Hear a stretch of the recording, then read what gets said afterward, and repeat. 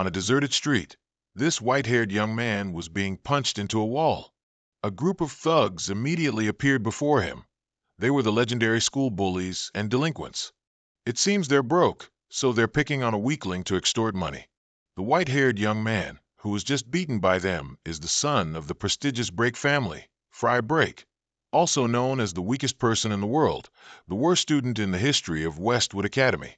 Because he lacked abilities and wasn't as talented as his siblings, Frey was alienated by his entire family. And at school, his friends humiliated him and made a fool of him, having involuntarily become a punching bag. This scene of being beaten has been happening continuously for a very long time. The ringleader bully told him that a weakling like him didn't deserve to live, and if it were him, he would have just dropped dead already. Until he couldn't take the beating anymore, Frey weakly begged, and only then did the orange-haired guy and his crony stop. He told him that he had intentionally planned to meet him in tomorrow's magic practice class. This torment and pain he would save for him tomorrow. Frey gasped, painfully dragging himself on the ground. The pain, blood, and tears only further intensified his desire to become strong. It was at this moment that Frey's heartfelt plea seemed to transcend space and time, reaching the ears of Lucas Chowman, humanity's strongest level 9 archmage, who had been imprisoned by a demigod for 4,000 years. The sound of that plea was like a hallucination, lingering in his ears, making him feel incredibly torn. Hey, am I going crazy? Lucas was imprisoned by a demigod in hell, submerged in darkness to the point of forgetting time, carefully recalculating.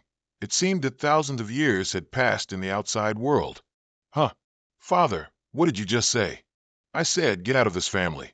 Cutting back to the real world, at this moment, Frey was kneeling at the feet of a man, who was his father, the head of the Brake family. Believing his son to be a disgrace to the family, he couldn't contain his anger and wanted to throw him out immediately.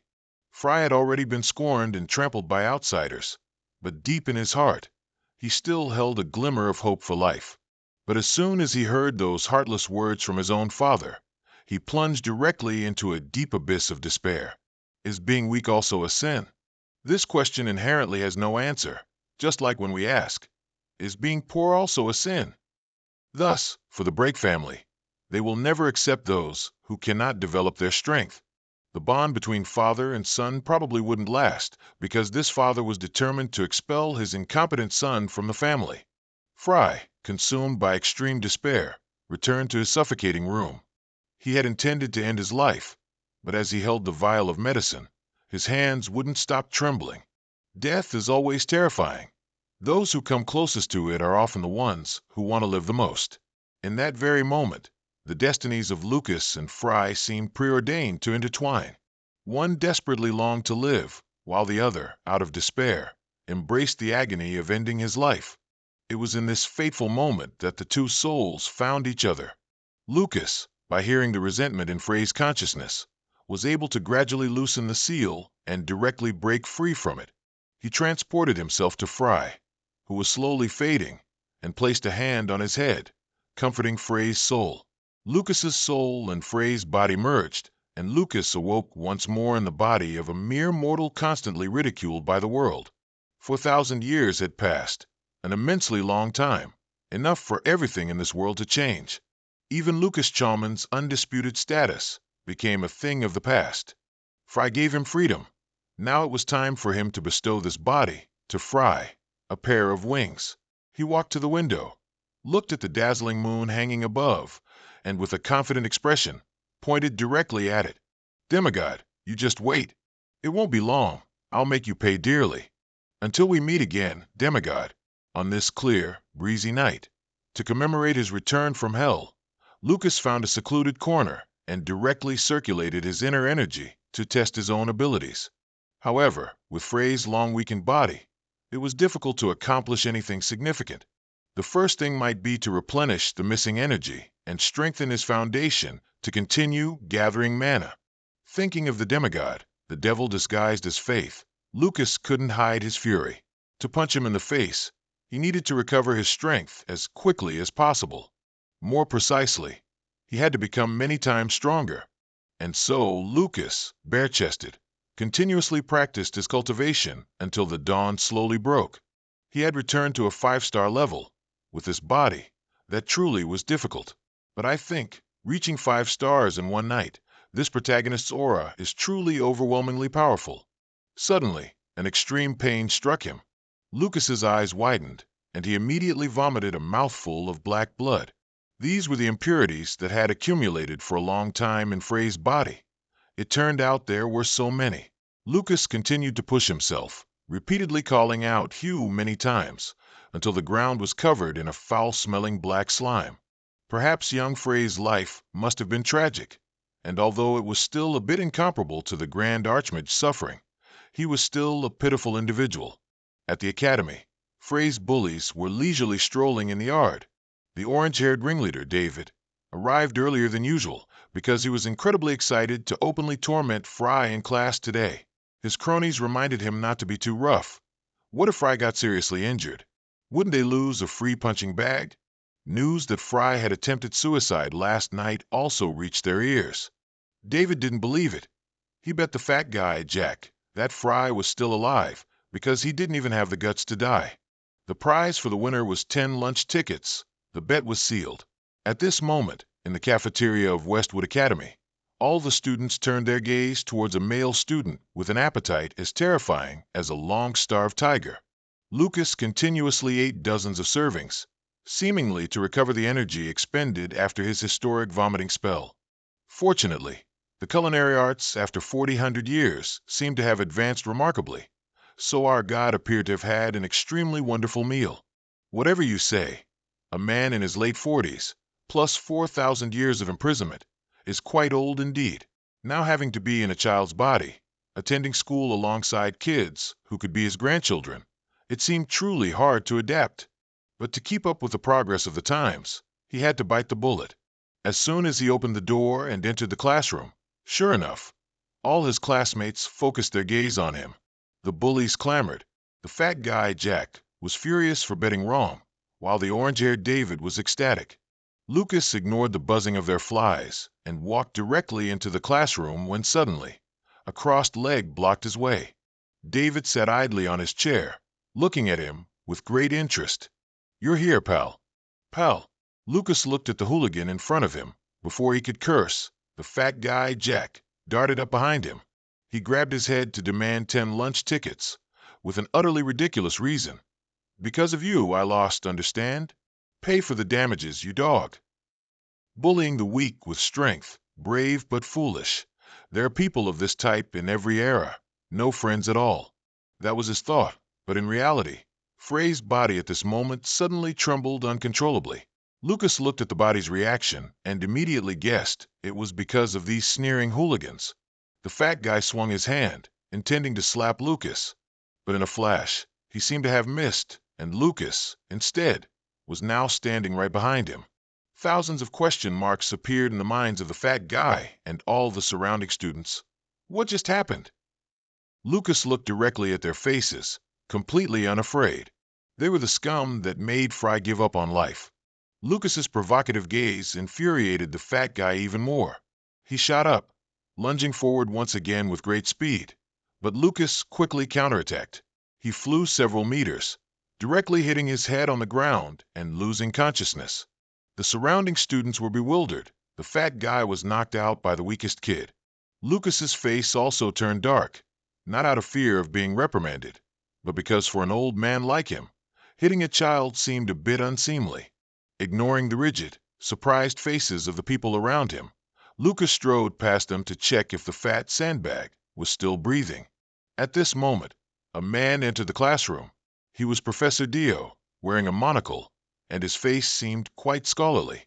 Hearing the commotion about a student suddenly collapsing, he approached to check, and his eyes widened in surprise. These marks were originally caused by attack skills activated by mana. Even among the Academy's professors, no one had the ability to do such a thing. After all, who did this? Professor Dio took the fat guy to the infirmary to rest, so another professor was appointed to take over Lucas's class. He was a bulky, pot-bellied, bald man with an extremely cunning look on his face, Professor Kevin. He hadn't maintained his serious and dignified demeanor for long before Professor Kevin revealed his true nature as a perverted old goat. He openly rejoiced because there were significantly more female students here than in the classes he usually taught, especially the exceptional student, Isabel, a beautiful and brilliant girl.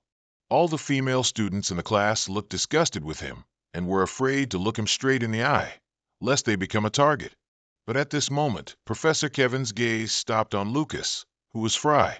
Just like those trashy bullies, Professor Kevin also seemed to be quite fond of this student. He began to approach and utter sarcastic remarks. Lucas sighed. Going to school was really troublesome. He had to deal with petty ruffians and these ridiculous teachers. He lowered his face to the desk, then a second later looked up, saying with a sycophantic expression, "I'm busy researching." "Oh, is that so? You mean there are still things more important than my class, don't you?" "Something like that, Professor. After all, I'm still at an age where I'm curious about everything." Lucas chuckled, his confident demeanor making the surrounding students worried for him. As expected, the fate professor in front of him couldn't control his anger. His face darkened, and he immediately used his teaching authority to make things difficult for him. He wanted to quiz Lucas, and if he couldn't answer, that would be the end of his presence in this class. Name 3 items once used by the Magic War King, Kassazin. "What did you just say, Professor?" "Kassazin." Upon hearing this name, Lucas immediately reacted. Kassazin, how could he not know? Because about 4,000 years ago, Kassazin, whom people still revered as the Magic War King, was actually my confidant. Kassazin was a young man with a chiseled 8-pack, long hair neatly tied on top of his head. One surge of his inner energy could make half a mountain evaporate in the blink of an eye. That year, Lucas often complained that Kassazin didn't control his power at all. If the wild animals on the mountain lost their homes, where would he find the strength to open a refugee camp for them? This friend of Lucas also seemed to be a battle maniac. After a long time, a friend came to visit, but he only made a pot of tea and then left his friend alone, rushing out to the yard to continue practicing his martial arts forms for his friend to watch. Because they were so rigid, these 2 gods kept messing up. But well, women are a source of pain. You powerful men just focus on being powerful. Getting involved in love is too troublesome. Kassazin was just as much of a blockhead. He believed that a martial artist must view women as a rock. Only then could they focus on upgrading themselves. Reading this, I really have to say, all right, you guys deserve it. With that mindset, you're destined to be single dogs for life. What was that? Magic War King Kassazin, you really succeeded, my friend. Lucas now wore an utterly pained expression, thinking of his best friend. So, it turns out that after I closed my eyes, he finally became famous. That's truly comforting. Professor Kevin, standing next to him, saw that expression and assumed Lucas couldn't answer the question. Little did he know, this young man in front of him was actually the close friend of the very sage in his question. The surrounding classmates saw that scene and also felt intimidated on behalf of the person concerned. Isabel, the female student considered the best in the academy, then spoke up to help her classmate Frey out of trouble. She argued that the professor's question was inappropriate, leaving Lucas and the whole class dumbfounded. Her beautiful appearance contrasted with her extremely sharp voice, so unlike her expression. What exactly did she intend to do? As expected, Isabel had fallen into the sights of old Lecher Kevin. He gnashed his teeth at her answer. That firm gaze was even harder to accept. He slowly approached, and the 2 directly faced each other. Lucas watched this scene, recalling how, years ago, Kassazin had genuinely fumed when Lucas called him a magic user. For a martial artist like him, that was an insult. Isabel's answer would surely make Kassazin laugh out loud if he heard it. Old Kevin's dirty hand began to touch Isabel, his hoarse voice suggesting that they might need a private discussion in the faculty office. Isabel directly slapped his hand away, but that didn't make him pick up his dropped sense of shame. He kept pressing forward, growling and demanding her answer. Tiger King gloves, giant's belt, wind necklace. A voice from behind him suddenly made him freeze. Lucas continued to explain in an experienced tone. Kassazin was a minimalist, so he only had those few things. But this answer made the entire hall fall silent. The answer was spot on, leaving old Kevin speechless too. Despite this, he still wouldn't let Isabel go. He grabbed her hand, intending to drag her to the office immediately. Love and emotion are poisonous thoughts that stir a martial artist's heart. Those who cannot control their desires will not be able to stand on their own feet and will transform into lowly creatures, even worse than monsters. Lucas's sarcasm directly angered Old Man Kevin. He was boiling with rage and began racking his brain for bizarre questions to make things difficult for him. But in the end, everyone was dumbfounded by Lucas's answers. Old Kevin couldn't stand steadily, almost falling onto the table. Even the most difficult parts related to knowledge that most professors and students didn't fully grasp, Lucas could still ace them. Is that Frey, the pickiest person in the academy? That's ridiculous. While everyone was still bewildered, our Lucas was once again troubled by hunger, even though the old professor in front of him was still sweating profusely. The moment Lucas heard class dismissed, he immediately stood up and rushed to the dining hall. It's true. You can't do anything on an empty stomach. Our Lucas is over 4,000 years old, but when his stomach growls, he gets as muddled as an owl. Because of Lucas's prominence, Isabel followed him, trying to get to know him, even as he walked along, singing his hungry belly song. Lucas glanced back. Well, she was a beautiful girl, but unfortunately, he didn't care for pretty girls. Lucas ignored her, making her face turn red with anger. But Isabel didn't give up. She clung to him like a tail. Isabel came from a cultured family, so her speech and manners were very dignified. But upon reaching the canteen, she was directly stunned, eyes wide and mouth agape, witnessing Lucas gobble down an entire table of food. Hearing that he'd been starved for 4,000 years, Isabel had nothing more to say. What she cared about now was the timeless knowledge that Lucas seemed to know so well. According to Isabel, the four greatest individuals who impacted history were the Magic War King Kazajan, the Great Sage Swizer Winman, the Dark Witch Iris Feefitter, and finally, the greatest Archmage, and the one Isabel admired most, Lucas Chowman. If he were still alive, I'd definitely bring gifts and propose to him. Hearing a junior mention his name, and even wanting to marry him, Lucas immediately spat out his drink. He couldn't stop laughing. Kids these days grow up so fast. They're already thinking about marriage at such a young age. I understand how you feel, but my dear, this old man isn't interested in children, okay? How rude. I never said I'd propose to you. Isabel was fuming from Lucas's teasing, and the sight of the two of them eating together became the hot topic among the surrounding students.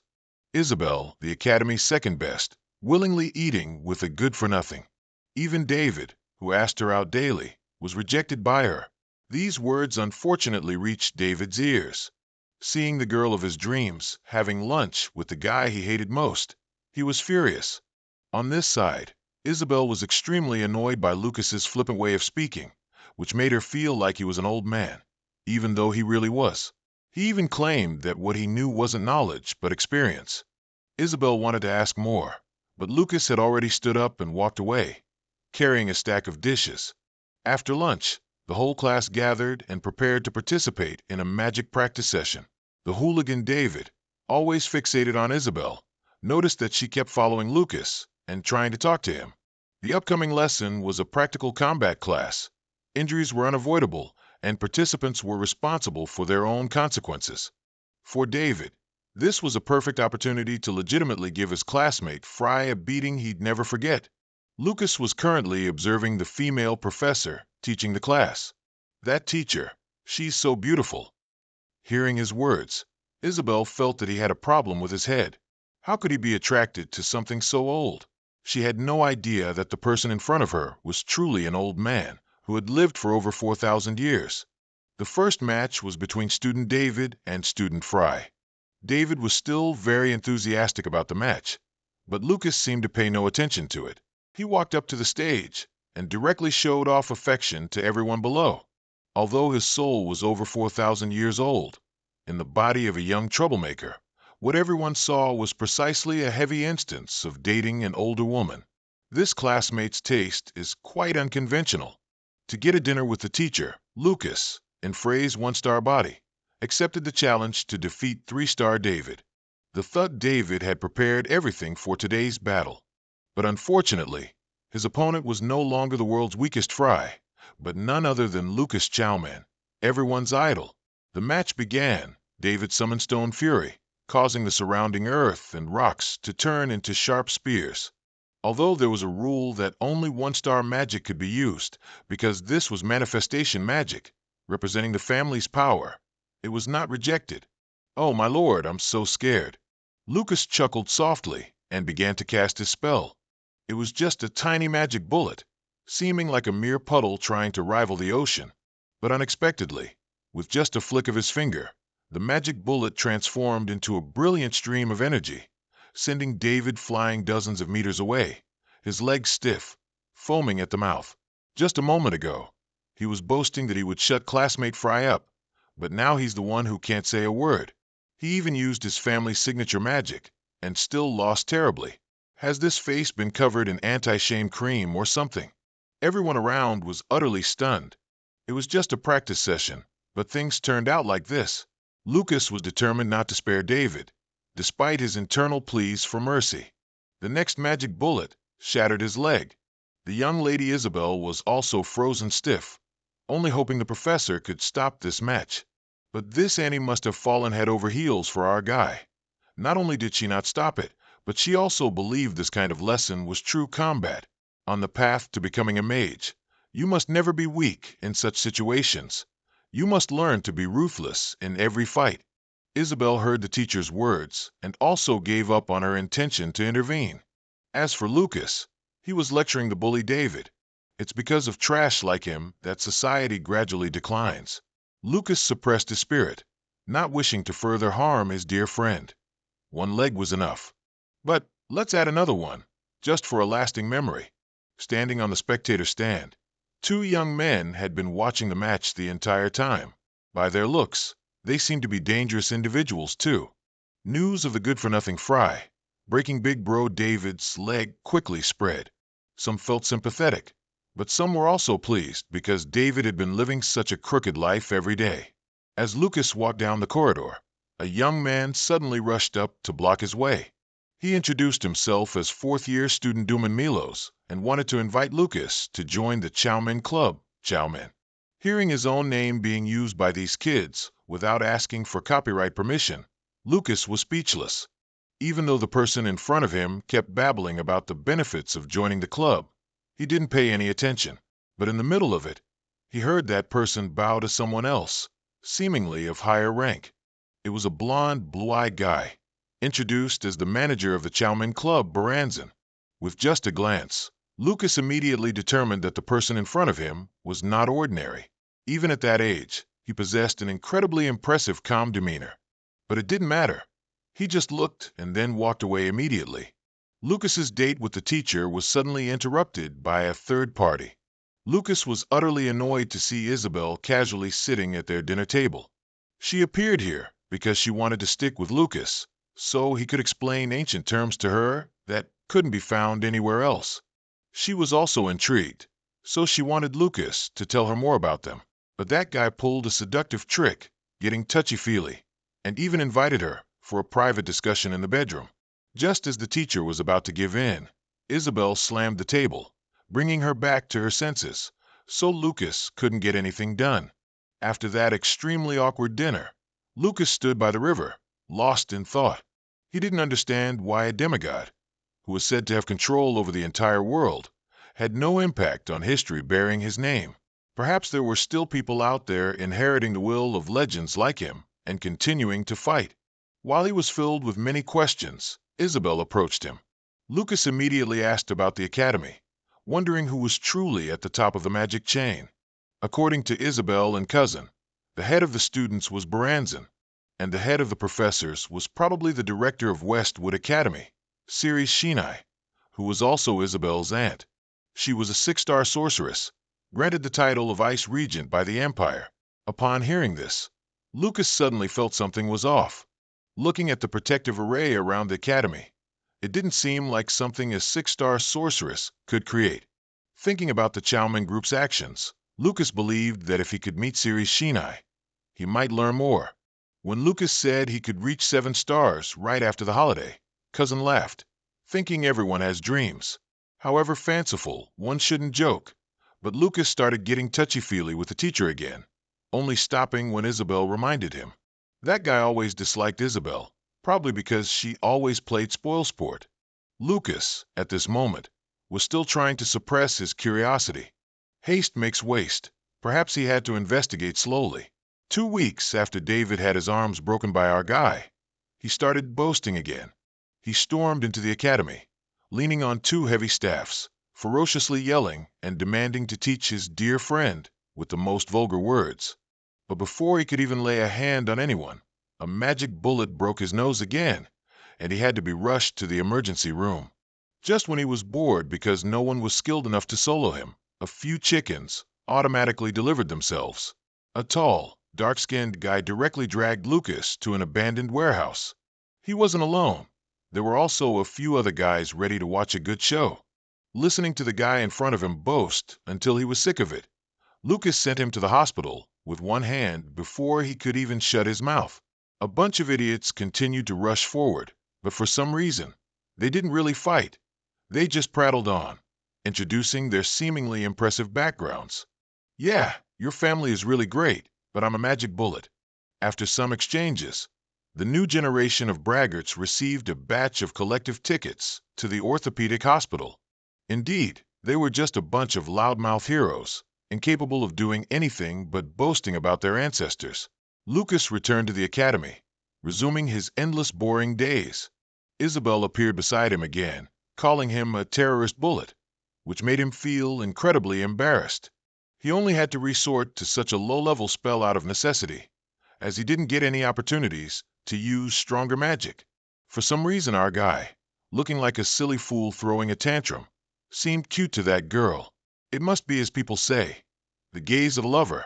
He never agreed to be her private tutor, yet she kept clinging to him, making him very awkward. But on second thought, Isabel was an excellent student after all. Training her might be useful in the future. Thinking so, Lucas then mentioned that he would be going far away to train. Isabel, of course, couldn't miss this opportunity. Please let me go with you. The next day, Isabel carried a mountain of luggage on her shoulder, arriving at the meeting point to set off for training with Lucas.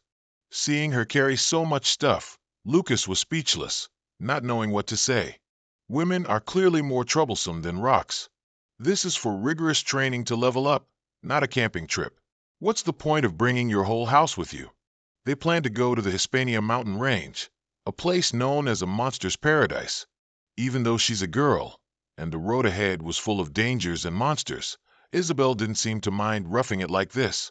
She mentioned using warp stones to travel, which would probably save half a day's journey. As soon as Lucas heard about warp stones, he immediately became interested.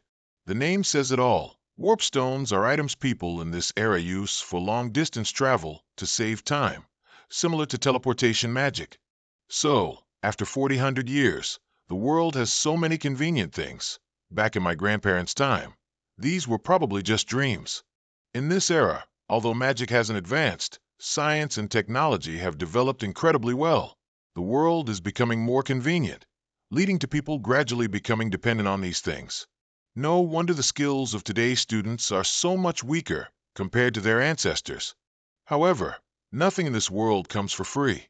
Warp stones are commercialized. Using them costs money. According to Isabel, due to the considerable distance, it would cost at least 10 gold. As soon as he heard about the money, old man Lucas broke out in a sweat. 10 gold.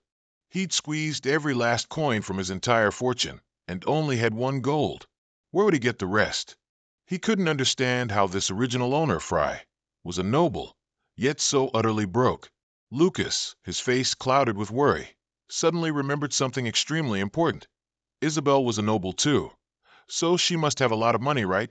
As if he'd found the light of truth, Lucas did a 180-degree turn, flew to Isabel's side, wagging his tail, and hissed, "Isabel-chan, how much money do you have, by the way?" Unfortunately for his attempt to curry favor, Isabel flatly said she didn't have a single coin, because she believed that an affluent life would make people lazy. And besides, why bring a lot of money when you're going to train? Wait a minute, big sis. Your ideals are definitely worth learning from. But if you're going for grueling training, Why are you carrying all that stuff on your back? The divine Lucas had his last glimmer of hope extinguished and frowned. No matter what he did, he couldn't sway Isabel's resolve to go home and get him money. Tired of talking, Lucas compromised with Isabel's plan to simply start walking and earn money along the way. The two arrived in front of a grand and luxurious ship. Hearing that the Academy would cover all travel and meal expenses on this ship, they both felt a little relieved. But no sooner had he started humming his favorite school song than Lucas heard something that struck him like lightning again. He couldn't understand why, among such a crowd, when it was his turn, he was told there were no more spots. If he wanted to ride that ship, he'd have to wait another 4 days for the next trip. Indeed, bad luck is still bad luck. They both had to accept the arrangement of taking another ship, which didn't seem bad, but compared to that grand ship, it made them want to spit blood in frustration. Elsewhere, a group of pirates was planning to attack ships carrying students. Tonight was their time to act. These pirates, called the Blood Pirates, were a collection of truly deranged individuals. For example, this guy, just because he thought a one-eyed pirate looked cooler, gouged out his perfectly normal eye instead of just using an eye patch. As for Lucas and Isabel, after boarding their ship, they found it quite spacious, but there didn't seem to be many passengers. The captain explained that because the ship's route passed through pirate territory, mostly only those down on their luck, like them, chose it. He proudly added that the ship was escorted by 2 frigates, each with a 4-star Mage, so they could take on any number of pirates. That sounded pretty reliable. But no sooner had he finished speaking than a desperate scream rang out.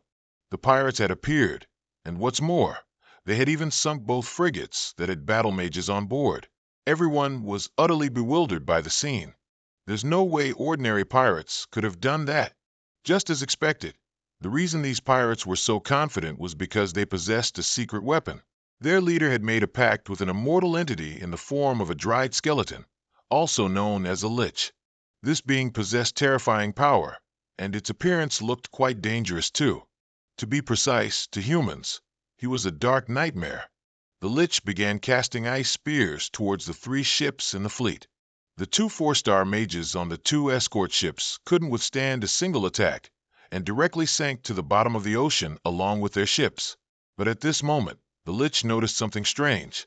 He had clearly launched 3 ice spears in that direction earlier, but only 2 ships were sunk. The ship carrying the group of students remained safe and sound. The pirate leader respectfully advised him not to attack that ship because he had another intention, which was to use those students as hostages to extort money from the families on land. But the lich didn't seem to agree. A single glance from him scared the pirate leader out of his wits, leaving him only able to curse under his breath. On the ship, the students were becoming panicked and anxious. A young man with his face completely covered was sitting in a corner, panting. Lucas wasn't too worried about these small fry, but what concerned him was why the ice spear aimed at this ship had disappeared. Could it be that there truly was a hidden master on this very ship? At this moment, the pirates surged forward, pressing their advantage. They swarmed onto the ship, assaulted the crew, and tied up the students. With this many rich kids, it would surely be a huge haul that would let them live comfortably for the rest of their lives. Just as things were getting intense, a big-mouth hero rushed out and cursed directly at the pirates. He even openly admitted to them that the people on board were future elite mages, heirs of renowned families. It's true that you shouldn't fear an enemy as strong as a tiger, only a teammate as foolish as an ox. After speaking, this big-mouth hero immediately used his meager power to attack. But he was instantly counterattacked with a knife pinned right next to his throat, making him turn pale.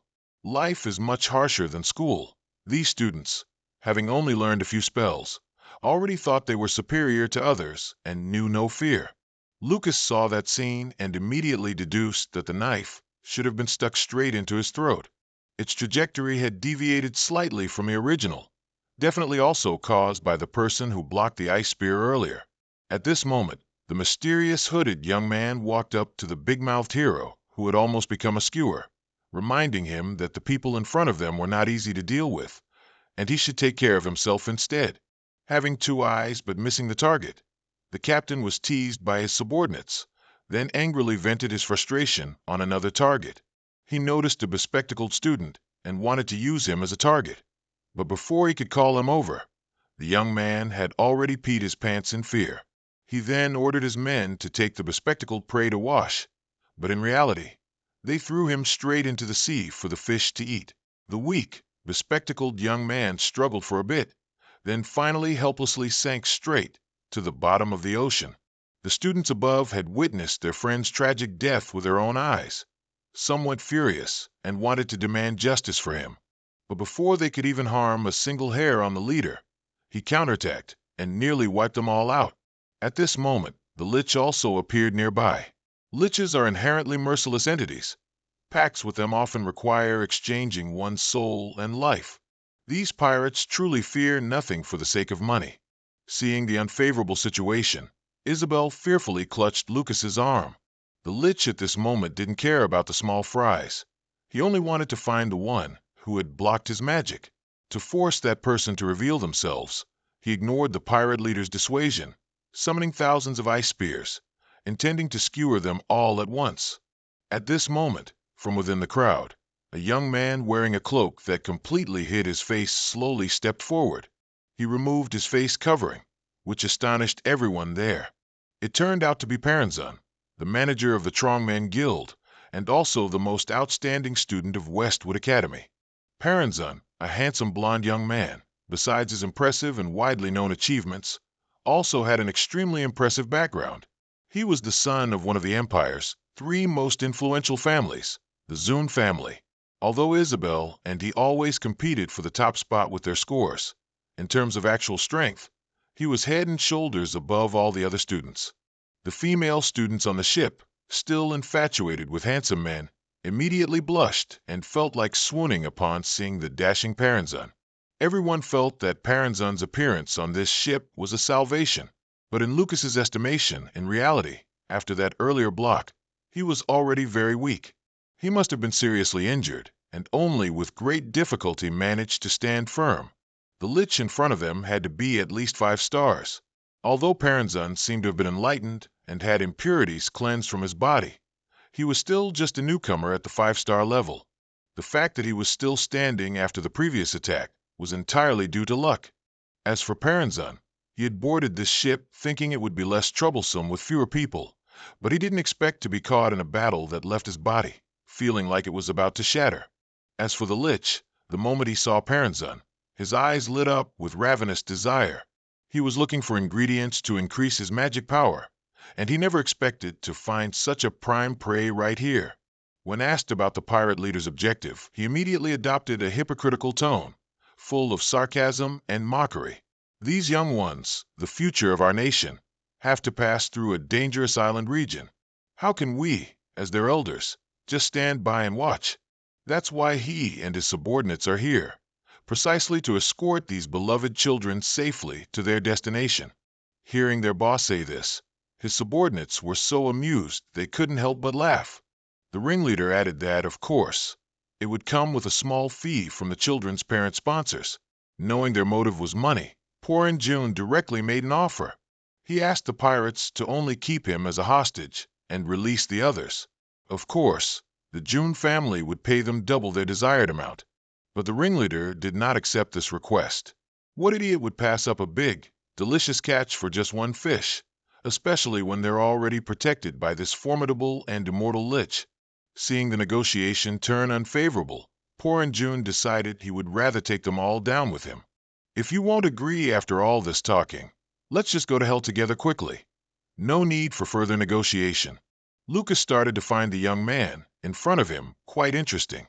Even though he was still at an age where he hadn't eaten enough or worried enough, he already possessed an indomitable spirit few could match.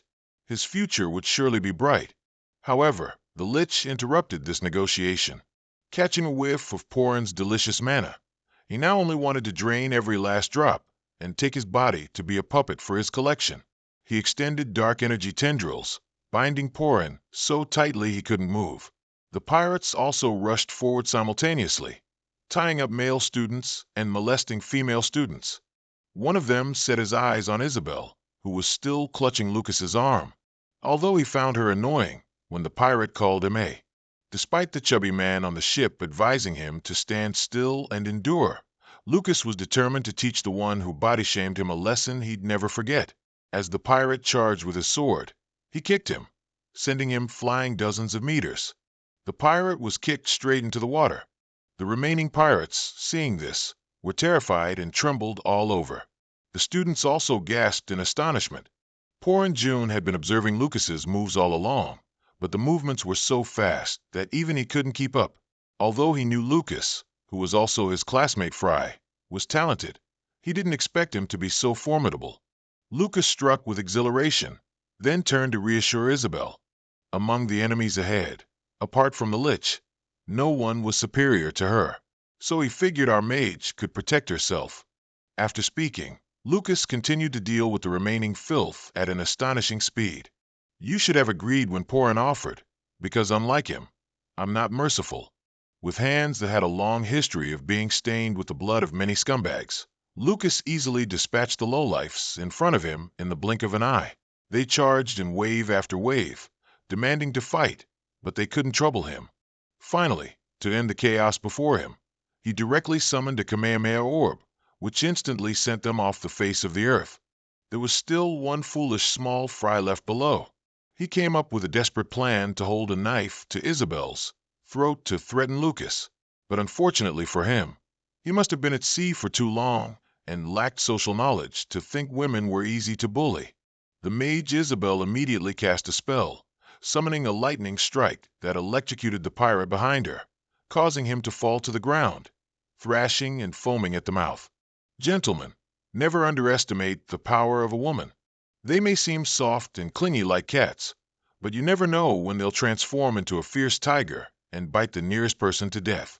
Pretending to be innocent when you possess superior abilities is one of women's top skills.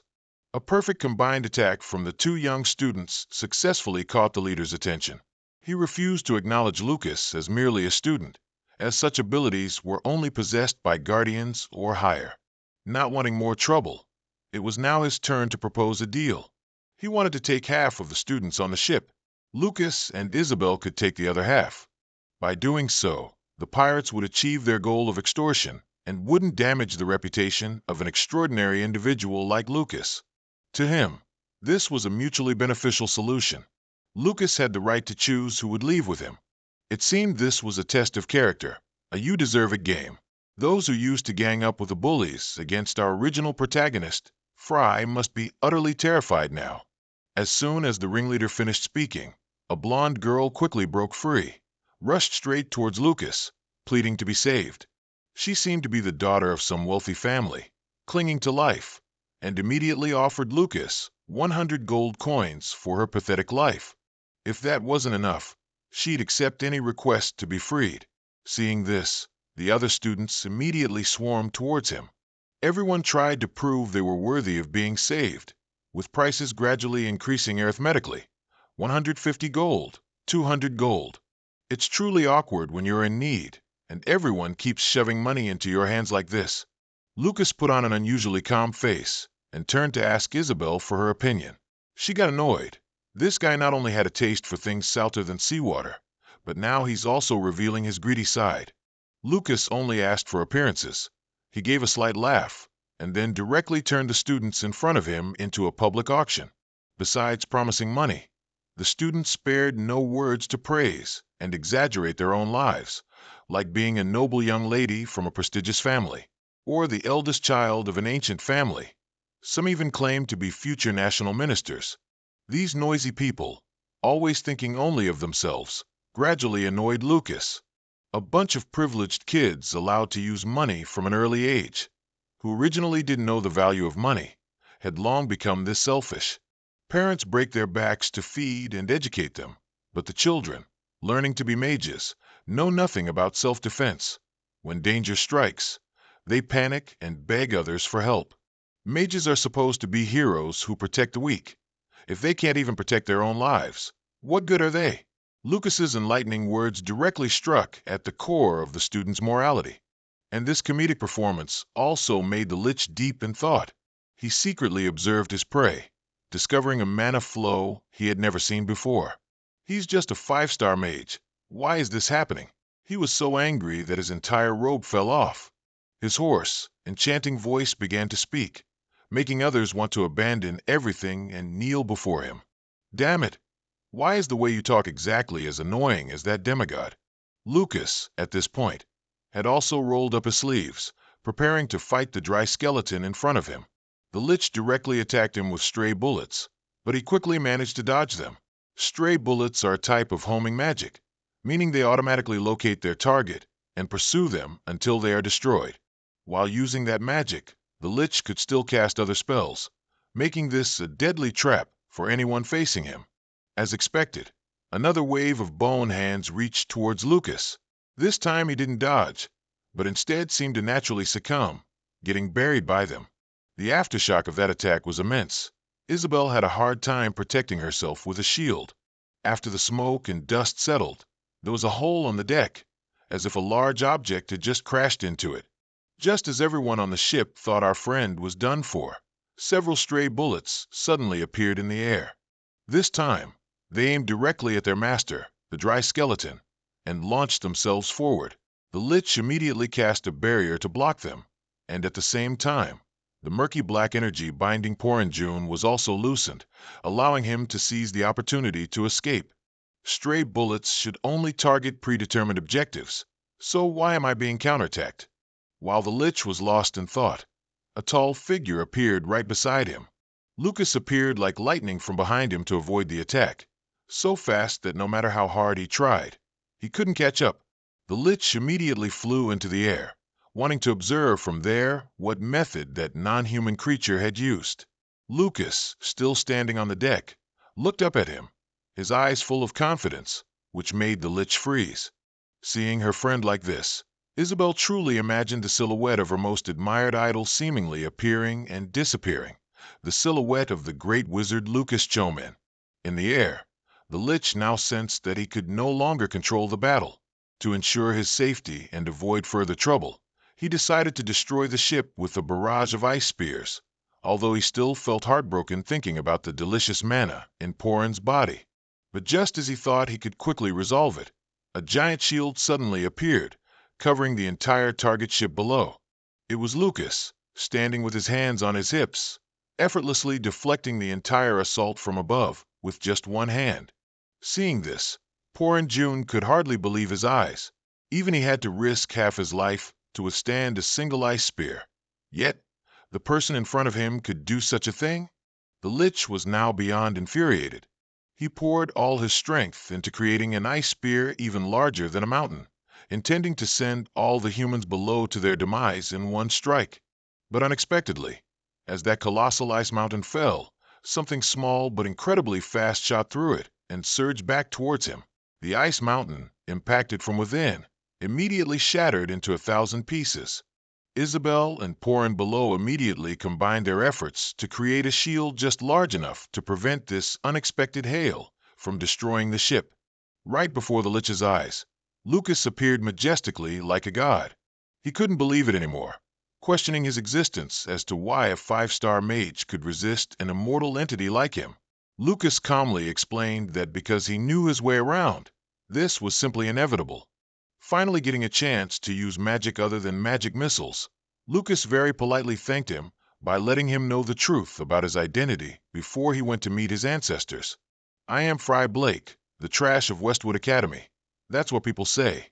But my real name is Lucas Chomen. I have returned after 400 years to be the main character of this story. I am the greatest mage in all of humanity. The poor Lich thought he misheard or was hallucinating. Lucas Chomen is dead. How could he possibly be alive again? To free him from 100,000 questions, Lucas instantly teleported behind him and, with one hand, squeezed the pulsating life source right out of his body. The Lich could no longer speak, evaporating into dust in the blink of an eye, to the utter bewilderment of the remaining pirates below. But before they could even utter a last word, our friend sent them all collectively after the other trash. The scene below was a chaotic mess, bodies piled up. Lucas successfully rescued the students and sailors under the admiring gaze of everyone.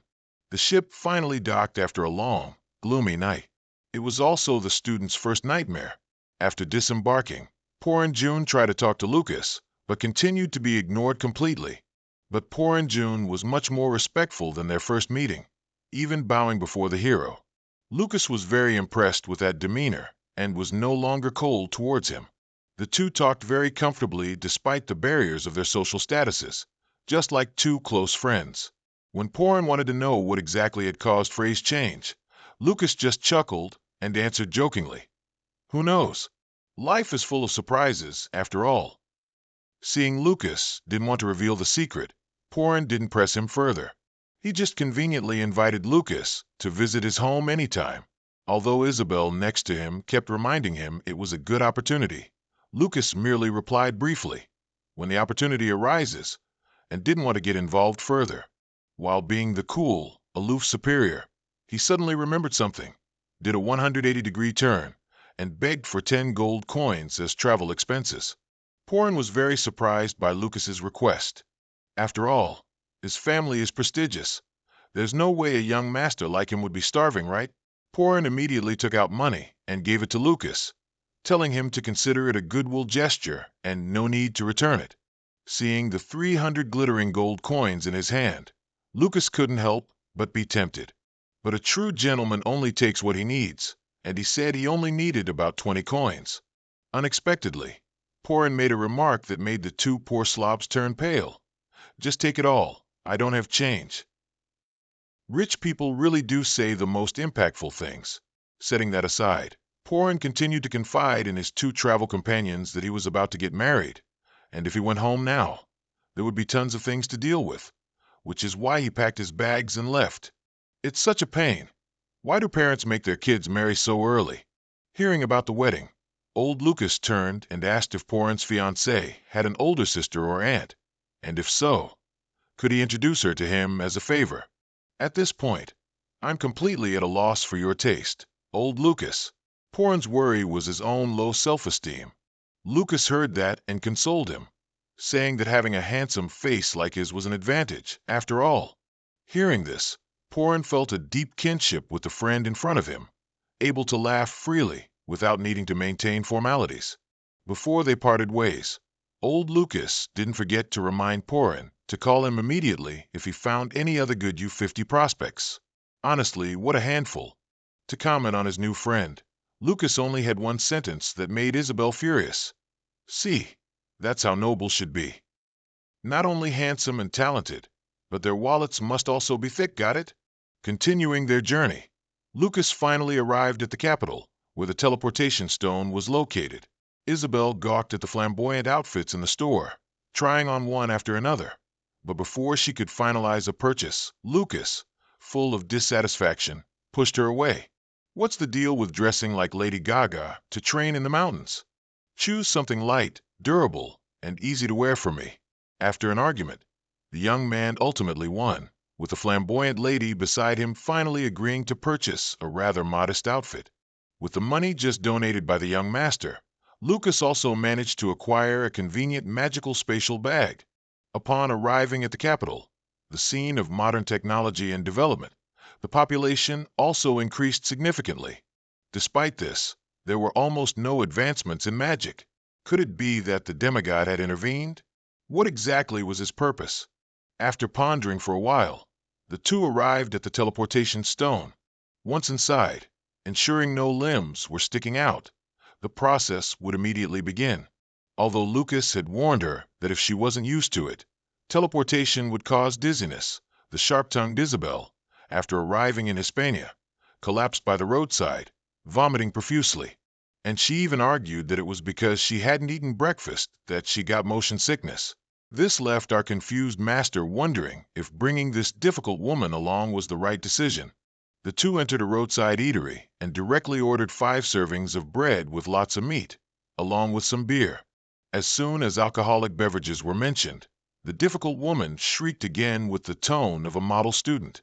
Little did she know that the person sitting opposite her hadn't had any alcohol in thousands of years. The restaurant owner brought out a plate full of meat and sausages, then asked if the two were mercenaries. Their armor was shiny, swords at their hips. No matter how you looked at them, they resembled naive rookies who didn't know their own limits. It turned out This old man's son was killed by monsters in the mountains while on a mission to escort a mother and child through there to pick herbs. That's why the old restaurant owner was always strict and spoke up to warn reckless young men not to rush in there and to know how to preserve their own lives. In everyone's eyes, this place was truly a living hell. Even the strongest warriors feared they couldn't endure it. Lucas had been sitting quietly, listening to the story. After he finished eating, he slowly asked the old man about the monsters that might appear in Hispania. The old man saw Lucas's determination, knowing he couldn't stop him, and could only tell him everything he knew in one go. In the end, he not only didn't take money for this dinner, but also offered to put it on a tab. If the two of them returned, they should pay him back. And if that day truly came, the old man would prepare an even more delicious plate of sausages and meat as a reward for the winners. Hispania was truly a sacred place for those who wanted to challenge themselves. As soon as Lucas and Isabel entered its territory, they were heavily attacked by several consecutive waves of powerful monsters. Lucas brought Isabel here not just to impart simple knowledge to her, but because he wanted to go straight to Schweizer's dungeon. It was built by the Archmage Schweizer woman himself, with rumors that anyone who found it would be granted the power to dominate the world. Upon hearing that, Isabel was very surprised. With common knowledge, everyone believed it was just an unreal legend. But Lucas brushed it aside. He was no stranger to the name Schweizer Winman. Back then, when he and Schweizer were equals, he often babbled incantations in Lucas's head, on the mountain that pierced through the clouds. At the mountain's peak, there's a poetic lake.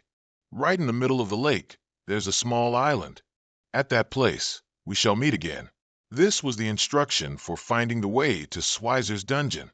With some basic deductions, Lucas had already guessed some of the hidden meanings within it. A mountain touching the clouds, it could be the mountain. A lake on the peak must definitely be a volcanic lake. That was a place that he extremely loved during his lifetime. Now, he just needed to go there and find the island. However, Schweizer's dungeon was no ordinary place either. To enter it, one needed to be at least 6 stars or higher to succeed. Lucas set himself a deadline of 1 month. Within 1 month, he absolutely had to level up enough to do the next things. Despite Isabel always thinking he was too rash, Lucas just focused on observing his surroundings and finally found an excellent shelter where mana could be concentrated. It was a hidden cave behind a waterfall with extremely beautiful scenery around it. After getting inside, Lucas told Isabel that he would teach her what she always wanted, the combat method of his old friend Kazan. As soon as she heard that, Isabel's eyes lit up and she immediately became obedient. Lucas warned her that this was a very dangerous technique, and if not mastered, one could lose their life at any time.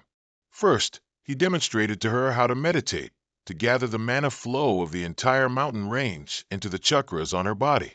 This was indeed the legendary Chi-Tu Dan Dain, Chi gathering at the Dantian, posture of the great masters. What made Lucas extremely satisfied was that Isabel wasn't a bad student either. She had a very fast learning ability, and this talent was beyond his expectations. With an unlimited passion for learning, she would definitely become very useful in the future. Lucas was extremely impressed with his little student. He was so proud he couldn't stop smiling, which startled Isabel when she opened her eyes and saw his face. Ultimately, the young man still couldn't overcome his hunger. It's mealtime. Let's put things aside and eat. Compared to the mountain of backpacks Isabel carried, the space bag Lucas just acquired with donation money seemed much more convenient. Truly, you get what you pay for. Lucas waved his hand and took out many items from inside. He reached out and grabbed a bunch of something. I don't know what you imagine it to be, but to me, it looks very much like dry firewood. He gave it to Isabel to eat, but she quickly refused. But after hearing Lucas say that she might be confusing the feeling of being fully charged with mana with the feeling of being full, she obediently took it and began to nibble. Isabel never thought she would have to spend time with someone like this. She had kept an eye on Lucas ever since he stood out from the crowd as Frey, always observing the unusual changes happening to her classmate. She told him that even though Frey had always been rejected and bullied, she somehow felt drawn to him. Perhaps it was his soul, or something else unclear. But one thing she knew for sure was that the Frey sitting in front of her now had changed a lot. no longer the Frey he used to be. It was as if he always knew his goal and what to do, without any hesitation. Hearing her say this, Lucas just chuckled softly and asked in return, "So, who do you think I truly am?" Isabel was quite surprised by this question at first, but she quickly replied very intelligently, saying that no matter how much her classmate changed, he was still himself. People don't change at their core, they just mature over time. Suddenly thinking about having to stay here with Lucas, just the two of them, for a whole month, Isabel suddenly lost her enthusiasm and couldn't even delve deeper into her thoughts. Lucas just laughed, seemingly having read her thoughts, and quickly reassured her that an old man like him wasn't interested in children like her. Lucas had said these words many times, but every time Isabel heard them, she felt as if he was insulting her. After eating and being full, Lucas used magic to create a barrier around the cave, so he wouldn't become dinner for the monsters while he was sleeping soundly. Then he fell asleep without a care in the world. Isabel was speechless at his carefree attitude and began to drift off to sleep. But not long after she woke up, she saw Lucas already awake and meditating. It turned out that only a short nap for her had been 5 hours. Lucas told her that now they would officially begin training the Kazan's fighting method, the skill she had always desired. Because this method was extremely dangerous, Lucas warned Isabel to only watch him demonstrate and absolutely not to imitate him. He channeled his energy, and immediately 2 streams of orange and blue energy intertwined before him, looking much like the Mozilla Firefox Fox.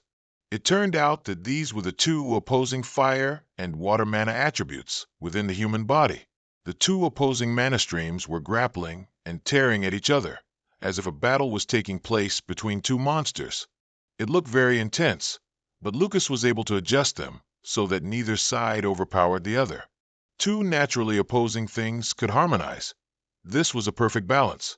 So the fighting method was this miraculous? She sat watching Lucas perform the spell, and for a moment, she couldn't help but forget his warning and reached out to channel her own energy, mimicking him. But less than 5 seconds later, Isabel suddenly coughed up blood, almost logging out of the world permanently. She only slightly unbalanced it, but the price to pay was truly heartbreaking. Looking at Lucas, who was still calm as if he had mastered this method long ago, just how formidable must he be to do something like that? 2 weeks had passed since they set foot in this strange land. Lucas remained as before, sitting silently in the cave, continuously channeling energy. While her companion was in seclusion, Isabel took the opportunity to go down to the waterfall in front of the cave to wash. The cool water embraced her graceful body, yet it couldn't wash away all her thoughts. She played with water, then with rocks, to amuse herself. But when she got bored of playing and returned to the cave, she was completely surprised by what she saw. The mana streams surrounding Lucas were beginning to materialize. That was a sign that a mage was about to advance to 6 stars. This made her completely unable to believe it. After all, an ordinary person couldn't do something like this. Not to mention, this was still a student who hadn't graduated from the academy.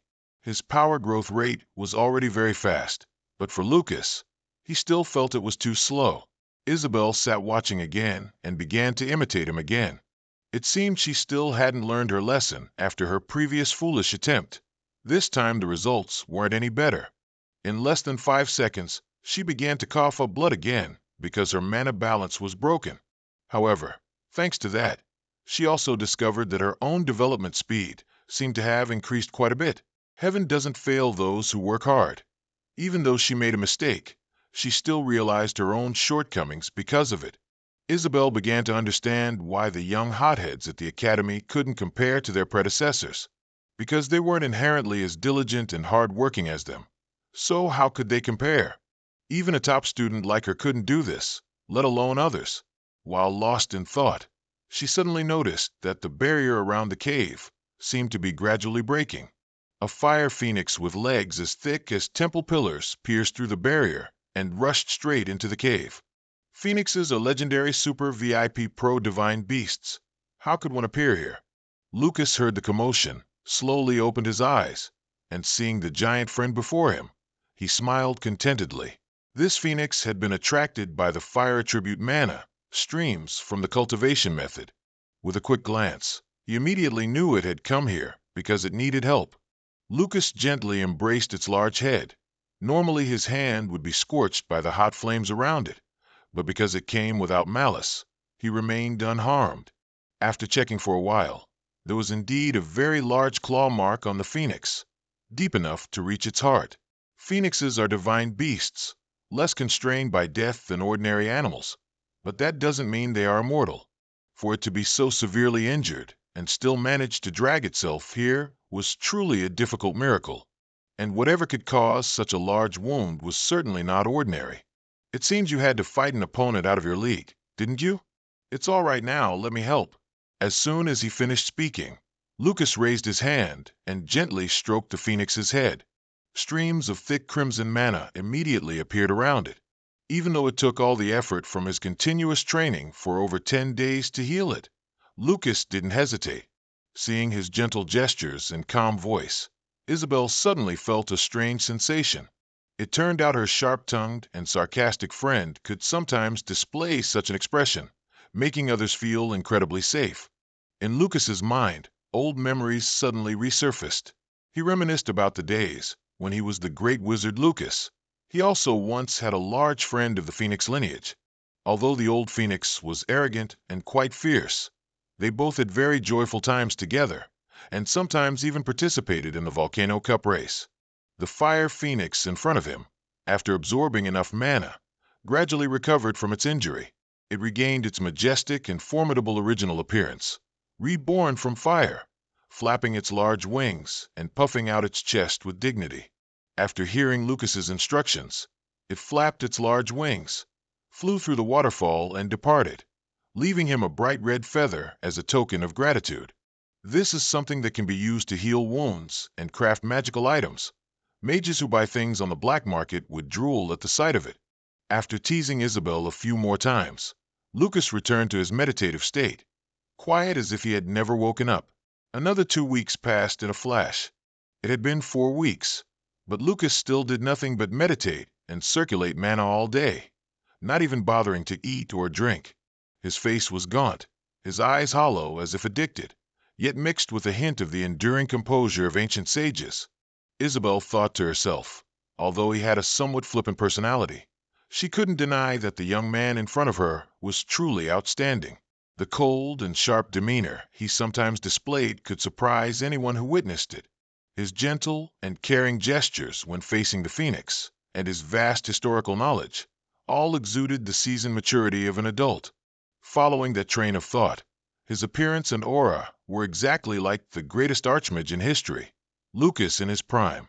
Isabel was startled by the very thoughts she had just entertained.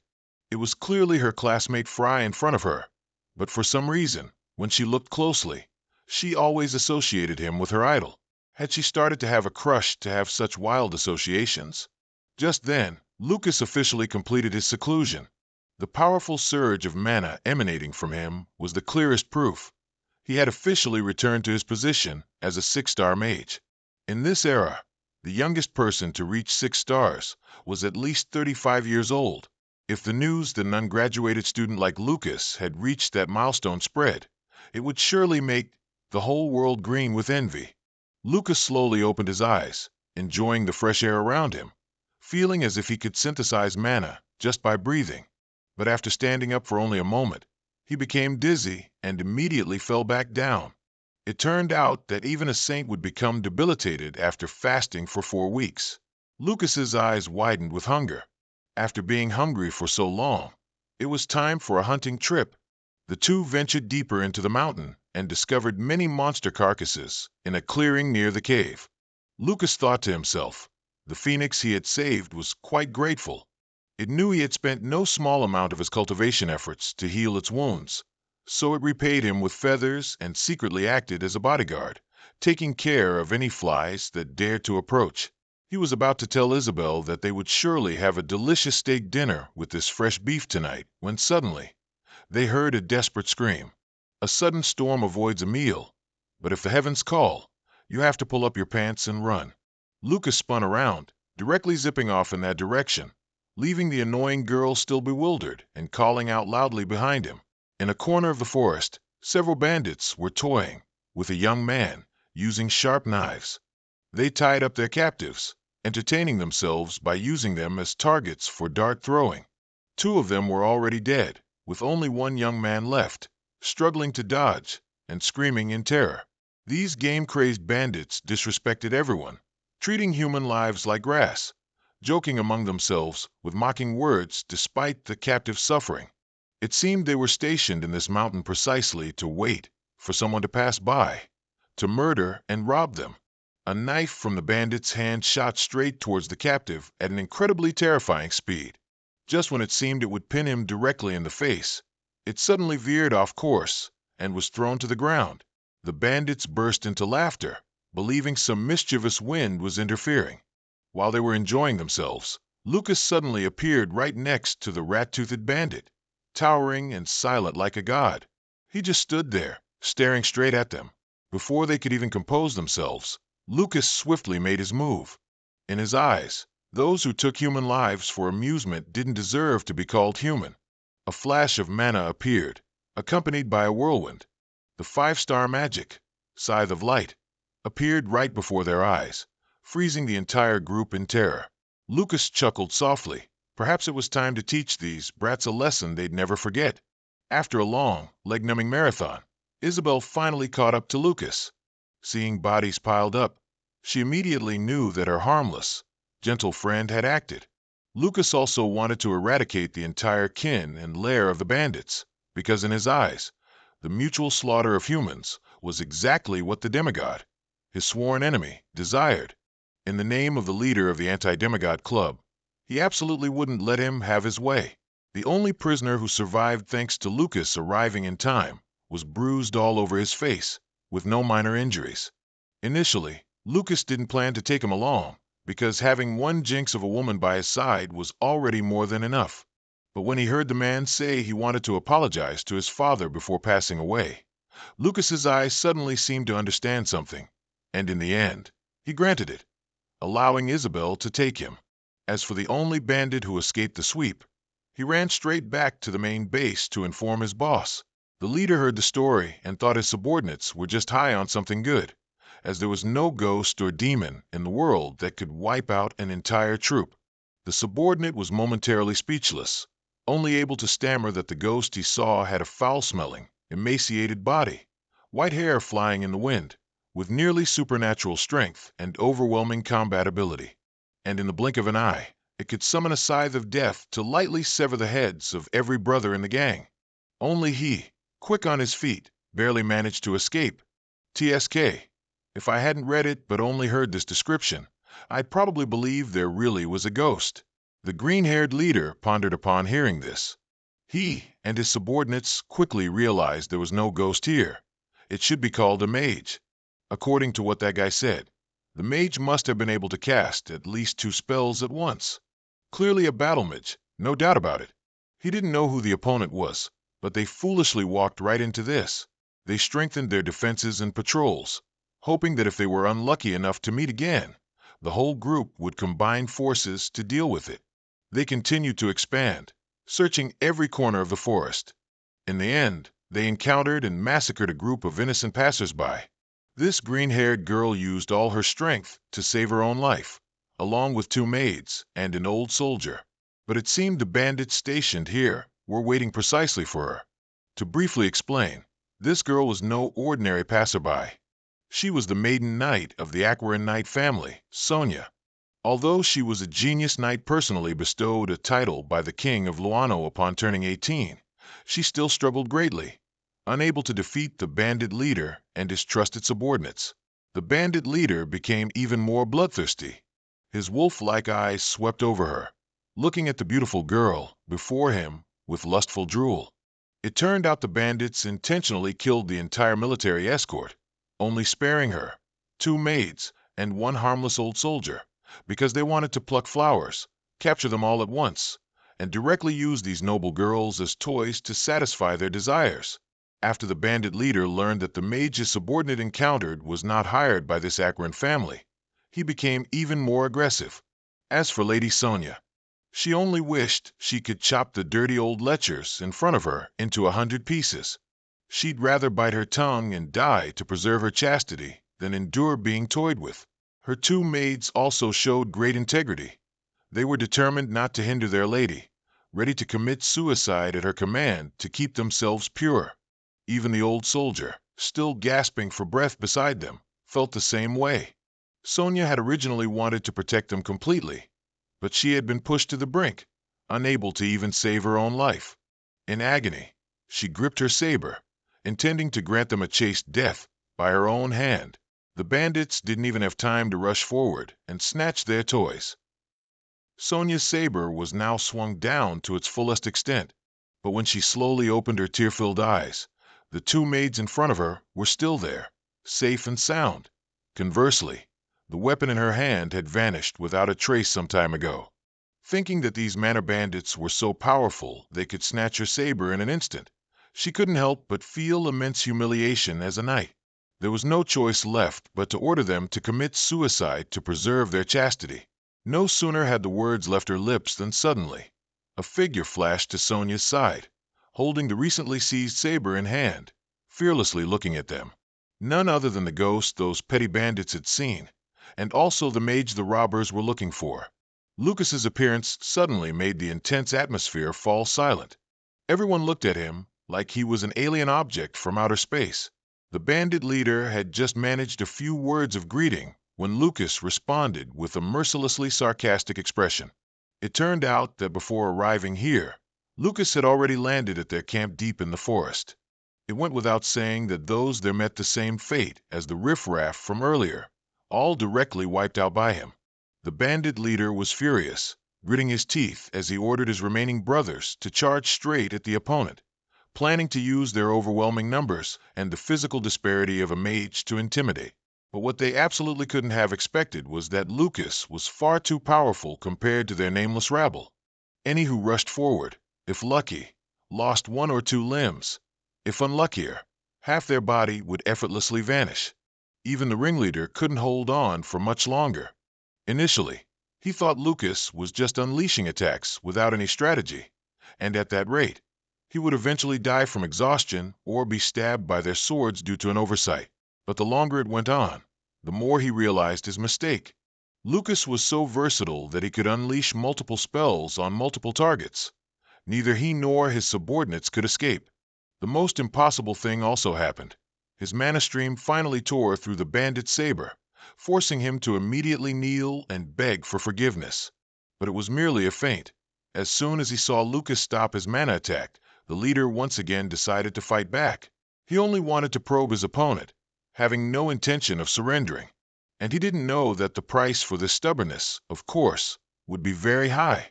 Lucas paused for a moment, then cast another crucial spell. This time, it was a magic circle that made the ground beneath the bandits' feet tremble. Rocks and earth cracked as if there had been a terrible earthquake, forming a mass grave that gradually swallowed the entire group straight down to meet the King of Hell. Hearing the desperate screams and witnessing this scene firsthand, Princess Sonia was so surprised she couldn't believe it. The arrogant and fierce bandits had their formation obliterated by their opponent in an instant, leaving everyone stunned. The simultaneous use of a 5-star spell and additional magical attacks left the bandits almost no time to react. It turned out that the previous attacks, including the storm of luminous mana arrows, were all just to buy time. And that fatal blow, the mass grave spell, was truly meant to finish them off. The young female mages and knights couldn't understand how such powerful magic could be cast. Not until they met Lucas in Frey's form. As for Sonia, despite her family's tradition of ostracizing mages, she finally understood why mages were revered by others. Officially from here, another young lady joined the fan club of the 4,000-year-old dude. Setting aside all the inherent pride of a royal noble, Sonia, along with the rescued servants and soldiers, approached Lucas to express her sincere and profound gratitude.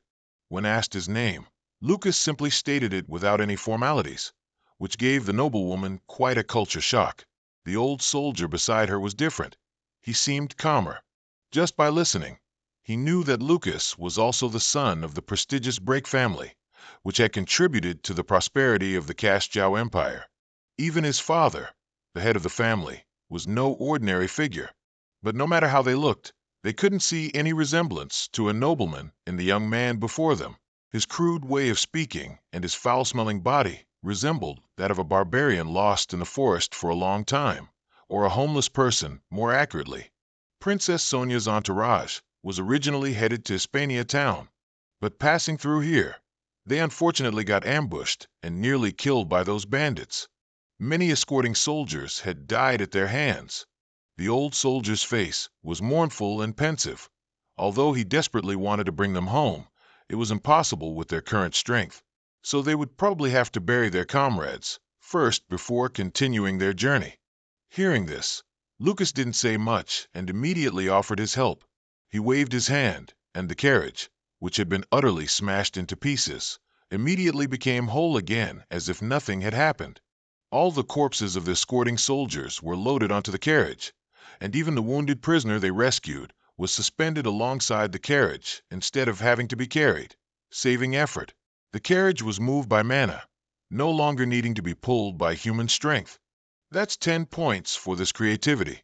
After chatting for a while, Princess Sonia was once again surprised to learn that the uncle in front of her wasn't 32, but only 20 years old. When asked what his secret to maintaining his youthful appearance was, Lucas honestly replied, "It's all about visiting thousands of flowers. What else?" It seems he had fully embraced the teachings of some flower trainer. Diligence over laziness. You have to work to get results. After a while of traveling, they finally arrived at the harbor. After seeing the soldiers off on their journey home, Lucas and Isabel intended to leave, but Sonia quickly stopped them. Although he was fed up with the elaborate ways the nobility repaid debts, Lucas couldn't do much about it. Seeing that Isabel also seemed to agree, he suggested that they only needed to treat them to one meal, and then they'd owe each other nothing. Arriving at Hispania town, they decided to return to the old sausage vendor's place once again. This was just a roadside beer stall, a place nobles like Sonia would naturally never have visited before. But Lucas had a very open mind, usually. The food at shabby roadside stalls like these was delicious, and the prices were a world apart from the capitalist restaurants in the city. The old shop owner was sharp-tongued, but when he saw Lucas return, he was very happy, as he hadn't thought a reckless kid like him would manage to get out of that place alive. The old man's joy grew even more when this time Lucas brought him another precious gift. It turned out that the brutally beaten prisoner they had all rescued was precisely the old shop owner's son. As soon as he saw his son, the old man's eyes welled up, his whole body trembled, and even the tray of food in his hands fell to the ground. The father and son reunited in tears. All their past misunderstandings and grudges vanished. Although this son wasn't an outstanding person, he was indeed an extraordinarily strong individual, just as the old man had hoped. Thanks to bringing this guy back, Lucas got another free meal ticket, and also accidentally discovered that the burdened Isabel next to him had excellent healing abilities. They all intended to stay overnight at the old man's small inn, but after looking around and seeing the impact with guests, they decided against it. Just as they were about to say goodbye, the shop owner suddenly burst out laughing. He then yelled, ordering all the customers eating and drinking in the shop to get out immediately. His shop was closing early today. He didn't need to sell anything. Even his regular customers were disregarded. The old man just wanted to reserve the entire inn for these VIP guests tonight. Although his personality seemed a bit eccentric, it appeared he was also a righteous person, very clear about repaying kindness and grudges. Following his arrangements, they all took turns bathing while he prepared a small dinner party. Sonia lay in the hot bath upstairs, looking at the moonlight through the gap in the door. Many thoughts were now running through her mind. Downstairs, everyone had finished and was gathered around the dining table. Even simple, rustic dishes like bread and sausage gradually soothed their starving stomachs. Sonia then came down the stairs, seeing Lucas, her face flushed. This was the shy, timid demeanor of a young girl, very different from the thorny resolve she had shown when facing enemies. As she approached the dining table, she suddenly slipped and fell straight into Lucas. A familiar scene of a hero saving a beauty made everyone around, and even those involved, blush. At this moment, Lucas suddenly noticed the countless scars on her arms. Sonia flinched and immediately pulled back defensively. But as soon as she heard him praise them as proof of her effort, she surprisingly felt cool about herself. Just as things were getting romantic, the burdened Isabel suddenly interrupted. As soon as they heard Sonia say they wanted to go to the Run family, the two immediately guessed she was the legendary knight fiancé of their classmate Porin Run. Lucas took another look. This kid Porin is quite lucky, isn't he? To have such a beautiful and capable fiancé. After a night's rest at the inn, the next morning, they all had to pack up and hit the road again. Before parting ways, Sonia reminded Lucas that if he had time, he should come to the Run family's house to find her. And of course, the dense guy's answer was still, when there's an opportunity. Isabel pouted, not understanding what was so appealing about her clueless companion that a noble lady like Sonia would notice him. But this lady also forgot that she herself had moments when she felt a stir for him. After climbing mountains and crossing streams, the two finally reached Swizer Dungeon, a place created by the great sage Swizer Winman for the most exceptional individuals. Just like its name, Mount Z, around the towering mountain were flocks of dragons soaring. Isabel saw for the first time the legendary creatures at the top of the food chain, which were the Z species. Looking down at their feet, they immediately discovered a footprint as large as a pond imprinted on the ground. Isabel was startled and fell, but thinking about it again, in the Hispania mountain range, anything could happen. Even a Z as big as that wasn't rare. Before she could collect herself, Lucas immediately cast a spell, sending her flying to the side. Just as she turned back to curse, she saw an oxer wrapping its arms around a tree trunk and striking the very spot where she had just been sitting. Its skin was blood red, and its 3 purple eyes sparkled, clearly a result of mutation. After missing its target, the oxer then turned its attention to Isabel, who was still bewildered. She immediately regained her composure and attacked with a fireball. Although her power was much greater than before, the oxer in front of her was completely unharmed after the blow. As Lucas explained, the skin of these monsters had probably evolved due to the influence of the Z species, so fire resistance was common. He told Isabel to step aside, then demonstrated to his student, directly summoning a large ice spear, preparing to make quick work of the giant creature in front of them. Isabel, at this moment, although her clothes were enough to make anyone sweat profusely, when standing within Lucas's magic circle, she felt so cold that she wanted to turn into a frozen fish. To deal with the oxer, Lucas summoned 2 large ice spears, causing the surrounding temperature to drop instantly, making it feel as cold as stepping into the heart of Great. Whenever Isabel looked at Lucas with that expression, she somehow always felt Idol's presence within it. In front of her, the cool Lucas snapped his fingers, sending the pair of ice spears hurtling toward the other side and exploding just as the oxer touched them. Is that the end of the story? Unfortunately, the author says no. 2 seconds ago, they were smiling smugly. The next second their faces went blank because the oxer seemed completely unharmed. In fact, it even looked more ferocious, using its incredibly powerful hands to create an earthquake that sent the 2 flying tens of meters away. Absurd. How is it completely unharmed after being hit by ice magic? Next, we witnessed an extremely thrilling chase from the oxer and the 2 lost companions, while Isabel continuously cast magic to stop it. Lucas was very nonchalant, as if he was just taking a leisurely ride. The smoke and flames from Isabel's fireballs could only temporarily blind the dull-witted creature. Taking this opportunity, they both ran desperately and simultaneously jumped into a nearby hole. Isabel was sweating profusely, but looking next to her, she saw her companion looking quite excited. Look, its skin has evolved to be as hard as steel. It's amazing, isn't it? Oh my goodness, my old man, this is a crisis. It's not the time for admiration. With such toughness, usually, building a fire for a barbecue would be the most suitable method. But it seems the oxer's skin has evolved to be fire-resistant. Isabel made a thoughtful expression for a moment. That's right. How about burying it alive with an earthquake like last time? However, this ridiculous idea of hers was quickly dismissed by Lucas. Come on, lady. Are your words faster than your brain again? If you do that, you'll attract the Zerks. Are you trying to get yourself killed faster? When facing this type of monster, Lucas told her to be as quiet as possible. Usually, in these situations, we just need to give a bright smile. No, just stay calm, and slowly but surely, it'll all work out. Hearing Lucas's suggestion about the well-digging method, Isabel looked bewildered, not understanding anything at first. Hey, Fatty. At this moment, according to the plan, both of them jumped simultaneously, bravely revealing themselves in front of it. Lucas stared at it, then gave a very friendly smile, asking it if it wanted to play rock again.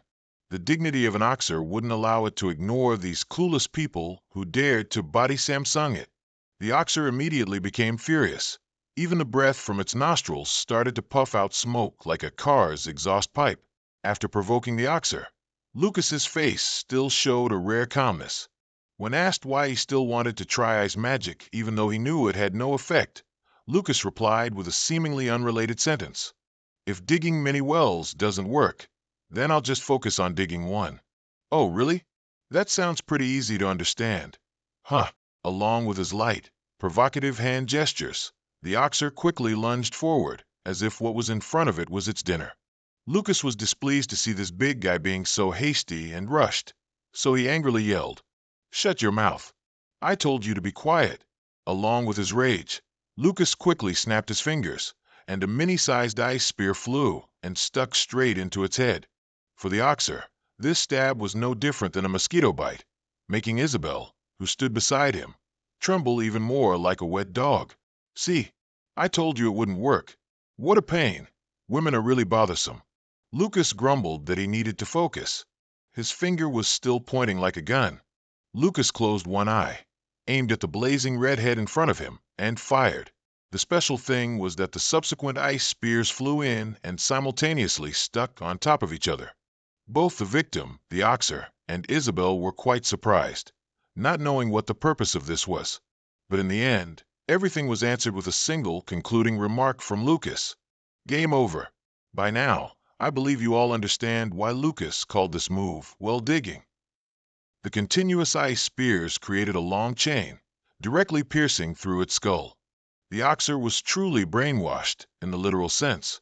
After delivering the final blow, Lucas turned to his friend Isabel, whose expression had changed from surprise to speechlessness.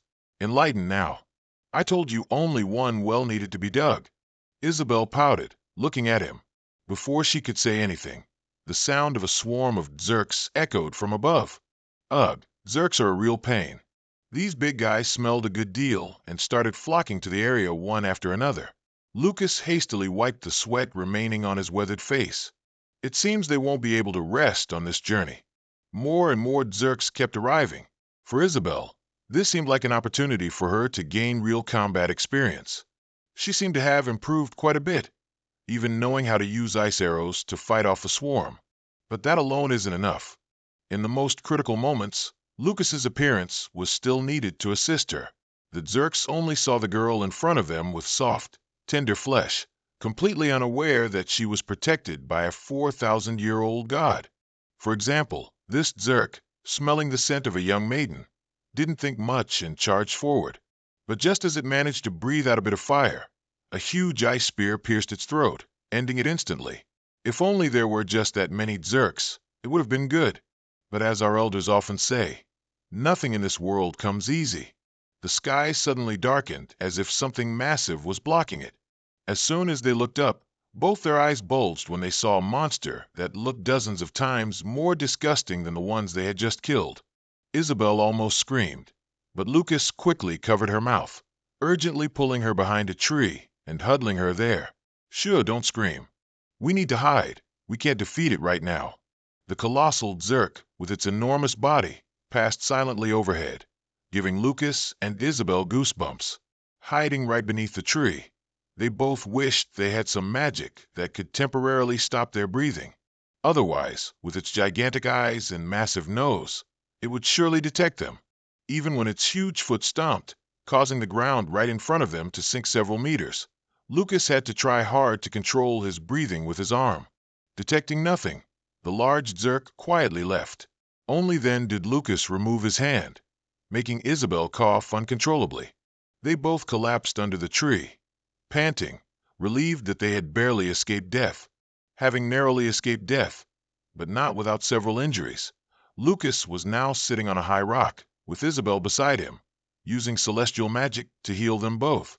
The scenery in this Hispania mountain region was quite poetic and open. Lucas draped himself over a rock ledge, his hands playfully catching a butterfly before releasing it. This journey to the bizarre mountain region was truly a timely decision. His soul, Lucas Chowman, had also gradually harmonized with Frey's body, but the tasks that needed to be done were generally still pending.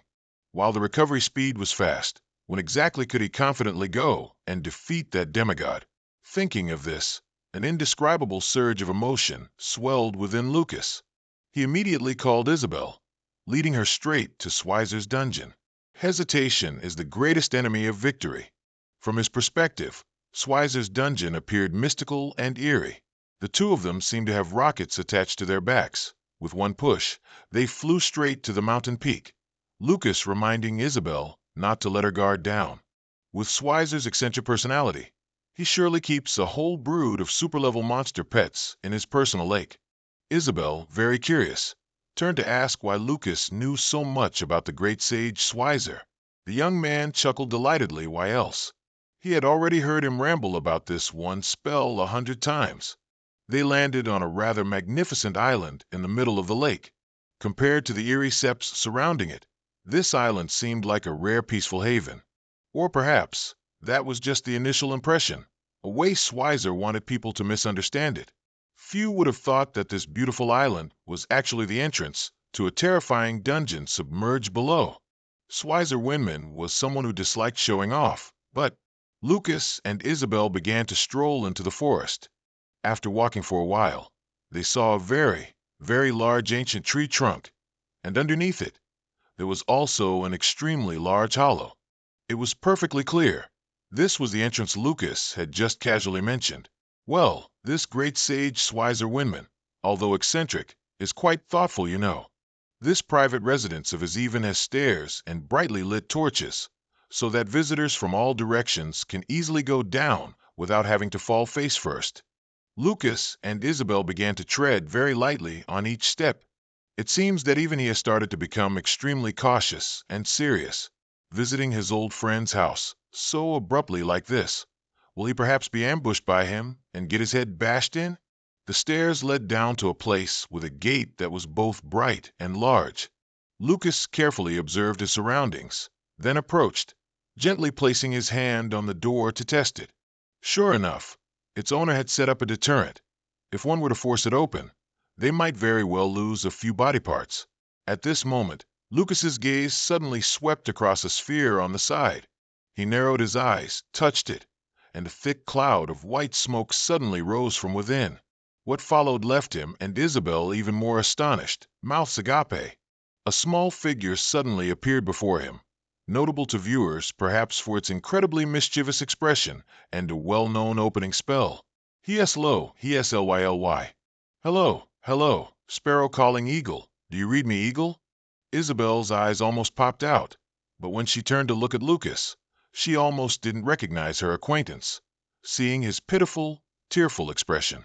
Lucas instinctively reached out to touch the boy, but his hand merely passed through, stopping abruptly in midair, full of disappointment. The boy they saw was merely a magical reflection, but Lucas still had very strange reactions to it. This Schweizer is always so talkative, isn't he? He's how old, and still hasn't tired of playing these childish games? But it's also good to see you again, my old friend. It turned out that this mischievous boy before them was the prepubescent image of the great sage Schweizer Winman, pre-programmed to answer those who coincidentally visited his private residence. Seeing the image of his old friend, even an elderly man like Lucas couldn't help but be moved. He had thousands of questions he wanted answered, but in the end, he chose to ask an unrelated one. How did you die after all?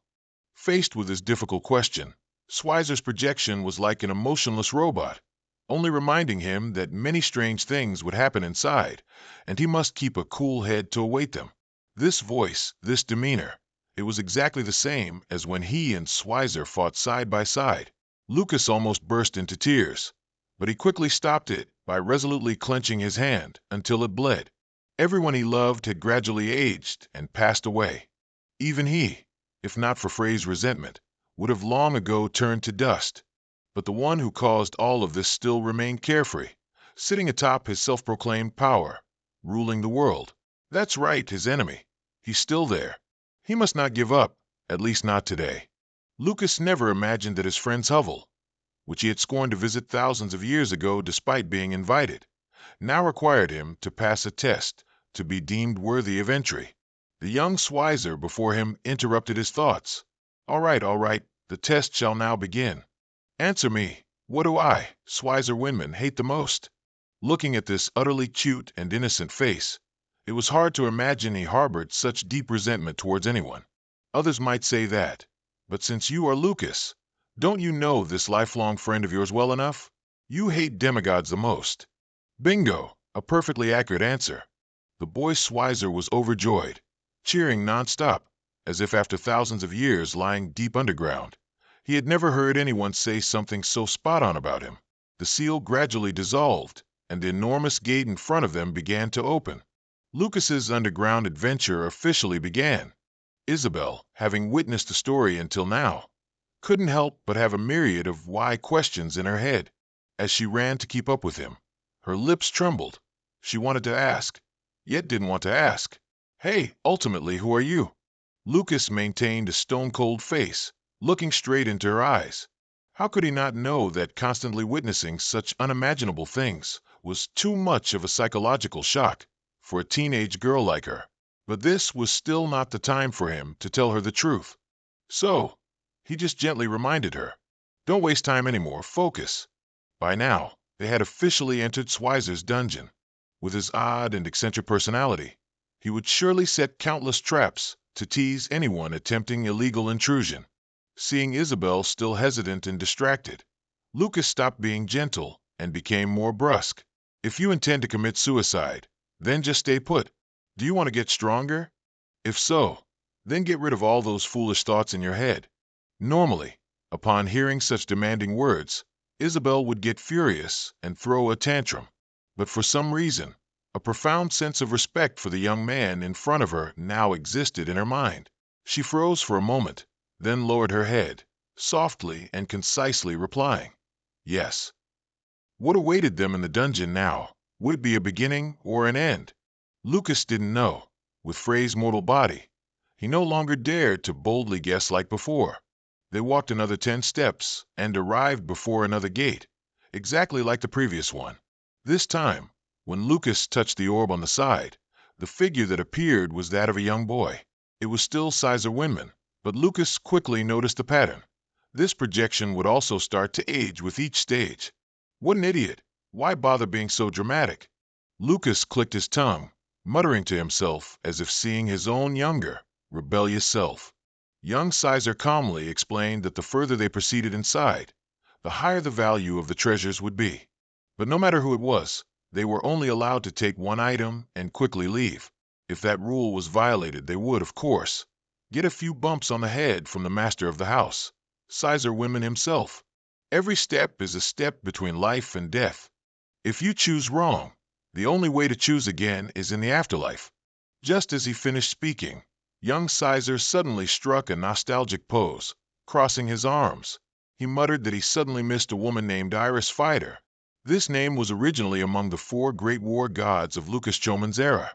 So as soon as he heard it, Lucas looked up, his eyes wide in astonishment. Iris Fighter was the lady known as the Black Witch, with long raven hair, a formidable chest, and an enchanting smile always on her lips. Not a single man in the world could resist her deadly charm. Even Lucas, who back then was still influenced by his fellow Cassigen's philosophy of eternal blissful bachelorhood, couldn't deny that he too had once harbored a longing thought and wished to bury his face in those ample bosom once. As soon as that image entered his mind, the god Lucas suddenly dropped dozens of chunks of his dignity, and judging by his face, he didn't seem to want to pick them up. Saliva kept drooling, and his eyes were glazed over as if he were high on marijuana. But it seemed Schweizer Winman found his dream, which very troublesome. Somehow, while we were breaking our backs protecting the world, that woman was completely absorbed in chasing men, not even caring about news of the apocalypse. The teenage version of Caesar said, drawing out his words with extreme indignation. Lucas was a bit surprised by his reaction, but the next words truly twisted the knife in his heart. Iris is really at fault, though. But that guy Lucas is even more of a jerk. How on earth could he be a great wizard and not realize Iris liked him? It seems our God isn't all that omnipotent after all. As for me, just reading it makes me furious. Huh, what? What? Iris kept giving him green lights, but that clueless old fool never noticed. What an idiot. I bet even my pets have higher EQ than him. Caesar laughed as he spoke, while Lucas could only gnash his teeth in bitter regret. Such a good opportunity wasted. What a damn shame. Speaking of which, good news never leaves the house. Bad news travels far. Has his reputation as a trap boy spread so wide that even his closest friend is frustrated and swearing at him like this? Caught up in gossip, I forgot. I need to ask the second question. Question 2. The six-armed demon Iris fighter once made a pact with to fight was... Asuna, before she could finish her sentence, Caesar's teenage puppet was blocked by Lucas at the throat. And of course, the answer was completely correct, leading him to the next challenge. This time, they were greeted by the middle-aged puppet of Caesar Winman. Seeing that familiar figure, Lucas couldn't help but feel a surge of emotion and deep melancholy. Everything here felt like an arrangement for the diary of his life. Lucas always had a feeling that with each challenge passed, he was getting closer to a certain truth. Caesar, what exactly did you build this sanctuary for? Did you want to send a message to someone? Lost in thought, Lucas and Isabel easily passed 2 more challenges without even realizing it. They had reached the 5th room. It seemed all the riddles had nothing to do with magic, but were all about embarrassing, trivial topics. This was the final gate, and awaiting them there was the puppet of an old man with a long white beard, wearing a cloak and leaning on a staff, looking as if he was on the verge of death. Confronting the life journey of his close friend, and seeing that frail, stooped figure, Lucas almost shed tears. It was even more surprising that in this final challenge, the key and most important question directly concerned him. Lucas Choman, the wizard who was considered the strongest in the world from the age of 40, the most transcendent being in all of humanity. It was my utmost pride and joy to be a close friend in his life. Hearing these heartfelt words, the emotion in Lucas's heart was momentarily inexplicable. His whole body trembled, his eyes were red, and few hot tears shimmered on his lashes. He couldn't help but say a few words to the puppet. Me too, for me. You have been an irreplaceable and wonderful friend. The final question for him was to guess the true name of the great sage. Lucas choked back a sob and correctly answered his given name, only then realizing that the questions in this dungeon were not meaningless after all. These were questions that only he, Lucas Choman, knew the true answers to. This also means that this dungeon, created by Caesar Winman, is a great gift for his closest friend. That's right, Caesar Winman's hoarse and warm voice rumbled once again. The old man's figure gradually disappeared into nothingness, leaving Lucas a dying wish, filled with regret and emotion. Be well, my friend. Lucas, who had been stiff until now, suddenly reacted with extreme urgency. He lunged forward, hoping only to grasp those ethereal rays of light, but he was still too late. His hand stopped in disappointment, trembling alone in midair. Isabel, witnessing it firsthand from the side, couldn't shake off the suspicion that this classmate Frey might be Lucas, her idol from several millennia ago. Having been his shadow for a while, after so many storms, she truly had learned to be calmer now. She held back the flood of questions rising in her throat, asking nothing, silently following Lucas to the small room behind. At first glance, it seemed like just an ordinary reading room, but in a very ordinary chest neatly tucked away in the corner, the two found a tiny, finger-sized vial of liquid. According to Lucas, the content was Frost River water, a legendary elixir only found in a single place called the Weeping Cavern, and even rarer as only a tiny drop could be collected every 1,000 years. This was precisely the miraculous potion for anyone who wanted their power to rapidly burst forth, and their mana to surge as a result. Even a sick chicken could be cured by it into a 4-star mage, with just this one tiny drop. Lucas didn't mind the long and arduous journey to this remote, desolate place precisely because of the existence of this magical artifact. Seriously, one true best friend is better than 100 good friends. He was already old and near death, yet still lucid enough to leave this for him. How comforting. Lucas rejoiced in his heart more than if he'd found gold. At this moment, he desperately needed it to break through his physical limits and ascend to the position of a 7-star mage. Isabel clicked her tongue. So that was it. She edged closer to the chest. While Lucas was still engrossed with the national treasure Sizer left him, Isabel managed to find a pair of earrings inside. This design was truly outdated and incredibly ugly compared to today's styles. But upon seeing them, Lucas nearly spat out his drink, puffing his cheeks and rolling his eyes with a sigh. TSK, that old Sizer. Why'd he hide it deep in there like a cat hiding its feces? It turned out the treasure's name was Hurricane Earrings. Lucas, quite naturally, scratched his head and admitted that he was the one who created that fashion disaster accessory. 4,000 years ago. He was just bored, so he made it on a whim. Old Sizer seemed to like it too much, so I just gave it to him. I never thought he'd be so devoted to me as to keep it his entire life. Hearing this, Isabel decided she couldn't remain silent any longer. She stood up straight, her eyes firm as she looked directly at her classmate in front of her.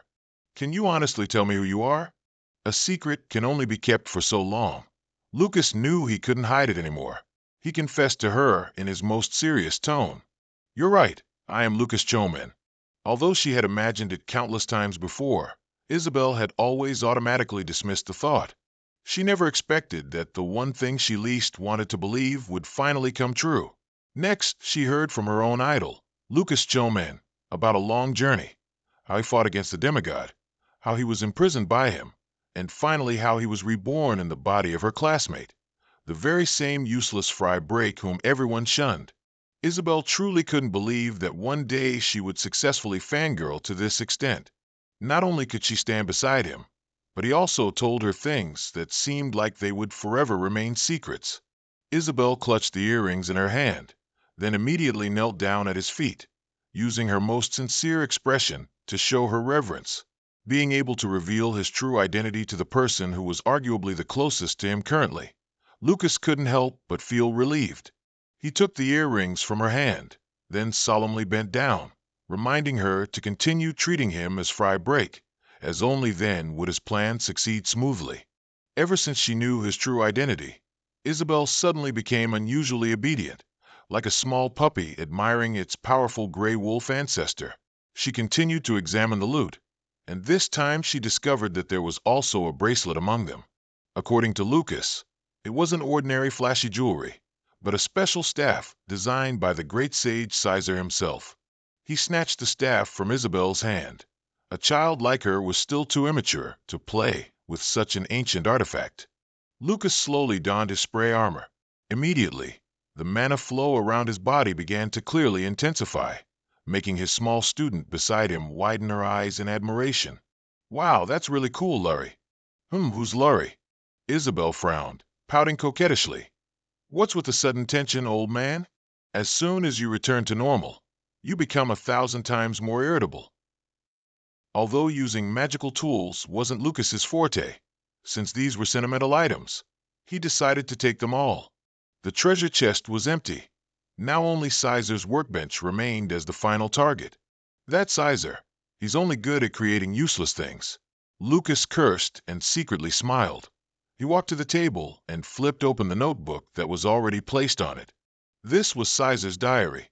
The first line that caught as I made his heart churn. Lucas has disappeared. It turned out that Sizer had secretly documented every event after his sudden departure. At that time, the battle between the Magic War King Kazajan and the Sword King Luzib broke out. As for Iris fodder, due to heartbreak, she cut off all contact. Meanwhile, the demigod at this time was like a ghost. His ideology became a great shadow covering and haunting all people in the world. Sizer was left alone amidst that chaotic era, daily gnawing at his loneliness. Although he was still revered by others, deep down in their hearts was an evil thought that only wished Sizer would quickly die to save oxygen and space. Each line in the diary vividly expressed Schweizer's resentment. He lived and fought day after day with extreme endurance and hardship. But until the very end, he still gave Lucas and his like-minded friends absolute loyalty. Lucas is our leader, a person no one can replace. I thought that I could shoulder the heavy responsibility on his behalf. But with every passing second, I was still powerless. I could never be like him. I'm sorry, Lucas Choman. I can't bear it anymore. These lines were Schweizer's final words to the world. Lucas and Isabel, too, read them, their eyes welling up with tears. You fool. No one asked you to shoulder everything. Lucas deeply understood this loneliness, especially since he himself had been imprisoned by the demigod for thousands of years. You've worked hard. I'll take care of the rest. I swear on my honor, I will definitely show that demigod what a festival is like. Lucas quickly wiped his tears, then heard Isabel mention another paper, carefully pressed behind, still in Schweizer's sloping handwriting. I've left all my heart and soul in it. You must complete it in Anastasia. What is that? Lucas rummaged through a spatial pouch and pulled out a stone that looked like a Pokemon ball, which he had just picked up from the keepsake box earlier. According to Isabel, that stone was probably a golem core. Schweizer was a great sage who had reached the pinnacle of puppet control techniques. But in the diary earlier, he said all the essence of his life was hidden in a place called Anastasia. Hey, if you can make a golem, then this core will be useful, won't it? For some reason, hearing this, Lucas's face suddenly became very awkward. His mind was recalling an embarrassing scene from years ago, when he was still a young, naive boy. He brought his self-made golem to Schweizer, only to be laughed at mercilessly by his best friend, who nearly farted from laughing, despite Lucas's fervent description of it as a loco-limited item. Lucas was a bit brain-dead back then, purely out of anger for not receiving praise. He directly blasted his young friend Schweizer, burning his clothes with a fireball. Such dirty deeds are hard to hide. If his sister Isabel found out about this, he wouldn't just be labeled a scumbag. He'd also risk being lumped in with those thugs and school bullies. Thinking so, Lucas forced his facial muscles, putting on an extremely awkward and cringeworthy expression. Indeed, just by creating that thing called a golem, many truths might be revealed, especially what happened while he was tormented in hell by that damned old demigod. But what could he do? His shoddy craftsmanship probably wouldn't work. The two once again quickened their pace up the stairs. Suddenly, Lucas felt movement under his feet, as if there was an underground earthquake. His expression shifted from solemn to utterly furious. He told Isabel that after leaving this place, they must immediately return to the village at the foot of the mountain. Before understanding what was happening, as soon as they stepped out of the cave entrance, they both saw a profoundly gloomy scene. Bright red Zerks were arrayed for battle, circling and soaring in frighteningly vast numbers across the sky. And on the ground, right in front of the cave entrance, a figure as tall as a mountain had appeared, standing majestically there, at some unknown time. Are you waiting for me? Zerk King, I know you're waiting for me, right? Answer me. I know you're intelligent. The gigantic Zerk squinted its 4 eyes, revealing an expression full of contempt. It began to stand upright on 2 legs, spreading its long, huge wings and flapping them as if to stir up a storm in the sky. Even more surprisingly, it began to speak human language. Yes, it was waiting for him, the one who dared to trespass into its sacred heavenly territory. The problem is, why didn't it devour them both when they were still in the forest? With this level of intelligence, it couldn't be explained away with cliches, like it suddenly went deaf or temporarily blind. Faced with this interrogation, the Zerk King still seemed gracious enough to offer him an answer. It turned out, it had deliberately waited for him at the entrance of Schweizer's dungeon. Usually, anyone who leaves there carries something interesting. This dungeon attracts many bees and butterflies, and thanks to that, a thief like it has gained quite a few conveniences. This dungeon was her life's work, and yet you dare turn it into a mousetrap to fill your belly? Lucas gritted his teeth, his face growing even more furious. He suddenly understood why the Zerk was so massive. You accursed beast. Grown so big, yet still need your elder brother here to teach you a lesson? The Zerk stared at the piercing gaze directed at it, suddenly freezing for a moment. That look, it seemed to have seen it somewhere before. Once upon a time, when it was still a measly dragon, a woman had glared at it with that very look, threatening to make it look at naked chickens immediately if it wasn't well behaved. That feeling, it was truly unpleasant. Along with this humiliating memory, it began to lose control and unleash its full firepower. Lucas sensed danger and immediately urged Isabel to leave. But she wouldn't listen, only wanting to live and die with her saintly idol in her dreams. The Zerk let out a mangy cry, opened its sharp jaws, and breathed a huge fireball, like an 8 trigrams furnace, directly towards the two of them. Lucas absolutely refused to lose this fight, so he summoned his friend Schweizer's staff, swung his arms, and called forth an army of rocks and earth from the underworld to rise from their graves. In this dire situation, still having to carry a dead weight on his back, Lucas turned and cursed directly at Isabel. "How long will you remain stubborn? You, as you are now, are only getting in my way, you fool." Isabel's maiden heart shattered like gravel because of that statement. She never expected that one day she would hear such heartbreaking words from her crush's own mouth. But the rationality of a top academy student wouldn't allow her to continue playing games. Isabel finally gritted her teeth and left, though she seemed reluctant. She screamed that she would return to fight alongside him as quickly as possible.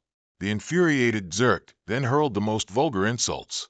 Its ambition was likely to turn this place into the Flaming Mountain. After Isabel had safely departed, Lucas officially became the target in its hunting game. Wherever the Zerk flew, it breathed fire, making it incredibly difficult for Lucas to save his life. After circling for a long time, Lucas realized he had inadvertently fallen into the encirclement of a cunning swarm of young Zerks. How troublesome! He used the staff in his hand to summon ice arrows, and with his other hand, he fanned slightly, creating a storm that gradually grew. Unexpectedly, that toy-like thing, which looked like a vacuum cleaner, was quite effective. In an instant, it made the small Zerks simultaneously break their wings and lose their teeth. But killing these little brats brought no benefit at all. The important thing was to utterly defeat that leader. As long as it died, the minions would also be considered eliminated. At this moment, the Zerk charged towards him at full speed. Lucas's mind started working very quickly. To activate a devastating explosion required exactly 3 seconds. During this short period, what he had to do was to accurately determine its flight path and speed. 3, 2, 1 now. As soon as the Zerk King flew into his sights, Lucas immediately activated an incredibly large explosion, intending to burn the opponent. He thought he was free, but unexpectedly, from the black smoke, the Zerk King slowly emerged, utterly unharmed. Having devised a suitable plan in such a short time, the Zerk knew Lucas was a clever one. It didn't hesitate to give him a compliment. "Quite impressive, lowly mortal. So what? Your approach, though good, with this power, is truly only enough to tickle it." It was then that Lucas ruefully realized he had just done something futile. To be precise, it was like a mosquito biting stainless steel. No effect, just mocking annoyance. Before him now was a Zerk King, while countless other Zerks surrounded him from all directions. This situation was truly a dilemma. Only one idea bloomed in his mind right now. Should he or shouldn't he try drinking that river of cold water? He recalled Isabel urging him while still in the dungeon, asking why he didn't drink it quickly. At that time, he even thought about giving her a big knock on the head. It was a divine elixir, not a health supplement to be drunk like plain water. Taking medicine without a prescription, an overdose would lead to an early demise, wouldn't it? The truth was, he needed at least a week to rebalance the energy in his body before using that miraculous water. Thinking about the current critical situation, knowingly drinking it despite the danger would be like wanting to die faster, wouldn't it? With that thought, Lucas still tried his best to use everything he had to fight against this swarm of Zerks. But after just half a second of looking away, he almost got a tour of the Zerk King's stomach. Just as his eyes widened at that fanged mouth, a stream of fire mana suddenly shot from behind him and directly into the Zerk King's mouth. It was the Phoenix. Indeed worthy of an ancient divine beast, this Phoenix, upon sensing its benefactor's danger, immediately rushed to support. It used its massive, pillar-like legs to kung fu the young Zerks, and even its beak worked at full capacity, adding a bit of fire to roast them, making them smell delicious. Having dealt with the small ones, our phoenix now spread its wings majestically in the sky, looking immensely pleased. But in the eyes of the big Zerk, it saw the divine beast as nothing more than a Peking duck. The two charged at each other like old, close friends reuniting, but in reality, it was just a transition from greeting to close combat. Lucas knew well the strength of that beast. He strained his voice, shouting hoarsely, "Phoenix, I know you mean well, but stop. You're no match for it. A tiger falls to the plains and is scorned by dogs. For a venerable phoenix to encounter trouble and flee the battlefield, the tradition of a resilient lineage wouldn't allow it to do so." Although it well knew that Zerk's attribute was flame, meaning it was its natural enemy, the great phoenix still charged forward, risking its life. Lucas once again had tears welling up as he watched the large creature shield him. It was buying time for him to escape. He knew that well. But the words fear and flee were never allowed to exist in the dictionary of the great wizard Lucas Choman. Just as the battle reached its most intense point, Lucas slowly began to realize it wasn't because Frey's body was pitifully weak, nor was it due to the current world and its declining magic era. Frankly speaking, it was simply because, after being reborn, he still lacked a bit of resolve, and after witnessing firsthand the Phoenix's fierce determination to protect him with all its might, the warlike blood in his soul couldn't help but stir. It was time to do something truly different. Thinking this, Lucas turned around, flying back into Schweizer's cave below. Facing the fact that drinking the Nuakhan-Ha would mean death, he merely calmed himself, thinking it was just business as usual, as it had been for ages. If you don't try, how will you know? Lucas directly gulped it down, and the liquid in the vial flowed entirely into him. His face gradually changed from an expression of extreme agony to a grimace. Oh my! The effect of this potion is truly miraculous, turning a handsome young man into a white-haired, grimacing super saiyan like this? Pain. That was the first word to describe the feeling of drinking the forbidden elixir. Lucas was now extremely uncomfortable, bleeding from all 7 orifices, and the mana throughout his body seemed to be in complete disarray. His chest ached, he struggled to breathe, and he coughed up a significant amount of syrup. Given this situation, our guy might need a few more minutes to be able to return to the stage. Meanwhile, outside, the king started a heart-to-heart with the old phoenix. With a track record of catching many divine beasts with its big, dark, and smelly body, this time, it felt incredibly lucky to have missed a small fry and caught a big fish. The mana on the phoenix's body, just looking at it, seemed delicious, making it drool uncontrollably. A brave look and spirit, after all, cannot replace inner strength. Who goes into combat and wins against an opponent using only a meaningless demeanor?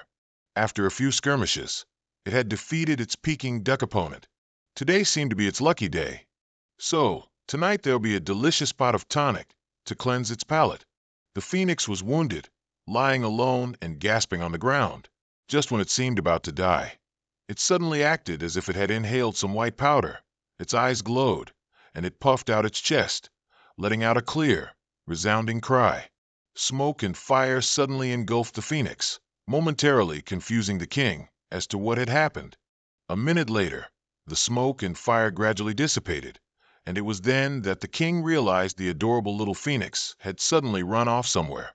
So even divine beasts knew such smoke and mirrors tactics. The king intended to pursue, but then thought it was too much effort. Its body, overflowing with fat and lacking calcium, didn't allow for such strenuous activity. So it gave up. Living in the same mountain range, they were bound to meet again anyway. The phoenix escaped the encirclement, but didn't rush off immediately. Instead, it found a quiet corner to gather courage. It remembered a few days ago, when it first met Lucas, which was also a time it was battered and bruised. The first place it landed with its blood-soaked body was right in the cave behind that waterfall. Lucas then appeared before it, gently stroking its mane, showing the utmost care and comfort. The memories of the first time he healed it had long been etched into its heart. Regardless of whether he was Frey or Lucas, it only knew that he considered it a friend, a truly large friend. And what could a phoenix like it do for its first friend? Its energy surged, the legendary power of friendship now, like a swarm of viruses, quickly invaded the entire mind and soul of the foremost divine beast. It clearly could have left, but thinking of some monstrous lizard god planning to take its friend's life, it couldn't bear it and bravely charged forward once more. Inside the cave at this moment, Lucas still couldn't stabilize himself after that foolish act of drinking the liquid. Damn it! Even though I tried my best, I never expected it to be this difficult. The Han-Ha water seemed to provide no assistance to him. On the contrary, it was as if it was draining his life force, making his breath gradually become ragged. Lucas knew now, in this life and death moment, facing death. He understood why people often feared sudden deaths without a chance to say their last words. He really wanted to apologize to everyone. It was all because of his arrogance and haughtiness. Lucas was like someone who had bled out, exhausted of energy, his entire body collapsing onto the ground covered with layers of ice pillars. He was supposed to be the male lead, and yet he was about to die. Wait, hold on a minute. Of course, the author was absolutely drunk. Lucas felt as if he had one foot in the underworld, but unexpectedly, he eventually felt a warm source of energy flowing through his body. His tightly shut eyes slowly became conscious, and when he finally opened them, he was utterly surprised to see the girl he had heartlessly driven away, Isabel, right in front of him. This little student of his seemed to have matured a lot after all those storms. Not only did she not get angry when a guy like him scolded her, but she was also very clear-headed, wiping away her tears to find more water and food, and even grew a thicker skin to return and stand by her teammate. And now, she was using her own power to help him soothe and heal his wounds. I don't know what you ultimately want to achieve in life, but I believe in you. Let me stand by your side, okay? Thanks to Isabel's rare gentleness, Lucas finally realized what had long been missing in him. What he lacked wasn't strength, nor determination, but trust in his comrades. After 500 rounds of an epic battle that saw no clear victor, the lizard and the phoenix showed no signs of fatigue. Suddenly, a stream of extremely negative, cold energy emanated from the cave below, causing the lizard to lose focus for a few seconds. But as the lizard was singing a confused style song, the phoenix bravely charged forward, using its super sharp, super hard beak to peck it in the eye. Of course, the injury inflicted on the lizard was significant, but because of it, the phoenix was struck back by the lizard on its scruffy, feathery neck. Ambushed, the lizard was furious. It unleashed all its rage with deadly blows onto its Beijing roasted duck opponent, but still couldn't deter the provocative gaze from its adversary looking straight at it. The lizard then jumped high, preparing to use its massive legs to crush its opponent with sheer force. Suddenly, at this very moment, a super VIP Pro energy surge from inside the cave rushed out at light speed, catching it completely off guard. So dangerous, what's happening in there? Before it could finish its thought, another strong surge of freezing chi shot up to the sky, carrying a chill even colder than what was in its heart. The smaller lizards behind it, whether in pairs or single, were all frozen solid by this wave of coldness, falling down one by one like a flock of birds whose wings had broken. The big lizard couldn't understand why a feeling like fear had suddenly arisen in its mind. Throughout the past 1,000 years, it had wreaked havoc here, yet never had anything posed such a significant threat to it. The instinct for survival deep within its heart urged it to flee. But could it be that the reason for a superior creature like itself to surrender was merely a tiny mortal like Lucas? That would truly be ridiculous. Since it had lived for so long, its brain was big enough. It thought it shouldn't invite disaster upon itself for immediate gain. It understood this principle very well, so it decided to temporarily say goodbye, waiting for its eye wound to heal before seeking out its enemy for a proper fight. Unfortunately, in the end, it did not have the good fortune to fulfill this wish, because Lucas was back, and naturally, more formidable than before. He flew towards it at an astonishing speed, blocking its path, with laser eyes and eyebrows conveying a warning.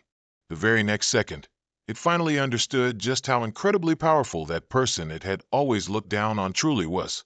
With his light wave of the hand, A series of ice spears came rushing out of nowhere, surrounding it in midair, each one plunging straight into its body, directly turning it into a porcupine. Angered by this surprise attack, it angrily shook, making the ice spears scatter everywhere. It growled furiously, but after turning its massive head multiple times, it still couldn't find any trace of Lucas. Stupid beast, in the past 1,000 years, you've relied too much on your eyes. Is that why you're so utterly defeated now? Lucas's voice suddenly appeared, hovering around its ears, as if both near and far. It was only then that it with difficulty realized Lucas was moving into its blind spot, which was precisely the left eye that the enraged Beijing roast duck had pecked out earlier. It knew that, but it was already too late. Lucas stood to the side and continued to use the ice spear he had just summoned, straightforwardly stabbing another one into its remaining left eye. Suddenly having a fatal weak point, the short-tempered beast could only roar. Not only could it not keep up with his moving speed, but it was also eventually struck on the wing by a gigantic ice block he conjured, losing balance and taking a fatal fall from the sky. King, covered in injuries and aches, lay in the crater its plump body had just carved out. Seeing Lucas approach, it only wanted to ask one question. Are you really human? King used all its brain power to speculate wildly. How could such a stupid human make trouble for a legendary creature like itself? Please give me 5 seconds. I know this answer. Let me answer it, because your dad is a fanatic, son. After taking a beating, the beast didn't give up and continued to exert itself, charging to attack. It was truly persistent, like a dog being chased. Since stepping out of the cave, Lucas had never shown any sign of fatigue. But Isabel, right behind him, looking at his defiant stance, knew very well he was giving his all to complete this final transaction. Lucas was a workaholic. Even when he was on the verge of collapsing, he never gave up. Our hands create everything.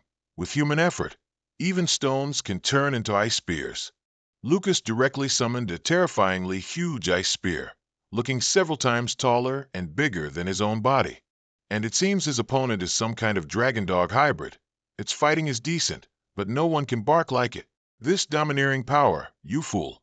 Are you planning to put all your capital into this one strike? I swear I'll show you what it means to fight to the death, you bastard. The fat beast started to burp again, but what it burped out this time was a fireball as big as a miniature sun, ready to incinerate the mortal in front of it.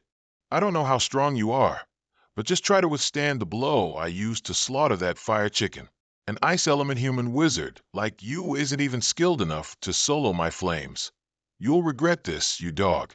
It began to bark loudly, using the most vulgar language from its foul mouth to insult Lucas, along with its extremely fast head-on charge. Lucas also immediately jumped into the fray with his ice spear. The enormous shockwave generated by the sudden collision made the entire mountain seem as if it was about to be flattened.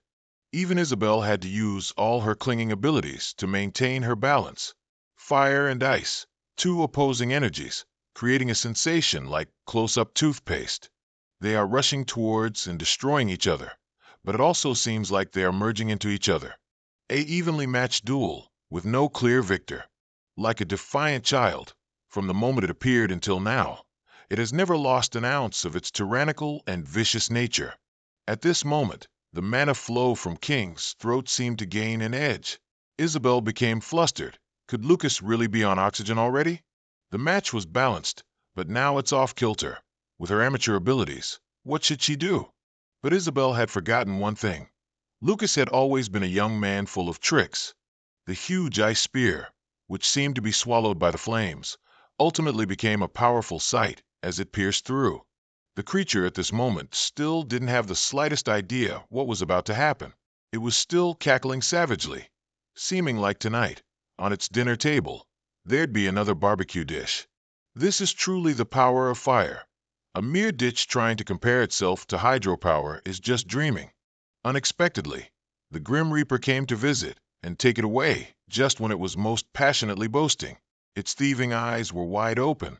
Its long snout full of fangs hadn't even had time to close, still letting the cold wind blow through. The scene before her made the resident field reporter, Isabel, instantly want to faint. Right behind the creature, Lucas had appeared there at some point. with his strong bare hands. He firmly held a death scythe, just the right size to reap its head. The creature's body and head suddenly separated, then fell to the ground with a thud, like a ton of mountains.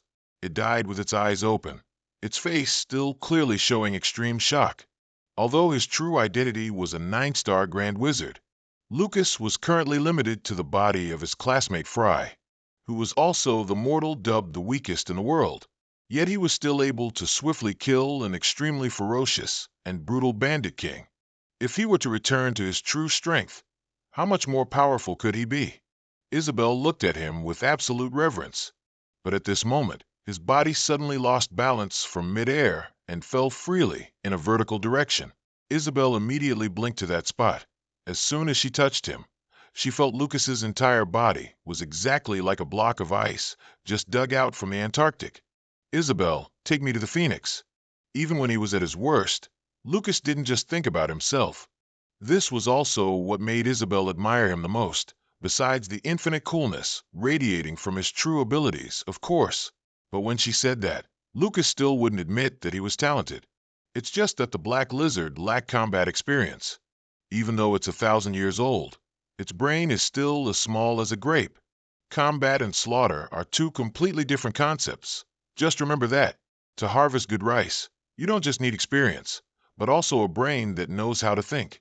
In the recent battle, Lucas had tricked the creature into thinking that a single ice spear attack had exhausted all his strength.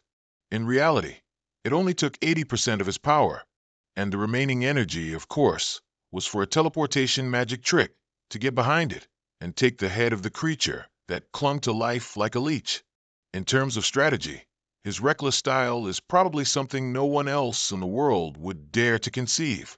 The only regret in today's battle was that the old Phoenix, in defending its benefactor, had its wing feathers burnt bare. It truly gave its all. Lucas slowly walked over, quietly gazing at this rare peaceful scene. He reached out his hand and gently caressed its head. This situation was very much like the first day the two of them met. Because you saved my life, I'll return a life to you. Let's become sworn siblings. Lucas effortlessly lifted the fire phoenix into the air, moving its body closer to the enemy it had, in its lifetime, ravaged with its entire being. As they both belonged to the fire element, the remaining mana from the creature's massive corpse was completely absorbed by the phoenix's body. This energy source flowed into it, helping it automatically activate its recovery mode. It will take some time, but Lucas hopes that when the phoenix awakens once more, it will become the overlord of this Hispania mountain region, to care for his close friend Winman's tomb on his behalf, and also for it to lead the creatures that might rebel after the death of their leader. After the life and death battle in the place dubbed an earthly hell, that was their next stop on their journey. This was an incredibly peaceful small town. Just by looking at how the elderly and children here laughed and talked happily, you could tell their lives were quite prosperous and abundant. Lucas was currently sitting alone, lost in thought in the park. It seemed the author wasn't satisfied with our guy's handsomeness, as today, he officially updated him with a completely new look. His long white hair was neatly tied in a ponytail on top of his head, and he wore leather shoes and clean clothes, which somewhat made our brother look less destitute than before. After a stroll around to scout for information, Isabel returned, bringing him a glass of fruit juice to replenish his vitamins. There were no ships sailing today, so they would likely be stranded in this land for a few more days. Lucas drank a gulp of fruit juice and felt his body was like a motorcycle filled with fuel. The items he had looted from King's Lair and the dungeon were generally quite useful, but because there were so many, the spatial bag donated by seemed to be almost out of space. Since they were all mementos from his close friend, Lucas would rather carry a heavier bag than leave them behind. They both silently sipped their drinks, savoring the peaceful and prosperous atmosphere before them. For Isabel, the recent time felt as long as a year. The arduous training journey should probably end here. But Lucas was very optimistic. He winked meaningfully, half joking, half serious, and said, "No way." He'd only been wandering for just over a month. Please, spare him and stop pressuring him to return to that rotten academy. Since they were in the wealthy young master's territory, plus the risk of sleeping under a bridge tonight due to no active ships, As per Isabel's suggestion, they decided to fulfill their promise and visit the residence. As soon as they arrived at the gate, even though both Lucas and Isabel had the title of nobles, seeing the magnificent estate before them made them feel how unfair life was. How could there be a kid in this world who was handsome, smart, strong, and incredibly rich at the same time? The guard at the mansion gate immediately stepped forward and asked them to present their credentials. Lucas, with the face of a naive high school student, innocently asked the old man, "Hey, mister, is this Fry Break's house?" "Who are you? Speaking so disrespectfully." "Just a friend." "I know, but what's your name?" "Oh, my name is Fry Break." Lucas wasn't quite adept at using the identity of Fry Break to introduce himself yet, but he had no idea that precisely because he was now Fry Break, he had become a VIP guest, at least to the incredibly wealthy young master. After hearing him introduce his nickname, the old soldier's face immediately stiffened. He couldn't imagine how a kid who still had milk on his breath could be a friend of their young master. Just then, a very opulent-looking carriage suddenly stopped in front of him. From the carriage, a young blonde woman with an excellent figure and a tight dress was helped down by a servant. Looking at her blue eyes and facial features, it was clear she was cast from the same mold as that young lad. The young woman immediately noticed the presence of the two temporarily homeless individuals, but everything she did was worthy of her title as a noble young lady. "You must be young Master Break, aren't you? I've heard a lot about you. And you, madam, must be young Lady Isabel, correct? And I am Lilia's older sister." Lilia's appearance was like a fragrant summer breeze. Even Isabel was stunned, her eyes fixed on her, unable to deny her exquisite beauty, despite being a girl herself. Even the guard who had intended to stop the two transient guests blushed scarlet and lost his composure, all due to a mere glance from her. Lilia invited Lucas and Isabel into the car. Although they had driven quite a distance from the gate, the main building was still nowhere to be seen. "Just how vast is this mansion? If I got lost, I'd probably have to find my smartphone and post for someone to rescue me." From the moment he stepped into the car, Lucas noticed that young Lady Lilia had been staring at him. According to her, the student Frey she'd heard about looked quite different from him now. Frey's hair was originally ash gray, but now Lucas's hair was completely white, like a powerful old man in a child's body. "Is it because I've carried the team too much?" "No, it's because I encountered some unfortunate incidents on the way." Both Lilia and Isabel were very surprised by Lucas's somewhat calm demeanor. Afraid that her esteemed guest wouldn't be comfortable, Lilia told him to just act natural. With her and a bodyguard, what's there to be afraid of from those guards? "All right, then I'll immediately take you up on that offer." Just a few moments after being praised for being well-behaved, Lucas started acting up. Isabel was already too familiar with his crude and somewhat rude way of speaking, but for Lilia, this was the first time she'd heard it firsthand. Sweating a little, Lilia started a conversation by asking about her precious younger brother. Was he a school bully or a good student? But the only information she received was a blunt denial from him, stating they weren't very close. She also learned that, though he looked arrogant, he was actually 2 years younger than her brother. This guy, with a princely facade but a street-smart operating system, could he really be her brother's friend? After a dizzying tour around Lilia's enormous garden, the three finally reached the parking area. Their legs were numb from sitting for so long, but finally, they could use them to walk towards the main house. Indeed, someone had been waiting for them there for a long time. As soon as he saw his classmate Frey, he shouted as if he'd won the lottery. "Oh, my dear friend! You're here, you're here. What took you so long? I've been waiting for you. I'm almost withering away." The two seemed extremely close as they rushed to shake hands and greet each other enthusiastically. Truly, a friend worthy of the words perfect match. While patting Lucas on the shoulder and asking how he was, he quickly complimented his classmate's bleached hair. Lucas also seemed very comfortable talking to him, constantly bragging that his intention to change his image had already been conveniently accomplished. And he didn't even need to go to a salon to bleach his hair. And he started talking to him with a very natural question. "Is there anything to eat at your place, my dear friend? I'm starving." Lilia stood silently in a corner, observing her brother's very animated expression. This was the first time in her life she had seen him so excited. Noticing the conversation was getting off track, Lilia abruptly found a way to interject. Unexpectedly, a cool and aloof hottie, like at the academy, suffered from a sister-worshipping syndrome. As soon as he heard his beloved sister remind him, he turned to her, showing extreme affection, even calling Lilia his princess. When Lilia pouted and turned away, he immediately put on the most guilty expression. Their sibling affection is so cheesy. Lucas, standing nearby, couldn't help but overhear, and it instantly made goosebumps appear all over his body. Invited his two good friends into the castle. As they walked, he heard Lucas tell him about conquering the legendary Hispania mountain range. He also sent his deepest thanks to his good friend for conveniently saving the life of his future wife. However, this young lady, Sonia, currently only has sword practice in her eyes and completely disregards developing feelings with her future husband. Then you kids should know how to cherish her. Giving such a beautiful and precious flower to you is truly a pity. What are you talking about? According to the family rules, when guests come to visit, the first thing to do is to meet the head of the household.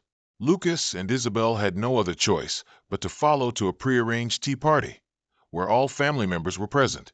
Frey's father, who was also the head of the entire family, possessed an extremely majestic aura. Just looking into his eyes was enough to make the person opposite feel their heart race and have difficulty breathing. He is one of the 5 mages with the Empire's 7 unique attributes, but it's possible this old man is also involved with that damn demigod. It's an honor to welcome you, Frey Blake. How is your father, Count Blake? Oh yes, he's doing well. Lucas lightly rubbed his fingertips and clicked his tongue at the lie he had just told. Father, what father? I'm just temporarily parasitizing Frey's body. I haven't even met him. So how would I know anything? For all of his golden words, Lucas chose the safe solution. It was best to just agree and nod. He was quickly drawn to the tattoo on his cheek. There was no doubt it was the magical symbol of the legendary country of Manhua. Just drinking tea with the aristocracy is mentally exhausting. Frey's father kept asking about saving the princess. Then they asked about his trekking trip to that hell mountain, which made Lucas struggle to fend off all the questions. Knowing he couldn't get any more information from him, he turned to remind Porin to focus entirely on preparing for the upcoming wedding. Porin was about to take Lucas for a walk around, but the old man quickly interjected, saying he needed a talented young man like Lucas to appraise some wondrous magic for him. Sensing something suspicious, Lucas couldn't very well refuse, and was very cooperative with him. He asked Isabel to help Porin with the necessary things, and, of course, this smart girl understood immediately. Until only he and Mr. June were left at the long tea table, he slowly changed his tone, looking at him with eyes full of murderous intent. Frey Blake, now just tell me, what exactly are you up to? Yes, what did the Count say? A magic apprentice certainly possesses a sensitivity comparable to ordinary people. Given Count June's age, it would be more accurate to call him an exceptionally sharp and observant old fox. After everyone else had left, he revealed his true demeanor, narrowing his eyes and looking straight at Lucas. Stop pretending. I'm asking why someone from the Choman Alliance like you is here at my house. My son, Porin June, might not realize it due to his youth and inexperience, but I have a very keen eye. Faced with the Count's interrogation, Lucas was also a little surprised. What the heck is going on? Is this old man misunderstanding something? But he remained calm and patiently waited for the old man to continue. Perhaps only then would he know what the old man wanted from him. You're truly bold, Frey Blake, daring to wear that thing around. Ah, that thing? I'm talking about the hurricane earrings. I see. So that's why he was targeted, because of these ugly accessories? But this old Count was too hasty. He condemned someone before even hearing their explanation. Although he didn't know why Count June seemed to have such a strong aversion to the name, Choman Alliance, the situation forced Lucas to admit that he had personally obtained the earrings from the top of Hispania. Hearing Lucas explain that he was invited but didn't bother to join, Count June seemed restless. Only after he repeatedly confirmed that Lucas was not a member of this Choman Alliance did he tiredly slump down, rubbing his temples. Humph, what a brave young man. What do you think this is? My friend's house. I'm just here to visit my friend. From the very beginning, the only reason Lucas and Isabel came here was because they needed a place to spend the night. Combined with his somewhat reckless personality, Lucas had shown Count June that he had no ulterior motives regarding his family. He didn't even feel scared meeting the Count. These words from Lucas made Count June see him in a completely different light. But because he still had the earrings on him, the Count couldn't fully let down his guard. Until he asked a casual question, Lucas felt his heart race faster than ever. Who do you think is the master of this continent? He was trying to be childish, but the old man changed the subject to current affairs. Before Lucas could react, Count June further lectured him on knowledge. Among human nations, the Casco Empire is number one. Everyone knows that. But no matter how vast its expansion, it only affects about 1/10 of the continent at most.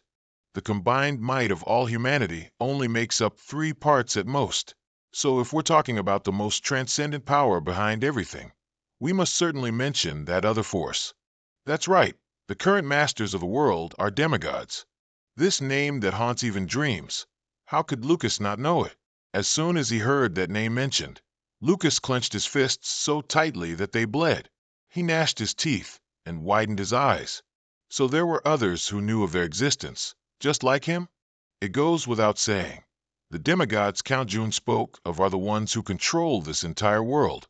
It looked like an old man was telling political stories to his grandson, but in reality, it was more like the younger generation showing off their knowledge in front of an aged senior. Seeing Lucas dazed, with a foolish smile on his face, Count June thought these matters were beyond the comprehension of a newcomer like him. But Lucas's mind was actually lost in thoughts of extreme indignation. What's this about being masters of the world? A total of 5 people risked their lives to fight against the demigods, and now, 4,000 years later, the descendants regard the demigods as the world's enlighteners? How utterly ridiculous. Although he had caught a whiff of socialist brotherhood, Lucas tried his best to restrain himself and not show any abnormality, as he didn't want trouble. The Count began asking Lucas if he had ever heard the words demigod before. He didn't hesitate to inform him that he had known about it ever since finding the relic of the great sage Schweizer Windman. Upon hearing this, Count June immediately became agitated. He quickly put 2 and 2 together, fearing he might have to resort to a last-ditch effort, using information to exchange for information. Actually, I also know very little. Things like how many demigods there are in total, what their ultimate goal is, or why they haven't actively appeared before humanity. I'm completely clueless about those as well. However, one thing is certain. Those demigods are so powerful they could, like Thanos, wipe out humanity with a snap of their fingers. This strange knowledge was absorbed. It turns out there isn't just one demigod, but potentially hundreds. In his prime, he couldn't even solo one. A flick of its hand would mean instant surrender. So to speak of 100 demigods, he'd probably have to borrow Doraemon's cloning machine, copy himself 1,000 times, and maybe then he could hold out. From ancient times until now, 5 heroes have risen to oppose the demigods. Those great figures were none other than the magic war king Kazajan, the genius swordsman Luzit, the dark witch Iris, the great sage Schweizer, and the last one, the idol of every household, Lucas Chomen, the world's strongest archmage. It turns out, after Lucas's sudden disappearance, tensions between Kazajan and Luzit continuously escalated. Iris went into hiding, leaving only Schweizer still striving against the demigods. Like a single swallow unable to make a summer, their names and influence gradually faded, erased by what people call history. Everything Count June said just now was identical to what was in Schweizer's diary. He even knew events that were never mentioned again in history, proving he had researched and studied it for a long time. Lucas also learned that he was someone who wished to inherit the legacy and spirit of the great figures. The mark on his cheek was proof that he belonged to the association. Calling it an association sounds grand, but in the current situation, these comrades had begun to factionalize and scatter everywhere. There were some who were brothers just the day before, but the next day they were fiercely fighting each other. Lucas sight. Humans are truly always greedy. Any group of 3 or more people starts to differentiate, let alone an organization of dozens or hundreds. At present, the associations of Straw, Feefitter, and Luzit are the most influential, while the associations bearing the names of Kazajan and himself were considered not doing so well. Kazajan's was inherited by only one person, but that person has also disappeared without a trace. Speaking of his special association, Chomen, they say the Grand Master died in an accident, and more than half of the core members have dispersed to other guilds. Upon hearing this, Lucas's face flushed with anger.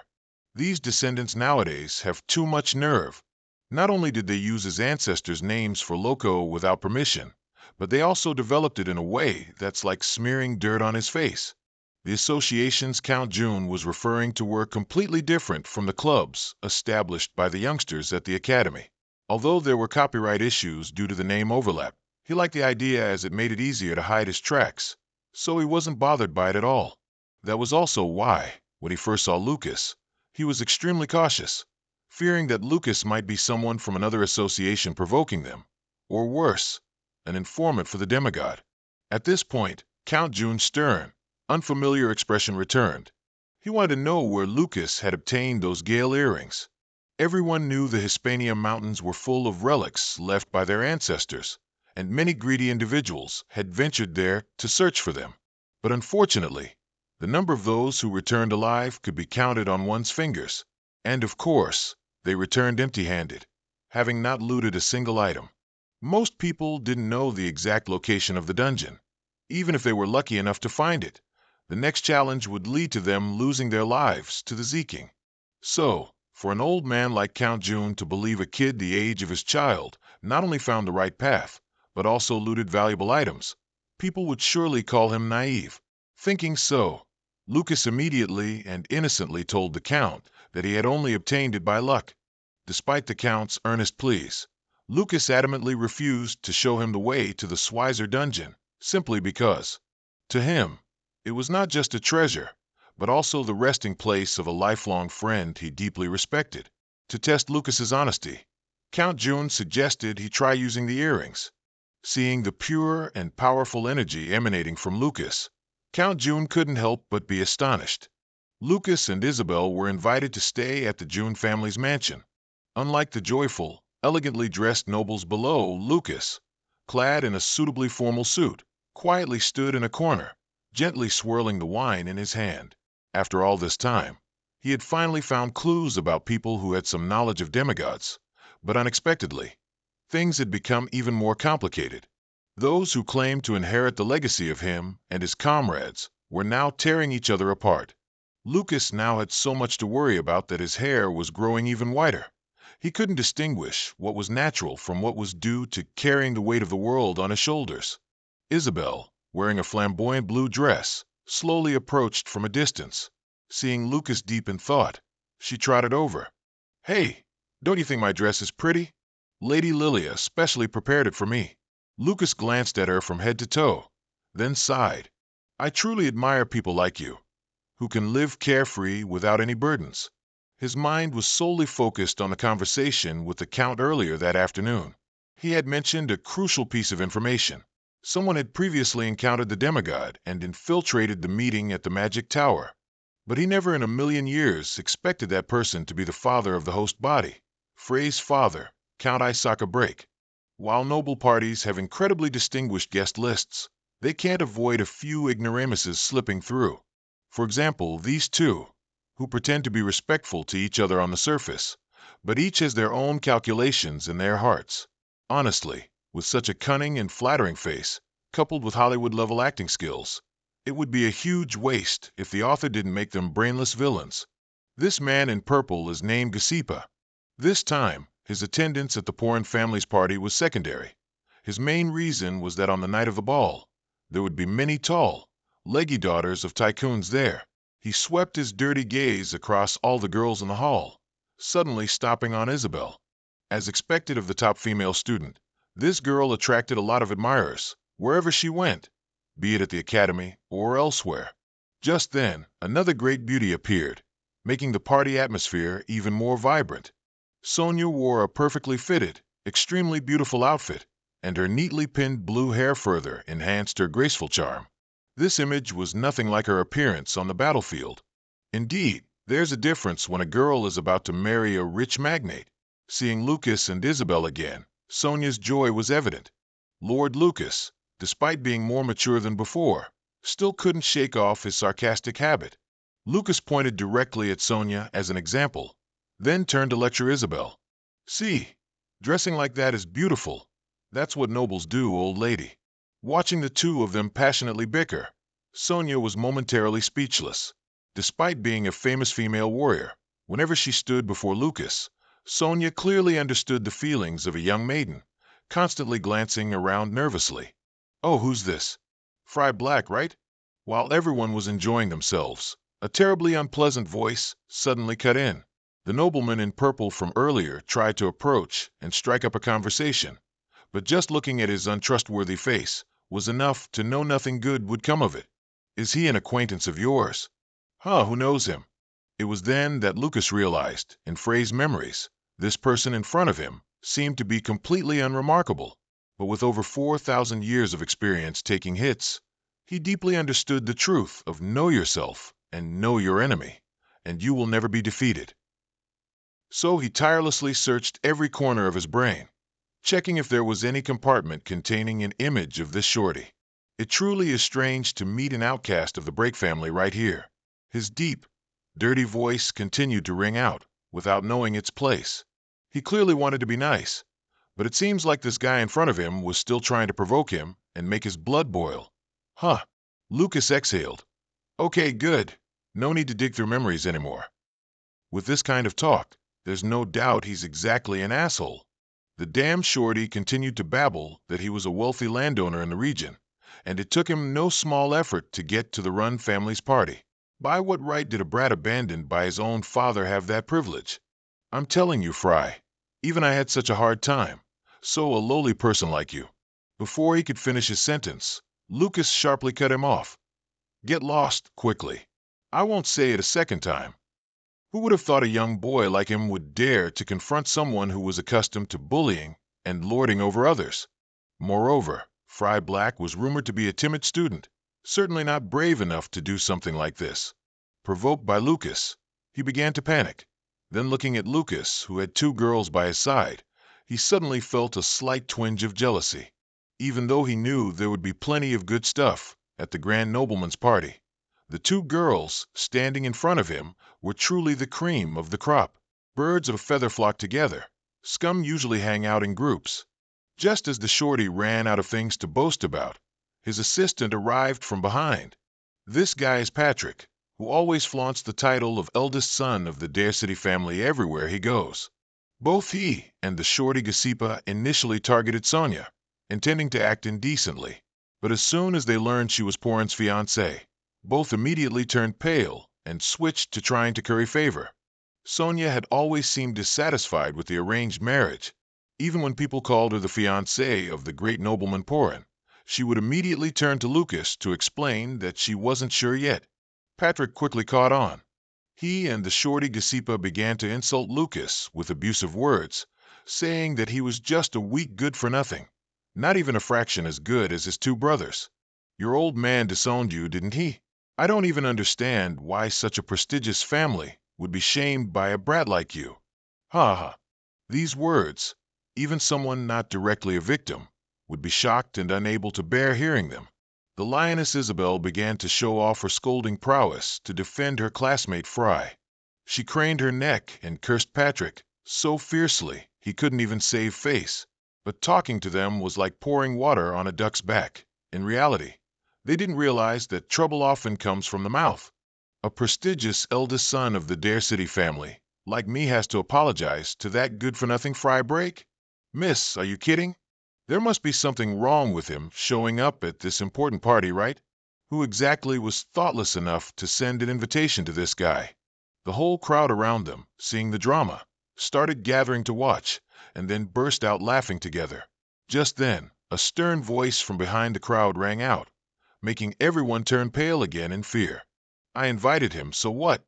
Porin's appearance and this assertion were like a profound warning to those thugs disguised as nobles. Reading this, I'm sure he also felt extremely indignant that his party had a few piles of trash that were not only dirty, but also stank. And if young Master Porin wants to let off some steam and curse a bit, I solemnly suggest a line like this. It was me. Because of me. It was all me. Are you satisfied yet?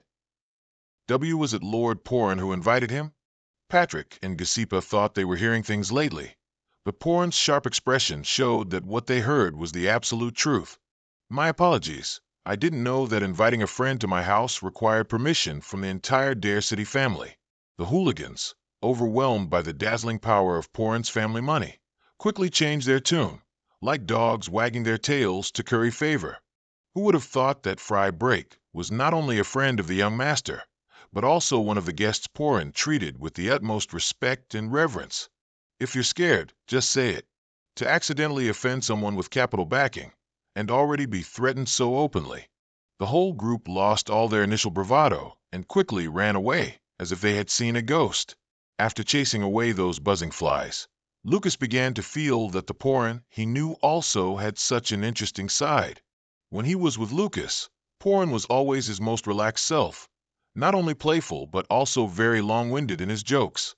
The two girls, Isabel and Sonia, stood nearby, watching the two gods bickering, and for a moment couldn't stop laughing.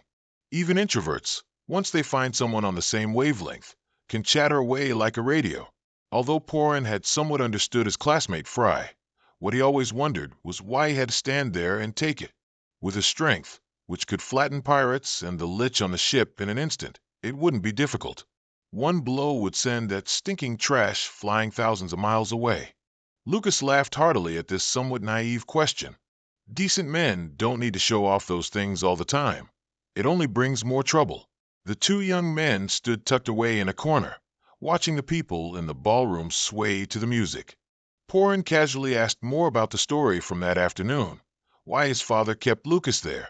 Lucas didn't hesitate to tell him that his old man suspected him of belonging to the inner circle and was trying to approach him to investigate and find out the truth. According to the Count, there was one person in the family who was quite different from the others, agreeing to the expulsion not because of family disgrace, but due to personal hardship. That person was Henzer, a relative of the original owner of the body. Thinking of this, Lucas also took the opportunity to tell Porin that his connection with Westwood Academy might have to end. On the next journey, the place he will set foot in is the third Demon Tower. And these words accidentally reached Isabel's ears. This shocking news froze her, and she suddenly felt breathless, as if her heart was being squeezed. She stared at Lucas with extreme surprise, but he seemed only to want to avoid her gaze. Isabel started to tremble, unable to control her emotions, almost bursting into tears right then and there. The party hadn't ended yet, but she hurriedly returned, walking alone in the dark corridor, her heart a tangled mess. Tomorrow, the person she admired and loved the most is about to leave. Ever since she knew Frey was Lucas, she fully understood that something like this would happen eventually. But how could this be? She never thought she would have to leave him so soon. Accidentally passing by Porin's room with the door ajar, and seeing Lucas inside, her curiosity surged, and she decided to stand hidden outside to listen intently. The scene inside looked like an intimate farewell. The two teenagers sat next to each other, sipping hot tea and discussing matters of life. Porin's reputation was enough to make that party exceptionally splendid and luxurious. To achieve such at that age, it was truly no joke. Lucas comfortably brought up cheerful topics, but Porin seemed to have a lot on his mind. He told Lucas that he felt mana at just 5 years old, and by 17, he had achieved the 4 elemental pillars. Lucas drooled upon hearing this. Porin was truly a teenage prodigy, because for powerhouses like him and his old friend, mana only began to flicker around 7 years old. It's really stressful listening to these great masters talk. Let me quickly jump in. When I was 7, I was still fighting with dogs over food and bathing naked in the rain. Scary, isn't it? Scary, isn't it? Just when he thought he would hear the biography of a genius scholar like Porin, unexpectedly, Porin now wore an expression of extreme disappointment and sadness. Frey, you know, this is the first time I've been able to open my heart like this. My talent is truly a curse. Lucas heard this and felt a buzzing in his ears. Porin understood his surprise. Everyone's like that. When you hear these top students who live at the pinnacle of glory say they're smart, but burdened with many worries, you don't believe them at first, do you? Porin began to recount his life story in a somber voice. When he was a child, he had a very knowledgeable master with white hair and beard. He was both the 6-star mage and the vice head of the 5th demon tower, so you know he wasn't an ordinary person. To Porin, he was always gentle and kind, and he was the one who guided him down the path of magic. The older Porin got, the more extraordinary he became. It didn't take him long to upgrade himself to 4-star, a source of pride that everyone aspired to. But on one not-so-beautiful day, after he pressed his master with a question, the master immediately flew into a rage with an expression of extreme fear. From then on, there was no longer the deep teacher-student affection. It was more accurate to say he called him a monster because of achieving success too early. Coupled with this psychological trauma, there was a time when Porin was always immersed in fear and loss. His love for magic never diminished, but every time he thought of his master's utterly terrified expression, he started to doubt himself, seeing himself as a true monster. Young Master Porin, usually cool and aloof, was now trembling and crying in front of someone else. Reflecting on his tragicomic life, Porin had only one dream: to be a normal person, nothing more, nothing less. Facing his friend who seemed to be cursed, Lucas truly didn't know what more to say. He deeply understood the feeling of loneliness at the peak of glory, and being coldly shunned by others who didn't understand. Lucas stepped forward and placed a hand on Porin's shoulder to comfort him. "Hey, don't get complacent, buddy. Listen carefully. You still have many goals to strive for. Don't just be a kid who was unlucky enough to have an ignorant guide and then get discouraged so easily. The next time we meet, I'll definitely be many times more powerful than I am now. I'm fully aware that you've heard about the existence of demigods. If we are truly friends, then lend me a hand. Become stronger and come with me to take them down one by one." Hearing such heartfelt words, Porin was initially wide-eyed in surprise, but since the person in front of him was Lucas, this was no longer strange. It seems the one guiding Porin out of this hellish cycle this time isn't his master as before, but rather this school friend he coincidentally met, Frey. Meanwhile, Isabel, who was listening outside, had long since shed tears, silently weeping, unsure if it was out of emotion or self-pity. The next morning, Lucas bid farewell to the Run family and quietly set off, carrying his spatial bag. Without fanfare or grand displays, at this moment, he only wanted to quickly get closer to the truth. Suddenly, a girl's voice unexpectedly rang out from behind him. "Hey, aren't you going to pack your bags?" Lucas turned around to see Isabel right there, still with the simple demeanor he had taught her, and not forgetting to carry her own mountain of luggage on her back. She pouted, scolding him for always calling her his companion, but then abandoning her and running off without even telling her. Lucas chuckled. After all, she was a young lady, ignoring the fact that she constantly clung to him like a tail. Now going on the road together would be no different from him luring an innocent girl away. But perhaps Isabel's resolve had grown stronger. She didn't hesitate to drop out of school, because the person standing before her was now the greatest magician in all of humanity. So what good were those classroom theories anyway? At this time, in what appeared to be the office of a magic tower, Patrick, after being utterly humiliated at the banquet, had hastily returned and reported to his master. "The man sitting on this chair is Michael, the older brother of the original good-for-nothing, Frey Break." After hearing Patrick frantically recount how his precious younger brother seemed very close to Prangian, he turned to ask another younger brother named Henzar. The saying, "everyone changes," was probably coined for cases like this. Unfortunately, Henzar's attitude seemed indifferent. Even though his brother had a myriad of dark thoughts swirling in his head, he simply stood quietly, leaning back, gazing distantly out the window with profound eyes. After a long and arduous journey, Lucas and Isabel had now arrived at the place known as the Fairyland at the foot of the Magic Tower. Before they left, Old Man Run had given them a card with an infinity symbol printed on it. He also warned them to keep it safe, because without it, they wouldn't be accepted into the guilds. These guild organizations were secretly established to restore order to the world. Since there isn't much truth about the name demigod in history books, approaching these guilds is now the fastest way to get updated information. In the education system Isabel's generation inherited, not a single page mentioned the words demigod. The students at the academy now were only taught about the 5 heroes who tried their best to fix the world's mistakes and wrongs, with the leader being Lucas in his prime. But who defeated them and why they died?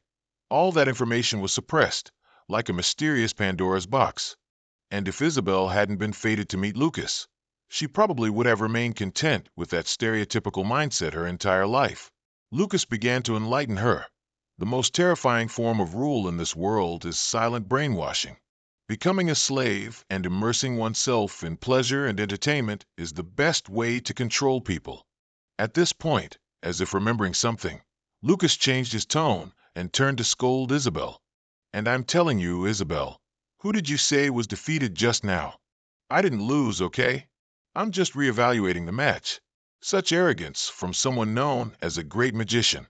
Arriving at the magic tower for the first time, Isabel's eyes and mouth were wide open in awe. She felt it was truly magnificent. Lucas looked straight up at the top of the tower, and many thoughts began to form in his mind. It would take at least half a year to join a guild. That time was the best gift he could give himself, striving to train and quickly return to his former status. Looking at the majestic tower in front of him, Lucas smiled again, recalling old memories. He and his close friends, including Squeezer, were all considered to have originated from here. Even as a tiny child, he was a very intelligent and diligent student, spending countless hours in the library, which quickly earned him numerous titles and recognition even to this day. A series of forceful footsteps cut across his thoughts. As soon as he turned his head, Lucas and Isabel saw a group of dark elves. Although they carried elven blood, due to their peaceful relations with humans, they were allowed to move freely and study common knowledge without limits. But that was only in this era of equality. In his grandparents' time, they fought endlessly, but never gained those special privileges and benefits. The elf race once underwent a great integration. Currently, the entire large forest area in the north is the territory of this race. Lucas observed them at close range, feeling extremely surprised and delighted. At the same time, he also received a dagger-sharp glance from the other side. Some time had passed since the two of them entered the magic tower. This place was precisely a multidisciplinary training ground for those who revere magic. In a large hall beneath the tower at this moment, many people were training together. Thanks to the dedicated teaching of her master Lucas, Isabel was also able to proficiently use Kasazin's fighting method. After completing her energy circulation, she turned to look and saw Lucas still moving his arms and legs in peculiar, monkey-like poses, extremely strange. She wasn't the only one wondering. The people next to them didn't understand it either. In the eyes of his fellow students and friends here, Lucas was like someone who was spaced out during the day and high at night. He was so peculiar that he could dance unashamedly in a crowded place, and when he felt diligent, he could pull an all-nighter at the library. Seeing that demeanor, Isabel unconsciously smiled. Indeed, no one here understood him, but she always believed that behind those universal dances lay a way to control very powerful attacks. After changing his attack stance with a speed imperceptible to the naked eye, Lucas quickly retracted his limbs. This dance cycle was exactly like a flowing stream of water. That's what true martial arts, the ultimate martial arts, were. In this corner, a young man from the Dark Elf group from the other day was training hard with a martial arts master. Having searched everywhere and found no worthy opponent, this dark-skinned young man seemed quite arrogant. Humans are all weak. As soon as he uttered this sentence, he received a rebuke from his own master. This woman was Camille, a dark elf with white hair tied neatly to one side. Just a glance from her would make the young dark elf named Liamson show respect. Suddenly, Liamson's eyes fell upon Lucas, who was still actively dancing in the corner. Curiosity aroused, he immediately ran over to Lucas, without any hesitation, to strike up a conversation. Looking at Lucas's incredibly agile movements, Liamson couldn't believe it, even when he admitted to being a mage. How interesting. This kind of opponent is truly worthy. Hey, human. Wait, call me Frey. Okay, Frey, then fight me. Seeing Lucas's somewhat puzzled expression, he immediately had to clarify. I don't mean to fight. How should I put it? Challenge. I want to challenge you. Seeing the tall, dark-skinned man in front of him stammer a few grammatically incorrect sentences, Lucas was momentarily culturally shocked. Liamson's master slowly approached. Unlike her foolish student, she seemed calmer. She flicked the foolish Liamson's head, then profusely apologized to Lucas's group for letting a kid disturb their peace. But that dark elf didn't seem to give in either. He strained his neck arguing with his master like a competitive child, but still couldn't hide his clueless, immature demeanor.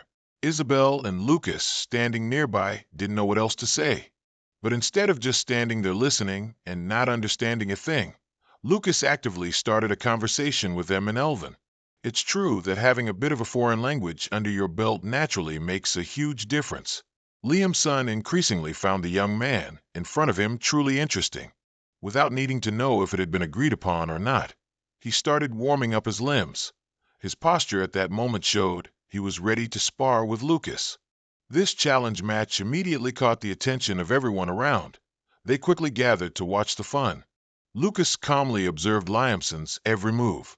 Every swing and kick he made exuded sophistication, with a distinct dark elf style, just like a wild beast. While Lucas remained in a defensive stance, Liamson quickly lunged forward, unleashing a powerful kick, but Lucas blocked it with his bare hands. Liamson was momentarily startled. He blocked that. Lucas simply maintained his defensive position, yet consistently nullified all of Liamson's attacks. His footwork whizzed through the air, his movement silent, clearly indicating his strength lay in his legs. Grasping this, Lucas easily dodged and knocked him away. Liamson, like a wild beast missing its prey, licked his lips with delight, then pounced forward once more. This intense battle left all the surrounding side characters wide-eyed.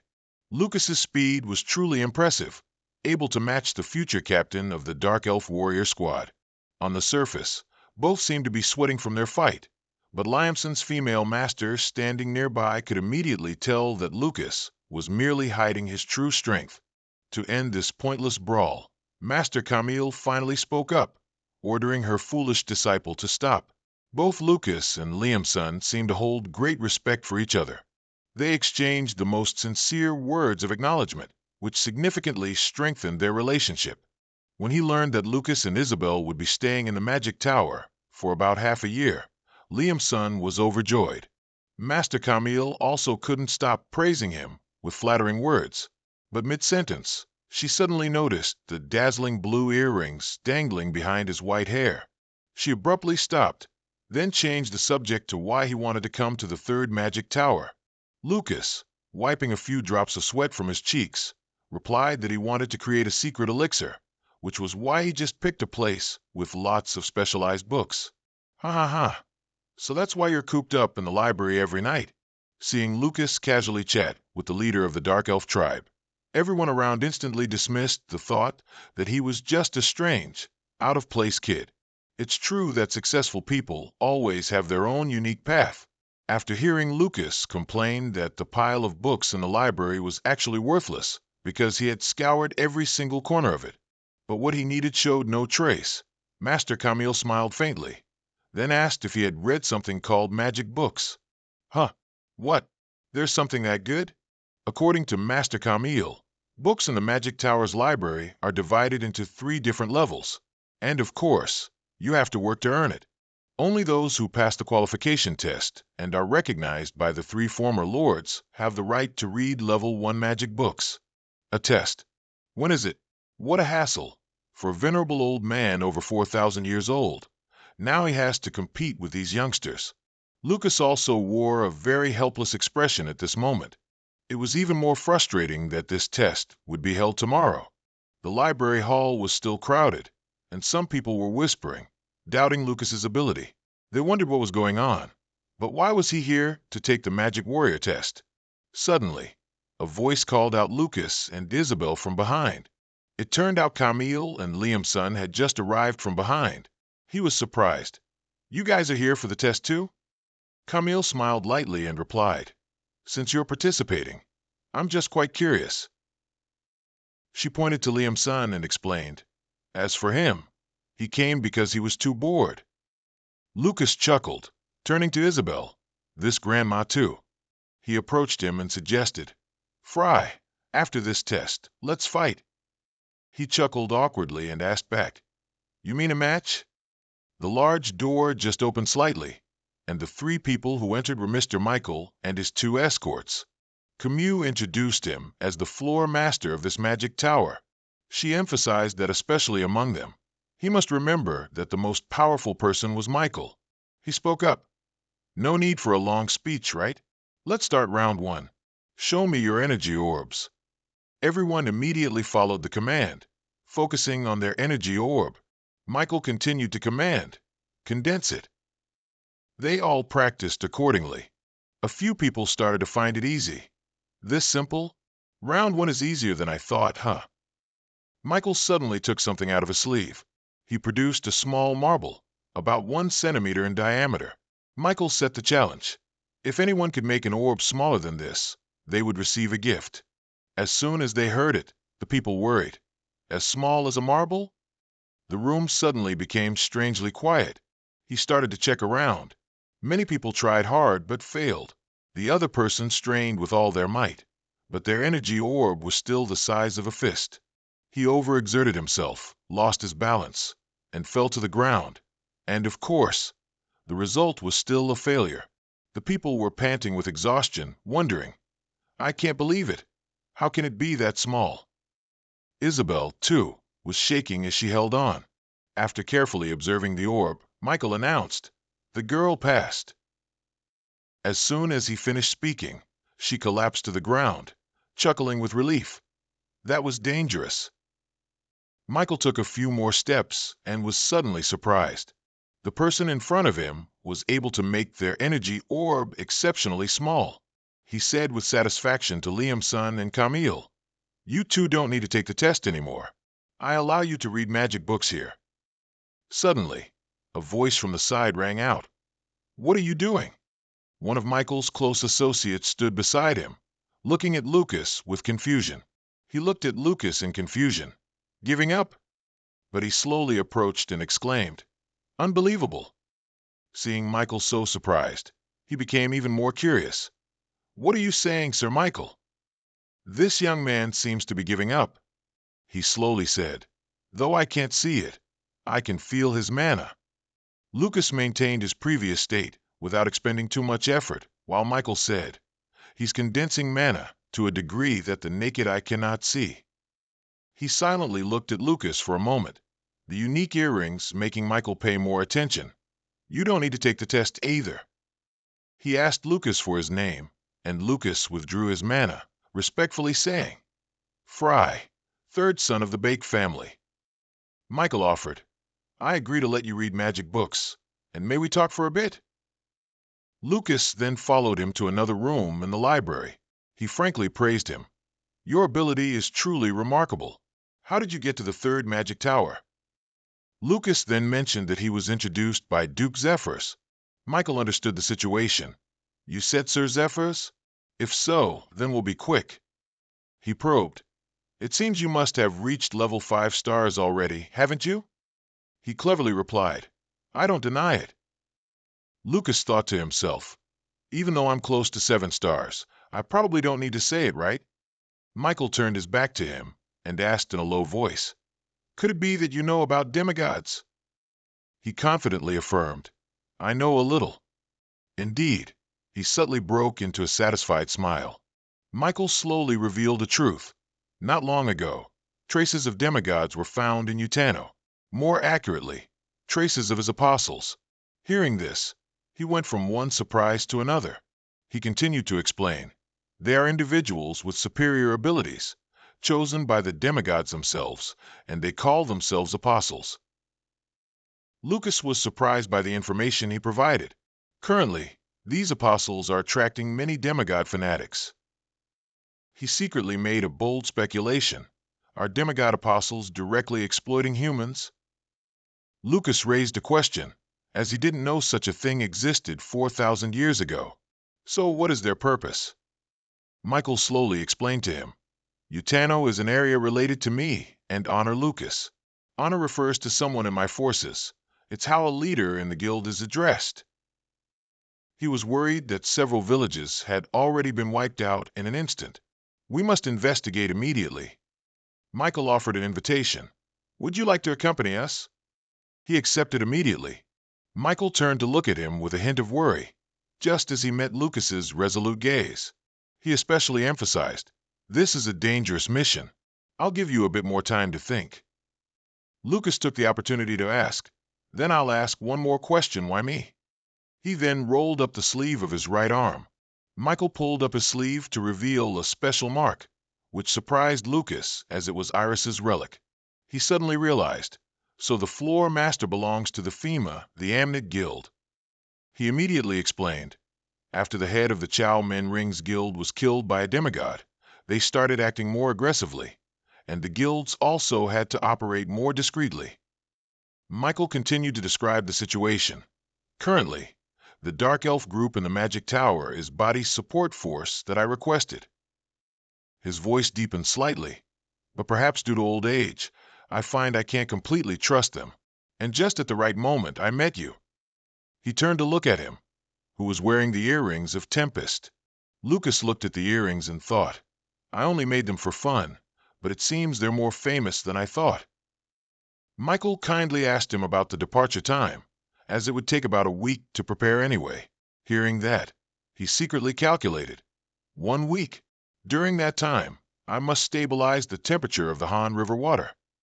He looked at Lucas, puzzled. But why do you want to look at magic books? Lucas honestly said, because I want to make an elixir, so I need to study some alchemy. Michael started, repeating his words. Alchemy. He gently suggested, in that case, asking that girl for help would be faster than looking for magic books. He was a little surprised, waiting for him to continue. Afterward, Lucas went to the person Michael introduced. As the door creaked open, Professor Adelia peeked out and asked, Who are you? He immediately introduced himself. I am Frey, introduced by Sir Michael. Her slightly unapproachable appearance made Lucas think. Professor Adelia is known as the genius professor of West Chot Academy, but this is the first time I've met her. As he entered the room, he couldn't help but be surprised, secretly thinking, she truly lives more freely than I imagined. Adelia awkwardly scratched her head and exclaimed, So you're the person he was talking about.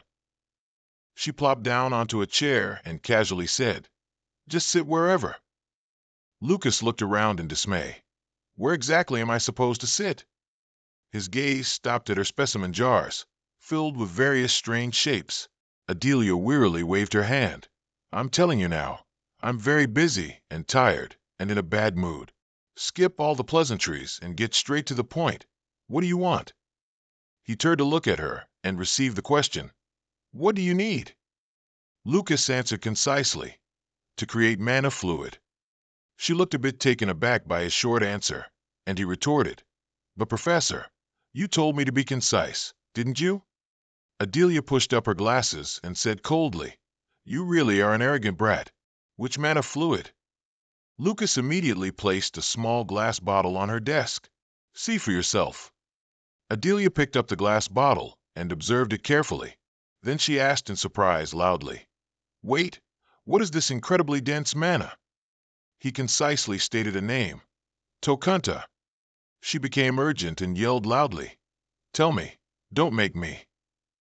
Meanwhile, Lucas calmly explained that it had exceeded the word limit. He slowly explained, a liquid extracted from the heart of a 1,000-year-old drake. The estimated mana quantity should be around 10,000. Professor Adelia was surprised. Can this be used to make a magical elixir? She shouted loudly, Are you crazy? Her expression made him shake his head. This person's words and actions are inconsistent. Lucas scratched his head, confused, fearing this task was too difficult. Adelia said with 100% confidence, Though the crafting method is a bit difficult, it'll be fine as long as I'm here. The problem is the ingredients. She ruffled her hair. On the contrary, there's one thing that's hard to find. He was surprised when Adelia expressed difficulty in naming the ingredient. Phoenix feather. Lucas calmly placed the beautifully colored phoenix feather on the table. Professor Adelia was so astonished her hands trembled, while he carefully asked again, "Do you need anything else?" She quickly picked it up to examine it closely and said, "I need an assistant skilled in mana distribution, capable of forming small orbs about the size of a fingertip." His hand quickly unleashed power. Lucas, without a second thought, created a mana orb. He easily condensed it in a flash, which Adelia observed and became excited. Both got to work amidst the professor's frantic inventing. Adelia then wondered, "Who exactly are you?" She shook the potion bottle while probing. "Are you from the family of Count Isakabe? I often hear the names Michael and Henger, but this is the first time I've heard the name Frey." He listened silently as she spoke. "With that level of mana distribution ability, you must surely have some knowledge of alchemy." Though the knowledge is a bit outdated, Lucas thought to himself, "Sorry, but that's knowledge from 400 years ago." Adelia grew more and more curious. "You're so skilled. Why have I never heard of you?" The professor suddenly approached and grabbed his shirt. She looked at him dangerously, which surprised him a little. Adelia offered him to be her assistant, but Lucas flatly refused. She wouldn't give up and began to plead, "I'll pay you generously." Adelia listed all the benefits to entice him. "I'll teach you all the crafting methods you can't learn anywhere else. Please be my assistant." Lucas also yelled helplessly, "Professor, wait. I'm going to fall if you keep shaking me." She reluctantly let him go, but didn't give up. "If I have this kid as an assistant, I'll be so relaxed. How should I sweet-talk him?" At this moment, Adelia looked at him and suddenly remembered something. She wondered, "Why do you keep calling me Professor?" Lucas paused for a moment before realizing. He then introduced himself. "I'm a student at West Shot Academy." This surprised Professor Adelia. A good idea flashed through her mind. Teacher and student? Wait, if that's the case, I'll try to threaten the kid with work and grades. But Lucas quickly shattered her dark thoughts, because he had just dropped out. Adelia angrily scolded, "Why didn't you tell me everything? Are you kidding me?" He changed the subject. "Professor, you have in-depth knowledge about golem crafting, right?"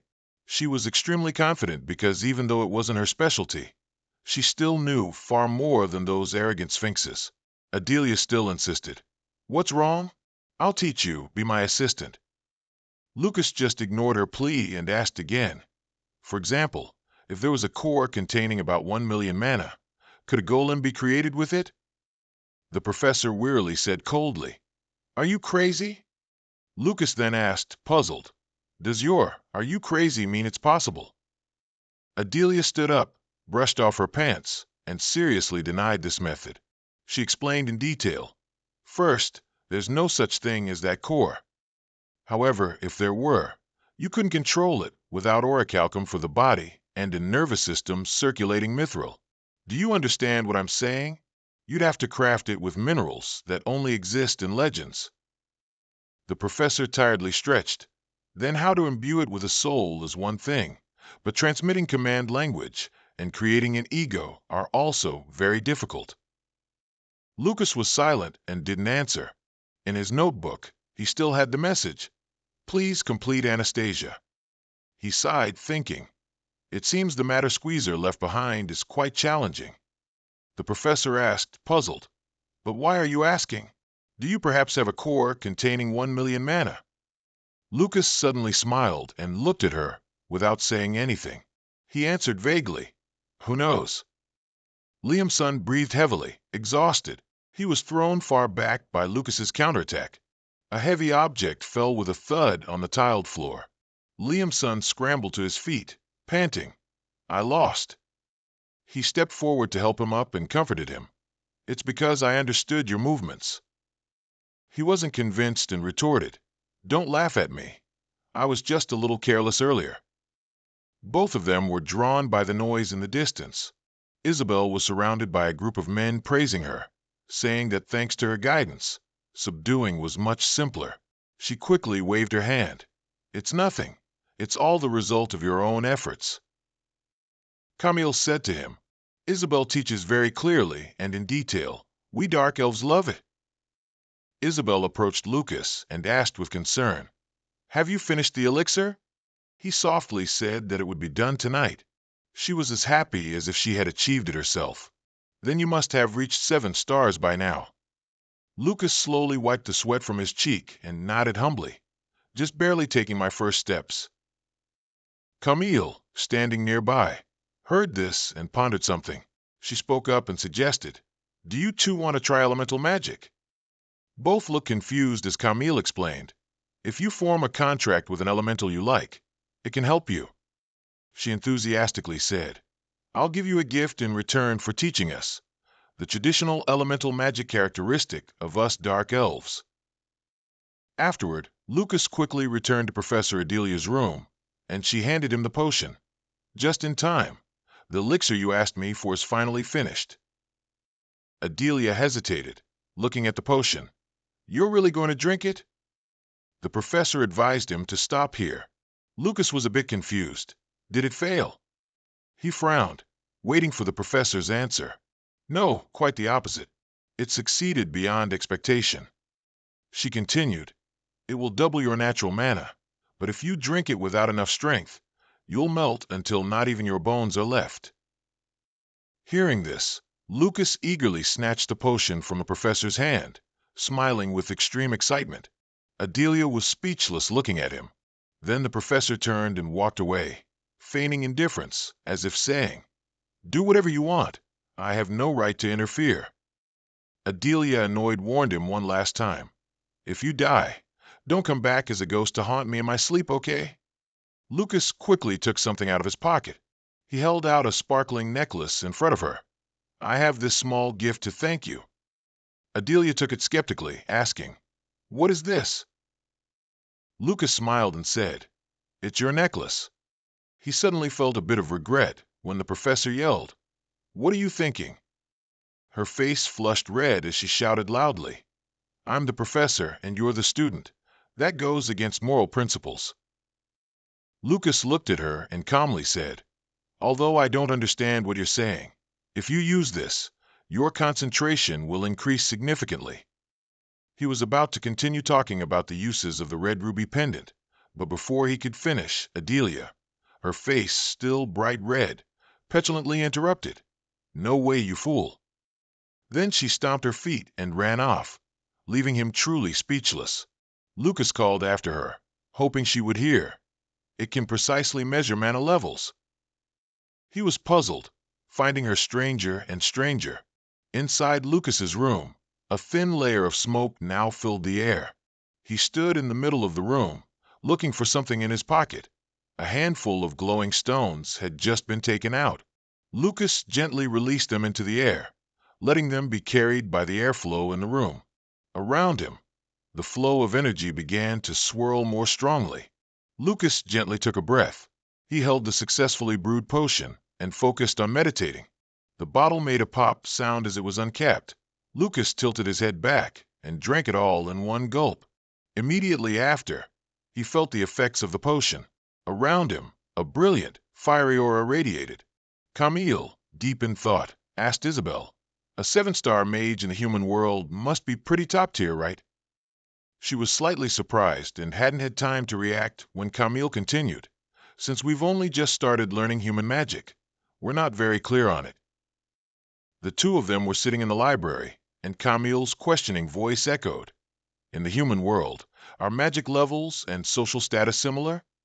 Isabel stroked her chin thoughtfully. "I understand. That's the level we use to refer to archmages." She further explained, "No matter which country, they are all granted titles from count upwards and receive many benefits, and their names are even inscribed on the stone tablet in the royal palace, meaning that it is a level recorded in history."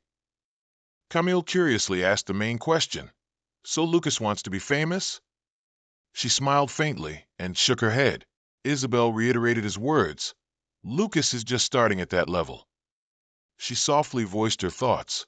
"His goal is much more challenging than being famous." Camille was surprised by his ambition to become a demigod. Lucas is transforming to reach a new milestone. Isabel was extremely proud. he will restore this world. At this moment, he had also completed his ascension to 7-star. Outside, it seemed a bit gloomy and lacked sunlight. Lucas, along with Isabel, Michael, and both Camille and Liam's son, had just arrived at a deserted suburban area. Lucas, leading the group, began to remark, "This is Han Bridge, recorded as having traces of worshippers. This village is more deserted than I imagined." Isabel anxiously looked around. She curiously offered her assessment. "I don't know why this place is enveloped in such an unlucky atmosphere." Lucas coldly concluded, "It's due to divine power." As soon as she heard that, she subtly recoiled in surprise. He bit his lip, thinking to himself, "It's been a long time since I felt this way." Lucas frowned in discomfort. "The feeling is so disgusting it makes me nauseous." Michael remained silent from beginning to end. Isabel spoke up curiously. "I wonder how powerful the one granted divine power by the demigod himself is?" Michael slowly explained the situation. "This village has fewer than 500 inhabitants. Since they are mostly self-sufficient, they don't interact with surrounding villages." Liam's son concluded coldly, "Indeed, it's an ideal village to find worshippers, isn't it?" He reminded, "Frey, as I said before, this is a very dangerous mission." Michael was very worried. "Although I have no objections, is this really okay? It seems a bit too much for that young girl." Lucas looked at Isabel and affirmed, "He doesn't need to worry. She may look like that, but she's quite strong." Isabel suddenly realized someone must be here. A man rushed forward to greet them. "These must be the mages from the magic tower. What brings you to this humble place?" He introduced himself. "I am Aladra, the headman of Han Bridge Village." Michael politely greeted him and expressed his desire to ask a few questions, and the headman immediately happily invited him to do so. Aladra was surprised by his question. "Has anything unusual happened in the village recently?" He described a few issues. "Are there any differences from the norm in daily activities or anything else?" Mr. Aladra calmly said, "What could happen in such a small village, sir? Every day is the same as the last." Michael pondered thoughtfully. Lucas wondered where everyone in the village had gone. Seeing Aladra look a bit confused, he asked again, "In broad daylight, we walked through the whole village and saw no one. It's just like an abandoned village." "Where is everyone?" Only then did the headman scratch his head, stammering, "Ah, well, there was a small matter in the nearby forest today." He froze when Lucas retorted, "You just said everything was as normal, didn't you?" Aladra stammered, quickly trying to brush it off. He softly instructed Liam's son. As soon as he heard the command to check, he immediately set off. Michael was secretly surprised. That dark elf obeyed Lucas? Just then, Liamson's agile figure appeared moving across the rooftops. He gently landed in front of him. Liamson leaned into Lucas's ear. "There's no one, and—" He paused for a moment, then continued, "There are bloodstains everywhere." Immediately after, Aladra blinked and transformed into a terrifying, long-fanged monster. As soon as Michael saw it, he guessed the situation was worsening. "It's a minion of the demigod." The village headman and those with him had already turned into monsters at some point. They frantically charged forward, yelling, "In that case, you all die." The lead monster, transformed from Aladra, roared, "Deal with the mage first." Two monsters lunged directly at Michael. Isabel quickly ran and stood in front of him. She quickly cast a fire spell, a scorching pillar of fire blocking between the two of them and the monsters. Affected by the heat of the fire, it cried out in pain. The stubborn monster then grew accustomed to the heat, approaching them as if there were no barrier in front of it. Both monsters extended their fangs and claws, lunging through the screen of fire. Immediately, a gentle wind/skill cut its head in two. Lucas merely flicked his hand, tearing the two monsters into 100 pieces. Aladra was a bit worried, unable to believe he so easily defeated those like us who were directly granted power by him. It quickly tried to escape, but was seen by Lucas. Liam's son immediately gave chase and blocked its path. A clean sword strike severed the monster's 2 legs. It screamed in pain and then crashed to the ground. Liam's son gently retracted his weapon. A foot stomped heavily on the monster, making it cry out in pain. Lucas interrogated coldly, "Now, tell me what you know." The stubborn monster Eladra replied, "I really don't know anything." He said irritably and coldly, "It seems I've been too lenient, haven't I?" Camille gently stepped forward to take over the interrogation. "Let me handle it." She generously advised, "Just in time, watch carefully. This is my spirit magic." Camille murmured an incantation. A mysterious vortex appeared on the ground. From that vortex, streams of arcane energy gradually gathered. Gradually, a tiny spirit with a giant eye appeared. Isabel watched in surprise as she explained, "If you want to extract information, this little guy, a spirit of darkness, is very useful." The spirit promptly asked, "Why are you messing with it, sis?" Camille smiled sinisterly. "Control is mine for me." Upon hearing the command, it immediately clung to the monster on the ground, making Eladra scream in fear. "What is this? Get off me!" Very soon after, it burrowed into the demigod minion's mouth. Lucas shuddered at the sight. Perhaps torture is much gentler. Michael silently stood behind, observing Camille enjoying her gruesome trick. He secretly made a decision. I must never make an enemy of a dark elf. The spirit, inside Eladra's throat, controlled him and said, "Tell me, where are all the villagers?" He said intermittently, "They're all dead." Camille asked in a cold voice, "Why?" It answered like a machine, "Because I need sacrifices." Michael was astonished to hear that. Lucas raised an eyebrow, deep in thought. Sacrifices? What do they sacrifice for? Eladra continued to reveal, to create creatures and unleash the power of the believers. It suddenly fell silent and motionless. Then its eyes glowed brightly, continuously emitting strange cries. Camille quickly shouted a warning. "Danger!" Everyone moved back quickly. As expected, it exploded like a time bomb. The explosion behind them was quite large. Michael frantically covered his face. Liam's son and Camille weren't much better. Lucas's earring glowed. He created a magic circle around everyone inside. He had been mind-controlled, not to reveal crucial information. Truly a demigod's follower. Michael nervously observed the situation and decided, "The situation's not good. We have to go back." He looked at Lucas and urged, "If they use apostles to produce those creatures, we won't be able to handle it." Lucas remained resolute. "We still have to continue." Then he said calmly, "They'll be watching us anyway. If we miss this chance now, there won't be another one." Michael's voice trembled as he advised, "We should wait until Lord Lucas returns." He resolutely urged, "He's a 7-star mage. With these apostles, if we confront them without him, it's just a path to death." Lucas replied lightly, "I'll take his place." Michael worriedly explained, "This isn't the time for arrogance. 7-star is the level where one can merge contradictions." Camille didn't understand what merging contradictions meant.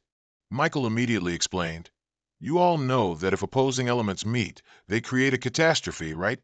At the 7-star level, one can control natural elements and merge them." Lucas was extremely confident. "I'm not being arrogant." He immediately snapped his fingers. Immediately, 2 streams of ice and fire magic appeared behind him. Michael jolted up. "What are you doing?" Lucas brought his 2 hands close together. Michael grew even more bewildered as he watched him interlace the 2 columns of ice and fire. "You're just like a newly bought mat, completely inexperienced." The 2 opposing streams of power swirled amidst Michael's pleas. "How can a newbie like you?" Before he finished, his eyes widened in astonishment. When the 2 magic streams merged, he exclaimed, "Unbelievable! You can merge such terrifying power." He asked Lucas expectantly, "Have you reached 7-star already?" Lucas seriously stated, "I will replace Lord Lucas."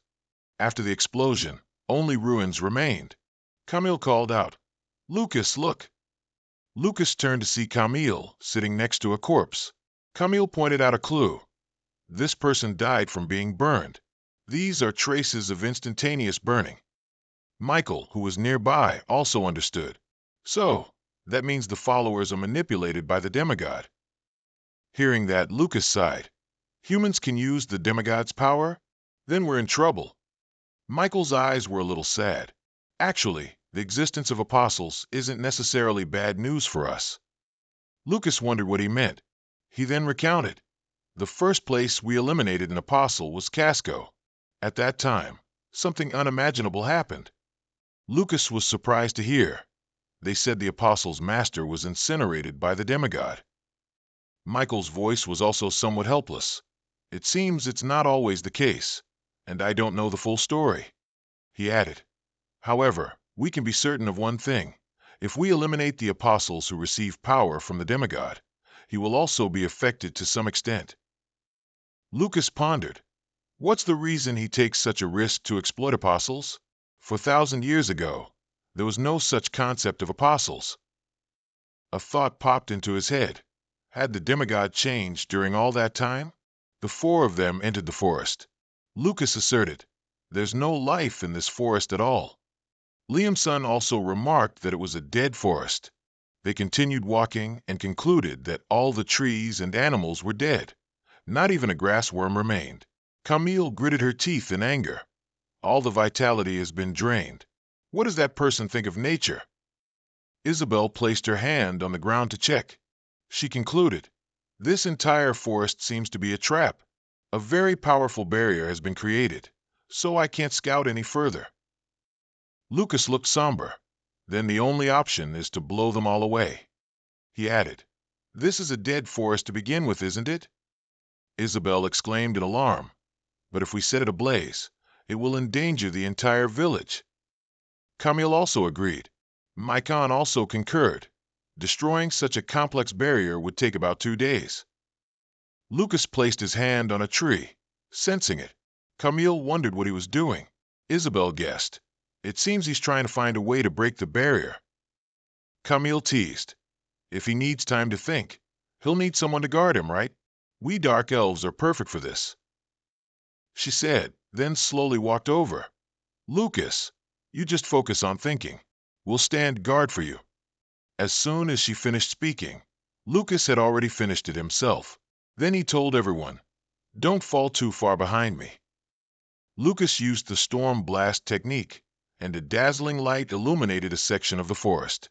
Wind blew the surrounding trees away, and the technique also launched wind blades far out.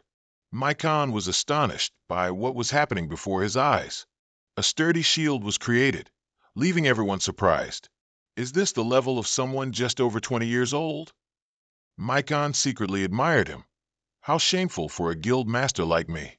I'm an elder, yet I can't help it all. It truly is a case of the new generation surpassing the old. Lucas's tone suddenly changed. Finally, you show yourself. A shadow approached from afar, accompanied by his cold voice. The apostle that makes me sick. Maikon froze for a moment. The approaching figure became clearer and clearer. Maikon was stiff with shock. I can't believe this. How could this happen? He exclaimed in astonishment. Lord Lucas, how could you? Maikon looked at the silver-haired man approaching them and said in surprise, that person is Lord Lucas. Lucas asked with certainty while he trembled, is he an apostle? Lucas gently said to Maikon, my old friend, I told you to wait for me a little longer. Why didn't you listen to me? He couldn't believe it was true. It's just a misunderstanding, right? A respected figure like you couldn't possibly. The old man calmly stroked his chin. You're not mistaken. I didn't expect you to be so curious. Lucas raised his hand, creating a stream of light like a silver star. The old man's face darkened under the blinding light, and he coldly uttered, have a good journey. The old man's attack was blocked by Lucas's power. Lucas said in surprise, blocked it? Maikon, after that last blow, fell to the ground in fear. He stammered, I can't believe that the leader of the guild, Lord Lucas, would. Lucas reminded him, please regain your composure. That man is no longer the person you respected. He drew a sad conclusion. He is completely autonomous. No one is controlling him at all. At this moment, Lucas asked Lucas, Why did you betray the guild? The old man calmly asked him in return, Are you a member of the guild? He sneered contemptuously. Truly, youth hasn't experienced life. He said maniacally, It's because I've learned about his power. As he listened to the old man, his face turned deathly pale. Confronting him, we are nothing more than dead worms. He grew angry, remembering what the demigod had once said to him, a human like you. Lucas angrily clenched his hand into a fist, then told him, No, that's not true. The old man was surprised to hear him say that. He was so angry that his whole body exuded a terrifying surge of power, declaring, Humans are not insects. Only you, who succumbed to him, would think that.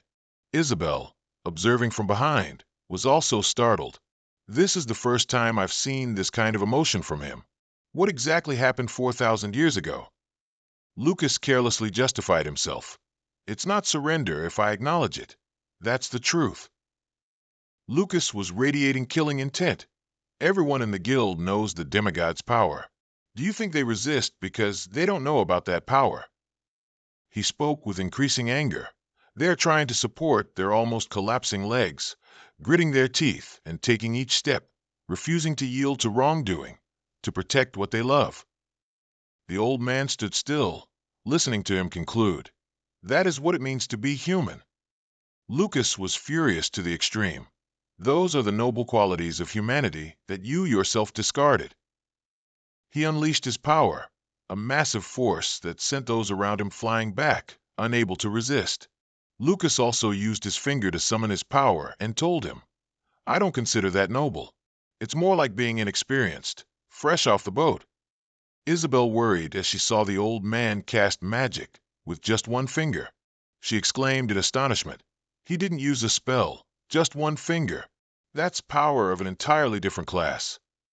The old man cast magic. Immensely powerful lightning bolts surrounded him, looking extremely smug. Look, these are lightning bolts that cannot be created with ordinary magic. You can do it immediately just by receiving his power. He laughed smugly. The power from him is stronger than any 7th level mage, and now it's mine. His magic unleashed lightning bolts that shot straight up into the sky, creating a whirlwind. Liam's son, standing next to Lucas, looked up at the sky in astonishment. Dark clouds are covering the sky. Is this the power of a human? He calmly told him, It's not human power.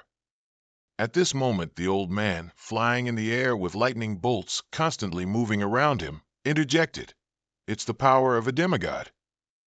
Liam's son worriedly asked Lucas, What do you think we should do? He looked up at the whirlpool in the sky and replied, Feint to the east, strike to the west. He told Liamson the plan. At the first attack, don't forget you hold 3 lives in your hands. He told Camille, cover Liamson and provide magical support from behind. Can you do that? Camille confidently gathered magic in her hand. He continued to instruct Maikon, stay in the rear and try to suppress his power. Don't be reckless and cover me. He immediately got into a ready stance, showing he understood. And Lucas didn't forget Isabel. She also immediately awaited her task. Lucas approached Isabel and whispered something into her ear. She looked extremely worried, unsure what he had told her. Seeing Lucas turn away, she worriedly said, Wait, it's too dangerous. But Lucas didn't care about that. He activated the bracelet on his wrist. Save the chatter for later. I'll listen to you talk all night. A weapon appeared, and he quickly grabbed it. He rushed forward, ordering everyone charge. At this moment, Lucas raised his hand and began to cast magic. Thousands of gigantic lightning bolts streaked down from the sky. Liam's son nimbly moved, avoiding the lightning bolts attacking him. He charged towards Lucas, but Lucas was now protected by a circle. Liam's son attacked him directly, but was then flung back by the demigod's power. Lucas charged from behind him, creating a magic circle from above and striking towards Lucas. He swung his staff, shouting, Geothermal. A thermal shock appeared. Maikon looked on in surprise at the battle's progression. He thought, the ground is shaking. Is this Frey's power? Lucas lightly landed, surrounded by many geothermal rings. Lucas looked up and saw Lucas attacking. He quickly sprang up, dodging the lightning bolts heading towards him. Lucas continued to cast magic. His body was covered in veins, and a circle of immense power surrounded him. "Don't try in vain, rookie," Lucas said to Lucas. "No matter how strong you are, with human strength, you can't pierce this wall of lightning." Lucas was full of confidence, for this was the power of a demigod. Lucas held his weapon, charging forward and taunting. He used geothermal magic to attack Lucas. He swung the weapon in his hand again. This time he used Ice Fang magic to attack, and ice blocks shot down towards Lucas. They surrounded Lucas, but he was unafraid, crossing his arms within the barrier and confidently saying, "It's useless." Camille worriedly said to Isabel, "This isn't good." Camille told Isabel about their initial plan. The plan was to make him focus on us, but he's only attacking Frey. He can't hold out. Isabel said something that surprised Camille. "Please don't worry." She was extremely calm. "Everything is going according to plan, at least until now." At this moment, she recalled his instructions. "Listen carefully, Isabel. That guy knows my level. If we split up and attack, he'll know your decoys." Looking at the storm appearing in the sky, "It seems he's receiving infinite power from this storm. As long as it remains, he'll be immortal." Lucas told Isabel his intention. "I have to put out that storm." He encouraged them confidently. "If everyone works together, we can do it. I'll be the decoy while you lead everyone, okay?" He turned away, I'm entrusting my life to you." At this moment, Isabel began to command everyone. "Mr. Mycon, Ms. Camille, please focus your mana to the highest degree and coordinate with me." Hearing that, Mycon and Camille quickly concentrated their strength, ready to fight. Isabel also cast magic with determination. "The outcome of this battle depends on us." Meanwhile, Lucas was continuously fighting Lucas to buy time for the others. Lucas continued to swing his weapon towards Lucas. The ice blocks surrounding Lucas increased more and more. But Lucas was unafraid, looking at Lucas trying to defeat him and sneering. "Just a rookie who doesn't know his place." But Lucas looked at him and thought, "But this power, he has indeed surpassed the 7-star threshold. If not for this protective layer, I would have been crushed." Lucas's face showed a slight surprise. Only 20 years old, yet this is truly a genius. I must destroy him to avoid future consequences. Lucas attacked, shouting, "Thunder fire!" Sparks shot towards Lucas, but Lucas noticed something unusual. This kid, even though he knows it's useless, keeps attacking. Why? He seemed to understand his intention. Was it to obstruct my view? By the time he realized, Isabel, Camille, and Mycon were concentrating their power, causing him to angrily shout, "You despicable wretches! So you intend to put out this storm?" He used his power to attack the 3 of them. His lightning bolt swiftly shot towards Isabel. The lightning bolt possessed terrifying power, and a loud explosion rang out. Lucas, worried, quickly shouted Isabel's name. All 3 of Isabel's group were injured, lying on the ground, groaning in pain. Lucas also defiantly said, "You arrogant fools, I will finish you off." Lucas shouted loudly in worry to distract the old man. "Your opponent is me." He flew towards the old man, thinking angrily, "Indeed, the older the ginger, the spicier it is." He saw the old man about to attack the other 3 and muttered, "Damn it, it's too late." Liam's son charged forward with his sword, blocking the old man's attack. Seeing this, Lucas was astonished and loudly called out Liamson's name. He used all his strength to resist the old man, but he was still pushed back by the old man's power. Just then, Lucas flew towards Isabel and worriedly asked, "Is everyone okay?" Isabel strongly said to him, "This alone won't take us down. You focus on that apostle." Camille reassured him, "We'll take care of that black cloud." Meanwhile, Liam's son was using all his strength to resist Elder Lucas's power, but his power was too great, so Liam's son was pushed back. Elder Lucas angrily cursed, "You pesky flies." Liam's son was choked by Elder Lucas's lightning, causing him pain. Elder Lucas tightened his grip around Liamson's neck, angrily saying, "I've spoiled you too much, haven't I?" Elder Lucas disdainfully spoke harsh words. "You inexperienced rookies dare to defy me?" Elder Lucas gnashed his teeth in anger.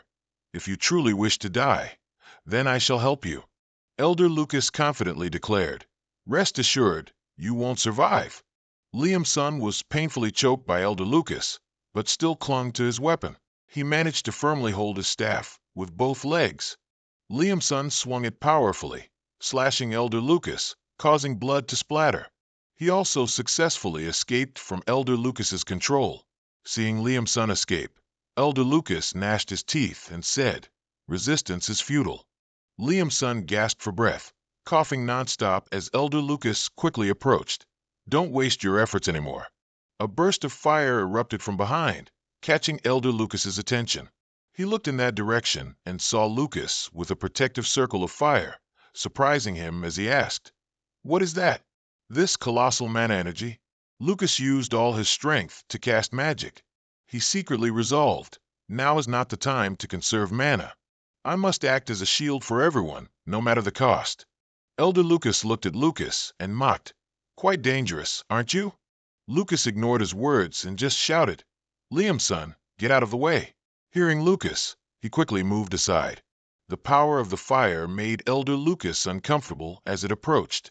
At the same time, Lucas shouted, "Earth-fire eruption." Immediately after that shout, all the mana was propelled towards Elder Lucas.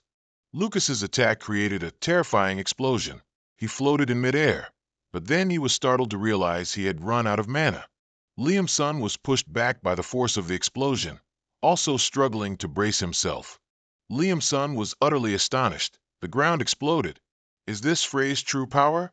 He looked at the scene before him with bright, excited eyes. But then, Elder Lucas appeared in the swirling smoke and dust of the explosion, cursing furiously. Elder Lucas had lost an arm in the attack, and angrily yelled, "You insolent brat!" He roared in indignation, unforgivable. "Those like you must die." Meanwhile, Lucas tiredly knelt on the ground as Elder Lucas angrily threatened, "You're dead for sure." Elder Lucas smugly thought he had seized the opportunity and said, "You've used up all your mana. Open your eyes wide and witness the power of this seasoned veteran." Lucas, seeing this, also struggled to stand up. He disdainfully retorted, much to Elder Lucas's astonishment, "Who's the rookie now?" He stood up arrogantly, declaring, "I did that because I can still fight without mana, you delusional rookie." Liamson realized something and yelled, "King's martial fist." He still hasn't given up on it? Lucas understood that the Elder's defense was unstable, so they couldn't let him recover. Elder Lucas angrily launched a volley of lightning at him. He nimbly dodged all of the Elder's attacks. He flew up and delivered a critical blow to the Elder's stomach.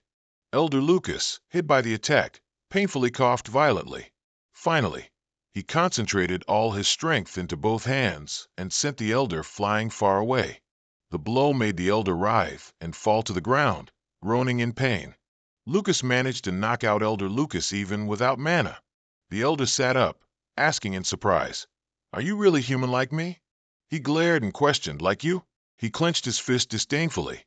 "You are not human now. You are merely a demigod's dog. Nothing more, nothing less." The Elder was startled upon hearing that. "Why do I feel like this kid is so experienced? Is this real?" The Elder stomped his foot on the ground and snarled, "Will I lose?" He flew up with a lightning vortex. He raised his hands high, summoning power. Elder Lucas arrogantly said, "Have you forgotten? As long as this storm exists, my mana is infinite." The Elder said confidently, "Struggling is useless. If I recover my mana, I'll boil you all." No sooner had the Elder finished speaking than he was kicked in the face. It turned out to be Liamson, who had flown up to attack. Liamson kicked the Elder to the ground. The others didn't even dare to look at the Elder's tragic end. Isabel secretly thought, just a little more. On the other side, Lucas and Liamson were teaming up, giving Elder Lucas no time to react. The Elder, filled with resentment, prepared to counterattack. He exploded with power, attacking the two. "You arrogant bastards." The Elder's attack was too powerful, making Lucas and Liamson cry out in pain. The Elder unleashed his power, sending the two flying and falling to the ground. Lucas lay on the ground, groaning in pain. He stared at the elder with wide eyes. The elder approached him with lightning, stepping on him and threatening, "I will tear you into pieces." He was struck by the lightning bolts, crying out in pain. The elder's body was covered in lightning.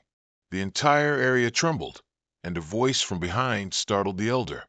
At this moment, Isabel's group had gathered enough power. Camus also provided full support. Michael was also incredibly focused.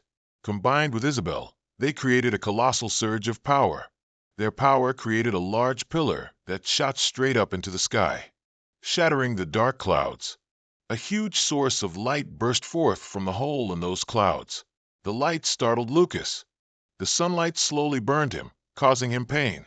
At this moment, Lucas was pinned underfoot by the old man, who gloated, "You lost."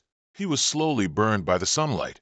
Before dying, he still had many lingering obsessions, just a bunch of nobodies, yet Michael was still troubled, Mr. Lucas. His body was burned and slowly disintegrated, but he was still in a daze, unrepentant. "Please save me, demigod." The sky was filled with rays of light, breaking through the gloomy darkness. A flock of birds flying by created a truly beautiful scene. Only a scarred body of Lucas remained. Everyone sighed in relief, as it was all over. Seeing this, Michael asked, "Why did you betray us, Mr. Lucas?" He knelt before the old man's fading body. Lucas was astonished as he heard the old man whisper, "The demigod said he would save humanity. He would free people from this suffocating life. He also promised to improve humanity, and those who hinder human progress are you all." After listening, Lucas prepared the power in his hand. "If you're done talking, let's end this." Michael immediately spoke up to stop him. Seeing his attitude, he tried to persuade him, "We must end this now." Michael remained resolute in stopping him. Then his voice trembled as he asked for a moment. He turned to Lucas and asked, "Mr. Lucas, could you reconsider?" The old man slowly asked mockingly, "Michael, are you pitying me?" He said tremblingly, "Besides magic, we all share the same goal for humanity. Can't we fight together?" Lucas gently took Michael's hand. He bowed his head, wanting to choose his words to persuade him. Suddenly, his eyes narrowed, feeling it was unbelievable. He felt some energy and exclaimed. Lucas said sorry because he had gone too far. Seeing this, Lucas rushed forward in panic. "Please move aside, Mr. Michael." A terrible light flashed from where Michael and Lucas were. Then there was a huge explosion that caught everyone off guard. No one had time to react or see anything. Smoke dissipated, revealing a deep pit. Liam's son cursed angrily. That demon took Mr. Michael with him to his death. Isabel cried, wanting to rush in and search. "Mr. Michael, how could this happen?" She wanted to rush there, but Lucas stopped her. "It can't be like this. Why should someone who does what's right die like this? It's truly unfair." Lucas held her and said, "Yes, it's too unfair." Then he hugged her and said, "This world is too wrong, so we must change it." In Lucas's voice, everyone expressed different emotions. "Keep in mind that you might become like that later. I could also have that same fate, but even so, we still have to fight, even if it's alone." Everyone had returned to the castle. Lucas was sitting on the bed, thinking about something when there was a knock at the door. Isabel opened the door and entered, announcing, "Sir Camus has met with the Fader Amulet Society." He raised the stone in his hand and thoughtfully indicated that he understood. Isabel was curious about the stone, so she looked at the one in his hand. Lucas explained, "Crystals appear in the bodies of the apostles, and depending on how they are used, they can grant immense power. Professor Adelia once showed me one." She walked over and sat by his bed. Seeing her look pensive, Lucas asked, "Are you still sad?" Isabel replied, "I'm sorry. This is the first time I've witnessed the death of someone I fought alongside. Even though I heard Sir Michael belongs to the Fader Amulet Society, isn't it only witches who can join Fader Amulet?" Then he was silent before speaking. Sir Michael's joining the Fader Amulet Society was an exception. He recalled his conversation with him and learned that the secret society might sometimes be short on personnel, and those with ability would be able to join. He also said Lucas would be welcomed by them. Michael also mentioned the reason why FIF-8 Hamlet had few members. Then he reached out and touched a large tree in front. But their influence is very significant.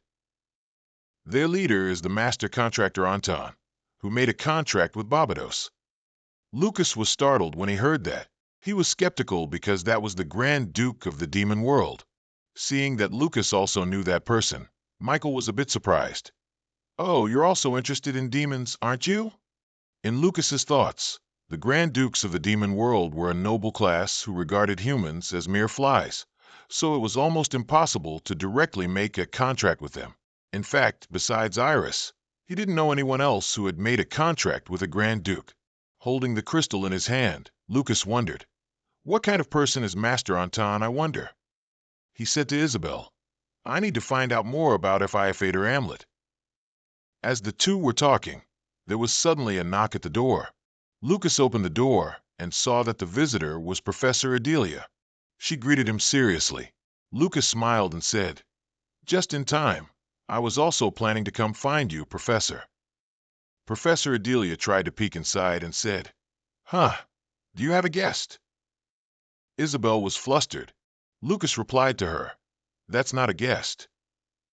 Professor Adelia nervously played with her hair and said, "Sir Julian is looking for you." But he didn't know who that person was. Adelia's explanation shocked him. "He is the master of the magic tower here." After that, all three went to meet the tower master and were greeted. "It's the first time we've met face to face. I've heard a lot about you, Frey." He solemnly introduced himself. "I am the master of the third magic tower, Julian Montanley." Lucas confidently said, "I've heard of your renown for a long time." Professor Adelia, standing beside him, pouted. "Just now, when you heard his name, you didn't even know who he was." Sir Julian stood up from the table and said directly, "I have read the report related to your recent mission. The report is excellent. You recorded the Apostle's abilities accurately and meticulously." Then he walked to the window and said, "I am very sorry about what happened to Floor Master Michael. He was a very loyal person." Lucas and the other person remained silent. Julian asked, "The report didn't mention the Apostle's background. You didn't know anything about him, did you? And you admitted as much." The Tower Lord continued, "I was too hasty. I should have waited for Vice Tower Lord Lucas to return before sending you all out." Lucas and Isabel heard that, and both fell silent in thought. Julian continued to ask, "How did Sir Michael perish?" Lucas's face darkened. Then he slowly said, "He never lost his loyalty to God, still full of faith and honor." The Tower Lord suddenly called Lucas's name. He looked at him calmly. He turned back and said earnestly, "Frey, you will become the new Floor Lord, following in Michael's footsteps." Professor Adelia was startled upon hearing that. Contrary to Adelia's reaction, Lucas calmly asked the Tower Lord, "Are there any Floor Lords as young as me?" He told him and everyone else. Previously, Michael of the Blake family became a Floor Lord at 26. "You might be the youngest." Then he went and patted his shoulder, saying, "It seems the Blake family has many talents. Your father would be very proud of you." Lucas didn't respond, just looked directly at the Tower Lord, pondering something. Sir Julian continued, "This is not a bad offer. If you become a Floor Lord, you'll be able to operate more conveniently and engage in extensive academic exchanges." He continued to tempt him, saying that depending on his achievements, he could also acquire rare magical materials and tools, but Lucas flatly refused. Professor Adelia's joyful mood plunged into an abyss. She shouted, "What? You refused the offer to be a Floor Lord?" Sir Julian calmly asked if he wanted to join the guild. Lucas replied that wasn't the only reason. Floor Lord Julian pondered for a moment and then said, "I understand. I respect your decision." Afterward, the three left, with Professor Adelia scolding as they walked. "Are you crazy? This is the first time in my life I've met someone who refused the position of Floor Lord. Even if you plan to join the guild, you could still hold the Floor Lord position, you know. Truly, youth hasn't experienced life yet." As Lucas walked, he could only sigh helplessly to himself, "My brain's going to explode." Then he said, "Oh, right, Professor. I have something to show you." Then everyone went into a research room with many specimens. Professor Adelia was surprised to see something. She shrieked, "Is this the Apostle's crystal?" She asked Lucas, "Did you defeat that apostle?" He was surprised that she didn't know. Then she took out her glasses to examine it closely and excitedly said, "I thought since Sir Flor Lord Michael sacrificed himself, it would have escaped." As she meticulously examined it, she told Lucas and Isabel that this perfectly preserved the demigod's power. Although in this state it's like a discarded item, with just a few steps, it will become a good secret elixir. Then Lucas spoke up, asking for a favor. Seeing his sly smile, Adelia couldn't help but suspect. "You're asking me for a favor?" Seeing that terrifying gaze, he dodged it and asked, "I can't?" Professor Adelia laughed and said loudly, "Why not?" He sighed in relief. "I'll rely on you then." In the castle corridor, Camille arrived with a group of people. Lucas greeted first. "Hello, Camille." She turned and said something to Lucas.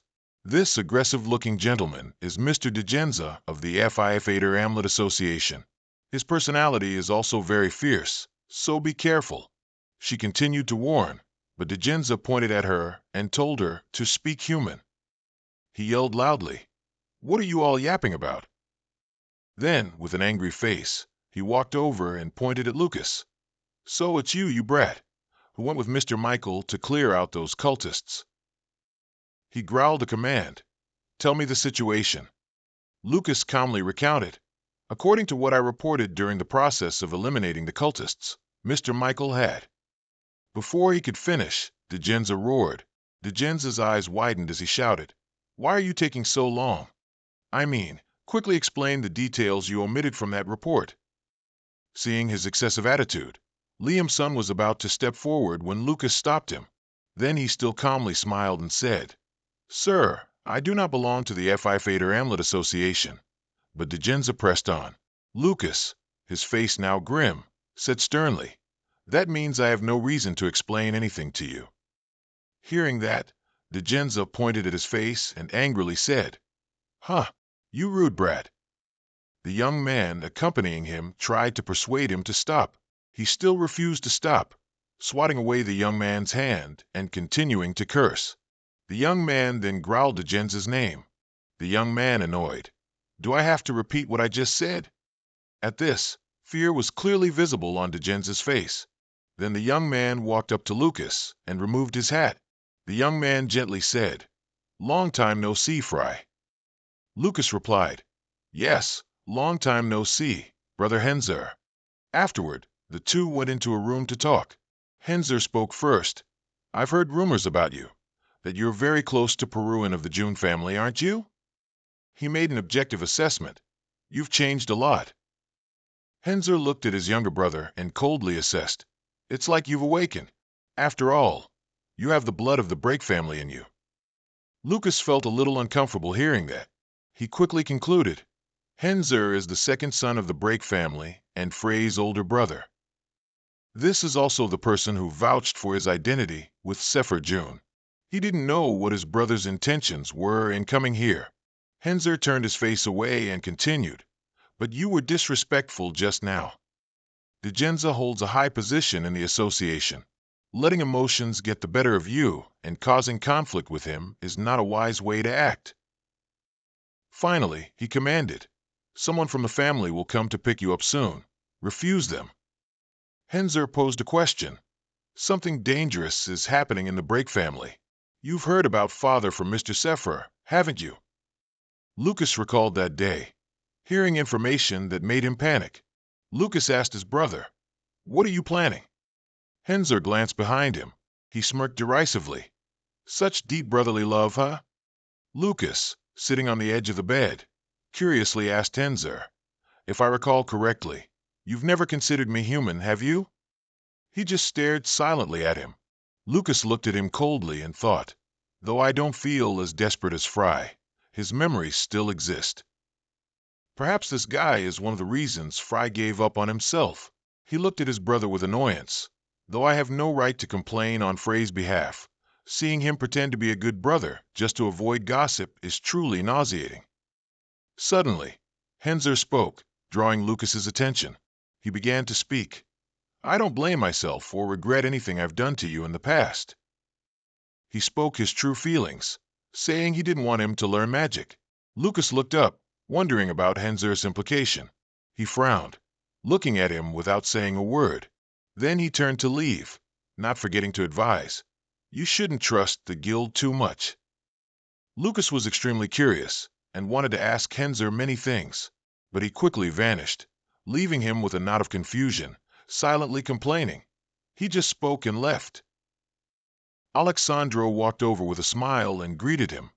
"Long time no see, young master." Lucas stood in front of him and called his name.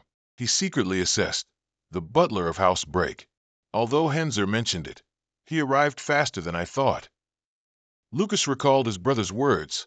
"House Break is in a bit of danger. You've heard about father from Sir Sephra, haven't you?" He scratched his head awkwardly and asked, "Alexandro, why are you here?" The butler stared intently at him, his eyes pensive and hinting at something. He secretly assessed that both his changes over the years and those absurd rumors were false. Thinking this, Alexandro turned and said, "The master has called for you. I will take you back to the mansion immediately." Suddenly Lucas spoke, hesitating, wanting to say something. He turned back to hear his reason. "I have something to do, so please convey my apologies to father. I'll meet him later." Alexandro's eyes widened menacingly. "This is the master's command." Lucas gave a forced smile and tried to plead. "But there's still something I need to do here. This matter is very important, so it's difficult to postpone." The butler closed his eyes and bowed his head, thinking, "Has he changed a bit?" After thinking, he agreed and said he would wait for him to return. Lucas kept bowing his head until Alexandro turned to leave. Only then did he straighten up. His gaze was fixed on the butler. Adelia placed 2 freshly made potions, created with great effort, on the table. She explained that the process of making these potions was extremely difficult, as she had to handle the power of lightning. And luckily for her, Frey had promised to provide equipment, so Adelia had spent hundreds of gold. He chuckled lightly and replied, "I'll cover the costs for you, including last time too." Adelia raised her hand to stop him, saying she didn't need it. "How could I accept money from a student?" Instead of payment, Adelia suggested Lucas be her assistant, but he quickly and bluntly refused. She asked blankly, "This is a secret potion, and what is this then?" Adelia re-emphasized what she had said earlier. "It's the crystallization of lightning energy." He turned, wondering. "Crystallization of energy?" He picked up the other vial and heard her reply, "I don't have an exact word to define it, so that's the easiest way to understand it. Basically, opening it brings disaster, so I reluctantly put it in a bottle." Adelia sipped her tea, gazing at the sky, and shared her true feelings. "I don't know why, but I have a feeling you'll need it later." Lucas sat alone, training in his room. He opened the lid of that solution vial. He drank it all in one gulp. After drinking it, Lucas was suddenly transported into a secret realm. His entire body was enveloped by a few faint wisps of smoke swirling around him. They slowly merged with him. Lucas sat seriously, absorbing all the essence from that solution vial. His eyes were tightly shut. After a while, they slowly opened, carrying a ruthless coldness. After a period of training, he felt his body change. His ability had developed to the point where he could use his entire body as a mana container. Late at night, in the quiet, the crescent moon had risen, illuminating the night sky. Isabel called Lucas, asking curiously, "Hey, did you call me?" A jet black cat let out a meow. As soon as she saw it, she was utterly smitten by its cuteness. Isabel excitedly asked him, "What is this? What is this adorable creature that's making my heart melt?" Lucas picked up the cat and replied, "It's the shadow spirit, DAC men." She was very surprised to hear that. Isabel took it from his hands and excitedly asked, "You've only just started learning spirit magic, and you've already successfully formed a contract." At that moment, her mind was filled with countless surprises at how cute a shadow spirit could be. She held DC men and secretly encouraged herself, "I need to train quickly too." Isabel sat down next to Lucas and listened as he recounted. I've stabilized the cold aura of the Han-Ha and have also gained quite a bit for myself. She stroked DC Min's head and asked curiously, Plus, you've mastered spirit magic too. What will your next goal be? Lucas gently closed his eyes and replied, It's time for us to leave. His words made both her and DAC Min pay attention. She smiled lightly and replied, I know, I'll get ready right away. Isabel then curiously asked further, Are you going to apply for the guild's entrance exam, right? Have you decided which guild yet? It was late at night, and here, the crescent moon shone brightly in the sky. Lucas had returned to his room and changed his clothes. Suddenly, something startled him. He looked towards the door and wondered, What is it? Such a strange feeling beyond this door. Lucas bravely walked over, reached out to open the door, and silently assessed. Not an enemy. The feeling is very friendly. As soon as he opened it, the person outside let out a soft gasp. The girl stammered a greeting to him. He was very surprised to see her. Lucas quickly recognized her just by the shirt she was wearing. The girl slowly smiled, removed her cloak, and introduced herself. Sorry for the abrupt visit. I'm Benyan. Standing before her words was his unending astonishment. She smiled and introduced herself as being from the Manring's Guild. Lucas invited Benyan into the house. At the tea table, Isabel asked, What brings you here? Benyan came here to meet you too. She picked up her coffee cup and replied with a slight smile. Simply put, I'm here to convince him to join my guild. Isabel was quite puzzled. You mean even before the test begins? Benyan calmly explained, If an outstanding talent emerges, we approach them first. Perhaps people from other guilds will come looking for him soon. Isabel chuckled softly, looking at Lucas and muttering, Outstanding talent, huh? Suddenly she continued, You're also similar, Miss Isabel. Her words astonished Isabel. Benyan praised the excellent performance they both displayed in the apostle battle. She shyly refused the compliment and said, I just followed Frey's instructions. From beginning to end, he only paid attention to her coat. The coat Benyan was wearing was the same one Frey wore 4,000 years ago. Although it had some enchantments to turn it into a magic item, he was sure he couldn't mistake it. Lucas looked straight into her face and thought, However, what I'm most interested in is... He spoke up and asked, Is Miss Benyan a dragon? The coffee cup in her hand suddenly dropped onto the table. She stammered, unsure what to say. Extremely scared, but still secretly wondering how he knew. Lucas and Isabel, however, found her incredibly cute at that moment. He calmly picked up the coffee cup and explained, Because dragons don't have mana. Lucas clearly and convincingly explained, A dragon's heart is already an organ with superior power, so it doesn't need to absorb mana and can use it directly. He told her that he felt Benyan also had mana, but it had been specially refined. She was quite surprised and praised Lucas's knowledge. He claimed he read it in a book, which made Isabel turn sharply to look at him.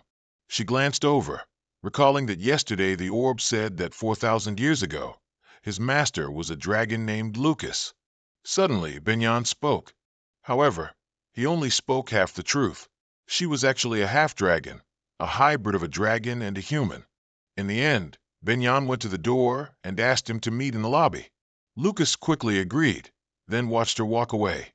He asked Isabel about her feelings. They faced each other and talked.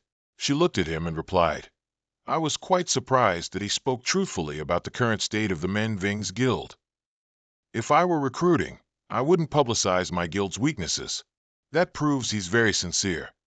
Lucas also agreed with her answer and added, This is a necessary quality for a guild leader. Isabel exclaimed, This is beyond my expectations. She turned to pack her luggage and continued, I didn't expect Frey to want to go to Manhwa's. He simply replied, Because there's something I need to see in person. Isabel slung her backpack over her shoulder and asked lightly, Are you attracted to Manhwa's? Lucas calmly explained, I have no intention of getting involved in politics. He also slung a small bag over his shoulder, then looked in another direction and continued, The important thing now is how to unite our strength, that's all. Isabel stood silently behind him, motionless. She looked at him with admiration and thought to herself, he didn't choose a powerful guild, but instead wants to unite scattered guilds. The records always showed Lucas as the sole center. She remained silent, not uttering another word. Isabel kept following Lucas, silently asking herself, "You've never changed, have you?" Upon arriving at the waiting hall, they immediately heard a commotion about the speed of work progress. Both of them wondered and went forward to see. An old man approached and questioned Benian. "Did I say something wrong, Sir Benian?" She awkwardly denied it, saying that wasn't what she meant. Just then Lucas walked over to ask what was happening. Digenza scoffed at him. "Your status seems quite noble, Frey." At this moment, Jerome Berner, and Steve Zayak were facing each other. He spoke first, introducing himself as Jerome, and the other person also introduced himself. Lucas asked the two, "Are you looking for me?" They quickly agreed, but their regret was being a few steps late. On this side, Isabel and Digenza were drawn over. He glared and questioned, "Are you planning to join the Menving's territory?" Lucas breathed out and retorted, "What if I am?" Digenza spoke contemptuously, "Indeed, birds of a feather flock together." Benian felt like she had been struck by lightning. She clenched her trembling hands. Steve Zayak called Lucas and invited him to visit his guild, even after considering the Menving's territory. Steve Zayak handed Nicholas a scroll with the coordinates of the headquarters entrance carved on it, and he heartily agreed. Jerome Berner approached and apologized to Lucas for not bringing a scroll, but instead he proposed another way. When he arrives at the kingdom, he should seek out Lucas. He replied, "I'll think about it." With that, the other two turned and left first. Lucas stared at Digenza. He spoke first. "What about you? Are you also here to recruit me?" He secretly said, "There are too many eyes and ears here. Follow me quickly." The boss pulled up his hood and did not forget to remind him, "Sir Benian doesn't need to follow." Then Lucas and Isabel left with Digenza. Benian, left behind, hesitated. She called out to him. Then she smiled lightly and told him to take care. Lucas glanced at Benian. Then he immediately turned and told Isabel to stay here too. She quickly obeyed. Lucas turned back to talk to Benian, tidily in that corner. He smiled and told her, "Wait for me a moment, I'll be right back." She looked at his very warm smile, felt incredibly comforted, and quickly agreed. In the forest outside where Lucas lived, Digenza and he had traveled together to this place. After a while, he finally stopped. He looked around and asked jokingly, "What's with coming to this open, breezy place for recruitment?" He scoffed coldly and said disdainfully, "You arrogant fellow, who would bother negotiating with you?" Lucas gave a fake laugh and asked back, "So, what are you planning to do?" Digenza turned around triumphantly. "Someone like you, defeating an apostle?" He began to cast magic, wanting to test him himself. He loudly told him to show Digenza his true strength. After Digenza's challenge, the battle began. Digenza stomped his foot, and thorny vines emerged one after another. They shot towards where Lucas was standing. Ignoring the thorny vines poised to constrict him, he calmly questioned him, "What if I really did kill an apostle?" Digenza showed anger. "Don't talk big. Even if you did kill an apostle, you couldn't do anything to me. Do you think all 7-star mages are the same?" He calmly showed he agreed with him. The thorny vines were shattered. Lucas repeated his words as if to emphasize them. Digenza gasped in astonishment. "Adding attributes to mana?" The thorny vines were continuously repelled by his magic. He struggled to resist, hearing a sarcastic affirmation in his ear. "You don't have the qualifications to call yourself a 7-star mage."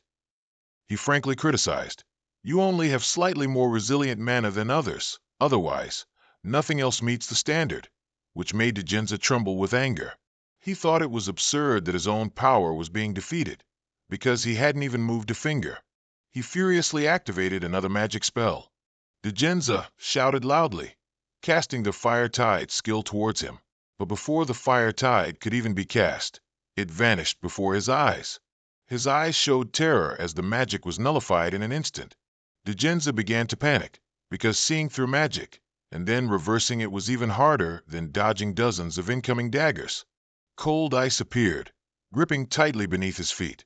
The ice spread, trapping Digenza entirely within it, leaving him no time to react. Helplessly, he bowed his head in defeat before him. "Are you going to kill me?"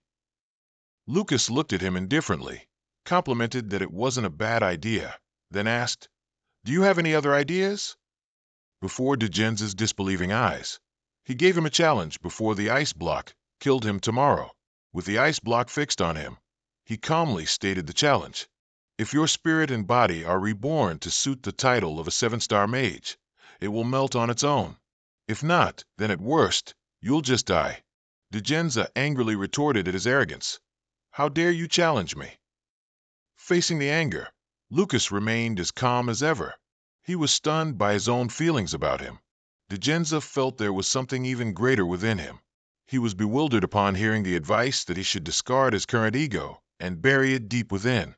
His face hardened, showing sincerity in his words. Lucas turned and walked away, leaving Digenza inside the ice block behind. Benian and Isabel looked worriedly towards the forest. Spotting him from afar, they joyfully called his name. Facing Benian's apprehension, Lucas just smiled faintly, apologized for making her wait, and then suggested they continue their journey. Isabel worriedly inquired about the situation with Lucas, and he seemed displeased that even she doubted him.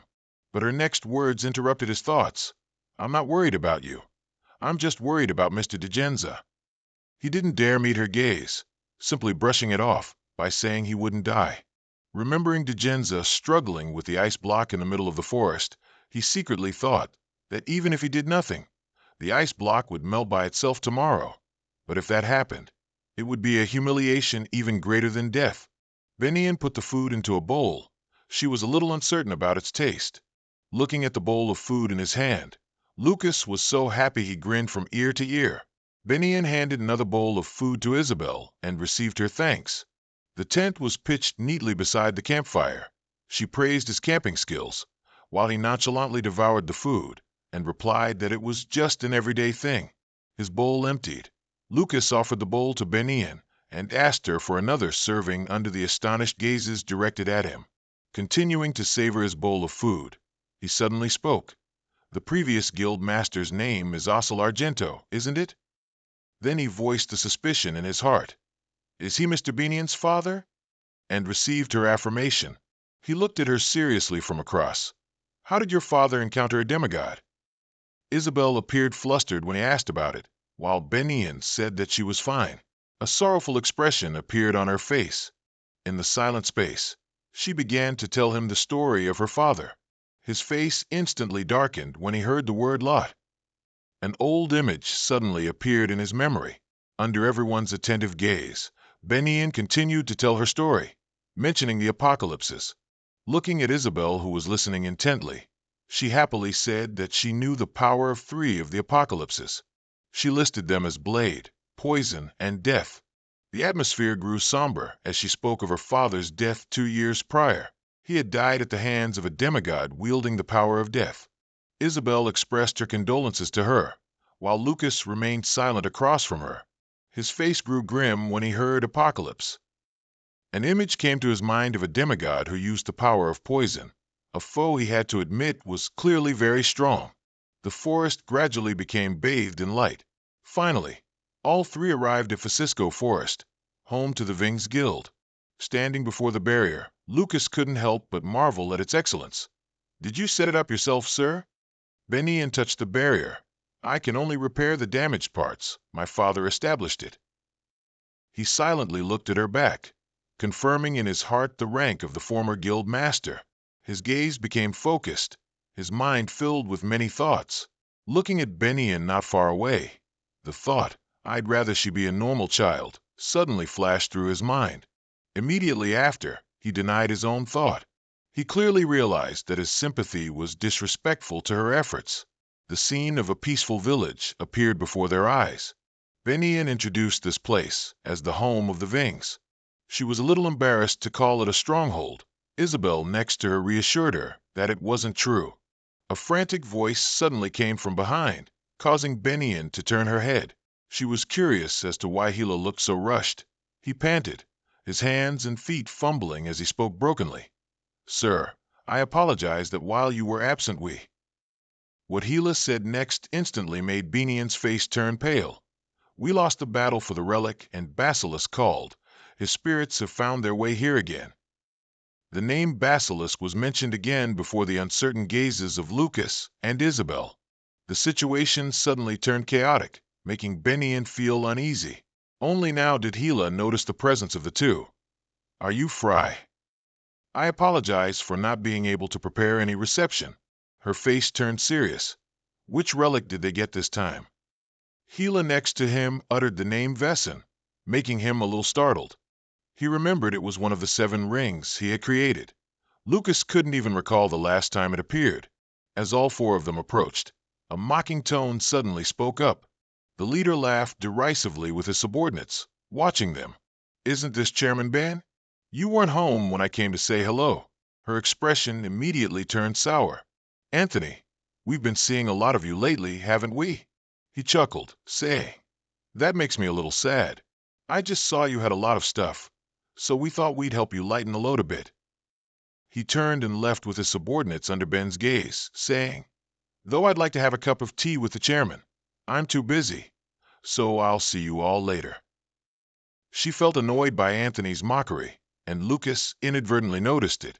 When leading them on a tour of his living quarters, he expressed feeling disgraced by what just happened, as he originally wanted to persuade him to join the guild.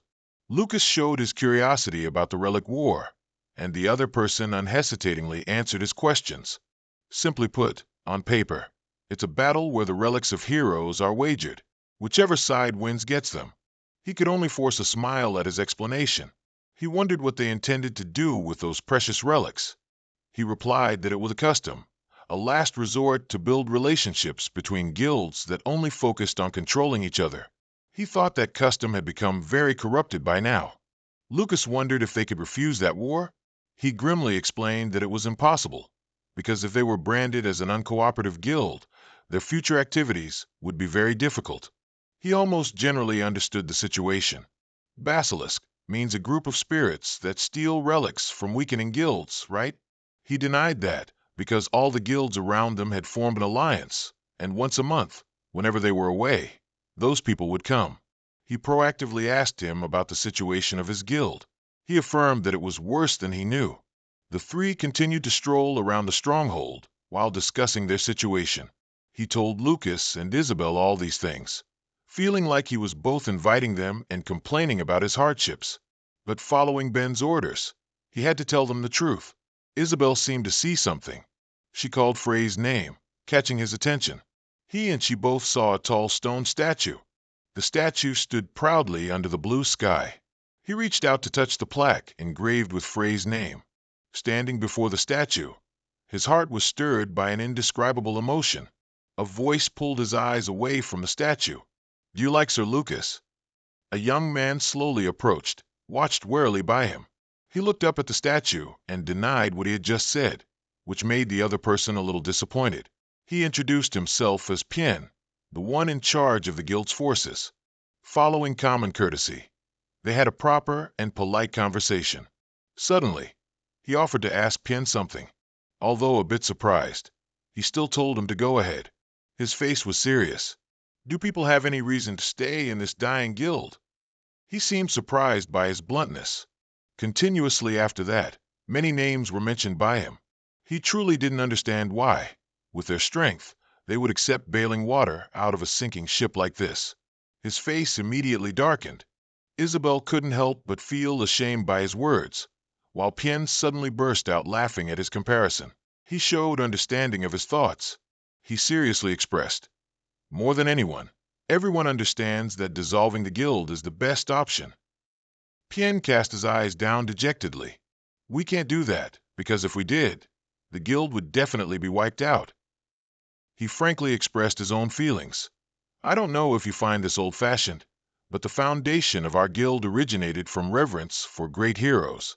Not just me, but all of us don't want to forget that." Looking at his somber face, he asked if he knew why Lucas was called the one-of-a-kind archmage in history. Unexpectedly, Lucas seemed embarrassed to hear those words. Pien found it strange. while Isabel merely looked at him with disdain. His eyes were tinged with a layer of astonishment. He was the pioneer for those who followed the path of magic. A story from 400 years ago, when the conflict between mages and battle mages was extremely intense. They were hostile and fought each other to the death. And when witches were considered heretics at the time, when no one shared the same ideals in that era, Lucas was different from everyone else. Pien recounted that he regarded all who followed the path of magic as like-minded individuals, all aiming for the pinnacle of magic. As expected, battle mages, witches, and other mages were all hostile towards Lucas. But he never gave in and endured to the very end to dismantle all animosity at the time, creating a world where everyone was tolerant of each other. Pien and everyone else made that the guild's mission. Standing before the stone statue of Sir Lucas, he expressed that even if they were weak, they would not give up, following in his footsteps and persevering until the guild's scattered strength unified. He had a strong belief that if Sir Lucas were still alive, he would also act as he was doing. That seemed to have touched his heart. Pien felt awkward, realizing he had spoken too much. But Lucas not only didn't show annoyance, but also looked at him with a very proud smile. Isabel also couldn't help but curve the corners of her lips. He was moved when he heard the words. He would be very happy. Now Lucas seemed to have returned to being Lucas. He expressed that he would be very happy to know he had such wonderful descendants. For a moment, he was truly stunned by his own feelings. Not long after, Lucas and Isabel bid farewell to and Ben. He and she were both curious about where he intended to go. Immediately after, Ben's face grew serious. He asked me for the location of the basilisk and the rules between guilds. He showed disappointment, thinking that he seemed more interested in the basilisk than his weak guild. Then he comforted the guild leader that another fate would come along. In contrast to his disappointed expression, Ben appeared thoughtful, remembering the last question he had asked her. As he clearly watched him and her leave, Ben's words surprised him. He asked me if outsiders could register to contend for relics. The noisy crowd discussed the guild's imminent demise without a wing. Anthony, swaggering, boasted that as long as guild leader Ben and the vice guild leader weren't there, they would easily swallow it whole. A minion came to report that a vagrant was looking for Anthony, which surprised him. Upon hearing the person's purpose, which was to register to contend for relics, Anthony scoffed. Give him a bone and send him away. Lucas and Isabel entered. He bluntly stated the rule that one cannot refuse a relic contention match. Anthony's minions immediately became wary because Lucas could break the barrier to enter. He pretended not to know there was a barrier. Lucas directly stated that because it was a spherical orb, he thought it was a mosquito net, which infuriated Anthony's minions. But Anthony merely silently assessed Lucas. He realized that even though he was young, he was no pushover, probably around 6 stars. Anthony changed his approach to exert pressure, smugly asking Lucas what he intended to bet, and if he had the capital to bet. He threw a knife a handspan from Anthony's foot, surprising him. Lucas introduced to Anthony. This is the blade of the arch. He looked down from above, disdainfully at Lucas. You guys must know its value, right? Seeing the blade of the arch, Anthony's group was very surprised because this mirror was made of mithril and engraved with revenge magic, definitely a relic from the Age of Light. Finally, Anthony became interested and stood up, taunting Lucas as a cute kid who walked right into a trap. He insidiously told him to follow. Anthony set his trap, and then asked Lucas if he knew the rules for the relic contention match. Knowing the rules for relic contention, he repeated the regulations. No refusal, only 3 matches a day, and the number of relics can be increased by mutual agreement of both parties. Lucas chimed in. If a duelist dies, no one will be held responsible. Anthony slyly calculated that perhaps his spatial bag still held something. He'd use the excuse of accidentally killing him upon winning, and that would be the end of it. Anthony then placed his bet. For the first round, Anthony ordered Alan to step up and duel. The two stood facing each other. Alan got into a fighting stance. With just a glance, Lucas guessed he was a warrior mage. Alan asked in return, and he simply replied he was a mage. Hearing this, Alan, full of contempt, scoffed. A slow, spell-chanting mage trying to win face-to-face against me. underestimating his opponent. He clenched his fist, wanting Lucas to meet his ancestors right then and there. The match began. A stream of magical light enveloped Alan, causing him to instantly fall. Anthony's group was utterly horrified. They couldn't believe the round was decided as soon as it began. Anthony became wary, as it was clearly an ice arrow, and Lucas had defeated Alan with just a Tier 2 spell. Faced with such powerful magic, Anthony assumed it was a secret art, requiring no incantation. Then he doubted himself, because secret arts consume a lot of mana. At this moment, Lucas feigned retreat. Anthony, foolish yet wanting to appear dangerous, fell into Lucas's trap without realizing it. He thought Lucas was pretending to be fine, but deep down was distraught, which was why he wanted to leave so quickly. Thinking this, he rushed to stop him. He didn't know Lucas had just smirked triumphantly because his prey had fallen into the trap. Anthony continued to bet Kevin Stone and Wingbot, thinking Lucas was running out of strength. Lucas, in turn, added his recently won items to the bet, along with the Mirror of the Arch. Anthony thought he had succeeded and laughed triumphantly. He ordered Keela to enter this battle. At the same time, he tipped off Keela that Lucas was trying to win quickly, as using secret arts would consume an enormous amount of mana. Anthony slyly ordered Keela to prolong the battle, and Lucas would inevitably self-destruct.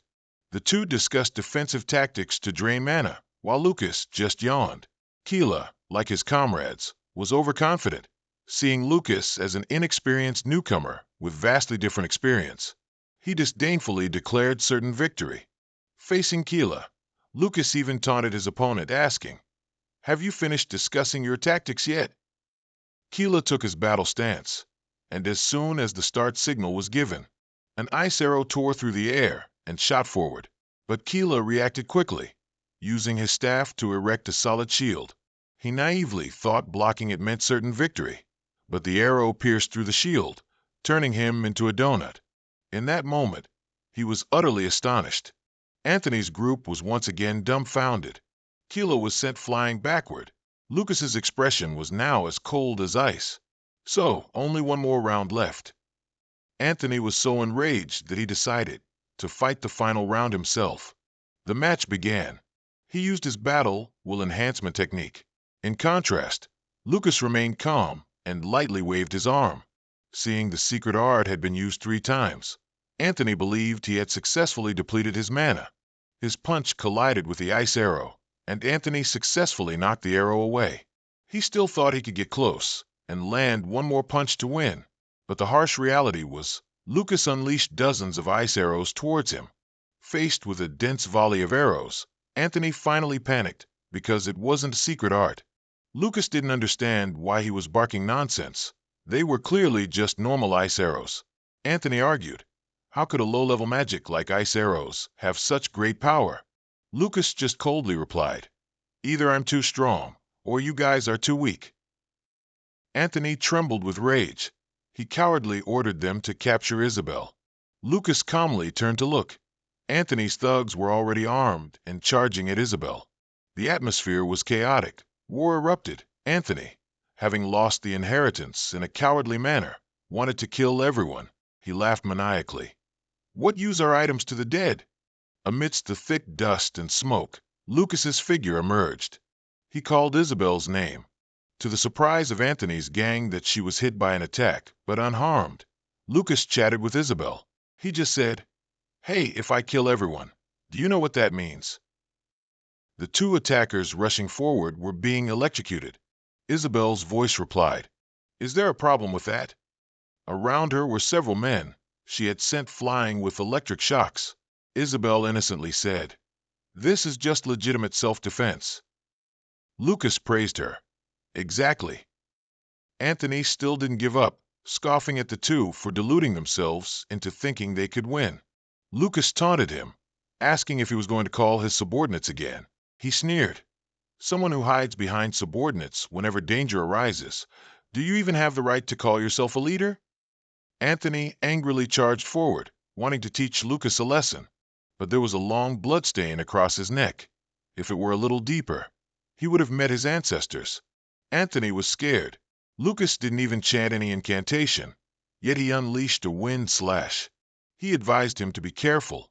He smiled like a beauty queen, but then opened his mouth to say, "You were really close to dying just now." Anthony was so scared he crouched down. Suddenly, someone walked up and asked, "What's all this commotion about?"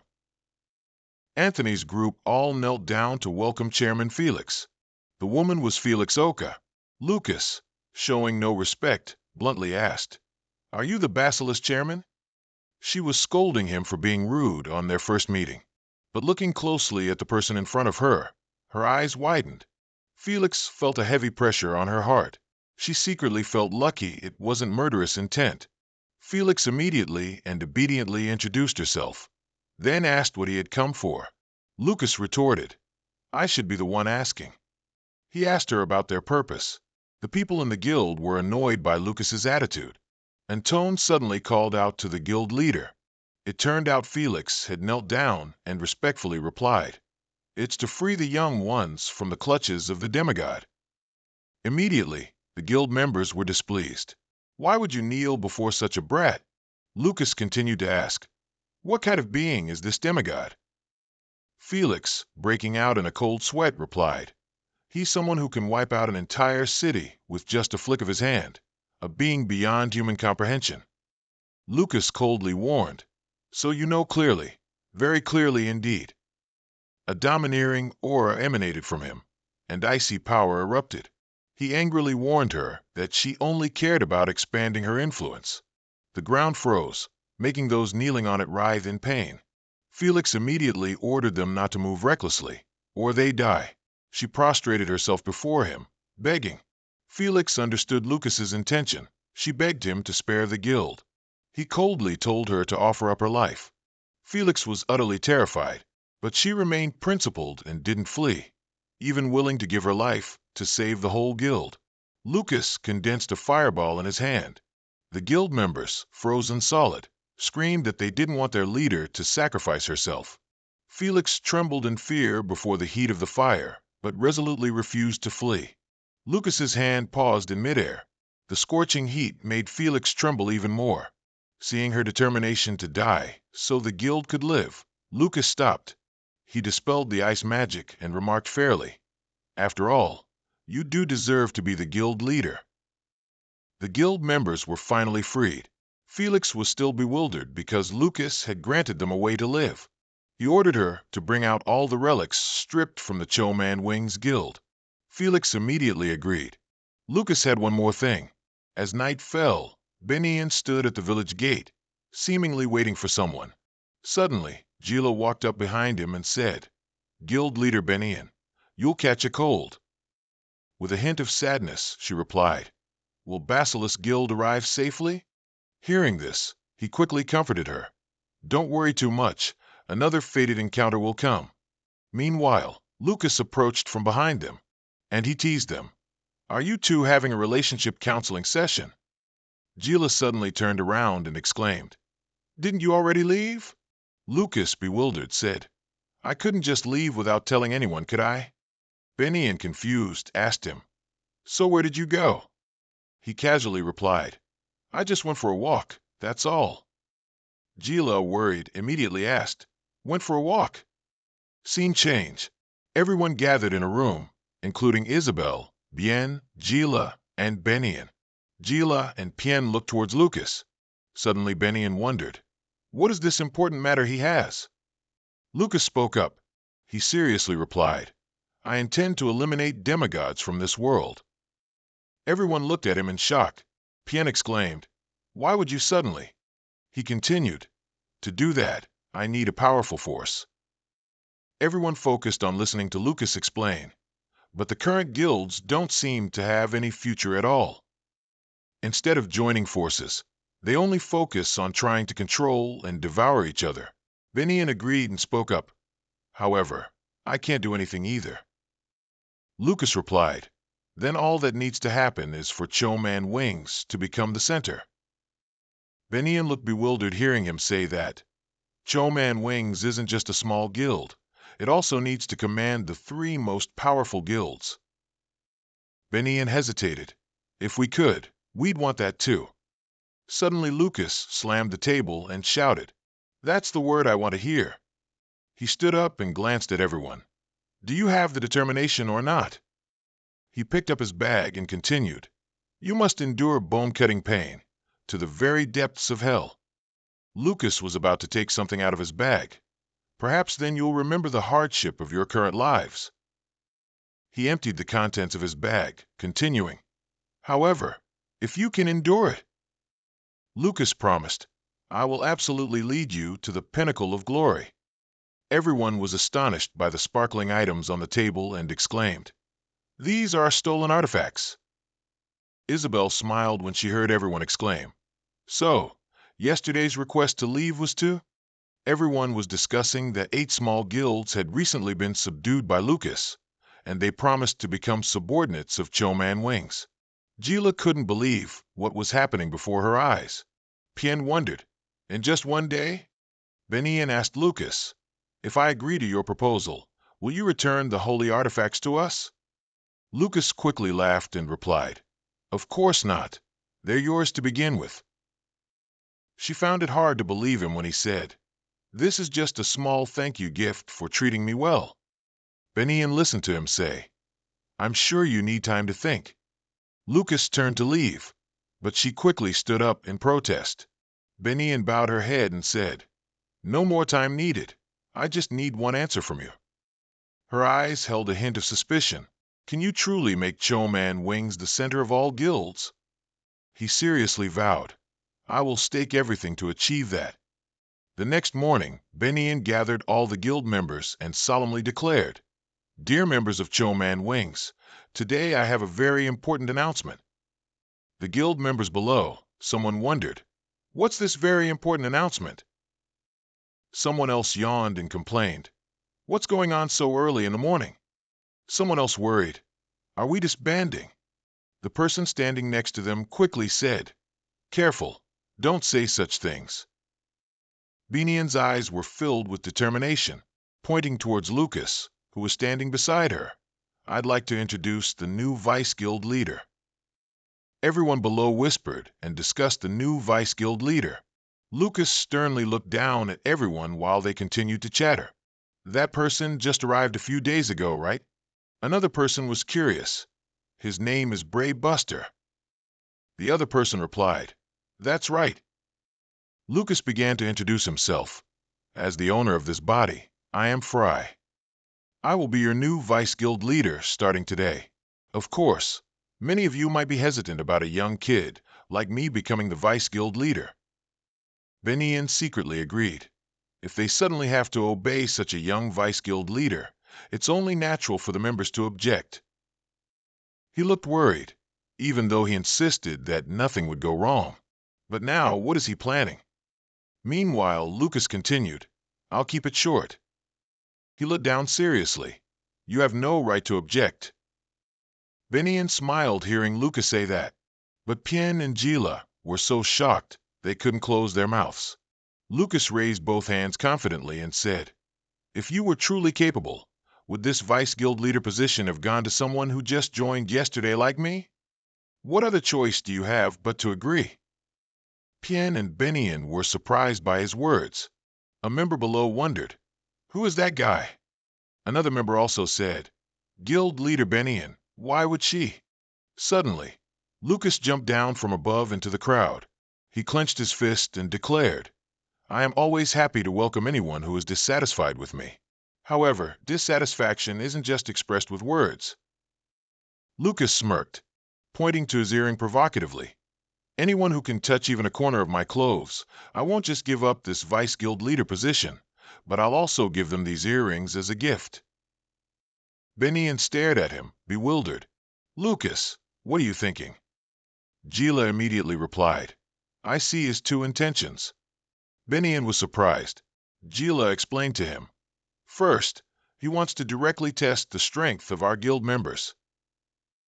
Benian replied, "Even so, he doesn't need to use that method." Gila continued to explain, "Second is..." Before she could finish, Benian replied, "To draw all the guild's dissatisfaction towards himself." Below, Lucas continuously provoked the other guild members. You're probably worried because I've made this unconventional decision, aren't you? So who's first? One person decided to step forward and accept his provocation. That person introduced himself. I am the Mage P.O. Gunta. Lucas put his hands in his pockets and told him to start. Bio looked at him for a moment. He asked Lucas, "Is your ready stance okay like that?" He replied indifferently. Lucas continued to provoke P.O., saying, "Don't worry. If you do well, I'll go easy on you," which made him very angry. Bio stepped forward to attack him and shouted, "You self-important fool." He launched a fire attack towards Lucas. A fire attack was launched towards Lucas, but he still looked relaxed and unconcerned. When the fire attack reached Lucas, an explosion occurred. The tremendous force from the collision between the fireball and his invisible shield sent dust flying everywhere. Everyone was astonished by the scene before their eyes. They couldn't understand how Lucas could cast spells without even chanting. They judged Frey Break to be a 6-star mage. The guy who shot the fire earlier was also stunned. 6-star? He looks around my age. He thought in fear. The fireball was also big and had the same firepower. Did he do it on purpose? Lucas calmly called out to P.O. Gunta, "It seems you specialize in flame magic." The guy from earlier hesitantly replied, "That's right," and got into a defensive stance. Lucas approached and asked, "What's the strong point of flame magic?" P.O. Gunta calmly replied, "Destructive power." Hearing that, Lucas calmly explained, "Right. Compared to magic of the same attribute, flame magic has the strongest destructive power." Saying that, he raised his hand and pointed at P.O. "Yours is quite decent. I know you've been practicing day and night." Hearing Lucas's acknowledgement, P.O. Gunta stammered a thank you.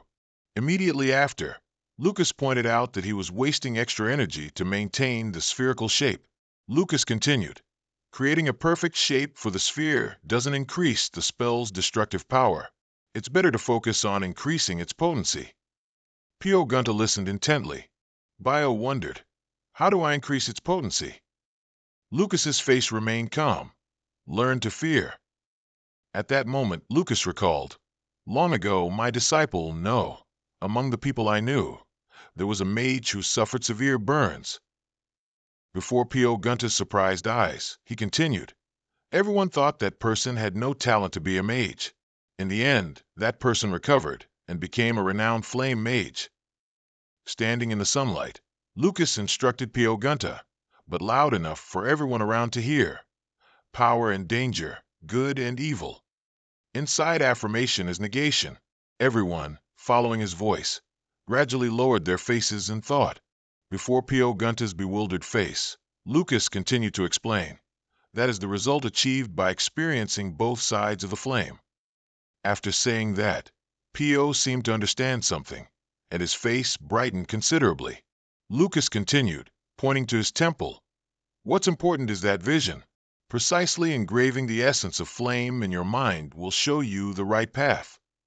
After hearing that, P.O. Gunta quickly bowed 90 degrees, thanking him for the valuable lesson. A narrow-eyed person standing outside was bewildered, not understanding why P.O. Gunta bowed in thanks. He was confused. "Why are you so cheerful even though you lost?" Happily boasting, "Just try it and you'll see. That person isn't just strong," he said. "With just one round, he could accurately grasp what I needed and gave me practical advice. It felt like my mind was enlightened." Vice President Frey Break knows everything. At this point, everyone noticed the adoration P.O. Kunta had for Lucas, while that squint-eyed guy just smirked and spoke to the vice president. Then he advanced, holding his weapon and shield, mockingly saying that empty barrels make the most noise. "Watch closely, kid, I'll show you." He continued to advance, tapping his sword against his shield with a powerful aura, despising his opponent. The two stood facing each other in silence. Suddenly, an earthen fist shot up, punching that squint-eyed guy far away. He returned to his spot, completely changed his attitude, gave a thumbs up, like sign, and praised Lucas as truly profound. Seeing that, P.O. just threw a mocking glance and said, "I knew it." The sun gradually set. In less than a day, he had already grasped the members' sentiments. The image of Lucas diligently guiding each member made everyone's face satisfied. Seeing that, Bien chuckled helplessly, while in front was Benian, smiling as she looked at Lucas. In the meeting room, Lucas raised 3 fingers and said, 3 months. He stood to speak. During this time, I will upgrade the members of Choman Wings. Of course, including Guildmaster Benian, Sir Jijila, and Bien too. Lucas continued. In 3 months, a friendly match between the medium and small guilds will take place. Bien asked, bewildered, a friendly match? Isabel, sitting next to Lucas, replied, it's no longer a battle for relics, but simply for the purpose of interaction, since they are already our people anyway. Lucas's expression became serious. His eyebrows furrowed tightly as he continued, but we must win overwhelmingly. To everyone's astonishment, he explained, winning so that the medium and small guilds no longer resent becoming subordinates of Choman Wings. That is the first step in building the foundation for our guild. But Bien, with an unconfident look, countered, I'm sorry, but this seems impossible. Before he could finish, Lucas interrupted Bien, saying, it will be possible, Bien. Lucas's eyes darkened, emitting a hint of killing intent. I already told you. I will show you what hell is like.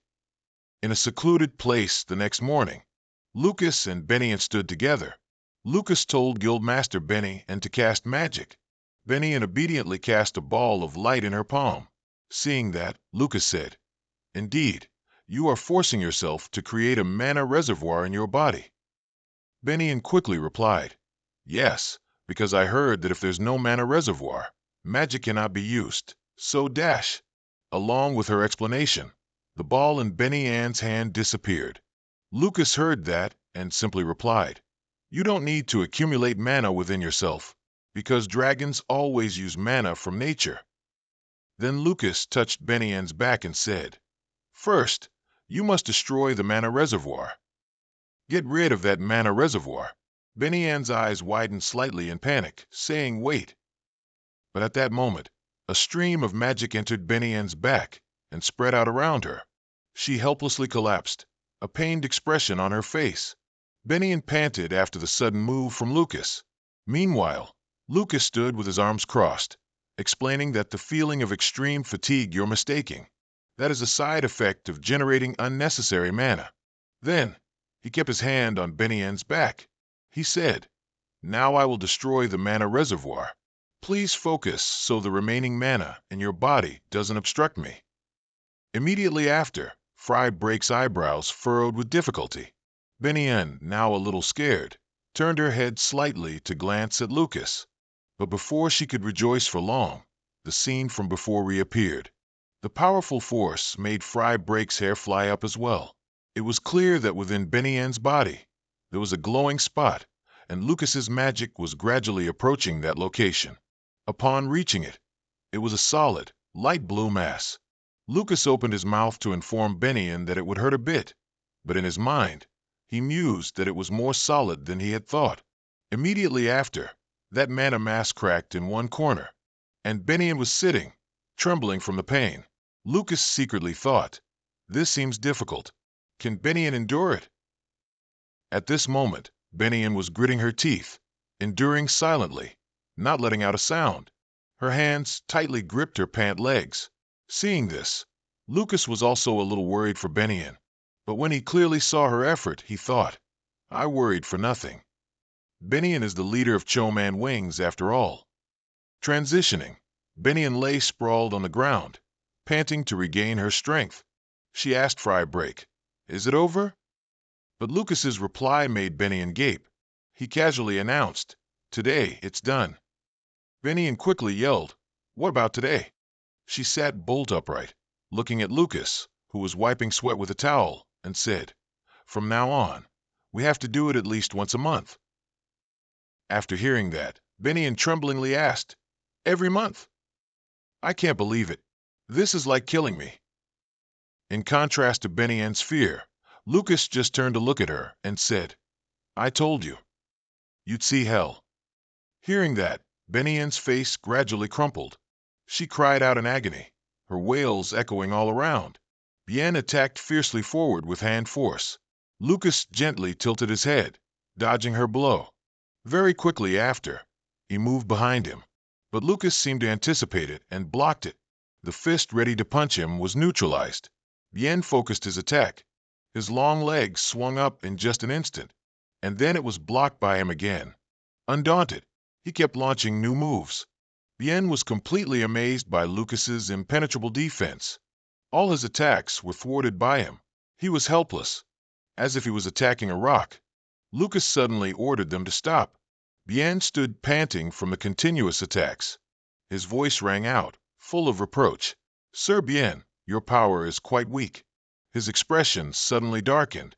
His hands clenched into fists.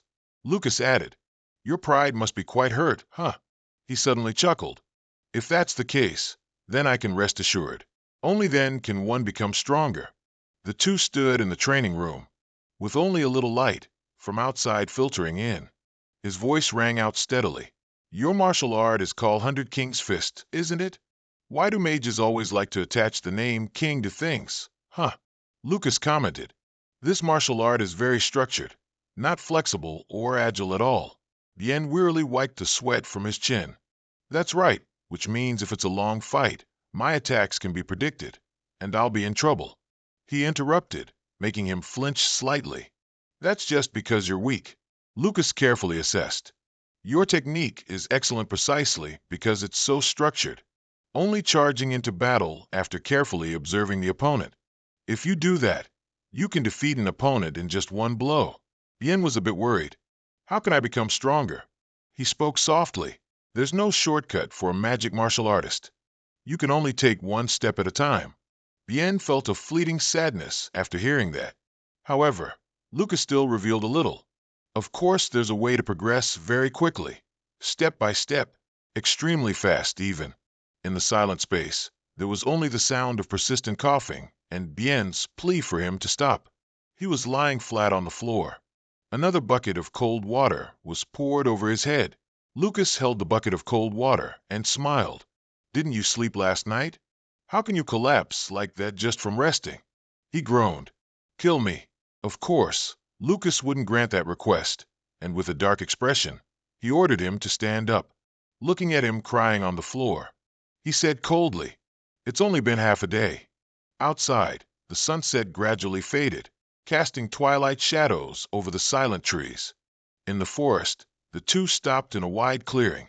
Lucas called out to Sir Jijila, who was sitting, resting and wiping sweat. He handed him a short sword.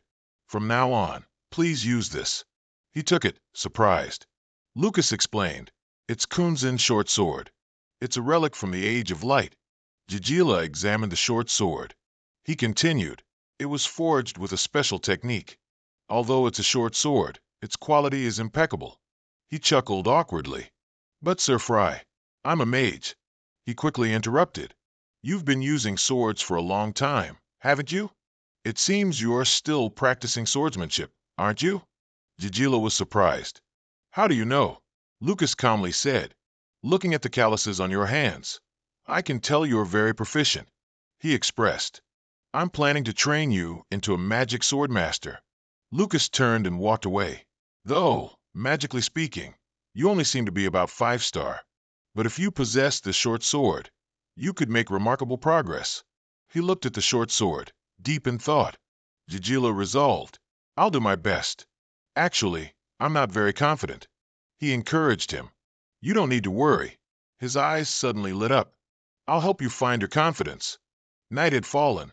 The tent pitched in the forest stood silently. Inside, Bien lay exhausted on the table. Jijila also stumbled, trying to get inside. He shivered, full of dread. "Hell!" Bien, face down on the table, his voice equally shaky. "You're here." "Mr. Jijila, I apologize for turning my face away from you." Jijila collapsed onto the floor. He groaned. "I can't lift my arm anymore." Neither of them could move. Jijila lamented, "I can't even pull down my pants to go to the bathroom." Benny wearily walked in from outside. "My stomach's been churning all day." She couldn't stand it and also collapsed onto the floor. The two of them lay on the floor, trembling. Jijila complained, "I don't have the strength to go to the restroom anymore." Benian tried to threaten.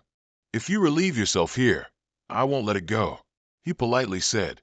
"My apologies. Do you still have the mood to joke?" she weakly said. "I'm not joking." Just then, Lucas enthusiastically pushed the door open from outside. "Hey everyone, have dinner quickly in 5 minutes, then it's time for evening practice." Seeing everyone struggling, he was a bit annoyed. "Are you all not feeling well?" But everyone couldn't speak, yet they still secretly blamed him in their hearts. That demon. Suddenly, a voice called out from outside, "I, Sir Benian, have completed my mission and returned." The scene before him left Azek utterly stunned. "What's going on?" Benian tiredly called out to him, but had no strength. Lucas suddenly heard a loud shout, "Intruder!" He swung his large blade and yelled, "You truly know no fear. Do you even know where this is?" Benian thought helplessly. "I have to stop him, but I've lost my voice." He shouted and lunged forward. "You dare assassinate the guild leader while I'm away?" Azek swung his sword straight at Lucas. However, the sword strike was blocked by Lucas's sturdy protective barrier. Lucas slowly said, "Who are you?" He loudly said, "You don't need to know. You lowly murderer." Professor Adelia hurried over. "It's Frey and Isabel." Lucas also politely greeted the professor, making Azek curious. "You know each other?" Benian then tremblingly spoke. "That's someone from Choman Wings, set on a mission. His name is Azek." Lucas softly said, "Oh, it's you?" She tiredly struggled to say, "Azek, put down your sword. Let me introduce you." Benian slowly said, "Frey, the new vice leader of Choman Wings, and his assistant, Isabel." Azek and Adelia were surprised. "Such a young man. How can he be the vice leader?" The professor's face suddenly darkened. From the small tent, a sudden loud shout called out Lucas's name. Azek quickly came forward to shake his hand. "I apologize. I didn't know there was a new vice leader, so I've offended you." Lucas looked understanding. "Don't worry. I would have acted the same way if I were in this situation." Professor Adelia whispered, "How did you manage to become Choman Wing's vice leader?" Lucas laughed. "It just turned out that way." He suddenly remembered. "But, Professor, are you a member of Choman Wings?" "Oh, no." Lucas, directly calling her name, began to annoy Adelia. He cheerfully reminded her, "I'm your superior now, aren't I? You have to use polite language." The professor wanted to explode upon hearing that. "You want to die." Azek looked at the two of them laughing and joking, and couldn't help but wonder. Such a young man. Everyone was now seated properly at the table. Azek began to tell his story. "After searching for traces of the successor to the uncrowned mage, I found clues about their whereabouts near Zenith's Forest, the land of the elves." Benian was surprised to hear him say, "Oh, so I immediately tracked them down and successfully made contact." Jila, curious, asked, "How did it go?" Azek's face suddenly fell, his eyes revealing a look of sorrow and awkwardness. He said worriedly, "That person's personality is very hard to grasp." Azek took off his outer garment, revealing a long wound across his chest. He said he doesn't want to talk to a dog from a corrupt guild. Everyone looked worried upon hearing this. That person already knows about himself, but doesn't seem to care about any guilds or purges. Lucas frowned unhappily as he listened to him recount, and that person's top priority is to reach the pinnacle of martial arts. Everyone fell silent, focusing their attention on Azek. Lucas spoke up, calling Isabella Shinai. He slowly asked, "How long does it take to get to Zenith's Forest from here?" She carefully replied, "First, follow the southern road, then cross the mountains. It will probably take about 3 days." Lucas thoughtfully repeated her words. "Is that so?" Isabella Shinai explained, "That's right. It's the Break family, meaning the Frey household." He stood up and suggested, "Guild Master Ben." Lucas stated firmly, "I will go meet the successor of the Magicless King." Azek said loudly, "That person's power is very dangerous." Before he could finish, he interrupted, indicating that he understood. He suddenly paused. Ben didn't stop him and asked, "When will you depart?" Lucas stood up and started walking. right now. Ben advised him to be careful. Azek looked puzzled, thinking to himself, the guild master trusts him so much. Just who is this young man? At night, the attic room was still lit. Only Isabella Shinai and Lucas were in the room, each in their own space. The two were silent, lost in their own thoughts. Lucas looked up at the bright moonlight outside, deep in thought. He suddenly called out to Isabella. Before he could speak, she replied, I know. Looking at Lucas, who was pensive in front of her, she said softly, I know you're going alone.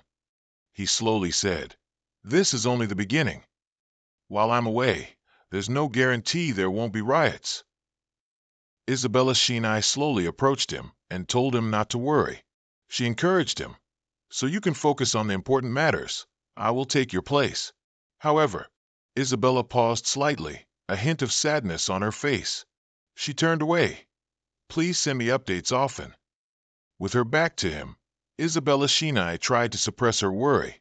If anything happens, I'll be right there with you. Lucas forced a smile. You've grown up, haven't you? Having said that, he couldn't help but feel a pang of disappointment.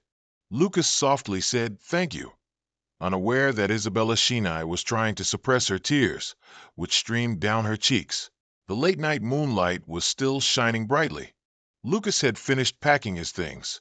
Guild Master Ben, I'm leaving now. She anxiously reminded him to be careful. He quickly went out the door and left. Suddenly, the scene in front of him slightly surprised him. All the guild members had come to see him off. Voices from around him echoed, calling his name. Some couldn't hide their sorrow and cried, covering their faces. Must you leave so urgently, sir? What will we do without you? Lucas joked softly. Don't pretend. From now on, hell will begin, and you'll forget me immediately. He patted Isabella Shinai's head.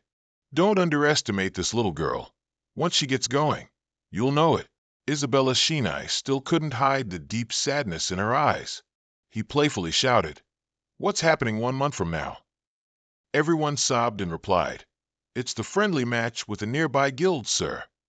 He threatened, if even one of you loses, you'll hear from me. The brothers around him loudly and confidently declared, I'll take care of them, trust me. Lucas clenched his hand into a fist and raised it. He shouted, until we meet again. At the same time, in a desolate mountain forest, a small figure glowed brightly in the night sky. She suddenly woke up and opened her eyes. Little Nick sat dazedly before the large, motionless corpse beside her. She hovered her hands in front of her face, appearing unfamiliar. Nick's entire body seemed to be glowing. As soon as her body awoke, it began to grow. Her footsteps gradually became larger. Under the dim moonlight, Nick returned to her normal human form. Her eyes welled up with tears. You must become the master of this mountain range, so that my friend's dungeon will not be defiled by a second or third drake. Nick was heartbroken and couldn't hold back her tears. From sorrow transformed into strength, the phoenix unleashed its inherent power. She soared from the ground, under the full round moon. Nick spread her wings and flew forward. The bustling scene of people in Grot City. In a room, Lucas was standing, looking at himself in a mirror. Then he spread his hands, and something like power was glowing. Lucas brought that power to his face. In a flash, he transformed into someone else. It turned out Lucas had used magic to disguise himself as another person named Ken, a C-rank mercenary. Lucas reminisced about the past. He then took out a badge and introduced himself. 26 years old, living in the southern part of Timigo City, a 3-star mage in the mercenary guild. Azek wondered, why do you need to disguise yourself, sir? Lucas immediately explained, Pilot is my family's territory, and you know the rumors about Isaka Break, right? Azek was stunned into silence after hearing that. Lucas knew there were rumors linking Isaka to a demigod, but he wanted to avoid stirring up trouble. He went to where the soldiers were to have his belongings checked. A soldier spoke up. Ken, you've been cleared. Ken smiled cheerfully and thanked the soldier. Ken walked slowly, standing in the middle of the archway, admiring the view ahead. Then he looked up at the clear blue sky, observing his surroundings. It turned out this was Frey's hometown. He felt a sense of familiarity. At a certain inn, the outside looked quite quiet, with a beautiful, somewhat classic aesthetic. But inside, people were loudly eating, talking, and laughing. And on the other side, people were standing and drinking at the bar. Amidst the bustling scene, Lucas calmly walked slowly, looking around. A customer who was eating looked at Ken and wondered, "What is a noble mage doing in this squalid place?" The person next to him said sarcastically, "Did our tavern suddenly get a higher status?" Ken approached Irene, who was standing there. Irene, with her charming appearance, raised her hand in greeting and directly asked, "What do you want, sir?" Ken's eyes were thoughtful as he recalled Azek's advice that traveling by carriage would save time. Ken wondered, are there carriages for such bumpy roads? Azek began to explain.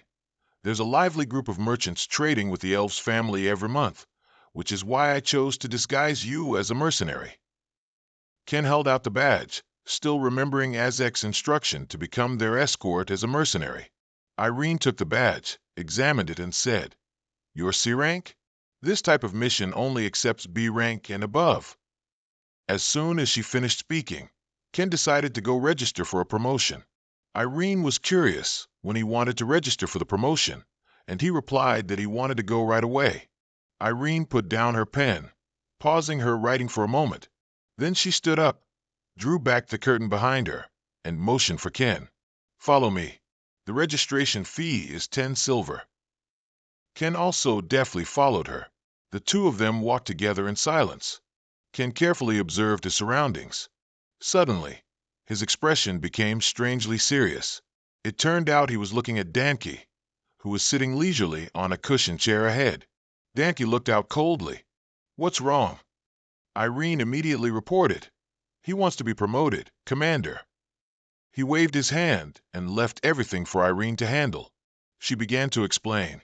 "There are two methods for promotion verification, by assignment and by demonstration." While Irene was clearly explaining to Ken, Danke held his head with a tired expression. As for Ken, he still listened intently to her every word. Suddenly her voice dropped. "But for the past 10 years, no one has ever been promoted because we are very strict." Irene immediately suggested another challenge that would take some time, but Ken cut her off. "I'll do the demonstration. I don't have time." After hearing that, Irene's eyes widened in surprise, so much so that the bubble she was blowing in her mouth burst. Even Danke, after hearing it, sprang up in surprise. Danke smirked. "An interesting kid has appeared." After saying that, all three of them went together to an empty room. Ken wondered, "What do I have to do here? Fight you guys?" Irene replied, "We hate using force too." Saying that, she tapped the wall and told Ken to use magic to hit the wall. Irene continued, "Don't worry, it won't collapse.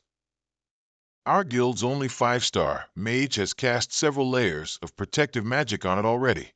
Saying that, she pointed to Danke with a disdainful look. "Even this drunkard, if he used his full strength with a sword, it wouldn't break." Upon hearing that, he got angry and yelled at Irene.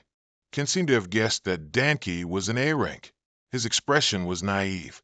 "So, if I just break this, I'll also become A rank, right?" The two of them looked at Ken with somewhat puzzled expressions. Suddenly Irene burst out laughing. She found Ken's naivety adorable. She laughed so hard tears streamed down her face.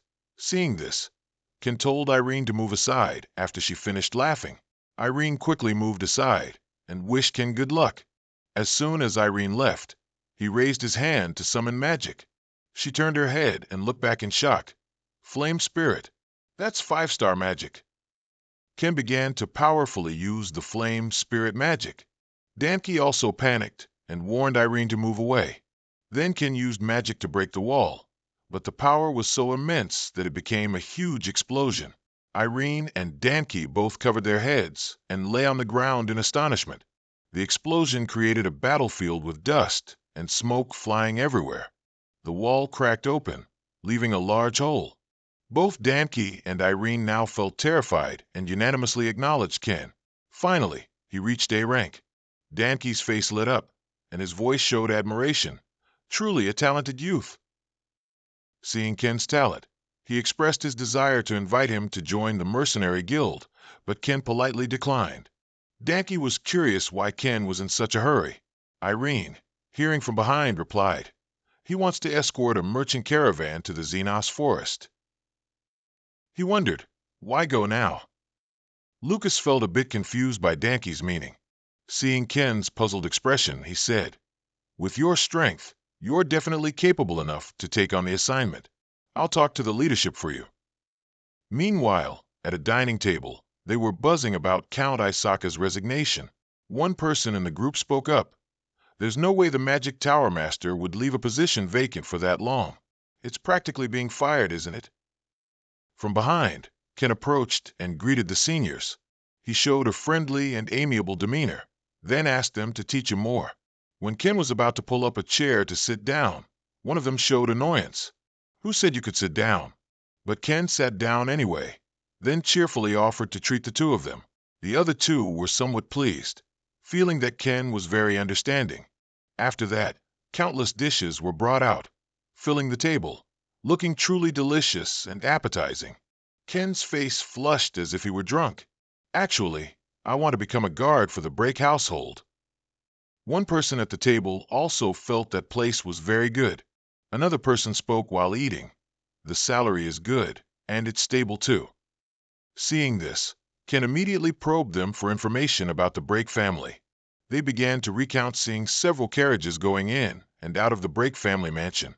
One of them said, "Something strange. If it's just deliveries, it's too many, and it seems like I even heard human voices inside, like screams." Hearing their account, Ken's expression suddenly changed. He frowned. Even after everyone left, he remained seated alone, pondering. It's certainly a strange affair. Noble families always have rumors surrounding them. Suddenly, a thought occurred to him, a speculation. Sacrifice? Could it be that? Suddenly, a voice spoke up from somewhere. "You're Ken, right?" It turned out to be Ankal. He was holding a bottle of wine and walked over, introducing himself as the leader of the escort group heading to Xenos Forest. Ken politely greeted him back. He continued the conversation. "I heard Danke talk about you. You're quite a powerful mage, aren't you?" Ankal was enthusiastic. "That Danke is very discerning. I'm counting on you." Then Ankal advised Ken to be careful, as he was only a temporary guard for now. Ankal continued, "The merchant caravan to Xenos Forest last time died." Ken wondered who had done it. Ken's face turned pale with alarm when Ankal mentioned Lu. Ankal recounted that recently, many Andes had appeared on the continent, and he felt this was a bit unsettling. Ken remained deep in thought, pondering, thinking back to that time. He recalled the past incident, finding it strange because the Andes hated living beings. Ken remained silent for a long time. Outside, it was gradually getting dark. On the cliff face, a caravan of carriages was slowly moving. Outside, the scenery was quiet and desolate. Inside the carriage, everyone was tired and resting. Ken suddenly looked around. Then he unexpectedly discovered something. He focused his gaze intently on CX. His eyes gleamed with surprise. How can this be? CX noticed the strangeness and turned his face away. Then Ken put his hand to his chin, speculating to himself, "Everyone must have their own reasons, I suppose." Ankal walked closer to Ken and asked about his situation. After speaking, Ankal was about to sit down and rest. Ken wondered who the person sitting over there was. Ankal introduced to Ken that it was the other 5-star mage named CX, an A-rank mercenary. He continued, "He's very famous here. People call him Luke Fong CX." Finally, everyone reached the forest, set up tents, and built a fire to cook. Ken, however, took his plate of food and went to sit in a corner. A voice rang out, "Young man, may I sit here?" In front of him was CX, holding a plate of food in his hand, implicitly asking to sit with him. Ken happily and politely invited him to sit down. CX introduced himself to Ken. He sat down and continued, "I'm a little worried I might be disturbing your meal." He found Ken's expression difficult to understand when he saw him smile. Ken continued eating and told CX to go on. CX sensed the aura of a spirit from him. Ken suddenly paused and thought. So he noticed the AC men. My illusion magic hasn't been discovered then. At this moment, Ken also guessed that CX was a spirit master.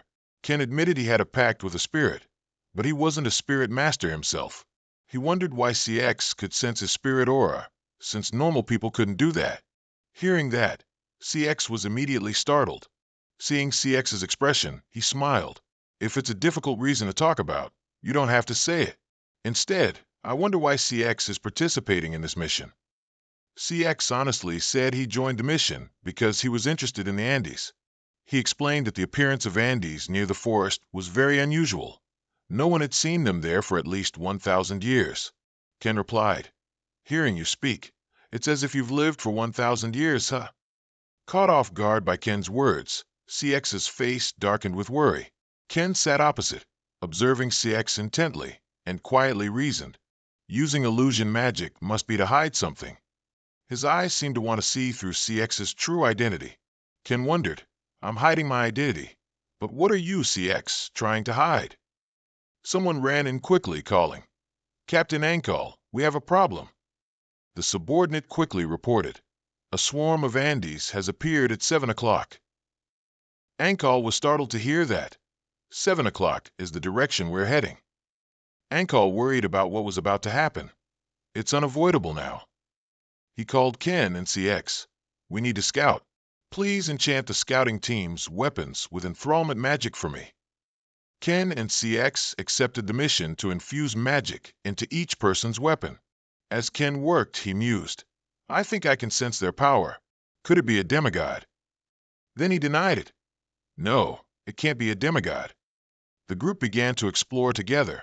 The two figures perched on the trees had intended to ambush, but the foul smell that assailed their noses made it impossible to concentrate. Those people saw a figure and immediately shouted, Andes. There are Andes over there. Ankal and his subordinates exchanged knowing glances. Then all of them charged forward at once. They headed straight for where the dark figure had just appeared. They ran frantically, their eyes immediately showing panic. Before everyone's eyes were rows of corpses, leaving everyone stunned. The man with the fierce face panted in disbelief. No way. It was just 30 minutes ago. Ken approached a skeleton at the base of a tree. He was a little startled, then told Ankal, this was done by a human. What's more, that person took less than 20 minutes to wipe them all out. Everyone was shocked to hear this. They didn't know who could do such a thing. Ken scoffed, having figured out who it was. He observed the skeleton and immediately knew. Clearly, this was the successor of the Martial King's power. Suddenly, a sound startled everyone. The sound got closer and closer. Ken could only tell Ankal to continue on their way. An explosion erupted, shattering those skeletons along with it. One of those skeletons suddenly stood up. A person appeared from within it. He shattered that skeleton. The skull fell out in front of those people. Everyone's faces were filled with astonishment. Ivan stood tall before those skeletons. He looked up behind him. Then he sharply turned away. Ankal quickly chased after him and asked, Who are you? Why did you kill those Andes? Ivan didn't bother to answer. Instead, he glared with murderous eyes. Get out before I kill you all. Ankal was too surprised to say anything. With that, Ivan walked away again. Ken was certain in his heart that the large man was the successor of the Martial King's power. Ken reminded Ankal, leaving things like this would be very dangerous. This is the path merchants usually take, so we can't just leave that monster alone. But Ankal gritted his teeth, unwilling. What can we do against him? Then he was startled by Ken's words. Then I'll go, okay? He stepped forward. I'll follow him to see if he's dangerous or not. Ankal disagreed. A sorcerer going alone? No, that's not allowed. Ken reassured him. Don't worry about me. I'm confident I'm very good at stealth. Ankal looked at him like that. Even if he wanted to stop him, he couldn't. Then Ken jumped up and left immediately. He left a final message. Captain, please continue with the mission. Somewhere in the forest, there was a loud noise. The skeletons that had just been flung away came flying back. Ivan fought alone, striking at the pile of skeletons while enraged. Damn it, They just keep coming relentlessly. Ivan powerfully swung his fist. A fist-breaking, protective barrier prevented them from getting close to him. Suddenly, a monster appeared from nowhere and leaped onto Ivan. It held on, biting his shoulder, then suddenly stopped and stared. It bit Ivan's shoulder, but his shoulder was completely unharmed. Instead, all of the monster's teeth fell out of its jaw. Ivan sneered disdainfully. "You, of all things, dare to bite me?" He landed one punch, and the monster was instantly wiped out. Ivan let out a long sigh. Then he noticed someone standing by a nearby tree. Ivan's gaze sharpened as he asked, "Who are you?" Lucas, with his long white hair, stepped closer to Ivan. Then he casually tossed a glowing orb and asked, "How long have you been studying the Martial King's fist?" Ivan gritted his teeth, annoyed by the question. "Is it another one of those groups coming to find me?" Lucas introduced himself, roughly so.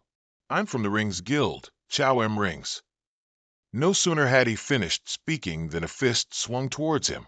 Ivan punched so hard that everything exploded around him, his fist carrying incredible force. Ivan's eyes glared with contempt. "So obscure, just hearing the name soils my ears." However, that punch did not harm Lucas at all, as he had managed to create a protective barrier for himself in time. Ivan angrily cursed. "I already made it clear to that leech-like guy. If you come again, I'll really kill you." Lucas smiled, amused. "Who was that?" His hand gripped Lucas's collar. Ivan, seething with anger, lifted Lucas, preparing for a fight. Ivan angrily cursed. "If you don't want to get wiped out, then scram. I have no intention of cooperating with anyone in the guild." Lucas countered. "A successor to the Martial King's fist doesn't want to confront the demigods." Ivan heard him ask, gritting his teeth, speechless. "You mean the guild is trying to eliminate the demigods?" He pressed closer to Lucas, interrogating him. "Forget the demigods. You lot are just a bunch of insatiable pigs. Why did you join that sow's den?" Then Lucas said something that puzzled Ivan. "So you know about that too? Huh. The current guilds are focused on controlling each other in a power struggle. Their work is no longer about eliminating the demigods." Lucas smiled provocatively. "We may be pigs, but even pigs have their pride, don't they? That's why I'm going to change them." Ivan found that a bit hard to believe. Lucas explained, "Though it's a bitter truth, I need the power of the guilds to threaten the demigods. To gather scattered forces, we need to innovate." Ivan confirmed, "You want to unite those small, fragmented guilds?" He immediately pushed Lucas away. Then his face lit up with excitement. "This time, an interesting character from the guild has arrived. Quite the smooth talker, aren't you?" Lucas straightened his clothes and stated directly, "That intro was a bit long-winded. Come on, let's fight. My fists are getting dusty." Ivan's mouth curved into an amused smirk. In a blink, he charged forward, throwing a powerful punch at where Lucas stood, but Lucas quickly dodged it. Lucas fled from the attacks. Behind him, Ivan was in hot pursuit, with trees falling one after another. While running, Lucas turned back and said, "Don't play innocent like that." Then he flew high up and began to cast a spell. He unleashed a move that sent a barrage of sharp crystal stones flying towards Ivan simultaneously. But he showed no fear, punching and shattering each stone with his hands. Each of Ivan's punches was more powerful than ever. He kept punching while chasing Lucas. He stood above, scoffing. "No brains at all, huh?" Above Lucas, a sphere gradually appeared, and he cast his move. He directly attacked Ivan. Ivan was surprised by the attack slowly falling towards him right before his eyes. Suddenly, two icy hands tightly gripped his feet. The attack was imminent, closing in on Ivan. He could only use his two hands to brace himself. A frosty explosion erupted. It was then that Lucas landed to assess the situation. He offered, "Shall we have a little chat?" Ivan was now frozen by Lucas's attack. But suddenly, Ivan's eyes flashed white, and he gathered his strength, shouting loudly to shatter the ice himself. His footsteps were more forceful than ever, cracking the ground. He leaped up, gathering strength to punch Lucas. Ivan smirked and threw his punch directly, followed by a deafening sound that shook the forest. Then Lucas felt something was wrong. Ivan, instead of hitting him, stumbled and fell backward right in front of him. Then he looked at the starry sky, bewildered. Ivan asked in disbelief, "Was that just a joke? How did you do that?" Lucas held out his hand and offered once more. "So, do you want to chat now?" Ivan retaliated against the recent humiliation by springing up and swiftly punching Lucas in the chin. Then he glanced at Lucas, who rubbed his chin and glared at him in annoyance. Suddenly, Ivan ran off, startling Lucas, who was confused by the escape. He also gave chase, yelling and scolding. "Hey you, is that how you are? Stop right there." The two continued, one running, one chasing, and Lucas quickly caught up to Ivan. Ivan ran, speculating. "This guy isn't trying to escape. He wants to lead me somewhere." Running alongside, Lucas also silently assessed.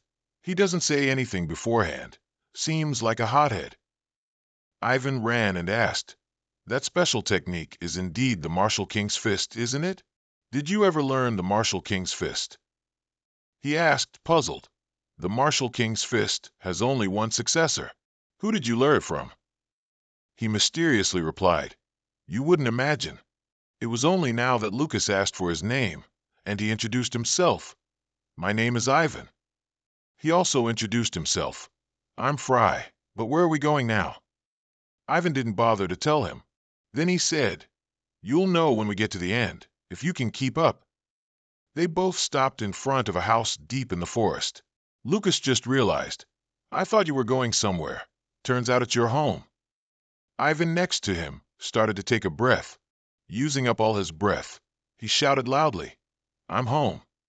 The loud shout shook the entire house. Lucas's ears rang from the shout. "What was that? You should have warned me, you crazy guy." Ivan replied, "It wouldn't be easy if I didn't do it like that." He immediately wondered who it was. He, Ivan, said the name Ricky. Lucas was annoyed because he had no idea who that was. He said two words that made Lucas nearly freeze. "Demigod." He asked again, disbelievingly, "What did you just say?" Ivan's lips curled into a smirk. Footsteps inside the house gradually became distinct. Lucas's eyes widened in surprise. That person stepped out and asked, "What's up, Ivan? Did you bring your grandma with you?" Ricky yawned sleepily. Lucas was shocked. No doubt about it, this terrifying, boundless power belongs to a demigod. He thought to himself, just like that old poison maker, he's an apocalypse level. Ivan pointed to Lucas and introduced him to Ricky. "This guy is from the guild." Ricky observed for a moment. Then, without much interest, he asked Ivan, "Is the matter I told you about done?" Ivan reported that it was completed. Upon hearing the news, he turned and told Ivan to come inside. It's time to move on to the next phase. Ricky also told Lucas, "You too, young man standing there, come inside," which surprised Lucas even more. He walked over to Ivan. His hand violently grabbed Ivan's collar. Lucas suppressed his anger and interrogated him. "Explain right now. Why is the successor to the Martial King working with a demigod like this?" Ivan told him to let go, but Lucas still forced him to speak. He threatened angrily, "Depending on what you say, I'll decide whether or not to kill you." Ricky's eyes held contempt. "Kill me? Aren't you being a bit overconfident?" He pushed Lucas's hand away and turned. "The reason for working with Ricky is clear, isn't it?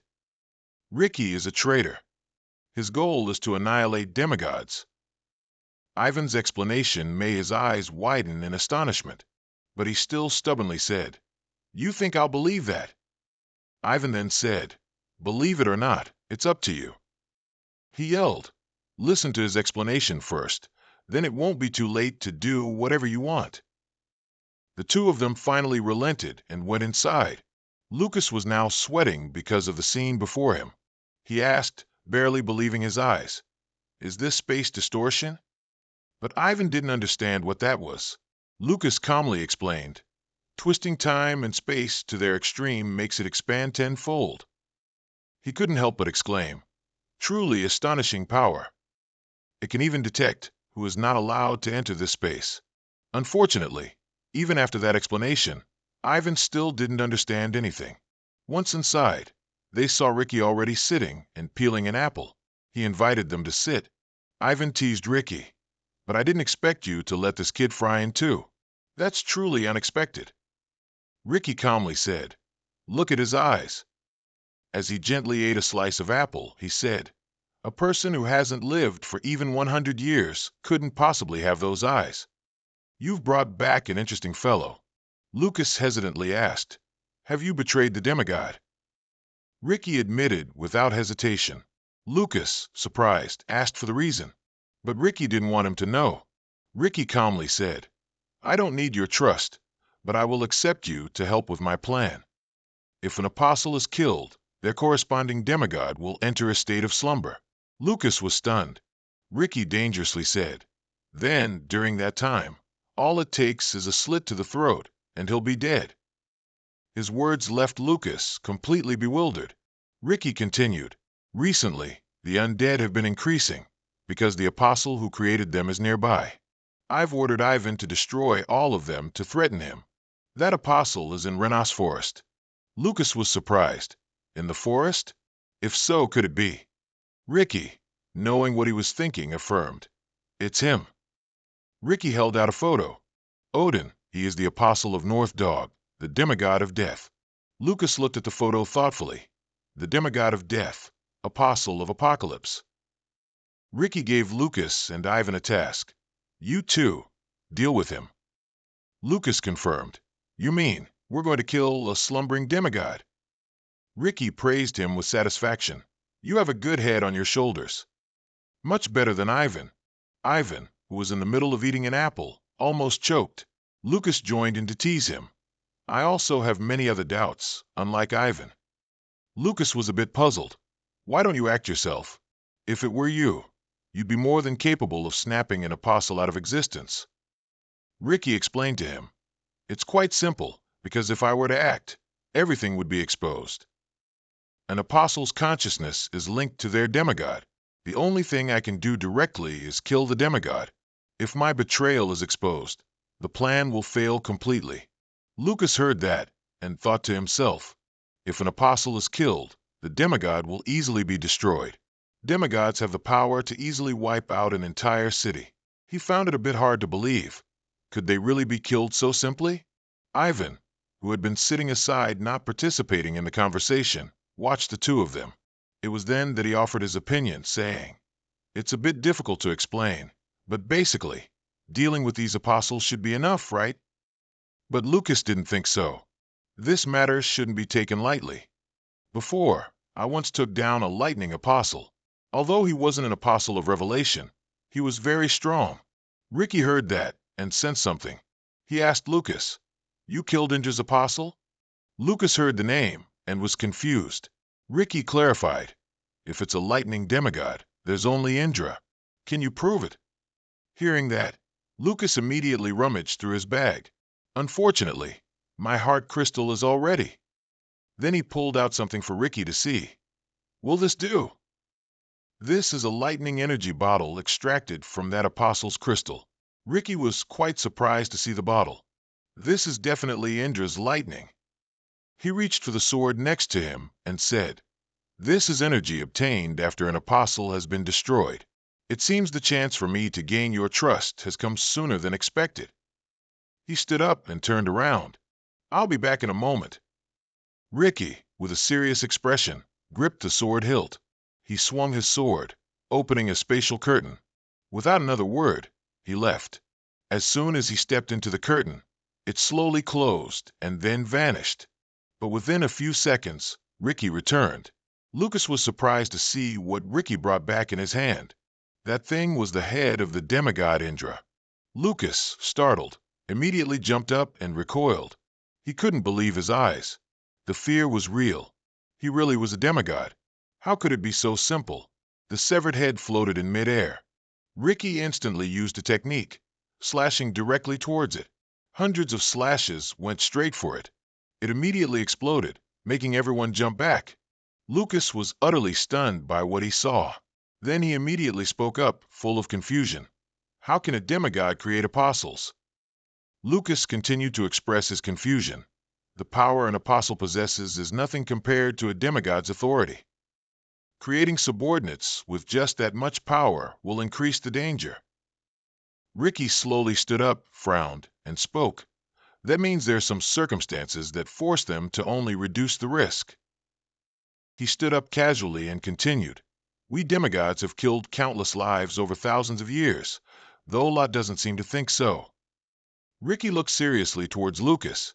What's more, if we act directly, we could disappear forever. Lucas heard that, waved his hand, and sighed. Demigods disappear?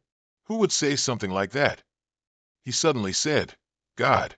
He turned pale, as if disbelieving what he'd heard, and asked again, Are you telling the truth? Ricky calmly explained, Even if it's called a god, it's a different concept from the god humans define. To be precise, it's probably the great rule that created this world. Lucas's face darkened in thought. Like the law of causality? He picked up a piece of fruit and continued to explain. It's like an absolute energy block that ensures the balance of this world. Demigods are also like an organization separated from that energy block. Lucas heard that and laughed with interest. If I hadn't heard it from a demigod's mouth, I would have thought this was the doctrine of some new religion. Ivan's face became serious as he spoke, puzzled. In reality, has anyone actually been eliminated? Ricky immediately replied, Not to that extent. He pondered and then gave the result. As far as I know, about 20 of them have returned to the void. Lucas and Ivan were both horrified to hear his answer. Finally, Ricky issued a warning. What I can do is only up to this point. In 1 or 2 months, not only Lot, the 5 senior members you call the Apocalypse, and countless demigods will all be buried in the same grave. Ricky placed the peeled apple on a plate and slowly said, To eliminate Odin, everything must be finished before that. When Lucas spoke up, puzzled, he immediately cut him off. I put in the effort to peel this, so just sit down and listen to me for a bit, okay? Both of them sat down simultaneously. Ricky stated the main point. The purpose of this gathering is to uncover the traitor. He continued to recount the events that had transpired. Over the past decade, I've eliminated a few dormant ones. Everyone knows that only a demigod could do this. He continued to explain. There, all demigods will go with their apostles. Of course, Odin will also come. After the conference ends, it's highly likely that he and North Dog will hide their traces together. Ricky sighed as he was about to eat a piece of apple. If that's the case, we have no way to find him. Lucas and Ivan were also slightly stunned to hear that. Ivan, eating an apple, spoke up impatiently. Why are you beating around the bush? So, this is the perfect opportunity for us to eliminate one of the Apocalypse members, isn't it? Lucas also sighed. Then we need to find a way to get into the forest. That's simple. Ivan looked at him and made a suggestion that puzzled Lucas. Looking at today's path, you can fly, right? So what? He excitedly said loudly. Just fly up into the sky and enter the forest. Lucas showed no expression and continued to ask, leaving him dumbfounded. What then? His question made Ivan turn pale and stiffen. Whether you enter by flying or tunneling, you're still an unauthorized intruder. He heard that and stammered. So, if you don't get exposed. Lucas looked blankly and pointed at Ricky, asking helplessly, You really want to catch apostles with this guy? He heard that and sighed. Now that you and I are cooperating honestly, I feel quite relieved. He closed his eyes tightly and made a request. Listen carefully, Ivan. He began to explain about the world tree protecting Renas Forest in the 2L village. It's both the center of the forest and the life force connecting all other trees. And the queen there shares consciousness with the great tree. After finishing his analysis, Lucas sighed and asked back, If that's the case, Ivan, how many seconds do you think it would take them to detect an intruder? He, on his side, furiously shouted, So what? What then? Is there another way? Lucas pondered and then, as if discovering something, exclaimed. He mused and said, Who knows? There might be a way. Inside the forest, people were setting up tents and lighting bright fires. Everyone sat around the campfire, complaining with confusion. I came here ready to die. So, why are we setting up camp? Everyone kept discussing. What are we supposed to do? Humans can't enter the village. Elves don't like humans. CS, next to them, looked at everyone discussing. Even so, we arrived quite quickly because we didn't encounter any undead, thanks to that big guy, right? He turned and walked away amidst the chattering and laughter. But hey, did you see those two elves just now? Elves are truly beautiful. Everyone was still animatedly discussing. CS continued walking with her back to them, but thought to herself, whether elf or human, there always seemed to be a few like them. Inside the silent night forest, CS's figure appeared in the middle of the forest. She smiled, shed her disguise, and listened to the sounds of the forest. The sounds of misery reached her ears. She exclaimed, "The forest is groaning." CS stepped further in, thinking, "This situation isn't good. If the undead keep lurking around here, this land will die too." Suddenly, she heard a sound behind her, and her eyes widened in surprise. CS hid behind a large tree, looking towards the newly appeared figure. She immediately reverted to her disguise. Immediately after, she turned around as if startled. "Oh, it's you." CS reassured the newcomer. "I'm relieved you've returned safely, Kenston." He chuckled, looked at him, and asked, "Did you gain anything from that person?" Suddenly, someone stepped out beside him, startling him. Ivan stepped out and looked coldly at CS. "Me? You're the one who can get us into the forest." He looked at Ivan and asked in confusion, "What's going on?" He immediately shouted angrily, startling CX a little. "Old man, quickly shut up and lead us into the forest." He continued to threaten angrily. If they didn't want to see those arrogant elves, Ken stepped forward and pushed Ivan's face back. "You move aside, Ivan." He stepped forward, looked at CX and asked him, "We have to go into the forest. Can you help us?" Seeing that, he immediately scolded, "Ken, even though I don't know what's going on, you must respect your elders first." He suddenly grabbed his shoulders tightly, making him extremely terrified. Ken held him tightly and urgently said, "Now is not the time for acting. This is an urgent matter for both me and all of you." His next words stunned him. "CX, from the very beginning, I already knew you two were elves." Immediately after that, he raised his hand to cast a spell on his face. The disguised face disappeared. Seeing that, CX was extremely shocked. Lucas looked at his stunned face and continued, "You understand now, right? I'm like you. I'm a mage from the guild." He looked seriously at CX and sincerely said, "I need your help, CX." CX looked seriously at him.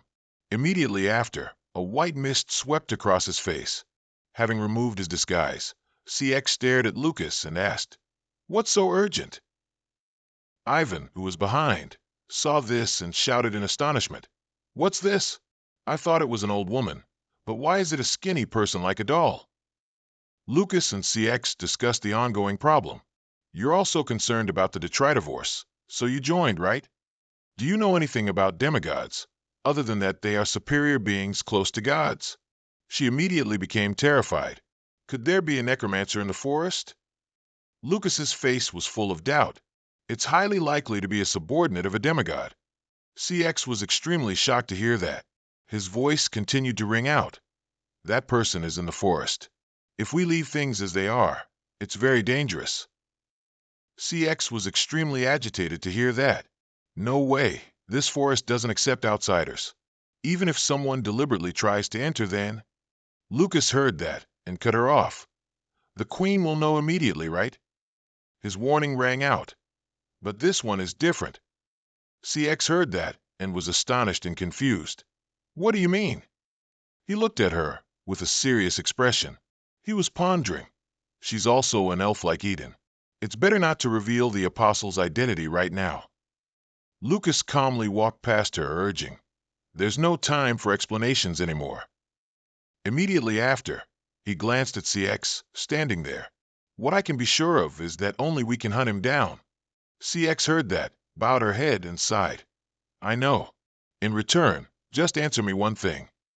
amidst the rustling wind in the forest, blended with CX's confused question. You said you weren't a spirit master, right? But why did you form a pact with a spirit? CX heard that and shouted in shock. Dark elves are even more reclusive than us, yet they taught spirit magic to a human? He heard that and found it somewhat hard to believe. I have some pretty open-minded friends. Lucas's next words astonished CX again, especially Camille. You taught me spirit magic, but her character is quite good. Her face paled, and her eyes widened as she muttered, "The Black Panther Camille." CX remembered Camille's fierce image and couldn't believe it. A proud Black Panther acknowledging a human as a friend? A moment later, CX looked at Lucas with a serious expression. I understand. I'll trust you. Let's go to the village. On the other side, a large purple flame was flickering in a palm. Eden saw the flame growing brighter and asked, Are you worried about something? A wisp of black smoke rose, gathering into a circle. A moment later, the smoke gathered into a large, terrifying face. He glared and spoke with a booming voice. Indra is dead, and this time, there's no trace either. He chuckled, looking behind him, then asked, puzzled, Is it because of the traitor you mentioned before? His voice grew louder as he commanded. Remember to be careful from now until the upcoming meeting. You understand what I mean, right? Eden smiled brightly and turned, Yes, sir. Suddenly, there was a knock on the door. He commanded, and go. At that moment, the giant black smoke disappeared. The butler stood outside the door and respectfully announced, Sir Eden, the Queen is calling for you. He glanced and said, Tell her I'll be right there. The butler replied and turned back, leaving him alone in the room. Suddenly, his voice echoed in the large room, Careful, huh? This is careful enough. Eden's face was filled with cunning and scheming. Who would dare threaten the Queen's own brother in this forest? Lucas's group stood in the distance, looking towards the giant ancient tree that protected the entire village. Ivan next to him constantly exclaimed, Is that the World Tree? It's terrifyingly huge. Hearing that, CX spoke up to introduce. We call it Hero. He heard the name and was puzzled. How do you pronounce that? CX gently explained. It's the language of the elves. The two gatekeepers saw CX return and unexpectedly said, You're back sooner than I thought. The two greeted each other, conversing in the elven language. That's how it is, Fi. Is something wrong? Of course not. Fi asked CX about the situation. Have you found anything about the necromancer yet? Ivan next to them looked puzzled. What are they saying? Suddenly, Fi looked towards the two of them. She looked at them seriously with suspicion. Who are they?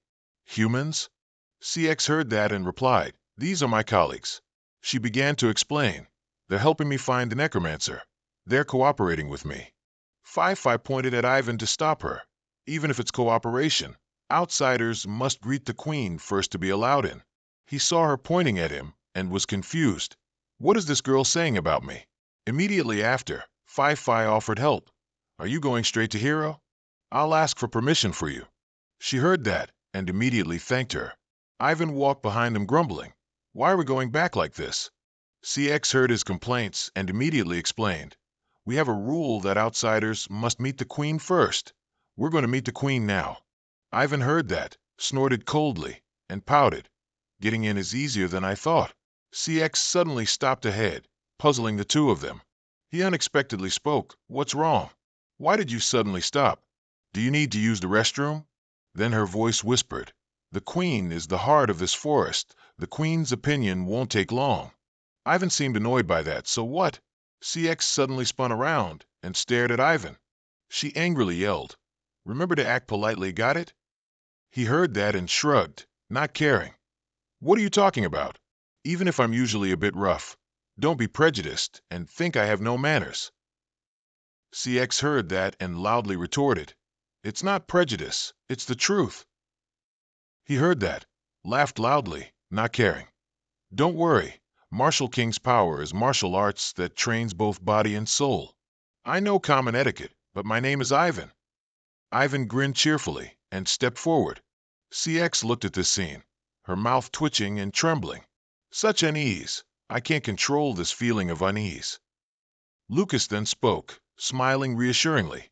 Don't be like that. That guy's obsessed with girls. Hearing that, she was a bit confused. He explained, "He acts like this whenever he's in front of women." Inside the magnificent palace, a gentle voice echoed, "So, you are the ones helping my friend CX." The maids beside her were very calm. "Welcome to the forest, both of you." Ivan's face was now filled with shock and worry. Sitting high above, she introduced in a gentle tone, "I am Snow, queen of all elves." Her face was utterly radiant and gentle.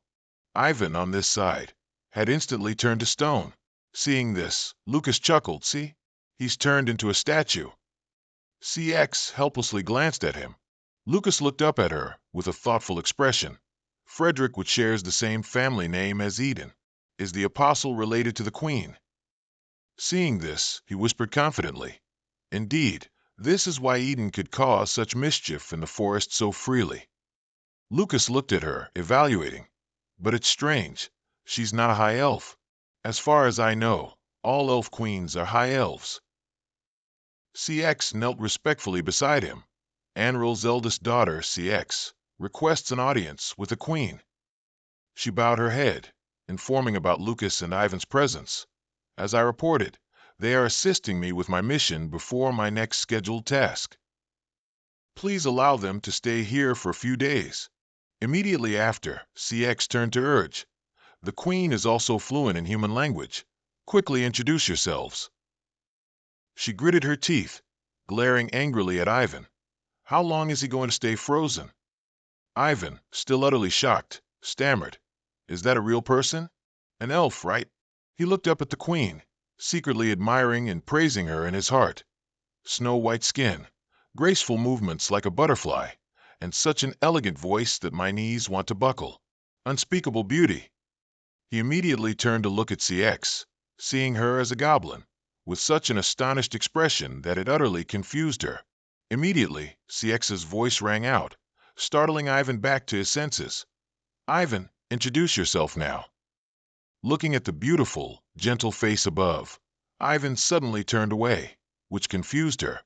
In his heart, he was extremely shocked. "Just looking at her face excites me. She truly is a woman who stirs one's heart." He clenched his teeth, telling himself, "Shut down all senses. All girls look the same." Ivan sprang up, taking a deep breath to gather courage. Ivan stood straight, staring upwards, making Lucas and CX helplessly angry. This big lug, he's really trying his best. The man beside her, seeing this, angrily yelled, "Disrespectful! Who is the superior here?" Snow raised her hand to stop him. She coldly glanced at him. He bowed his head in fear. "My apologies, Your Majesty." A voice rang out, startling her. "Oh, grace of the forest, warm sunlight illuminates the sky." Lucas bowed and knelt respectfully. "Mage Frey of the Casco Empire requests an audience with Your Majesty the Queen." Snow was very surprised and praised. "You are a human, yet you know the manners of elves very well, don't you?" He bowed respectfully and said in thanks, "That is my honor." Immediately after, her gentle voice rang out again. "I accept for you to stay here. Please recover your tired bodies after the arduous journey, and then depart." Finally, she ordered them to withdraw. CX awkwardly replied, "As you command." She silently watched them turn and leave. Snow's face fell into contemplation. She looked directly at Lucas as he walked out. Ivan saw the pile of vegetables on the table and asked in confusion, "What is this?" He explained, "It's the dinner CX prepared." He stared wide-eyed at the basket of fruits and vegetables in disbelief. "Nonsense! Only goats eat this." Lucas interrupted him. "So you think there's meat for you in an elf village?" He took a handful of dried meat from his pouch and offered it to him. "Eat this." Ivan's eyes lit up as he stared at it excitedly. "How thoughtful. I'm going to like you a lot if you keep this up." While gnawing on the dried meat, he asked in confusion, "Where did that CX go after leaving me in the room?" Lucas, eating vegetables, agreed. "Looks like she had a lot of reporting to do." He saw Lucas eating like that and asked curiously, "Is it good?" He munched on a piece of vegetable and exclaimed, "It's always fresh and delicious." Lucas ate and secretly sent a message to Ivan, lamenting, "Things are more troublesome than I thought." He heard him and said in confusion, "That makes me uneasy. Just say it out loud." Seeing that, Lucas angrily sent a message, scolding, "You blockhead. We're being monitored. Elves' hearing is 10 times better than humans." Ivan was greatly surprised by this and turned his face to look behind him. Outside, behind the large trees, shadowy figures flickered. The two of them secretly exchanged whispers. Is it because Eden is related to the queen? Exactly. Although there's no evidence, if we carelessly approach Eden, we'll be cornered immediately. The two of them chewed and whispered to each other. The entire village will become our enemy. According to Ricky, to contact Revelation, the apostle needs a special intermediary object. Ivan whispered back, "Intermediary object?" Out loud, he criticized the dried meat. "This is made from elephant meat, so expensive." Lucas focused on eating leaves and relayed the information. If Eden tries to contact Nose Dog even a little, his divine power will be revealed. Following that might lead us to the intermediary object. He chewed the dried meat, narrowing his eyes as he asked, "So we have to wait for him to show his tail? How long will that take?" He seriously relayed the information. "According to my prediction, it'll be today or tomorrow." Ivan was startled. "How can you be so sure?"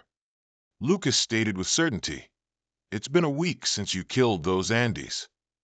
His eyes gleamed with certainty. "Eden is a bloodthirsty demon. Do you think a bloodthirsty animal like him can endure in a village full of grass like this?" The door burst open, and CX's tired voice rang out, "I'm back." She stood at the door with a sullen face. He asked in surprise, "CX, what happened to your face?" She scurried inside, constantly complaining. "I was called from place to place all night, couldn't get any sleep." She ran into the room and slammed the door shut, much to the bewilderment of the two. "Don't you dare wake me up." Lucas's voice echoed into the room. "You left 2 men in the house. Why aren't you cautious?" She flopped onto the bed, tired, and chuckled. "I treat human men like cats and dogs anyway." Seeing this, Lucas stood up and sent a message to Ivan. "Well, I have something to do, so I'll be going now." Ivan was puzzled. "Where are you going? Dinner's over. Shouldn't we play a round?" He immediately sent a telepathic message back, startling him. "Ivan, I have important matters." He messaged him, "I have to deliver a message to a friend." Ivan was startled and asked, "Deliver a message to whom?" Outside the village, Lucas sat in meditation.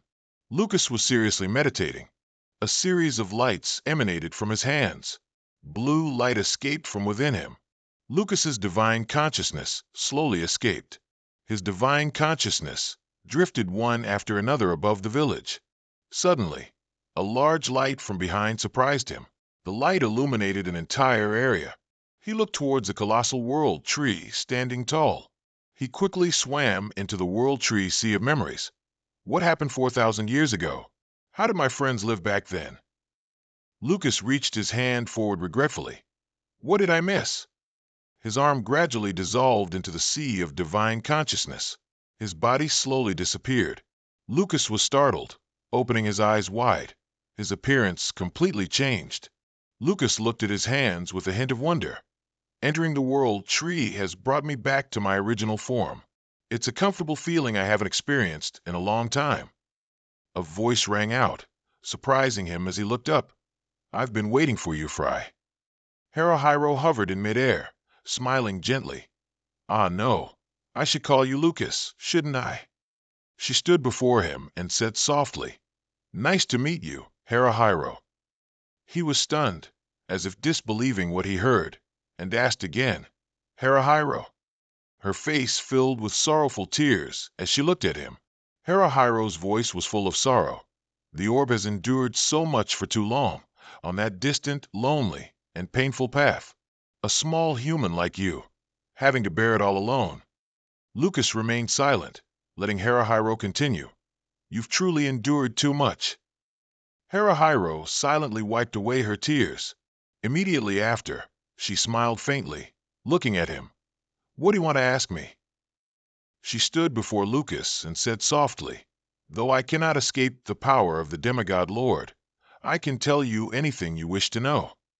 Lucas looked up at her and made his request. "I want to know the fate of my friends."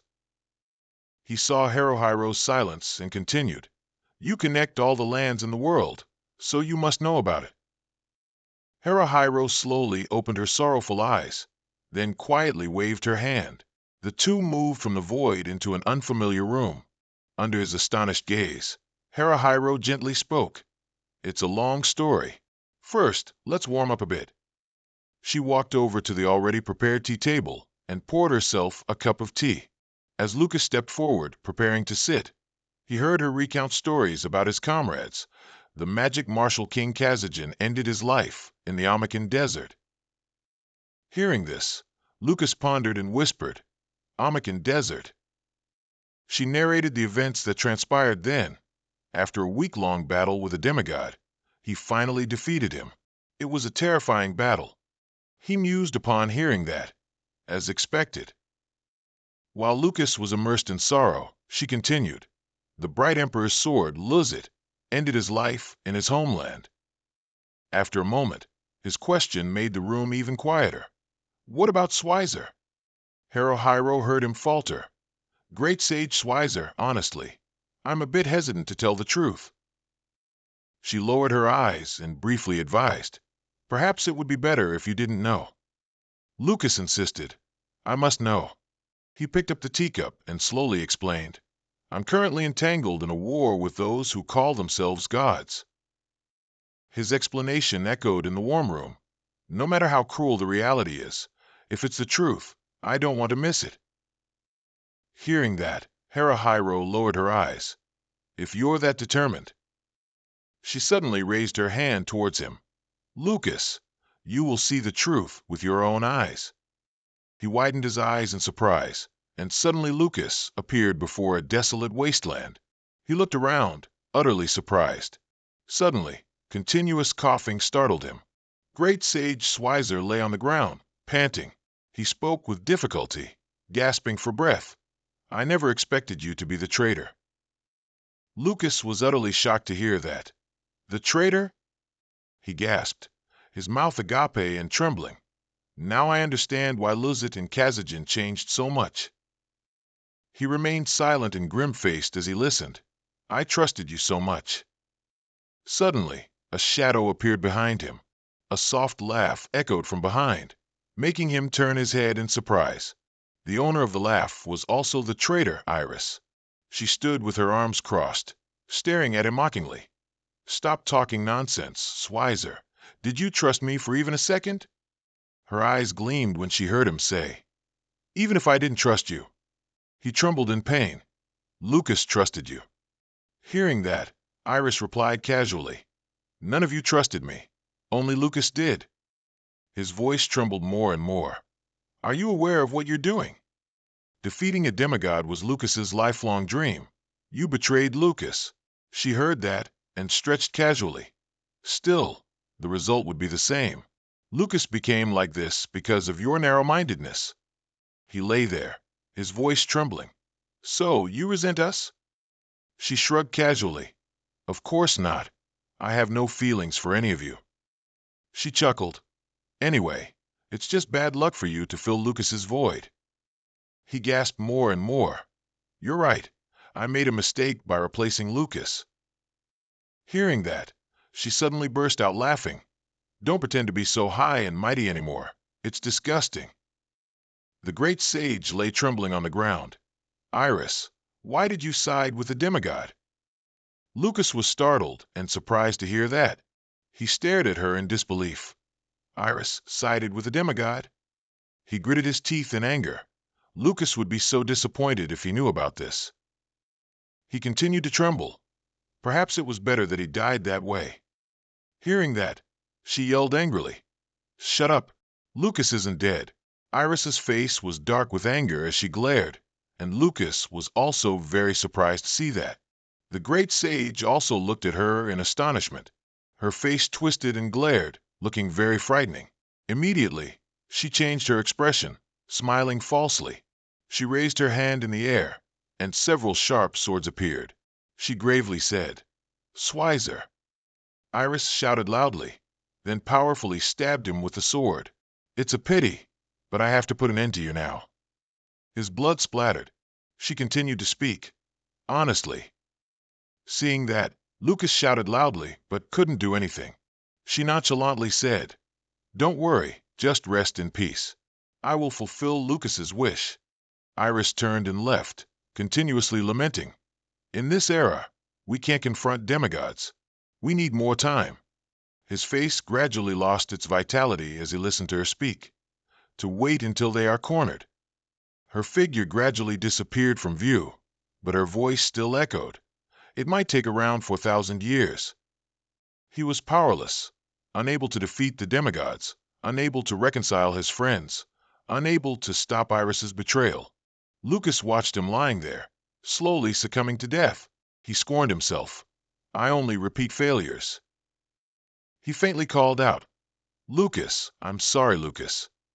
He stood there, unable to do anything. Harahiro snapped her fingers in time, cutting off the flow of time. Lucas returned to the present in agony. He looked into the void, utterly horrified. Seeing that, Harahiro pursed her lips, deeply saddened. Light shone into the silent room. Lucas lowered his eyes sadly. His face was grim, speechless. Light shone upon both of them. He chuckled helplessly. "Damn it." Lucas remained grim and silent. Harahiro lowered her eyes, breaking the silence. "Iris Pfifferter is still alive. She's clearly somewhere in this era." She continued to muse, "But I can't guarantee she's the person you once knew." Meanwhile, Lucas was still bowing his head sadly. "Sorry?" Lucas's face was unsteady with sadness. Schweizer's last words were sorry. "You fool. Who's the one who should be saying it?"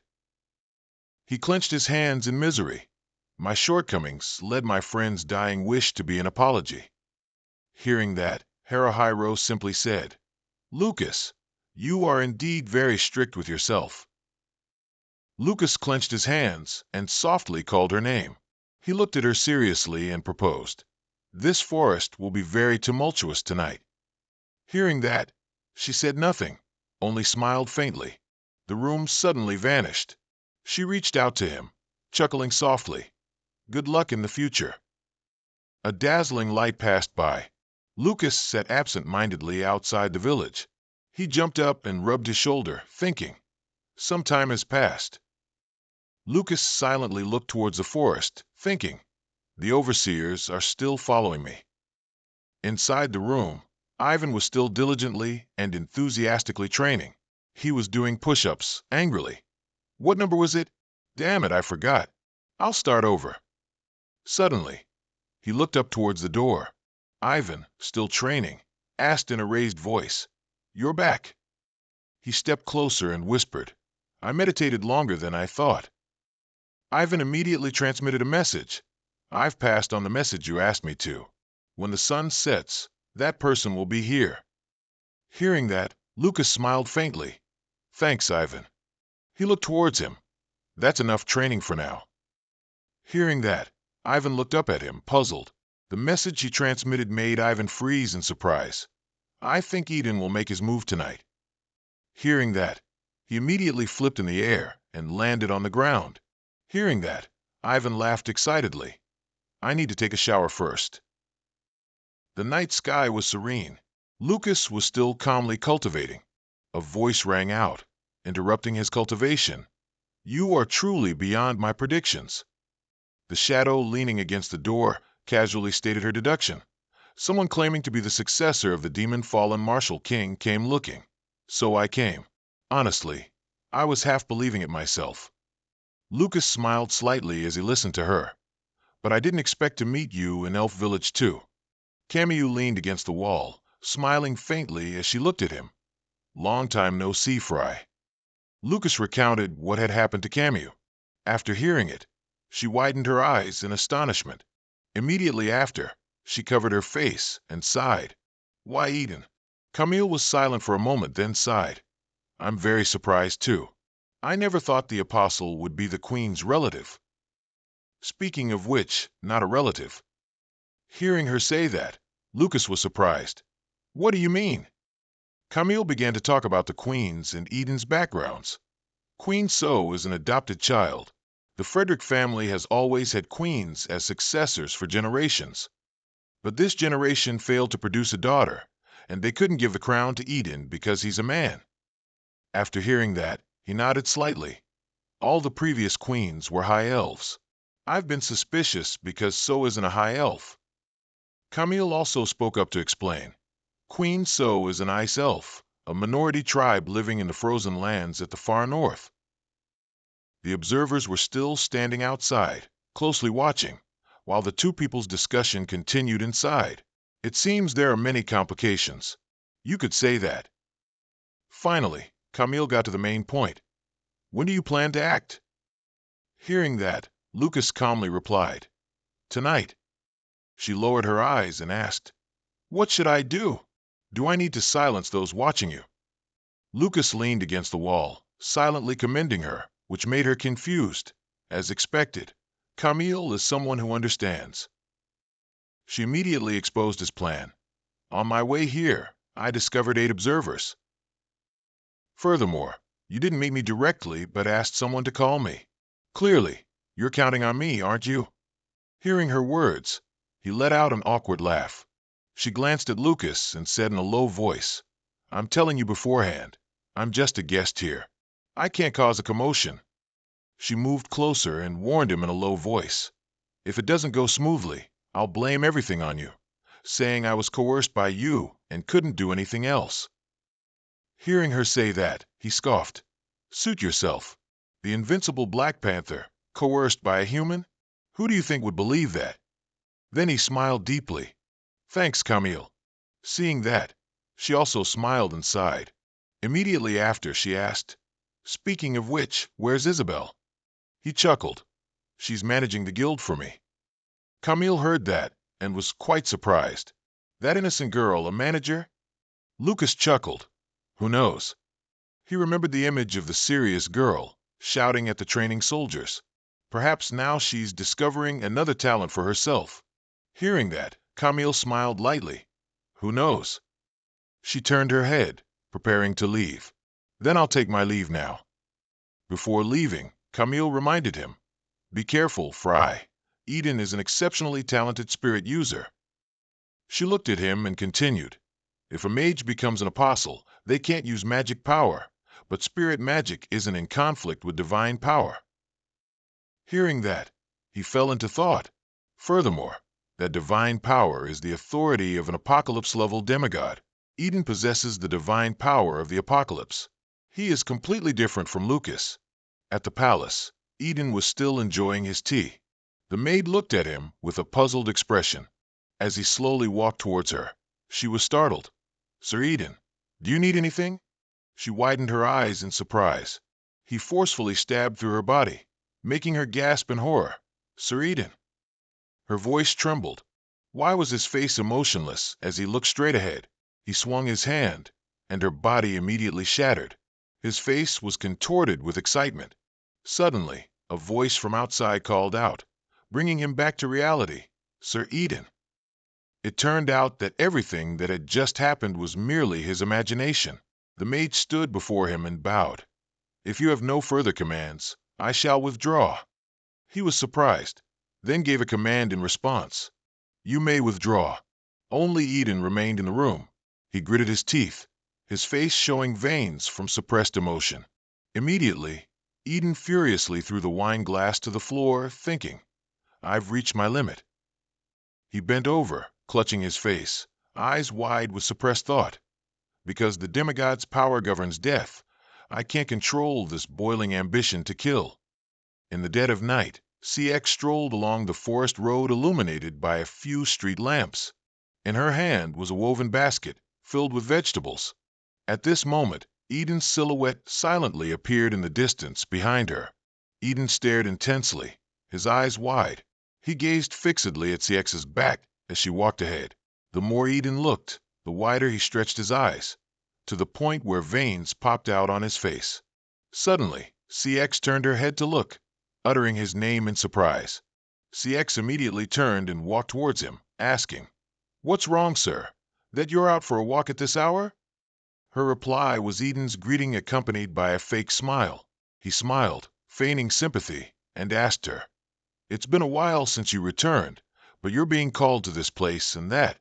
You must be tired, aren't you?"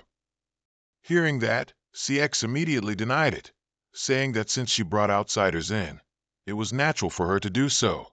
Eden chuckled faintly a few times, then changed the subject to CX being chased by a necromancer, which immediately made her feel dejected. CX raised her hand to her forehead and sighed exasperatedly. "It's a bit complicated." Eden's eyes widened in tension immediately upon hearing her recount the rumor of a necromancer hiding right in the village. He then quickly regained his composure and hesitantly replied, "Is that so?" Eden bowed his head, hiding his facial expression. In his mind, he could only think die. But he muttered, "If it's true, then it's a big problem." Suddenly, Eden raised his hand to touch CX's chin and called her name, making CX startled, confused. Her body was suddenly moved. Ivan pulled her backward and threw her straight to the ground, making CX scream in fright. She struggled to crawl up from the ground, groaning in pain. Looking at Ivan's tall figure in front of her, CX yelled, questioning, "Are you getting revenge because I only fed you grass?" He coldly turned his head to glance at CX, scolding her. "Foolish. If it weren't for me, you'd be dead already." Seeing the scratch on Ivan's cheek, she exclaimed his name in surprise. CX, sitting on the ground, suddenly flinched when she saw wisps of green smoke rising from Eden's body. She hesitantly called Eden's name when she saw what was hovering behind him. It was the high-level wind spirit Stonia. Its appearance made CX consider a possibility. Eden smirked, speaking sarcastically. Ivan was now in a defensive stance, shielding CX.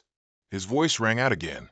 "The outsider CX brought back is a demon martial artist who specializes in killing my lovely and dead creatures." Ivan immediately cursed. "What nonsense are you spouting? You're royalty, so you don't fear anyone, right?" Eden disdainfully said that he had intended to keep this a secret, but silencing those who were about to die was pointless.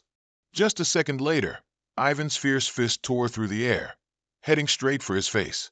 But Eden quickly sprung into the air, making Ivan's fist hit nothing but air. In an instant, he had leaped onto a high branch of the ancient tree. Ivan turned his head to glance at Eden above, provoking, "You sure love to talk rubbish, don't you? Your head looks a bit strange. Do you want me to fix it for you?" Those provocations successfully enraged Eden, who unleashed a string of scornful curses. "How dare a lowly human like you speak that way to the supreme Frederick family of the elves?" CX finally managed to stand up. Beside her, Ivan was busy taunting, "What's so noble about a demigod's hound like you?" CX was still horrified, not understanding what was happening. And what about her lord Eden? On the other side, Eden cast a spell, chuckling triumphantly, saying Ivan was definitely doomed. The ground began to shake and crack into small pieces, startling the two people standing below. The entire space was enveloped in an ethereal purple smoke. Eden's voice rang out again, "Because I can't control my desire to kill, so." Suddenly, Ivan's face paled, and he gritted his teeth with a grunt. On the other side, CX also shrieked in horror. "What is that?" Amidst the cracks in the ground, in addition to the purple gas, something else was emerging. Several growling, undead creatures were climbing out of those cracks. Seeing that scene, CX was so terrified she couldn't believe her eyes. Looking at the grotesque and dead creatures being controlled by the person on the tree branch, she was stunned to realize the truth. Eden was the necromancer who created those undead creatures. Ivan ran towards the undead creatures. CX, still stunned, tried to press Eden for his reasons. Suddenly, an undead creature swung its sword, slashing her from behind. By the time she realized it, it was too late. Suddenly, a punch with immense power slammed into the undead creature. After Ivan defeated the sword-wielding undead creature, he roared angrily, "What are you just standing there for?" Having said that, He ran back towards those undead creatures. CX looked on, feeling worried about the village's safety against the power of the undead creatures. Ivan struck an undead creature with his elbow, causing its body to explode. As that undead creature exploded into pieces, Ivan suddenly spoke. "You're more hot-headed than I thought." He spoke to CX, who was standing behind him, while getting into a defensive stance, making her puzzled. "That guy is using divine power. You will bear witness that he is an apostle of a demigod." Without waiting for her to understand, Ivan relayed Lucas's words. "If you needlessly touch the Queen's brother, not only us, but you too will be charged with treason." At this moment, CX was surprised to realize, could it be that Ivan deliberately provoked Eden to protect her? Then she doubted her own speculation. Or isn't that just his personality already? Eden on the other side jumped down, landing lightly on one foot. He stood there, unfazed, amidst an army of undead creatures. Eden smiled strangely, raising both hands and saying, "My friend's body smells wonderfully of corpses." Ivan, on the other side, having just ripped off an undead creature's head, turned and scoffed. Birds of a feather flock together. Eden gloomily listened to his insults, especially your ugly face, which is exactly the same. He angrily gritted his teeth and cursed Ivan for being suicidal, completely unaware of a strange magic circle suddenly appearing beneath his feet. Suddenly, the ground glowed brightly, making him look down in surprise. A pillar of fire suddenly erupted, blasting Eden away and simultaneously incinerating the undead creatures next to him. Eden was blown away, falling hard to the ground.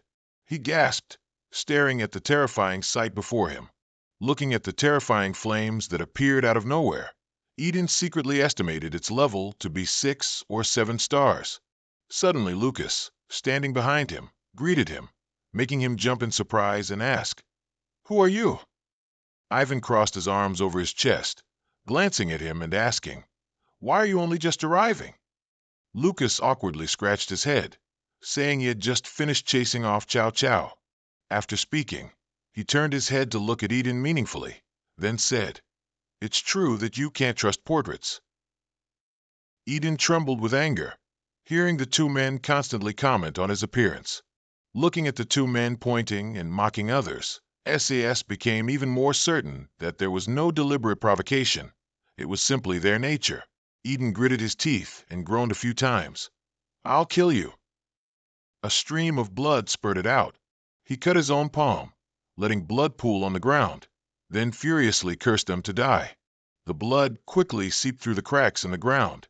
A magic circle reappeared between them. Ivan stammered in horror. "Is that guy really crazy?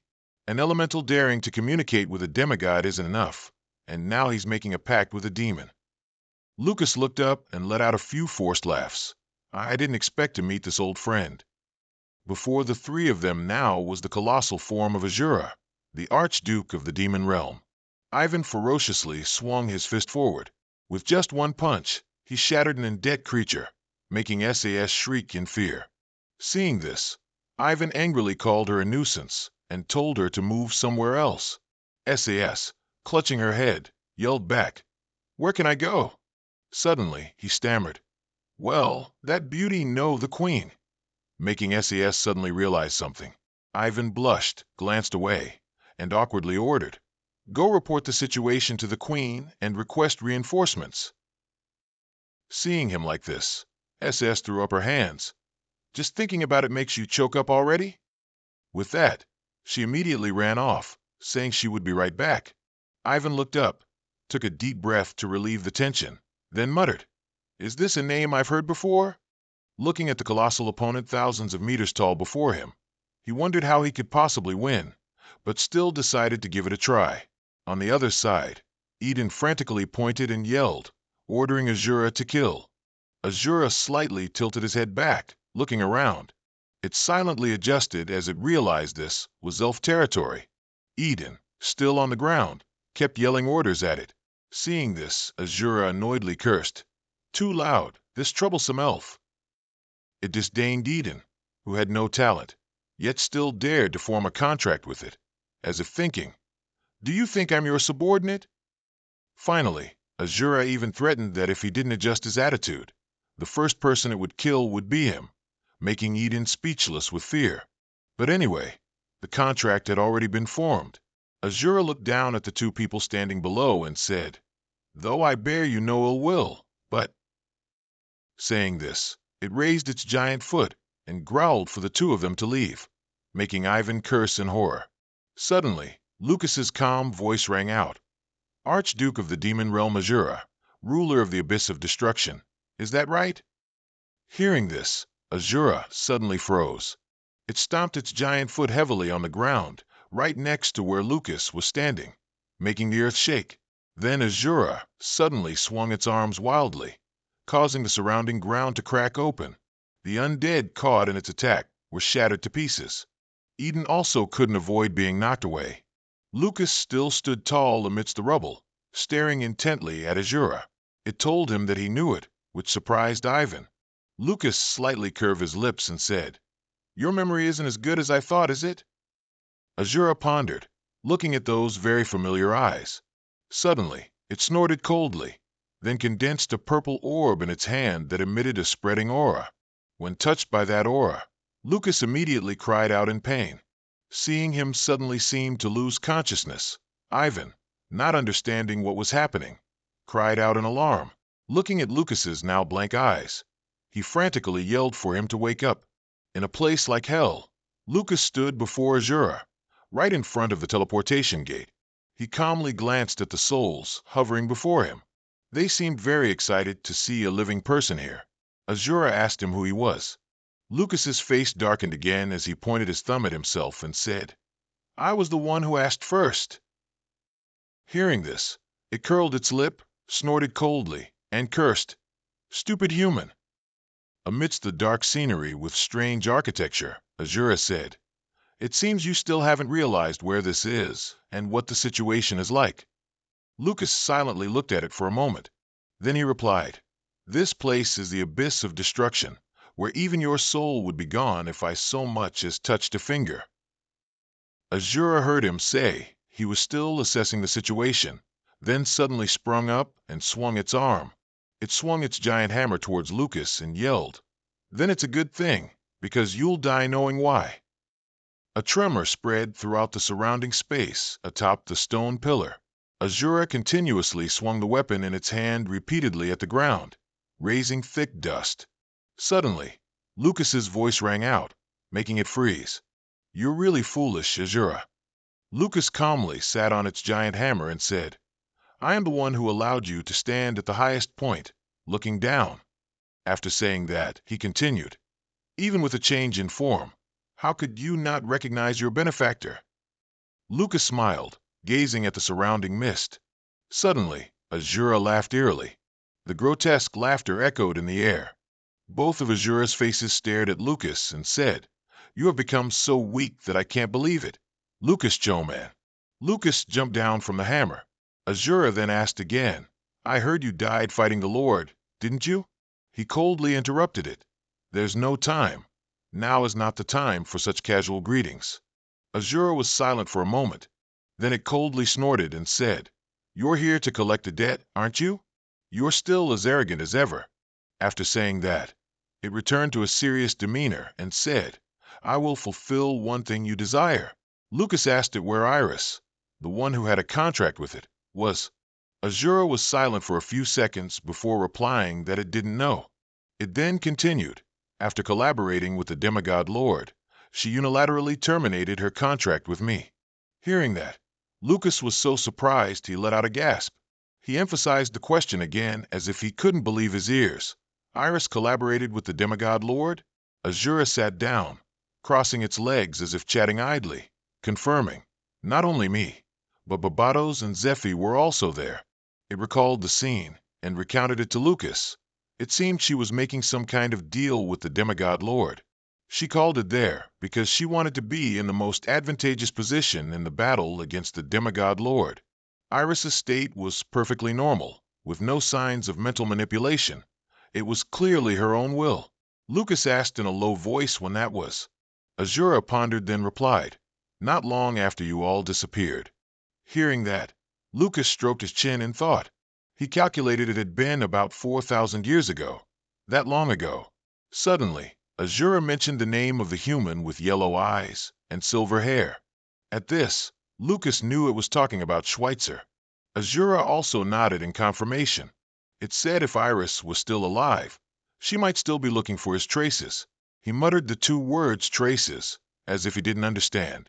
Azura continued. I heard her muttering that she had to find his heartstone. Its words stunned Lucas with fright. He imagined the image of Anastasia's core. Anastasia was the golem heartstone, known as Schweitzer's life's masterpiece. But why would Iris want to find it? Lucas closed his eyes and thought. Indeed, only by creating Anastasia could all the events be linked. He didn't have much time left. Thinking that, he told Azura that there were no more debts between them. Azura said that he was indeed not normal. It said it had thought Lucas would want the power of the world, but in the end, he only wanted to know the whereabouts of the girl from back then. Hearing that, Lucas asked again, what does that have to do with anything? Azura continued to exclaim, someone who's going to be killed the moment they leave here, yet they can still be so calm. Lucas frowned slightly, confused, when he heard he would be killed. Azura reminded him that its contractor wanted it to kill him. Hearing this, Lucas suddenly remembered that. He stood silently, looking at it for a moment. Azura was turning to leave when he called it back, demanding his due. Lucas spoke up, demanding it make a contract with him. Azura asked back in surprise, I thought you were skeptical about contracts. Lucas raised both hands to explain. Actually, now's not the time to be picky anymore. You can see for yourself, can't you? It arrogantly asked again. So what can someone like you give me? He frowned, looking at it resolutely, and replied, the demise of a demigod. Azura immediately laughed mockingly at him. Are you still dreaming the impossible dream of defeating a demigod? Lucas calmly replied, isn't that obvious? After a moment of thought, Lucas promised that if he failed, it could use his soul as it pleased. Azura stared at him with a scrutinizing gaze. A moment later, it spoke, agreeing to this condition. Azura excitedly said he met the conditions to be its contractor. Saying that, it declared, I, Azura, am very willing to assist you on your future path. As soon as the words ended, Lucas once again fell into a state of agonizing, open-mouthed pain, just like in the real world earlier. Outside, Ivan saw him awake and immediately asked, what happened? Why did your eyes roll back like that? Lucas rubbed his head and told him he had just been to a place. Ivan immediately asked him where he had gone. Hearing him say the two words hell, Ivan was astonished and stunned. Azura was currently confronting Eden. He stammered in horror, unable to form words, at what he had just heard. Azura impatiently repeated, because he is my new contractor, I cannot kill him. Then it said goodbye and walked away, brushing off its hands, while Eden behind it cursed resentfully. Suddenly, a palm strike streaked past his head, making him widen his eyes in fear. That palm strike went straight into the distance, carrying Eden's sword with it. The entire forest behind him had been devastated by that single palm strike. Azura still pointed its index finger at him, advising, you should focus on finding a way to survive here. Immediately after, its body seemed to melt away, leaving behind only a voice calling Eden a pitiful puppet. Azura's entire body had completely melted into a shimmering red liquid. Eden stood in a daze, watching his blood spread across the ground, and burst into insane laughter. On the other side, Ivan pointed in that direction and asked Lucas, did that guy just leave like that? Lucas replied that he had bribed it. He actually believed it, and even asked how much it cost to bribe. On the other side, Eden gritted his teeth and continued to cast spells. He swore and swung his hands, intertwining them, and immediately countless streams of dark energy poured out. Those streams of energy burrowed into the cracks in the ground. The next second, several undead crawled up from the cracks. Seeing the familiar sight before him, Ivan exclaimed. Ivan's face turned pale as if seeing a formidable enemy. Lucas also glanced behind him and said cryptically. The clatter of hooves grew nearer. An undead wearing iron armor and holding a weapon rode an undead horse, also covered in iron armor, forward. Not just one, but an entire army of them was surging towards them. Ivan didn't understand what made the mounted ones different from the other undead. Lucas only mumbled the name Bladed Knights. He paused for a moment, then continued. Ivan didn't react particularly to that. As he walked towards the undead, he rotated his shoulders and said, hearing that, Lucas was a bit flustered but didn't deny it. Suddenly, he saw something and shouted in surprise. Eden, while everyone was focused on the undead, stealthily climbed up the ancient tree to escape. Lucas yelled. At this moment, Eden only thought of Harohiro. If I can conquer Harohiro, I can blow them all away. Ivan, full of vigor, punched his fists together and shouted. He carefully asked again if he'd be all right alone, but Ivan quickly brushed him off. Suddenly, a hand gently rested on Ivan's clenched fists. Lucas transmitted a shimmering blue light that enveloped his hands and told him to be careful. Ivan happily looked at the blue light, covering his hands. Immediately after, he leaped into the crowd of undead, yelling. Meanwhile, Lucas had shot up into the sky. He quickly caught up with Eden, who was fleeing. Eden was startled and surprised to see Lucas suddenly fly past him. Both landed on an abandoned arena. Eden cautiously prepared to attack, looking at Lucas, who stood at ease. He gritted his teeth and spat out each word. With that, he raised his hand high, and a purple magic barrier immediately appeared in the sky. A skeletal dragon flew out from within the barrier, roaring in the sky. Lucas extended his hand, and a glowing staff immediately appeared in his palm. He swung the staff at the dragon, causing it to freeze instantly. The frozen dragon plunged from the sky. The ice block shattered into pieces as soon as it hit the ground. Lucas told Eden that he had a question. He yelled at him to shut up, while waving his hand to conjure more undead. 2 roaring undead charged towards Lucas, but just 1 second later, they were turned into 2 shimmering blocks of ice. The 2 blocks of ice suffered the same fate, falling to the ground and shattering. He asked Eden if he didn't have anything else special besides summoning undead. Eden still refused to give up, summoning more undead and yelling, "This power is the power of death. I am an apostle controlling death." As soon as Lucas raised his staff, the undead immediately froze. He calmly said, "This is just a control spell." Confused, Eden continuously conjured more undead. Unfortunately, wherever Lucas waved his hand, the undead immediately froze. He walked and said, "Nosdog is the ruler of death." Lucas looked at the frozen undead and continued, "He can revive undead," and just inhaling a bit of the purple smoke emanating from him could instantly kill Eden. The undead ice blocks fell to the ground and shattered. Lucas stepped closer to Eden and said, "Just getting close to him will create a thunderstorm that will melt your skin. He even controls ghosts." As Eden saw him drawing closer, he stammered, yelling, "What do you mean?" Suddenly, a hand gripped his neck. Then Lucas forcefully threw him to the ground again. He looked down at the person sitting on the ground and said, "I'm saying you're too weak." He asked with a look full of disdain, "Are you really an apostle?"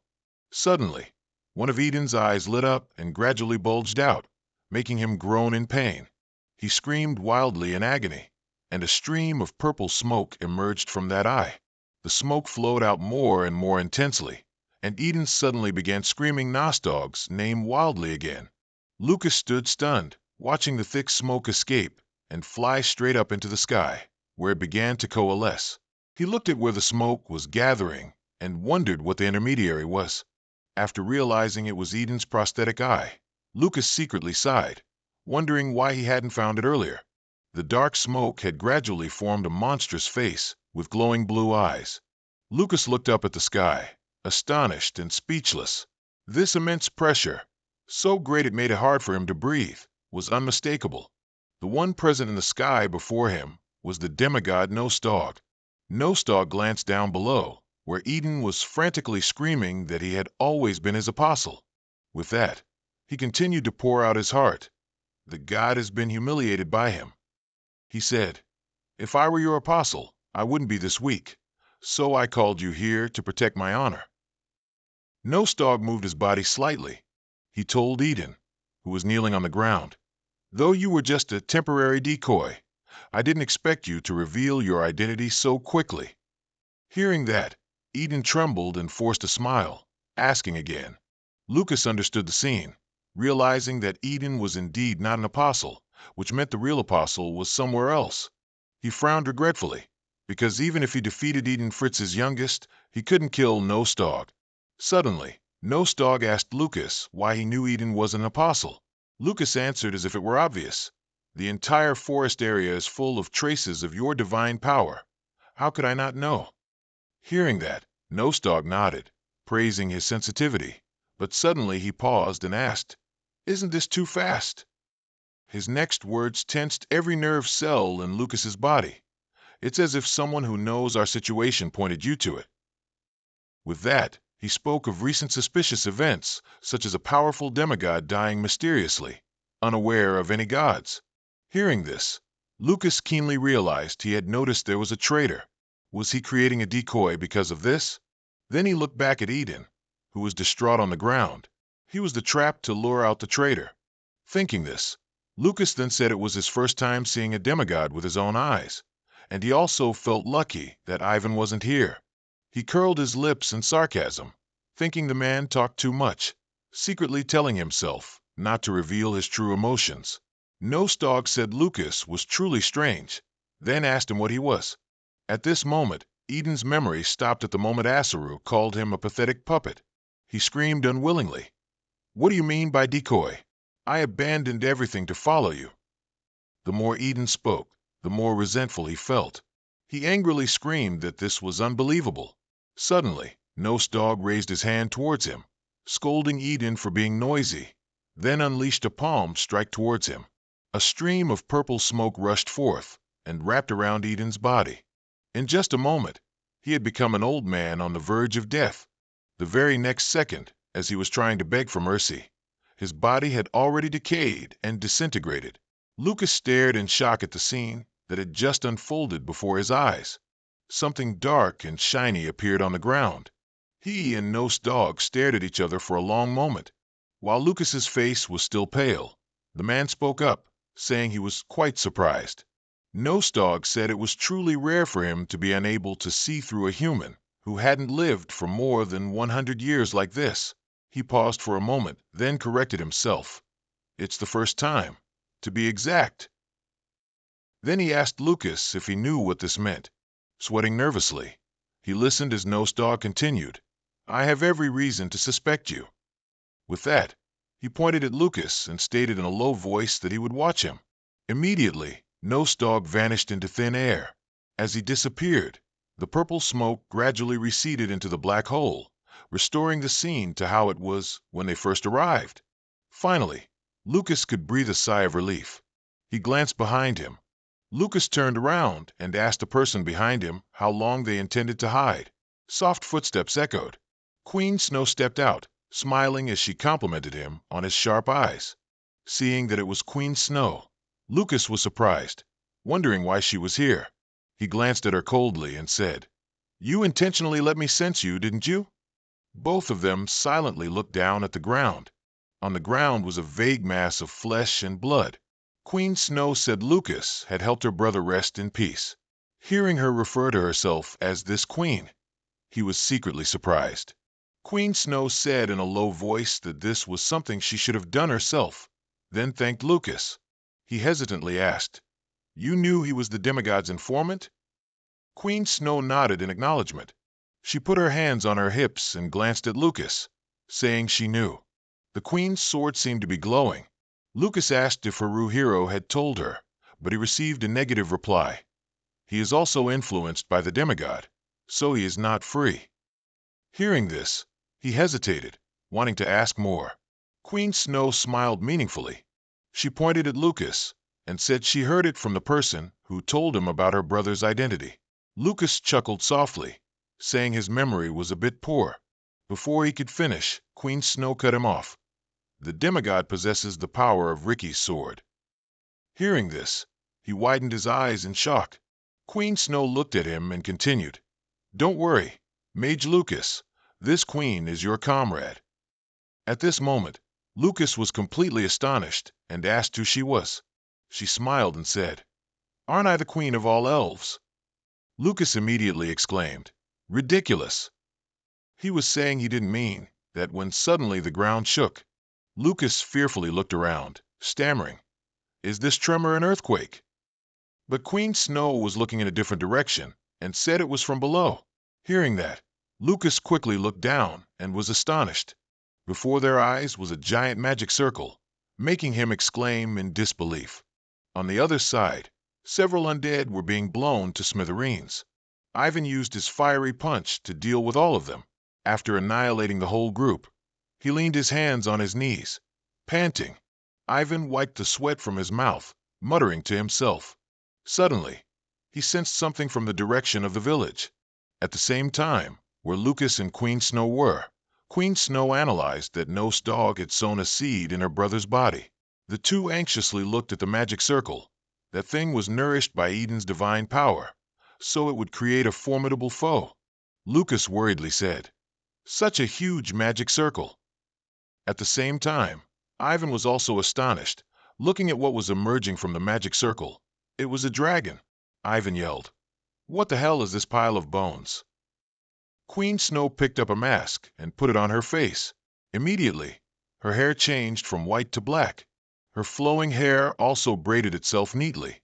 Lucas stared blankly at Queen Snow, who had just finished transforming and was stepping onto a platform. She said the village was in danger. Queen Snow was saying she had to help when Lucas's bewildered expression cut her off. He was still vaguely muttering the words, transformation, to himself. Queen Snow realized and said this was Zenki's mask. She joked that she had to do it because she was too beautiful, but Lucas also knew Queen Snow had to hide her identity. On the other side, blue flames were constantly spewing out. The dragon flew in the sky, continuously breathing fire, incinerating everything on the ground. The elf villagers rushed out to fight the dragon and protect the village. CX led the charge, shouting, "O Spirit of Wind, please grant me strength." The arrows were already drawn, awaiting the command to fire. Immediately after, the dragon took both magic attacks and arrows at the same time, but those things had no effect on it at all. Looking at the dragon in the sky, the elf villagers knew they were no match for it. CX angrily said, "Why is this happening when Hero, our protector, is absent?" Suddenly, the dragon opened its mouth and condensed a fireball. Seeing this, CX immediately had a bad premonition.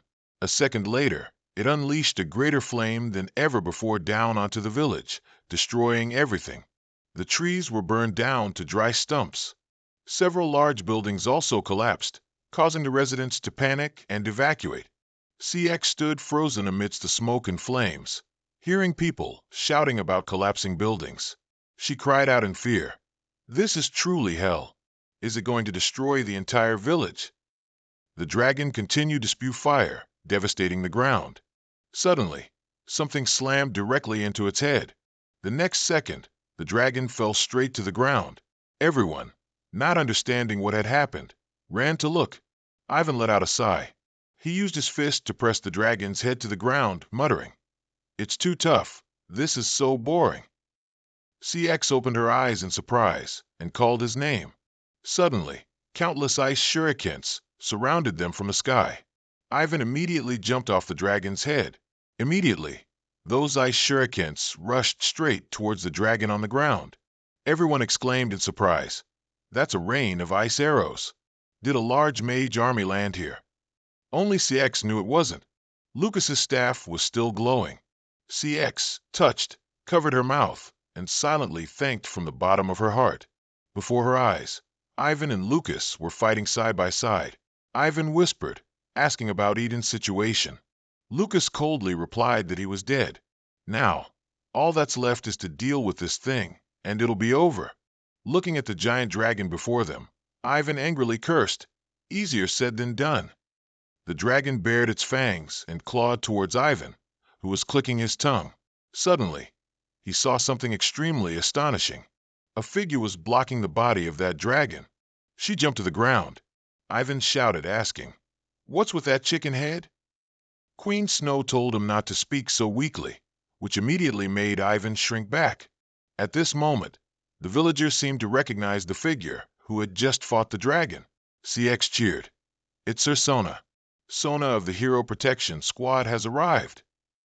The villagers enthusiastically cheered, calling her the hero of the elves. Lucas was surprised to see the Queen's second identity was so famous. Queen Snow smiled and said she was wondering if someone would create a third identity for her. Ivan stepped forward and asked, "Who is this person even more arrogant than CX?" Lucas pondered and said, "First, we must work together, even if we don't know if this new friend is trustworthy." Hearing that, Queen Snow covered her mouth and chuckled, saying, "Isn't there a nicer introduction?" Suddenly, the dragon roared again. Lucas walked up to the dragon and chuckled. "If you're dissatisfied, introduce yourself then." Queen Snow prepared to draw her sword to fight. Ivan, full of spirit, cracked his knuckles. Lucas silently looked up at the dragon above. They all agreed to deal with this dragon first, then figure out the rest. Everyone was extremely distraught and terrified by what was happening. He immediately turned to CX and asked, "Those people fighting with Sir Sona, did you bring them?" She looked at the berserk Ivan and replied, "I've never heard of a battle like this." The dragon fiercely resisted and attacked those people. Snow swung a powerful sword, and its arm was cut into pieces. It screamed in pain. At this very moment, Lucas launched an aerial assault, powerfully unleashing his great earth pressure skill. The dragon was attacked by one person after another, giving it no time to react, so it shrieked in pain. Gravity pressed down upon it terribly. Queen Snow quickly ran over. She swung her sword fiercely, delivering a series of slashes towards the dragon, causing it to split into multiple sections. Its head gradually detached and fell. She noticed something, turned her head back, and screamed. The skull was gradually falling towards CX and the others. She stood bewildered, frozen in place, watching it. The brave Ivan appeared from nowhere and saved her in an instant, kicking the dragon's teeth directly. He was tightly clamped by its fangs and screamed in pain. Ivan quickly retreated several zhang away. He tried to regulate his breathing after that unexpected incident. Ivan called out to CX, which made her curious. He suggested, "Let me eat meat today." CX agreed without further questions. A week later, in the elf land, Ivan and Lucas were meeting with Queen Snow. She rested her chin on her hand, smiling as she asked, "You're Ivan, aren't you?" She continued to needle him. "How long do you plan to be like this? Even the man next to you has to give you a disapproving look." Ivan awkwardly shouted, "Your Majesty is truly reckless." Outside the large door, his voice still clearly echoed as he questioned, "How can you be in such a private place with another man without guards?" Snow simply replied, "Open your eyes and talk to your sister." Inside the room, Ivan still showed no sign of opening his eyes, instead thinking to himself, "My head feels like it's going to explode. Women indeed." Immediately after, she affirmed, "Don't worry, this queen has enough power to protect herself." Hearing that, he finally opened his eyes. As soon as Ivan opened his eyes, he saw Snow with black hair and a mask, which made him realize something and exclaim, "Aren't you the queen? What the heck? Are you that rude person from back then?" She smiled gently and sincerely thanked Ivan and Lucas. She further praised, especially Lucas, for not shying away from difficulties and staying to help us rebuild. Snow continued to express her admiration for him. "Your profound magic makes it hard for me to believe you're human. I'm truly surprised." Lucas bowed his head and softly asked, "Enough with the courtesies. Can you tell me now?" He wondered who she truly was. Snow gently replied, "This queen is Ricky's apostle." Ivan immediately exclaimed in surprise, "That guy has apostles?" She looked at him and began to explain, "This queen is the only ice elf left on the continent." Snow recalled the past and told him, "My kin were all exterminated by the demigods. I want to clear their names, but the demigods are so strong I can't even touch them." She seriously stated that she had no reason to refuse Ricky's offer. Lucas slightly curved his lips and said, "Ivan is right. You're too reckless." He put his hands on his hips and questioned her back. "What if everything that has happened is a lie, and our true identities are informers for the demigods, monitoring Ricky's betrayal. What would you do then? Snow casually asked. Is that so? He irritably replied. Just suppose it is. She smiled slightly and answered. This queen trusts you not because Ricky trusts you. Snow suddenly reminded them. Our mother, Harahiro, trusts you. She softly informed him about Harahiro.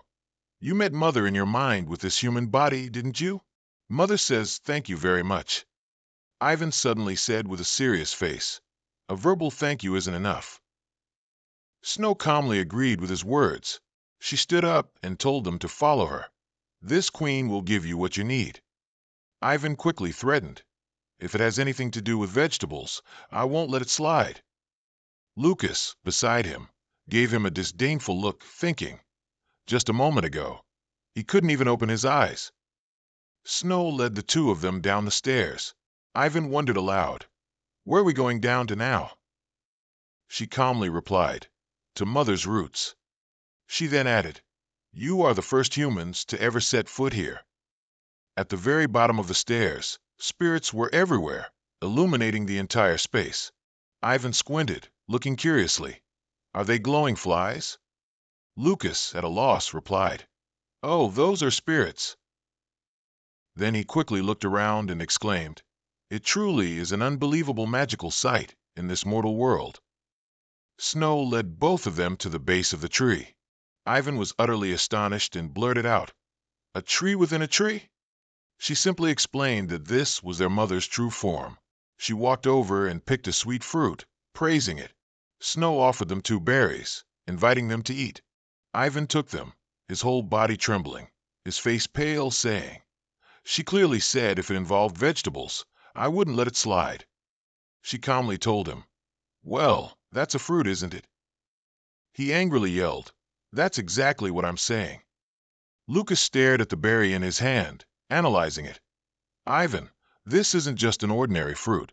It's a spiritual medicine that can double your mana in just 1 day. Then he carefully put the red fruit into his bag, not forgetting to remember to thank Harahiro. Snow wondered, you're not eating it? He quickly replied that it wasn't time yet. With that, Lucas began to explain clearly. If your body isn't prepared and you eat it, you'll suffer worse than death for a week. I'll eat it after I'm fully prepared. Hearing him say that, she sighed. How boring. You should be more spontaneous like your friend. At that moment, Lucas realized and turned to see Ivan had already devoured the entire fruit. He even didn't forget to give his assessment of it. Lucas angrily yelled, you madman. He looked bewildered, not understanding why Lucas was scolding him, still happily chewing on the berry. But immediately, he felt a change in his body. Ivan painfully collapsed, screaming. Lucas quickly walked over and placed his hand on his back. He tried to control him while advising, focus. Even though I've dispersed some of that mana, it'll flare up again. Ivan continuously screamed in agony. He was both in pain and furious. She made me eat poison. Lucas was extremely annoyed and scolded him. Shut up and focus. He kept threatening Ivan. Otherwise, your internal organs will melt right away. Snow stood outside, having a good laugh. She sat down in front of him and provoked, the village will be very quiet for the next week, you'll see. Ivan, burning with rage, declared, I'll kill you. Snow took off her mask and gently asked, this is your fault, so why blame me? She approached him, her face full of provocation. It's really fun playing with you. Her words made Ivan so angry that veins popped out all over his face. He cursed bitterly in his heart. She's truly a demoness.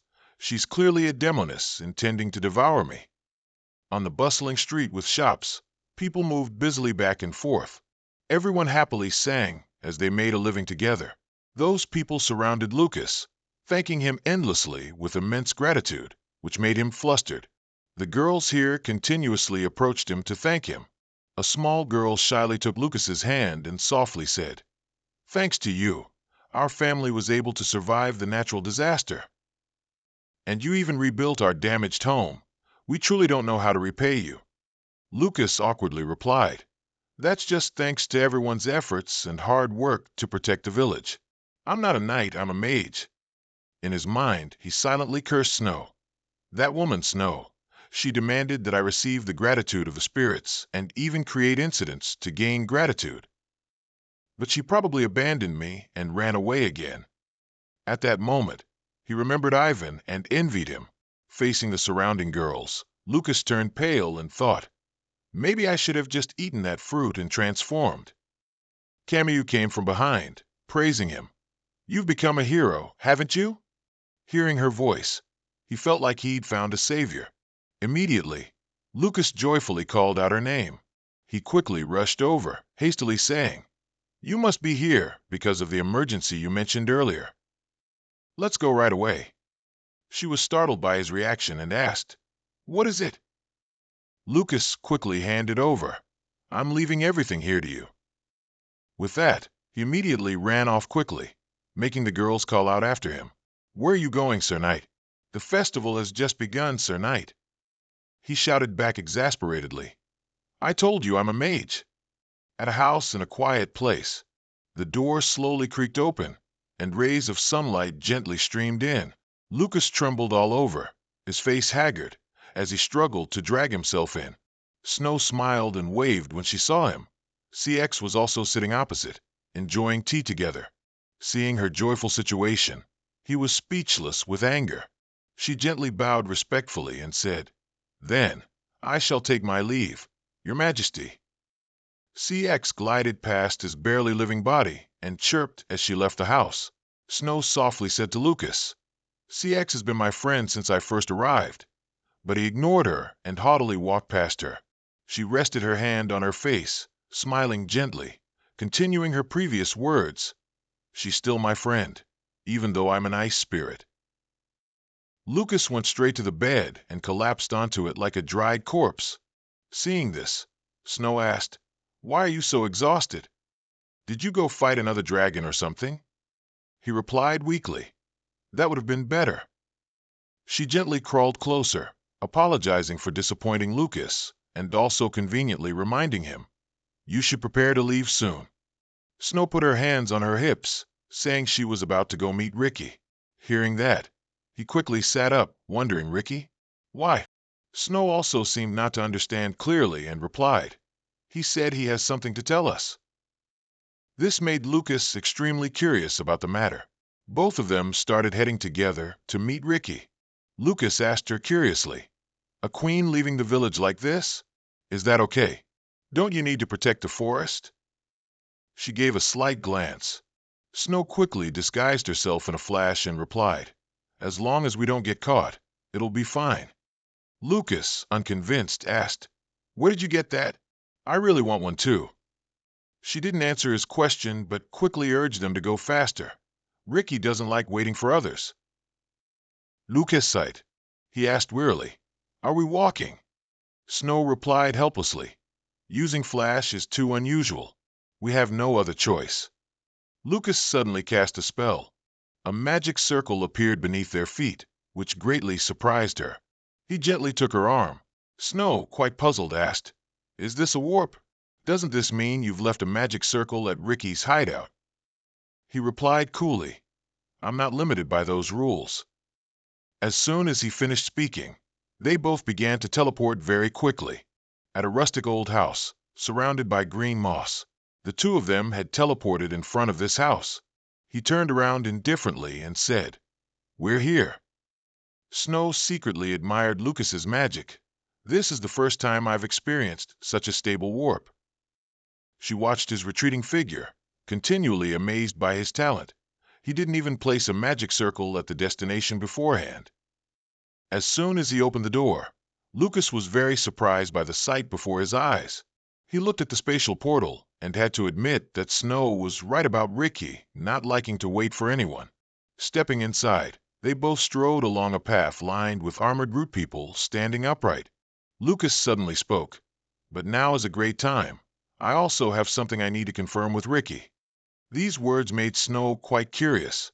She didn't know what he needed to confirm, so she just followed his back in front of her, full of questions. Upon arrival, Ricky was already waiting, and tea had been meticulously prepared to welcome them. Snow walked over and gently sat down beside him. Only Lucas remained standing, facing him. He spoke neither quickly nor slowly, stating, "Odin is not Nostog's apostle." His words drew the attention of both her and him. He continued to frown and question. "Do you have anything to say about this, Ricky?" He gently pushed the fruit plate over and replied, "I'm very surprised. I didn't know such a method existed."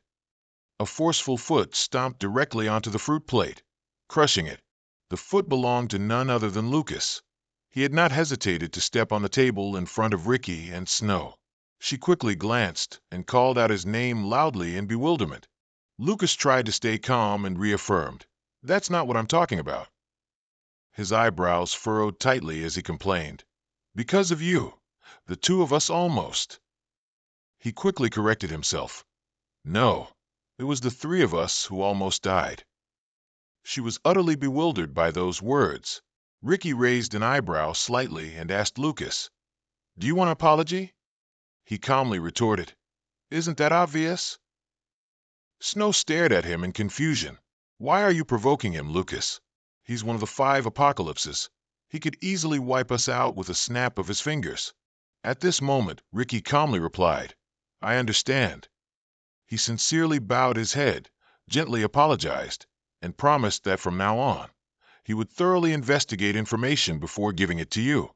His uttered words also surprised her. Lucas smiled happily. "As long as you understand, it's fine." After the matter was settled, he also returned to his seat. Snow glanced over, secretly wondering, is this what he wanted to verify? Her gaze remained fixed on him, and she seemed to realize that Lucas wanted to check if Ricky is a traitorous demigod or not. Snow looked at Ricky again, secretly wondering, if he's lying, there's no way he'd tolerate the provocation, but if he really is our enemy, what will you do, Lucas? He fumbled in his pocket and said, "I called you here to give you something." Ricky pulled out a test tube containing a crystal and stated, "This is the crystal I collected after killing Hydra." Lucas picked up the test tube and silently remarked, "Its composition is completely different from what I drank before. This crystal was extracted from a demigod himself, not an apostle." In his heart, he was weighing all options. With this amount of energy, I could immediately reach the 8-star stage and also gain Hydra's power, but finally he decided to put the test tube down, thinking of the consequences. If I gain divine power, I'll lose my mana and lose my abilities as a mage if I drink it. Lucas coldly looked up at Ricky and questioned, "What are you planning to do?" He calmly looked down at the crystal and replied, "Drink it and join me for the demigods meeting organized 3 months from now." Lucas was quite puzzled, repeatedly asking questions. The demigods meeting? Aren't only demigods and apostles allowed? Ricky called his name softly. He smiled slightly and offered, "Become my apostle." Snow exclaimed in surprise and reproach, "Ricky, what are you saying? Even with divine power from the demigod's elixir, he can't become an apostle." She looked at him worriedly, with an uneasy gaze. "Lot will also be there. Do you think we won't be exposed?" Ricky sighed in exasperation. Demigods aren't omnipotent beings. He mused thoughtfully. "Just as I couldn't predict Odin was just a decoy, Lot will also have certain weaknesses." Lucas and Snow silently looked at him. Lucas looked suspiciously at the glass tube in his hand. "You want me to drink this and pretend to be your apostle to attend the conference?" Ricky nodded in affirmation. He immediately placed it on the table and refused in a serious tone. Ricky asked again curiously. Lucas replied straightforwardly, "Because I am a mage." His voice was firm. "Gaining divine power and losing mana goes against my principles." Ricky raised an eyebrow. "Is it a mage's pride?" Lucas shook his head firmly. "It's a practical thought to defeat a demigod." He emphasized each word, divine power and mana. Ricky's gaze turned serious. "What if you could have both?" Lucas scoffed contemptuously. "Talking so absurdly is meaningless." Ricky's voice was firm. "It's possible." Ricky looked straight into his eyes. "To be precise, only you can." Ricky continued to explain. Because the blood of your family flows through your body. Lucas frowned suspiciously. Why are you suddenly talking about my family? Ricky said softly and slowly. I've known about your existence for a long time. He spoke curiously. I know that even though you are the third son of the family, you were considered a hopeless child because you had no magic. You enrolled in the academy because you wanted to escape your family. In fact, from the beginning, when I heard your name, I shivered a little. His voice was serious. Who would have thought that the one abandoned by the family would grow up and want to destroy demigods?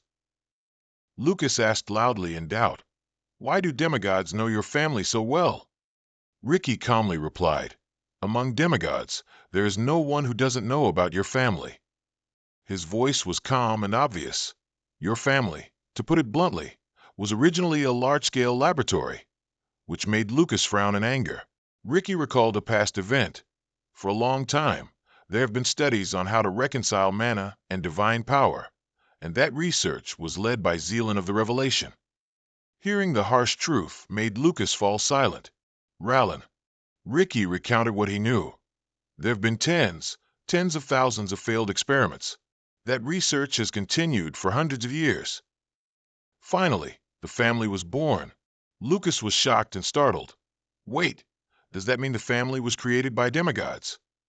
Ricky glanced at him, affirming it with certainty. He thoughtfully analyzed. The Casco Empire is one of the countries most affected by demigods. A jumbled idea flooded Lucas's mind. Something is coming back to me. Lucas's family was created through demigod research? If so, then Lucas. A memory from years ago. A piece of evidence to verify Ricky's words were accurate. He recalled Sephir's words. There were reports of someone making contact with a demigod, his father Isaka. He also remembered Hesior's unclear words. You also have the family's blood flowing within you.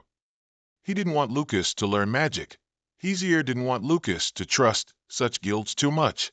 Back to the present, Ricky said with conviction, Lucas, even if your family becomes an apostle, you won't lose mana. Become an apostle and attend the demigod conference with me. Those things troubled Lucas. Thinking back, there were still some lingering doubts. Why am I in Lucas's body? And are these things random? Lucas pondered in silence. He sighed deeply, adjusting his emotions. He calmly said, This is a matter that cannot be decided immediately. Then he quickly stood up and packed his luggage. Please give me some time. The group bowed and departed. Ricky warned, Don't make me wait too long. Ricky smiled gently. I hate waiting. Lucas silently left with a jumble of thoughts in his head. Sky-high stone pillars, savage monsters. They were bowing in submission as a powerful foot stepped towards them. The woman's aura of majesty radiated strongly. Her long cloak fluttered, her red hair full of power. Nick was filled with determination. I will keep my promise to become the king who rules this place and protect his friend. That thought burned like a flame in her soul, giving Nick strength and motivation. She looked back wistfully. That place was his friend's dungeon. Then she turned and left, landing beside a lake. Her sharp eyes observed every detail around her. She suddenly froze. Someone was standing in front of her. That Iris stood still, not saying a word. Who is that? Nick's head ached as if an electric current ran through it. Iris's silhouette appeared and threatened her. If you follow, I'll kill you. She thought to herself, this is TUC&'s memory. Staring at the girl opposite her. Who exactly is this person? She hurriedly gave chase. Wait! Iris stepped into a cave beneath the tree roots. She suspected. Has the final room opened? Nick also looked on in surprise. Iris rejoiced radiantly. He's returned. Nick, confused, immediately asked, What are you saying? Who is? She was angry at being ignored. Answer me now. Who are you? Suddenly, Iris vanished when Nick touched her. She stood there, her hand still in midair, her face full of surprise and confusion, as if the other girl had never existed. She's gone. She doubted herself. Who exactly was she? Ivan was meditating, focusing his entire mind to control and consolidate his inner strength. Lucas gently asked, Snow, can I use this place too? His gaze was a little hesitant. If I consume a demigod's crystal, it will take at least a week to fully absorb its energy. Snow shrugged lightly. You can do whatever you want. Snow had thoughtfully prepared. He could also freely eat the food and drink I left next to Ivan, which made Lucas look over in surprise. Lucas's eyes clearly showed confusion, staring at the pile of food. Is that for eating? I thought some random plants grew next to him because of his sweat or something. Snow chuckled softly with amusement. You're really mean for saying that. Giving a baby, who would definitely come out of his mother's womb with a piece of meat in his mouth, plants to eat.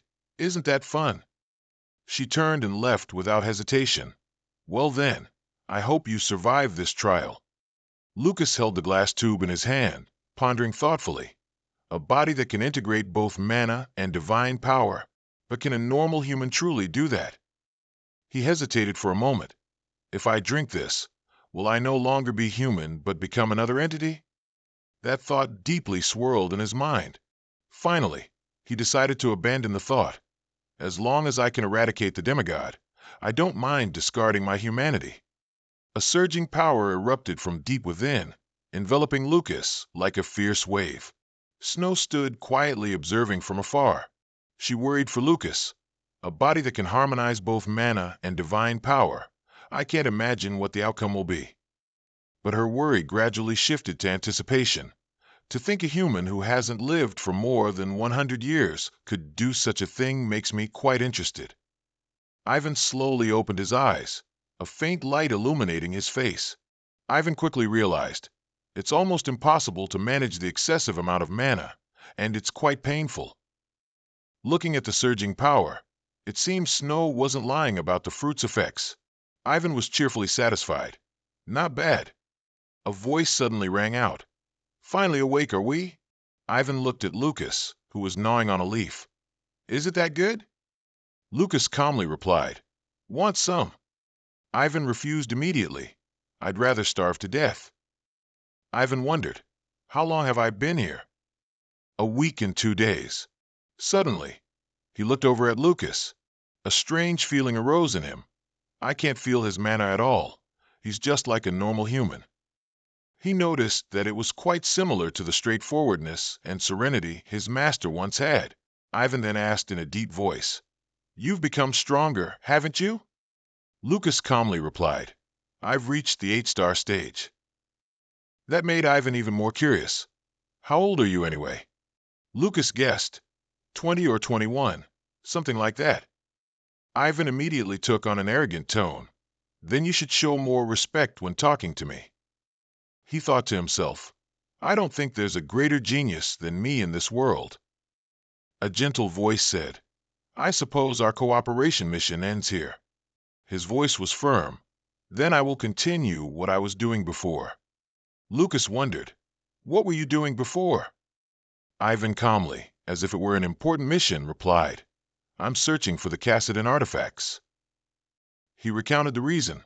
According to my master, I need to find all 3 Kassadin artifacts to surpass Kassadin with my own strength.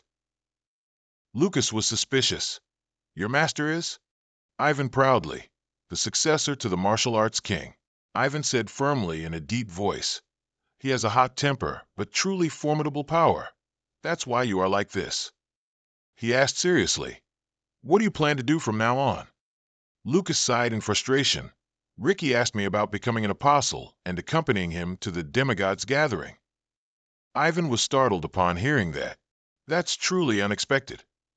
Night Spirit soared, emitting a faint glow, the quiet sound of the night. Ivan looked up, his eyes filled with doubt. I don't quite understand some parts, but to put it simply, you're a hybrid who can use both divine power and mana right. Lucas awkwardly admitted, A hybrid, I guess you could say that. Ivan then pondered, assessing. He sighed in distress. It seems your life is full of misfortunes. That mournful afternoon, Lucas smiled gently. Remember to take care of that fool, CX. CX gave an awkward laugh. I'm just guiding him through the forest, that's all. CX looked at Ivan, her cheeks suddenly flushing slightly. Lucas stared at Ivan and shouted loudly. He calmly stated, There's a periodic conference among the guilds in a year and a half. The highest ranked member of each guild will have the opportunity to attend this important meeting. He smiled mischievously. I plan to attend and ruin it. This surprised Ivan, so Lucas explained. You said that yourself too. The current guilds are like pigsties full of ignorant pigs who only care about filling their pockets. Lucas said sternly. So I will clear them out. They need to be completely eradicated from the roots. Lucas looked at Ivan with a provocative expression. Aren't you bored doing nothing for all this time? Ivan calmly. What are you trying to say? Lucas calmly replied. I'll make an exception and let you join the fun. Ivan then burst out laughing. Their laughter echoed. Both of them made a promise like comrades. See you in a year and a half. Lucas replied with satisfaction. Then they both said goodbye. Lucas watched their retreating figures, lost in thought. His eyes darkened. What do you want from me this time? Snow. Snow gently descended from the tree.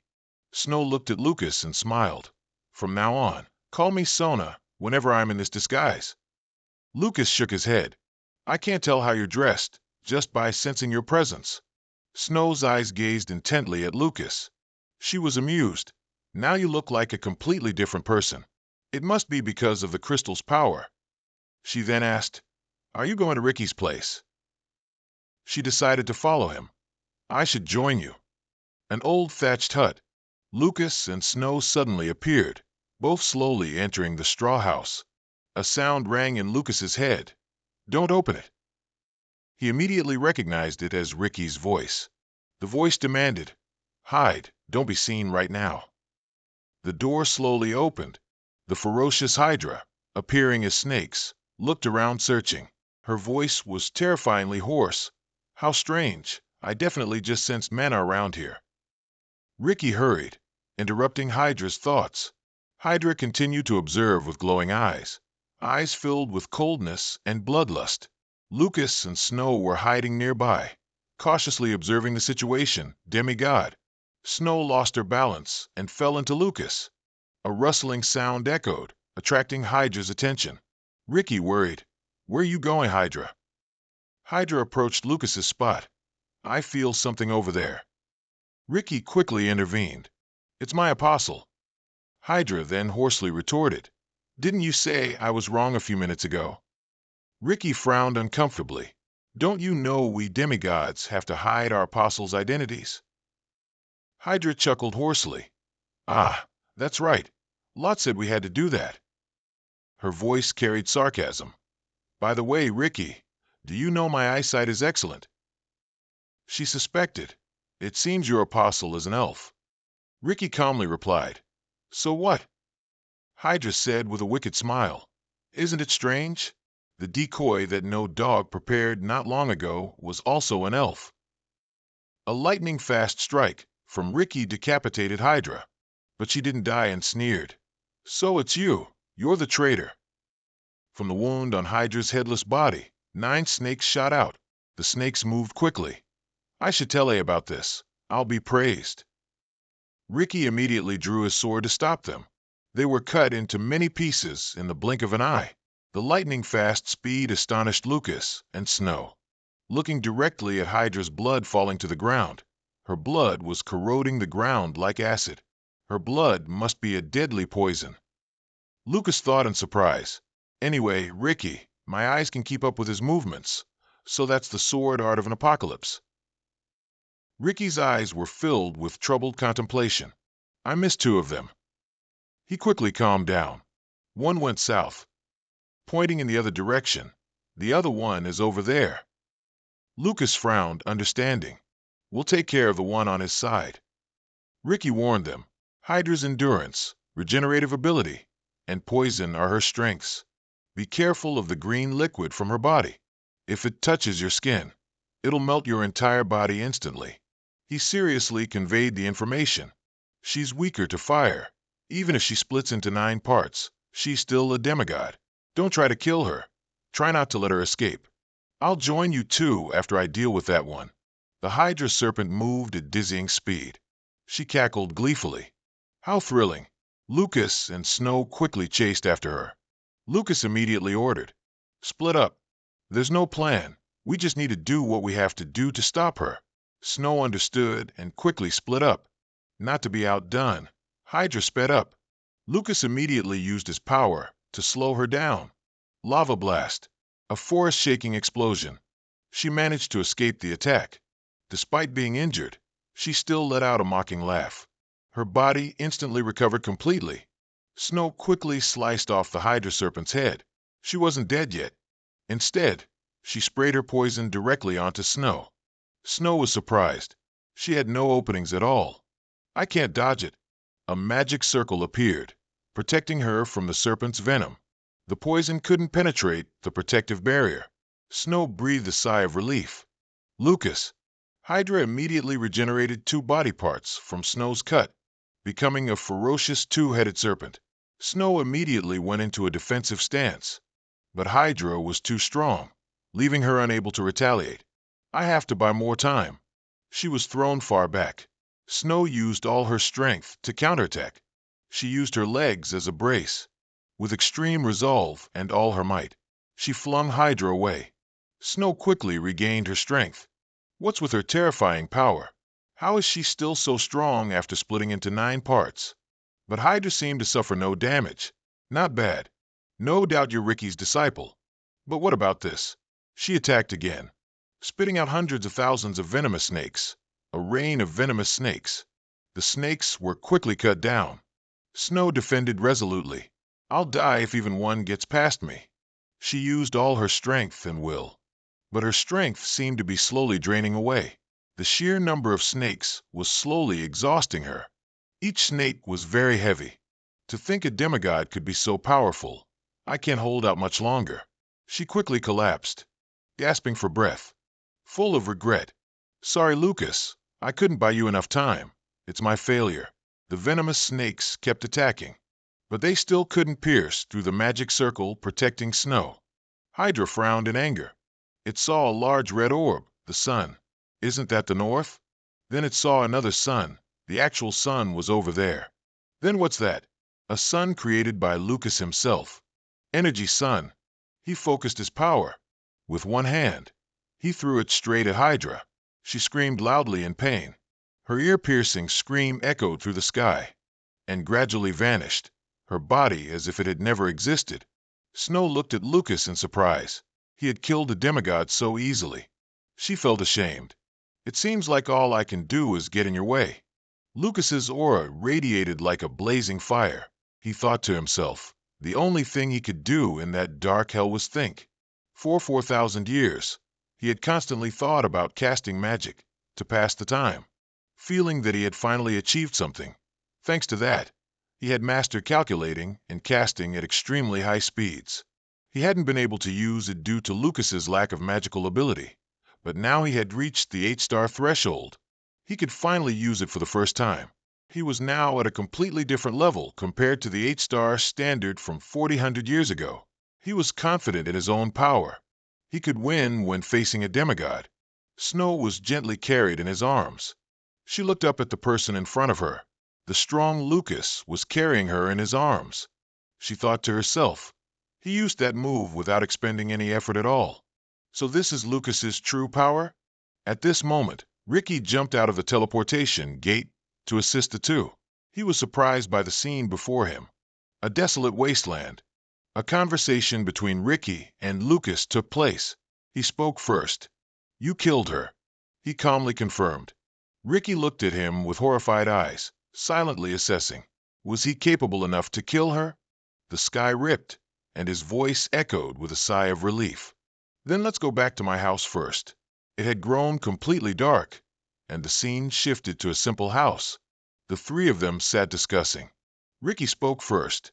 "We won't be able to hide Hydra's death for much longer. Ananta will find out." Hearing the strange name, curiosity arose in his heart.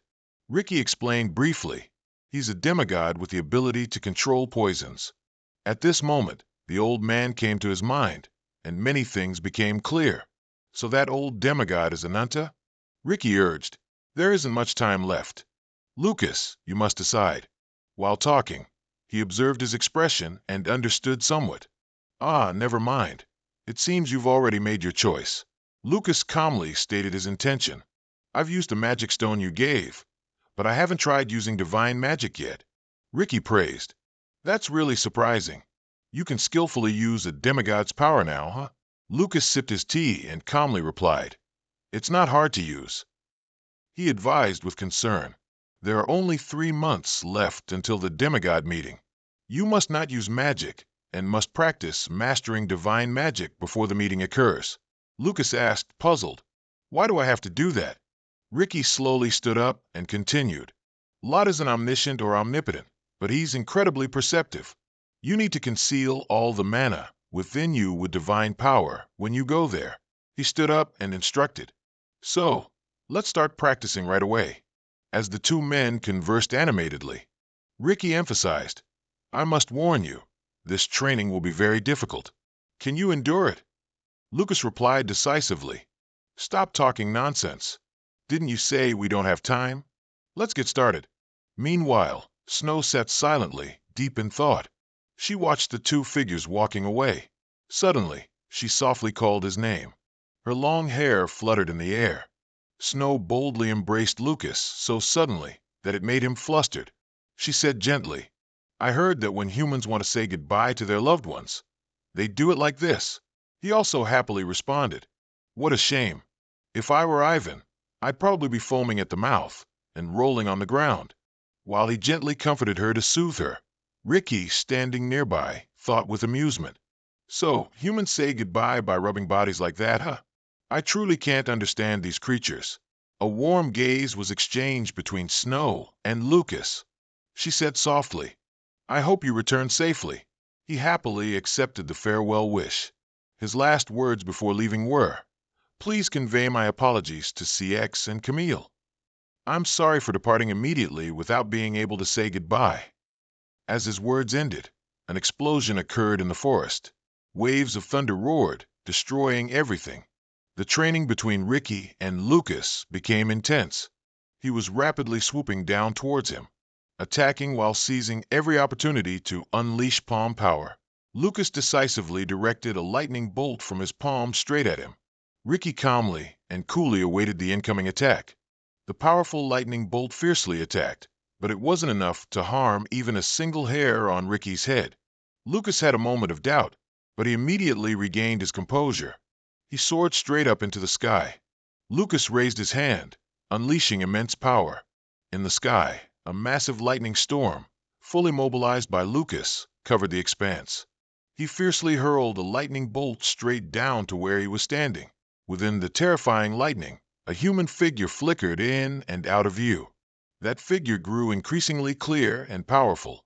Ricky nullified the entire attack in an instant, with a dignified and powerful stance.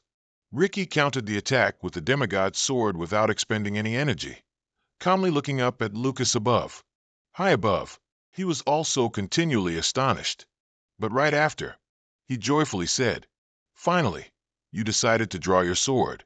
Ricky gently replied, Yes, only then can you exert your full strength. In contrast, he wasn't afraid at all, but even more excited, shouting to continue the fight. Watching Lucas filled with joy, Ricky also secretly praised him. I can't believe he mastered divine power in just 2 months. Among all the creatures I've known, Snow was once considered a great genius by me, but compared to Lucas, she's nothing. He stopped thinking. He returned to his speaking state. It seems the other demigods haven't realized that Hydra's death is connected to us yet. He continued, We will attend the meeting of the demigods. Let's go.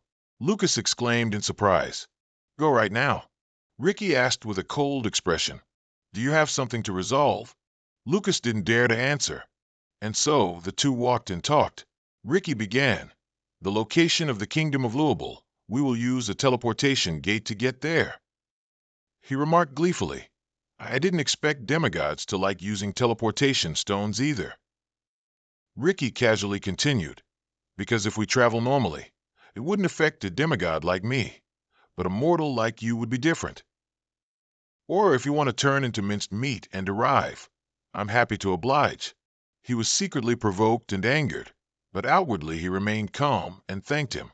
Time flew by, and the two had already traveled a long distance. Lucas walked behind, pondering. I never thought there'd be a day I'd cooperate with a demigod. Suddenly, a loud voice shouting to block the road caught their attention. A group of bandits stood blocking their path, speaking with loud, familiar voices. This road was built by me. These trees were planted by me. If you want to pass, cough up some toll money for me right now. The leader snarled back. Too bad for you. You've run right into our Red Devil gang. My men need money, so you'd best cough it up here. The man's crude voice continued to echo. If you don't have money, leave your belongings, and I'll spare your lives. Hearing this, Lucas also groaned, complaining about the headache. At this moment, Ricky spoke up. Spare us? Who are you talking to? Are you savages tired of living? The robbers, unafraid of death, shouted and pointed. Look at this long-haired guy. He looks like a skeleton but has a pretty sweet sword. He replied indifferently. So, you want to take all of our equipment? You seem to be the ones who raped the pig and pushed the old lady into the sea that Snow told me about. Lucas, standing beside him, sighed helplessly. That comparison sounds quite amusing. The robbers glared menacingly. Their leader coarsely yelled, Enough with the nonsense. 1, pay up, or 2, die. Choose. Ricky grew impatient. It seems these guys are a bit too arrogant, don't you think? Sorry, this is the first time I've encountered such a situation, but... Not waiting for him to finish, Lucas wanted to resolve the situation. With a snap of his fingers, thousands of lightning bolts struck, making the robbers scream in pain. They were shocked to the point of dazed consciousness. The entire gang fell simultaneously, lying motionless on the ground. Ricky asked curiously, You didn't kill them? Feeling pity for them? Lucas hesitantly denied it. His face tired, he replied, These people only annoy me further. Lucas strode ahead, calling for Ricky to follow. Don't waste any more time, let's go. Looking at his retreating figure, Ricky was intrigued. Just as I thought, humans are truly interesting creatures. He revealed a rare excited expression and said, Indeed, a species full of sexuality. Lucas asked curiously, What do you mean by that? Ricky replied cryptically, and the two continued their journey side by side. A round-table meeting was held in a dark room. One of them spoke. So, the rumor about the sword taking action is true? Sepher respectfully replied, Indeed it is, Sir Sackley. His eyes, filled with scrutiny, looked at her. Sackley is the second supreme commander of FIFA, although she appears to be a child. But in reality, she is a vampire who has lived for over 100 years.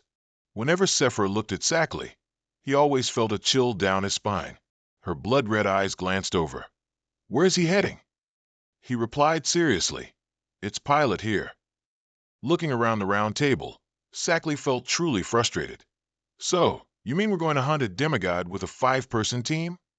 Sepher answered Sackley's question under Zero's watchful gaze. Have you forgotten the Nodo's conquest expedition, sir? Chowmen Rings was a guild that once competed with the 3 great guilds and was wiped out in one night. Djinja's eyes turned cold when he heard the name Chowmen Rings. They found very little information despite having sacrificed a lot. Hezier listened silently as Sepher continued, That Nodos controls death. He concluded, We are not conquering him, sir. Sackley looked up at him. Hezier's voice spoke boldly, We are looking for his traces. Sackley felt curious about his identity. Hezier raised an eyebrow and calmly introduced himself. She showed interest. You're the youngest captain of the Stone Nichols Guild, kid. Do you know you're quite famous? He showed no interest in her sarcastic remark. We have information that the demigods will gather at a certain point. Sackley was curious where he'd heard that from. He remained silent, showing he didn't want to answer. She scoffed. It's from your old man's mouth, isn't it? Suddenly, she burst out laughing. Don't look so scared. Aren't you the one who first accused Isaka of having close ties with a demigod? Her cheerful smile became terrifying, revealing fangs. But you're also very suspicious. How can I believe that you betrayed your own flesh and blood parents? A hint of thought flashed in his eyes. Sackley became extremely excited upon seeing that expression. Heezier proved himself with just one sentence. The meeting will be held somewhere in Louisville. He revealed that the Sword Guild seemed to be using a teleportation stone in Pilot to get there. Zero was skeptical. But why would a demigod need to use a teleportation stone? Heezier seemed amused by his question. Another piece of information was provided, surprising him. The reason a demigod has to use a teleportation stone is because he's traveling with an apostle, an ordinary human. How could they freely use space-time magic like a demigod?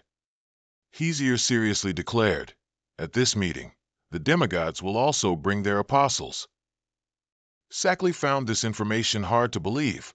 Heezier stated they had to search and gather more information, no matter the cost. All eyes turned to him as the news was revealed that the demigods would gather and discuss important matters. The risk was identified. Tailing a demigod was no different from playing with death.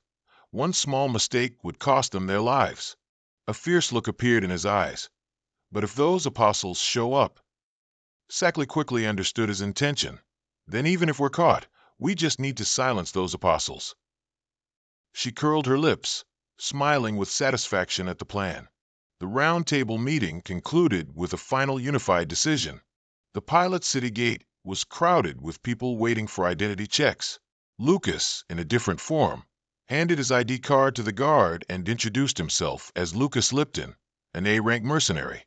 His identity was immediately approved. The guard continued his inspection duties. He found it hard to believe that he would use his real name to create a fake ID card to infiltrate the city. Seeing the frightened look in his eyes, Ricky looked confused. Is there something on my face? Lucas awkwardly denied it. Both proceeded deeper into the inner city. Their destination was the registration point for using the teleportation stone. At this moment, Ricky suddenly became vigilant, looking behind him, and casually replied to him. They left under the watchful eyes of someone from behind, at a restaurant located in Pilot's inner city. He showed annoyance that the teleportation stone to Louisville would only activate in 3 days. Lucas continued his conversation with Ricky. Let's consider ourselves lucky. To reach other cities, regular caravans can take a week, or even a month, perhaps. He showed no interest in his conversation. I'm done eating. I'm going for a walk. Lucas was curious where he intended to go. Ricky's answer stunned Lucas. The family mansion. He declared that the family already knew he was here. If he didn't go to greet them, those guys would find him soon enough. Lucas was surprised to hear his concern. If things continue like this, you're definitely going to be in trouble, aren't you? And if we're lucky, maybe we'll find Laren's whereabouts. Ricky kindly reminded him about his father's identity. Lucas's eyes darkened, carrying a chilling coldness that pierced to the core. He considered this a difficult story to hear. Lucas slowly stood up. The guild already knew that Isaka had a connection with the demigod, but they didn't expect him to be the apostle and didn't suspect him. He explained the reason was that he could still use magic. Lucas frankly pointed out the guild's weakness. They didn't know the truth about the family's power. Ricky silently looked towards Lucas. He knew the one who reported his father's betrayal was easier, but he didn't understand why he did it. He was curious what he was plotting. Ricky suddenly leaned closer to him. Although this isn't very important, I should tell you. He revealed that both of them were being followed. Lucas was astonished by this news. Ricky affirmed that someone had sent a team to follow them, which was why Lucas hadn't noticed. Even when he was in the forest, there were still some lurking outside. But now the shield has been removed, and he is moving. That's why they're trailing us. Lucas thought they were from that guild. Ricky immediately denied it. Their strength is comparable to a captain. He trusted his own speculation. Those people will target Lucas if I leave right now. Fighting them isn't difficult, but he was curious what he would do. Ricky offered to help him deal with them if he wanted. Lucas declined his offer. He showed interest, wanting to know the combat power of members from other guilds. Ricky was satisfied with his attitude. So you want to test the strength of those kids? To see if they'll be useful in the future? He left, leaving a warning that he should be careful with them. A moth fluttered inside, its tiny shadow gliding past Lucas's head. Then it stopped on the hanging lamp inside the restaurant. Its plasma-colored eyes clearly showed their terrifying nature, carefully observing the surroundings. Ricky left the restaurant, blending into the crowd. On the high floor of the clock tower, eyes followed his figure. Djinja wondered what he was planning to do. Sefer keenly realized Ricky was heading to the Beck family's mansion. Heezier from behind offered to follow Ricky. Before leaving, he bowed as a farewell to Sackley. She suddenly opened her eyes wide. Sackley's consciousness and the night butterfly were linked. The night butterfly followed Lucas's tracks. She showed curiosity at his appearance. Sefer calmly provided information about him, stating that he had worked on a mission with an A-rank mage 2 months prior, then disappeared without a trace. With just that much information, Sackley immediately realized this identity of his was fake. He respectfully accepted the command to investigate him again. The consciousness link ended. Sackley said that she herself would be the one to do it. Night fell. She carefully drew the curtains closed. Then Sackley turned around and walked back to the center of the room. She bit her index finger with a sharp thong. Blood from the bite dripped down in crimson drops. A blood-summoning circle was drawn by her, kneeling on the ground. Purple energy billowed from the drawing before Sackley's eyes. A succubus was successfully summoned. "It's been a while, hasn't it, Sackley?" She didn't want to waste time on greetings, directly stating her purpose. Lilith smiled enchantingly. Sackley showed her disdain for her corny words. She directly instructed Lilith to go to the west side of the city, to investigate someone named Ken, who was resting in a third-floor apartment unit. Sackley frankly expressed that she wanted her to infiltrate his dreams. Lilith was a bit disappointed. She explained that she could only trust her, because only she could monitor without leaving a trace. Lilith was delighted by her confession.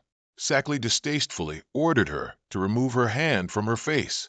Sackley wanted to know if he was working with a demigod, and if he answered yes, she wanted details about that collaboration. Lilith received the order and immediately vanished from Sackley's sight. She silently read a book in the room, waiting for her to return.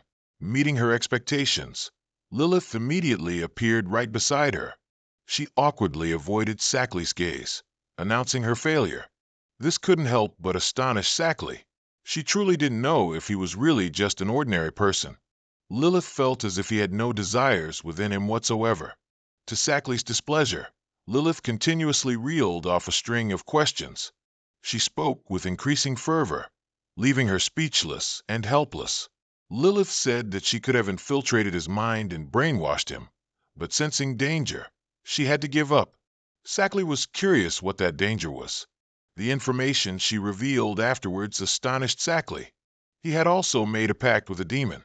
Lilith couldn't know exactly who it was, but she might be discovered if she delved deeper. She admitted that this time, she truly conceded defeat. Sackley was astonished how an unknown sorcerer could make a pact with a demon. She felt increasingly interested in him, while he was sighing in relief, having just narrowly avoided big trouble. He had been thinking about how they were tracking him, but he didn't expect them to use the Queen Succubus card. Lucas thanked Azura for helping him avoid having to wash his shorts in the middle of the night. It looked disdainful. "You can resist her temptation even without me there, just as I thought. You truly are a cold-blooded fellow." Lucas's mouth twisted because even if he maintained his dignity, he would still be in big trouble. Suddenly, Azura flared up and cursed Lilith. He thought it probably didn't like her very much. A while later, Azura left, cautioning Lucas to be careful. He thanked it before it disappeared. In an instant, the room no longer had Azura's presence. His eyes darkened. Lucas knew for sure that Sackley was behind this. In the past, he had also heard the name Sackley through Ivan. Thinking too much made his head ache. He knew they might be useful later, but thinking about the future made him feel awkward. Ricky returned when it was light. He hadn't found anything after his trip. He said that neither Laren nor Isaka were at the mansion. That made Lucas curious. "Then why did you take so long?" Pushing open the room's window, Ricky slowly recounted everything. When he heard him talk about what had happened, Lucas was certain it was the guild's people who had acted. Looking at Ricky's back, he thought he shouldn't tell him the truth about Henzer, because he was still a demigod after all. Lucas was sure Henzer was a member of Strollus, but there were still many things that bothered him. Ricky secretly turned his head to observe Lucas. He was curious about what had happened after he left the day before. He pretended to know nothing. They seemed to have been more careful now. Lucas didn't want to reveal more. He vaguely said that the trackers would probably be present when needed. Naturally, Ricky didn't believe his words. Luano City Square was crowded and bustling. They had arrived at their destination, setting foot in Lupi's largest city. Looking at the magnificent architecture, he mused dazedly. So this is where the demigods meet? Ricky unexpectedly denied his statement. Lucas looked at him with curiosity. Then why are we here? He replied indifferently. I have a story here. Suddenly his eyes became as sharp as knives. He calmly and quietly informed him. They're still watching. Their obvious following made him curious. Don't they know demigods can easily detect when they're being tailed? Ricky proactively told him his intentions. He didn't understand why he told him. He rubbed his chin, expressing that he just wanted to create a bit of a fun atmosphere. Ricky turned his head to look at him. Let's see how humanity reacts now. Lucas seemed to understand what trick he was going to pull. Then, without a word, both Ricky and Lucas simultaneously fled from the pursuers. Sackley's group tried to chase Ricky and Lucas, but soon lost track of them at a turn. Everyone was exhausted from the chase. Sackley seemed exasperated at having lost the targets. Using her authority, she ordered everyone to split up and search for them. Inside a dark alley hidden behind the houses, Lucas and Ricky strolled leisurely through a dilapidated and dark area. He felt lucky to have shaken off Sackley's group, while he seemed amused by this game. Standing before a wooden door, Ricky instructed him to go inside and get a mask. They began to discuss what was behind the door. He seriously stated that it was necessary for the upcoming meeting. Lucas was curious why Ricky wasn't going in with him. He provided him with information about the person inside. The reason he gave made him understand why he would wait for him outside. He began to descend the deep, winding spiral staircase. The endless stairs made Lucas feel as if it had no bottom. He never expected there to be a place like this in Luano, and reaching the very bottom was when he finally saw light. Looking at everything around him, he guessed this must be an item shop. He stood before a disassembled golem, hanging by chains. A chilling greeting startled him. A beautiful girl approached and greeted Lucas. He hadn't even detected her presence. Looking at that beautiful face, he directly asked her, "You're a golem, aren't you?" A voice of praise echoed from behind the curtain.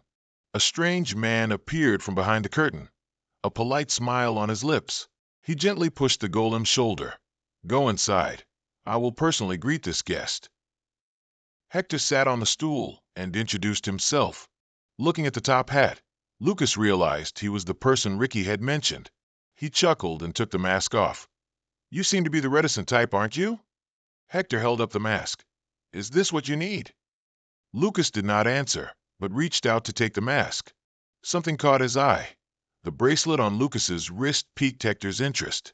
He became agitated. To your bewilderment, "Please let me see that bracelet." Hector began rambling about his own work. His eyes gleamed with a rare joy as he looked at the bracelet. You casually refused his request. Hector continued to plead with you in vain, his face suddenly turning grim. He sighed. "Looks like you won't take no for an answer, huh?" You kindly advised him to stop while he still could. Suddenly, your eyes widened. Surprise completely took over. Hector knelt on the ground, begging to touch the bracelet, just once. Lucas felt a bit disheartened realizing the truth of that statement. He continued to beg you with all sincerity, even though you kept refusing him. You couldn't believe it. Why was he going to such lengths, just for a bracelet? Lucas exhaled. "Then let me ask you one question, sir." Hector agreed almost instantly, but your question left him stunned. Can a golem be created with a core of 1,000,000 mana? He was skeptical. 1,000,000 mana? You have something like that. You denied it, vaguely saying you just wanted to ask. Hector expressed that it was a difficult thing to achieve. Lucas agreed with that as well. He immediately retorted, "So you do have it?" He was astonished to hear you say, "The best alchemist I know said it was impossible." Hector scoffed.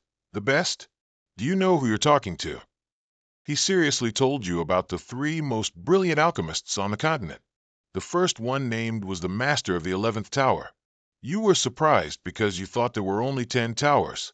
He immediately countered and revealed some information. Lucas felt that he was truly like one of those multi-level marketing guys.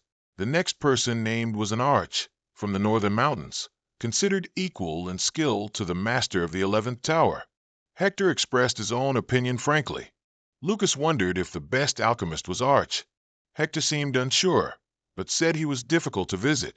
He provided you with information about that person, warning that you could lose your life on the way if you weren't careful.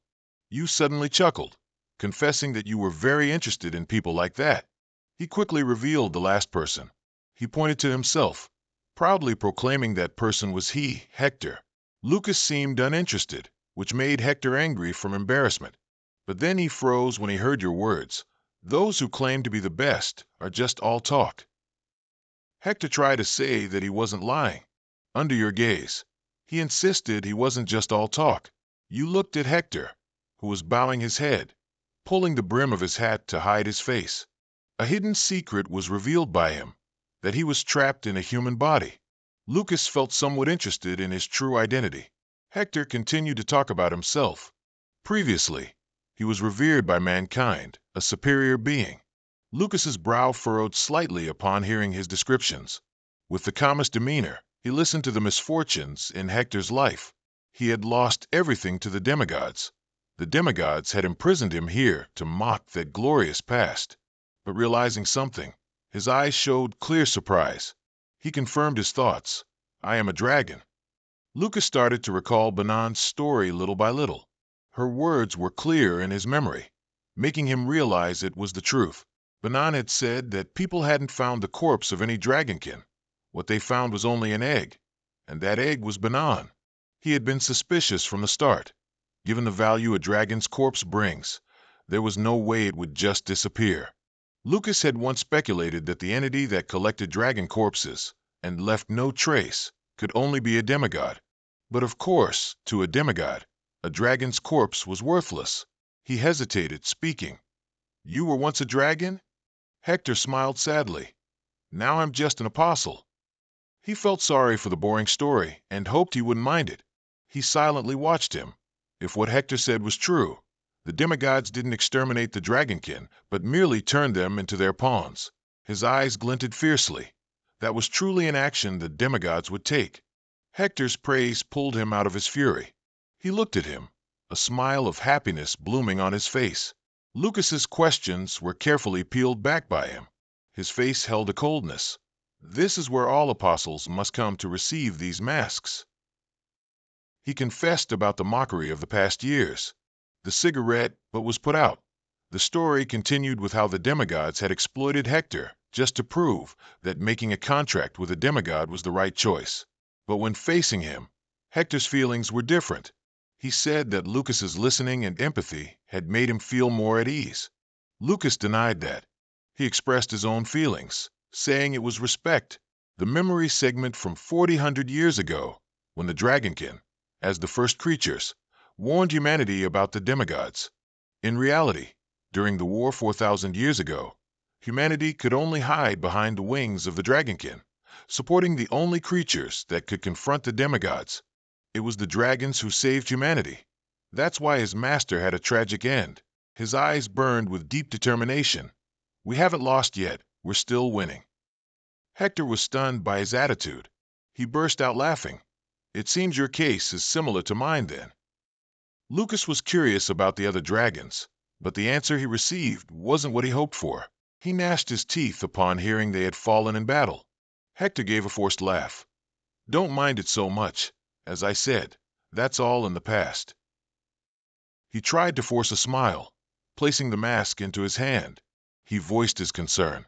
Will you still be here? Hector replied matter-of-factly. To be precise, I'm imprisoned here, after all.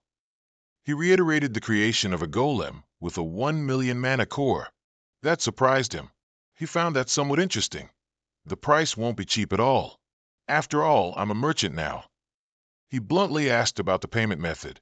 He pointed at his bracelet, choosing it as the exchange item. He immediately agreed. That successfully left him stunned. A condition was added from his side. He was astonished when Lucas wanted Hector to fulfill it by the honor of the dragon race. He burst out laughing, which made Eiley, who was cleaning, also pay attention. Hector pushed up the brim of his hat. "You know quite a lot of interesting things." Lucas remained calm, even if the bracelet thing was just a joke. Hector scratched his head and explained his actions to him. He happily offered to touch it once, because it would be meaningless for him to keep it anyway. Hector asked about the golem's requirements, but he seemed uninterested. Hearing that the only requirement was to assimilate with his core, Hector's back suddenly stiffened. Hector chuckled. "Is that all?" Finally, the transaction between them was officially established. Eiley poured tea for Hector and remarked that Lucas was a strange guest. Then she smiled. "But you're very excited too, Master." Hector smiled, looking at the smoke rising from the cup of water. "Perhaps we should prepare for a new journey, despite being imprisoned in this place." Lucas left that place in the evening, accompanied by Ricky's complaints. He glanced over. "Did you get lost down there?" He casually explained that it was just because the ladder was too long. He proactively asked him about his upcoming plans. His feet continued to step on the rocky ground. The path they walked became increasingly steep. Ricky spoke of Luano, a place known as the Land of Nights, and also the dirtiest place he knew. His lonely figure stood against the night. Ricky disdained the bastards who were trying to maintain that guy's legacy. Lucas was secretly curious about that guy, and he thought every country had good and bad people. He stood on the rock outcrop, telling him to look towards the distant mountain. Lucas was impressed by everything before his eyes. The strange name Marquis Damon caught his attention. Ricky spoke of the guy as scum, someone who used everything just to satisfy his perverted behavior. He revealed a significant piece of information. On that mountain range, there was a place that was a slave farm. Lucas was astonished and enraged. Slavery? Wasn't slavery abolished a long time ago? He had clearly anticipated his reaction. Ricky affirmed the existence of slaves, and that things were even worse than that. He looked at him with interest. "You once said that you didn't feel any guilt when executing those bastards, right?" His implied words made him suspect something. He straightforwardly asked about his intentions. A request was made. "Destroy the slave trade camp on that mountain for me." Ricky and Lucas stood together on a towering rock cliff, looking forward. Ricky ordered Lucas to wipe out that slave camp. Lucas's face was cold and expressionless. After a moment of thought, he spoke. "Before that, I need to see it with my own eyes and examine it first." Ricky, with a probing attitude, "Are you hesitating because you have to kill people?" Suddenly, Lucas jumped off the cliff, then flew up and called back, "Because I don't trust other people's words much." From behind, Ricky wished him a good journey. Deep in the forest, surrounded by trees, a large castle appeared with brightly burning torches. 3 soldiers were guarding the castle. At this time, the soldiers seemed tired and had fallen asleep.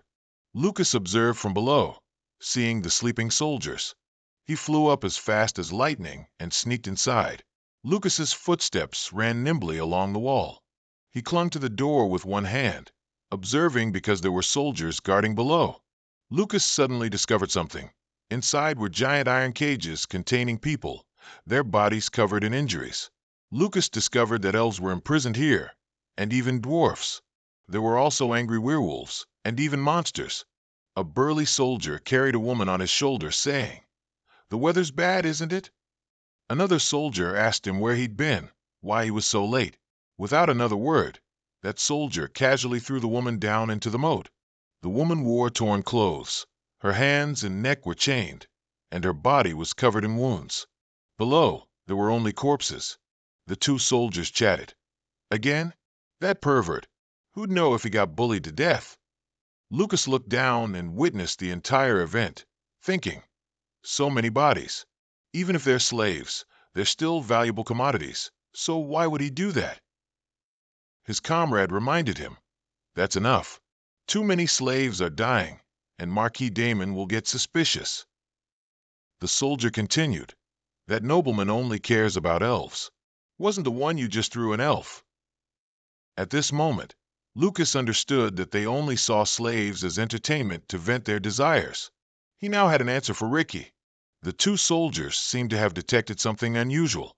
Without hesitation, he jumped down directly in front of the two guards. They angrily cursed him. "You dog, where did you come from?" Lucas spoke. "I heard Luano is a country that upholds the pride of knights. Is that right?" By then, he had transformed back to his true form, his face filled with murderous intent. "That knight's pride. Do you possess it?" One soldier arrogantly said, "What are you barking about?" The other blew a horn to alert his comrades. Lucas began to summon his magic. Then he used that magic to deal with the two soldiers. Lucas's magic was so powerful that the two of them vanished. The horn had signaled dozens of soldiers about the intruder, and they rushed over. In an instant, Lucas was surrounded by the soldiers. He quietly observed that these guys wore armor, and knights' vows were faintly visible on them.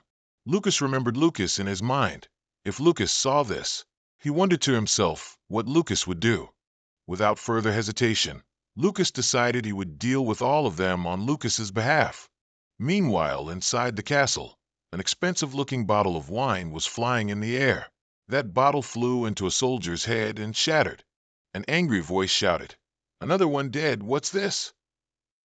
Seeing the Marquis so angry, the soldier could only bow his head and admit his fault. He was furious. "You know full well how much I value those spirits. Do you even know how much one of them costs? I'm sick of looking at you." The soldier could only bow his head and endure the terrible scolding. The chef asked him how to handle the spirit. Damon nonchalantly told the chef to make the usual sauce. Then he said in a creepy tone, "Hurry, it has to be cooked while it's fresh for the best flavor." The chef quickly went to prepare. The hurried thudding of footsteps. A soldier ran breathlessly to report to him. Damon was worried that another spirit had died. The soldier, out of breath, reported that there was an intruder. The Marquis was angry, saying he paid them well so they should know to handle it themselves, not report to him. The soldier stammered, saying the knights had all been defeated. Damon was sitting grandly in his chair when suddenly the ceiling exploded. Bricks from the ceiling collapsed on him, sending Damon tumbling to the ground. His face suddenly changed, startled as if he had seen something. He lay whining on the floor and screamed. "What was that?" Lucas walked closer to him and said in a scornful voice, "Lose some weight, fatso. You're not a pig, are you?" The terrified Marquis turned his head back to save the chef. The chef pulled out two large, sharp knives. The chef charged quickly towards Lucas with the knives, intending to strike him. But Lucas quickly used magic to create a protective barrier around himself. Before the chef could do anything, Lucas used magic to make him vanish. Seeing this, the other soldier also panicked and fled. The Marquis, even more panicked now, lay on the ground and called after the soldier. Before he could escape, the soldier was also made to vanish by Lucas. At this moment, only Lucas and Damon remained in the room. By then, the Marquis was terrified, drenched in cold sweat. Damon, trembling with fear, asked Lucas if he wanted money. Before the Marquis could finish speaking, Lucas stepped hard on his stomach. Scowling, "I'm a bit annoyed right now, so this might take a while. Just bear with it, okay?" Then he asked, "Where should I start? The tongue or the eyes?" The Marquis screamed in pain throughout the castle. After finishing up, Lucas stood absent-mindedly in the castle. His eyes were deep in thought. Ricky suddenly appeared from behind and said, "It seems to be over." Lucas sadly replied, "It's not over yet. The matter hasn't been resolved because there are still slaves locked in cages." Ricky just lightly drew the sword from his waist. In just a moment, the iron cages were all broken. Thousands of iron frames were also shattered by Ricky. He freed the slaves to freedom and told them to leave quickly. There were slaves who didn't know what freedom was, which surprised Ricky. The werewolf had never been free, so he didn't know what it was. The werewolf said that his family and kin were all dead. He despaired. "I have no reason to live anymore. I'd rather die." Ricky felt sympathy for the werewolf. He drew his sword, intending to grant the werewolf's wish. Ricky even promised to help the werewolf die peacefully, without pain. At this moment, Lucas, who had returned to his normal appearance, saw this and reached out to stop him. He stopped Ricky because he wanted to handle it himself. Lucas walked closer to the werewolf. "Do you want sympathy? Or do you want to make me angry?" But unfortunately, Lucas could not give them what was called peace. Lucas didn't want them to misunderstand that he saved them out of pity. His voice became serious. "Do you want to die? I cannot fulfill that for you." Lucas could only help them this far. Other matters depended on them. Lucas promised that within a month, he would help them destroy those who had enslaved them. He continued, "Currently, there are still many places holding creatures like you.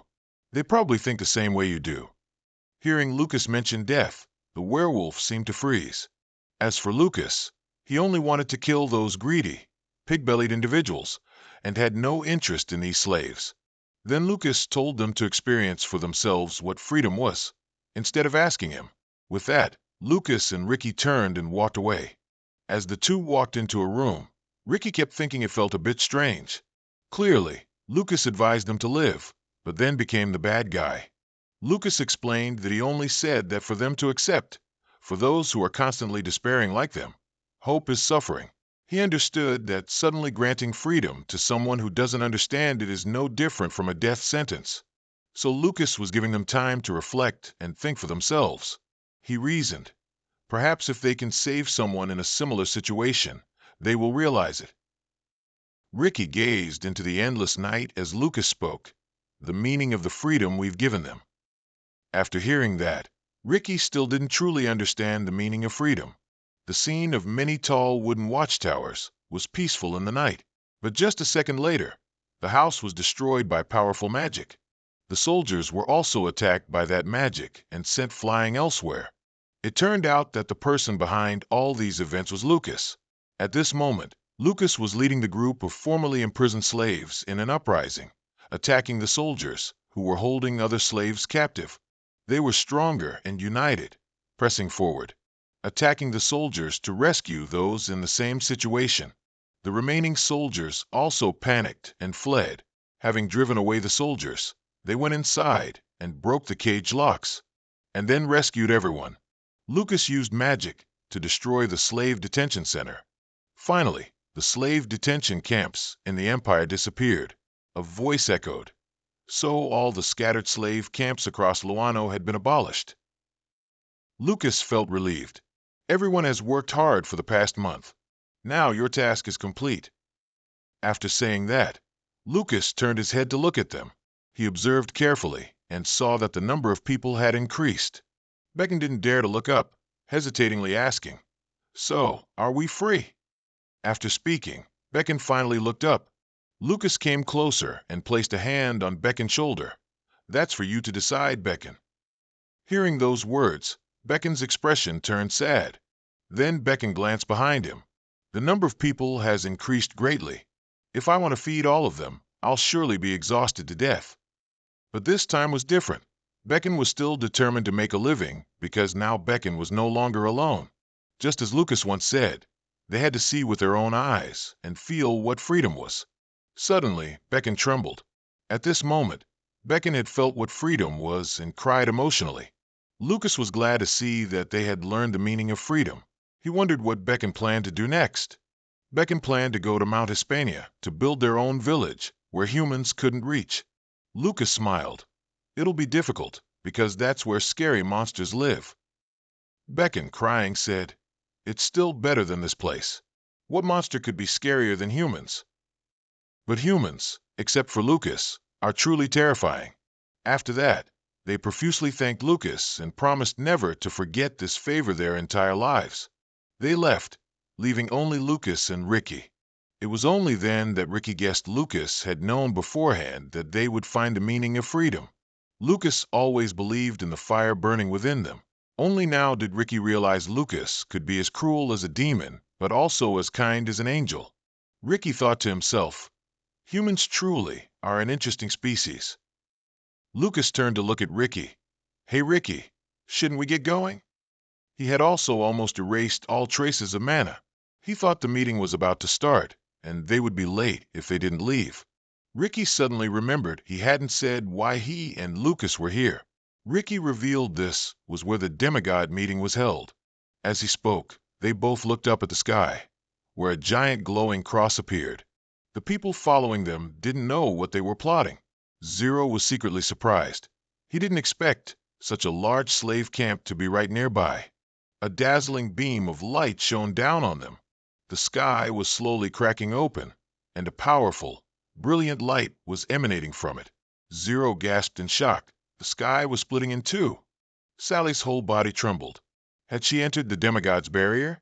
Until the meeting concluded, none of them were allowed to leave here. Sally could only accept it and stood watching. Lucas felt this was fine, since things were already like this. He just needed to observe what would happen next. Having said that, he put on his mask and observed. At this moment, the demigod Apocalypse appeared majestically before them. Ricky advised Lucas to keep silent because Apocalypse, who creates fire, had appeared. Both stood still, continuing to observe, as slow footsteps approached. He was forming himself into a large flame shape, then suddenly transformed into another form. Annie was surprised. "It seems I'm the first to arrive."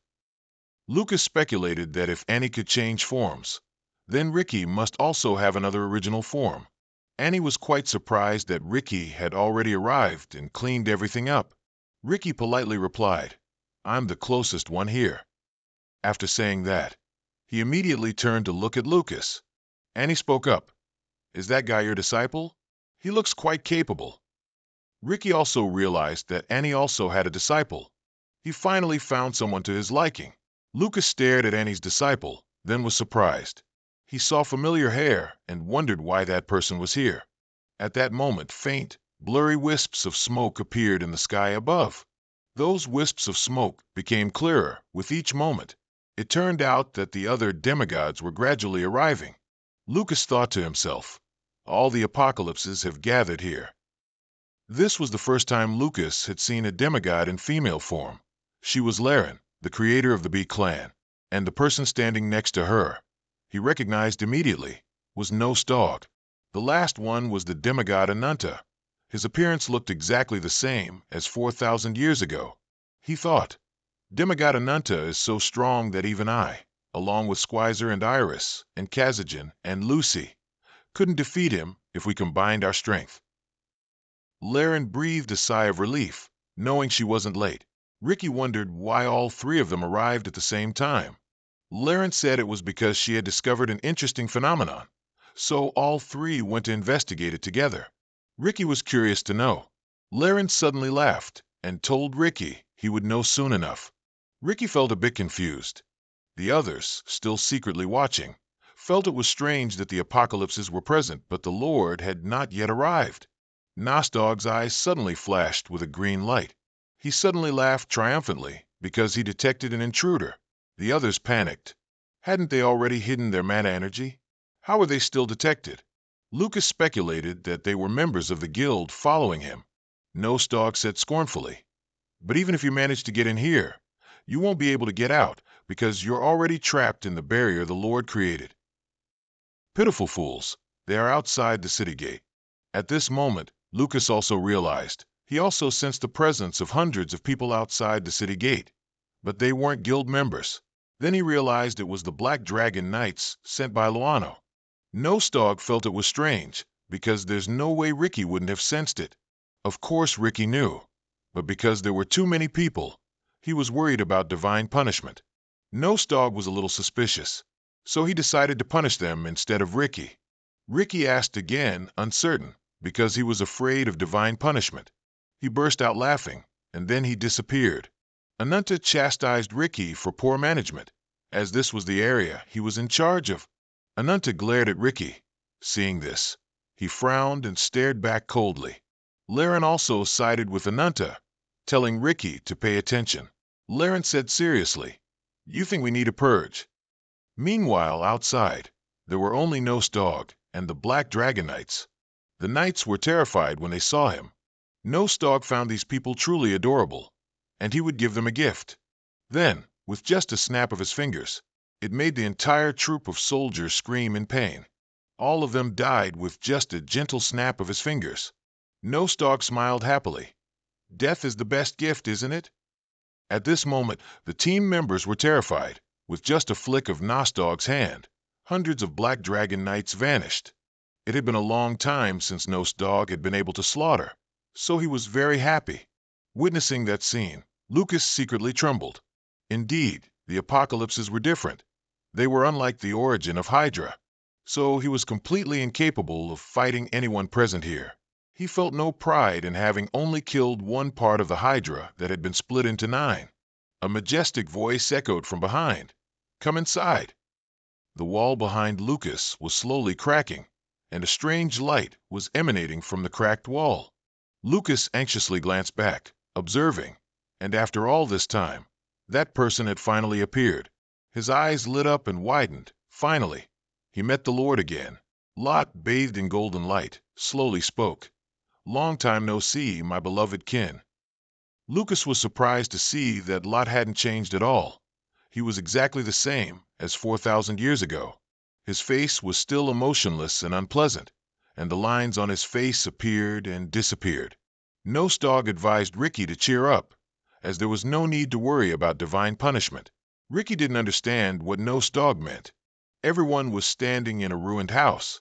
Suddenly, Lot raised his hand to the sky and gently waved it. From that pile of ruins, it transformed into a sturdy fortress.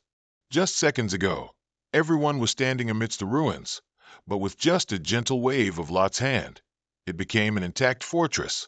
Lot spoke up. "Long time no see." It turned out he wanted to greet Ricky.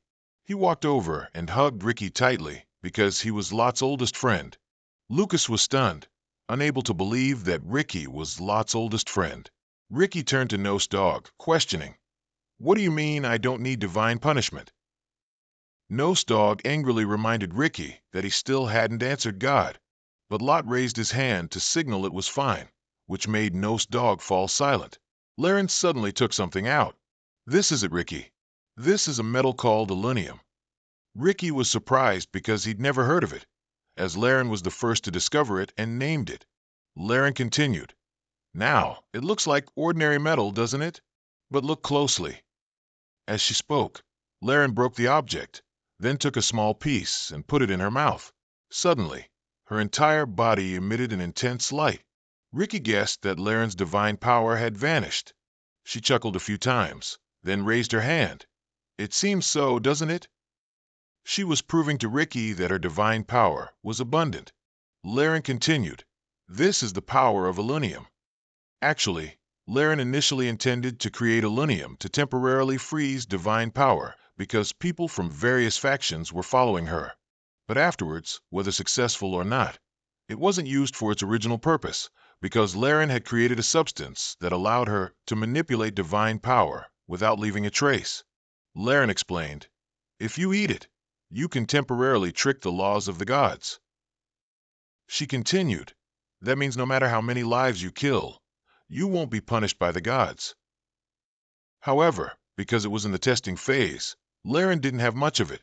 She later intended to turn it into a liquid for easier use, but the ingredients were hard to find. Laren instructed Ricky to use it sparingly. She handed Ricky a chunk and told him to break off pieces to eat. Ricky pondered. If this stuff were sold, there'd be no need to create apostles anymore. "That's terrible." Seeing Ricky's reaction, Nostog scoffed. "Your reactions are always so novel." He mocked Ricky for not being happy despite having the chance to kill those worms as much as he wanted. Ricky put the metal away and bowed his head. "Not exactly." Nostog stared at Ricky. He felt that Ricky had changed 4,000 years ago after destroying Achilleum. At this moment, Lucas was surprised to learn the truth, that Ricky was the one who destroyed Achilleum. Lucas recalled Hero telling him that the great swordsman Lucid had died along with his own homeland, Achilleum. Lucas couldn't believe his eyes that Ricky was the one who killed Achilleum. Ricky's voice deepened. "More than 4,000 years have passed, Nostog. I find it strange that someone like you hasn't changed at all." Nostog angrily reminded Ricky not to talk nonsense, as the concept of perfection didn't apply to perfect entities like them. Ricky asserted, "That's where our thoughts differ. We are not perfect entities." Nostog couldn't argue with Ricky this time and fell silent. Ananta reiterated that Hydra was dead. Laren had also just heard this news. Ricky was also surprised. What? When did he die? All three of them looked at each other with surprise. Then all of them secretly thought to themselves, this is too suspicious. Suddenly, there was a voice calling Nostog and Ananta. Lot suddenly flashed an insidious smile, seeing them all suspecting each other. He spoke up. Indeed, the Lord's words had great power. Both Ananta and Nostog bowed their heads in apology. Lot's smile slowly softened, then gradually disappeared. Lot approached Ricky and hoped he'd understand them, because they were a bit sensitive. Ricky showed an attitude of indifference. Nostog and Ananta could only look with envious eyes. Laren secretly thought, the Lord was the first conscious energy mass to separate from the vast energy mass, called the world's law. The next entity after the Lord was Ricky. Even when Ricky abandoned his mission and went into the forest to build a hut and live in seclusion, the Lord didn't scold him. The Lord's attitude towards Ricky was completely different from theirs, so they were more or less dissatisfied. Ricky said directly. He continued. Then Ricky looked at them too. Lot just smiled and told Ricky not to overthink it. He remembered that a demigod hadn't arrived yet, and waiting forever would be boring. So Lot suggested playing a truth game. Laren found this game confusing. He wanted everyone to reveal the identity of their sect disciple, which made Laren panic when he heard it. They didn't understand what the Lord was thinking. While they were suspecting each other, publicly announcing their disciples was nothing short of suicide. If Lucas's identity were revealed here, everything later would be very difficult. While Lucas was anxiously worried, Ricky remained calm. Laren held his head and told the Lord this was no time for jokes. Laren said he volunteered to reveal his own disciple first. Everyone was surprised, wondering if he was telling the truth. It was then that Lucas realized this was an opportunity. Lucas secretly thought if he knew who the Lord's disciple was, he could kill him. And he spoke up. And he advised the Lord not to reveal his disciple because he was the leader of the demigods. And he feared that if there was a rebel, he would take the risk to come to the conference for only one reason, to find out who the Lord's disciple was. It seems Annie is quite sharp in observation. Lot looked angry. So only I was abandoned. I spoke up first, but didn't show myself. Both Ananta and Nostog also chimed in, agreeing with Agni. Even Laren was no exception. She also agreed with them. It turned out Lot knew from the start that things would be this way. The atmosphere became tense. Lucas secretly worried. The cunning bastard was just pretending to pressure Ricky. The tense situation grew more chaotic. What should Ricky do? A voice rang out, startling Lucas. I'm fine with whatever.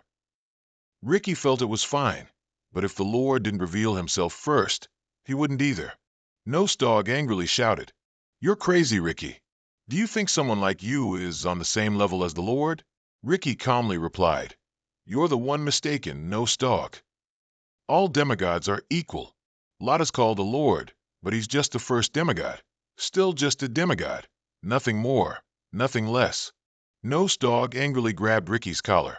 He asserted he wouldn't let Ricky off the hook, and claimed only he could take on Lot's role. That's right, and the roles Lot can't take on are for them. Nostog went crazy, yelling at Ricky, Bastard. Lot spoke up to intervene, but Nostog didn't stop, arguing that Ricky was highly suspicious. Ananta also felt suspicious, as not everyone could kill Hydra. Nostog wanted to seize the opportunity to quickly expose the truth. Lot spoke up, reminding Nostog not to suspect a comrade before finding out the truth. Hearing that, he reluctantly released Ricky's collar, but he was still furious inside. What angered him most was that in this situation, Ricky didn't even bother to deny everyone's suspicions. Nostog was furious at Ricky's indifferent attitude. At this moment, Lot understood everything. He reassured everyone that the truth would definitely be found before the conference ended. At this point, Agni volunteered to reveal first. Agni turned to his disciple and ordered them to remove their mask. Agni's disciple removed their mask as ordered. Lucas seemed to have already guessed the identity of the person standing before him.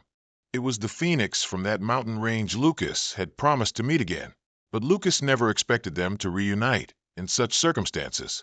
At this moment, He had many questions in his head. Why did she become an apostle? Was it her own will? Or was she forced by someone else? Laren wondered. Outwardly human, but inwardly unpredictable. What is this thing? Agni had discovered her at the foot of Hispania Mountain, and she was the strongest phoenix. Laren found Agni's apostle a bit interesting. Ananta volunteered himself to be the next to reveal. Ananta's apostle is an assassin named Genta. Next up was Nose Dog. Laren looked surprised when Nose Dog was the next to reveal his apostle, and both Agni and Ananta were also very surprised. Lucas, on the other hand, was worried it was almost his turn. Nostog's apostle was a demon, and everyone was curious how he managed to summon it. He boasted that he had powerful assistants. Lucas felt something strange. He didn't understand why Odin knew about the Azura summoning circle. At that moment, Lucas secretly guessed that Nose Dog was allied with Iris. Laren gestured for his apostle to take off their mask. Lucas deduced Laren's apostle must be from the BEP family. Currently, Henzer is pursuing him and Ricky. So if it's not Isaka, then it must be Meeson. This figure doesn't look much like Isaka, so... Lucas's expression suddenly changed. He didn't expect that person to be Lisha, Frey's mother. Lot laughed and clapped enthusiastically. He felt that all their apostles were interesting. Lot felt grateful that they had risked danger to share their secrets. However, he suddenly turned to Lucas, as Lucas was the only one who hadn't revealed his apostle yet. He stared at him for a long time. Then he said, "Ricky's apostle, you were the first one to come here, so you know a lot about the architecture of this castle, right?" Then he told him to take the apostles to another place to wait. Lot ordered everyone to rest until they were called, while Ricky went to talk to him privately. Saying that, Lot raised his hand to the sky and created a private space for them to talk. Lot comforted Ricky not to be sad because many people were interested in their relationship. But Ricky remained cold and uninterested in those matters. Lot could only force a smile. Then the two sat down together to talk. Lot said he still vividly remembered the first time he met Ricky. Ricky also listened intently to Lot's story. When he fell out of the world's laws, he became self-aware, but he was terrified by loneliness. Everything in the world was still too primordial. Lot knew he had the power to conquer everything, but he lacked motivation. So no matter how strong he was, it was meaningless. At that moment, a fragment of independent consciousness appeared, detached from the world's laws. That was Ricky. When Lot discovered Ricky, he was deeply moved, and he finally found his purpose. From the appearance of Lot and the other demigods, they became his reason for being. His power existed only to create his kind. Ricky didn't understand why he suddenly brought up old stories. Nose Dog and Ananta were dissatisfied with each other. Although all demigods were equal, Lot did not treat them equally. But Ricky was different. He was the greatest happiness that made Lot exist. That was why he always turned a blind eye, even when Ricky stayed in his tent not doing his tasks. And even if Ricky challenged him, he would just ignore it. He suddenly opened his eyes and said, "Even if you killed your comrades, I wouldn't blame you." Lot's voice suddenly became stern. "So why did you betray me, Ricky?" Inside the room where the group rested, each person was in their own world. Lisha sat quietly in a corner reading a book next to Phoenix. At this moment, a voice from another corner called him. Genta approached and demanded, "Take off your mask." Lucas responded emotionlessly, "Do you want to take it off yourself?" He annoyedly countered, "Can't you do it?" Suddenly, a second later, a voice cut in, asking them to stop. Candid appeared out of nowhere, laughing and saying, "Before I kill both of you." Then, Candid approached him and asked, "Is there nothing to eat in here?" Lucas replied, "There's beer and bread. Shall I get some for you?" Candid accepted immediately without hesitation. And so, a glass of beer and slices of bread were laid out before him. Candid sat in a private corner with his back turned, diligently devouring the food and praising contentedly, "Human food is indeed the best." At this moment, Lucas also began to walk around, asking if anyone else wanted to eat. He concernedly addressed Nick, "You should eat a little too." She was surprised that he spoke to her first and hesitantly began to speak. In Lucas's mind, he was secretly thinking, "Thankfully, she's still well." Phoenix. His warm gaze and smile subtly conveyed what he wanted to say. Nick also felt the telepathy. She was deeply moved. Phoenix seemed to respond in kind, sharing the same thought with him. Time at this moment seemed to stand still, creating a space exclusively for the two of them. On the other side, Ricky was sitting silently next to Lot. His deeply set eyes gazed intently as he thought. Indeed, he has noticed. Lot recalled witnessing Nose Dog grabbing Ricky and mused. It seems when the Lord asked all the apostles to remove their masks, he already guessed it, which is why he deliberately provoked the demigods. He continued to ponder. If he wasn't sure, he would definitely be furious, but the Lord wasn't. The Lord reacted that way because he already knew everything. At this moment, Lot spoke after a period of silence. Slaughtering your own kind is unforgivable, Ricky. He questioned him. Why did you do that? You're someone who shared my ideals and understood me more than anyone. Ricky opened his mouth and said softly, The reason is very simple, my lord. He said with a calm, fearless expression, It's because I made a mistake then. Lot listened to his explanation without any reaction, his eyes seeming to want to see the truth within him. But then Lot had to concede. He spoke. So, you still haven't forgiven the mistake I made 4,000 years ago. Lot calmly recounted, like recalling the past. You still couldn't forgive me for interfering in the battle between you and that knight, and that was the first time you were so angry with me. Ricky felt as if salt was rubbed into a wound when he brought up that time, his face changing, becoming grim. Lot paused for a moment, pondering, tapping his fingers on the armrest of his chair. Suddenly, after some thought, Lot decided to forgive Ricky's mistake. He was also visibly surprised to hear that. He firmly declared, I will make this as if it never happened. This matter, yes, consider this my apology for what happened 4,000 years ago. Ricky couldn't believe what he just heard and asked incredulously, I slaughtered my own kind, and you consider it as if it never happened? Lot stood up and explained, If I were to say now that there were no traitors, who would believe it? Especially Nose Dog and Ananta? He resolutely continued, Moreover, because they set their sights on you, I promised that this time I would definitely find out who the traitor is. Lot finished speaking, turned his face, and fell into deep thought, carefully planning his strategy. He revealed his calculated plan. So I need a substitute. I've already thought of someone who can do this. It's one of the demigods coming to this conference. Hearing that, Ricky stood up and spoke. Will you accuse your own kind? You've changed a lot since we last met, my lord. He continued, All demigods are equal. Isn't that the law you established? Suddenly, Lot shouted, To me. He was angry, his eyes flashing, gnashing his teeth and enunciating each word clearly. You're precisely that special. Ricky listened intently, his attitude unchanged by Lot's words. But suddenly, Lot's next words truly frightened him. You must personally kill your own apostle in front of everyone. He continued arrogantly. Then you will hibernate for the next 100 years. After all, 100 years isn't a long time for immortal beings like us. You can just consider that period of vacation. During that time, I will guarantee your safety. As if he had arranged it beforehand, he said, In a few days, someone named Ur will arrive. He will be your substitute.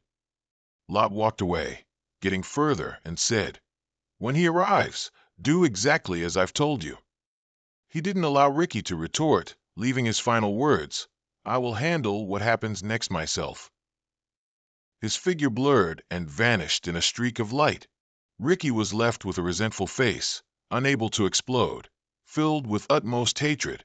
In his shock, he kept thinking, Can it change? Can both God and demigods change? His mind was in turmoil. If I just kill Lucas, I'll be pardoned, and I can work with God to bring about change, starting from within the demigods. Ricky stood silently in the room, deep in thought. I won't have to face them on my own anymore. Having God on my side is the best thing. Back in the original dungeon room, the group had no idea what was happening outside. Suddenly, someone called Lucas out. The person at the door was Ricky, requesting to speak to him. His face was dark, his expression unclear. Lucas followed behind, witnessed by the group in the room. Ricky walked slowly ahead, while he followed closely behind. Neither spoke the entire way. Ricky led him down to the basement. Along the way, he thought to himself, so the one who killed Lucas was Ricky? Even though I knew, he truly isn't someone I can trust. Ricky led him to a dead end deep in the basement. Suddenly, both stopped. Immediately after, he swung his arm with decisive power. It turned out the target he struck was the wall directly in front of them. A large section of the wall shattered, revealing a scene inside filled with gold coins. He secretly marveled. This is the treasure vault Dalman is hiding. So there's such a place beneath the castle. Ricky led him into the vault. When Ricky didn't speak for a long time, Lucas broke the silence. Where are we going, Ricky? Ricky suddenly asked him a strange, unclear question. Do you know what God's power is? He answered his own question. It is space. God dominates all space. He seemed to know a little, not speaking aloud but thinking to himself. That very power is what separated my consciousness and buried it at the bottom of the abyss. Ricky, full of hesitation, clenched his fist and asked, You understand what I mean, right? He continued, Even if you achieve 9 stars, you won't defeat God. Lucas, confused, asked directly, I don't quite understand why you're telling me these superfluous words. So, you all want to eliminate the apostles. Ricky dared not face him directly, and only turned his head to say, You see it yourself, Elunium. With that metal, demigods don't need divine punishment, meaning they don't need apostles anymore. Lucas calmly asked for his intentions. Ricky remained silent, not answering, and right after, he offered an apology that made him even more confused. He said softly, Perhaps it's time for us to say goodbye. The next second, he assumed a stance to draw his sword, and in a flash, sent a powerful force towards FR. In a few short seconds, he moved like lightning, blocking him at arm's length, and a sword strike was executed. Ricky's sword technique had been unleashed. Lucas couldn't dodge in time and was engulfed in thick smoke and dust, obscuring his vision. After the smoke dissipated, he was surprised that his body was unharmed. He heard a painful cry from behind him. The previous slash was meant to protect him from danger. The demigod Ananta appeared behind him, groaning in pain from Ricky's attack. He was enraged, his eyes glowing fiercely red, and he stammered, So it was you. His sword blade unhesitatingly pointed straight at the demigod's face, and he said, Being a drama queen isn't a good trait, you know. The demigod Ananta, in pain, knelt and spoke profusely. Indeed, you all killed Hydra. Ricky did not deny the truth. He took all the blame upon himself. With that, he directly swung his sword again, a slash piercing through the demigod's body. The demigod Ananta's body split apart and then gradually vanished before their eyes. Lucas was astonished and loudly asked, Ricky, what are you doing? Ricky calmly explained, That was fake just now. Lot and the others will be here soon. There's no time. His hand began to unleash a technique, his wrists twisting rapidly. A beam of light enveloped Ricky's body. He screamed terribly, trying his best to unleash his power. A pillar of light immediately appeared, shooting high up. Strong winds and dust rose again. Lucas shielded himself behind it. Suddenly, he seemed to realize something in his mind. This move is Ricky's. Don't tell me you. Ricky's sword-wielding hand continued to perform endlessly in the air. His posture changed, gripping the sword he had just used to slash. A spatial rift instantly opened before the two of them, sucking all the wind and power inside. Lucas thought in silent terror. The space is cracked. He tore open Lot's barrier with just one sword. Ricky, now weakened from overexertion, spoke with difficulty. It truly is Lot. I used all my strength to tear it open, and it only got this far. Right after saying that, he quickly kicked Lucas into the spatial rift. Lucas yelled from inside the rift, Ricky, what are you doing? Outside, Ricky turned his back to him. He stubbornly banged on the rift, shouting loudly, Open up! Where are you going alone? Ricky controlled his emotions and said, I already told you. There's no time for goodbyes. Lucas furiously struggled, yelling himself hoarse. Ridiculous. Who gave you permission to say goodbye so casually? He said loudly. I'll wait for you, okay? You absolutely must survive and come back. The spatial rift gradually closed, but he still watched with lingering eyes. The rift finally closed completely. Just as the rift closed, a rumbling storm also began to brew around Ricky, preparing for the turbulent battle he was about to face. The demigods appeared simultaneously, their voices oppressive as they spoke. Ricky, you bastard! Dog, along with the demigod next to him, questioned. How dare you betray us? You've finally shown your true colors. And he also spoke up. Ricky, why? Are you really a traitor? Ricky calmly responded. Don't see Lot, huh? What's going on? Dog questioned. Do you think Lot would still side with you in this situation? He threatened him. Too bad Lot isn't here, and he didn't say to let you live. He said with contempt. What a pity, huh? You've gone too far, Ricky. Ricky listened, unafraid, and replied, Oh, really? Then that's a bit awkward. He spoke with disdain and indifference. I was going to say goodbye before dying, but it's just a bunch of nobodies. He confidently faced the demigods, his voice seeming to carry power. Without Lot, am I really the only survivor? Dog roared in fury. You think you can take all of us? A cornered dog bites back, huh? Another demigod also raged. You keep asking if Lot is coming. Do you think you're Lot? Do you think it's just the two of you? Annie and the other demigods also simultaneously struggled to control their rage. Ricky remained silent, his heart filled with nostalgic thoughts. That's right, just the two of us, from the moment we were born. It was only us. He laughed, tossing aside his cumbersome coat, and drew his sword to declare war. My heart is calm, no jealousy or inferiority. All I have is nothingness, to the point of gnashing my teeth. Ricky began. The people in the guild call the five of you triumph, meaning Lot's strongest demigods. The demigod contemptuously interrupted. They figured that much out.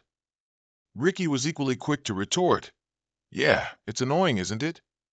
He narrowed his eyes and continued with disdain. Do you think I'm on the same level as you? Another demigod's voice rose. The more I listen, the more irritated I get. What makes you so confident? Ricky vaguely replied, Because you don't have it. Snow and wind began to swirl around him. The demigod was perplexed by the meaning of his words. Seizing every opportunity, Ricky loudly declared, You have no faith, and proactively began the fight. The scene shifted. Lucas was brought to a dark cave. He pondered blankly. Ricky, what exactly? Suddenly, he was shocked by something he saw inside the cave. Before him, a tomb with a sword firmly planted in it became clearly visible, prominent in the desolate, empty space. Lucas silently observed, his heart filled with questions. Lucas's grave? Why is it here? This is Ricky's space. His keen eyes noticed something hidden on the sword. He laughed aloud, but his eyes clearly showed a hint of sadness. Immediately after, Lucas knelt and bowed respectfully before the tomb. Lucas spoke. Dookie, this is Lucas's sword. A part of his consciousness understood that placing the knight's sword from his lifetime next to his grave was the most noble way to show respect to them. At the same time, Lucas was certain in his heart, as expected, that move just now was Lucas's dream-out sword technique. Lucas spoke with trembling regret. Ricky, I doubted you, but truly, you did this for Lucas, for humanity. Suddenly, a cold voice cut in. So it was you. Lucas startled in fright and turned around to clearly see the figure appearing, whose shadow drew closer before him. Lot sighed deeply. The anomaly has thrown my old friend's emotions into chaos. A formal meeting has begun. Deep within, memories rewound. The consecration began. The first thing I saw was God's happy face. God told me that. Memories continued to surface, showing Lot smiling in recollection. Finally, I have a purpose in life, and I am his purpose in life. Ricky silently asked himself, What about me? At this moment, he was fiercely battling Dog. He was painfully wounded by Ricky's sword, But Ricky's mind was still plagued by long-standing questions. What should I live for? God found a purpose in life, but I haven't. Nose Dog angrily fought back, but Ricky's own thoughts continued to race in his mind. So, I decided to follow God. Attacks relentlessly besieged Ricky, but he still quickly escaped. Alternating attacks, the demigod began to secrete poison from his body. He unleashed a violent poison towards Ricky. Die, Ricky. An explosion enveloped, obscuring all vision. A purple light permeated the space. Ricky instantly escaped with sharp sword slashes. His inner voice resounded. I once thought God's purpose in life was also my purpose in life. The demigod, attacked by painful sword slashes, groaned, while Ricky's mind was still in turmoil, thinking. But the emptiness within me grew larger and larger. He roared, taking the full force of Ricky's furious sword strike. I'll show you the power of my death with just one sword strike. Ricky didn't wait for him to make a move. He immediately slashed a diagonal cut across his body. The demigod trembled in pain, while Ricky still murmured to himself, the sword named my power, each time it asks me. A second later, Nose Dog split into three, surrounding him. Ricky assumed a defensive stance, drawing his sword, as resolute as he was externally. Internally, his mind pondered many things. Why wield it? A terrifying sword strike, splitting into 4 or 5 paths, was unleashed. His will wavered again. What am I becoming strong for? Holding the sword tightly in his hand, countless voices echoed in his head. To me, that question is fear itself. Ricky decisively shattered the illusionary clone formation. His will continued its monologue. Perhaps finding the answer to that question has caused my blind faith in God to crack. The two attacked demigods recovered and spoke. Ricky, do you have to go this far? You're not even in your true form. Ricky didn't reply. He took a breath to conserve energy, but thoughts still appeared in his mind. I'm afraid to admit that God and I don't share the same aspirations. Ricky turned back with a merciless, deadly gaze. In his mind, he seemed to have found the answer, a monologue. Then one day, someone gave me the answer. The image of that person in the snowy night spoke. A sword without faith is merely a piece of metal, nothing more. A past memory surfaced. It was a meeting between Ricky and Lucas. Ricky scoffed and said, My sword is just a piece of metal? Only the strong should say such words, shouldn't they? Lucas replied with an unyielding posture. To be precise, your power is overwhelming. This is a battle I cannot win. But his next words provoked Ricky's pride. Winning or losing once means nothing. You will forever be weak. Ricky's hand clenched, ready to unleash a massacre. Someone dared to disrespect him. Ricky erupted in fury. The wind and snow screamed as he coldly said, Ridiculous. The victor is the strong one. Lucas didn't bother to reply or make any reactive moves to fight back. He remained cold and calm. He spoke, facing Ricky. Have you ever entrusted your life to the sword you hold?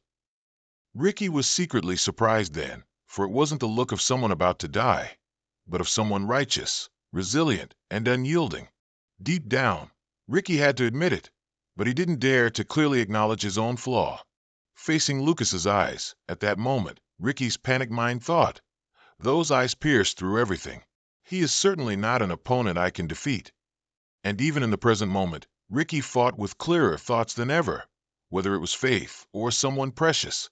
At some point, to protect something, the moment will come when you must entrust your life to it.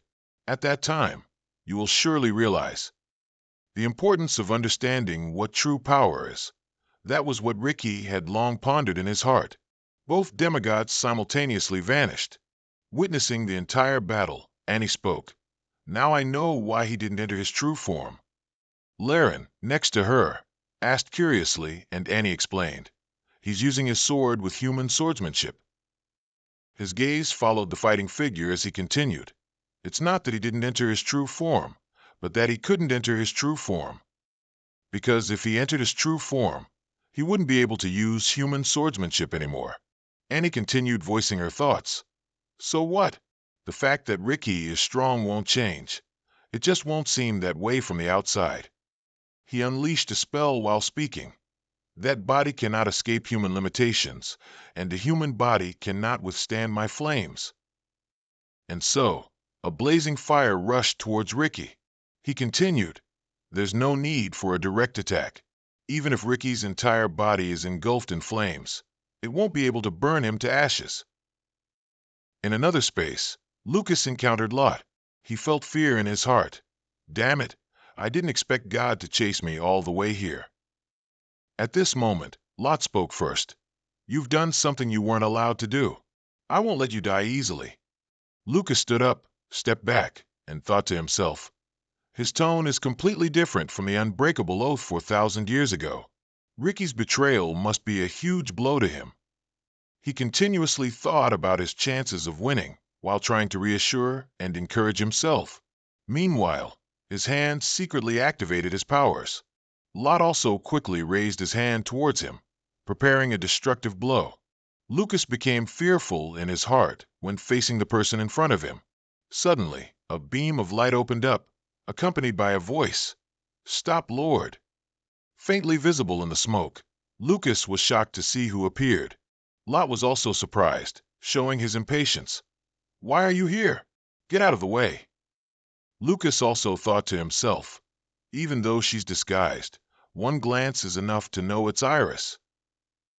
She stood blocking in front of him and reiterated, "Don't kill him, Lord." Lot lost his patience and said angrily, "Are you crazy, Iris? If you don't move, I'll kill you too."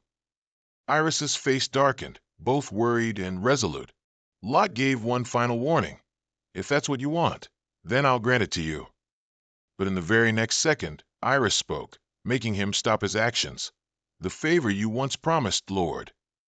She firmly looked at him and said, "Lord, this is the favor you promised to grant me." He looked annoyed, as if he couldn't believe what he had just heard. Iris, protecting him from behind, declared, "The favor you once promised to grant me is this. Please spare this person." Lot found it amusing and unbelievable, asking curiously, "You're using the precious opportunity you cherished for 4,000 years for this? Why?" She anxiously feared he would refuse, asking, "Is it not allowed?" He dropped his hand and replied, "No, a promise must be kept, mustn't it?" Lot turned his back and walked away, leaving with the words, "But only this one time. If I meet you again, you will surely die by my hand." Iris relaxed, relieved of her worries. Suddenly, Lot stopped, becoming intrigued, and said, "Ricky's apostles are getting more and more interesting. First Ricky, now Iris, betting her life to protect you." He continued curiously, "Saving someone who was destined to die." He listened, feeling uneasy. He glanced at him, probing. "What's the reason? I'm truly curious." With that, Lot gradually disappeared, leaving a farewell. "See you next time." Finally, Lot vanished into the void, leaving the two figures in silence after escaping danger. At this moment, Lucas looked intently at the person in front of him, his gaze full of thoughts. He said to himself, "As expected, you're still alive, Iris." At this moment, Iris's emotions also stirred, her clenched hands clearly showing her hesitation. Finally, she gathered all her courage and spoke. "Can I ask you for something?" Lucas remained silent, not answering, waiting to see her actions. With eyes reflecting longing mixed with a glimmer of hope, Iris said, "Can you show me your true face?" In the cave, Iris made her request to him. "Please, show me your true face." Lucas maintained his silent state, his gaze focused and thoughtful. Behind his mask, his eyes showed a hint of murderous intent as he recalled the bloody scene from the past. Lucas replied with a resolute refusal, leaving her stunned and disappointed. Lucas showed his resolve in his words, "I'm sorry, but I cannot trust you." Her face at this moment was utterly desperate. Iris patiently restrained the emotions surging within her. Seeing her turn her face away and say nothing, he voiced his question, "Why did you save me?" Iris didn't answer immediately. Instead, she conjured a spatial wormhole. Immediately after, she replied, "You know why." Having said that, Iris entered the temporal wormhole and vanished in an instant, leaving him alone in the cave. After she left, Lucas stood alone, pondering countless questions he couldn't ask, a fishbone stuck in his throat. Iris, why did you kill Schweizer? The scene returned to Ricky, who was diligently fighting back against Annie's flames. Both of them, spiritually connected, intensely yearned for the answer to their own questions. The scorching flames caused him painful injuries, but Ricky still endured. Annie laughed provocatively.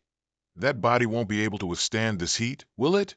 You'd be better off returning to your true form, Ricky. He laughed loudly and gleefully teased. You can't use your powers anyway, and you'll die by our hands eventually. Ricky struggled to defend himself, knowing deep down that this human body wouldn't be able to withstand it, and at this rate, he would fail. But within Ricky's heart, a stubborn glimmer of hope still flickered. At this moment, Lucas's words echoed in his mind. Have you ever once trusted your life to the sword you hold? Ricky seemed to have realized what he had been seeking for so long. He subtly curved his lips. With his mind cleared, Ricky began to unleash his swordsmanship. He became more stable against the onslaught of flames. The sword pierced through the fire unaffected and unstoppable. Nose Dog and Anunta gaped in astonishment.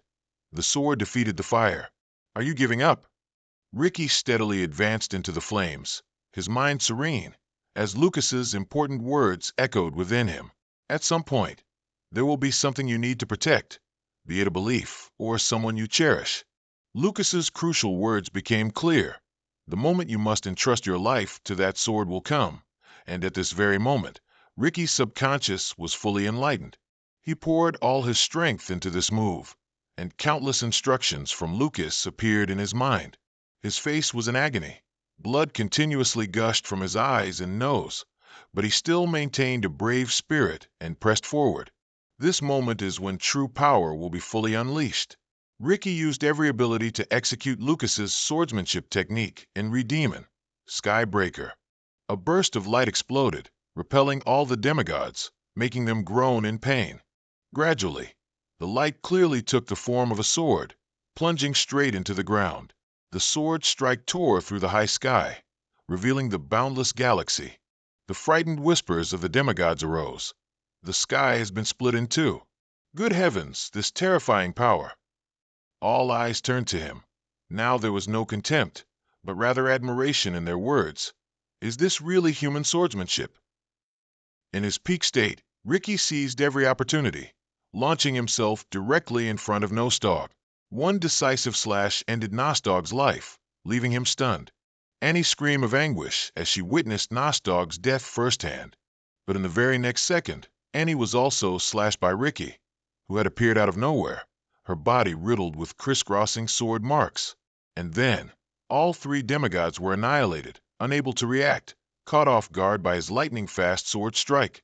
The last demigod, Laren, watched in horror but could do nothing. She exclaimed in dismay to herself.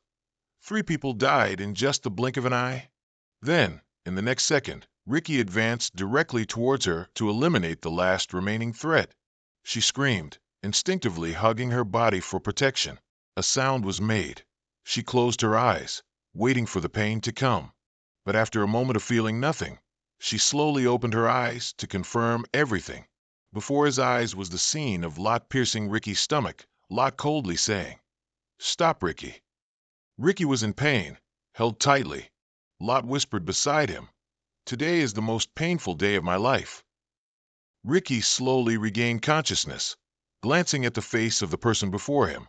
Lot, enraged, with tears streaming down his face, painfully growled, "Is there really no other way, Ricky?" Ricky fearlessly and frankly replied, "Die, Lord." He truly wanted to finish him off, but he was exhausted. Lot gritted his teeth, and seconds later, an explosion erupted between them. Witnessing the explosion, Laren cried out miserably. Suddenly, Ricky's body fell to the ground. One arm was damaged by hellfire, the other was poisoned by a demigod. Below, one leg was cut into spiral pieces. The other leg was rotting and necrotic. Lot's voice rang out, "This is the first punishment, and also the last punishment I have for you." Ricky's body was heavily ravaged. His cold voice continued, This is the punishment in place of your kin's wrath." By now, Ricky was no longer conscious, lying faintly unconscious on the ground. Lot silently watched him from above, while Laren beside him stared in horror at the scene. His face was filled with painful despair at having to personally torment someone he knew well. Immediately after, Lot commanded, "Laren, if you're quick, I can still save them. Save Anunta and Annie, along with Nostog."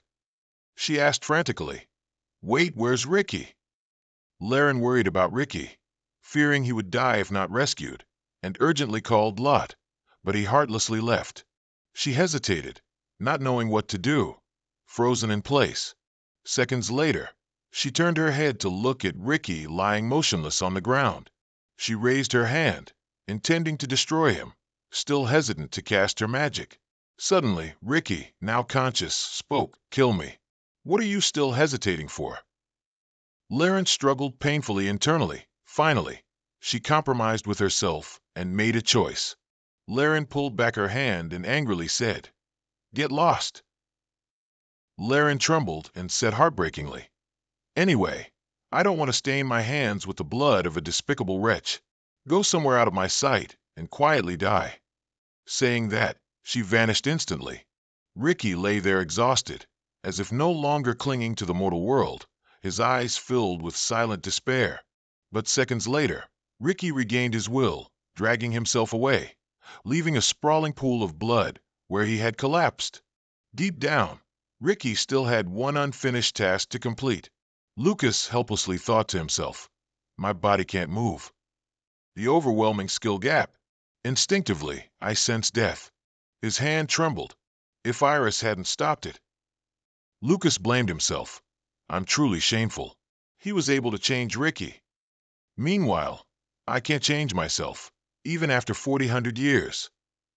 Lucas stood there, muttering to himself. Suddenly, a figure standing behind him made Lucas jump and turn to look. Lucas was surprised to see Ricky, covered in blood, before him. He quickly ran to help, awkwardly asking about your injuries.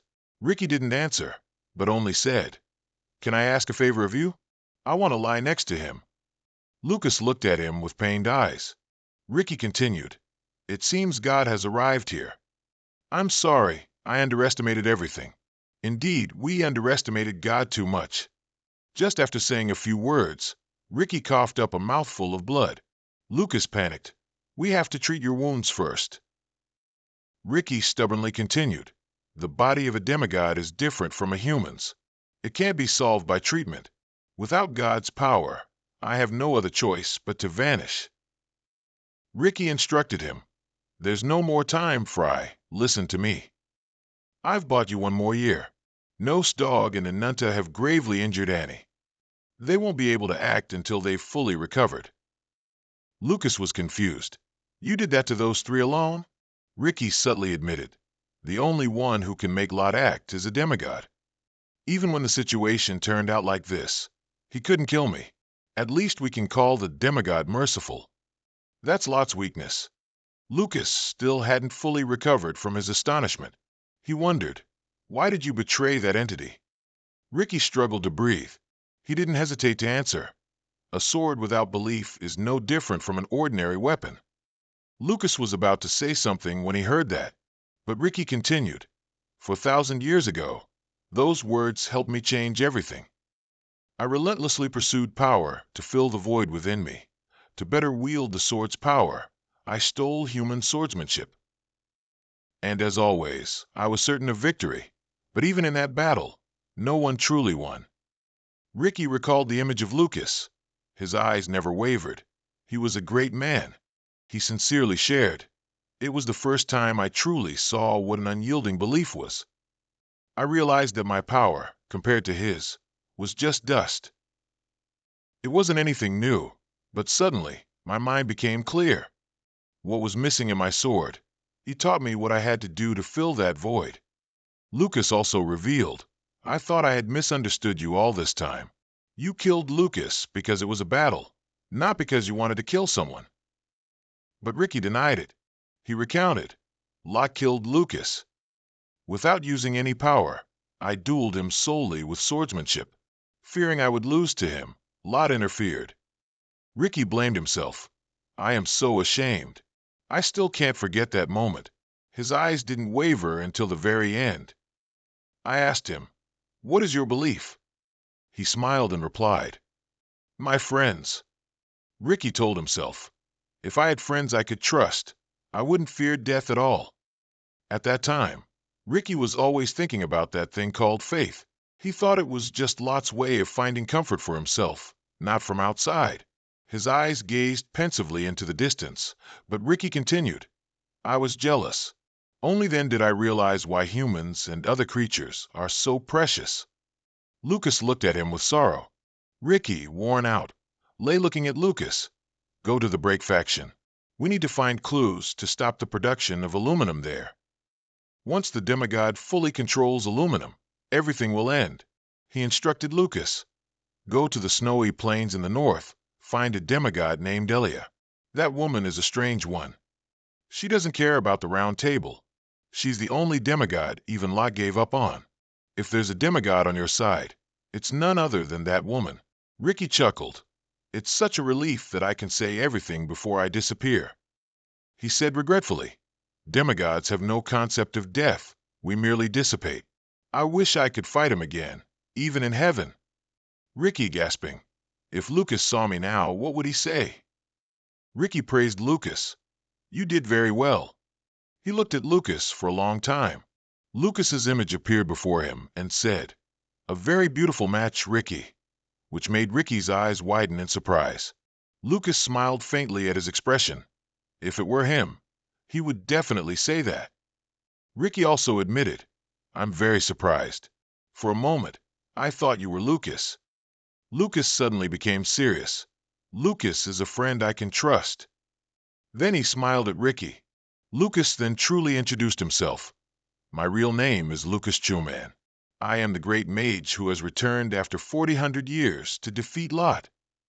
Ricky watched Lucas with wide eyes. Ricky couldn't help but burst out laughing. He also understood now.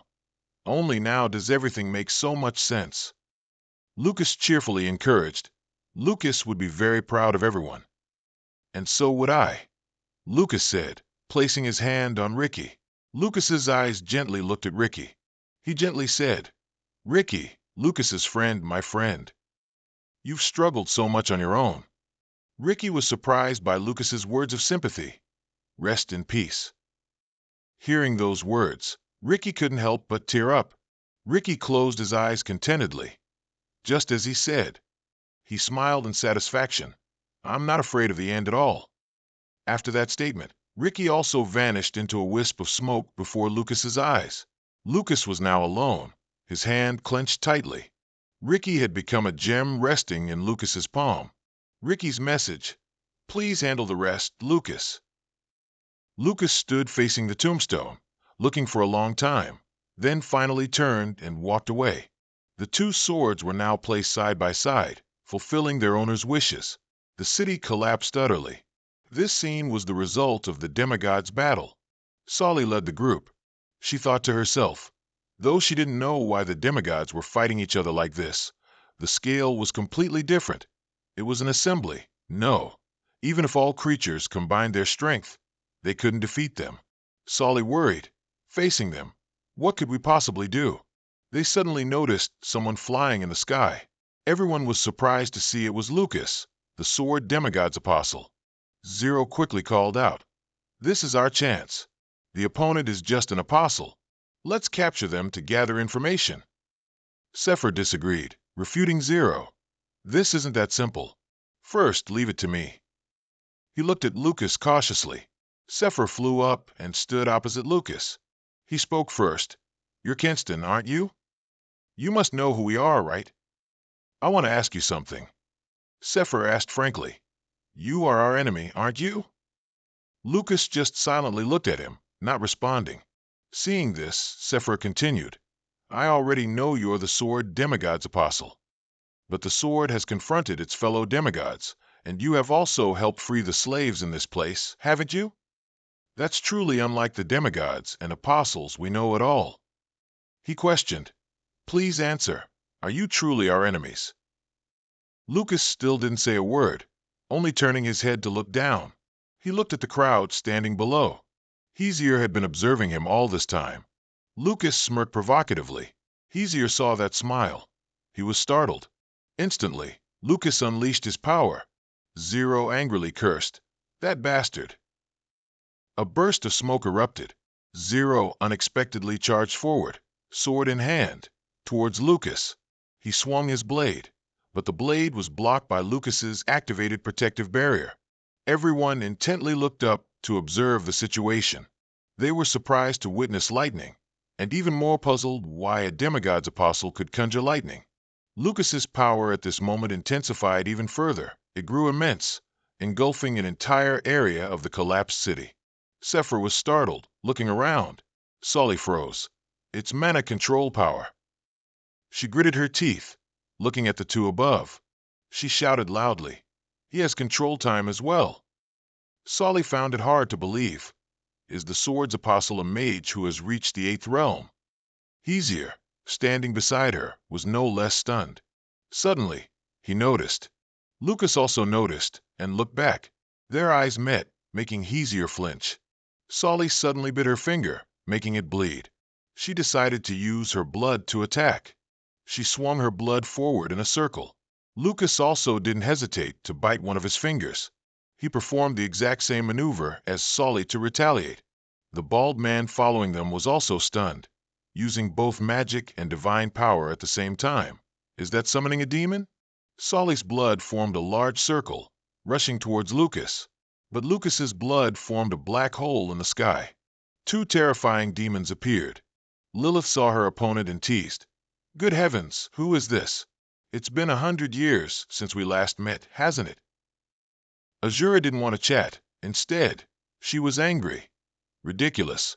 You appeared in my Scissor Master's dream a few days ago."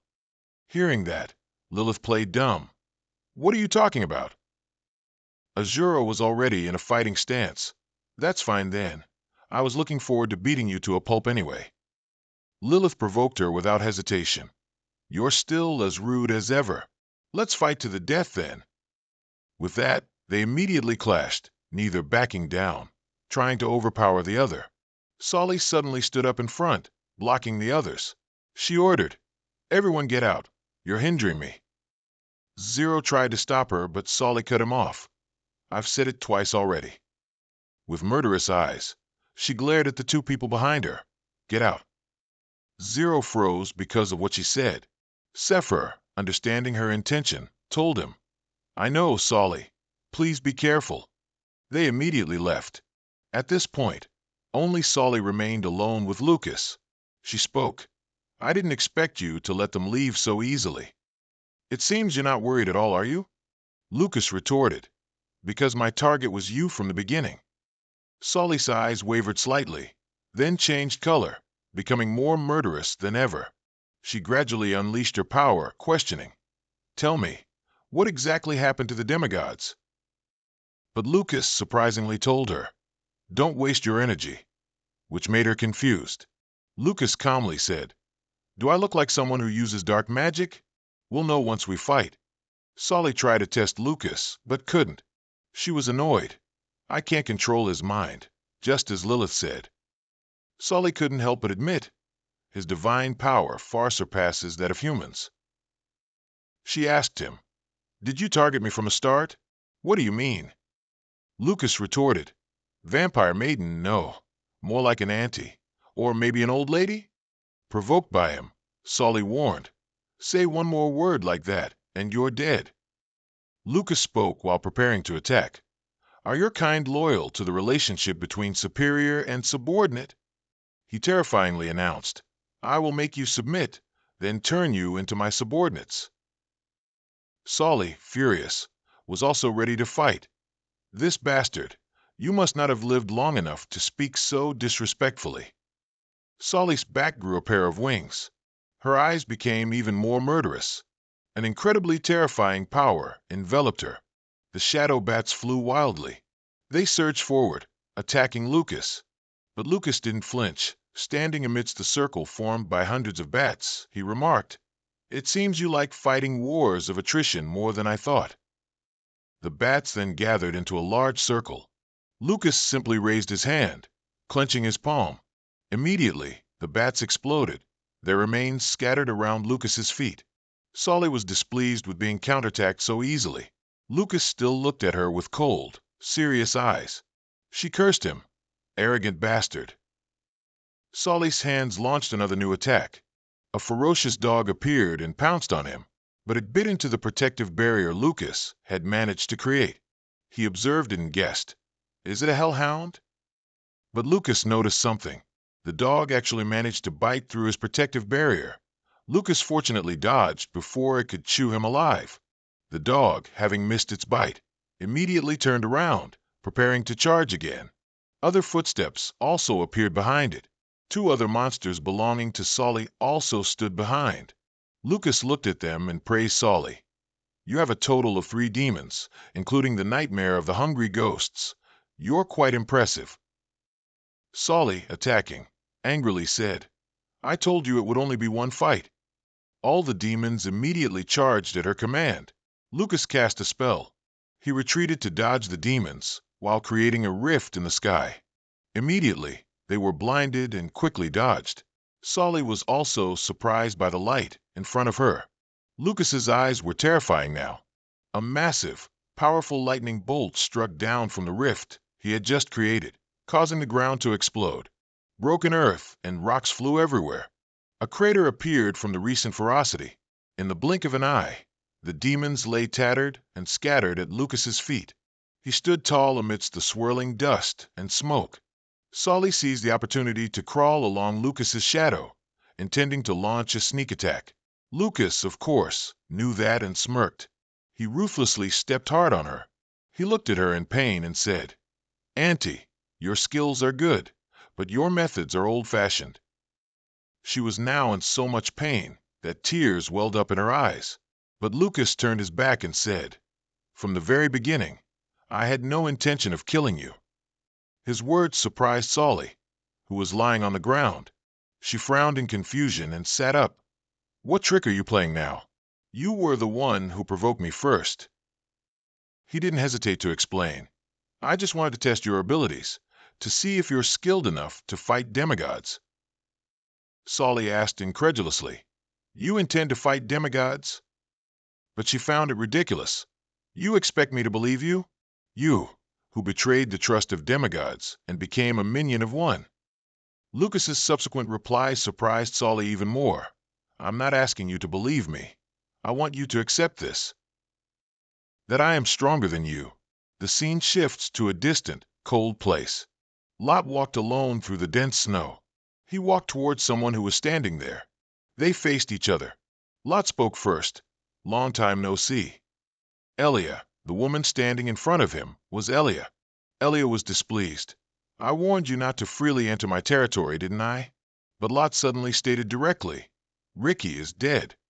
Elia's eyes widened in shock, and he admitted, "I killed him."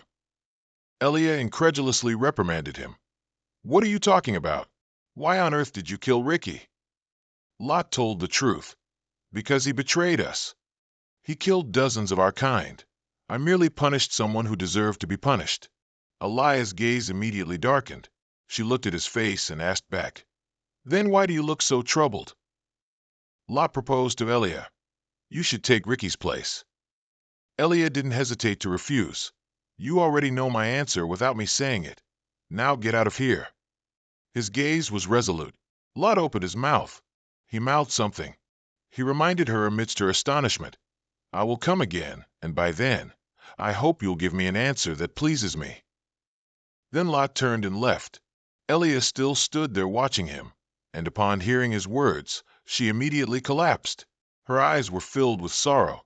She was currently shocked to hear the news of Ricky's death. The scene shifts away from that cold land, back to Sally and Lucas. Azura and Lilith were confronting each other. Lilith cursed, "Aren't you ashamed to use all 8 arms to fight me?" Sally ordered her to return, but Lilith didn't want to. "Why go back suddenly? I'm having fun." Lucas stood in front of Sally and asked, "You said you would defeat me, right?" She knelt at his feet and finally admitted, "You are worthy to say that." She accepted defeat. From now on, I will serve you. Lucas proposed to Sally. Now serve me. Azura and Lilith, who were fighting, stopped at that statement. Lilith teased, "What a pity, what should I do? Now the time has finally come for me to have fun outside." Then she vanished, leaving a message. "Just you wait." Azura was annoyed that he couldn't finish her off, and he too vanished. Sally then said, "But I cannot be easily subdued. After all, I am the vampire queen." Lucas figured out her intention. "You plan to use my blood to form a covenant, don't you? What a cunning old lady. If my skills weren't good enough, you would have turned me into one of your bloodkin to make me submit to you, wouldn't you?" Sally was still defiant. "So what? Are you too scared, boys?" But Lucas wasn't fazed at all. "Who said so?" As soon as he finished speaking, Sally lunged at him and bit him on the shoulder. As she bit him, she snarled, "It's over now, buddy." But Lucas remained calm, completely unaffected by her bite. He just stood there, letting her bite him as much as she wanted. Then he faded into an illusion. His true form was Lucas, now standing alone in a pitch-dark space. He looked around. A voice suddenly rang out. "So, this is your true form." Sally was also in that space with him. Lucas didn't hide his surprise and asked, "Where is this? Did you create this place?" She explained to him, "It's an undefined space, a place affected by time and reality.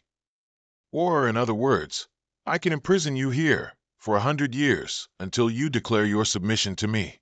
Sally's words made Lucas burst out laughing. Then, realizing he was being a bit rude, he said apologetically, "I'm sorry. I didn't mean to mock you. This place is like heaven compared to the undefined space I know."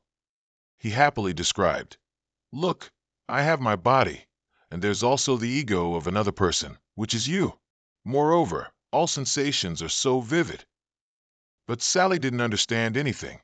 She thought to herself, "What is he saying? It seems what he's saying isn't a trick." She watched Lucas perceiving this place and was puzzled. Is this space really nothing? Even if one's mental strength is strong, a human can't endure more than a year here, can they? Sally, full of doubt, asked, "Who exactly are you?" Lucas replied as he appeared behind Sally, startling her. "Let me show you." He whispered sinisterly in her ear, "See who I really am." Sally's eyes suddenly widened blankly. A terrifying scene appeared out of nowhere. A scene of hands tearing apart someone's corpse. They fondled each body part, then plunged their hands in as if into a pool of mud. Those hands didn't stop, clawing at Sally's face, making her scream in pain. Seeing her fall to the ground in fear, Lucas asked, "Are you okay? I just let you experience the feeling of 1 year." He calmly recounted, "By the time 100 years pass, you won't even remember the number of years anymore. And then, before you know it, 4,000 years will have passed." Sally's eyes were still teary from the fear she'd just experienced. Can a human truly endure this memory? This is unbelievable. She trembled, struggling to speak. "You are." But tears choked her, preventing her from finishing. Struggling to call out his name. "Grand Sorcerer Lucas Choman," Sally said in bewildered disbelief. Lucas now sat down in front of Sally, placing his hand on her head. "Now I'll ask again. Will you obey me?" Sally, realizing she was nothing compared to Lucas, finally bowed her head. "I will obey all your commands." Lucas gave a gentle smile. He ordered, "When the sun sets, send Henzer here for me. Absolutely do not come with him." Sally received the command, and Lucas also left. But Sally still wondered, "Did you return to destroy Lot and the demigods?" Her eyes eagerly awaited his answer. Lucas didn't hesitate to admit it, then quickly left. Sally's tears welled up again. The sun had risen. After leaving, Lucas stood on a cliff, gazing at the scenery. He was waiting for someone to arrive. A presence appeared behind him. That fiery red hair also appeared. The person Lucas was waiting for was Phoenix. He knew she had arrived, so he said, "I've been waiting for you." He approached Phoenix. "You've changed a lot during this time. I came because I have something to ask you." Lucas confessed, Honestly, I was very surprised. I didn't think I'd meet you again there. He got straight to the point. Why did you become Agni's apostle? Was it your intention, or for a reason you couldn't speak of? Answer truthfully. I will wipe out all demigods in this world. Phoenix had been silent until now. Lucas didn't hesitate to warn her. So, depending on your answer, I might just kill you right here. But Phoenix showed no fear. Instead, she retorted, "Don't be so ridiculous. You intend to kill me? Go on, try it, you absurd person." Phoenix gradually became more terrifying. That's what I wanted to say. Ever since that day, I've just been waiting for the day I can chop off your head. Phoenix didn't hesitate to confront Lucas. He then noticed something behind her. He pointed at the monster behind Phoenix, about to ask, when she said, "You're quite perceptive." But Lucas wondered about something else. That's strange. Your true form is Phoenix, isn't it? Don't you fear death? Phoenix was furious at his question. Even if I die, I can't die. I can't die until I break your neck. Suddenly, she got a headache. She cursed someone in pain. "I get it, you bastard. Sorry." The pain gradually subsided, but Phoenix was still annoyed. Damn it, being with a bastard like this is definitely going to be a pain. Lucas, seeing her like that, asked, "What's wrong?" Feeling uneasy. Phoenix, in a fit of rage, told him, "This Phoenix, ever since he took over my body, he's also absorbed my ego. So he's completely taken control of this body and is very bloodthirsty." Phoenix mused, "I lost." She thrashed on the ground. "Because of him, I'm trapped in this body. My ego could disappear whenever he wants." Lucas quickly covered his mouth, complaining, "It's too dusty, get up." Phoenix stopped writhing but still slumped, unwilling. "And you think this is acceptable? Should I crawl around every day, thanking the renowned Lord Tokuta for saving my life?" Lucas, who had been watching her, was puzzled. "What are you babbling about?" Phoenix finally answered his previous question. "Because I've become that Agni's minion. If I directly contacted you, you might notice.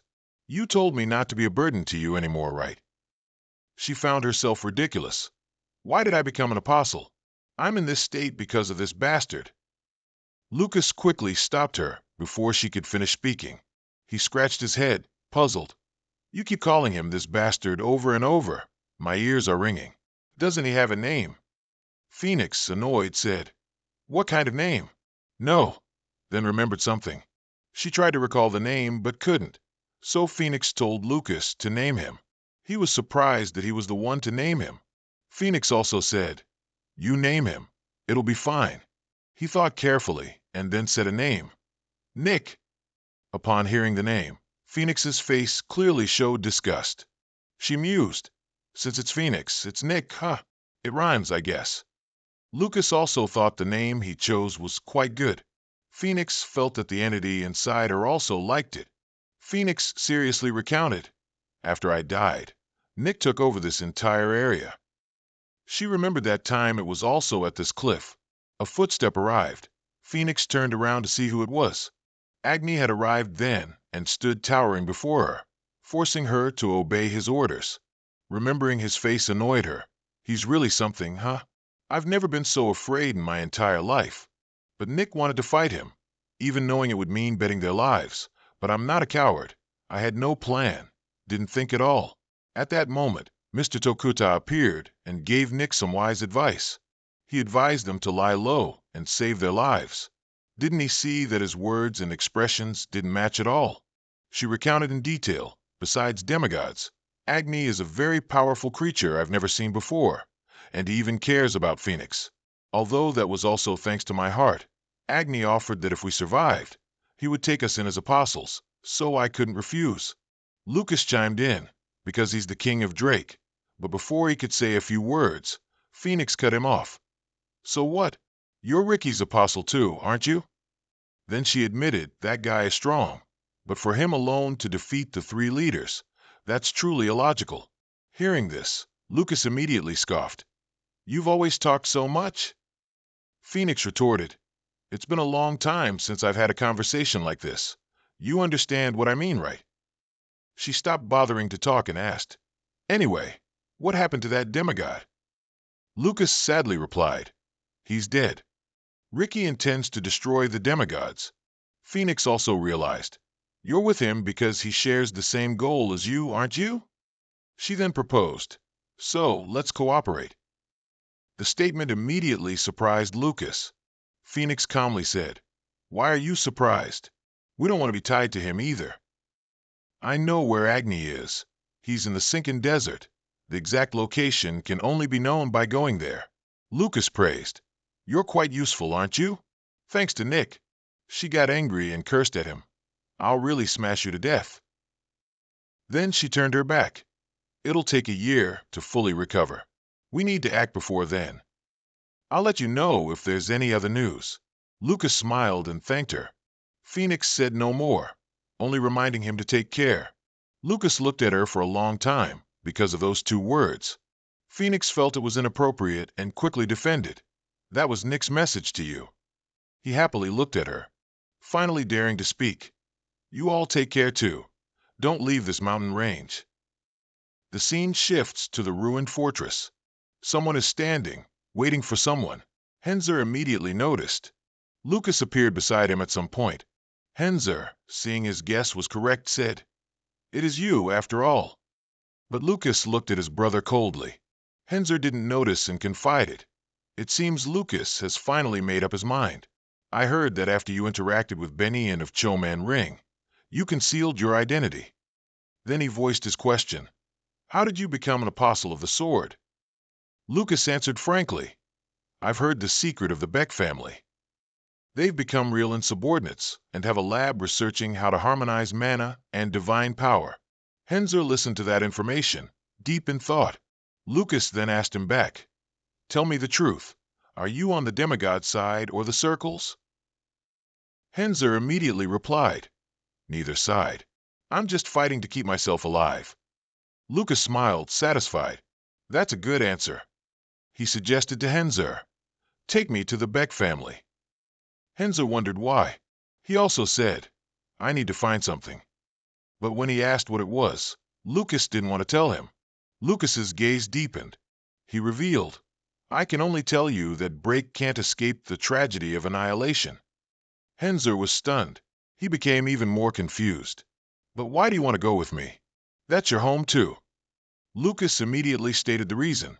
"If I suddenly return, I'll definitely be suspected, right?" "They are Zealand's apostles." Henzer was so surprised he couldn't speak. The soldiers respectfully saluted in unison. "Young Master Henzer. Greetings, young master." Henzer smiled at them. "You've all worked hard."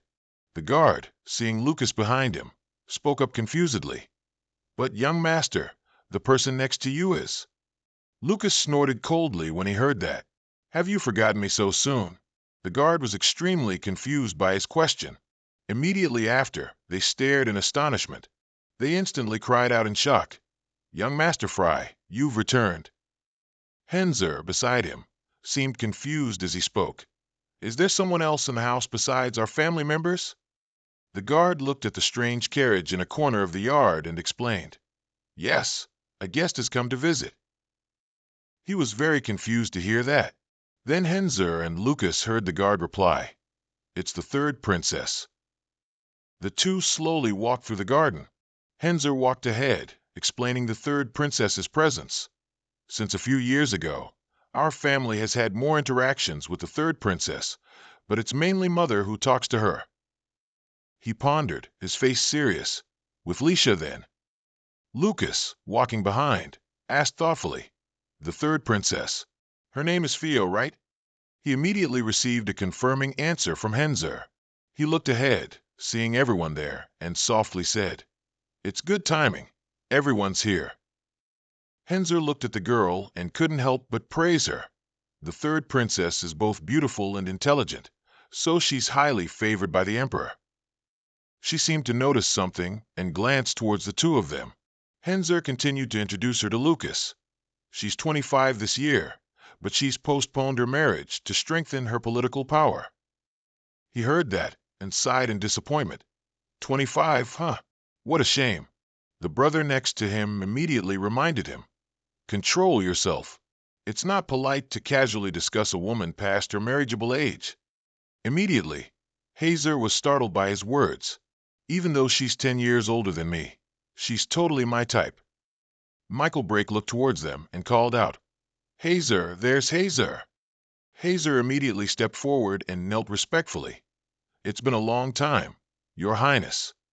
Theo gently replied, "It's been a long time, Hazer." Michael Brake looked at him, puzzled. "What's going on? Why did you suddenly return without notice?" Immediately after, he frowned and, in a cold voice, glanced behind him. "What is this? Why is this kid with Hazer?" Michael Brake looked coldly at the person silently standing behind him, Frey. Hearing that, Isaka Brake looked at him and coldly asked, "You're back?" Lucas, with an expressionless face, glanced at them. "It's been a long time, Father." He didn't reply to him but said in a commanding tone, "We have guests right now, so we'll talk later." Theo, standing next to him, also greeted him, startling Michael Brake. "Nice to meet you. I am Theo Jetsong." He turned to look at her, slightly flustered. "Your Highness, this kid." "No, you don't need to pay attention to Frey." Hearing that, both Isaka Brake and the other person widened their eyes in surprise. Lucas stepped closer, took her hand, and lightly kissed it. Immediately after, Lucas respectfully said, "I am the third son of the Brake family, Frey Brake. It is an honor to meet Princess Theo, known as the precious jewel of the royalty." She was quite surprised to hear that. He smiled gently, looking at Theo's hand. "I am honored to hold Your Highness's hand, but please excuse me as my body is covered in road dust." Theo's eyes widened as Lucas continued, "To avoid making Your Highness into someone else, I respectfully ask for your permission to withdraw first." They were all surprised when Theo replied to Lucas, looking at the scene before them as if they couldn't believe it. "This long journey must have made you tired, so you may do as you wish."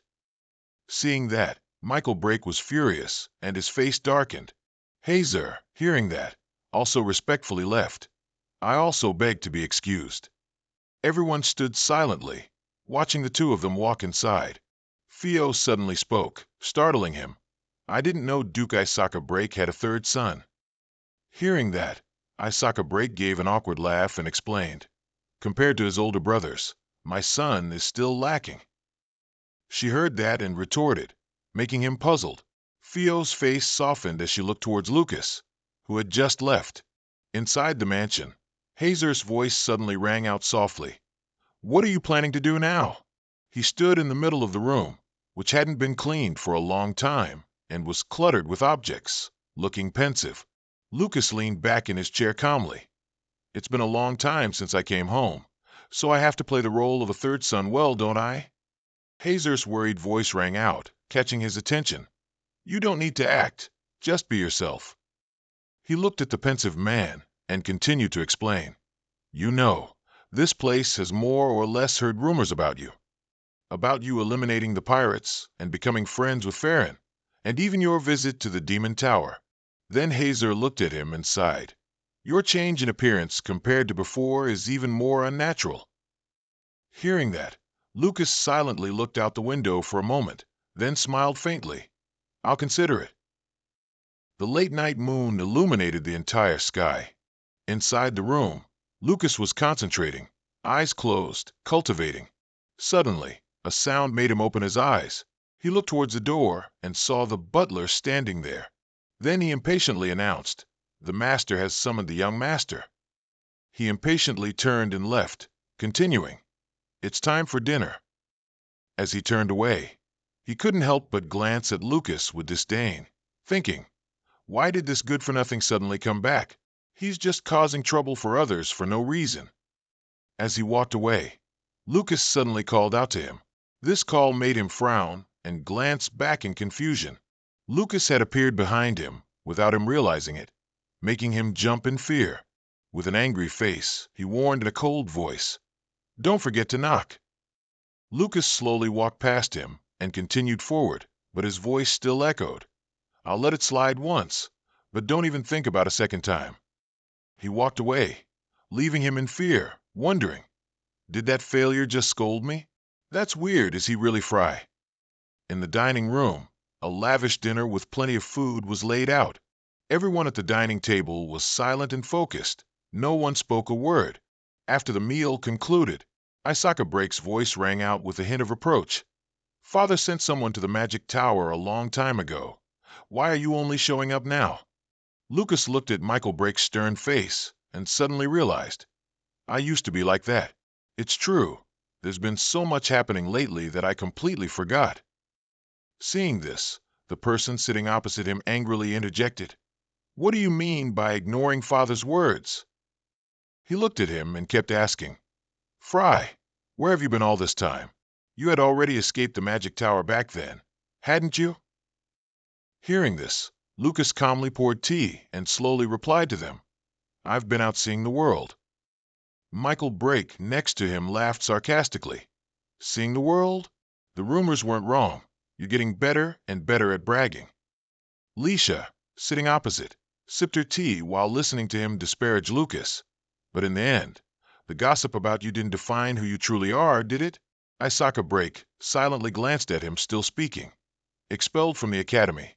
You were kicked out as soon as you arrived at the tower, weren't you? Hazer listened with a stern face to those unpleasant words. In the end, all you know is running away, aren't you? Do you think no one in the family knows? Lucas didn't react, just silently drank his tea. Then he placed his teacup on the table. The atmosphere grew tenser. He didn't speak, only sighed silently to himself. It's true, I've only been back for half a day, and I haven't had a moment's peace. Treated poorly by your family. Even the butler looks down on you like a bug. Frey, you've really suffered a lot. After a long moment, he finally spoke up to clarify. I didn't run away. Hearing this, he scoffed, clearly disbelieving. Immediately, Michael Brake pointed at him, his tone like a command. Then tell us, what have you learned after traveling the world? Isaka Brake and Leisha remained silent, seemingly waiting for his answer. Seeing this, he smiled with interest, calculating. Perfect timing. If I want to act freely, I need to rebuild my reputation here. Lucas rested his hand on the table and looked at Michael Brake with a mocking smile. How should I put it? At the very least, I'm stronger than you. Michael Brake was utterly shocked to hear Lucas's reply. Leisha suddenly chuckled, breaking the atmosphere. Immediately after, Michael Brake suddenly burst out laughing. It seems this trip was useful, wasn't it? From a kid who couldn't even look me in the eye, you've become much braver. Hazer picked up his teacup, listening to him excitedly. I'm very happy, Frey. Immediately, his face darkened, and he smirked. But it seems you still can't distinguish between confidence and arrogance. Lucas, not backing down, retorted. It's been a long time since the family had a meal together. At times like these, it's better to be quiet. Michael Brake angrily turned to Isaka Brake, who had been silent all this time, and called out, Father! He glanced at Michael Brake and interrupted. This is a matter between siblings. You handle it yourselves. Hearing this, he stood up, as if getting what he wanted, and couldn't help but exclaim, All right then, a little exercise after eating isn't so bad. Michael Brake stood up and proudly said to Lucas, Follow me. Immediately after, everyone stood up and left the dining table. Leisha walked away, then suddenly turned her head. She looked at Hazer, utterly confused. He sat there, indifferently saying. Hazer picked up his teacup, waiting for it to steep. Though Michael Brake is strong, he's definitely not an apostle. As everyone walked out to the arena, he still thought to himself. Hazer indifferently drank his tea, continuing his thoughts. On this side, Lucas and Michael Brake stood facing each other on the field. Michael Brake looked at him, standing there confidently, and thought to himself, just a light touch on the shoulder from me would make him tumble. And now he dares to challenge me? What's with that carefree expression? He looked at his nonchalant face with utter bewilderment. Suddenly, Michael Brake spoke, greatly puzzling Lucas. Michael Brake chuckled, looking at him as he explained. Hearing that, Lucas unconsciously pondered. His peripheral vision caught Leisha standing outside, secretly observing him as he calculated. Lucas raised his hand, gathering a green glow, and softly said. Seeing that, Michael Brake sighed. He said in a low voice. Michael Brake was startled and quickly dodged the attack. The attack shattered the layer of stone behind him. Michael Brake looked at it in utter horror, unable to help but exclaim. He took advantage of Michael Brake's distraction and quickly lunged forward. Lucas's attacks grew faster and faster. Isaka Brake and Leisha, standing nearby, were momentarily startled. Michael Brake quickly fired an ice arrow towards him. Lucas didn't stop but counterattacked with his hand. He used his bare hand to shatter Michael Brake's spell. Michael Brake was utterly shocked to see this. He quickly moved in and kicked Michael Brake hard.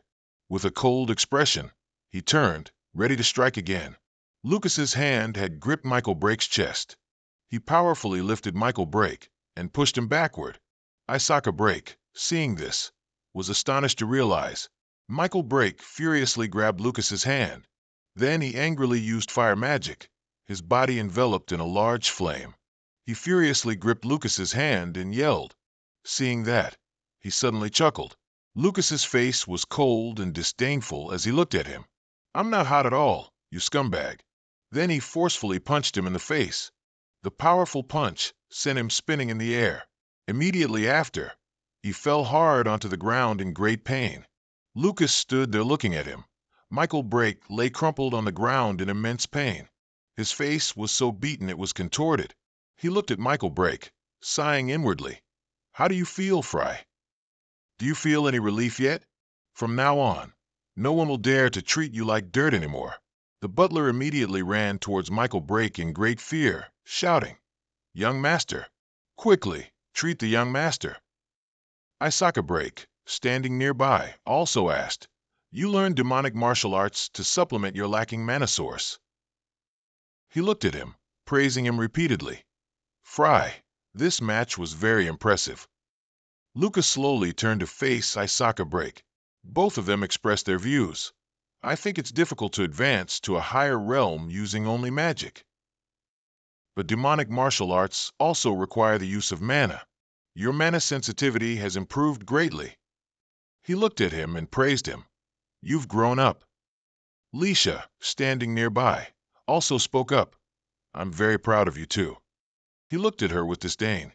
"You still have the nerve to say you're proud of the child you yourself kicked out of the house." Lucas thought contemptuously. This house is truly disgusting, but outwardly he looked extremely pleased. "Thank you, Mother." The garden was full of blooming flowers in the night. Leisha sat in the pavilion in the middle of the garden and asked him, "Frey, do you still remember Princess Fio, whom you met this morning?" Hearing that, he immediately replied, "I do." She continued, "She came for the engagement." Without looking at him, she focused on pouring tea and continued, "The third princess is deeply loved by the emperor. She will marry into our family." Leisha, holding the teacup, continued to speak. "Michael and Henzer are both of marrying age." Lucas looked at her, his guard up. Leisha, Zealand's disciple, wants to form a marriage alliance with the royal family. She's surely not doing this just for political reasons. What else is she scheming? She suddenly asked, making him a little startled. Her voice continued to ramble. "Although Princess Fio is no longer young, she is a talented and beautiful bride." She smiled faintly as she looked at Lucas. "So I think she might make you feel a little fond of her too." He hesitated to refuse. "But this is too sudden." Hearing that, she couldn't help but chuckle. "It seems the princess also thinks you're not bad. Mother just saw that too." She continued to ramble. "This is something you don't need to worry about. You are now recognized as a valuable member of the Brake family." Lucas looked up at her, thinking, "Recognized? Even family members need to be recognized? What is this all about?" He suddenly asked, surprising her a little, "What's different about being a recognized member of the family?" Hearing that, she chuckled softly, her voice calmly explaining, "Quite a lot, actually." Leisha looked directly at him and said, "You will be privy to the family secrets." Hearing that, he couldn't help but think, family secrets? So the Brake family is indeed a laboratory for demigods possessing both divine power and mana. Leisha looked up at him, speaking nonchalantly. I'll give you 4 days. During that time, think carefully and accept my offer. He sat there, silent and grim, after she left.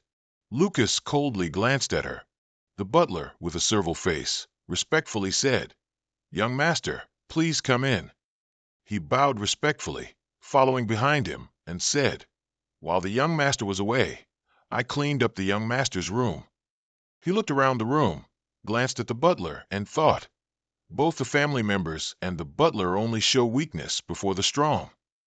At this moment, the butler was still respectful. "Is there anything else the young master needs to instruct?"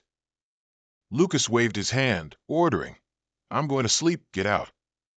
As that person reached the door, he instructed again, "I'm a light sleeper. Don't let anyone into my room until tomorrow morning." Night enveloped the mansion. The cat comfortably lay on his stomach. Lucas softly called its name, DAC Kin. Then he instructed, "If anyone approaches me with ill intentions, wake me up, okay?" Immediately, he used a phantom form to make his soul leave his body. His soul flew into the air, but he remained extremely vigilant, thinking, "I must act very carefully. If it were a normal person, no one would know if this was me or not, but I still have to be careful in case Zealand is here." The cat watched his silhouette fly through the wall and away. He hovered on the ceiling, observing the guards below. Then he immediately flew through the wall to another place. Lucas flew inside the castle. Suddenly, he heard voices. "Really? Frey's going to be engaged to the princess." Lucas followed the voices to where they were coming from. He phased into a secret room where Isaka Break and Leisha were sitting and talking. Looking at the two of them talking, he couldn't help but wonder, a hidden room? Is it for discussing secrets? I didn't expect there to be a place like this in the house. Leisha sat there, nonchalantly giving the reason Lucas would be engaged to the princess. "Because Michael broke his nose. We can't let him go." Isaka Break looked at her with confusion. "Why do you have to grovel to the princess like that? For someone who's always neutral to come to our territory, won't that be disadvantageous to us?" She spoke with firm resolve. "It absolutely must be Princess Fio, because only she can give us what we want." Lucas slowly drew closer while they were still discussing. "What we want? Zealand needs more of that thing." He closed his eyes and sighed. Immediately after, Isaka Break's words made him gasp. "So it's alunium." Leisha, sitting opposite him, warned with great alarm, "Don't say it so carelessly. Zealand has ordered this to be kept a secret." Then he continued to inquire, "I still can't understand." Isaka Break looked at her, still grim-faced, and continued, "That's an alloy made by Zealand, so why should we depend on Princess Fio?" Hearing that, she sat down in contemplation. After a while, she finally clarified the reason. Leisha rubbed her face and slowly explained, "Princess Fio is the only one who can find Hakon, the most important ingredient to produce that alloy in large quantities." He hovered in the air, hearing everything they discussed. Even now, she still doesn't know why we need Hakon in large quantities. If we order more later, what if we get caught in such a situation? His expression was very contemplative. If she becomes one of the family, that won't be an issue anymore. Seeing this, he finally deduced, now all the pieces are fitting together. Lucas was startled and concluded, "So, Princess Fio is the family's weakness." Isaka Break looked at Leisha and suddenly made a request, "But there's something I want to ask." After a moment, he finally asked, "Where is Zealand now?" Lucas beside him was also extremely anxious, awaiting her answer, but Leisha smiled slyly. "You don't need to know that." Immediately after, she turned and left. Isaka Break sat there, trembling with rage. In Lucas's room, the cat noticed something outside the door. The cat, startled, turned its head and looked at him. Lucas, startled, sprang up from the bed. The cat immediately jumped towards him. Lucas stroked it and said softly, "Thanks for keeping watch for me, DAC Min." He began to ponder. Let's sort out the current situation. He mused and calculated in his head. Leisha is mass-producing alunium under Zealand's orders. Judging by Isaka Break's reaction, The current head of the Break family is Leisha. Lucas continued to think. She wants to win over Princess Fio to obtain Hakon, the necessary material for manufacturing illunium. The princess is the key to stopping them from producing illunium. He walked to the large window and looked outside. Exactly how much does Princess Fio know? For now, I need to find out what she's planning. Lucas was still immersed in his thoughts. I need to find a place where we can talk privately. She's a very cautious person, so it won't be easy at all. He thought all night long. But breaking into the castle is too reckless. How can I approach her? Finding an opportunity isn't easy either. Fio stood before him, smiling brightly. You're Frey, aren't you? It's good to see you again. Lucas's face was haggard after spending an entire night in thought. She stood before him and made a suggestion. If you don't mind, could you give me a tour of the house? Hearing this, he couldn't help but wonder. Did opportunity just present itself? Leisha, beside him, quietly reminded him. I told you, didn't I? The princess has a soft spot for you. Seeing his silence, Fio gently chided herself. It seems I came here too abruptly, didn't I? Lucas regained his cheerful expression and spoke to her. Not at all, princess. I'm actually ashamed I haven't properly greeted your highness yet. Leisha stood there watching the two of them walk inside. At this moment, her face couldn't help but darken. Fio walked and chatted with him. I heard you're Farron's friend. I've been friends with Farron since childhood. Suddenly, she cried out as if tripping over something. Lucas's face went blank as he watched Fio wobble and repeatedly exclaim, I tripped over my own feet. Just then, he reached out and supported her waist. Lucas, with a smiling face, supported Fio. Are you all right, princess? Fio smiled faintly and thanked him. He smiled outwardly, but was perplexed inwardly. What's she doing? She's talented in politics, but her acting is terrible. He couldn't help but widen his eyes in surprise. She tightly grasped his hand. Immediately after, Fio quickly retreated, her face flushing as she stammered. What's wrong with me? I forgot I have an important meeting. Fio, with a shy expression, looked at Lucas. Well then, I'll see you again. Lucas stood there dumbfounded, watching her leave, his face filled with astonishment. He looked at his palm and pondered. Princess Fio is not an easy person to deal with. In his palm was the appointment note that Fio had left when their hands met. The beautiful third Princess Fio was humming a song while touching up her makeup. Her personal guard Veronica stood behind her, seeing her looking radiant and still applying makeup, guessed that the person arriving must be very important. Fio, sitting calmly in front of the mirror, told Veronica to try a change of pace too. She didn't stop patting and blending makeup onto her face, and casually suggested that cool tones suited Veronica. The aloof Veronica merely replied that unnecessary details should be removed. But Fio smiled and said that sometimes beauty is also a weapon. In some cases, expressions are more effective than words. As she spoke, she picked up a perfume bottle and lightly sprayed. A knock on the door sounded, attracting the attention of both of them and conveniently cutting off their conversation.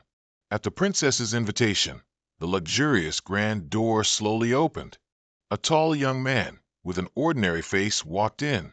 Fio wasn't surprised. You're early, Frey.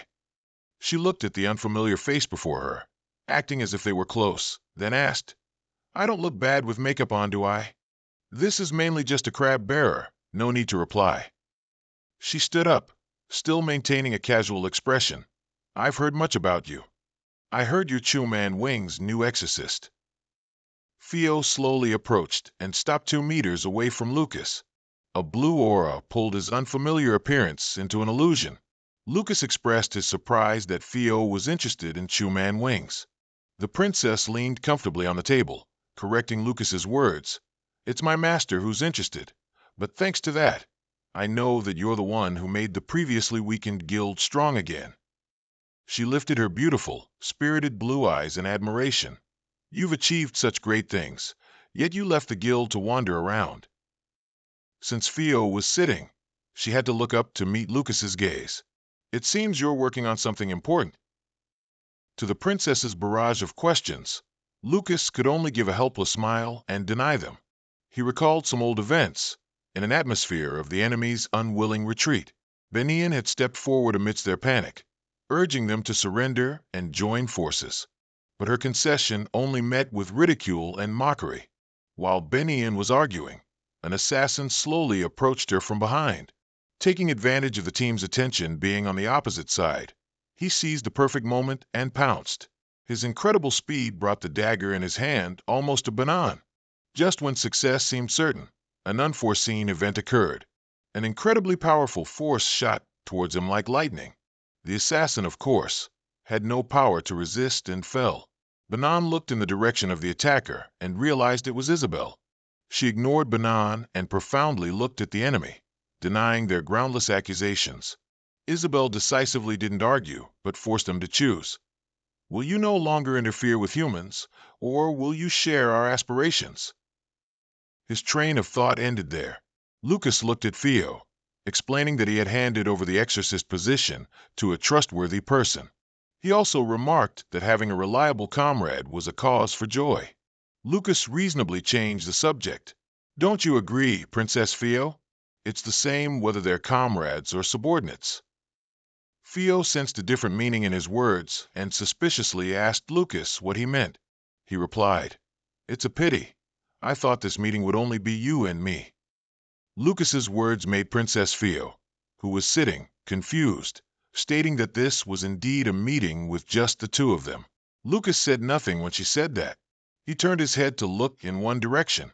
So, is that person an intruder? Lucas suddenly dropped a bombshell, looking at the ceiling. Where Lucas's gaze was directed was a completely unremarkable space. But just then, an anomaly appeared. A strange shadow suddenly manifested in an upside-down sitting posture. The shadow, upon being discovered, showed no signs of hesitation and flew straight towards Lucas. Theo witnessed everything and angrily shouted for it to stop. But the arrow was already on the string. It had to be shot. Veronica couldn't succeed. Instead, she was tightly subdued by Lucas. The princess hesitated slightly, saying that Veronica was her bodyguard. Lucas maintained a smiling face despite having just been attacked. Oh, so the princess should have made that clear. He looked at his hand, just a hair's breadth from Veronica's face, and remarked that her face was almost gone. Veronica only had a moment of panic before the dagger in her hand was knocked away. She trembled, covering her injured hand, her face veins throbbing. A bodyguard as an assassin? Indeed, the princess possesses extraordinary insight. His words made Theo wary, unable to believe someone like Lucas was just over 20 years old. Meanwhile, Lucas paid no mind to the princess's mood, sat down, and got straight to the point. His gaze was serious as he looked at Theo. "Princess, how much do you know about the Lisha plan?" "The princess can tell me, for I do not support Family B." Hearing these words, Theo was slightly surprised that Lucas could see through her. "If that's the case, there's no need to hide anymore," she calmly stated. "I already know about their plan to isolate me from the royal family." The princess looked at Veronica, who was still clutching her hand, and continued, "I also know a few things about their desire to exchange some kind of material with me." Lucas looked at the princess, who was calm beyond her years, and curiously asked why she thought so. In the quiet room, both finally lowered their guard and spoke frankly with each other. "In recent years, Family B has tripled their orders, ostensibly for magicology research, but they can't fool me." She recalled resources like demon blood, emerald mountain ginseng, and blood jade water, then surmised that these were items whose purchased quantities had been skillfully increased. "But I still haven't found out what item Family B is truly aiming for among them," Theo said, bowing her head slightly in frustration. Lucas closed his eyes and searched his memory for a moment. "The princess truly possesses the deductive talent rumored about you." His unexpected compliment caught Theo off guard. He seemed unconcerned and continued under the princess's focused gaze. "Among the materials you just mentioned, there is one item that Lisha needs." Princess Theo appeared calm, but internally she was already taken aback, unable to help but feel that this person didn't seem younger than her. His youthful appearance, combined with such composure, made Theo feel as if she were meeting a master. A tall, majestic figure thus appeared in her mind. Theo's thoughts raced, but she quickly snapped out of it, asking Lucas what that item was. Lucas didn't answer immediately, for unknown reasons. He merely called her name. Just as Theo was about to ask what was wrong, Lucas continued, "Are you going to remain neutral?" She had now shed her indifferent posture and sat up straight, asking Lucas not to answer her question with another question. The demigods are about to take control of this continent. Lucas once again dropped significant news, making Theo pause for 2 beats. Without waiting for her to compose herself, Lucas continued to press. A year at the shortest, 2 years at the longest. Under Theo's disbelieving gaze, Lucas concluded, at this rate, the princess herself might also lose her life. Veronica, as a qualified bodyguard, immediately lunged forward on behalf of the princess because Lucas dared to threaten Theo. But her aggression was immediately suppressed by a mere flick of Lucas's finger. He said nothing, just looked at Veronica with a cold, sharp gaze. Veronica shivered from the oppressive power and that gaze, but defiantly cursed Lucas as a bastard. Theo was slightly worried, as Veronica was, after all, her loyal bodyguard. But she started to open her mouth, then stopped. Theo understood Lucas wouldn't go too far. She seemed to compromise a bit, but still couldn't quite believe it. What evidence do you have? The demigods have been dormant for 4,000 years. Why are they suddenly appearing now? Because they have nothing left to hide now. Lucas continued, cutting off any retort. He used his conjecture to crush all of Theo's hopes. What Lisha wanted was Hakuin, and she said only the princess could find it. Hearing this news stunned her. It will help them accelerate their plan, Lucas said in a low voice, giving the most probable judgment. Theo lowered her head, looking at the floor, a dejected expression once again taking over her beautiful face. Unless I fully side with the demigods, they'll threaten me to acquire Hakuin. Her hand on the table was a little restless, but she still indicated that she understood. She moved closer to Lucas, revealing a bit of doubt as she asked if he wanted her to join the organization. Under Theo's clear eyes, Lucas gave a faint smile and said no, then asked if the princess thought the organization could protect her.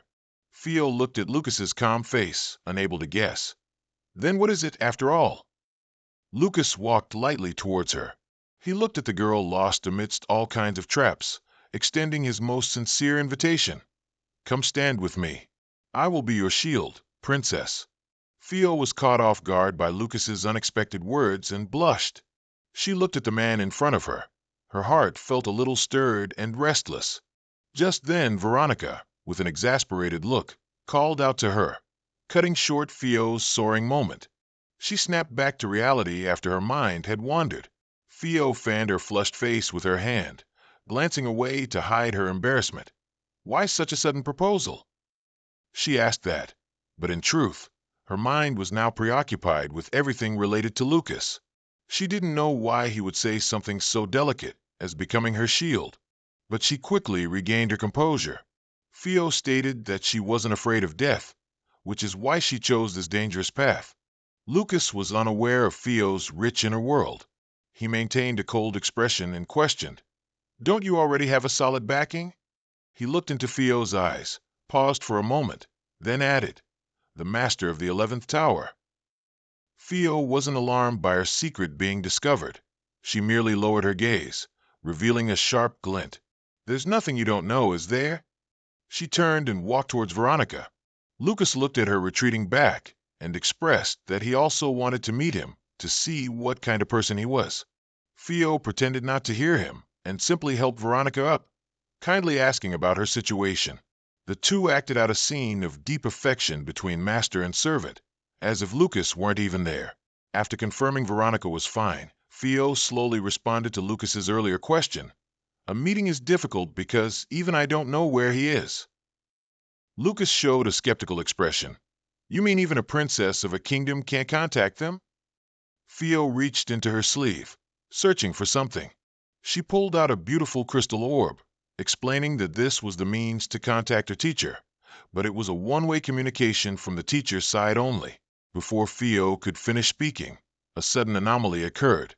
The orb suddenly emitted a large surge of energy and flew up. The light grew stronger and stronger, and the orb flew far from Fio's hand, causing her to widen her eyes in astonishment. A phantom figure slowly emerged from the orb's light. The person's aged voice rang out, greeting Lucas. Lucas maintained a calm expression as he observed the scene before him, secretly thinking to himself, I can't see his face. It's not because of the robe, but because he's using magic to conceal his face. Yet he'll probably say he can't reveal his face to a kid. Just as he was lost in thought, the figure spoke again. I've heard everything you said. Lucas silently listened to him speak. You think that in 2 years, the demigods will descend upon the world, don't you? I think so too. He smiled, looking at the figure. Hearing you say that, you must have a plan then, right? Fio, seeing his disrespect, anxiously told him that her teacher was of a completely different caliber. Even she wasn't a fraction of him, so Lucas should at least watch his words. But he showed no deference and bluntly stated that he only respected those who dared to show their faces.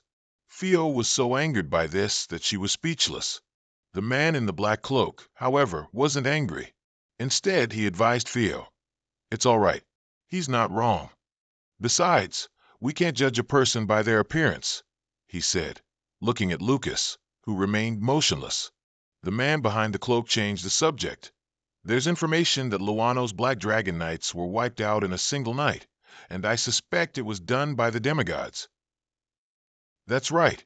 It was the demigod who governs death who did it. Lucas calmly continued before he had finished speaking. The blue light of the orb enveloped his ethereal form, just as I guessed. It was one of the Kaihon. Lucas now also paid more attention to the orb that sustained the phantom's existence. It seems you know a lot about what happens within the circles, don't you? I guess you have many of these orbs for eavesdropping. The shadow heard his sarcastic tone and merely chuckled, pretending not to understand his meaning. Lucas, with a faint smile, looked straight at him, the former chairman of the Necklace Circle. He calmly but sharply analyzed that both the orb and the identity concealment technique were technologies of the Necklace Circle from 50 years ago, coinciding with when that circle changed its chairman. To possess such things, one must be a figure of considerable importance. The man whose identity was exposed neither got angry nor tried to hide it. Instead, he directly admitted it and praised Lucas for deducing so much from just a few clues. Lucas now spoke to him seriously. Then why did you abandon your position as chairman? The shadowy figure didn't answer immediately, but asked if he knew about someone named Austin Argento.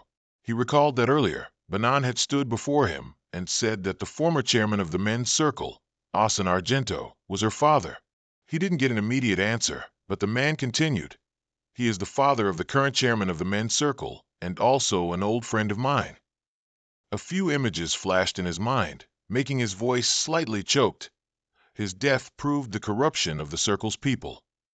The 3 other circles planned to kill Austin. He recalled the scene of his friend lying in the rubble. By letting the Kaihon act, they intentionally killed Austin to prevent the men's circle from developing further. At this point, his voice wavered. I ultimately couldn't prevent his death. Even though we swore to save humanity from the demigods, Fio, seeing him so emotional, sadly called out to him as if to comfort him. But she opened her mouth and stopped, because she didn't know what to say to make it better. The shadowy figure then said to Lucas, Looking into your eyes reminds me of Austin. Bring the men's circle and merge with us. He seemed to have completely shaken off the momentary sadness.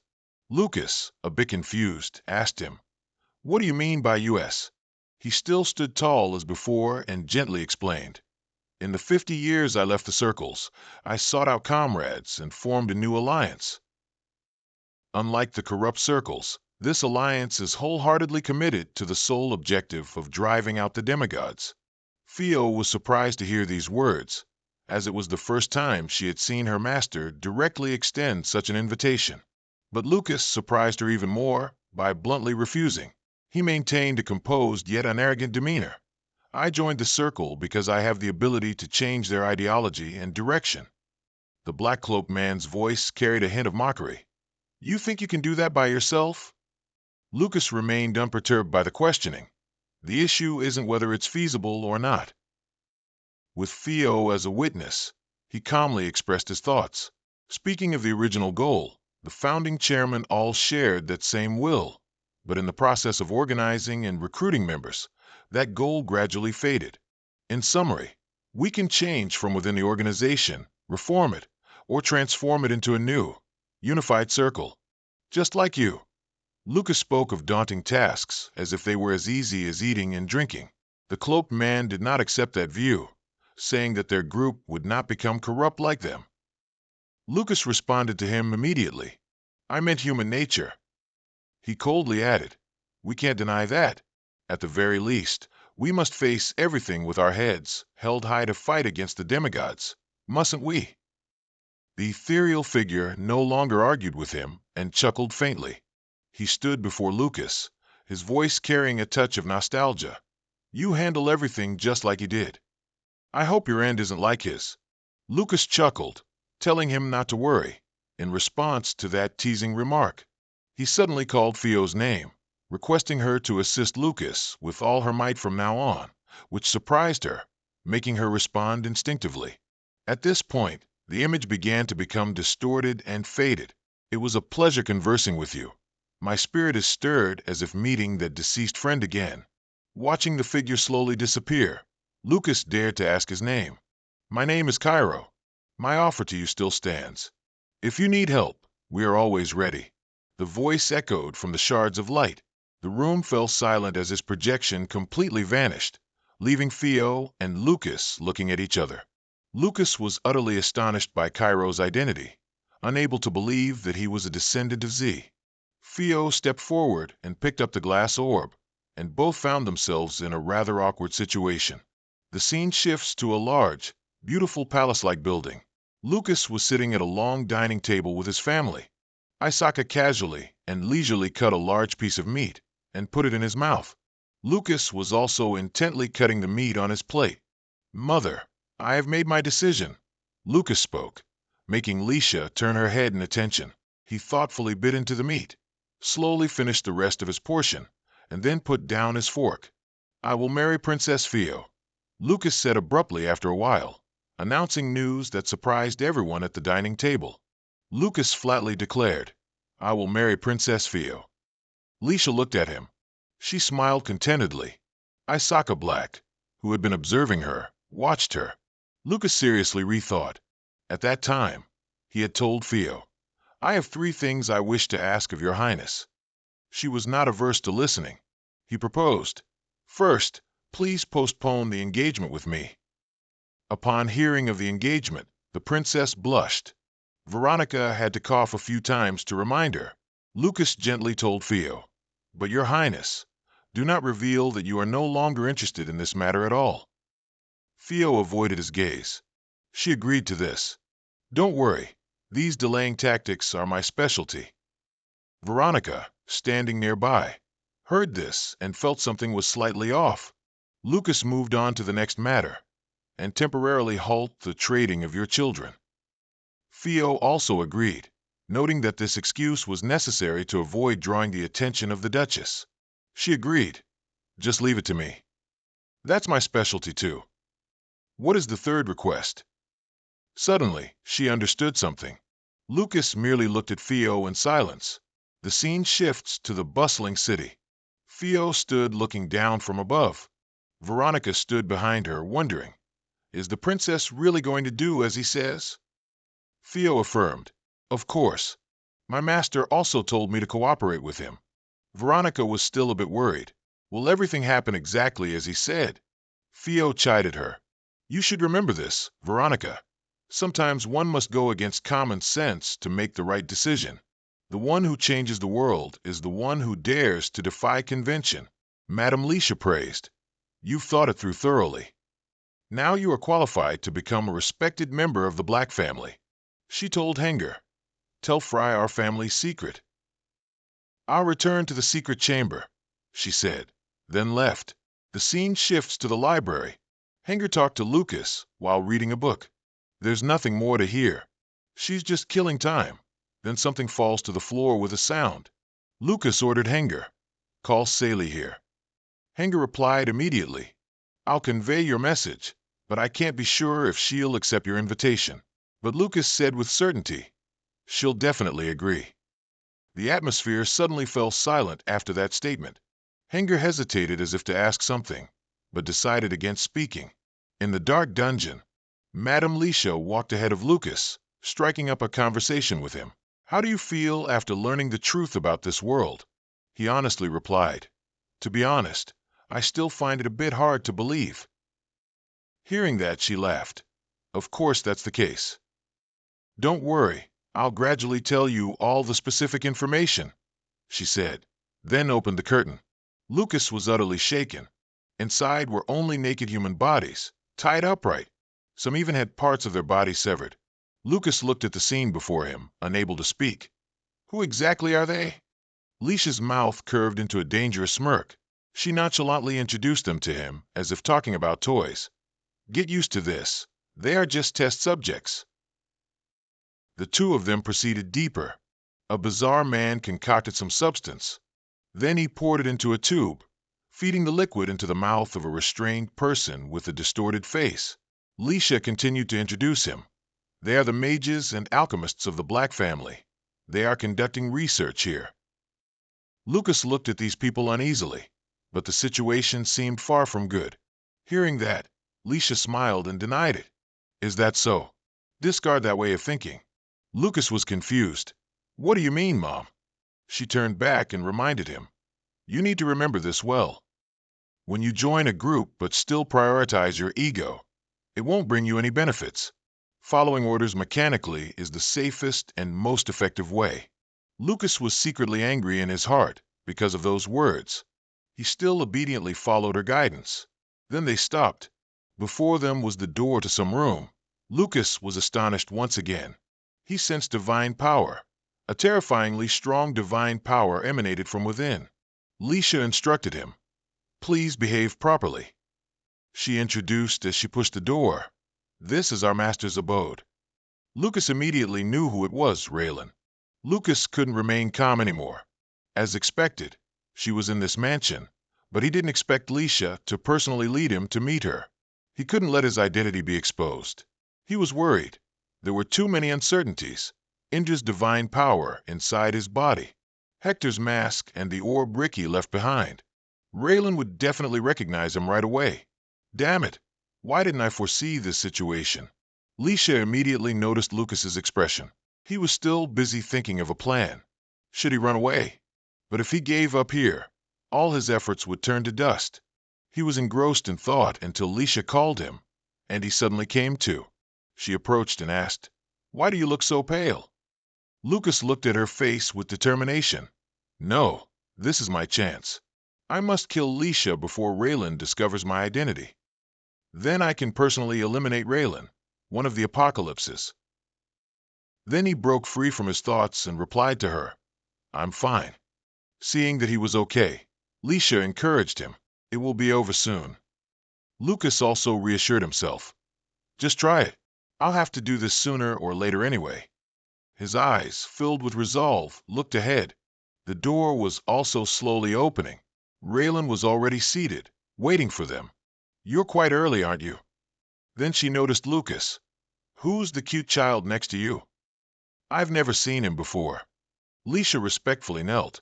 Laren offered a smirk, her eyes looking down at her as she inquired about her health. Leisha quickly replied respectfully. Lucas was extremely uncomfortable seeing Leisha like that. He gritted his teeth in anger, then unexpectedly knelt beside Leisha. Leisha reported, The boy's name is Frey. He is the god's third son. Laren's words carried a contemptuous tone. You have a third son too? She then asked again, What's the progress on the task I ordered you to do? Leisha anxiously replied, I've gathered half of it already. Immediately, Laren angrily shouted, Only half. Leisha bowed her head, asking for forgiveness. But now Frey and the third princess are going to get engaged. She explained, As long as we turn her to our side, we'll soon gather everything we want. Laren sneered, The third princess, that child is troublesome, as long as it's not the 11th Tower Master and Paragon. Lucas wondered to himself, I've never heard that name before. Could that be the ally Cairo mentioned? The thought made him even more tense, but Lucas tried to maintain his composure. Laren looked at him for a long time, her eyes gleaming with amusement. This child is so quiet, but that makes him cuter. She approached him. Let's see. Her hand gently but assertively lifted his chin. Her eyes stared straight into Lucas's face. All humans look the same, as if trying to probe every thought. She suddenly realized something about him. Without warning, Laren immediately gripped Lucas's hand tightly. The sudden strength and intensity made him flinch slightly. Her gaze sharpened. Lucas couldn't help but worry. I've been found out. His eyes briefly glanced at Leisha beside him. I must take Leisha's life immediately. This distance is enough. As if reading his thoughts, she suddenly used force, pushing him hard, making Lucas lose his balance and fall. Leisha was alarmed. Lucas gritted his teeth. She's blocking Leisha. Laren leaned down, her eyes sharp. Your name is Frey, isn't it? Her voice lowered. Each word resonated with authority. This boy is pretty good, isn't he? Leisha gently explained. Compared to the eldest son, Meeson, this boy's aptitude is far superior. Lucas wondered, was I not discovered? But it seems that's not the case. She's blocking in front of Leisha to prevent me from acting. She smiled. I have something to discuss with your mother. Could you step outside for a bit? Lucas immediately calculated. This is proof that she's protecting Leisha even though she discovered my identity. She's letting me off the hook. Why? Laren raised an eyebrow. Not only quiet, but slow to understand too. Lucas, bewildered, shook his head, striding quickly and trying to remain calm. Laren's teasing voice rang out. See you later, you cute little thing. Laren immediately fell silent. Her voice deepened. That boy has already received divine power. Leisha shook her head lightly. Not yet. Laren suddenly spun around.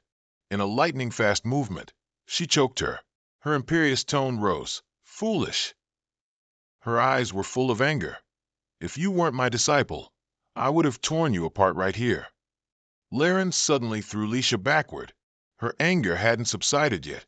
Haven't I already told you? Only fools make mistakes. Her tone, full of resolve and menace.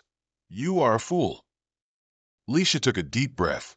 Laren continued her threat. I've made a pact with an idiot, making her struggle to reply. No. Lucas began to draw a magic circle. He thought to himself, there's no way Laren wouldn't detect Indra's divine power inside my body, but she didn't do anything to me. Then there's only one reason. His eyes sharpened. It's not that she didn't do anything. It's that she couldn't do anything. A thought popped into his head. Currently, the severely injured Revelations are still in the process of recovery. If Laren is providing the massive amount of divine power needed for that process, he began to analyze. If the current Laren is merely a fragile, weak creature, then it's understandable why she had to prolong the time like this. The magic circle was complete, and a sense of anticipation welled up. So right now, this is an unmissable opportunity to eliminate Laren. The room door suddenly opened. Henzer walked in. He surprisingly asked, What is this, after all? Lucas turned around, his eyes shining brightly. Henzer, today I will kill Leisha. Henzer was stunned, his expression changing from bewilderment to worry.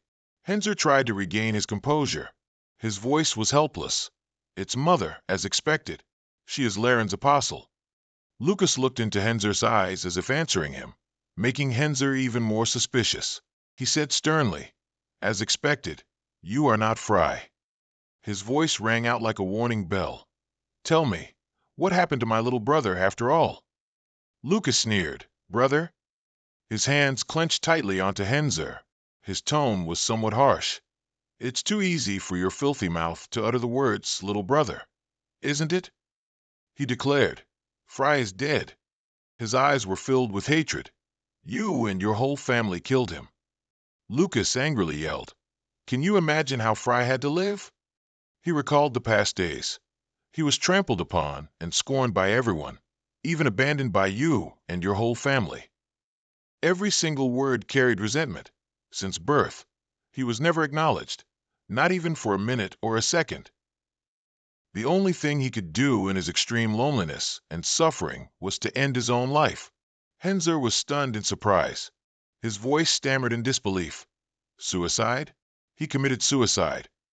Suddenly Lucas heard a voice stop him. It was as if Frey was embracing him. Don't do that to him. He has his own troubles too. Lucas angrily cursed. This abandoned brat. Unable to control himself, Lucas forcefully pushed Henzer, making him fall backward. He angrily snapped, "You have no right to suffer."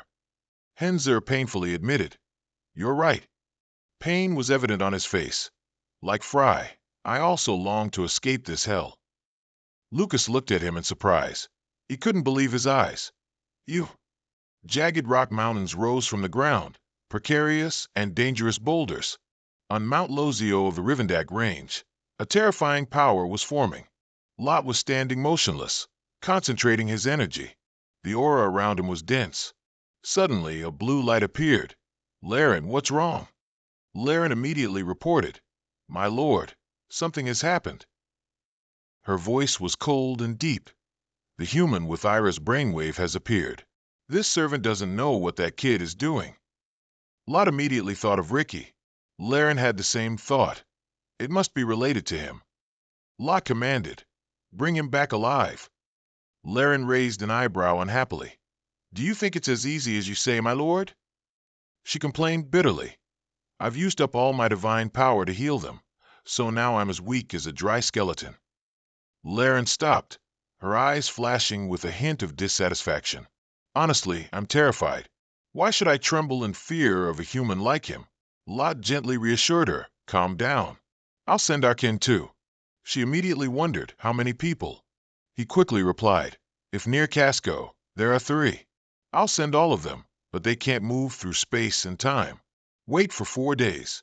Laren narrowed her eyes, pondering for a moment. She returned to the base and ordered Lisha to leave. Numerous scars crisscrossed his body, some long and distinct. "Your body," Henzer immediately explained. "My body can balance divine power and mana, and has been used as a test subject since birth." His voice was gentle. "In this family, if you are born with a certain talent, it means you will become a test subject your entire life." Lucas was surprised, so Michael too. Henzer sighed, of course. His voice was deep and mournful. Michael's personality became this way for a reason. That's why he doesn't feel superior. Anyone who pretends to be chosen and superior couldn't endure this living hell. But he didn't shirk responsibility. "I'm the one who made Frey unable to use mana." Lucas stood frozen, his eyes wide with surprise. He murmured, his voice choked, "I still remember the day he was born. I wanted to protect the angelic smile of my little brother, who was holding my finger with his chubby hand. I wanted Frey not to go through the same pain as me, so I destroyed the mana circuits in his body." Lucas frowned, his gaze gradually darkening. Memories flooded back. "The first feeling I had when I received this body was discomfort. So, the feeling of someone blocking my blood flow, that was the reason." Henzer sighed sadly. "I thought, no matter where he went, as long as it wasn't here, as long as he didn't stay in this cursed family, he would live well." His voice seemed to choke. He was just an innocent and kind child. Even though he was called the family's disgrace, he probably couldn't think of a way not to cause trouble for the family. His words were filled with regret and sorrow. "Even so, there was no need to commit suicide. You foolish boy." Now all he felt was regret. "I'm sorry, Frey. I was too careless." Frey could clearly feel the pain. "Frey inside me is crying." Lucas bowed his head, looking at Henzer. He thanked him and apologized for being too weak. Henzer tried to regain his composure. "Answer me." He looked at Lucas and said in a deep voice, "If you're not Frey, then who are you?" Lucas calmly replied, "You probably wouldn't believe me if I told you." His voice was cold. "It wouldn't be an exaggeration to say that you're looking at your master." A chasm of darkness suddenly appeared, bringing with it a cold, dark aura. From within that darkness, a figure appeared, Sackley. Henzer was surprised, his eyes showing a fleeting disbelief. "I only sent a telegram a few hours ago. and there's already a reply. It usually takes a month to arrive. His gaze gradually shifted to Sackley, moreover. What's his attitude towards Frey? He couldn't control his curiosity, Master. Why do you call Frey Master? Sackley casually replied, You'll know eventually. She glared at him. Now just obey blindly. Henzer was confused. Sackley had said so, but he still couldn't understand. What exactly is going on? Lucas turned to look at him. I have something I need your help with. His gaze was cold yet serious. There's a metal called alunium, which made Henzer even more uneasy. Lucas continued to explain. You just need to know that it's an item the demigod needs to rule the continent. Laren is using Lisha to create it. He ordered Henzer. You must find it. Henzer nodded in agreement. If Mother is hiding it, there are a few suspicious places. I'll try to search there. Lucas also reminded Sackley, keep an eye on Lisha. He spoke softly. Be careful. Lisha is an apostle of the apocalypse, which made her blush shyly. She stammered, Master, don't worry. But are there any clues to track her? She then stated her plan. We need to pay attention to what she's plotting and hide our presence well. If we can cause even the slightest disturbance. But in Henzer's eyes now, Sackley looked like a little girl pledging allegiance. Lucas smiled, looking at Sackley. A disturbance? That's simple enough. It seemed he had already planned something. Suddenly, a loud and deafening explosion echoed. Fragments flew everywhere. Lucas thought to himself, if I guessed right, Laren will definitely call for reinforcements. Henzer didn't hesitate. Finding alunium is an equally important task. There's no time. As for Sackley, after receiving the order, she felt she had to quickly find alunium, even if it took just a minute or a second. Suddenly, a powerful attack hurtled towards Lucas. Isaka Break looked at him with hateful eyes. You audacious Frey. He frowned. What are you doing? Lucas smiled calmly. What do I look like I'm doing? Isaka Break's anger flared. How rude. How dare you mock me right to my face? Suddenly, a red sphere enveloped both of them. Isaka Break panicked. Mana isn't responding? Lucas coldly snapped. Father. Stop trying to be a father. It's sickening. This made him doubt. Frey is an 8th rank wizard? He lost his power and fell freely. Unbelievable. Lucas had already controlled the entire space. He quickly used his remaining strength to create a large block of ice and used it as his foothold. Lucas's voice rang out again. Because you were Laren's spy, I thought your divine power was wind. His eyes glowed brightly, and with one move, he instantly shattered Isaka Break's ice block. He lost his foothold and fell freely again. Isaka Break was falling to the ground in pain. He gave a faint, light yet sarcastic laugh. But now I see it seems you're not even good enough to be your spy. Isaka Break painfully struggled to his feet. So you returned for this purpose from the very beginning? Lucas's gaze swept over him with satisfaction. If not for that, why would I return to this trashy corner? Isaka Break's eyes were now filled with rage. You're mistaken. I never chased you away back then. He was furious. I should have killed you right there. You should have never existed in this world. The ground around Isaka Break suddenly exploded, and monsters then surrounded Lucas. They had pitch-black wings and eyes red as fire. Lucas showed no fear. Look at what you're saying to your own son. He stood firm, his eyes unblinking. It seems these are creatures created by Laren. Quite a unique taste. Are those flies or people? Toxin from the monsters sprayed out like a black rain. He quickly reacted, erecting a thick ice wall to protect himself. The ice wall shattered, and the toxin continued to attack. He frowned. The spells canceled each other out. Isaka Break laughed loudly, full of confidence. Do you think you can use ice magic on me? Lucas gently dodged. That's your divine power, isn't it?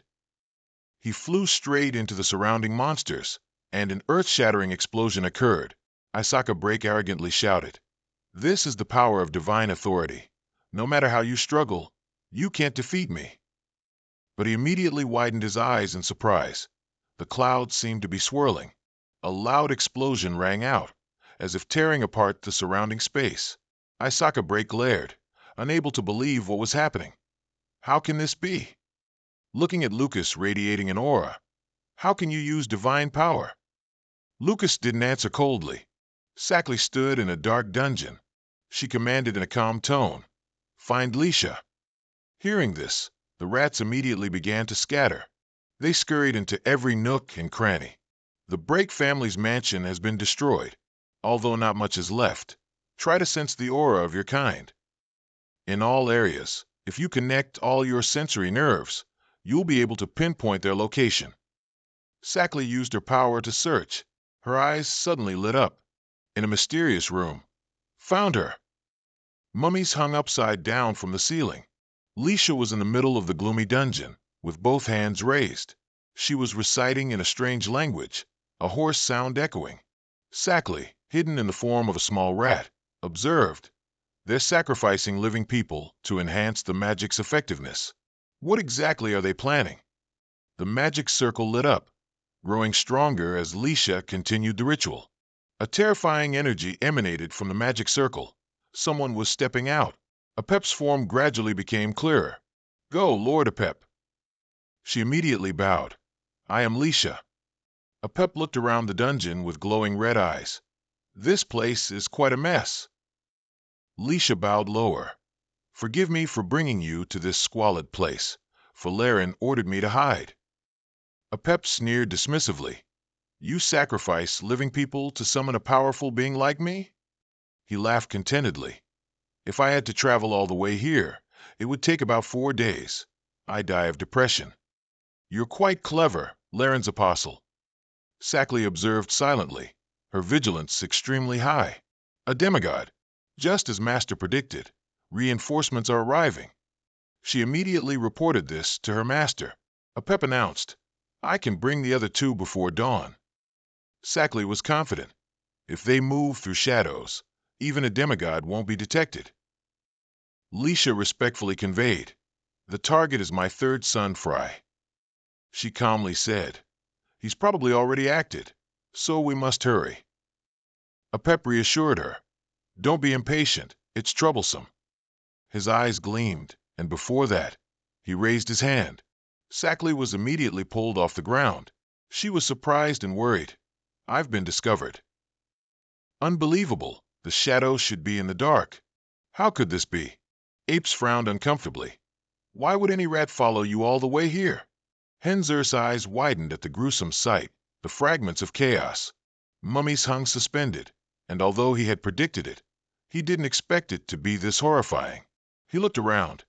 Is this the alunium manufacturing workshop? Continuing to step deeper inside, he suddenly discovered something. An old bookshelf. His eyes lit up. They are documents about alunium. This is how it's made. But the book noted a special ingredient. He immediately informed Lucas, which surprised him just as much. The ingredients for alunium require a human heart. Even he couldn't believe it.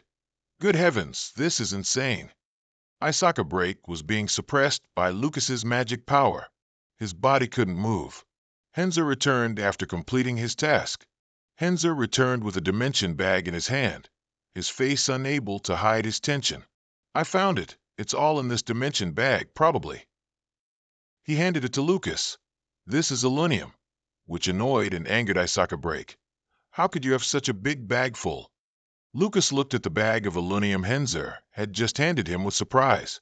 You've already manufactured so much. Isaka Break's voice trembled with difficulty. Even you are siding with Frey. Henzur couldn't help but wonder. What do you know about the ingredients for alunium? Lucas calmly replied, I only know one thing. You have to put your children into it. But that wasn't what Henzur wanted to know. Tell me, what power does alunium truly possess? Lucas immediately lowered his voice seriously. Do you know the only thing demigods fear? His voice was firm and emphasized. It is the invisible power that maintains order in the world, which made Henzur ponder. Invisible power? Lucas said coldly, gods. His eyes sharpened. You didn't expect that, did you? And yet they dared to call themselves gods. He coldly stated, in reality, there truly are gods in this world. Gods are those who punish demigods, who kill excessively. Looking at a piece of alunium in his hand, he continued in a serious tone. Just by drinking this, one can completely conceal divine power, or in other words, this is the specific antidote that helps demigods no longer fear the true gods. Henzer froze in surprise. Wait then. Lucas nodded, his eyes sharp. Demigods want to use Elunium to deceive the gods in order to seize the continent. Rage swelled within Henzer, a feeling of indignation. This is happening within our own family? He couldn't help but clench his fist. An ironic truth. This is the true nature of the Break family. Henzer looked directly at Isaka Break, who was writhing on the ground. How many more lives do you intend to sacrifice, father? He cried out in pain and blame. Henzer, how dare you be so bold? You dare to repay my nurturing with enmity. But Henzer didn't care. Answer me. He trembled with anger. Exactly how many people have you brought here, father? He pondered and said nothing, recalling what he had done in the past. What was so difficult about it? In this world, there are plenty of fathers and mothers who sell their children for a mere penny, without an ounce of regret. After all, they were just slaves. Even if they disappeared, no one would care or cause a stir looking for them. He sneered disdainfully. Stop pretending to be a hypocrite, Henzer. His voice full of contempt. For better or worse, the blood flowing in your veins is also of the Break family. Lucas's voice rang out, awakening Henzer. That blood also flows within me. He looked at him coldly. So what? Henzer stood still, his eyes looking at Lucas full of surprise. Isaka Break gritted his teeth in anger. Henzer must accept the truth. Frey was right. A false hero declared that the Break family must be annihilated. Isaka Break, failing to achieve his objective, shouted angrily, "You pathetic wretch!" He was immediately stopped by Lucas with ease. He frowned unpleasantly. "Let me slowly rip your mouth open, shall I? Where's Laren?" Isaka Break gritted his teeth in pain. "You think I'll tell you?" Lucas sneered. "Good, then don't answer." He lifted one of the man's arms and squeezed hard. "If you answer right away, I'd be very disappointed." A shadow flashed past. Lucas realized something. Immediately, he caught the shadow. A terrifying force pushed Lucas back. Henzer was surprised and bewildered. Sally trembled, her voice weak. "Master." Lucas remained calm. Apes emerged from the shadows. "It seems you want to meet Laren, don't you? If you want, I can tell you." Sally worriedly tried to exert herself. "Master, please be careful. That person's power is darkness." Lucas carefully observed. Hiding in the shadows is useless anyway. Sally warned Lucas. "Hurry, Master, get away. Before dawn, those two will become." But he quickly reassured her. "You've endured a lot. Leave the rest to me." Then he turned to ask Henzer to take care of Sally. Henzer was surprised and flustered. "Are you seriously going to face the demigod alone?" Lucas calmly replied. "It's not. Are you seriously going to?" "I actually intend to." Watching his retreating back, Henzer couldn't help but worry. Although everything seemed very dangerous, Lucas did not hesitate. Henzer whispered, a feeling of helplessness washing over him. "Don't die." Ape stared intently at Lucas, his eyes full of calculation and a hint of contempt. How sentimental. Lucas did not hesitate, immediately taking action, his eyes shining brightly with determination. His eyes never left Apes, a demigod who possesses the power of darkness. Apes frowned suspiciously. "Are you a wizard?" A voice, contemptuous and mocking. "Laren seems to be getting weaker, doesn't she? I didn't expect her to lose to a human. What a disappointment." Lucas's weapon lit up again. He channeled all his energy into it, a powerful attack. Ape's hand reached out decisively, and the surrounding darkness began to gather, swirling around him like a thick cloak. His body glowed brightly. Around him, it shone like daylight, as if he were absorbing all the surrounding darkness. Lucas frowned, surprised his opponent had such an ability. That was his darkness power.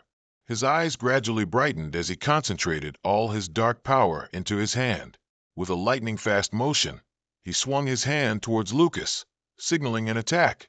Lucas immediately used a magic barrier, erecting a sturdy protective layer. But it was quickly broken. His shield was useless. Could that power even surpass the laws of physics? Lucas didn't hesitate. He immediately used Lava Rapt. Apes quickly successfully defended. He said coldly, "What a disappointment," which astonished Lucas with its power. This was the strength of a demigod. He quickly dodged the attack.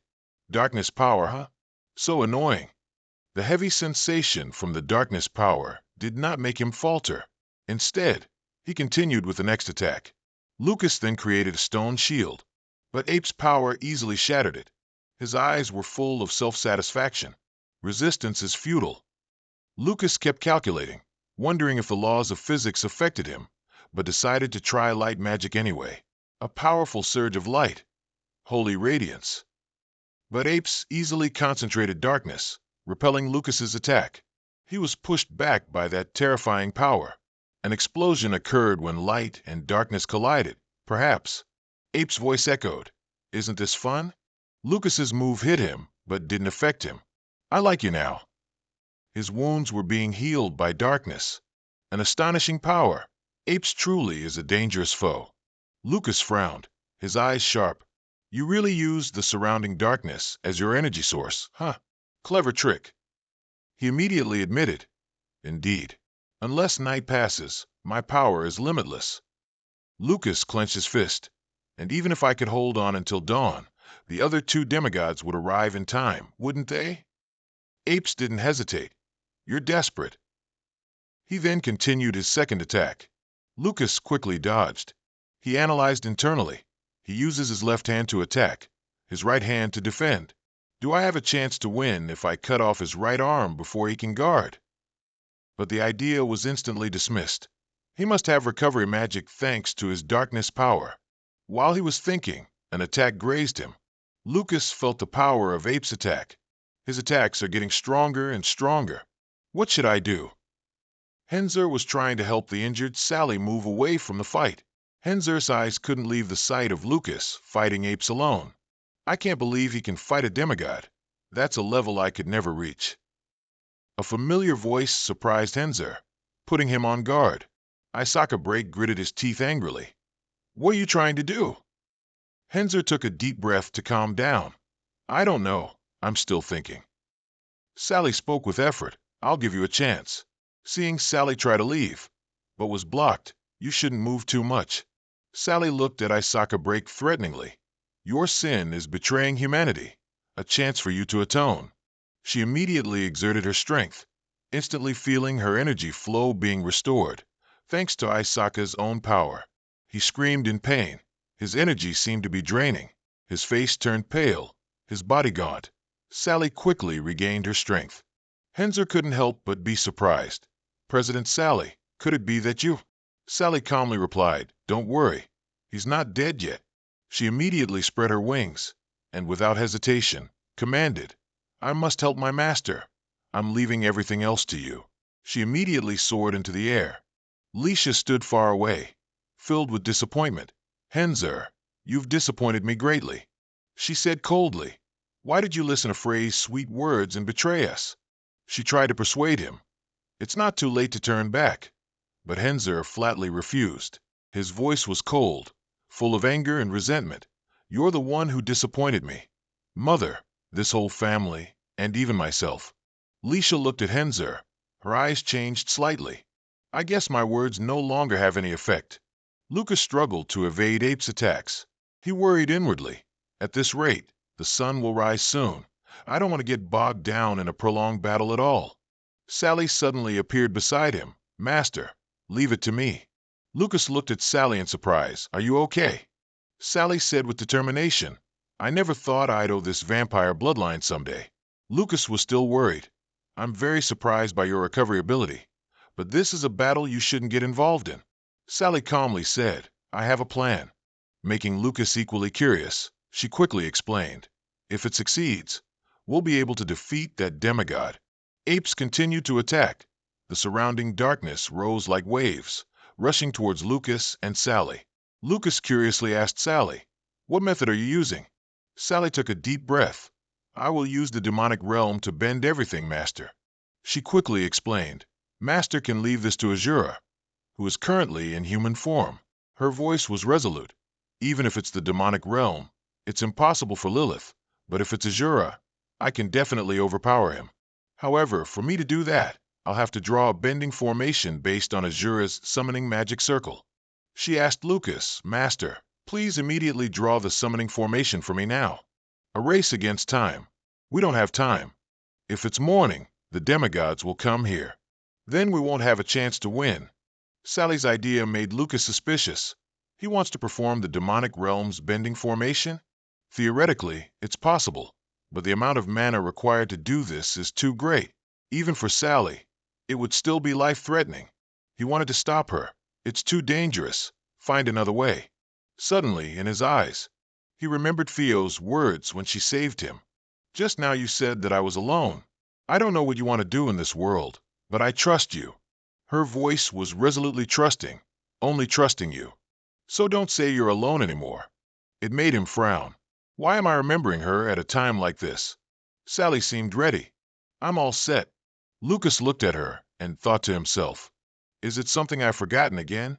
The thoughts and will of those who are alive. Finally, he made a decision. Try it. Sally, but I have one condition. Don't die. No matter what happens, don't die. Sally replied nonchalantly. I won't say goodbye. But Apep's blow struck her. She was immediately sent flying. Lucas was startled and surprised. Sally's body crashed hard into a tower. Lucas watched uneasily. But Apep attacked him relentlessly. Lucas dodged and retaliated. But Apep's power was too overwhelming. His voice was cold and contemptuous. I don't know what game you're playing, but I certainly won't let it slide. He was arrogant.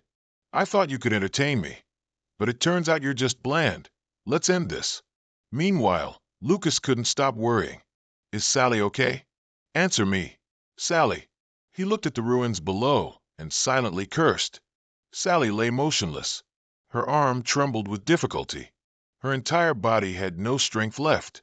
A terrifying blow. Just one attack made my fingers unable to move. Truly a demigod, miles apart from us. But she can't give up. Wrong. My body can't move. I still need to receive the Azura summoning array from Master as well. Her eyes narrowed. Pain and exhaustion made everything blur. She lay still within a magic circle. She whispered, assessing. Could this be the Azura summoning array?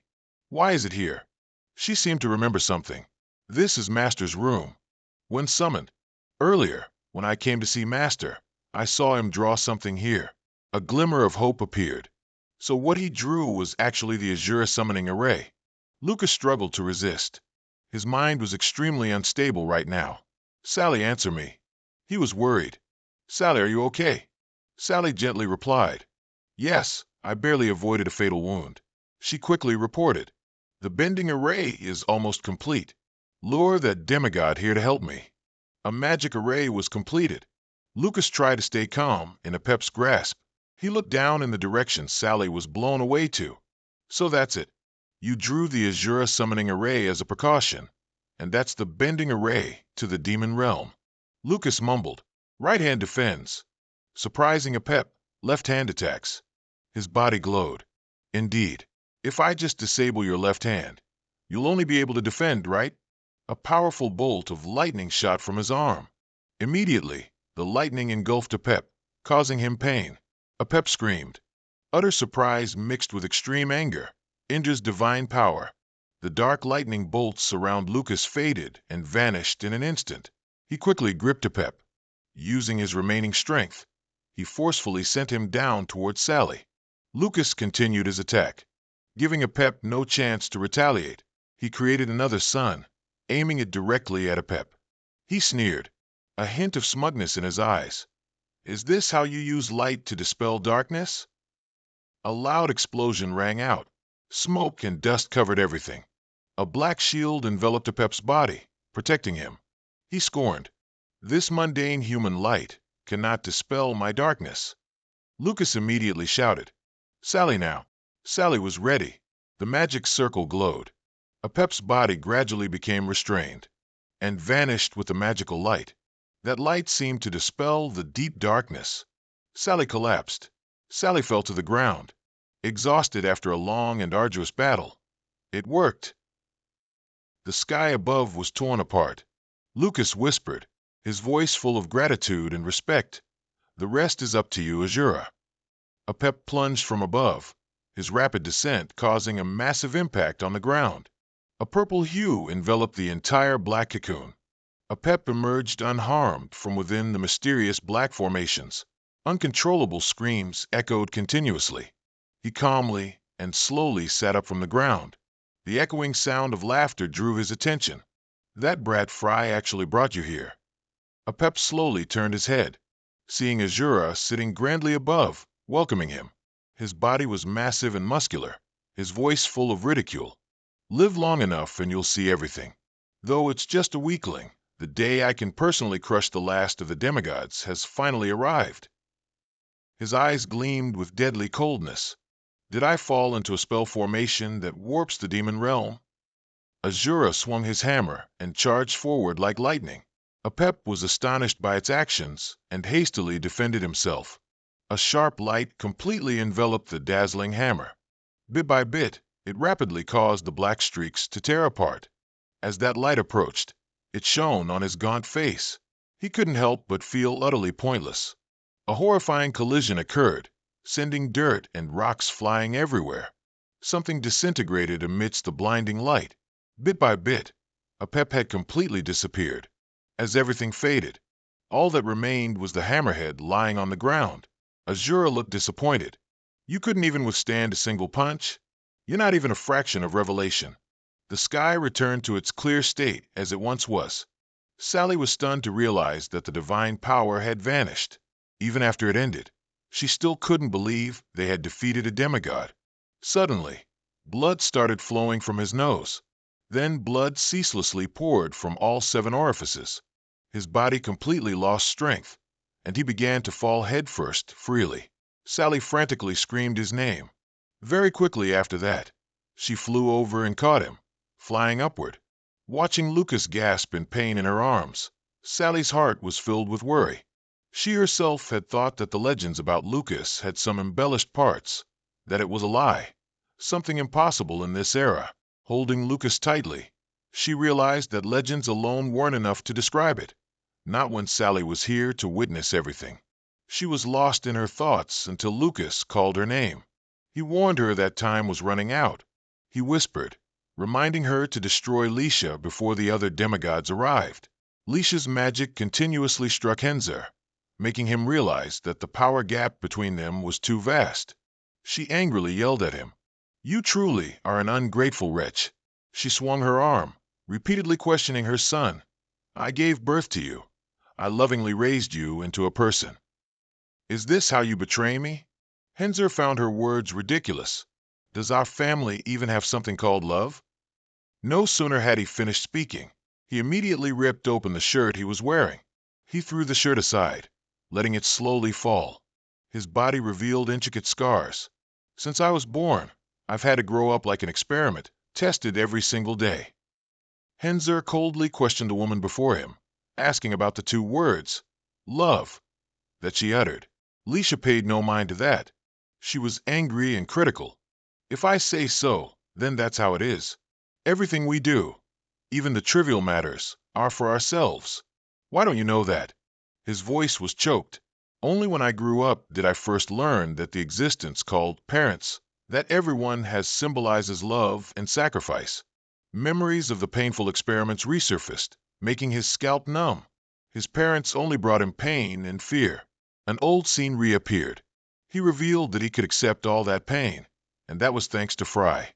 He had hoped for a bright future, a future he created with his own hands. Lisha was astonished to realize, did I block Frey's mana? His next words stunned her. "It's all useless. From the very beginning, there was no way to escape the family's destiny." His face darkened as he recounted Frey's death, with loss and sorrow. Lisha looked disbelieving. "And his life? What are you saying? He's still alive." Henzir ignored the shock in her eyes. Lucas was right. The family must be destroyed. That's the only way to open up the future. He declared coldly, "So, Mother, I'm sorry, but I have to kill you." Her eyes were etched with fury. Is that what a child should say to their mother? Lucas, supported by Sally, weakly stumbled towards him. "The decision rests with me. You don't need to get your hands dirty." He was surprised by his presence there. Her eyes held hatred. You look so broken, Frey. Where's Lord Apep? He tried to recall the name Apep. Was that the name of the demigod just now? She was stunned to hear about his death. Leisha's eyes widened, asking again in disbelief. He repeated the words once more, his face cold. Defeated Apep? You defeated him.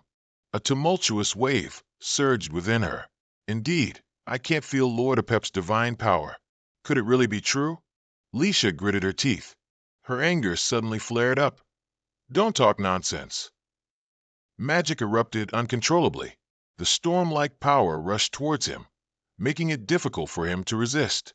Struggling to block that power, he worried about Lucas, who was behind him, hiding behind Henzur's shield. Lucas weakly admitted he was in terrible shape. The fierce wind howled. He said he needed a minute.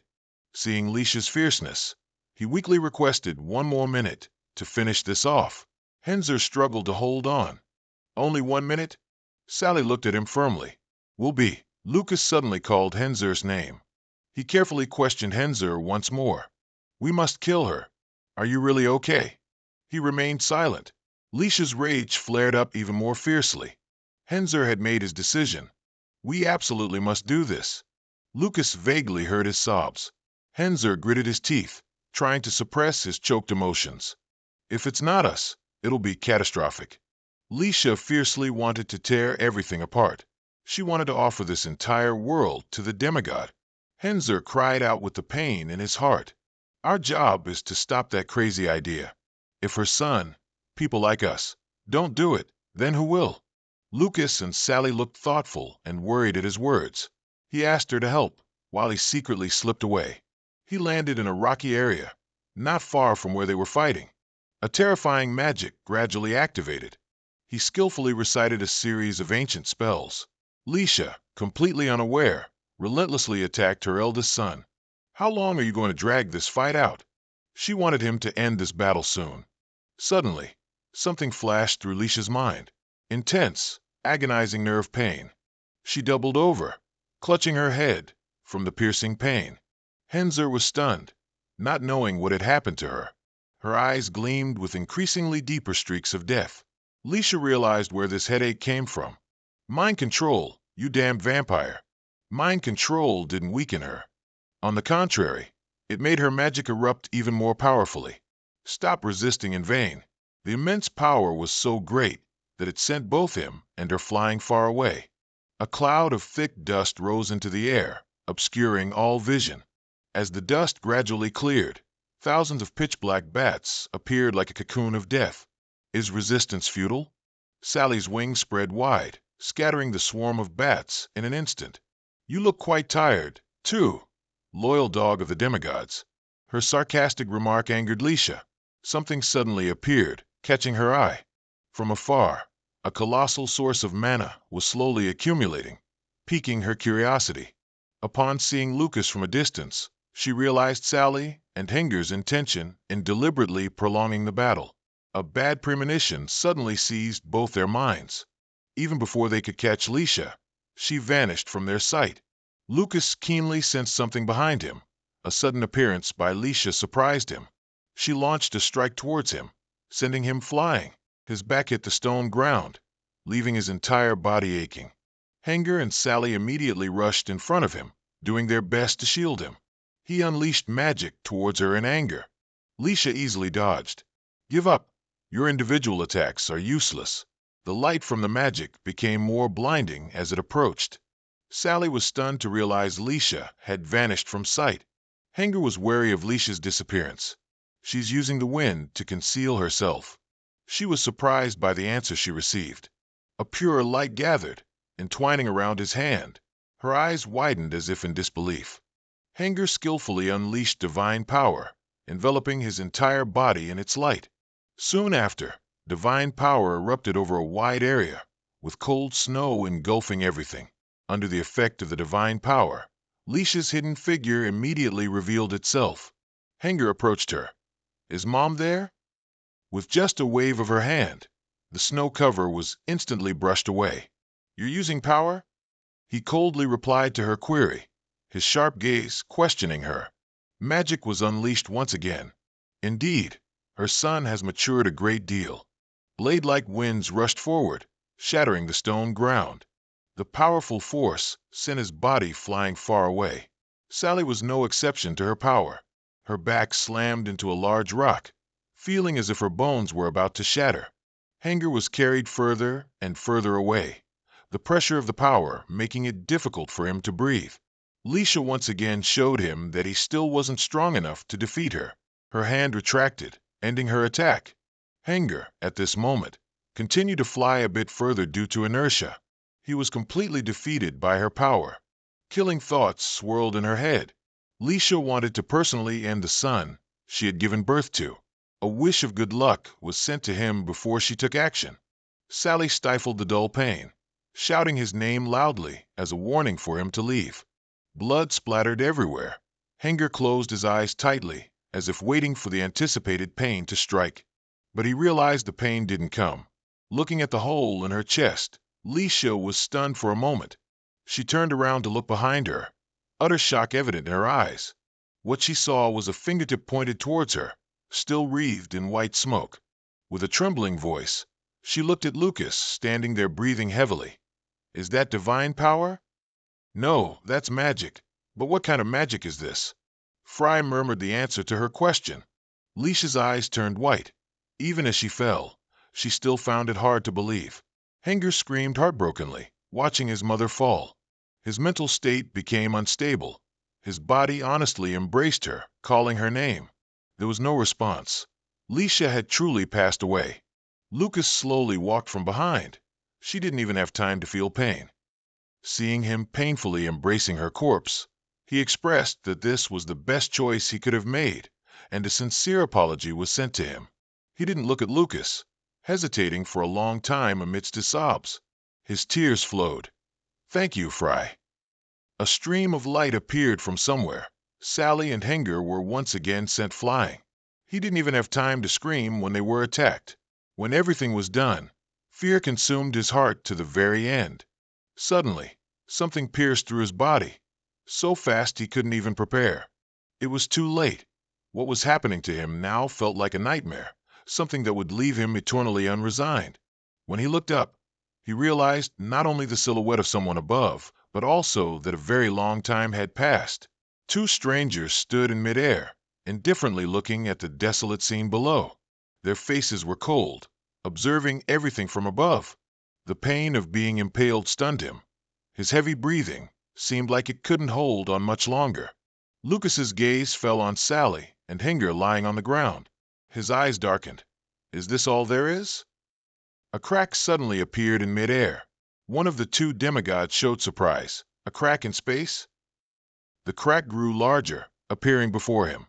Skeletal arms swung from nowhere, a multitude of arms grabbing the two demigods in the air. She was confused by their strange appearance. Lucas suddenly fell, the thing that pierced him being forcibly pulled away by the arms. His consciousness hazy. Someone caught him. A relieved voice next to him. "Luckily, it hasn't been discovered yet." The little remaining consciousness helped him recognize whose voice it was. Isabel hugged him, urgently treating him. "It's probably not too late, Frey." He weakly whispered, "Isabel, why are you here?" More and more people appeared from the crack. She patiently treated him while answering his question. The leader of the troop was a person with a terrifying face. The demigod struggled out of the arms embracing her.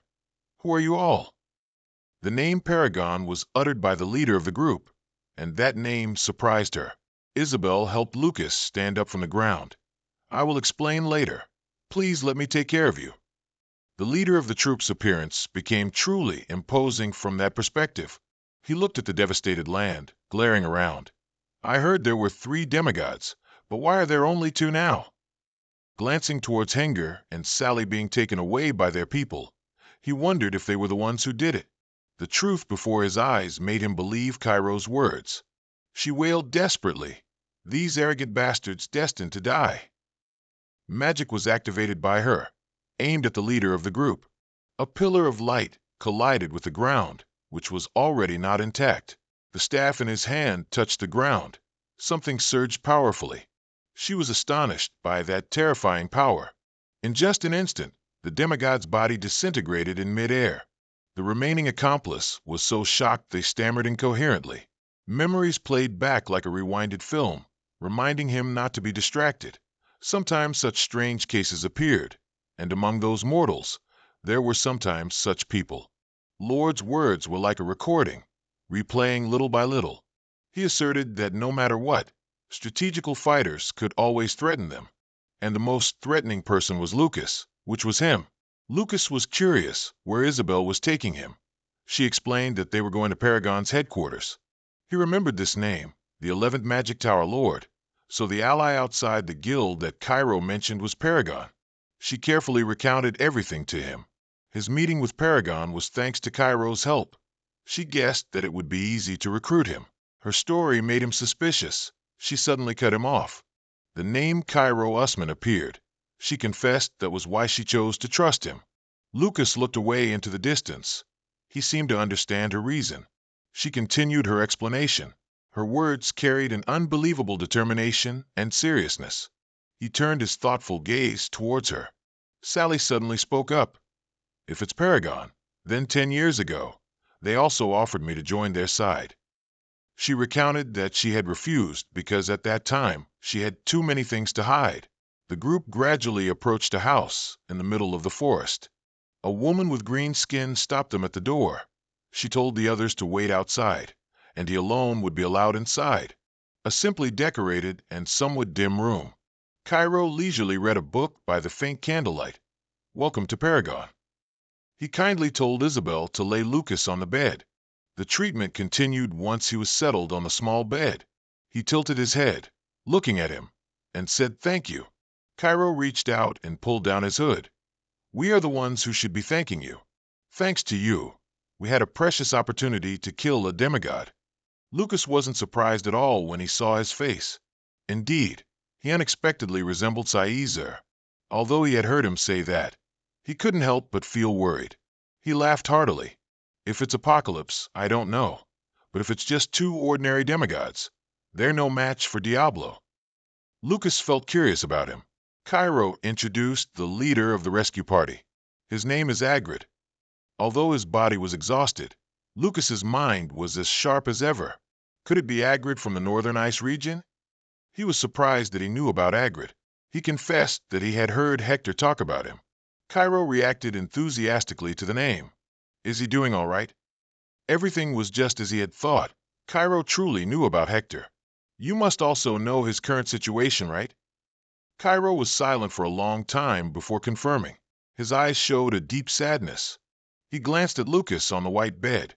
Frey, if you can reach the Ninth City, do you think you can defeat God? Without hesitation, Lucas denied it. He seemed surprised, and Lucas also felt curious. He chuckled, mentioning human desires and dreams. Cairo continued to talk about it. Lucas listened silently beside him. He expressed praise for Lucas, for his objective assessment despite his young age. Cairo closed the book, continuing his conversation with him. Lucas was curious when he suddenly stopped. Noticing his eagerness, he didn't beat around the bush and told him the conclusion. His eyes turned towards them. It is the 10th city, to create a realm where humans can transcend their mortal fate. He revealed the 10th city, that it's a way to create a realm where mortals can become immortal. Lucas thought Cairo's words were absurd. Lucas struggled to sit up. The 9th city is the ultimate realm humans can achieve. You know this well. He affirmed the 10th city.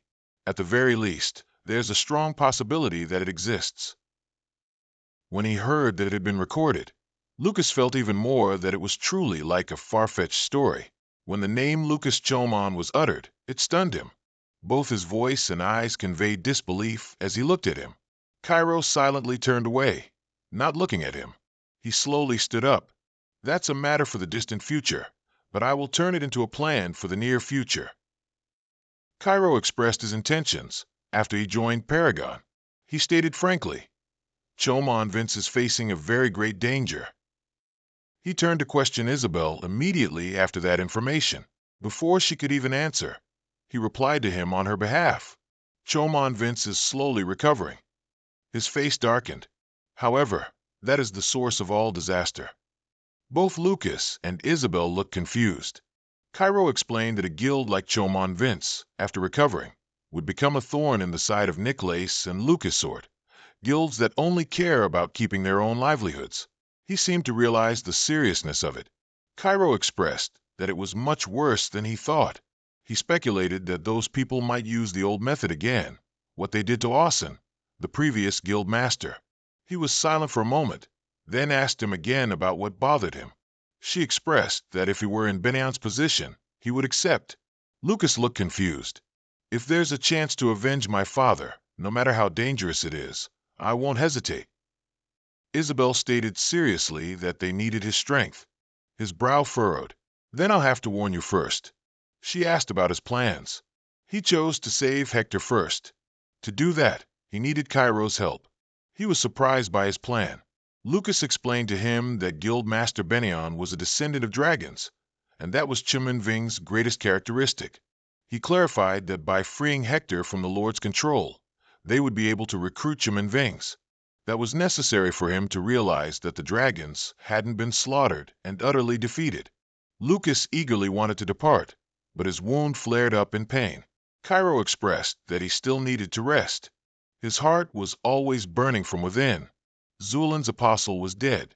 This news must have reached the Lord by now. The more he spoke, the more agitated he became, and a hand reached out in front of him. Isabel firmly pushed him back onto the bed. A small argument ensued between them.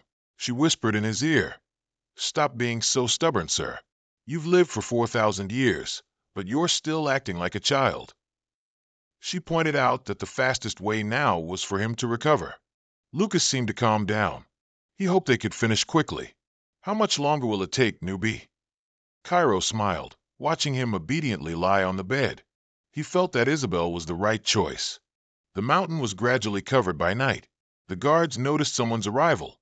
He stood outside, reporting, "Sir Diablo has returned, dear Sir Cairo." Eric led his troops inside. He turned to Eric, expressing his relief that he was safe. All eyes in the room turned towards Cairo. He noticed their presence. "We have completed our mission to fight the demigod." Hezier and Sally were so stunned they couldn't believe their ears. He continued to report on the damage after the battle. He looked at them with skeptical eyes, his mind filled with thoughts. Cairo expressed that he needed his help to rescue Hector. He gasped, "Oh, it's Hector? I remember that name."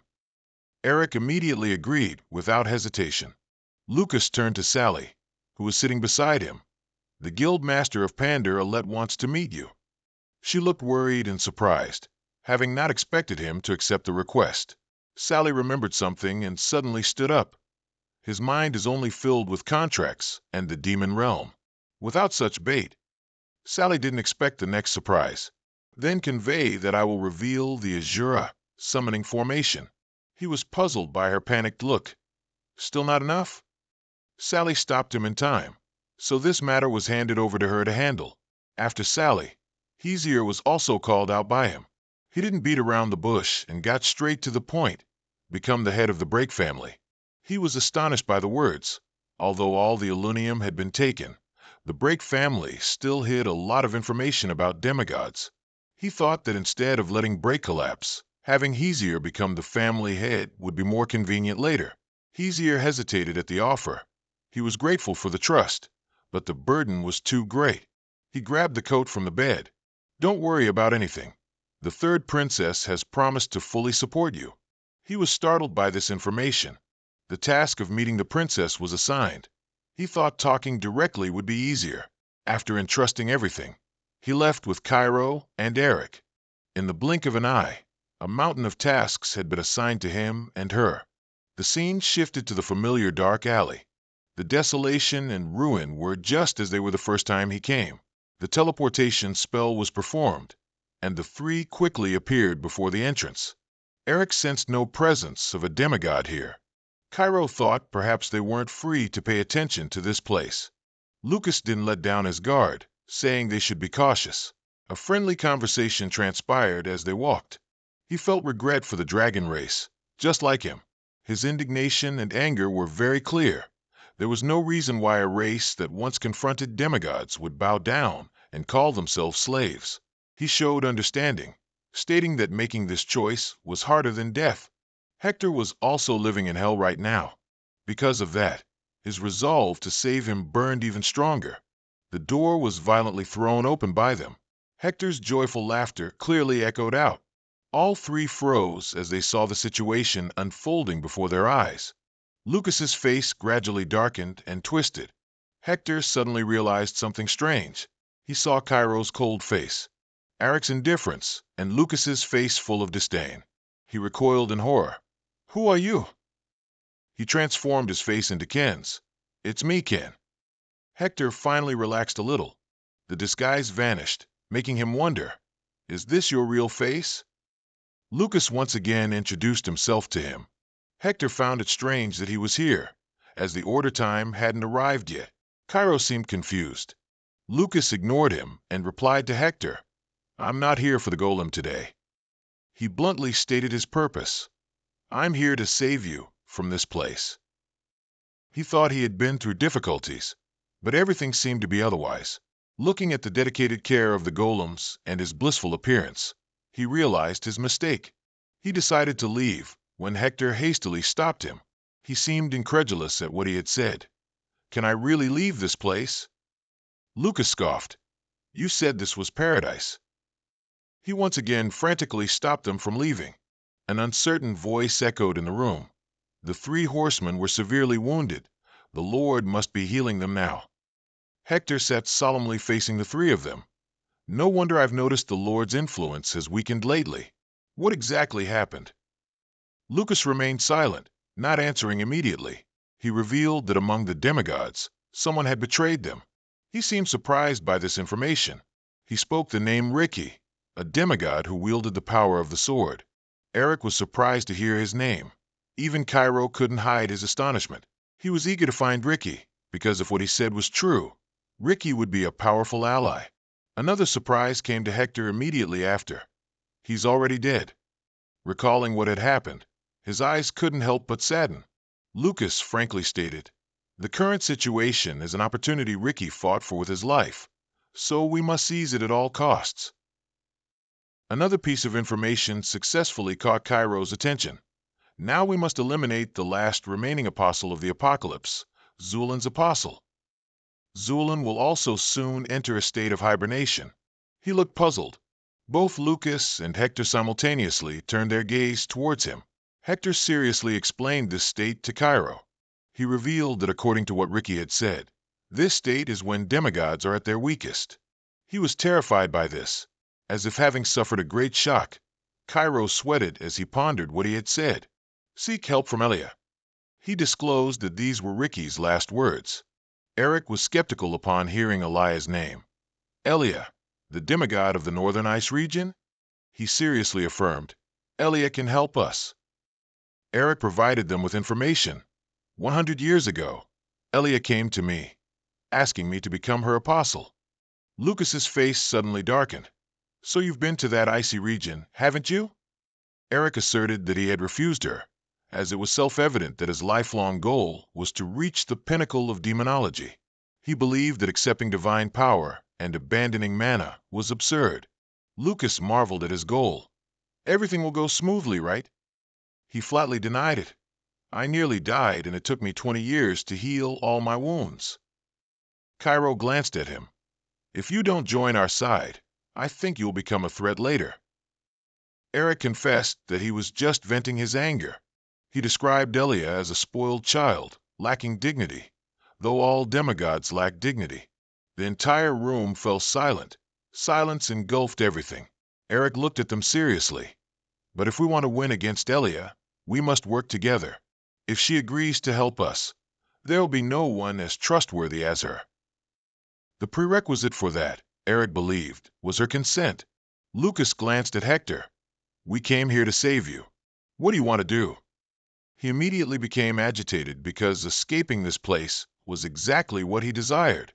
Cairo narrowed his eyes at him. "You're the one who called this paradise." Eric turned his back on them. On him, there's a magical formula carved. It's a formula containing God's power, so it'll take a lot of time. Hector's eyes gleamed brightly, filled with admiration and trust, as he looked at Eric. Lucas whispered to him, "It probably won't be pleasant." Hector suddenly remembered something. "Do you want to see the golem you asked me to make all this time?" That made Lucas wonder, because he said it wasn't finished yet. He spoke about the golem's completion level, offering suggestions. Lucas silently pondered. After a long moment, a voice spoke again. "That's good timing. I also have something to ask Cairo." They followed Hector into the workshop. He looked around. "Is there really such a large place inside an antique shop?" Hector replied, "This place is wide enough to escape God's surveillance." He responded casually and continued to observe everything. All three gradually moved into the deeper area. Lucas's expression suddenly changed. A line of golems with made appearances emerged at the edge of the room. Even on the left, there was a corresponding line. He stammered, "Don't tell me the golem I asked you to make is one of these?" Hector immediately denied it. He expressed, "Personal preferences cannot be allowed to affect work." Lucas felt a bit suspicious, but still chose to trust him. A golem lay huddled inside a sealed cage. He gnashed his teeth. "And you said you wouldn't let personal preferences affect work." Looking at the golem with its eyes closed, Hector cheerfully told him, "It's even wearing a maid's outfit." Cairo looked warily at Lucas. "You need my help for this?"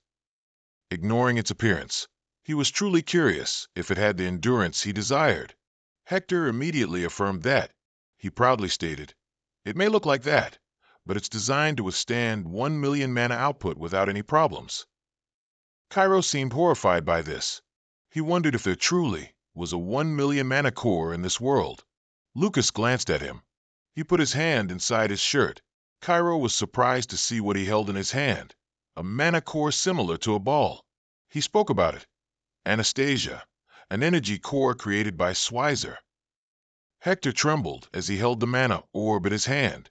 Even seeing it with his own eyes, he still couldn't believe it and exclaimed that Schweizer was truly a genius. He suddenly saw something. "There's writing carved in this." When the name Anastasia was read aloud, even Cairo became anxious. Lucas felt strange about his reaction. He replied to him, "I'm just worried for nothing because it's only a golem."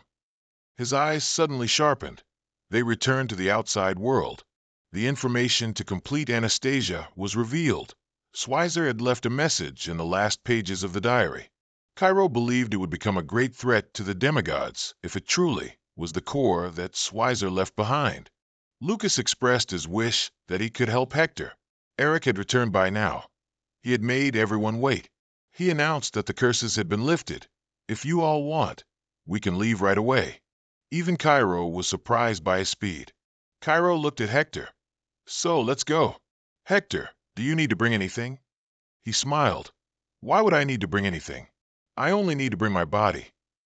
After that, a series of things likened to bodies were mentioned. After listening for a while, he started getting annoyed. "How many bodies do you even have?" Lucas decisively told him to pack them all. Inside an ancient forest, Lucas and Isabel had something to do there today. She looked up, observing her surroundings, curious about this place. Lucas immediately answered her, "This is a forest."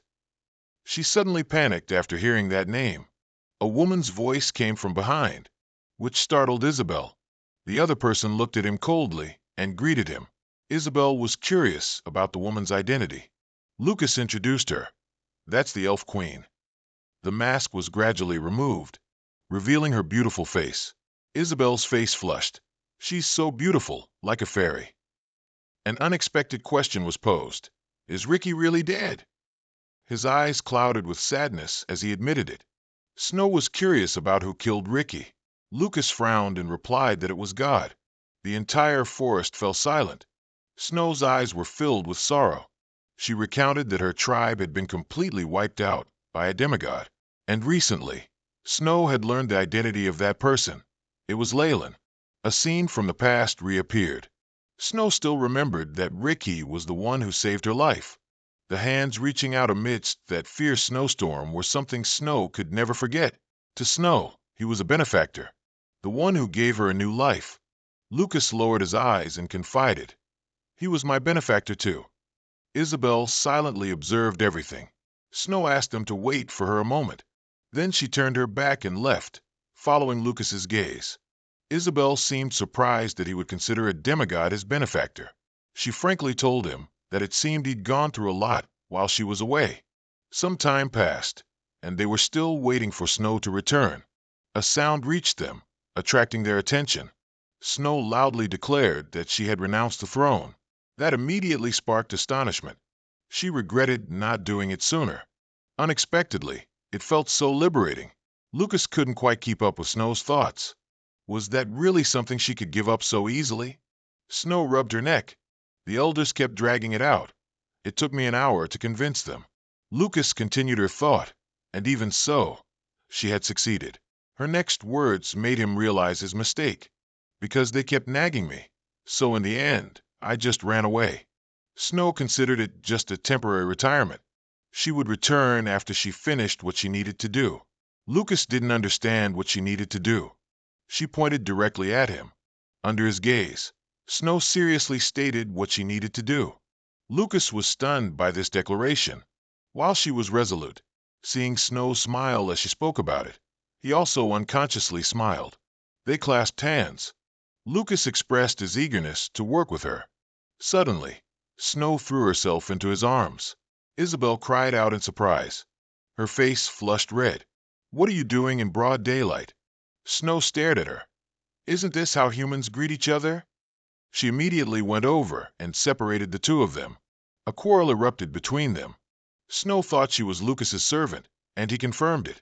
Snow suddenly leaned closer. "If you're not his servant, then what are you to Frey?" That statement made Isabel freeze. She was confused by the question, and the issue was turned back on them. Snow lifted her chin. "Answer me, I asked first."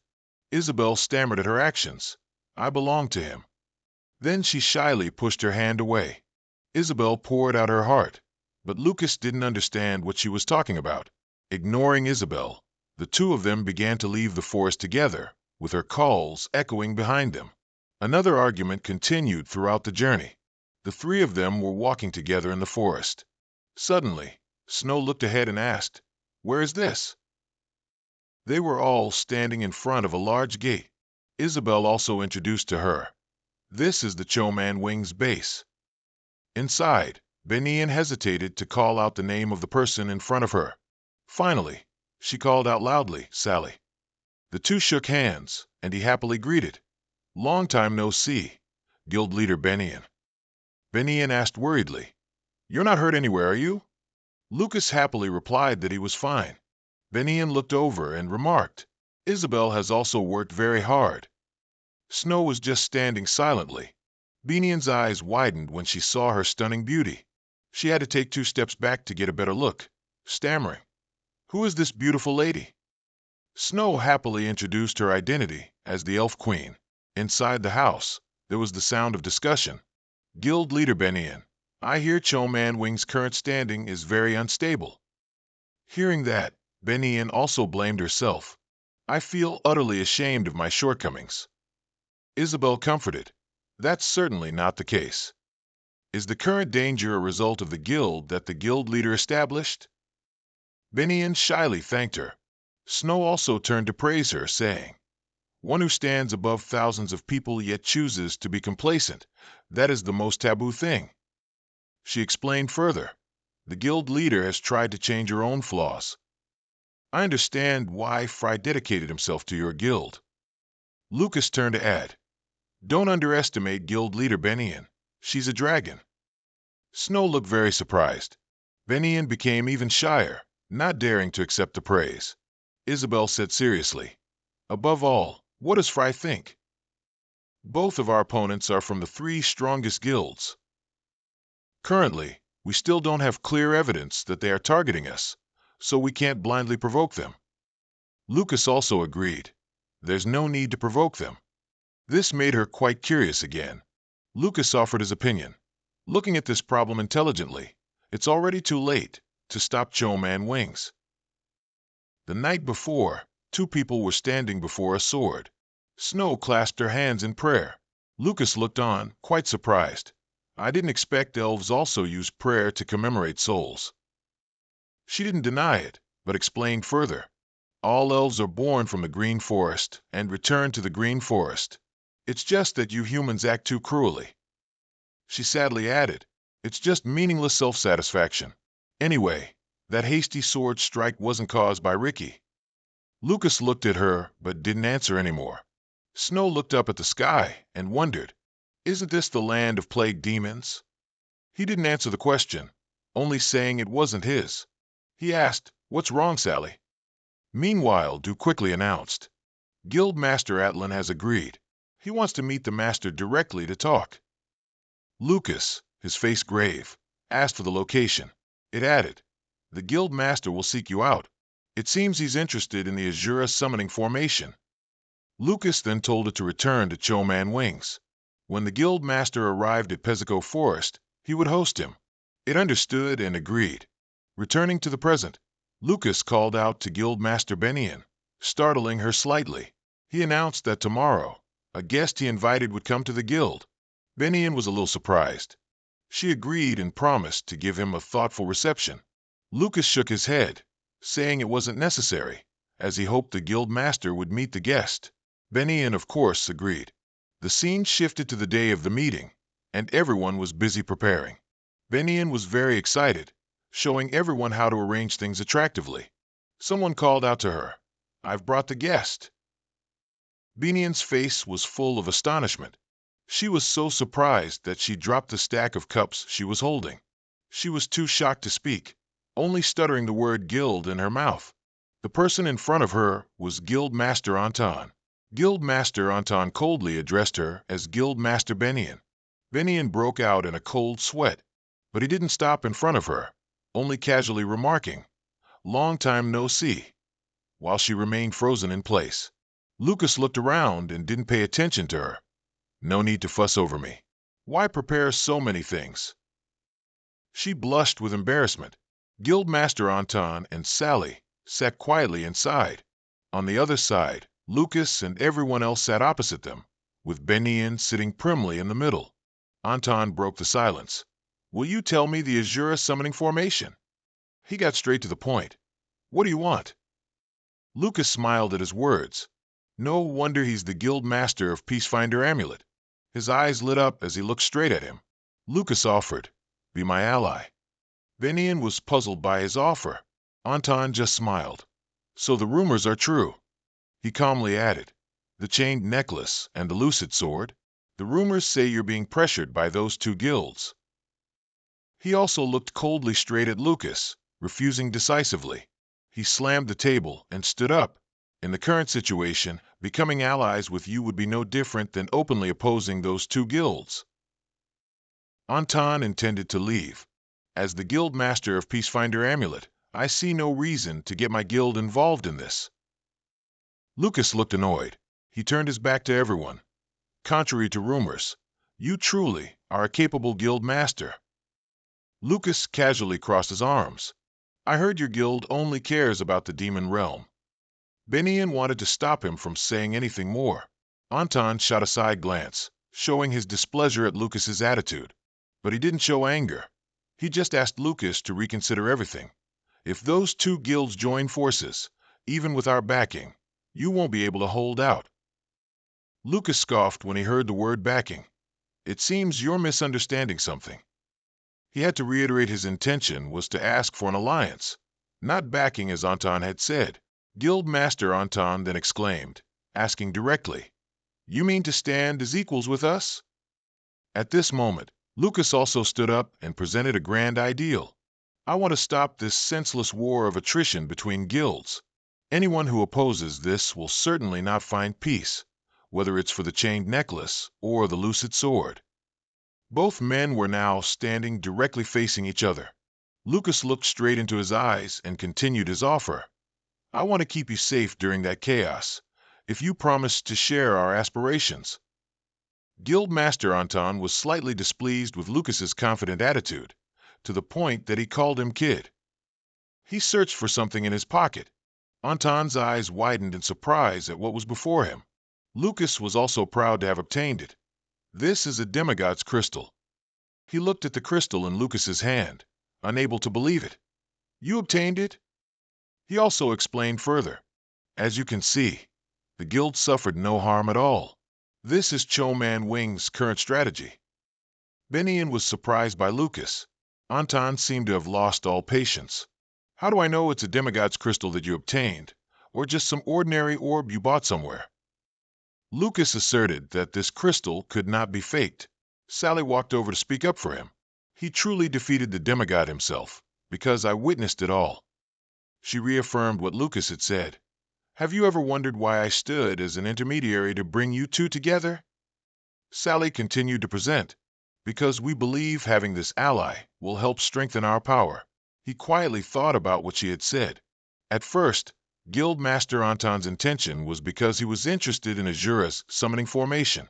But he also didn't expect to meet someone even more interesting. He called Guildmaster Benian, making her jump. She didn't dare look him straight in the eye. Anton extended his hand towards her, accepting their invitation to become allies. He made an offer. Peacefinder Amulet promises to establish an absolute alliance with Cho-Man Wings. Benian was both embarrassed and surprised, but she quickly shook his hand to establish the relationship. In the evening, in the forest, there was talking, and that's how things turned out. Azura looked very angry.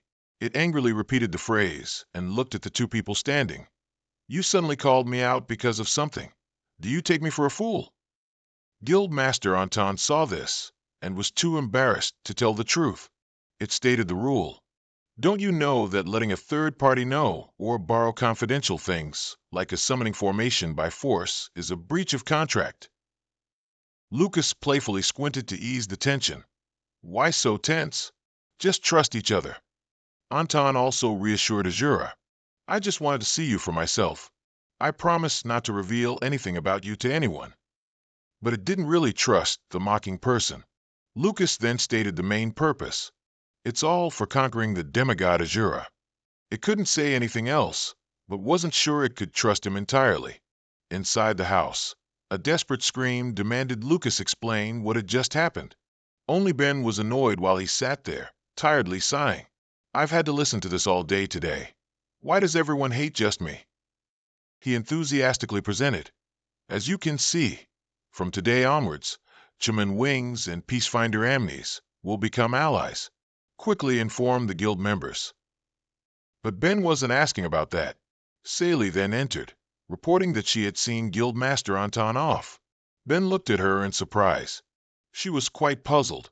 She didn't even care about her own guildmaster. But why did she treat Frey alone with such solemnity and politeness? Lucas, on his part, also expressed his gratitude to Sally for making everything go smoothly. She was extremely shy, stammering and not daring to accept the compliment. She bowed her head, expressing her gratitude. I am the one who will need more of your help in the future. Lucas patted her head. Seeing that action, Ben had no idea what was happening. And on a beautiful morning, Lucas and Isabel were strolling around the village. She turned to ask him, Where are you going? Lucas then explained, Guildmaster Ben hasn't fully utilized her abilities yet. A dragon's body is inherently different from a human's, so it's not impossible. He continued to explain, but if she has a fellow kind like Hector to help, she'll definitely awaken her power. As he spoke, he suddenly looked forward. A girl stood blocking their path. Isabel had never met that person before and was puzzled. Does she want to meet us for something? Nora didn't care, focusing only on asking one thing. Lucas looked at her, his eyes quite surprised by the person in front of him. He seemed to recall the past, where a man appeared in it. Nora calmly asked, Where did you learn the royal martial arts? Lucas hesitated, asking if the person in front of him was the one he was thinking of. Nora didn't answer his doubt, but merely said, This is truly a rare occurrence. She straightened her face. Our martial art is one person triumphs all. Isabel was quite astonished by that statement. Lucas, on his part, confirmed his suspicion. This is indeed the person Teacher Ivan mentioned, the previous successor of the royal martial arts. The image of Teacher Ivan nervously described her as someone blunt and terribly strong, extremely stubborn, and if you make a mistake, don't even dream of escaping. Remembering that, Lucas realized she was the one who made Ivan tremble. One person triumphs all couldn't be wrong. The rule of the Royal Martial Arts Kaizen School is to only pass on the martial art to a single person. He reminisced about the time he studied with Ivan. He learned the Royal Martial Arts because he was close friends with Kaizen. He looked at the person in front of him, recalling the rule. There cannot be two or more people inheriting the Royal Martial Arts simultaneously. If another person inherits the Royal Martial Arts besides the chosen successor, then even if it means killing that person, one person triumphs all, must be protected. Nora's eyes were full of anger. I only pass on the Royal Martial Arts to one person. She stomped her foot on the ground, creating a powerful surge of energy, demanding Lucas' answer. That force pushed the two away, forcing them to dodge. But the power was too immense for Isabel to withstand. She desperately covered her face to lessen the damage. Her aura can create such strong mana. Who exactly is she? Nora's power was terrifying, she said in a low voice. Depending on your answer, I might take your life. I learned from Ivan. Lucas calmly greeted. I've heard a lot about you. You are Ivan's teacher. She asked again, not understanding what learned from Ivan meant. Nora then just smiled gently. At this moment, she was much softer. Please forgive this rudeness. She smiled brightly and introduced herself as Nora. The three sat in the room, and Nora spoke first, asking Lucas what his relationship with Ivan was. He hesitated slightly, saying, Should I call us friends? Lucas chuckled softly, recounting, The first time we met was near the tropical forest. Although there were many troubles, we eventually defeated the Apostle of North Dog together. Nora was surprised to hear him say that she and Ivan fought together. She smirked slightly. It's been a while. It seems that kid has matured. Now he's probably ready to learn what I have to teach. Then she glanced at the two and asked where Ivan was now. Lucas Chow Min replied that he was going to look for Kaizen's armor pieces, as Nora had advised. Nora immediately added, Always grumbling, but very obedient, isn't he? Isabel, sitting next to him, covered her mouth and whispered to him, She's completely different from what you've heard, isn't she? At this moment, Nora suddenly lowered her head and spoke, But I didn't expect Ivan to teach the king's martial arts to a sorcerer. She paused slightly, then stated her conjecture. The king's martial arts is a one-hit, all-winning style. Could it be that he intends to make you his successor? Hearing this, Lucas was immediately startled and flustered, while Nora was still pondering whether Ivan did it just to alleviate his boredom. He frowned and hesitantly raised his hand to speak. She suddenly said it was her oversight. Nora grimly decided to discipline Ivan the next time she met him. Seeing this, Lucas and Isabel didn't know what else to say. He silently sent an apology to Ivan, who was far away, causing him to sneeze loudly. He wiped his nose, not understanding where the chill came from, unaware that someone was secretly promising to weed his grave every year. Returning to that room, Nora asked Lucas if he intended to join Paragon. He immediately denied it, saying that it was just a simple cooperative relationship, nothing more, nothing less. Nora smiled, saying she was the same, which surprised Lucas because he heard she was also a member of some guild. Speaking of this, she suddenly became grim. That's a thing of the past. Lucas looked at her silently, with a serious expression. He stood up from his chair, causing Nora to follow his gaze. Then your story must be similar to Cairo's. Currently, the guild has decayed to an irreparable extent. Nora said that she had heard Cairo tell her about it. Your unyielding will and desire to revive it are admirable. But in my eyes, it's also a reckless act, blindly trusting in the human spirit. Lucas, now with his back to her, snorted coldly. I'm not that good. Nora didn't reply, but just looked at him in silence. Suddenly, she gave a sinister smile. Nora slowly stood up. I find you very interesting, too. He turned his head slightly to glance at her as she walked behind him and announced, For now, I'll stay by your side and observe you. He didn't react when he heard her say she wanted to see if he was truly determined or just reckless. In the morning, as everyone in the village was busy with their work, Hector comfortably enjoyed the atmosphere. It's been a long time since I smelled such a refreshing scent of fiancé. The four walked side by side, but only he was noisy. This is the hiding place of Chum and Wings. Lucas stepped forward, glanced at Hector, and said he would bring Guild Master Ben. A moment later, he watched Lucas's retreating figure and sighed. He's good in every way, but too rigid. Life only happens once. It's good to enjoy it a little. Nora replied that Lucas knew time passes and cannot be brought back. Her answer stunned the other two. Nora's gaze was serious, scrutinizing as she watched Lucas's retreating figure. Suddenly, Hector approached Nora, pretending he wanted to ask her for a favor. He blushed shyly and asked Nora to be his model. Suddenly, Hector's eyes lit up, and he almost shouted. The charm explodes the moment the flower blooms, the maturity when calmly facing wretchedness. Or rather, you are the indispensable model for the appearance of my golem. Nora calmly asked if that would help defeat the demigod. Hector immediately rubbed his hands, trying to deceive, but was exposed by Isabel instantly. When Lucas brought Ben over, it was also when Nora rejected him, making him scream in agony. Ben stared stunned at the scene before her. She hesitantly asked if Hector was really a dragon. After speaking, she introduced herself by name and as the leader of Chum and Wings. The two stood silently looking at each other for a moment. Hector looked at her and confirmed his identity. Then he glanced at Lucas again and asked, I need to give the guild leader some advice, right? He immediately replied, asking Hector to guide her. Hector stroked his chin, looking at Ben with an inquisitive expression. Indeed, there's a dragon heart nestled in there. She stiffened, mouth agape, not understanding what he was saying. Suddenly, a hand wrapped around her shoulder. Hector, with a suspicious smile, suggested they switch places to confirm her mana usage level. With that, he immediately pulled her around and walked away. She needs to practice speaking Draconic and check her soul's reaction. We still have a lot to do, so hurry up. Hearing this, Ben could only timidly nod and agree. Lucas and Isabel heard Hector say he wanted to discuss it in the workshop, and immediately understood that he wanted to use the guild leader as a model for the golem. Nora and Lucas exchanged glances. He averted his gaze and said he would visit Stone. Nora also looked straight ahead and asked why he told her that. Lucas immediately followed up, telling Nora to come with him. She chuckled softly, appearing to understand. If you're a core member of the guild, you'll know my face.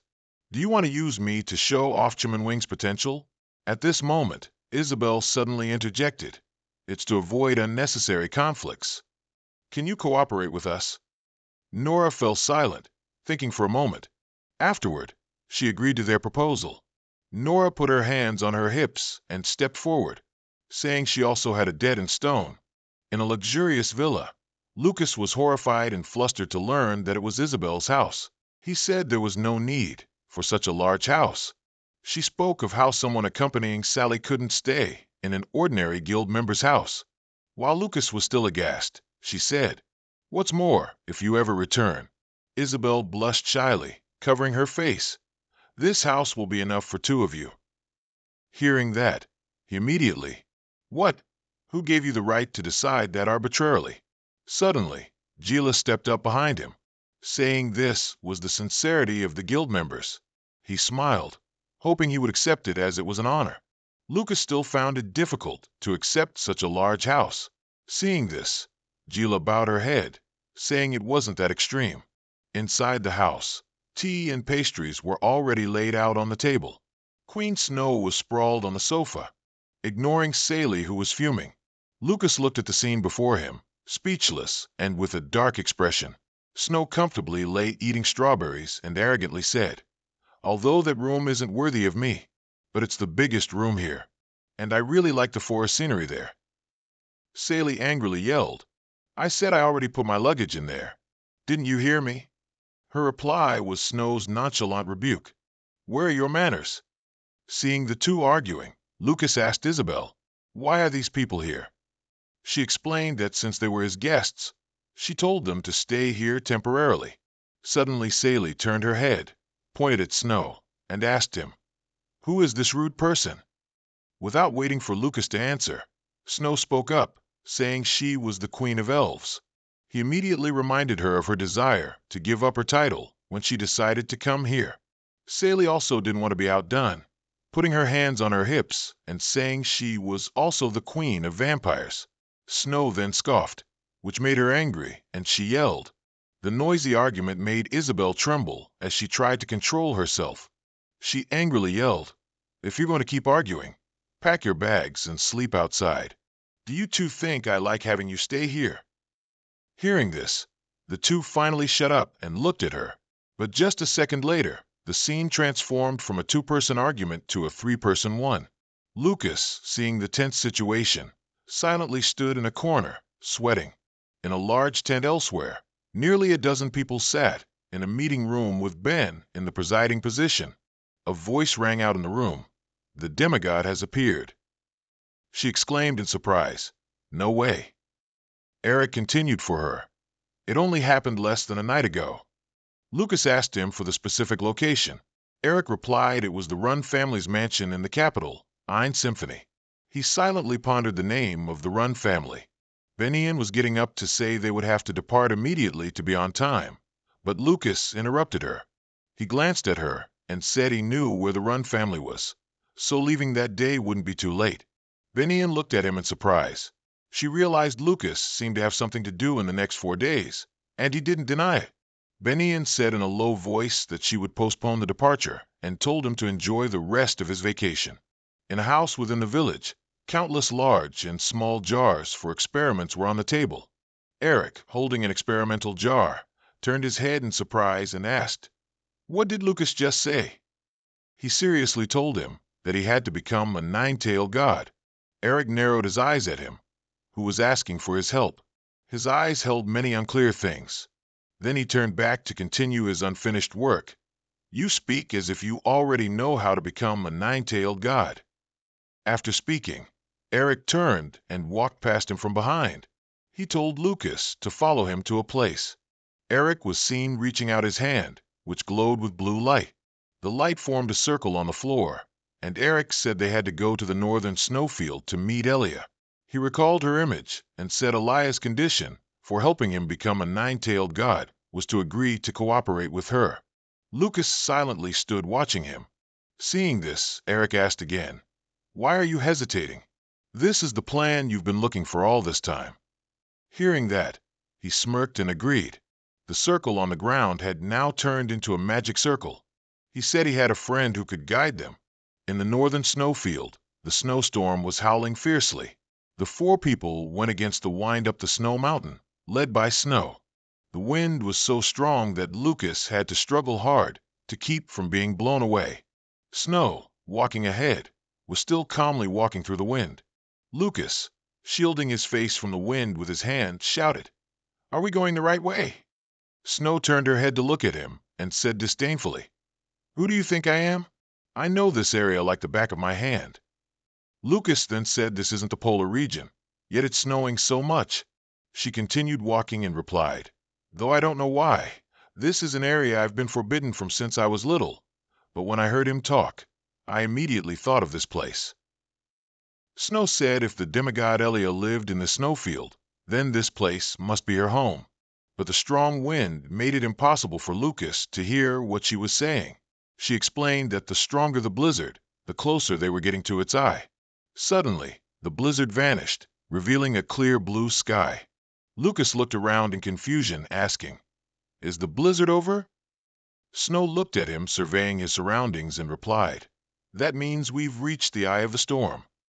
Suddenly, he saw something and his eyes widened in surprise. Before them stood a woman with her back turned. Lucas hesitated, wanting to ask Eric if that was Elia, when Eric immediately spoke up. The moment Eric said it was indeed Elia, she turned her head to look at them. Upon seeing Eric, Elia exclaimed mockingly, "Isn't it the cunning Eric who always rejects my offers?" Suddenly, her hair flew up, and her entire body glowed. Elia used her power to blow a snowstorm towards them. She gritted her teeth and said it seemed they didn't want to live anymore. Saying that, Elia then created several giant ice darts, pointing them at the group. Eric watched, perplexed, not knowing what she was thinking. The ice darts immediately shot towards where they were standing. Suddenly Lucas shouted that he came because of Ricky's last wish. His words startled Elia. making her bite her lip and stop. The ice darts immediately plunged into the ground and shattered. Elia raised her hand slightly. She bent down and asked Lucas gloomily, "What did you just say?" He, with his hand shielding his face, also spoke. Elia frowned, listening to him say, "Before he died, Ricky said that." Lucas emphasized each word. "You must become our strength." Elia was stunned, as if she couldn't believe her ears. She hesitated and asked Lucas, "Ricky said that?" But before Lucas could even speak, Elia burst out laughing, stunning him. She laughed wildly until tears streamed down her face. Suddenly, Elia stopped laughing and said darkly, with tear-filled eyes, "That bastard, even to the very end, he still did what he wanted, didn't he?" With that, she swung her hand, creating a snowstorm that engulfed the people standing opposite her, making them raise their hands to shield their faces in fright. Lucas gritted his teeth, shielding himself from the fierce storm, while also thinking about the barrier surrounding this area. Suddenly, Elia spoke again. "Whether it's the conquest of the continent that Lot always wished for, or the struggles of you mortals, I don't care. You can throw all that trash into the bin." Hearing her say that Ricky was no longer there, so words didn't matter, left him stunned and speechless. He suddenly understood something, staring at Elia, who was frantically trying to destroy everything in front of her. She screamed with a tear-streaked face, "All of you bastards can just disappear." Somewhere else, Agni, who was lying on the ground, awoke. He foolishly sat up and looked at his body. Suddenly a voice echoed, "Finally, you've opened your eyes, Agni." He looked over and called out Ananta's and Nostok's names. Agni slowly pushed himself up on his knees and asked them how long it had been. Ananta replied, "About a few months." He was surprised to hear that several months had passed. Agni looked at his hand and thought, "This injury can be quickly healed, although." Suddenly a voice rang out, "My comrade, you are fully awakened." As soon as the words were spoken, a dazzling light immediately appeared before them. From within that light, a human-like being stepped out. Agni called it Lot. He said he felt very happy. Lot curled his lips into a strange smile and declared, "The moment for action has arrived." As soon as he finished speaking, a magic circle beneath their feet immediately lit up, preparing for teleportation. Agni asked Lot in surprise where he wanted to take them, but before he could finish, a second later, all of them vanished, leaving only dust flying in the air. At the same time, in the town of Taladun, it was as peaceful as any other day. The townspeople were chatting animatedly among themselves. Suddenly, a sound made everyone turn their heads and look up at the sky. In the sky, a cross-shaped light suddenly appeared, with 4 people hovering in the middle, astonishing everyone. The 4 people in the sky were looking down. Agni said, "This is Taladun, the capital of Silk." An irritable voice questioned Lot, demanding he explain his actions. Lot calmly handed a stone to Nostok, telling him to take it. Nostok held the stone in his hand and recognized it as aluminium, which immediately made him exclaim in surprise. Hearing him say that this was the aluminium that Laren couldn't obtain in the end, Lot simply reminded him to use it sparingly. Suddenly, Agni felt something and looked over. With a boom, a cannonball reached them and exploded. In the sky, only lingering smoke and dust remained from the cannonball fired from the smoking barrel on the ground. Great Chief Turek pointed at them and angrily shouted, "Why have you invaded our airspace?" He gritted his teeth, suppressing his fear, and thought, the rumors about them gathering to destroy nations allied with the ancient society are true after all. The smoke in the sky finally dispersed, revealing the group of people in the middle, completely unharmed. Nostok angrily snarled, "You damned insects." Seeing something was wrong, Turek quickly shouted, ordering his subordinates to evacuate the citizens immediately. But it was too late. A moment later, the once beautiful place had become a pile of rubble full of smoke and dust, with dead bodies impaled by thorns scattered around. Nostok burst out laughing gleefully. "It seems our leader has finally taken care of these useless insects." Behind them, Turek, with his last breath, clutched his sword and struggled to get up. Lot seemed to sense it and turned around. Suddenly, a hand appeared, blocking the person crawling on the ground. Turek looked in astonishment at Agni, who was standing in front of him, facing Lot. Lot snarled at him. "Before I began, this place was under your control. So now you want to stop me?" Agni said if he wanted to eliminate Silk, he could go ahead. He just wanted to ask him a few things. Finishing his sentence, he snarled, asking where Laren was now. Hearing that, Lot finally opened his always hidden eye. He looked puzzled and told Agni that Laren was right here. Agni stared in shock as Lot pointed to his own heart. He pressed his finger into his chest and slowly said, "Laren has become a powerful energy source flowing within your body. Ananta and Nostock too. If I hadn't done that, the three of you couldn't have recovered so quickly." Lot coldly emphasized each word. "I have shared her power with you all." Hearing that, Agni asked again in surprise. He tremblingly held out his hand and told Lot to hand this place over to him. Agni hesitantly said that since this place was his domain, he should at least be allowed to finish this last part. Lot turned his head to look at him. He slightly bowed his head and looked for a long time. Then Lot turned and left, telling Agni to do as he wished. It was then that Agni ordered Turek to take the surviving citizens and leave this place together. Turek gaped, staring blankly as he continued, "If you truly want to be known as a brave warrior, then protect your people like a leader." Finishing his words, Agni snarled again, telling him to get out before he changed his mind. A moment later, he was the only one standing silently in the desolate, ruined space. Suddenly, a female voice rang out. "Are you disobeying Lot's orders?" Iris stood with her arms crossed, watching him from behind. Agni glanced at her and calmly said that if she wanted to report this to Lot, she could go ahead. Hearing that, Iris chuckled and shrugged. "I'm not that heartless." She walked up to Agni and said it seemed that what happened to Laren had shocked him, even though she felt that what Lot did was nothing special. Iris smirked and told him, even the fact that Lot knew Ricky was a traitor but still tried to cover it up. Agni calmly said he wasn't blind. Iris immediately continued, "But you don't know what happened behind the scenes." She walked forward with her arms crossed. Lot even prepared for the demigods to take the blame for Ricky's crimes. Agni turned his head in shock. Iris offered advice as Lot's apostle, saying that the allies and kin he spoke of seemed to have a hierarchy. She emphasized each word. It's best to be wary of Lot's unconscious deception. Thick smoke rose. Iris walked step by step through the ruins. The Lord was even willing to create a sacrifice just to cover for Ricky. But Ricky went against the Lord's will until the very end, forcing the Lord to personally kill Ricky. Her face, illuminated by the firelight, carried a melancholic sorrow as she asked Agni, "Was the Lord's action truly for the greater good?" Agni looked at the bodies hanging from the bare, leafless tree stumps. "I'm not sure. As I see it, Ricky's priorities. Ultimately, he didn't follow through because he wanted to exclude himself from the greater good the Lord spoke of." Agni gazed thoughtfully at Iris for a moment, then inquired what she was plotting. Iris turned her head. Her entire being seemed to merge with the smoke and dust. She said she didn't intend to incite anyone, but also felt awkward because she didn't understand whom they served.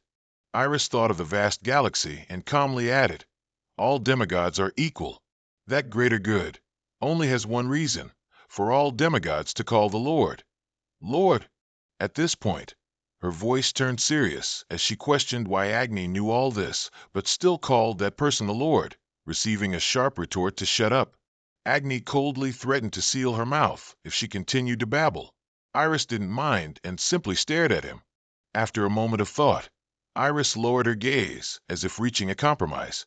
She said nothing more, turning and walking through the hazy smoke, leaving Agni still standing there.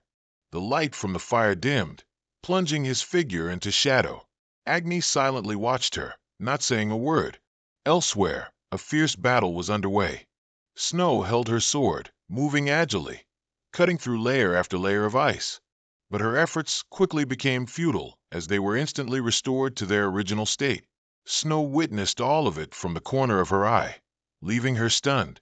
Watching Elia float amidst the layers of ice, like an unyielding fortress wall, Half her heart also grew cold. Bright red flames rose, dazzling in the freezing cold. It was fire magic from Lucas. Under his control, scorching sparks tore through the cold mist surrounding Snow's sword. Without a word, she immediately unleashed a sword technique imbued with fire towards Elia. The ice shield met the fire sword, and as expected, an explosion erupted, shattering the ice into fragments that shot in all directions. The power of the spell destroyed Elia's ability, forcing her to dodge, but a smile still played on her face as she secretly assessed that it only worked at long range. As if finding it amusing, Elia waved her hand, and ice arrows appeared from thin air, swiftly raining down. The broken ice chunks from the explosion were still falling, and a massive fragment coincidentally hurtled toward Snow. Scorching heat accompanied by a red glow radiated out. Nora appeared in time, shattering the huge fragment before it could touch a single strand of Snow's hair. Nora didn't stop but rushed towards Elia, intending a surprise attack. She enveloped her body in fire magic, using her momentum to deliver a kick before quickly descending. Not stopping there, Nora continued her assault, spinning around to prepare another kick. A fiery aura flared up, but unfortunately, Elia narrowly dodged. Elia landed on the ground to evade Nora's attack, but that fleeting moment made her freeze. A rigid, puppet-like hand carrying an ominous energy held her back. In just a second of distraction, countless similar hands emerged from the ground, holding Elia back, making it impossible for her to move even a single step. From afar, Eric spread his hands, manipulating the battlefield, ensnaring Elia and giving a signal. Seizing this rare moment, Nora charged forward, concentrating fire power on her leg, preparing to deliver the finishing blow. An earth-shattering explosion rang out as Nora delivered a kick that shattered the ground. Instead of the joy she imagined, she looked at the wreckage she had created, her heart filled with panic. In that sunken pit, there was absolutely no one else but her. "Your army is quite something," a voice suddenly rang out, attracting their attention. It was Elia, not a single hair harmed. She stood there, calm and intact, without a single wound, as if she had never experienced any battle. To Eric and Nora's astonishment, Elia spoke up, praising both of them as quite good. She also looked at Nora and added, "That guy didn't say, but can that type of power also reach that realm?" As soon as she finished speaking, Elia suddenly disappeared, and in a blink of an eye, she was in front of Snow. Elia, with a curious, studying look, asked if she was Ricky's disciple because she could feel Ricky's sword intent in Snow's sword moves. She didn't show fear due to Elia's prowess, calmly praising Elia's perceptiveness for recognizing it even without her using divine power. "Of course," Elia unhappily retorted. Elia looked at Lucas and Eric in the distance and explained, "It's not that you didn't use divine power, it's that you can't. After Ricky died, he transferred all his power to you. In other words, you don't have enough strength to wield Ricky's power anymore. If you don't stay vigilant, that power could take your life at any time," Elia said, turning away as if indifferent. She walked up to Lucas, pointed at his nose, and scolded, "You shameless, white-haired guy. Your magic is terrible, and the divine power you possess is merely Indra's weak divine power." Lucas, caught off guard, darkened his expression at the scolding. But even so, Elia still offered praise, saying that he had extensive combat experience, and if only tactical command was considered, a rookie like him was already too perfect. At this point, Elia got to the main topic, what she wanted to know. "Ultimately, who are you?" Lucas looked at her profoundly and replied evasively, "Sometimes, I don't even know who I am." Elia narrowed her eyes slightly, revealing a dangerous glint. She stepped onto the snow, walking as if she had made up her mind. Elia walked past Lucas and said something that immediately stirred his heart. "I will help you reach 9/10." She turned her head, her eyes glinting with a cold light, indicating that Lucas could celebrate, but if he displeased her, she would deal with him right there. He heard the sarcasm in Elia's words, but didn't get angry. How rare. I never thought I'd hear a demigod speak of 9/10 herself. He tilted his head slightly, asking Elia indifferently if she knew how a demigod achieves 9/10. Unexpectedly, Elia showed no embarrassment, saying she didn't know. Lucas looked at her, speechless, his expression conveying a sense of ineffable difficulty. The group stood in the frigid area, and his voice still rang out. "You don't know how. So what do you intend to turn me into?" Elia calmly replied that she had experience. "I've seen a few who reached 9/10 after fighting me." Perhaps fearing Lucas wouldn't believe her, Elia added. Then she pointed at Eric, who stood far away, naming him as one of them. Seeing this, Eric also spoke up to corroborate Elia, explaining that was why he brought Lucas to meet her. "But I don't know the necessary conditions to become 9/10." Lucas hesitated, but was nearly convinced. Elia, having lived long, could not fail to see this, and seized the opportunity to persuade him further. Just as she hoped, he gradually let down his guard. Elia murmured, "Their commonality is that they nearly lost their lives at my hands." Hearing this, Lucas once again looked speechless. Suddenly, Elia reached out with incredible speed. She pressed his head, making him kneel, for doubting her. Elia's slender hands grabbed Lucas's hair, making him struggle. "From now on, you'll be on the brink of death a lot. After all, there are only two ways." Elia bent down, watching him tremble under the pressure of her hand. Her beautiful face held a hint of gloating. "Either you reach the 9th rank, or you die by my hand." Elia leaned close to Lucas's ear and said, "Wake up, kid." Eric anxiously reminded her, "Wait, in 4 days there'll be an important conference. Let's start the training after the conference ends." Elia glanced at him and spoke up, "Then you must achieve the 9th rank within the next 4 days. Can you handle it, kid?" Lucas slowly stood up and replied, "Achieve the 9th rank in 9 days? That's certainly impossible to say 4 days is enough for you to reach the 9th rank." He was determined, but couldn't be considered lacking. Elia looked at him with satisfaction and replied, "That's the spirit." Then she turned away. "No matter what happens, if you can't reach the 9th rank, you won't be able to catch up in the later matches." Elia added, "I won't let you die." Hearing that, Lucas looked at Elia, completely bewildered. She added, "You will fulfill Ricky's last wish. You cannot die without my permission."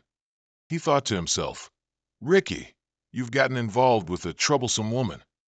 4 days later, at the Run family mansion, on the day of the conference, the hall was decorated in a very luxurious and splendid manner. As the head of the Run family stood looking at documents on the table, a voice asked, "Honorford, you're also very much looking forward to it, aren't you?" The person speaking to him was Steve. "This is the day the new statue of Chuman Wings will be officially unveiled for the first time." Ford replied irritably, "The capital has been completely destroyed, Honor Steve. Don't speak so carelessly." Steve then gave a perfunctory reply. He then asked him if he had ever met Lucas. He replied that he had met him a long time ago, before he joined the guild. Hearing that, he said, "I also met him once when I was recruiting people. Honestly, he doesn't look like such a talented person." Suddenly, Steve fell silent. He looked towards the doorway. Speak of the devil, and he appears. Chuman Wings, led by Ben and the members, were approaching. Suddenly a voice spoke up. "Long time no see, Ben." Glared in the direction of the speaker. He voiced his suspicion at S' appearance. He then corrected himself. "It should be Honor now." Clutched his hands, thinking. Sven Madrid, former member of Chuman, is the scoundrel who allied with another guild and caused Chuman's destruction. He didn't hesitate to say, "I didn't expect you to speak first." He laughed and shamelessly admitted that they were once comrades with shared ideals. Angrily blurted out, "Don't talk nonsense like that." But Ben stopped him from speaking further. Her eyes were filled with resolve, then said to him, "Long time no see, Honor. I'm glad to see you again." He scoffed, "You've grown a lot." Before he could finish speaking, she interjected, "But I'll give you a piece of advice." She continued, "The person standing before you is the guild master of Chuman. You'd better treat him respectfully." Her eyes shone. "Unless you want to endure a lifelong humiliation that you can't wash away right here." Honor was a little worried. Ben walked past him. I'll let it slide this once. After all, we were once comrades with shared ideals. Then she left, leaving him pale and scared. Excitedly, she shyly replied. Then she suddenly felt worried about Lucas and asked. He replied, but everyone resolutely said. Splendid platters of food had been laid out. By this time, all the guilds had gathered. Honor stepped onto the podium and announced. He excitedly said. Suddenly someone said. Honor coldly said. He sternly agreed with him. Honor snapped his fingers, summoning the illusion mirror. A scene of shattered homes and broken doors was projected onto the main stage. He continued. Honor continued. He looked at everyone very seriously and announced. The screen shifted to another scene. They no longer intended to hide their identities. In fact, the guilds of all continents would soon report such incidents. Gomez raised his hand and asked. He immediately replied. Suddenly a voice exclaimed. Honor continued. He pointed towards the guild's table. Honor awkwardly replied. He smirked at her. Honor seriously said. One of the two laughed, removed her cloak, and said. Everyone exclaimed in alarm. The two people with him huddled together, discussing the previous successor of the Martial King's authority. Honor asked her in disbelief. He was still not resigned and continued to ask about the other person. Nora angrily said.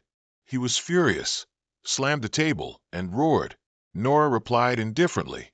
Honor glared at her, grinding his teeth. He sneered. Nora also sneered. Honor gasped at her words. Steve was curious. He continued. Meanwhile, someone from afar looked towards the villa.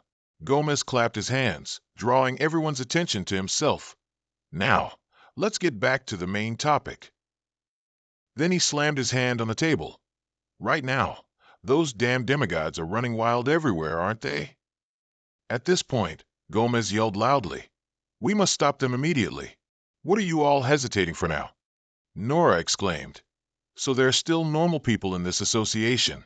Then turned to ask the person next to her. Who is that? Ben replied. That's Gomez, the guild master of Dialect Gaunters, the strongest among small and medium-sized guilds. The guild master commented. We cannot act without a specific plan. Guild Master Gomez. How strong are they? What are their numbers? Why are they suddenly acting like this? And concluded that currently, the guilds don't have that information. Gomez bit his lip resentfully. So now you're just going to sit back and do nothing until you have that information? Laughed and explained. Why would you think that? We'll observe the situation first. Hearing that, he yelled out angrily. Stop with your cowardly words. It's come to this, and you're still saying such things. Asked. Guild Master Gomez still doesn't know? Then he answered himself.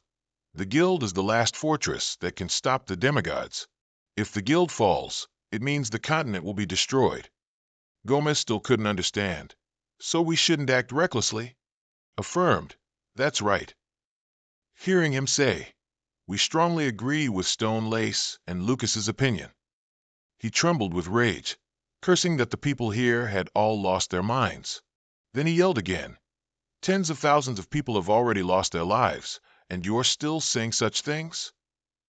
Snorted softly at this number. Even if hundreds of thousands of people die, I still won't act. Unable to endure any longer, Gomez roared. You bastards. Then he overturned the table in front of him. He displayed an emotionless expression at the scene. Seeing that, thought to himself, it's true.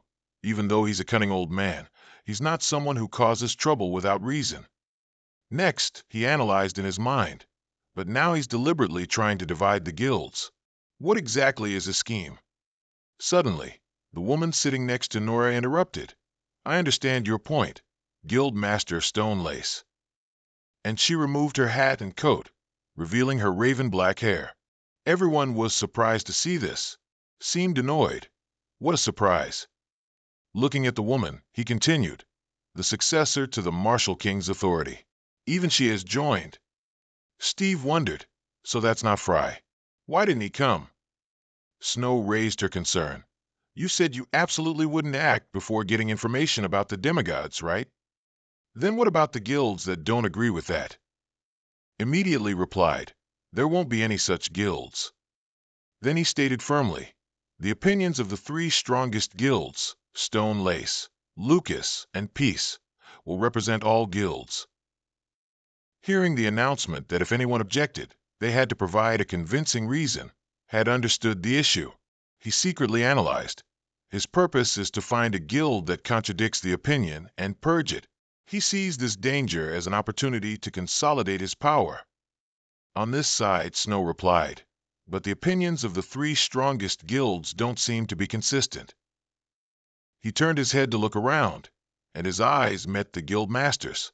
Then, both looked towards Guild Master and Tan, and asked in unison, "What do you think?" Hearing them agree that if Guild Master and Tan shared the same thought, the meeting would end here, silenced him. Afterward, he turned to and asked, "What do you think?" Laughed mockingly. Guild Master and Tan, "It seems you asked the wrong person." But Tan yelled at him to shut up. He said with a cold, sharp gaze, "Is there a problem with me asking the Guild Master for her opinion?" S tone became stiff and faltering. The man with the buzz cut discussed with Gomez. So the rumors about and becoming allies are true. Suddenly spoke up. She expressed, "I believe the most important thing to do right now is to stop the demigod." Hearing that, Gomez smiled slightly with interest.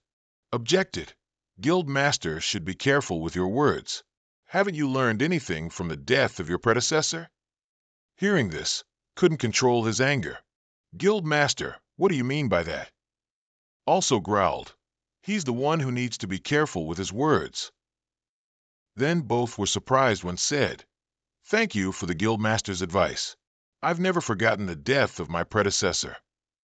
As she spoke, her gaze sharpened, "But it seems you've forgotten the purpose for which the guild was founded." Looking at his back, "The guild is an organization established to protect humanity from the demigod's conquests. It's humanity's shield and protects our rear. Am I right?" S face darkened. "Are you lecturing me?" Disagreed. "I'm just reminding you of what you've forgotten." Seeing the scene before him, chuckled to himself. The guild master has really gotten stronger. His eyes flashed with murderous intent as he simultaneously used magic. Looking into her eyes, revealed a panicked expression. The oppressive power reminded, "Old hag, even if you hold the same position, it doesn't mean you're on the same level as me." She tried to retort, "I didn't say anything wrong. Politeness is something that should come from both sides." At the same time, she thought to herself, "He's putting mental pressure on me, but I won't pay attention to my surroundings and will quietly cast my spell." Seeing her trembling, asked worriedly, "Are you okay? Are you feeling unwell?" Thinking of his malicious and evil expression, she told herself, "Such childish and despicable behavior, I absolutely won't be subdued by it." Suddenly, his eyes widened when he heard a voice say, "I can't easily overlook this." The crowd turned towards the sound, wondering, "We didn't see him just now. When did he sit there?" Ignoring the murmuring, curious crowd, the mysterious man stepped one foot onto the table and said, "I've known for a long time that the guild was rotten." Then the person walked across the table, remarking, "But seeing it firsthand, I realized the most disgusting rot, among all the rotten people I've seen, is the most corrupt." Said, cutting him off. Snow, on the other hand, sighed, "That tricky kid, when did he get here?" Lucas, in his guise as Ken, removed his hood and cloak, revealing his face. Opposite him, was still trying to maintain a fake cordial expression. "Although I don't know who you are, I acknowledge your spirited demeanor. It seems you're tired of living." His power began to coalesce, breaking through his disguise. "I already said it. First, I'll make you pay for disrespecting." He stiffened, his eyes wide. His power struck down, breaking the table in half and causing to fall to the ground. The crowd panicked. What the hell is he doing? How dare he do that to the guild master? At this point, Lucas said, "You should bow and apologize properly." While was in a state of being forced to his knees by the power. Lucas's gaze was resolute. "You're not worthy to represent. Leave that position." In a distant icy region, Elias' figure appeared in the mist. She looked up at the sky. Elia spoke as if talking to someone. I didn't know a mortal could bring me such joy. This is truly worth living so long to witness. In that celestial space, a murmur echoed. You found a very amusing fellow, Ricky. I understand now why you are special. Elia pondered. His experience, reputation, and unparalleled talent surpassed common mortal understanding, and he reached the 9th tier in just 3 days. Scene change. His whole body was so weak he couldn't stand up. He angrily said, "You are not qualified." President Intan observed, "Do you think you are worthy of shouldering the future of this continent?" Thought to himself, "Qualified, of course. But no, you're not the only one qualified." She looked at Lucas and continued thinking, "You're only saying that because you don't know who stands before you." He began to gather power, his entire body emitting a purple light. A purple orb began to appear and grow larger. At the same time, he generated various magical energies, making it impossible for those around him to stand firm. While everyone in the hall was extremely worried, Snow, however, looked on with interest and said, "This is quite a novel type of magic." While gasping in fear, Nora looked at those magical currents with curiosity and great interest, a dozen types of magic at once without needing a chant. Exclaimed, "This is the power of—" Due to the immense surge of power, the windows in the hall began to shatter. The entire room became chaotic, with many trying to advise, "Calm down, sir. You're destroying this mansion." Meanwhile, Lucas calmly watched him, smirked gleefully. "It seems you need to be taught a lesson." Lucas's eyes shone brightly as he looked at him. "Quite a surprise, isn't it? I don't even know if it'll have any effect." He winked and smiled, pointing at the man's magic. "But you're quite boastful." Stared wide-eyed at Lucas. The magical currents he had been so proud of suddenly vanished. He couldn't believe his eyes and hurriedly asked, "How did all the magic disappear?" Those around him immediately murmured, "Did he stop attacking?" "No, there's still a faint amount of mana." Someone spoke up, "That's a lesson." Nora told, "Frey already broke that move." She didn't believe it and asked again. She looked at Lucas with astonishment. "Frey, when did he do that?" Snow also looked at him and said, "Did you really reach the 9th tier?" After hearing everyone's chatter, he couldn't believe his ears, looking at Lucas and saying, "Impossible, 9th tier." His face went pale with fear, and he quickly asked, "How at your age?" Lucas looked at him seriously and said, "I'm disappointed in you." He thought to himself, "How can you reach the 9th tier like me? What is this inexpressible pressure?" Ears trembled. "At a different level. This is ridiculous." Lucas suddenly spoke, "It doesn't matter which path you take. If you don't have a stable mind, you'll never open the door to the 9th tier." He stared wide-eyed as Lucas said, "You should reconsider your foolishness." Lucas seemed to loom in his gaze. He coldly said, "You are still very much lacking." Suddenly Lucas stomped hard on the ground, scaring him to death. He left, leaving him cowering in fear. Lucas suddenly said to him, "Go ask everyone." He continued, "Why did everyone join this organization?" He suddenly said, "As I've said, this organization is not a shield for our entire lives." He continued, "If anyone has such a shallow mindset, I suggest they leave here immediately." Snow thought to herself, "So he's careful after all." She secretly speculated the reason why he's here. He must have been waiting to inherit this position. She looked at him and concluded, by scaring him, he can exert pressure on everyone here. Lucas looked at everyone and said, "The demigods have already begun to act." The guild master then asked him, "So what should we do?" He solemnly stated that their opponent was a god. He shared his thoughts with him. "They are not opponents you can fight and win against. If we could, we would have dealt with them sooner." He continued, as Lucas walked towards him, "So the demigods have become gods now, have they?" He immediately said, "They are not supreme beings. Think about it. When you are angry or scared, you tremble." He leaned down, looking directly at him, which made him a little anxious. That fear is why they act so rashly. Then he turned back to everyone and said, "Their goal is to literally wipe out all mortals, leaving no one behind." Lucas affirmed, "This isn't a situation that will end peacefully if you retreat, without fighting back. The only way for us to survive is to fight and win." He clenched his fists, determined. "I am here today to find those who share the same desire. Make your choice." Everyone listened intently to Lucas's every word. "Will you fight to survive, or wait for death to come so you won't be hurt?" Everyone fell silent simultaneously. A hand began to rise. The one who raised his hand was Anton. He completely agreed with Lucas's desire. Next, Gomez grinned and also raised his hand. "Now I have a meeting that's truly to my liking." Everyone murmured, making their decision. Two hands went up. Many hands continued to rise. Soon after, most of the hands in the room were raised. The guild master stood uncomfortably in the corner, clicking his tongue. He trembled with anger, thinking, "I thought this would be an easy meeting to control." He looked at him with hateful eyes. Frey, he ruined everything.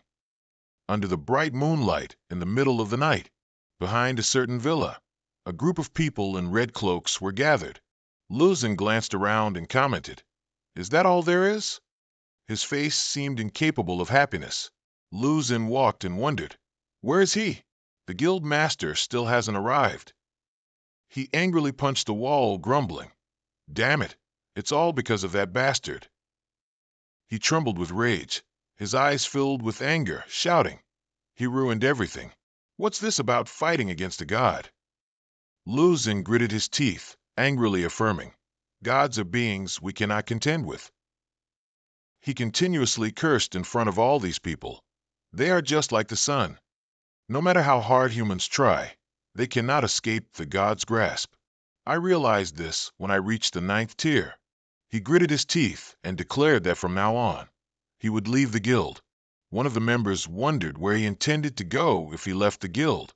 Luzin glanced and then seriously replied, "To wherever God is." One of them stared at him curiously. "Do you really have a connection with God?" He subtly darted his eyes. Immediately after, he calmly replied, "Originally, I intended to make the guild stronger, so God would be pleased if this side surrendered and promised to care for us more." Another person asked him in a low voice, "So, from today onwards, you will abandon the guild's name?" That person continued to ask, "So what if the gods give an unreasonable command?" He replied indifferently, "Just follow their orders." That person boldly asked further, "Even if it's any kind of command?" Because he received too many questions, Luzin became angry and raised his voice. "How many more times do you want me to give the same answer?" As soon as he finished reprimanding, that member slowly took off his hood and cloak. Lucas exhaled and said, "I had hoped things would go astray exactly as I predicted." He immediately recognized him and his eyes widened. Lucas, brimming with killing intent, was now standing in front of Luzin. He couldn't have been more surprised and shouted his name. Suddenly, a stream of light appeared beneath the feet of these red-cloaked figures, along with a violent earthquake. Although Lucas was only activating mana, its power was terrifying. Those people couldn't help but be amazed by him. He said to him with a cold expression, "It's a pity, Luzin." He didn't hesitate, angrily yelling directly at him, "You fool! Do you think you're stronger than everyone else, so you look down on everyone?" Luzin and his companions rushed forward. He declared he wanted to kill him right now. Weapons were successively prepared to strike down. He said contemptuously, "You made a mistake by coming alone." His expression darkened as he softly said, "Sorry, but I also intended to come alone." Suddenly, shadows swiftly rushed forward from behind Lucas. Greeting Luzin was a powerful, unexpected punch. He and his companions were punched into the air, screaming frantically. The others behind them couldn't help but panic at such a sight. But before they could process what had just happened, intertwining sword slashes came down upon them. Unable to evade, they were all wiped out. Some people had their vitality drained by magic, causing them immense pain and discomfort. Gradually, those people became drier, reduced to skin and bones. Then they too collapsed to the ground, to Luzin's astonishment. He trembled, his face pale, resenting Lucas. Fine, your friends listen to you too. From the other side, he smiled and introduced. My friends are famously known for not listening to me. Bodies and blood were scattered everywhere. People fell like flies, bodies intertwined, lying exposed with wide eyes on the cold ground. Luzin gritted his teeth, panting heavily. Lucas turned slightly and called out, "This is the end, Luzin." He truly couldn't accept it, with countless why questions in his heart. I'm not his opponent. How can this be? How can there be such a huge gap? He kept thinking to himself, you'll never see the end of it. Looking at Lucas's powerful figure standing before him, he asked himself if he was ultimately just a mediocre individual. His hands trembled as he said to him, "Earlier you said God isn't an absolute existence, right?" He coughed and said that he really resembled his elder brother. Upon hearing these words, Lucas was a bit stunned. He frowned, thinking of Luzin's brother Cairo. Luzin lowered his face and recounted about him. He, Cairo, was the most brilliant genius I've ever known in magic studies. He also once said words similar to yours. Lucas lowered his gaze and asked him, "Is that true?" Luzin raised his head and asked him, "Do you have enough confidence that you can defeat God?" Seeing his contorted expression, he gloated sarcastically. "What? Can't answer now." But suddenly, Luzin fell silent, his eyes wide. He heard him say, unhurriedly, "Yes, you're right. Deities aren't an absolute existence. The guild has fought them before, but God is different." Luzin frowned, asserting, "God is an absolute existence, just like his name. He is the divine." Snow and Nora stood outside, silently listening to him speak of God's greatness. Lucas couldn't help but speak up. "So you willingly become a slave?" Luzin shouted back at him, "What's wrong with that?" He gritted his teeth, his voice strained and miserable. "It's all a strategy for me to survive." He yelled loudly, repeatedly questioning, "Why? Why do both you and he not know this incredibly simple truth?" Sacklie next to him said to him, "I don't want to give up my self-respect and become an animal just to save this life." Luzin scoffed coldly at that, then mocked, "You only say that because you've never met God." He calmly replied that he had met him, a statement that took Luzin by surprise.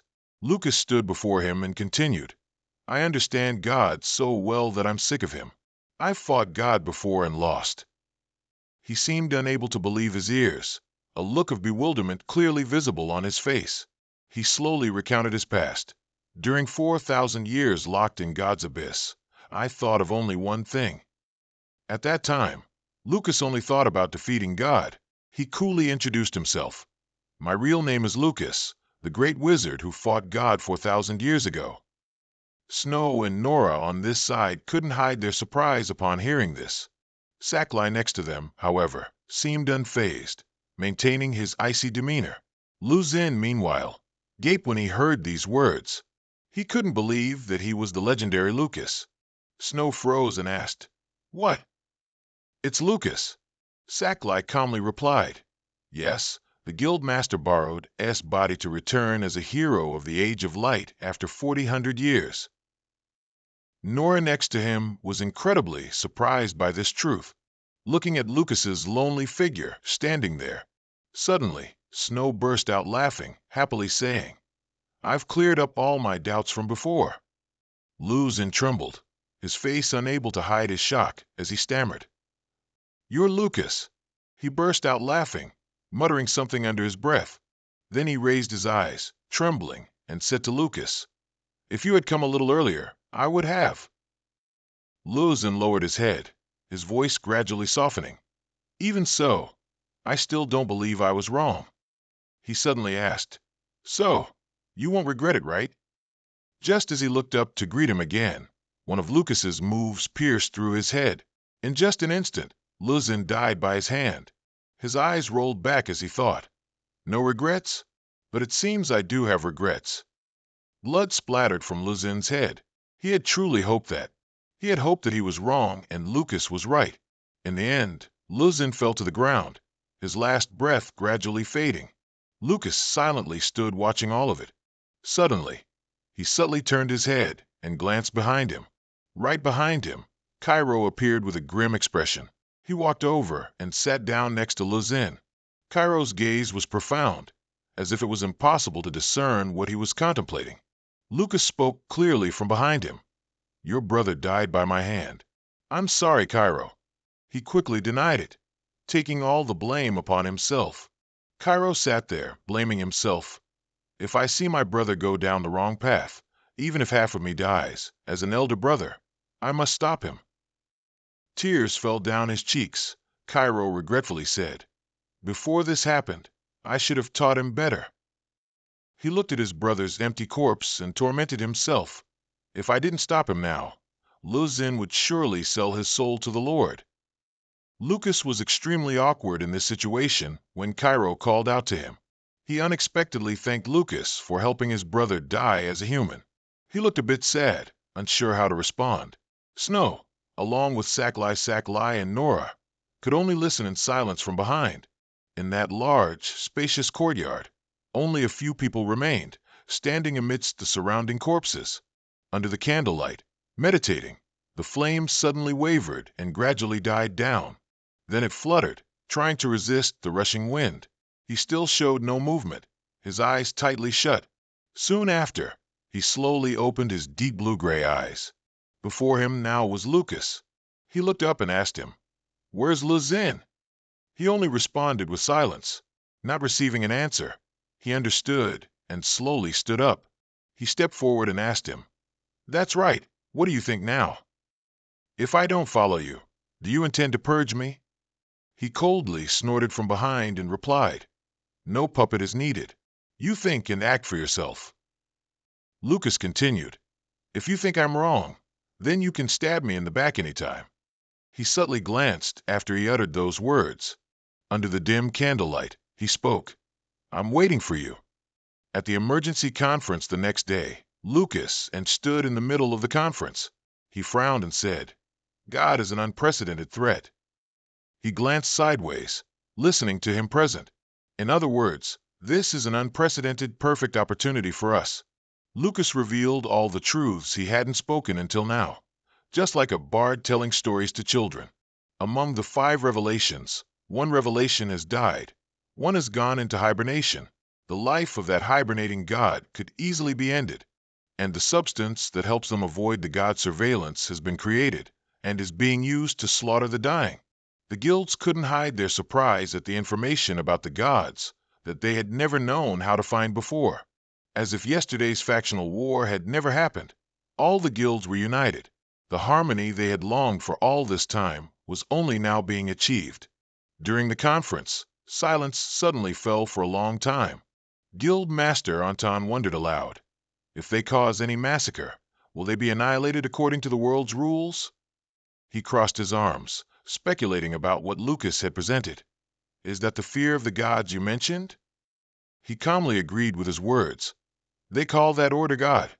Anton's knowledge of what a god truly was seemed to expand. He turned around and asserted, "From now on, we must hunt down the apostles of Revelation and destroy them." Anton curiously asked, "Have you already grasped the identities of the apostles?" "At least I know 2 people. One is an assassin named Cantus." Next, he revealed another person. That is the demon. Anton and Sally couldn't hide their surprise upon hearing that name. Lucas clearly explained the reason. As long as we eliminate them, the apostles will fall into a state of hibernation. Then, turning the current desperate situation around is no longer a pipe dream. From the side spoke up in surprise, "It seems Cantus is indeed the king of assassins." Everyone was extremely surprised to hear that. He continued to explain, "He is the one who assassinated both nobles and royalty. Based on the testimonies and contracts of clients, I only know that he is indeed real. He seriously offered a plan. If our information is correct, he originated from the north. For now, we should search for his whereabouts there." Sally suddenly spoke up, "I know a little about Cantus." Her words immediately caught Lucas's attention. He quickly turned to her and urgently asked, "Is that true, Sally?" She stated unhurriedly, "He is a demon who once had a contract with me." She continued to talk about what happened then. The supreme demon was confined to the continent. Ethically, that wasn't impossible. But Sally's next words astonished Lucas greatly. But if he wanted to, he could sacrifice tens of thousands of people. He stood opposite her and asked, "Can we find him, Sally?" She stammered slightly in response. "Of course. A demon can't hide his special energy." Anton calmly said, "Leave the search for Cantus to us." Lucas remained silent for a while. Amidst the noisy conference, a stream of thoughts continued to run through his head. I've reached the ninth city, and the guilds have gathered. He now had such reputable and powerful allies. These people also shared the same aspirations as him. Therefore, for Lucas, this was the beginning. The beginning of everything would start from here. He was extremely determined, wishing himself luck, because this was the official battle against God. Ben still screamed loudly with all her might. The sound she created was incredibly fierce. Everyone tried to cover their ears. Lucas was secretly amazed. At this distance, it sounded like the entire world was screaming in unison. Isabel, covering her ears, secretly marveled. This is the dragon's roar. But that sound echoed extremely far and clear. After Ben stopped, Hetta from behind spoke up to comment. She has reached the level where she can use the dragon's roar twice in a day. She truly is a very talented person. Lucas subtly glanced back. He frowned and mumbled, "Twice a day." He looked at Ben and said to him, "Chairman Ben's dragon's roar is an indispensable weapon in the battle against the demigod. To be honest, I feel a bit more ambitious now." Hettu, who was nearby, asked curiously, "A battle against the demigod? Isn't it a battle against the apostles?" He remained silent. At this moment, he secretly thought of ACNI. Lucas secretly thought that Nick didn't willingly follow ACNI. She was forced to become an apostle due to bullying. He was determined to eliminate someone like ACNI with his own hands. Suddenly, Hetta thought of something and spoke up. "Hey, it's time. Let's get going." Hearing that, Lucas was a bit curious. He turned and gave him a bright smile. While Ben was currently lying asleep, Hetta happily said, "Finally, it's complete, goddess of victory." He cried tears of joy and said, "Look how elegant the great Anna is." Hearing that, Lucas wondered, "The great Anna?" Lucas and Cairo silently listened to him proudly talk about it. That is a non-existent substance, something that the three greatest alchemists on the continent united to create, the greatest masterpiece. Hettu, amidst the crowd, endlessly spoke about it to him. The core is what? The genius of the Age of Light, a masterpiece for life. Later, no demon could ever compare to the great Anna, but everyone looked at his appearance and surmised that he wasn't like what Hetta said. Hetta clearly called Lucas to give him the core, and Lucas quickly handed it over. He grasped the core and flashed a terribly wicked smile. He dropped the core onto Ben's stomach. It suddenly glowed and lifted Ben's body into the air. Lucas stood before the dazzling light and secretly admired. "Is that heartbeat echoing all the way here?" He gradually realized and spoke. "Is this thing 1,000,000 mana?" Hetta smirked and replied, "A million? It won't be that much." A field of light enveloped Ben. He began to explain. "The energy index of someone born with the most perfect body like her is so vast that it cannot be measured by existing techniques." Lucas was stunned by these words and secretly thought, "Indeed, this is extraordinary mana energy. Considering the absolute quantity, I might even surpass Diablo." He suddenly burst into loud, satisfied laughter at the masterpiece and said, "I swear this is the greatest masterpiece of my life, the greatest work of art." At this moment, Ben's eyelids twitched slightly. He slowly opened his eyes, revealing beautiful golden eyes. The powerful energy exploding within him caused a fierce wind to rise. Lucas also grimaced at his power. Ben gradually descended right in front of him. His eyes slowly opened further, and an indifference enveloped him. Hetta cried with joy, "It's moving! My great one!" He, puzzled, turned and asked, "Just now you called her Anna." He didn't care and replied dismissively, "I think this name is prettier." Suddenly he spoke up, "Oh, where is this? Why are my hands so thin?" Hearing these words, Lucas couldn't help but be stunned. He observed now and then understood. He wondered again. How much time has passed? He now wide-eyed, his whole body trembling. Immediately, Lucas rushed over and grabbed his arm. He held on tight and looked at him, stammering. Isabel, seeing his reaction from outside, wondered and asked. Suddenly Lucas called out a name that made her freeze too. He trembled and stammered. "You aren't you?" Everyone was stunned when he said that. Isabel asked in a panic. "What are you doing?" Cairo froze, then spoke. "Do you mean the great sage?" He suddenly spoke. "For 1,000 years, 7 months, 23 days." He hugged Lucas tightly and said joyfully, "Long time no see, right, Lucas?" Cairo was once again astonished, saying, "Lucas is Lucas? What is this? Frey is Lucas."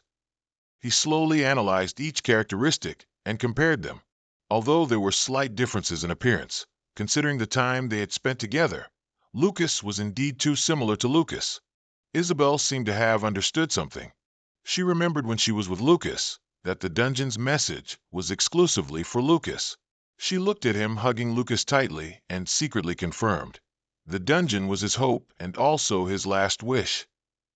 He leaned close to Lucas's ear and smiled, saying, "No matter when, as long as I open my eyes, I always thought you would definitely be standing right in front of me."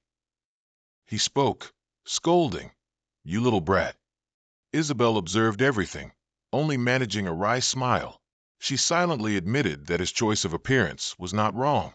Lucas stiffened and said uncomfortably to him, "You being so emotional makes me sad, kid.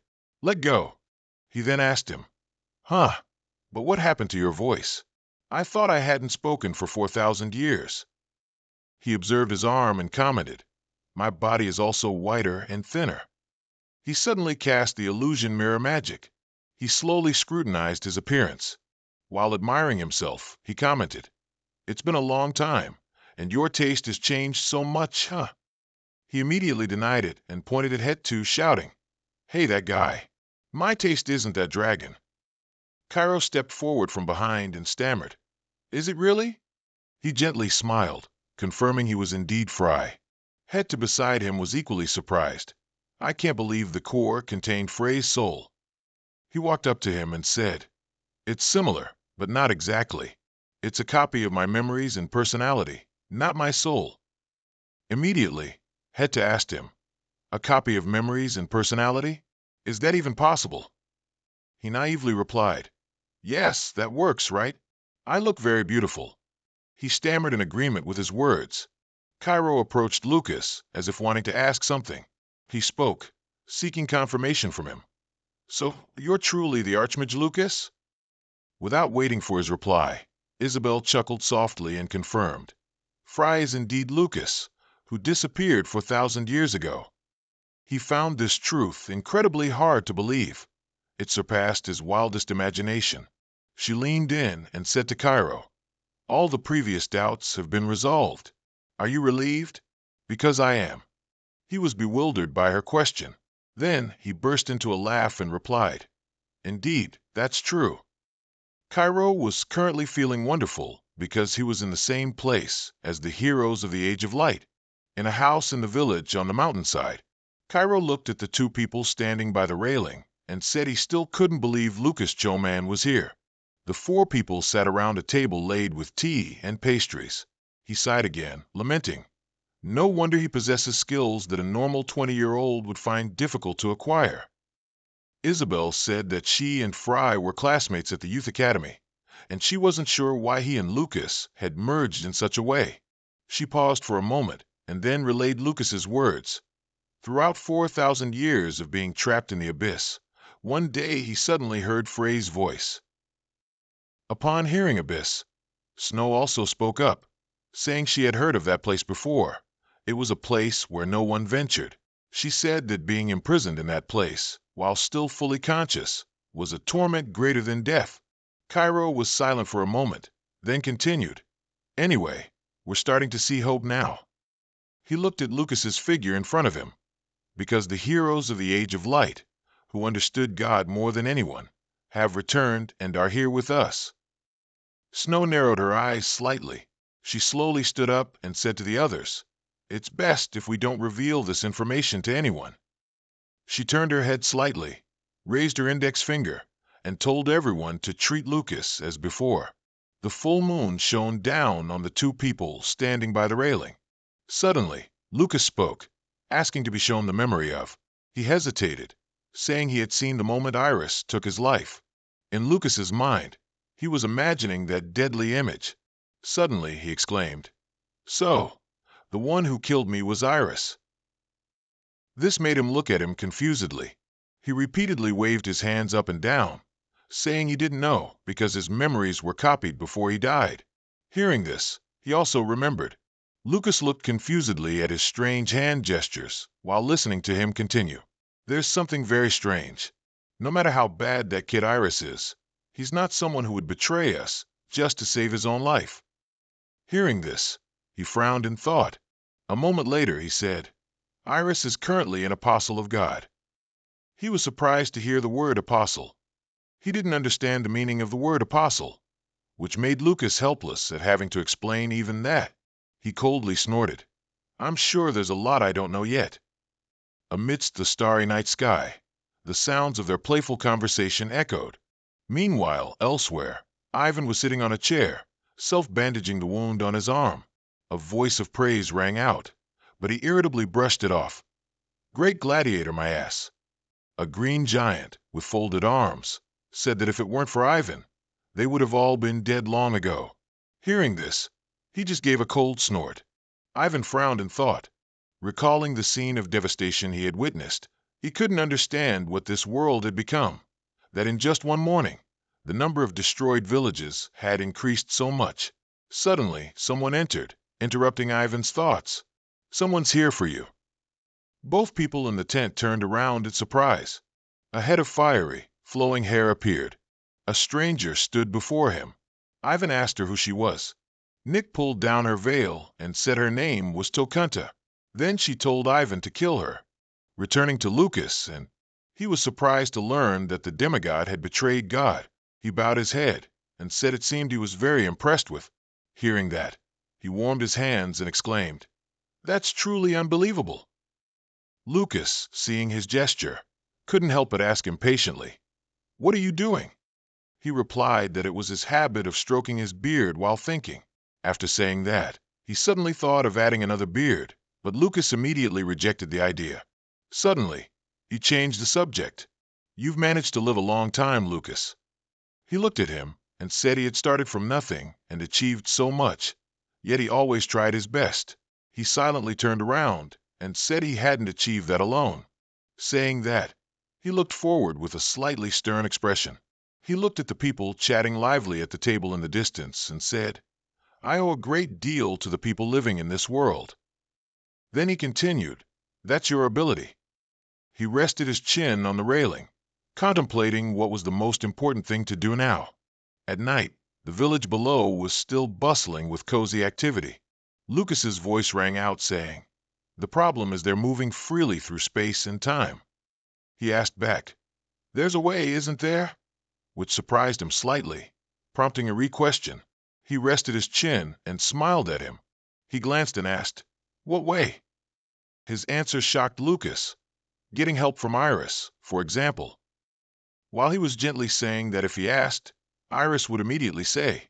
Lucas yelled in surprise, "Iris betrayed us and killed that person." Yet Skyzer calmly looked at him. "But he saved you, didn't he?" He lowered his hand and stared into the void ahead. "Even if he's bad, he's not someone who would betray you." Early morning in the Hispania mountain range. The wind whistled through the closely packed mountains. Two people stood on the rock outcrop. Skyzer said this was the scenery he'd longed for all this time. Lucas stood beside him, watching silently. He continued, "It seems that for the past 4,000 years, time has only stood still in this one place." Suddenly, Skyzer turned and asked him why he was there. He said he had met Agni's apostle, an apostle with the Lord's fire power here. He said that was the benefactor who didn't hesitate to risk his own life to save him, and also his friend. Lucas said that's why he had to kill Agni himself. He found it strange not to meet that friend as usual. Skyzer said he might be sleeping. Suddenly, a figure plummeted from the sky, making Lucas jump and look up. The person landed, creating a large hole in the ground. That goblin was panting continuously. Skyzer asked if he was Lucas's friend, but he denied it. Then the two of them discussed the oversized body of the goblin before them. The goblin spoke word by word while gasping. White-haired human. Master. Of master. Hearing that, Lucas immediately realized he was Nick's subordinate. The goblin continued to speak in disjointed words. Master, said, dangerous period, has come. Cannot resist. Skyzer grumbled irritably. If you want to send us a message, you should send someone who can speak a bit more clearly. Lucas, however, was still concentrating on listening to him. Must create a gap. Master of master. We'll pay attention to it. Having said that, he concluded with the word sink it. After that, the goblin repeatedly uttered that word. From the goblin's words, he concluded their next destination. He told Skyzer that they had to make a trip to Silas. At this time, in a large oasis in the desert, Nosdog approached Agni and asked what urgent matter they needed to discuss. He asked Nosdog what he thought. Agni said in a low voice, Zealand has been annihilated. Nosdog was stunned for a moment. Then he turned his back and said, Zealand sacrificed himself to awaken the three of us. Agni immediately questioned the word sacrifice in his statement. Agni asked if he meant that wasn't what Zealand wanted. Nosdog didn't turn back. What exactly are you trying to say, Agni? He bowed his head and spoke of the Lord. Agni paused for a moment, then stammered. The Lord has never forced us to sacrifice ourselves before. Perhaps the Lord has changed. Only then did Nosdog turn around and say, The Lords will soon be the same as the demigods. Suddenly, he sensed something about Agni. Nosdog turned and told him that it was okay for him to worry. After saying that, he added that as long as Agni didn't follow in Ricky's footsteps, it would be fine. Agni listened silently as Nosdog said that a despicable act, like fighting with one's own kind, should only happen once. He was silent for a moment, then said he knew that. Over on the other side, Nick was fiercely screaming and unleashing her moves. She unleashed 4 blazing flames towards Ivan. As the flames enveloped where Ivan was standing, he suddenly vanished. Ivan teleported in front of Nick, throwing a punch that startled her. The punch created a terrifying shockwave that went straight through Nick. Her mouth hung open, eyes wide and white, as she silently cursed Ivan as an unlikable bastard. He pulled his hand back, causing Nick to immediately shoot backward. She rolled several times on the ground. Nick hadn't been fighting with all her might. She was merely provoking him to attack her. She felt that dying like this was quite good. Ivan stood watching the dense smoke and dust slowly dissipate. Suddenly, Nick jumped down from above, swinging a line of fire at Ivan. Suddenly, he moved, surprising Nick. Before she could react, Ivan swung his arm and threw her to the ground. She was thrown down hard, creating a dent in the ground. Her neck was tightly gripped by Ivan's hand. He gritted his teeth, raised his fist, and said, This is it. With that, his fist, carrying terrifying power, lunged towards Nick's face. Nosdog asked Agni how he was managing his apostles. He said Agni's apostle kept him constantly on alert. Hearing that, Agni asked in surprise, Who? Nosdog uttered the name Frey. He said Frey also had a touch of madness, so he probably wouldn't leave them alone. Agni retorted, asking Nosdog how he was managing his apostles. He scoffed, saying his apostles weren't the type to interfere with humans. Agni remembered his apostle used to be a demon. Nosdog continued to comment on Ananta's apostles, and the Lord's as well. Then he added, I worry about you the most, Agni. Agni subtly curled his lip and replied, Not necessarily. If it's about that, you should worry more about yourself. Hearing that, he was stunned and asked again. Agni asked Nosdog if he had ever thought about why he took in the phoenix he found on the road as an apostle. He didn't wait for Nosdog to answer, but asked another question. Don't you find it illogical that apostles have a huge weakness but still have to act? Then Agni raised his hand and looked at his palm. I've long wanted to eliminate this hateful weakness. Nosdog looked at him in surprise and stammered, "Eliminate the weakness, how?" Agni looked at him silently. He looked at his reflection on the lake's surface and said the phoenix suits him very well. If it were just about meeting a single condition, I probably wouldn't need an apostle. Back to the battle just now, an explosion echoed, causing thick smoke and dust. Nick gaped in horror, watching Ivan slam his fist into the ground next to her. Suddenly, he stood up abruptly, turned his back, and told her to get lost. Nick angrily yelled, telling Ivan to kill her. Suddenly, something left her utterly speechless in shock. Ivan looked ahead, cursing. "They're coming again." Amidst the thick smoke and dust in the distance, something glowed. The light grew closer and closer, and something could be seen within the beams of light. Ivan knew it was the demigod's damn henchmen, and they were rushing towards them. He said, "That's Kurasa's spot." Nick looked in horror at the scene before her. Ivan's voice rang out again. "Why do they always follow us wherever we go? They really do have noses as keen as dogs." He pulled at his collar and sniffed, wondering if he smelled, then remembered he hadn't bathed today. Suddenly Ivan's eyes narrowed sternly. He stated with certainty that there was a traitor among them. Seeing Ivan leave, Nick immediately screamed for him to kill her first, then go. Hearing that, Ivan irritably told her to shut up. He turned his head slightly to glance at her and said he didn't know what she was going through, but he wasn't interested in killing those who begged him to kill them. She gaped in astonishment when he told her if she wanted to die that badly, she should go find a place to hang herself. With that, Ivan left, abandoning Nick, who sat bewildered on the ground. She trembled, clenching her fists. "Hang myself? Don't say such stupid things." Nick gritted her teeth and yelled, "If doing that could kill you, why would she?" The sun rose over the desert. Lucas was hovering in the sky, looking down. Below was Rooney. He silently looked down for a long while.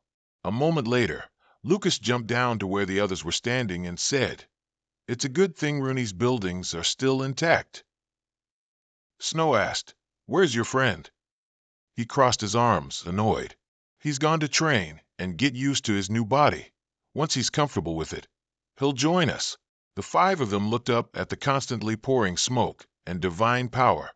Nora murmured, "Divine power is spreading everywhere. Even seeing it with my own eyes, I still find it hard to believe." "So, the day has finally come when the demigods can act freely like this?" Isabel asked. "Why are they heading towards Rooney?"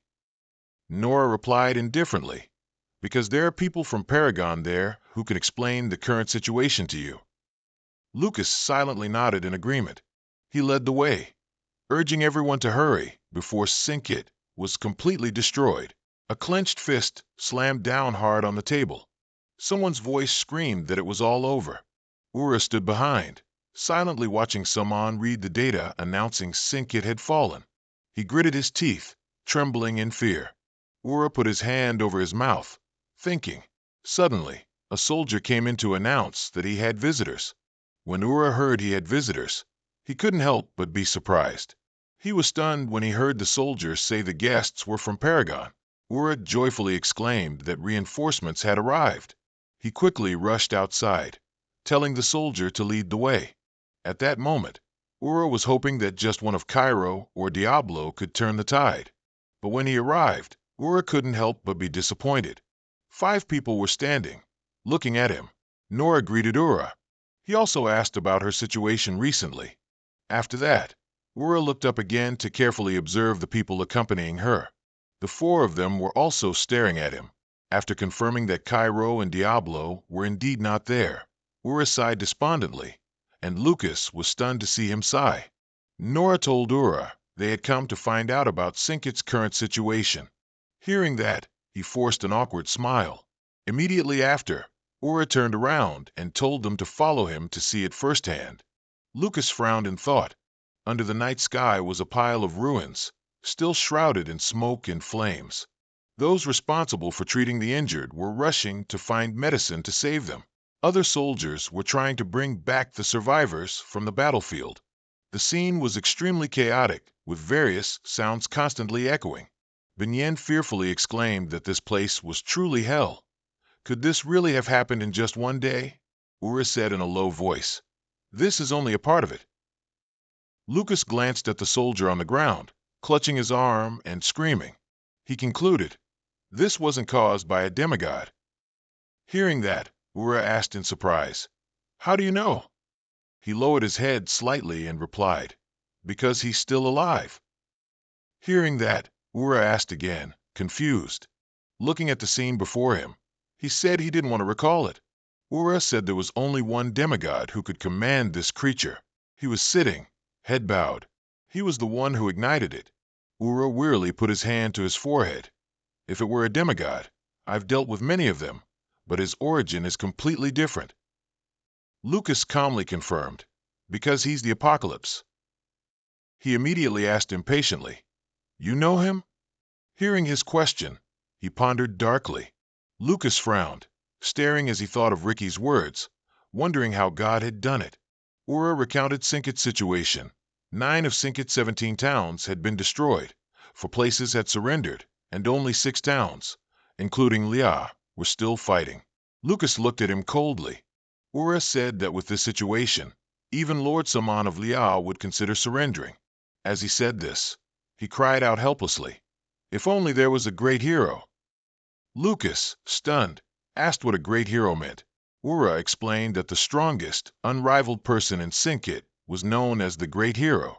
He said that although the current Great Hero was not from Sinkit, with his outstanding leadership abilities, he quickly built the strongest fighting army in Sinkit. Hearing that, he seemed interested and marveled. Suddenly, he said the person's name was Ivan, which stunned him. Lucas immediately turned his head to see Nora, who had arrived behind them at some point. She gave an enigmatic smile. Nora said with a frighteningly twisted expression, that kid always likes to be so cryptic. Seeing this scene, Lucas could only manage a wry smile. Suddenly, a bell rang, followed by shouts for the entire team to quickly move away. Ura, surprised, asked what was happening, and the soldier turned and said they had been ambushed. Something glowing was rushing towards them in the distance. Those were the demigod's creatures. The soldier screamed in horror. That swarm of creatures has returned, completely filling the horizon. Hearing that, Ura seemed utterly disheartened, bursting into laughter and saying, it's truly over now. Suddenly, Lucas asked the soldier, a demigod? Making the soldier confused. He asked again, there's a demigod too? The soldier said it didn't seem like there was a demigod as well. Hearing that, Lucas just scoffed coldly and casually asked for the location. The soldier hesitantly replied it was to the southeast, then asked him who he was. He and the other 4 gathered and replied, we are the relief army. On an observation tower that was fortunately still intact. Lucas stood on it, observing the situation below. He looked at the fiery creatures and chuckled. That bastard Agni sent a lot of people, didn't he? Ura asked him in surprise if he really intended to stop that entire army by himself. He turned his back and told him that from their first meeting, he had seen their disheartened expressions. Then he exposed that Ura was disappointed because he wasn't Cairo or Diablo, causing Ura to panic and want to explain. Lucas cut him off. Be glad, I am not their subordinate. Hearing that, Ura finally couldn't help but interject. This is not the time for you to boast. The enemy has over 1,000 people. Even I can only face 100 of them. So why would you by yourself? Lucas smirked and asked him if he depended on Cairo and Diablo, but knew nothing about mages. He explained that for mages, the number of enemies doesn't matter, as long as they are pulled into the desired coordinates. As he finished speaking, a large blue whirlwind grew beneath his feet. Immediately, blue light beams spread throughout the observation tower, startling Ura. He shivered in fear, feeling the world shaking, unable to believe that human mana could be so powerful. Lucas walked through the air, leaving the observation tower. The other 4 stood silently, watching the streams of blue light pouring out. Ura's eyes widened at the sight, and Lucas spoke again. He said that for a 9th level mage, coordinates are no longer important, accompanied by a deadly gaze. Amidst the roaring from Agni's creatures, his voice rang out again. All the space I see is under my control. Lucas stood amidst the streams of blue light in the air, looking at the fire creatures below. They continuously roared ear-splitting screams. He muttered that for a 9th level mage, coordinates no longer held any meaning, as streams of light enveloped the entire sky and land. All those streams of light converged on Lucas, forming a vortex directed down towards the creatures on the ground. He spoke. "All the space I see is under my control." Lucas brought his palms together, creating a source of power. Suddenly, light shot out from his eyes. He swung both hands, creating a snowstorm. Agni's creatures were instantly frozen. All of them were frozen at the same time. The others struggled to resist the terrible impact brought by the snowstorm. In a flash, the snowstorm had spread across the entire army of fire creatures. A cold air radiated throughout the sky. On the ground were thousands of ice blocks, each containing one of Agni's creatures. Lucas gently raised his hand. Suddenly, he clenched his fist tightly. With that clench of his fist, the ice blocks below shattered. Thousands of ice blocks containing Agni's creatures simultaneously shattered. Cold air and smoke intertwined, spreading across the desert. Looking at the scene, Isabel wondered if those creatures had truly been annihilated. Ura's mouth hung open in horror, unable to believe what he had just seen. In contrast, some, like Nora and Snow, remained calm. As for Benian, he could only utter Lucas's name in endless astonishment. Ice and snow covered an entire area, creating a strange beauty. From then on, this day was known as the Snow Flower of Sinket, and Lucas's name spread throughout the land. A moment later, Lucas happily munched on a sausage and skewered meat. A voice rang out. "The situation has been spectacularly reversed. What were you thinking, Frey?" Snow stood with her arms crossed, leaning against a wooden barrel, saying this incident must have reached Agni's ears. He continued eating and agreed with her. Suddenly, she angrily rushed over, slammed the table, and shouted, startling everyone. "Did you intentionally do this to attract attention? What exactly is your plan?" Lucas furrowed his brow, stuffing meat into his mouth. "Agni won't be able to take even one step into Taladun, right?" Nora and Snow looked at him thoughtfully. "After all, if we don't lure him there, we have no chance of winning. We're still at a disadvantage, so we can't just charge in and attack without a plan." Then he pointed at Isabel next to him and said he intended to clear Sinket with her. After all, she was just a substitute for her husband to carry, which made her angrily bite her lip.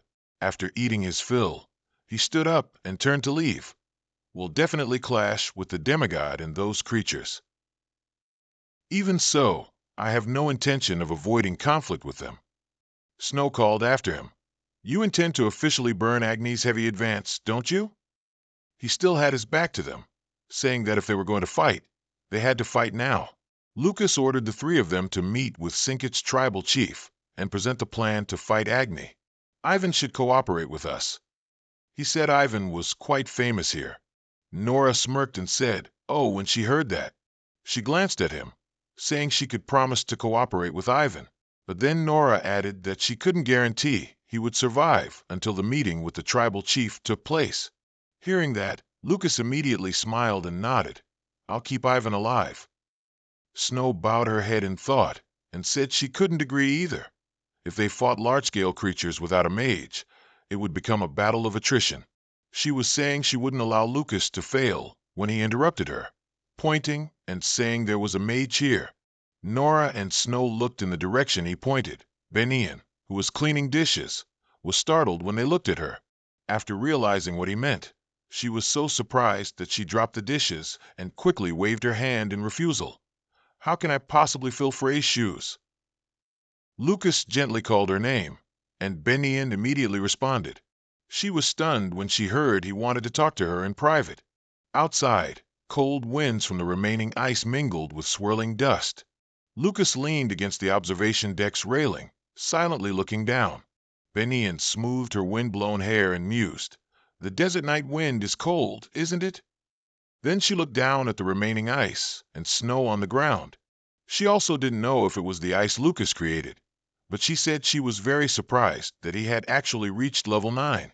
She hugged her arm and said, "Frey always effortlessly turned his thoughts into reality." She looked at Lucas's back and praised him. After finishing, Benian said she had seen it before. Indeed, I cannot bear the responsibilities that the Choman Wings Guild Master undertook. She was about to say that she wished he would become the Guild Master when he cut her off. Lucas said his old friend had woken up after a long sleep. He praised that person for being much more formidable than himself, straightforward, steadfast, and insightful. In the silent night sky, Lucas's voice echoed, "I've always greatly respected his thoughts." Benian sighed, saying she thought of him the same way. She said she really wanted to meet that friend of his just once. Hearing that, he replied that she would meet him soon. Benian listened blankly as he continued, "But he's so peculiar that he doesn't have a single disciple. Clearly, he's more knowledgeable than me and excellent at conveying things." He said they had to tell that friend everything about the guild because he was very interested in it. She still listened, stunned, as he continued to babble. After 4,000 years, there are still people who wish to fight demigods. Lucas said what could be more joyful and fortunate than this. Hearing this, Benian seemed to realize something, and her eyes widened. She was stunned, muttering the name of the person in front of her with confusion. He said the most curious thing was Stronic lace, but he couldn't answer that for the other person. Lucas continued to ramble on. If he knew the current dilapidated state of Stronic lace, he would surely be very disappointed. She was flustered, wanting to stop him. Suddenly, Lucas said his friend's name was Skyzer, making her pause. Benian approached carefully, probing. But Lucas didn't care and continued, "Indeed, he doesn't have a fortunate disciple." She trembled, speechless, as she heard his question. "Do you know what I thought the first time I stepped into Choman Wings land?" He recalled the scene at that moment. What a lucky guy. Benian's eyes welled up as she covered her mouth, too amazed to utter a word, as Lucas's voice rang out. 4,000 long years have passed, but my will is still clear. Then he brushed it off. I certainly have a successor. He said he was very proud that they had inherited his name. Benian couldn't help but cover her mouth, sobbing. He said he had wanted to say this from the beginning. At this moment, he seemed to be Lucas Choman again. "Thank you, Benian, for your hard work." After that, she burst into loud sobs. She threw herself into Lucas's arms, sobbing. He gently hugged and comforted her. Benian said through choked sobs, "The guild has completely collapsed." Lucas gently stroked her head, comforting her that he knew what she had endured. She tried to speak, but couldn't utter a word. He replied that he was very proud of her.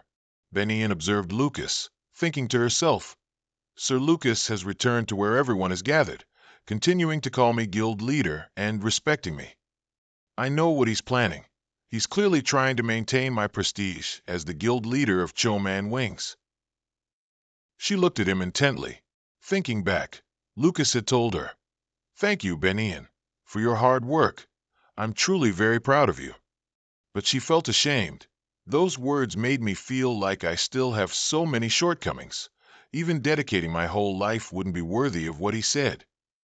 Saman excitedly said, "You are indeed a talented mage, Frey." But Lucas didn't even know who he was. He turned to ask Yura, and he introduced him. "That's Lord Saman." Saman excitedly shook hands with Lucas. After seeing what he had just done, "I feel reassured. We will never yield." He didn't know how he should react to him. The bright lights in the tent were turned on. Everyone gathered at the table, and Lucas began to explain.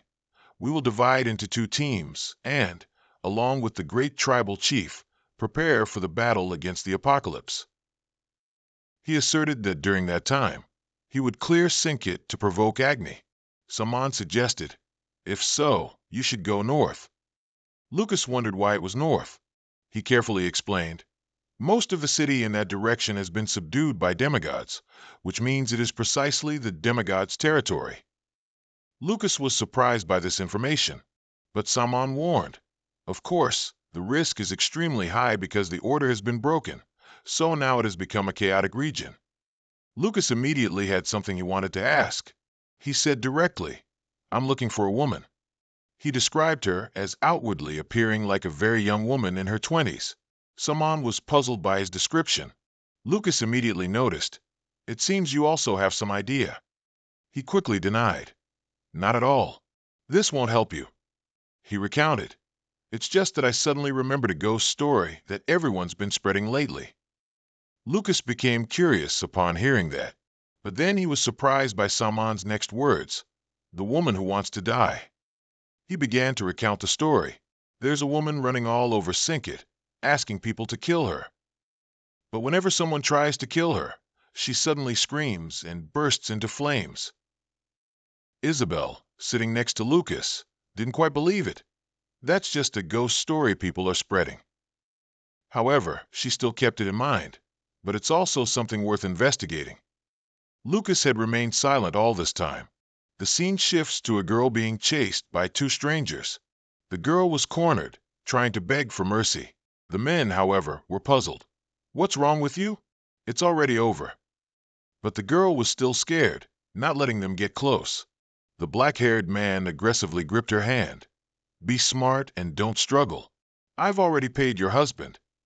The girl couldn't help but scream shrilly. Suddenly, that guy got a kick straight to the face.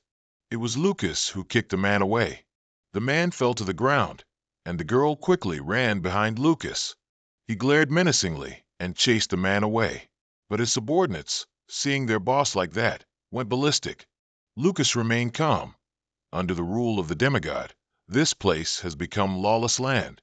In other words, this area is too lacking. But then he noticed something. He saw them actually laughing. The supposedly weak girl was secretly holding a knife behind him, and Lucas had already noticed it. She had a triumphant look, preparing to stab him with a fatal blow. But a hand grabbed the hilt of her knife. Isabel appeared in time and growled, I know what you're trying to do. She cast a sharp glance. It's like you've given up your right to be human. In an instant, Isabel wrestled the girl down. Being tackled like that, she screamed in panic. That group of ruffians scattered and ran. Isabel wondered, who are these bastards? Lucas didn't care either. I know no one in this area can be trusted. Then another scream rang out. What's going on? Hearing the noise, the two also went to check. They pushed their way through the crowd. Isabel was horrified by the sight before her. 3 corpses tied and hung high on 3 poles in the middle of the crowd. Every single one of them had their hands and feet chopped off, and they also wore a sign that read Purge. She gasped in shock. What on earth happened? An old man in the crowd told her. What else? These are the Milanese rebels. Lucas was even more confused hearing Milan. The old man then realized. What? Are you people from somewhere else? He began to explain. The one who truly rules this Antaha is Milan. Even Lord Porto doesn't dare to touch him. The old man sighed. They opposed Milan forming a warring army, and that's why they ended up like this. If they had stayed put, they would still be alive. Why do such things? Isabel wondered. Who is the warring army fighting against? The old man immediately called out the person's name. The gladiator Ivan. The old man clasped his hands and left. You've heard of that name before too, right? He's been searching all over the Sinket desert lately to build his forces. As the old man left, he reminded them, you two should also be careful. With all this chaos, and people coming from other places, don't do anything foolish and end up like that. Even after the old man left, Lucas still felt it was strange. He said to Isabel, Antaha is clearly ruled by a demigod, but it's not Agni. If it were Agni, no matter how powerful Ivan's forces are, Agni would never pay him any mind. The two of them walked and pondered. Lucas speculated that another demigod might be independently occupying Agni's territory. Isabel still didn't understand. He explained further, meaning Agni had sent spies throughout Sinket City to manage it. He calmly said, he definitely won't bother to see it through. They walked the streets, observing their surroundings. Isabel decided, that person is Milan, right? First, we should observe him. A pair of eyes suddenly opened wide. A man sat alone in the desert. He froze in silence, then thought to himself, I don't remember anything. Darrow examined his body. I don't know where this is or who I am, but one thing is for sure, I was born a long time ago. He began to stand up, looking ahead thoughtfully. The vast desert scenery made him uncomfortable. Iris stood in front of the large window. A voice echoed, "You seem busy lately, Iris." She immediately turned to look at Lot. She reported, "The god has arrived in Sinket. Agni has summoned about 10 demigods." Lot stood opposite Iris, listening to her speak. She said that it seems he's plotting something. Then Iris silently looked down at the ground.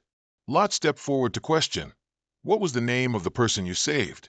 He slowly said, with his hands behind his back, "Ah, it's Frey."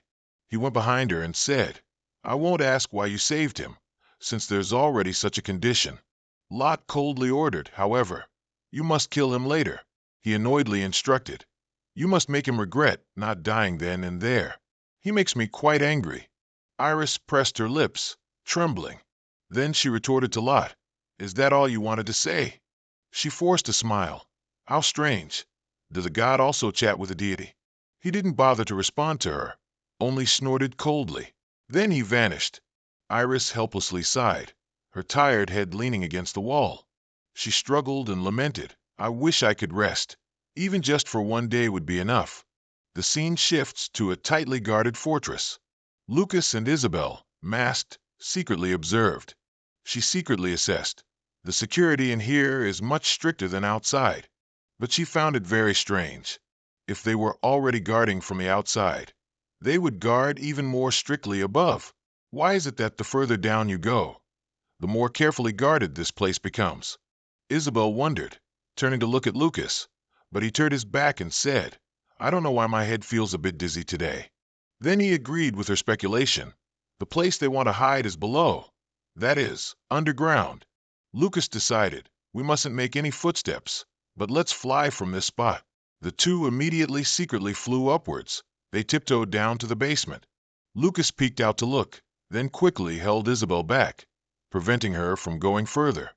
Embarrassed by his embrace, she asked, "Why did you do that?" Lucas immediately signaled her to be silent. He looked at the protective barrier and said, "Only this far. If we go further, we'll be detected." Inside a room, a voice spoke. "As you said, all the bodies are displayed in the square." Someone asked, "Did anyone resist?" The Lord immediately reported that there was.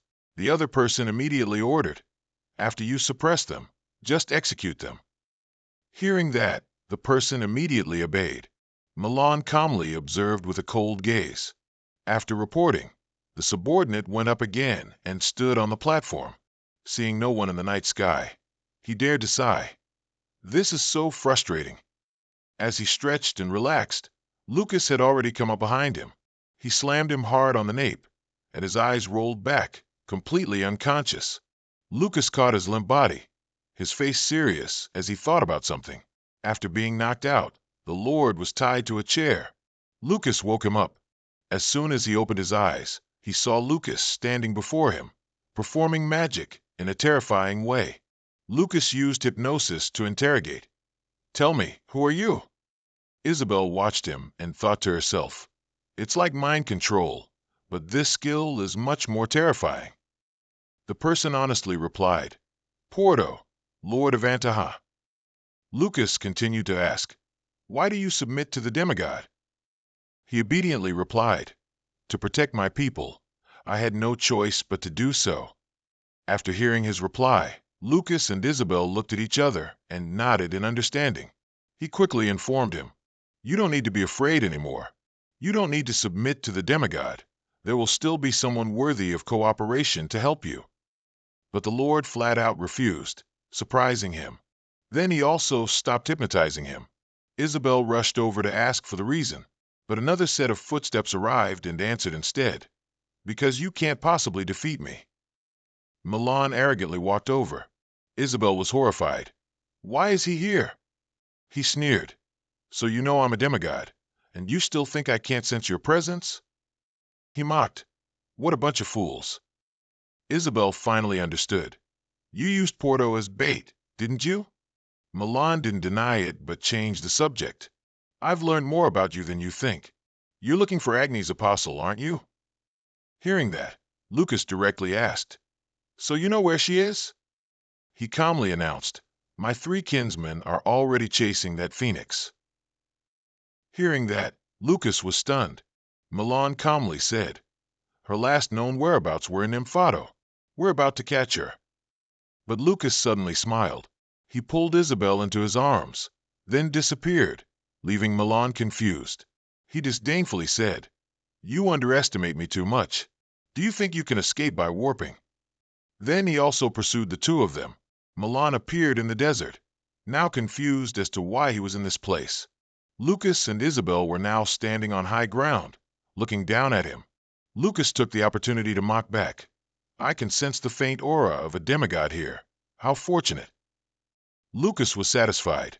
"To be honest, I hadn't even thought that far, so I could lure you so easily." A weapon was drawn. Milan used his arm as a bow. Lucas reminded Isabel, "Stand back. I'll handle him myself." Milan aimed his bow at him and said, "You're about to die, yet you're still running your mouth."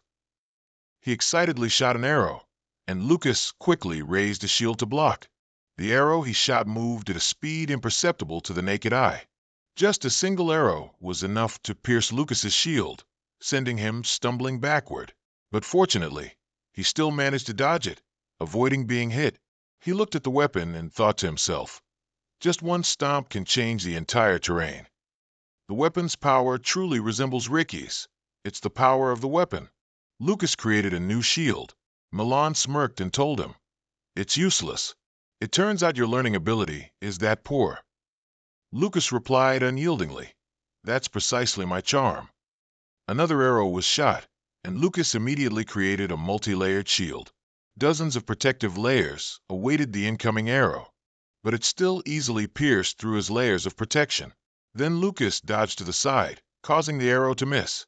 He practiced dodging each arrow's trajectory. Then Lucas immediately turned around and struck, deflecting the arrow. Milan watched him counter and praised, "You wizard, you're quite agile." Isabel observed the situation.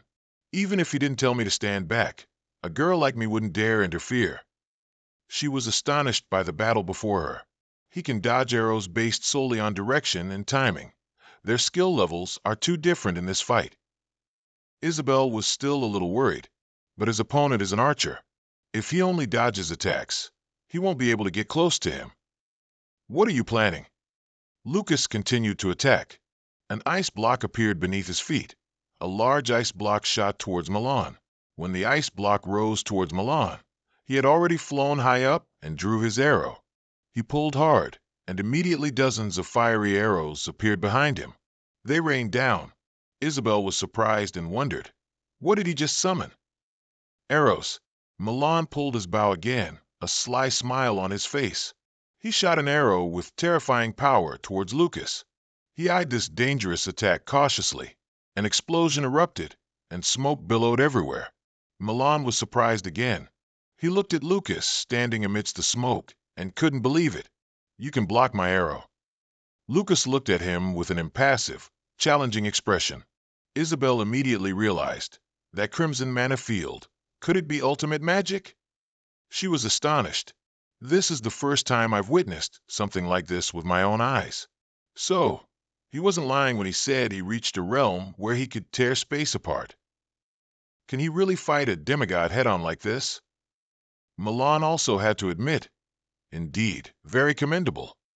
In the past 1,000 years, you're the most troublesome human I've ever fought. All the fiery arrows behind him suddenly stood upright. Isabel exclaimed, "He can do that too?" Milan scoffed, "You, who hasn't even lived 100 years, think you can defeat me?" Isabel looked at him worriedly. "If he keeps firing those arrows, his lordship won't be able to cope. Hundreds of arrows are ready. I've practiced this strength for thousands of years. My absolute experience and yours are not the same." Lucas sneered, "Thousands of years? Stop bluffing. You demigods aren't such an honest bloodline." Milan was confused when he heard him say that. He analyzed, "If you've truly cultivated for thousands of years, this world would have belonged to you long ago. You're just those who coincidentally gained divine power, which is absolute strength. You are an arrogant lineage that doesn't bother to develop its power and just stagnates. That's what you are, demigods. If you possessed qualities that endured through time, how would I have a chance to win?" Lucas kept provoking. Well, of course, if that were the case, we wouldn't have to fight like this anyway. Milan was now enraged by what he said. You arrogant, wretched human. He angrily shot an arrow. I'll make sure you never open your mouth again. The arrow struck, shaking the ground. The immense impact forced Isabel to dodge. Dust flew up, obscuring her vision. Isabel yelled, I'll support you. But when she looked up, Milan was nowhere to be seen. She immediately ran to Lucas to check on him. Suddenly she froze. Isabel saw Lucas and Milan. He was kneeling at Lucas's feet. This sight made Isabel disbelieve. Milan was unwilling.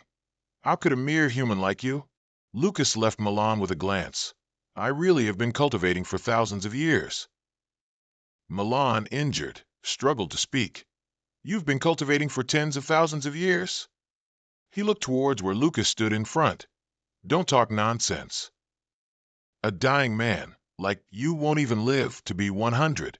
Suddenly he fell silent. Then Lot's voice rang out. Don't waver, my comrades. He calmly stated, I acknowledge other races, including humans, as our enemies, and will fight them with all my strength. You're crazy. Do you think humanity can become a threat to a god? Can you defeat a god? For me, that's just a common occurrence. Suddenly he chuckled with delight. Then his voice rang out with a praising tone that puzzled Lucas. I admit you are my enemy. Suddenly, he vanished before Lucas's eyes, startling him. He widened his eyes in surprise. Space-time displacement? Is he trying to escape? Immediately, a streak of light flashed through the smoke. An arrow from afar was about to strike him directly. Now the real battle begins. He yelled Isabel's name. Isabel! Startling her and making her turn around. A powerful beam of light shot out from the smoke. Immediately after, the smoke began to dissipate. The arrow stopped just in time, right before Isabel's eyes. The powerful arrow flying straight at her stopped just in time. Isabel screamed in shock when she saw Lucas reaching out to catch it, letting the arrow pierce through his arm. Isabel spoke in horrified confusion, apologizing. Lucas ignored the wound, forcefully pulled out the arrow. Don't panic, it's just a fracture. Hearing that, she panicked and rambled. What do you mean, just a fracture? We need to treat it immediately. Hearing that, he scowled and retorted. We don't have time for that. Lucas looked at the empty ground ahead and explained. He's hidden himself. There's no one where the arrow came from anymore. Isabel listened and looked around, analyzing seriously. This is an archer's battle. The arrow will fly so far that I can't even see it clearly. She frowned worriedly. Just like hunting, isn't it? Lucas frowned vigilantly, looking around. If we can't find his position, we'll lose our heads. Suddenly, Isabel made a suggestion that surprised him. How about we use divine power? She continued her suggestion. If you use divine power, he won't realize there's someone hindering him. I respect the pride of a great sorcerer like you. Isabel continued as if not hearing him. But if you use divine power, who knows, you might be able to track the demigod's position. Lucas heard that and pressed his lips together in silence. She suddenly panicked and said, I spoke rashly. But he immediately refuted her. He turned and flicked her forehead hard, making her cry out in pain. Just as Isabel was about to question him, she heard his praise. That's a good idea. Lucas glanced at her and smiled. Millen saw their figures and laughed excitedly. As long as I use mana, I can track your position. His eyes flashed with a wicked smile. Dare to underestimate a god? I will make you regret it. Immediately, he drew his bow forcefully towards Lucas and Isabel. Millen suddenly froze, as if he had discovered something. He no longer saw Lucas's figure and exclaimed, A portion of mana has disappeared. You're quick. Let's see where you've gone. Suddenly, a large light emanated from above his head, astonishing him. He looked up, utterly confused. That's strange. It was so clear just a moment ago. Immediately, his eyes widened in terror. Instantly, a large red light gathered. The powerful blow struck down, making him yell in surprise. Millen was surprised to see his arm broken. He immediately came to his senses and screamed in pain. Startled, He quickly looked down to check. He looked at the thick dust below and couldn't help but think in fear. Mana is gone again. Did he intentionally hide his mana? How is that possible? Millen immediately teleported to another spot, avoiding the light circle above his head. He looked at the light circle, puzzled. How did you find my location? He watched in horror as more and more lightning bolts gathered. Millen seemed to discover the reason, and his face turned pale. He watched the powerful lightning bolts strike down in horror. Thunderbolts? Indra's thunderbolts. Suddenly, a powerful attack pierced through his leg. Millen screamed loudly in extreme pain. He quickly fell hard from up high. Millen lay prostrate on the ground, in pain and fear. Did he use divine power to find my location? You little bug. His eyes flashed as he gnashed his teeth in anger. How can a human use both mana and divine power simultaneously with such mastery? He was horrified as he suddenly remembered the moment Isabel called his name. Millen suppressed the pain and slowly crawled forward, furious. Is that bastard from the Break family? Damn it! What was that useless experiment for? He slowly crawled, gritting his teeth in fear. Too dangerous. That kid, who can use divine power, has already reached the 9th stage. Millen quickly fled. Quick, inform Agni. From nowhere, a powerful attack pierced through his head. His left eye shattered before he could even react. Millen's entire body slowly disintegrated. Then, immediately, his body shattered in midair. Lucas and Isabel stood there dumbfounded, looking at the scene before them. Both he and she wore cold expressions as they looked at him. Her voice trembled uncontrollably. He's really been defeated? You defeated a god yourself. Isabel immediately turned and hugged Lucas, shouting joyfully, causing him extreme pain. You're so amazing. Immediately after, Isabel awkwardly yelled, That's right. You need to get treated right away. Lucas stood still, letting her treat him, while continuously thinking, I used thunderbolts in the final attack. He recalled the scene, continuously marveling. I didn't do it on purpose, but it's like a magnet. Divine power and mana naturally attract and repel each other. Lucas looked at his hand, lost in thought. Then, at some unknown point, mana and divine power in my body harmonized with each other. His hand emitted an extremely powerful lightning bolt. I can't even believe the changes in my own body.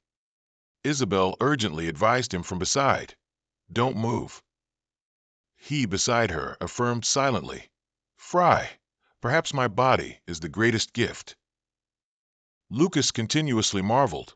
Currently, I have far surpassed my own realm from 400 years ago.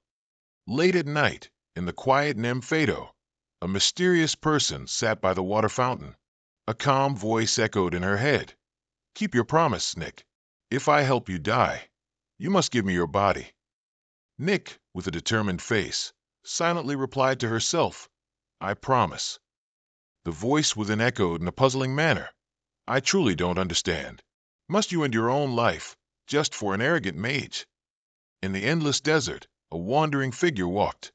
Darrow walked dazedly across the desert. I don't remember anything, but I know I have to absorb water and nutrients periodically to sustain human life. He walked alone, deep in thought, but at least I still remember. I've never done anything like that in this desert.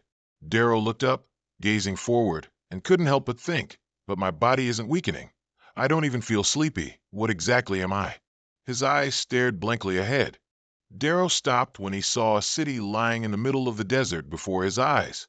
The night sky gently embraced the silent space. Isaka slowly opened his eyes and looked forward. Isaka couldn't help but think in horror, am I in the afterlife? His body was covered in medical equipment. He slowly sat up, removing the equipment, and couldn't help but mutter, Is this a secret bunker? Yes, that's right. Isaka fell into thought. Lucas and Henzir were harmed by their peers. Thanks to that, I obtained the demigod's crystallization, and just after fusing it into my body, I lost consciousness. He quickly pulled open his shirt, looking at the black hole embedded in his chest. He saw the glistening black gem merged with his body. Isaka couldn't help but laugh excitedly. It's a success. This body isn't immortal. Gambling pays off. Isaka immediately reached out to the side, preparing to test his power. His hand condensed a powerful surge of energy. Suddenly, a powerful blow shattered the ceiling. He sat there, looking up at the hole he had made himself. Isaka looked up at the large hole in the ceiling and couldn't help but exclaim, "My divine power is so much stronger than before." Suddenly, Isaka jumped high through that hole. He stood high above, unable to believe it. "My current divine power is now as strong as a demigod's." Immediately after, he laughed loudly and roared, "It's a success!" Isaka laughed more and more excitedly. "Just you wait, you ungrateful traitors. You will all die by my hand." As Isaka was excitedly shouting, an utterly annoyed voice cut him off. "Especially you, Frey. You bastard. Stop yelling. You're going to burst my eardrums." He fell silent, then slowly turned and glanced at the owner of the voice. "Your voice is as loud as a megaphone." Isaka turned and saw a woman appear behind him. Isaka silently evaluated the newcomer, a demigod. He continued to observe carefully and thought to himself, "No, her face looks too strange. If she were a demigod, I would definitely know her." Immediately after, he became excited, radiating his power. Elia yawned at his yelling, just in time. "I need an opponent to train with." Isaka immediately charged forward, fiercely attacking her. Elia immediately slapped him hard, sending him flying to the ground. She angrily yelled in disgust, "I told you not to shout." Isaka fell flat on the ground from a blow. Isaka was in too much pain to speak. Elia, still annoyed, continued, "I saw some crazy person randomly using someone else's power, so I came to see what was happening. Truly shameless." She looked down from above with contempt. "So it was that Zoylan who caused this. I've never heard of this apocalypse." Elia rubbed her forehead, tiredly and dejectedly calling out, "When did she steal my sample? How annoying.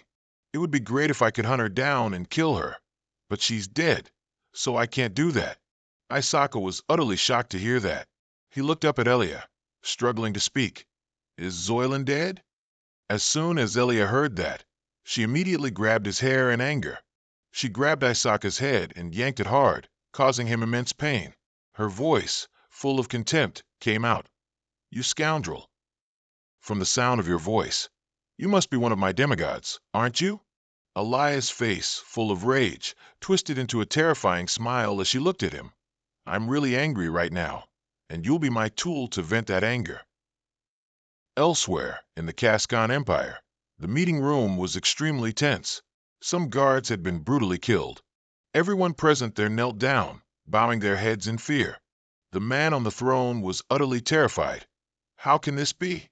Why did this happen so suddenly? Valia looked down at Daos, who stood below him completely calm, and was filled with fear. He stood below, speaking calmly. "It seems you still haven't made a decision." The man was very surprised to hear that. "What are you talking about?" He seemed to ignore him and continued, "Will you submit to us, or choose death?" Daos looked up at him and quietly called out, "Valia Diacasto." Immediately after, he raised his hand, and a crack appeared in the air. "It seems you need my help to decide." He held Genya hostage to coerce him. Valia was utterly terrified and cried out upon seeing this. The girl screamed in agony and despair, calling out to him. The arms tightened around her body, making Genya shriek in excruciating pain. He hastily stood up and pleaded, "Please, quickly release Genya." Hearing that, he became somewhat pensive. Family is indeed a very interesting concept. He made the arms tighten even more, causing her pain, and couldn't help but show interest. "I'm very envious that you can increase your population on your own."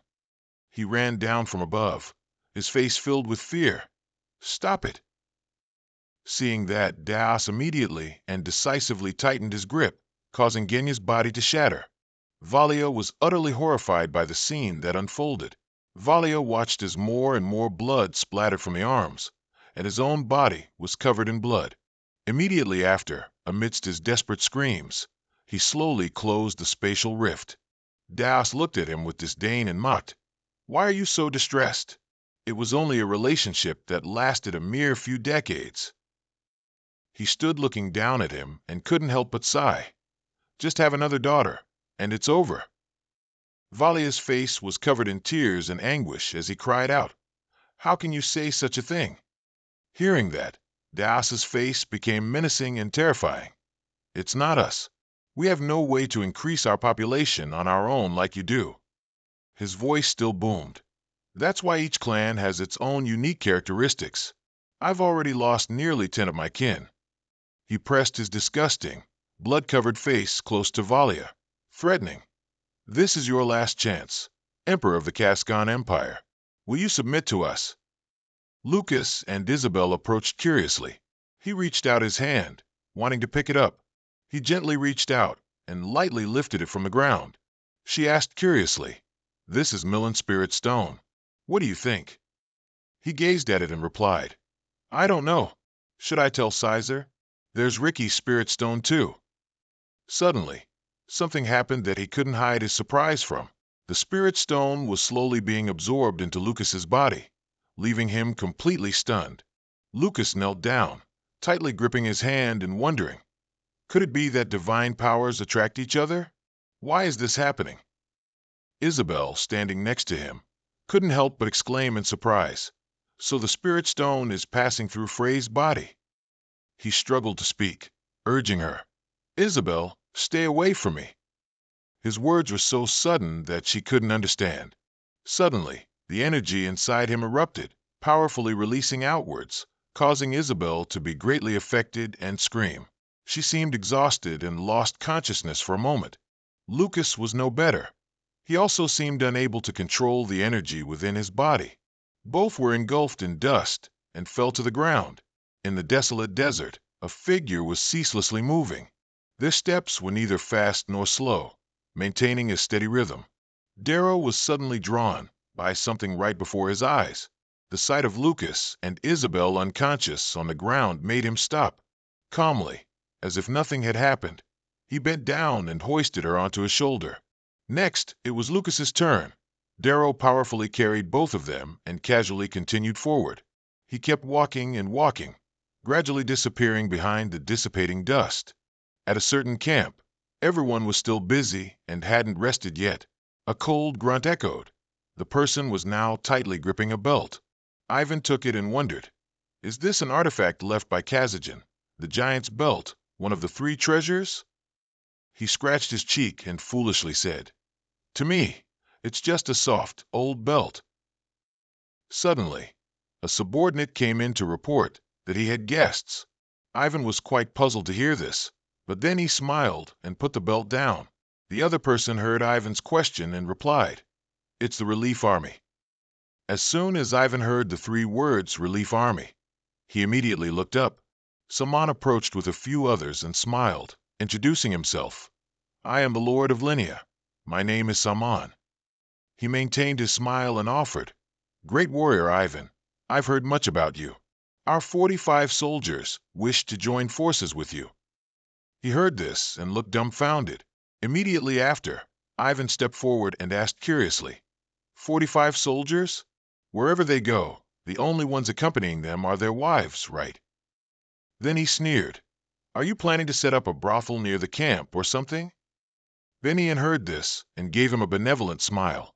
But Ivan, undeterred, continued to scorn, "They're just weaklings. A strong gust of wind would break them." When the girl took off her cloak hood, his expression immediately contorted. Ivan gritted his teeth, his eyes full of hatred, looking at her. She put her finger to her mouth, signaling him to be quiet. Snow playfully winked at Ivan. She approached him closely and cheerfully greeted, "Oh my, this is our first time meeting, isn't it?" He was flustered, unsure how to respond properly. Immediately, his body turned to stone. As Snow got closer with her cuteness, Ivan retreated further and avoided her gaze. But no matter where he tried to avoid her, he couldn't escape. Snow cheerfully introduced herself. "My name is Snow, and yours?" By now, Ivan's face was as red as a tomato. Ivan awkwardly turned and walked away, stammering, but not forgetting to reply, "My name is Ivan." Before he could fully escape his embarrassment, a voice spoke up right next to him, drawing his attention. "This pathetic guy." Ivan lowered his gaze to the person who had just scolded him and pouted. Immediately after, He ran a hand through his hair, laughing openly and provocatively. "Hey, kid, do you have a crush on me or something?" Snow's foot, combined with magic, kicked him straight in the stomach. Ivan was completely taken by surprise. He was in so much pain that even the saliva in his mouth flew out. A powerful kick sent Ivan flying dozens of meters backward. A huge commotion immediately erupted as Ivan's entire body crashed into something. Smoke, dust, and rocks flew out violently, accompanied by a crashing sound that alone told you how much it hurt. This camp was devastated by one of her moves. The others urgently spoke up. "What is it? What happened? Is there an enemy attack?" The subordinate from earlier angrily stepped forward and shouted, "The great fighter has been attacked. What's going on? All troops, prepare for battle." Seeing the tense situation, Benian walked over to intercede. "Calm down. She's not an enemy." He angrily retorted, "But why would she suddenly attack like that?" Suddenly, a voice rang out asserting, "That wasn't an attack." Hearing that, the subordinate became very suspicious. The person who had just delivered the powerful kick to Ivan now slowly took off her hood and cloak, then gradually explained, "That was a lesson, probably." Amidst the thick dust, he coughed a few times in misery. Ivan's face was pale, and he could barely breathe. As he saw her slowly approaching, he fearfully backed away, stammering, "Master, why are you here?" "With murderous intent," she replied. "You have many questions, don't you, Ivan?" "So do I." Nora offered a gentle, virtuous smile and proposed, "But let's save other matters for later. Today we fight first." She gave a deadly smile and snarled, calling Ivan a bastard. As if sensing his fate had reached its end, Ivan froze, unable to do anything more. On this side, a voice continuously urged Lucas to wake up. He slowly opened his icy eyes. Upon opening them, the first image he saw was Isabel, extremely worried about him. When she saw him wake up, she eagerly came closer. Lucas wondered what this place was. Isabel sat down on the edge of the bed and replied, "I just woke up and found myself here." She briefly told him what she knew. On the first floor was a small tavern and inn, and the lodging fees had also been paid. Isabel was now extremely curious. Who brought us here, after all? Lucas didn't pay much attention. What he cared about was the crystal in his palm at that time. A powerful energy was radiating from the hand that had absorbed the crystal. It continuously emitted bold energy and dazzling golden light. Isabel looked at it and stated her deduction. "Indeed, it seems you've absorbed Millen's crystal." For some reason, he burst out laughing and agreed with her. Lucas shared his experience. "My divine power has increased tenfold." Isabel turned and said, "Indeed, you've absorbed Millen's crystal." She wondered and asked Lucas, "What are you planning to do now?" He sat up and stepped off the bed, replying, "First, we need to find Nick." Lucas closed his eyes slightly and continued, "According to Millen, the two demigods sent by Agni are both targeting Nick." From these facts, he gradually deduced and told her, "And if the red-haired woman who wants to die in the rumors is truly Nick, then Nick's desire to commit suicide is certainly related to Agni." Amidst the dry and harsh desert weather, Lucas and Isabel continued their journey. He opened his bag of belongings and couldn't help but exclaim, "The spoils are still the same." She, from behind, offered a guess. "It seems their goal isn't money." Isabel thought and thought, but still didn't know who saved them. Suddenly, a person appeared in front, drawing both their attention. A tall figure, with long black hair, was standing not far from him. Darrow glanced and immediately saw the two of them, then said, "So it's you two. You're awake? That's good." Hearing that, Lucas stepped forward and asked, "Did you save us?" Isabel also stepped forward from behind and bowed in thanks. Darrow looked at him as if wanting to say something.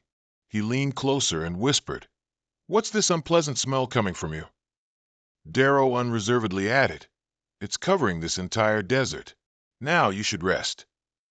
Lucas gradually understood and asked, "You mean divine power?" Hearing the words divine power, Darrow couldn't help but wonder. He then continuously muttered about it. Suddenly, Darrow spoke up, asking, Do you mean the power created by a demigod? As soon as he heard these words, Lucas froze. He stood face to face with him and asked, "You know about demigods?" He remained silent, then stared into an empty space. Darrow remembered last night and replied, "After bringing you back to the inn, I returned there. I sensed the aura of a species similar to yours." He said that what he encountered yesterday had called itself a demigod. Lucas and Isabel remained silent, listening to Darrow speak. It seems he had no intention of talking. He became cold-faced and said chillingly, "I killed him. He suddenly attacked, so I was forced to do it." These words made Lucas's eyes widen in surprise. In his heart, he wondered. He killed a demigod by himself. Darrow turned and calmly walked away, not forgetting to comment on Lucas.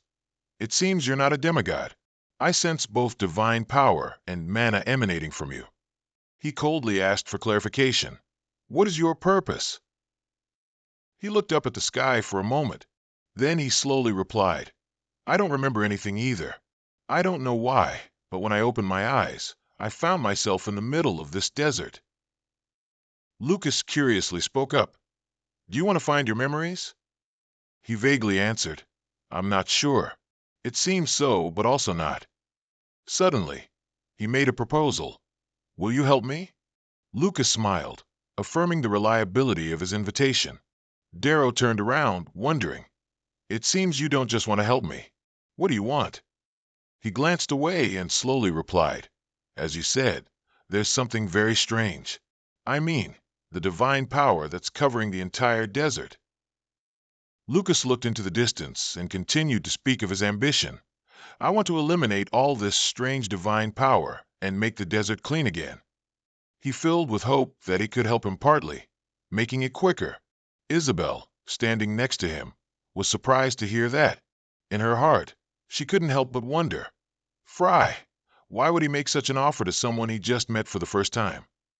Darrow replied unhurriedly, "Looking at the one I just killed, I think the demigods have some clue about my identity." He mused silently, continuing to ponder. "If I have you, I can approach them more easily." As soon as he finished, Lucas extended his hand, happily proposing cooperation and asking for his identity. Darrow didn't hesitate to shake his hand, but as soon as he revealed his name was God, Lucas immediately froze. He couldn't believe what he was hearing anymore. Darrow covered his face in thought and then confirmed, "Yes, God, I think my name is God." Hearing that, Isabel started and called out to him. Lucas gloomily told him, "I don't like that name." He asked Darrow face to face, "Isn't there any other name?" A light breeze swept past, rustling his shiny black hair, merging with the silence. He finally decided to change it back and said his name was Darrow. Isabel, standing behind, looked at him and thought to herself, "He must be too lazy to think." Darrow turned his face away and asked, "What should I do now?" Lucas slowly explained the itinerary. "First, I plan to go to Nymphado." Hearing this name, he was a bit curious. He turned slightly and said he would explain more specifically along the way, as there were many things he needed to know about demigods. After the conversation, all three of them began their journey. Isabel observed from behind, quietly assessing, a man who calls himself God, and now a strange companion. They walked until late afternoon without stopping. Unlike her initial impression of him being indifferent, Darrow was actually very curious. They had only been together for half a day, but he had already asked Lucas countless questions. But what Darrow was most interested in was the demigod. As night fell, the group decided to set up a temporary tent to rest, and Darrow had absorbed all the information Lucas and Isabel had shared. He was truly very intelligent. Suddenly, Darrow exclaimed, "God? Is that name God?" He snorted coldly and asked himself, "What am I doing?" In her eyes, Darrow seemed a bit erratic at times. Suddenly, he apologized to the two of them. Darrow covered his face miserably and explained, "Because the fragments of memories in my head are very jumbled, I understand." Lucas looked at Darrow with cold eyes and said, "Actually, I vaguely guessed who you were." He spoke up and suggested, "May I check something?" He agreed immediately without any resistance. Isabel, sitting opposite, never took her eyes off these two men, when suddenly she blushed with embarrassment. Seeing Lucas smiling at Darrow, she loudly asked, "What's suddenly so embarrassing, for heaven's sake?"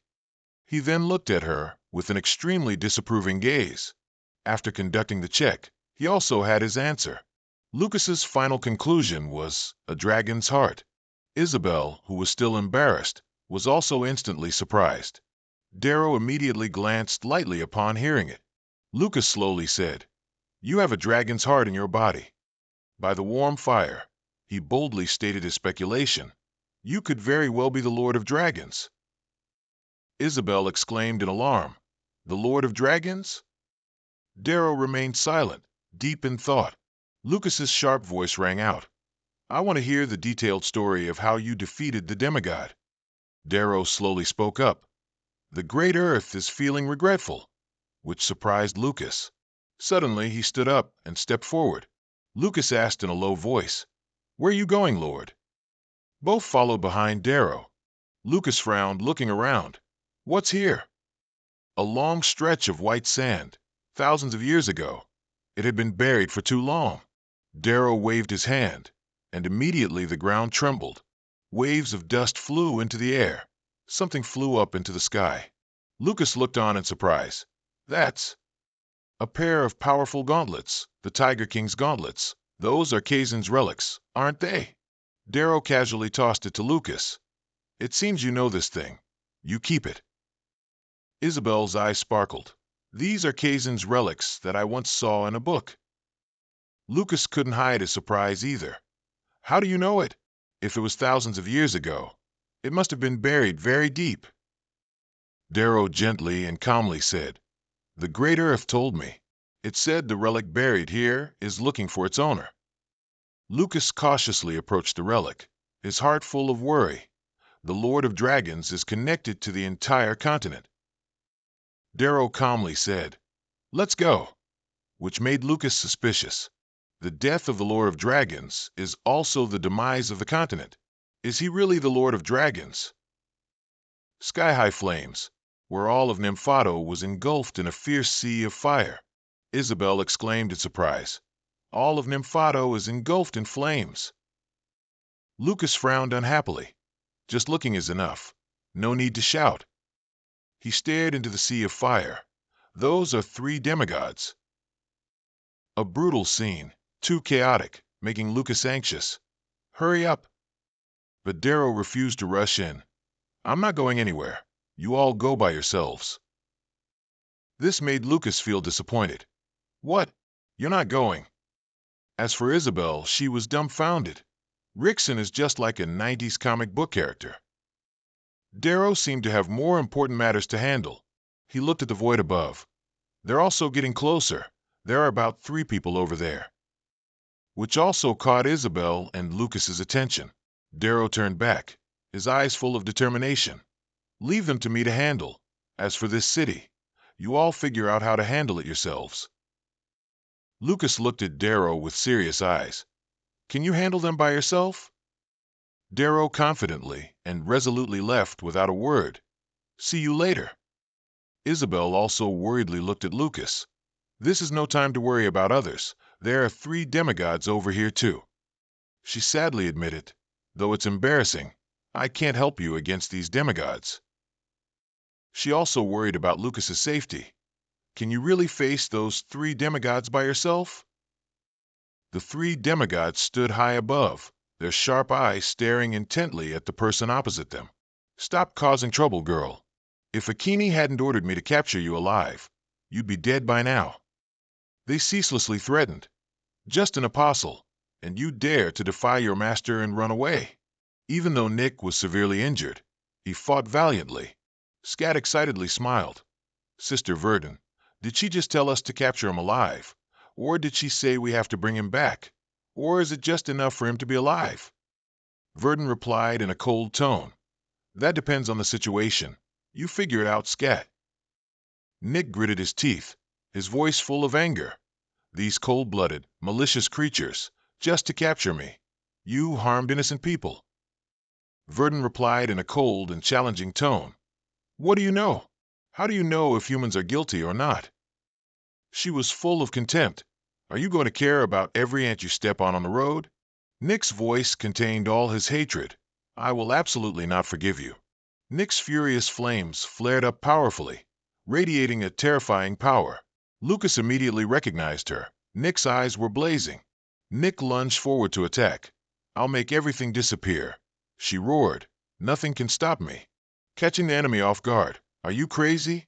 Each strike carried a wave that swept everything away. She's attacking desperately. Stop her. We have to capture her alive. Her eyes were still blazing. Die, all of you. A sharp pain flared up. A sharp sword pierced her body. Oot's face was cold and emotionless.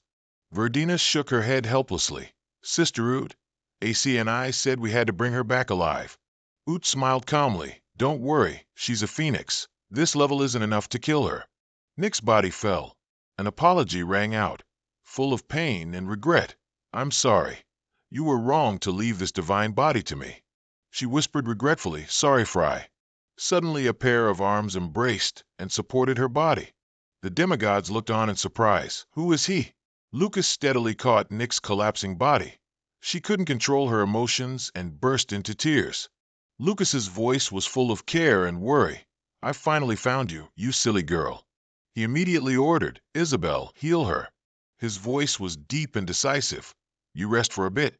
Nick looked at Lucas, her tear-filled eyes full of surprise and confusion. Why are you here? She stammered regretfully. I abandoned you like that. But Lucas didn't care. Just say it's good to see you again. His words were like a warm breeze, soothing Nick's heart. The three demigods spoke with contempt. Who is he? A human? The fire phoenix is truly foolish. Wavering even before a human? Nick, still in pain, tried to speak. The Nanan brothers are demigods under ACNI. Their goal is to bring me back to ACNI. I must die. Lucas stared at them intently. Why should that be? The three demigods were arrogant. He declared coldly, it's fine as long as they die, right? Lucas walked with confident and decisive steps. He looked at the three demigods. They still maintained an arrogant attitude. What's your name? Do you even know where this is? Daring to show your face here? Lucas immediately spread his arms, and instantly dark lightning bolts appeared. An absolute barrier immediately formed. Oot exclaimed disdainfully, what is this? This is the kind of magic a mere brat like you can perform. She immediately rushed forward, her eyes sharp. It seems you're quite capable, aren't you? She quickly attacked Lucas, using astonishing speed that the naked eye couldn't follow. You want me to create a surprise? Then I'll grant your wish. Consecutive attacks, with sharp moves. She quickly approached Lucas. Verdana suddenly screamed, stop now. In an instant, Oot's body was covered by a dazzling light. Her whole body burned black like charcoal.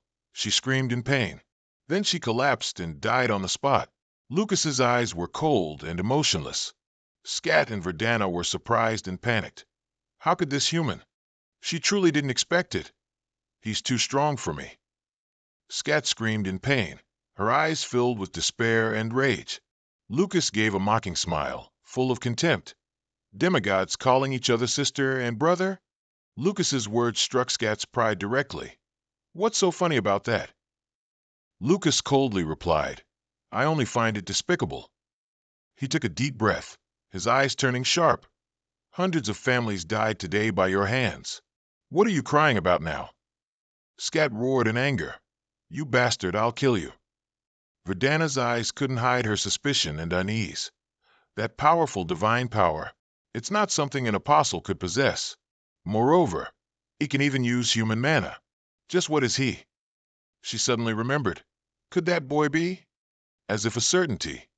Is it Frey Blake, Ricky's apostle, the traitor the Lord spoke of? Scat roared in a fit of rage. I'll tear you apart. Verdana panicked, trying to stop her. Stop. Let me. A swift attack pierced straight through Scat's forehead. She didn't even realize what happened. A fatal blow, cold and precise. Her body collapsed on the spot. Nick was surprised and puzzled. How is this possible? In just a blink, both demigods. She also admired. Indeed, this divine power is much stronger than the Battlemai. He has learned to fuse both divine power and mana more skillfully now. The rage surging within Verdana made her unable to restrain herself. Her hateful voice rang out. "How dare you harm my sisters?" Lucas softly scoffed. She angrily retorted, "What the hell do you, a human, know? I've lived thousands of years in loneliness." Her eyes blazed like fire. "Oot and Scat are a part of me." Scat's body suddenly disintegrated, as if drawn into an invisible energy flow. The melting body fragments gradually merged with Verdana. Lucas curled his lips into a cold smile. "Indeed, you were originally one." His voice held nothing but contempt. "Still want to play the sister game? Truly disgusting." His words were like a fuse igniting war. "Didn't you always talk about these humans, those humans, and treat them like mere insects? Yet you open your mouths talking about camaraderie and family affection. Frankly, you're obsessed with and admire the most human-like things." He plainly stated in a deep voice, "Do you know what people call that?" Like a slap across Verdana's face. "It's an inferiority complex."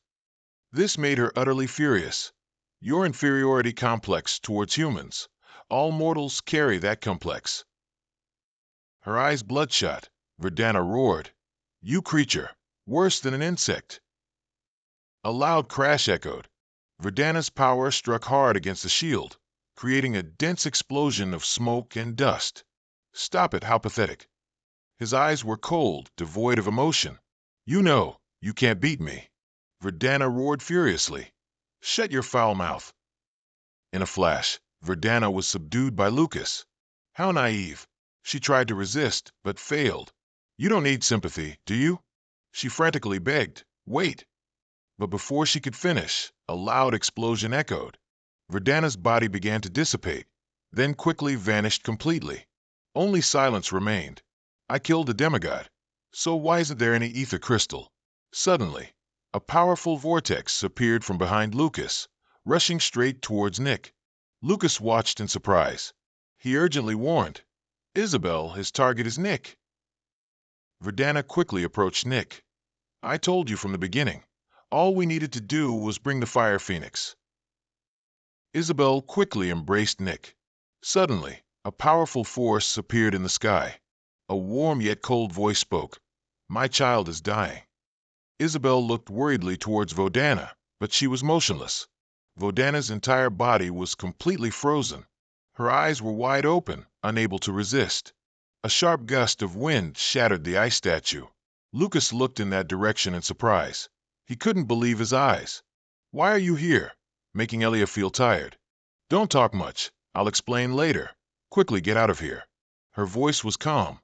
"The Lord is about to arrive." The three of them were walking through a fierce blizzard. The wind blew so hard it made it difficult for them to move. Finally, through the wind and white snow, a small house gradually appeared before their eyes. Isabel stopped in surprise.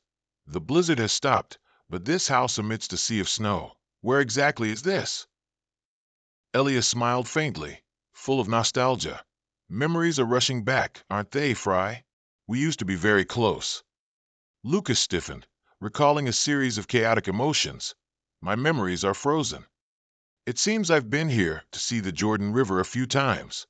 Isaka Break was beaten until his face was disfigured. He was sitting still, motionless. Elia walked over gently, smiling meaningfully.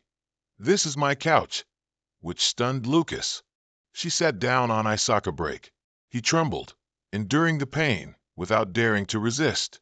He tried to calm the Frey within him. "Calm down, Frey. I don't need you to tell me. I understand how you feel. What's with that look?" Isabel gently approached Nick, quickly treating her injuries. Lucas carefully adjusted the blanket to make sure she wasn't cold. Nick smiled brightly in gratitude. Elia mischievously teased. "There's something very obvious I didn't expect. You like her, don't you?" Lucas looked at Elia without a word. She smirked. "The Casco Empire has surrendered to the Lord." Her voice was cold as she warned. "So both you and the Association are declared enemies of humanity, in name and in reality." She said softly, with amusement, "Congratulations. You're the first person to push the Lord this far." Lucas asked again, his voice deep and stern. "Is the Lord coming to send Kit?" Elia replied with a triumphant smile. Lucas looked at her suspiciously. "Where did you get that information?" Elia answered decisively. "Iris." The entire room suddenly fell silent. Elia smirked. "That girl is truly annoying. She kept her mouth shut, but I intend to play cat and mouse with her." Lucas asked cautiously, "Why are you helping me?" She replied calmly, "I told you, I can't let you die." Which made him wonder, "Why is that?" She immediately teased, "You truly are a dullard." She calmly said, "You don't understand a woman's heart at all." As if recalling the past, just like Ricky, Elia continued in a sharp, cold tone, "I've never seen Ricky open up to anyone." She continued criticizing, "Your perspective is truly narrow, only caring about your best friend." But it's the truth. He never confided in anyone, always shouldering everything himself. And that's what puzzles her the most.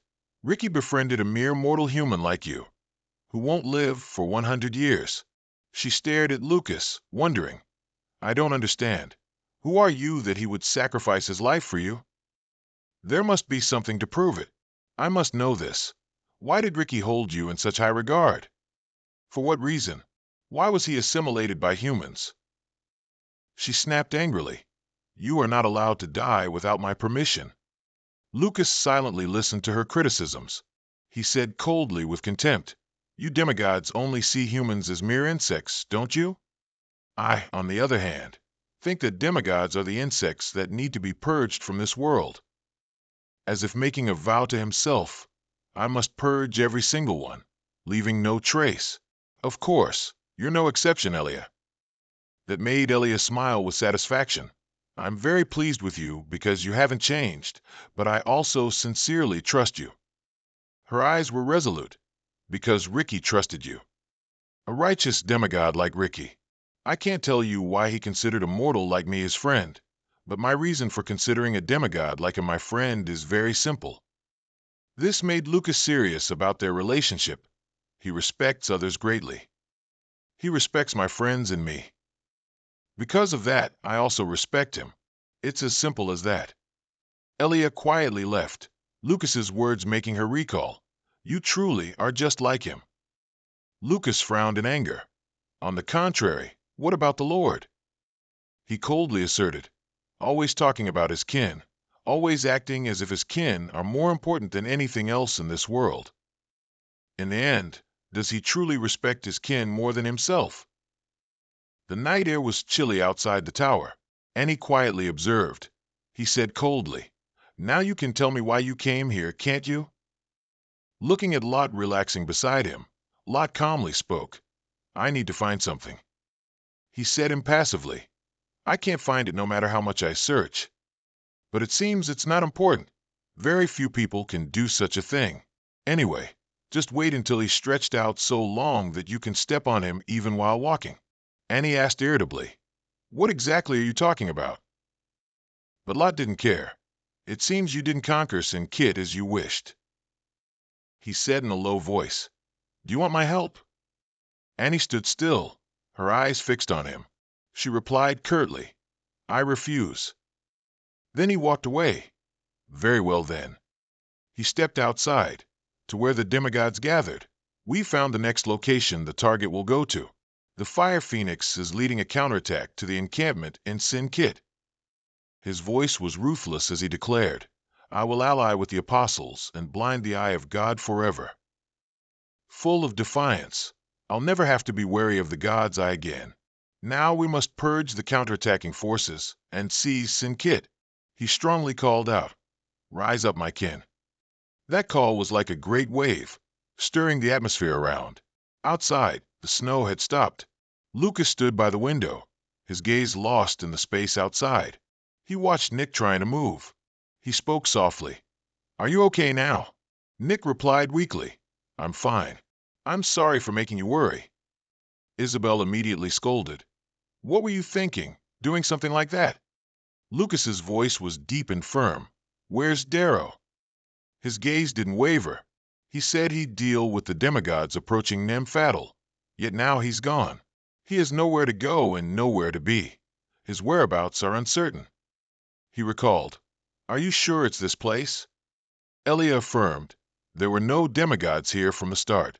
If they came, they'd definitely leave a scent. There's no reason I wouldn't smell it." Making Isabel suspicious. "He hasn't run away, has he?" Outside, the snow began to fall. Darrow's claim that he could easily kill demigods was just talk. We've never witnessed his abilities firsthand. She tried to calm down. "I think the opposite. I'm very surprised to see you open up to him so easily." Equally surprised. Trusting someone you just met for the first time like that. It's really not like your style at all. Lucas replied without thinking, "Because I care." His eyes were full of curiosity. A human body but bearing a dragon's heart. Not a human body, but more accurately, his flesh. A strange person, like a shell hastily put together. Ellie approached. "Frey, where are you going?" Lucas looked gently at Nick. "I have to protect Nick too, so I'll go with my comrades." He said slowly, "My friend Ivan is building a resistance force in Sin-Kit. I'm planning to go there." Elia looked at Lucas worriedly. "You're planning to fight alongside Anya?" Lucas said sternly, "What else can I do?" Making Nick also worried. "A direct attack?" "Of course." Elia looked at him as if understanding his thoughts. She also felt helpless. "I really can't understand it." She sighed irritably. "Your personality is very annoying." Her voice became sharper. "That's exactly like his name." She hesitated and continued, "I have no intention of helping you. It's just that."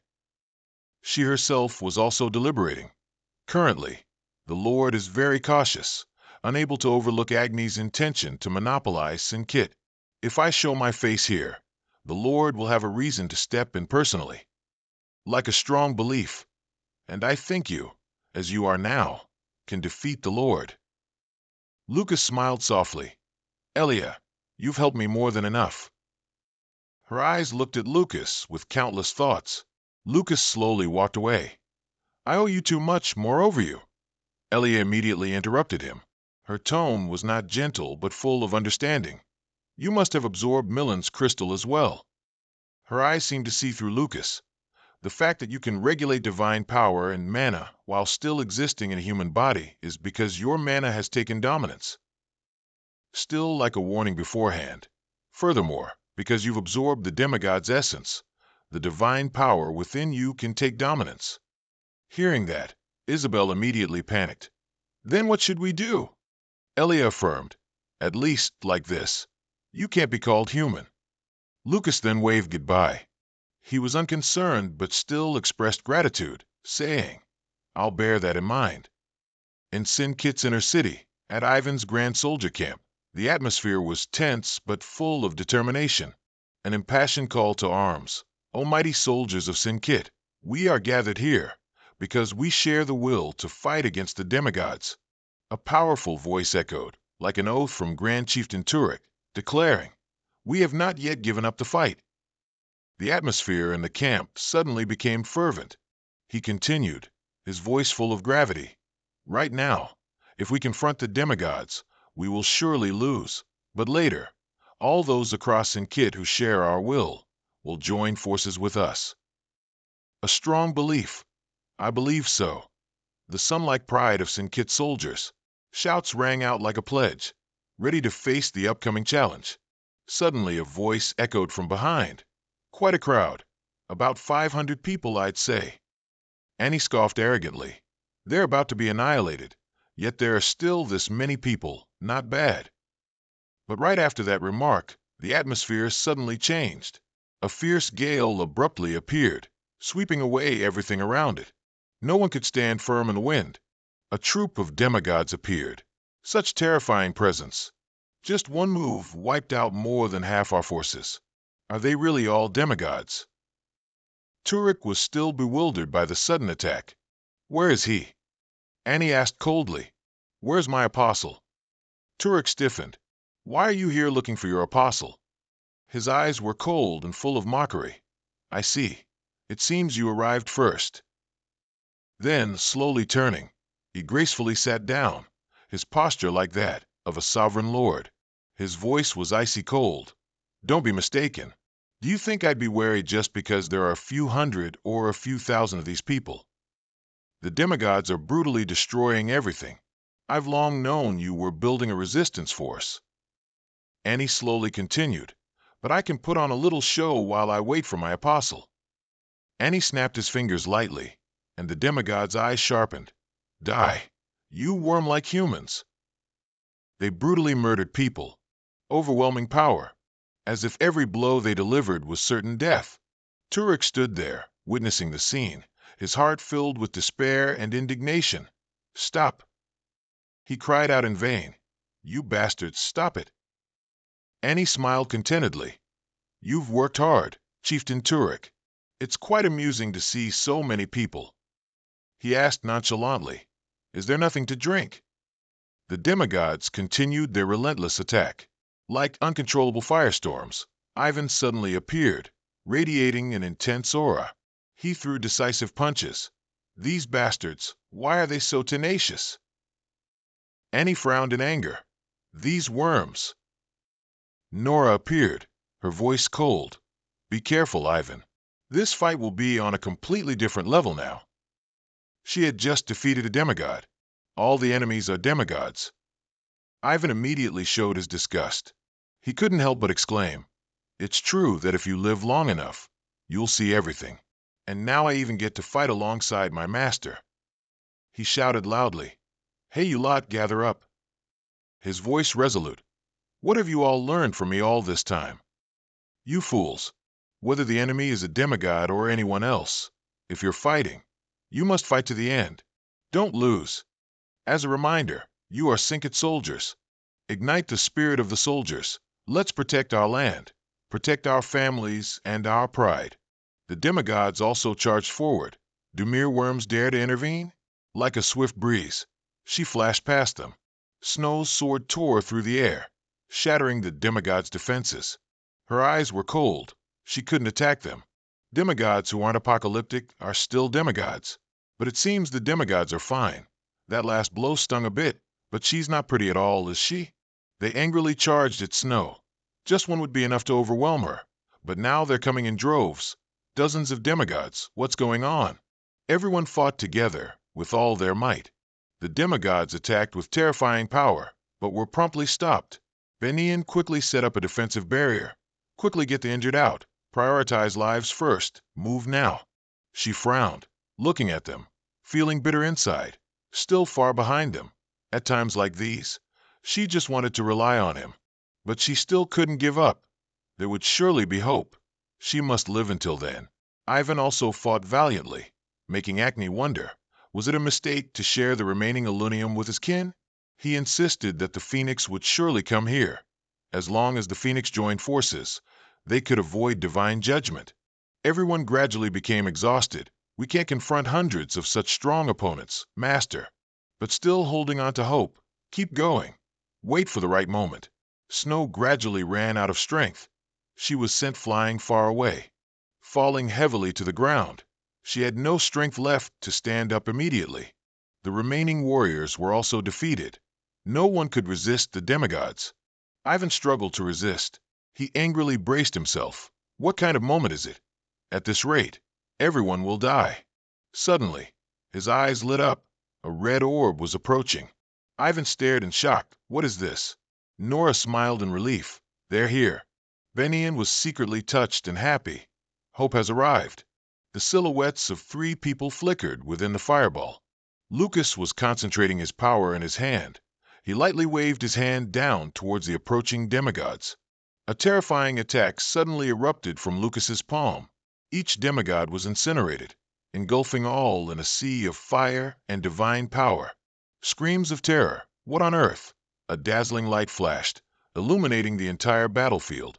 The fireball gradually faded. Everyone's eyes widened in surprise. What is this? All of them, the demigods, were all defeated in an instant. The 3 quickly landed.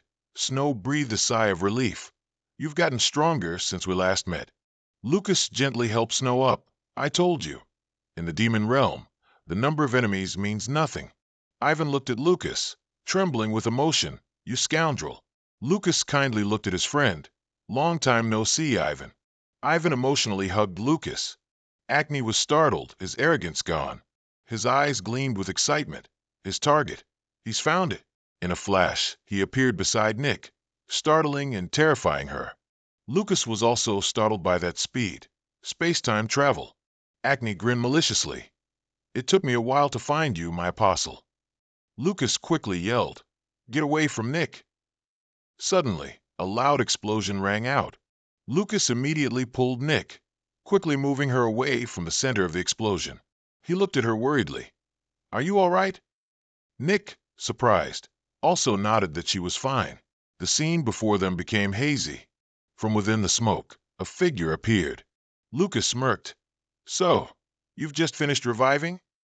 Skyzer appeared majestic and powerful, smiling proudly, his eyes full of confidence and power. Acne emerged imposingly from the dust, threatening. These vermin truly don't know when to stop.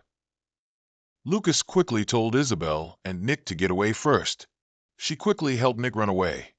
"You need to get away. Acne's target is you." Skyzer seemed remorseful. "Did I arrive too late? He just came over. I just got here too." He turned to him reproachfully. "That's my pen. I haven't agreed to this yet, you know." Lucas gave a faint smile. "I thought you left it in the dungeon for me to use." Skyzer then pointed at the person in front and asked him, "Is that the guy, the Apocalypse Acne?" Lucas nodded.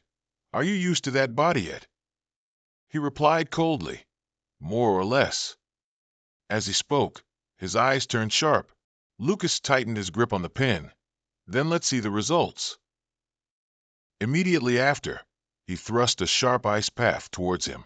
Acne looked at the scene before him with disdain. He roared, "You think that common trick will work on me?" But what he didn't expect was to take a punch that deformed his face. Skyzer took the opportunity of his distraction to approach Acne at an extremely close range. Then came a series of attacks that gave him no time to react. He took a running jump. Acne then fully received Skyzer's powerful sky kick. He deftly retreated. After Skyzer's attack, Acne was temporarily immobilized in the blinding dust and rubble. He landed softly, smiling with satisfaction. Lucas, witnessing this, couldn't help but be surprised. "You, a kind person like you, have become so worldly after just a few days." Skyzer nonchalantly said, "What can I say?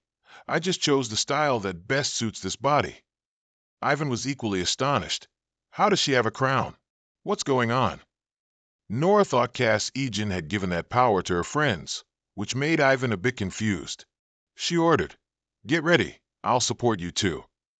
Acne was lying flat on the ground at this moment. He had probably woken up, slowly sitting upright. Skyzer was surprised. "It's still unharmed?" He quickly stood up, restoring his original state. Acne said in an icy voice, "Get out of the way. I don't care about any of you. I only care about my apostle." Lucas firmly stated that he would never be able to touch Nick unless they died. Acne was furious. Fry Blake, Ricky's apostle. He showed his hatred. "I've found you annoying from the very beginning." The flames around him grew larger and larger. "You planned to stop killing to blind the gods, but since you've hindered me to this extent, then so be it." Acne's accusation surprised Ivan even more. "What? That kid absorbed all the demigods." He thought to himself, "This guy deliberately played with Nora's sisters. He's truly detestable." Acne's power grew stronger. The flames burned fiercer with each passing moment. Ivan exclaimed in annoyance, "You grew up so ignorant. How do you expect to defeat her?" Nora was stunned. "That is the true form of a demigod." Snow wondered, "If you turn hundreds of people into soldiers, do you think you can blind the gods?" Lucas replied, "For a demigod, that's a very easy way." She suddenly understood. So that's why there are only a few demigods across the entire earth, but here there are hundreds. Acne gently increased mana in his arm. Immediately after, his flames erupted terrifyingly large. Ivan was very uncomfortable with the ongoing heat and equally terrified by his power. Lucas quickly tried to create a large ice barrier. His ice age created a temporary ice wall that partially blocked the intense heat of the spreading flames. The soldiers couldn't stand the thick smoke, coughing continuously. They tiredly collapsed onto the cold ground. Lucas was annoyed. It's hard to breathe. Acne's flames incinerated all the oxygen in an instant. He frowned and thought, this can't go on. How do I get through this? After observing carefully, Skyzer said, this body still has one effective point. As soon as he finished speaking, he pierced through the ice wall, lunging straight at him with divine speed. Very quickly after, he reached Acne. Skyzer gleefully discovered that this body doesn't need oxygen. He quickly seized the opportunity to give him quite a few punches. Acne was slightly surprised to see Skyzer appear. He sneered, your body can withstand my flames? He unleashed a punch with tremendous force. Thanks for the compliment. After taking his hit, Acne continued to stumble. Ivan was astonished. The flames are gradually vanishing. Skyzer smiled lightly. It's not over yet. He was full of vigor, clenching his hand into a fist, ready to strike. Skyzer's arm grew stronger as a milliame unfolded. His punch was unimaginably powerful. Once again, he was defeated by Skyzer. Acne lost his balance and gradually toppled, falling sprawling onto the ground. He quickly gave an order. It's time, Lucas. Don't hesitate. Quickly focus on controlling the energy. Lucas didn't forget to thank Skyzer. Acne, already weakened at this point, received another powerful attack from Lucas. The absolute stream, under his control, tightly bound his hands. Acne was tightly bound by the absolute stream, leaving no openings. The flames were significantly suppressed compared to before. Benny in thought. Skyzer exclaimed in surprise. Isabel looked at him with confusion. Acne cursed tiredly. Isabel and Nick were scared as he continuously called upon the Fire Phoenix, his apostle. Lucas worriedly watched him slowly recover. The energy he had just used hadn't fully taken effect yet. He recovered his state, continuing to make the flames burn larger. He focused all his strength and growled. Lucas's energy suddenly became many times stronger. Isabel realized the danger and tried to warn him. She yelled. Lucas only focused on stopping Acne here. Everything else didn't matter. He worried. Lucas's divine power grew stronger and stronger, erupting violently like a volcano. Acne painfully strained, enduring his punishment. He was exhausted, in agony, and struggling. Ivan, standing behind him, exclaimed. Suddenly, Lucas felt pain as if he was about to explode. He unconsciously sank into a dream. In the dream, two demigods joined forces to transfer essence stones to him, with Elia standing there guiding him. If you absorb more demigod essence, you can take dominance in your body. At least you will no longer be human. Lucas screamed in pain. Ivan looked at him worriedly. Lucas gradually lost consciousness. He vigorously shook him, who was lying still on the ground. Acne's flames grew larger and larger. In an instant, that bastard recovered his original state. Snow couldn't withstand the heat. She knelt down, exhausted. Ivan was startled. Acne was now unleashing his power, which grew stronger by the moment. Skyzer vigorously attacked him, delivering continuous, thunderous punches to Acne. Skyzer opened a million eyes, fighting with all his might. But at this moment, that Acne was completely unaffected. He reached out and caught him in one hand. He gloated, watching Skyzer being restrained. Lucas still hasn't woken up at this point, and no one currently has enough strength to restrain him. Acne is terrifyingly strong. He forcefully squeezed Skyzer. Ivan was utterly stunned but couldn't do anything. At this moment, Skyzer was nothing more than a lifeless corpse. He cruelly let him fall freely. Ivan, holding the unconscious Lucas, grew even more anxious at the sight before him and cursed. The triumphant fire ancestor proudly chuckled. So divine power has surpassed the realm of humans. You naive boy. He sneered. No matter how strong your will is, you're still just human. Humans need to pay a corresponding price to create divine power. Ivan grew increasingly terrified. What the hell is this situation? All I see is despair. As if reading his thoughts, Nora calmly said, Don't panic, you idiot. She commanded, You just need to focus on protecting Frey. Seeing Lucas unconscious in Ivan's arms, Nora asserted that everyone needed to hold on until he woke up. He worried even more. What if he doesn't wake up? What was before them had already happened. Nora no longer hesitated. Then this life of ours ends here. After saying that, she focused all her strength and charged towards Agni. Nora delivered a powerful punch forward, and then she realized her hand was getting very hot. Indeed, the power of fire. The more you attack, the more damage you take. Nora kicked his sturdy leg forcefully. Agni lost his balance and staggered slightly. Seizing the opportunity, she concentrated energy for her next attack. Nora's right hand clenched, performing the secret martial art of the king's fist. It's the cloud-like fist, the punch of death. Agni was immediately flung a kilometer away. He lay motionless on the ground for a moment. Snow secretly admired. She knocked back a giant with just one punch. Nora's arm felt like it was about to explode, as if it couldn't withstand such a massive surge of energy. She knelt, clutching her bloody arm. My right hand is injured. Nora exhaled with difficulty. Her eyes suddenly filled with fear. In front of Nora, Agni had quickly recovered. You truly are tenacious like a leech. In the mystical space, Lucas, in his true form as Lucas, stood looking into the void. He was surprised. In an imaginary world? Suddenly a voice echoed from behind. This is your limit. A giant demigod appeared. After all, for a human to achieve this much is already impressive. The giant face before him made him gradually remember. He had seen this face before. The first demigod Ricky tried to kill was Indra. He suddenly cried out in pain, straining and struggling. Sharp arrows pierced him one after another. Millen, holding a bow and arrow, scornfully said, "This just shows that mortals are still mortals. How can they hope to defeat a demigod?" They both declared, "We will take that body." He cursed in pain, "You bastards." Lucas was still struggling in a dream, unable to wake up. Isabel loudly called out, "Wake up, Frey." Nora, facing Agni, still showed no signs of improvement. Ivan rushed to save his master.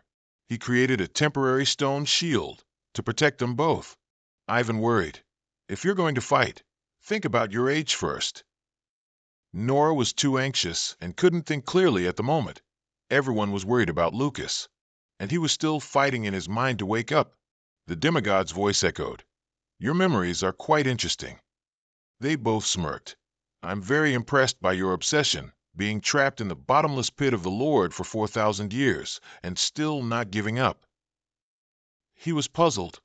"Will I live in your body thanks to the stone spirit I absorbed, or is this just an illusion I created myself?" Indra sneered, "Do you really think you've received divine power?" Millen said sinisterly, "Now that body is mine." At this moment, he vaguely understood. Elia had said that if he lost control of his divine power, he would be doomed. So this is what she meant. They said casually, "You don't feel wrong, do you? Your body was someone else's from the start." He was torn by pain.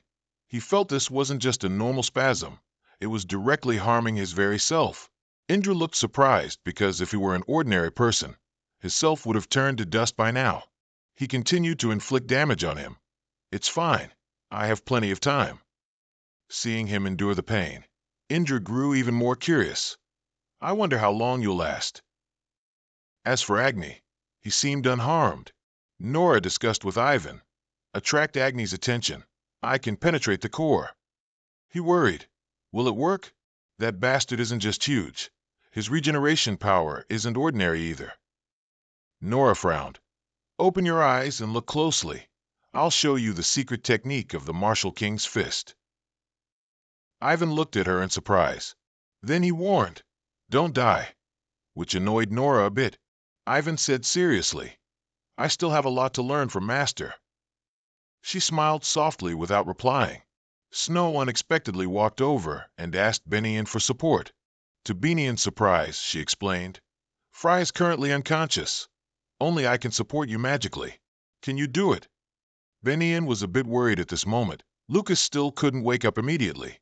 She took a breath and affirmed, "Of course." Snow dropped her cloak, gripping her sword tightly. She complained. This place is too hot for me. Let's finish quickly, so I can soak myself in now. Ivan got into a fighting stance, quickly nodding in agreement. Benian began to summon energy. Instantly, a series of giant snowflakes surrounded them. Ivan quickly took responsibility for the left side, and the right side was for Snow. Both combined and charged straight towards Agni. He quickly noticed their attack. Agni stretched his scorching fiery arm towards Ivan, but Benian's snowflakes protected him very well. Benian commanded, "I'll deal with the fire." Ivan was now very close to Agni. He hastily used the Martial King's iron fist to injure him. Agni was in considerable pain. Without giving him time to defend, Snow seized the opportunity to attack. She swung her sword mercilessly. Meanwhile, Lucas still struggled under the torture of the two demigods. He was almost burned to ashes. The two of them were pleased. Congratulations, getting jolted tens of thousands of times and still being normal. Indra was impatient. This guy truly is a monster, but it seems you're reaching your limit. He thought painfully, how can this be? I've tried so hard until this moment. The demigod Indra laughed maniacally. This is the last time. His eyes gleamed with satisfaction. He cursed helplessly under his breath. But at the last moment, there was a surprise. Milan and Indra were astonished by the scene before their eyes. It seemed they were attacked. He was puzzled, only hearing them curse. This bastard! Why am I here? In an instant, the two demigods were reduced to fragments. In the dim light, a person holding a sword slowly approached him. Lucas was utterly surprised, speechless. It was Ricky, appearing at the last moment to protect him. He looked at him with a sigh. You look so battered. He was surprised to see Ricky standing tall before him. He was surprised. How is that possible? Haven't I absorbed your essence stone yet? He gently sat down across from him. Ricky explained, I'm just a lingering illusion in your mind. He peeled a strange fruit in his hand, mentioning that Milan and Indra were the same. Ricky added, they'll soon revive. As long as they haven't personally gotten rid of you, they won't disappear. For neatly cut pieces of apple were arranged on a tray by Ricky and pushed towards him. Lucas trembled, restless. If things continue like this, we won't make it in time. My teammates and I are also fighting Agni. Ricky looked at him, silently. He fed him a piece from the tray. This is the brief moment before you die. He slowly explained. This moment will rewind your memories. Time here is different from the outside world, but you can't be at ease because of that. The miraculous fruit took effect, helping him, who had been beaten black, return to his normal Lucas form. He was stunned, slowly reorienting himself a little. Ricky continued, this is the time for you to make a choice. He was surprised when he took out his own essence stone. The essence stone emitted a mystical light that he couldn't take his eyes off. If I eat it, what will happen to me? Ricky coldly replied, you will become a demigod. He continued, actually, there's nothing to hesitate about. If you don't eat it, everyone will die. Suddenly, a series of human figures appeared in his mind. It seemed he had discovered something. He spoke. It seems you've forgotten, Ricky. He affirmed, the me of now is Frey. I don't need to choose between mana and energy. Ricky reiterated, you're the one who forgot. I was the first one to tell you that your body can no longer handle both at the same time. He replied, I don't want them to coexist. He was a little surprised by his suggestion to merge them. Lucas took the essence stone and continued, and that transcends human limits. That is the key to reaching level 10. He took it and began to absorb Ricky's essence stone. Immediately after, Lucas's body reacted strongly. He screamed in agony, making Isabel worried. Frey, what's wrong? Meanwhile, Snow was struggling to fight Agni. She used all her strength to slash at him. At first, he seemed motionless. Snow stood on him, panting. By now, Snow was also exhausted. She thought to herself, I have a feeling this attack will work. Suddenly, Agni's cold laughter echoed. So that's it. So you're Ricky's apostle. He sneered. Too pathetic. You don't have the qualifications to use Ricky's swordsmanship. Immediately after, Snow was gripped tightly in his gigantic palm. Agni angrily squeezed her. Ricky is dead, so logically his apostle's divine power should be stronger, but I don't feel any divine power radiating from her. He held her like a toy. Agni incessantly taunted, "This wench, you're not strong enough to absorb Ricky's divine power." Ivan quickly punched the hand hard, making him release Snow. He immediately caught her and worried, "Snow, are you okay? Wake up." Ivan tried to move quickly, avoiding his reach. Fortunately, just as the monstrous hand was about to reach them, it was suddenly blocked. Benian was using all his strength to restrain Agni. He was suddenly staggering unconsciously, unable to move. He was utterly astonished, not understanding what was happening. Ivan was also confused what was going on. The fireball guy had stopped moving. Snow said with difficulty. The dragon's roar surprised him even more, that it made him stop. At this moment, Benian tried to maintain the current state for as long as possible to temporarily deal with the immediate situation. Agni looked at her in astonishment. A dragon? That bastard a dragon? No way. Dragons don't exist on this continent anymore. Benian stopped, exhausted. He thought to himself, using a dragon's roar to stop others from acting, and even then, only for a limit of 3 seconds. He secretly guessed she was a half-dragon. Benian laboriously fell to his knees, panting. Agni slowly approached her. "You're definitely the toughest one here." Not far away, Isabel hugged Lucas, heartbroken.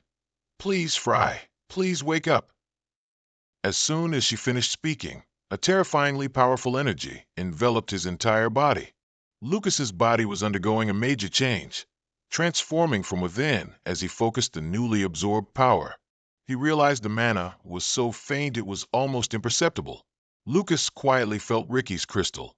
The divine power had become thousands of times stronger because of Ricky's crystal.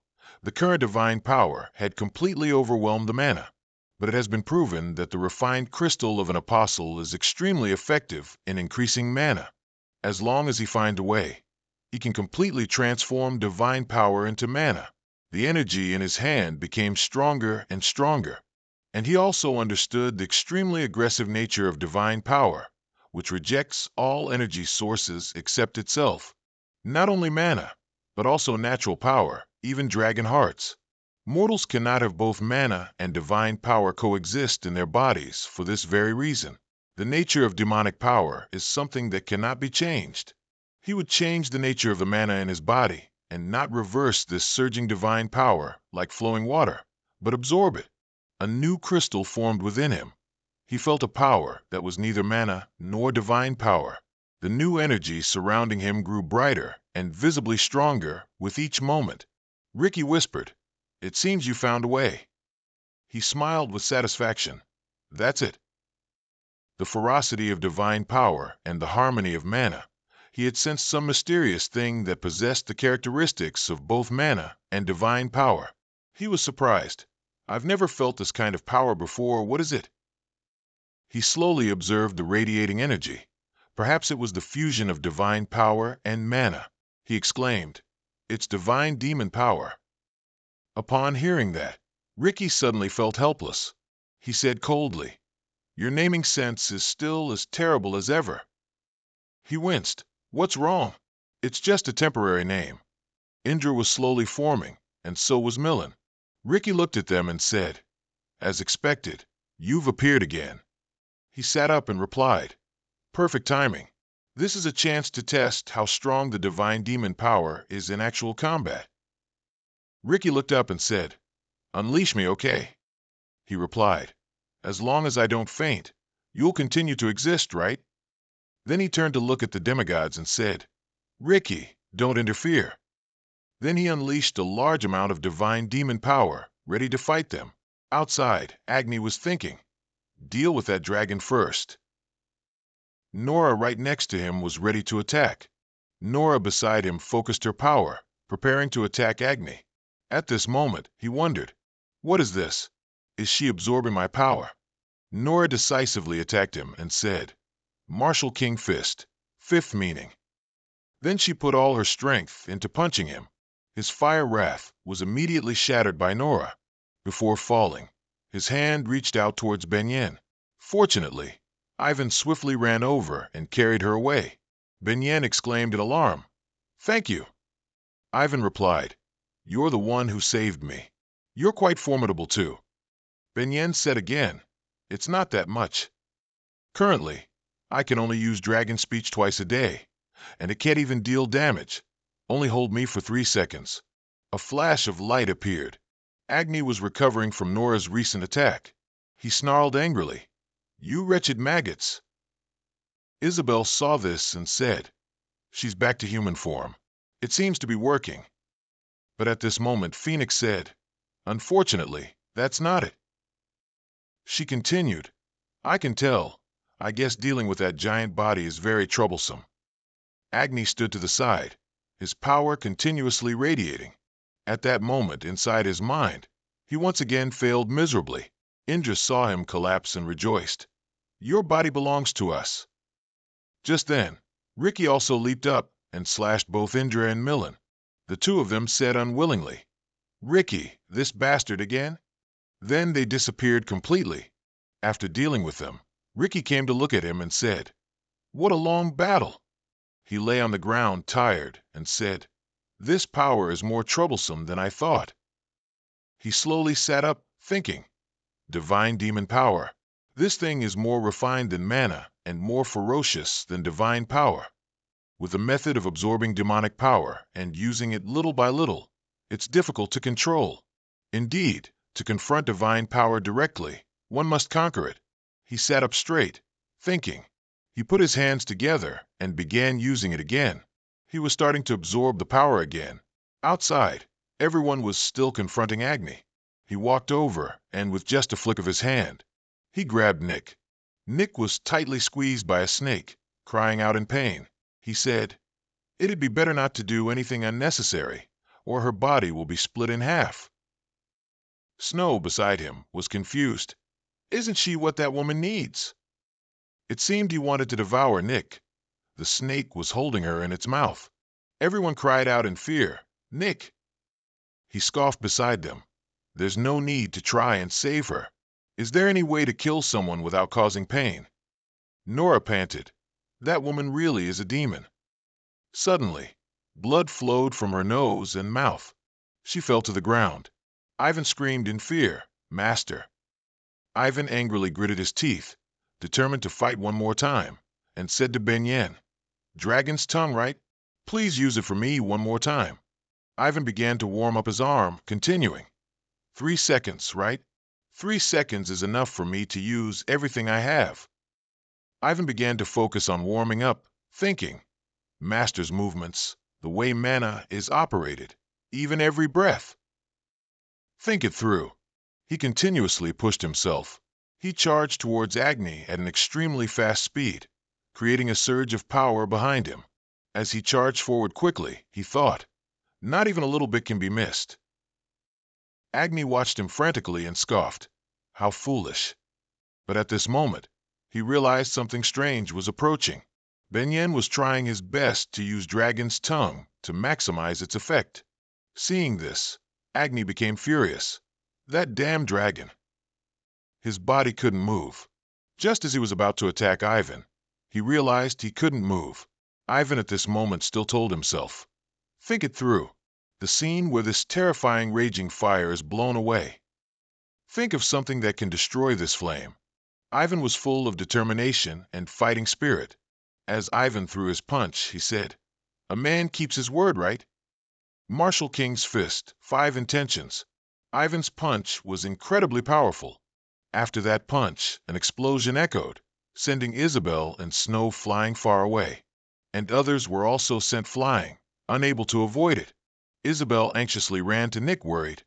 "Are you okay?" Nick coughed a few times, struggling for breath. Benyen also panted after using Dragon's tongue. She panted, looking towards Ivan with expectant eyes. "Please, please," she thought to herself amidst the hazy smoke in front of them. Ivan was safe after his punch, but Agni's head was knocked off by the impact. His lower half fell to the ground.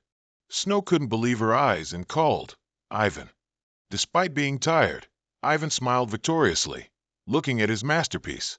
Nora, who had woken up at some point, came to support Ivan, who was about to fall. She praised. "That was a great hit." He replied, "It feels strange to be praised by master like this." She snorted coldly and replied, "This is the first time I've seen this technique. What's it called?" He blushed and replied, "Ivan's punch." Hearing that, she showed no surprise on her face. She softly said, "Good name." He asked back, "Right?" The rest of Agni, kneeling on the ground, gradually vanished. At this moment, Snow joyfully said, "The flame of wrath has been extinguished. We won. Agni has completely vanished." In Lucas's mind, he was still fighting Indra and Milan. It seemed they had been defeated by him. They were gradually vanishing, but they were still filled with resentment. Indra angrily shouted, "Are we to suffer defeat by mere humans?" Indra, full of rage, looked at Lucas and spoke with resentment. Lucas, now full of imposing spirit, stared intently at them. He called out, "Indra, Milan, heed my command," he ordered, while delivering a controlling blow to them. At this time, Ricky was also standing close by, observing Lucas's actions, ready to protect him. Finally, the two demigods vanished, and he successfully absorbed all their power. Ricky sighed in relief. It's finally over. Lucas turned and asked, "How long have we been here?" Ricky replied, "According to the time concept of the outside world, it's been 548 years. Hearing that, he replied, "Even though this is where memories are recreated before death, a significant amount of time has passed compared to reality. I must quickly return." Ricky stood there, listening to Lucas, without saying a word. Lucas intended to leave and expressed, "I owe you a lot, Ricky, even though you are just my hallucination. But I'm very happy to have met you." Ricky then spoke up, "You don't need to rush off anywhere." Lucas was surprised. Ricky continued, "You intend to defeat Agni, don't you?" He quickly replied, "Yes, that's why." Before he could finish, Ricky added, "That's why you don't have to rush to leave here." He asked again in surprise, "Could it be?" He excitedly exclaimed, "Agni has already been defeated?" He laughed proudly. "So my teammates have already defeated Agni?" Ricky remained silent, implicitly confirming this. At the same time, outside, Agni was not completely dead, and another large flame rushed towards them. Isabel panicked. This flame of wrath. Before she could finish, Agni said, "This time, I was in danger. If that half-baked dragon speech were a little more complete, if that martial artist's punch were a little stronger, then I might have died." A vortex of flames appeared, and he spoke from within it. Ivan saw this and got angry. "You damn bastard."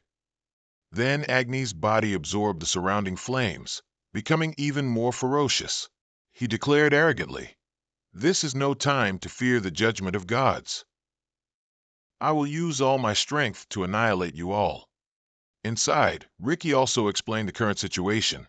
Agni hasn't been defeated yet. Lucas was surprised to hear that.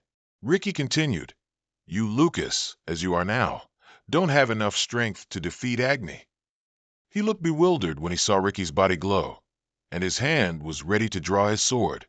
He called out, "Ricky, you." Then Ricky turned and said, "Defeat me. As long as you haven't defeated me, I won't be able to let you go." Outside, Snow asked in a panic, "You haven't used all your power yet." Isabel added, "So you used the wrathful flame to engulf an entire area just to deceive the gods?" Snow also realized, "Yes, indeed, I felt a divine power that's 1,000,000 times stronger than before." Suddenly, Nora turned to look at Ivan with a strange gaze. She looked at Ivan with affectionate eyes and inwardly reprimanded, "Ivan, you little rascal, when did you become stronger than me?" Then she called out to him, "Ivan Danka, open your eyes wide and see." He looked utterly astonished. Nora walked and said, "This is your master's final lesson for you." Ivan heard that and screamed in panic, "Master, what are you going to do? Why is it the final lesson? Don't tell me."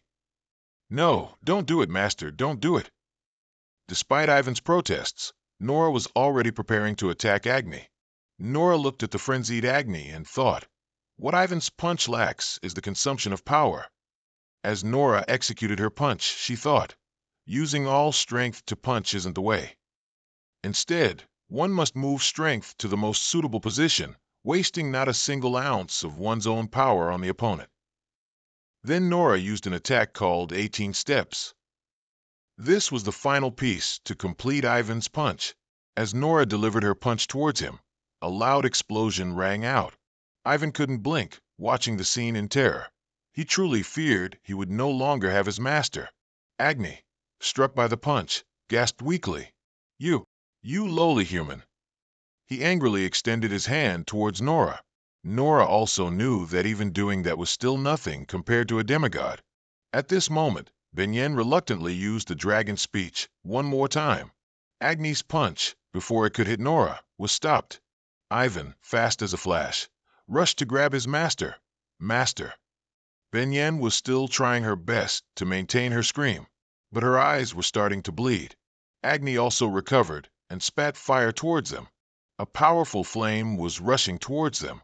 He was furious that Benyen had thwarted him time and again. He gnashed his teeth in anger.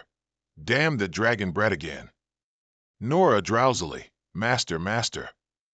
Ivan called out worriedly and incessantly, Master. Nora weakly called, Ivan. Ivan was alarmed. Master, your hand.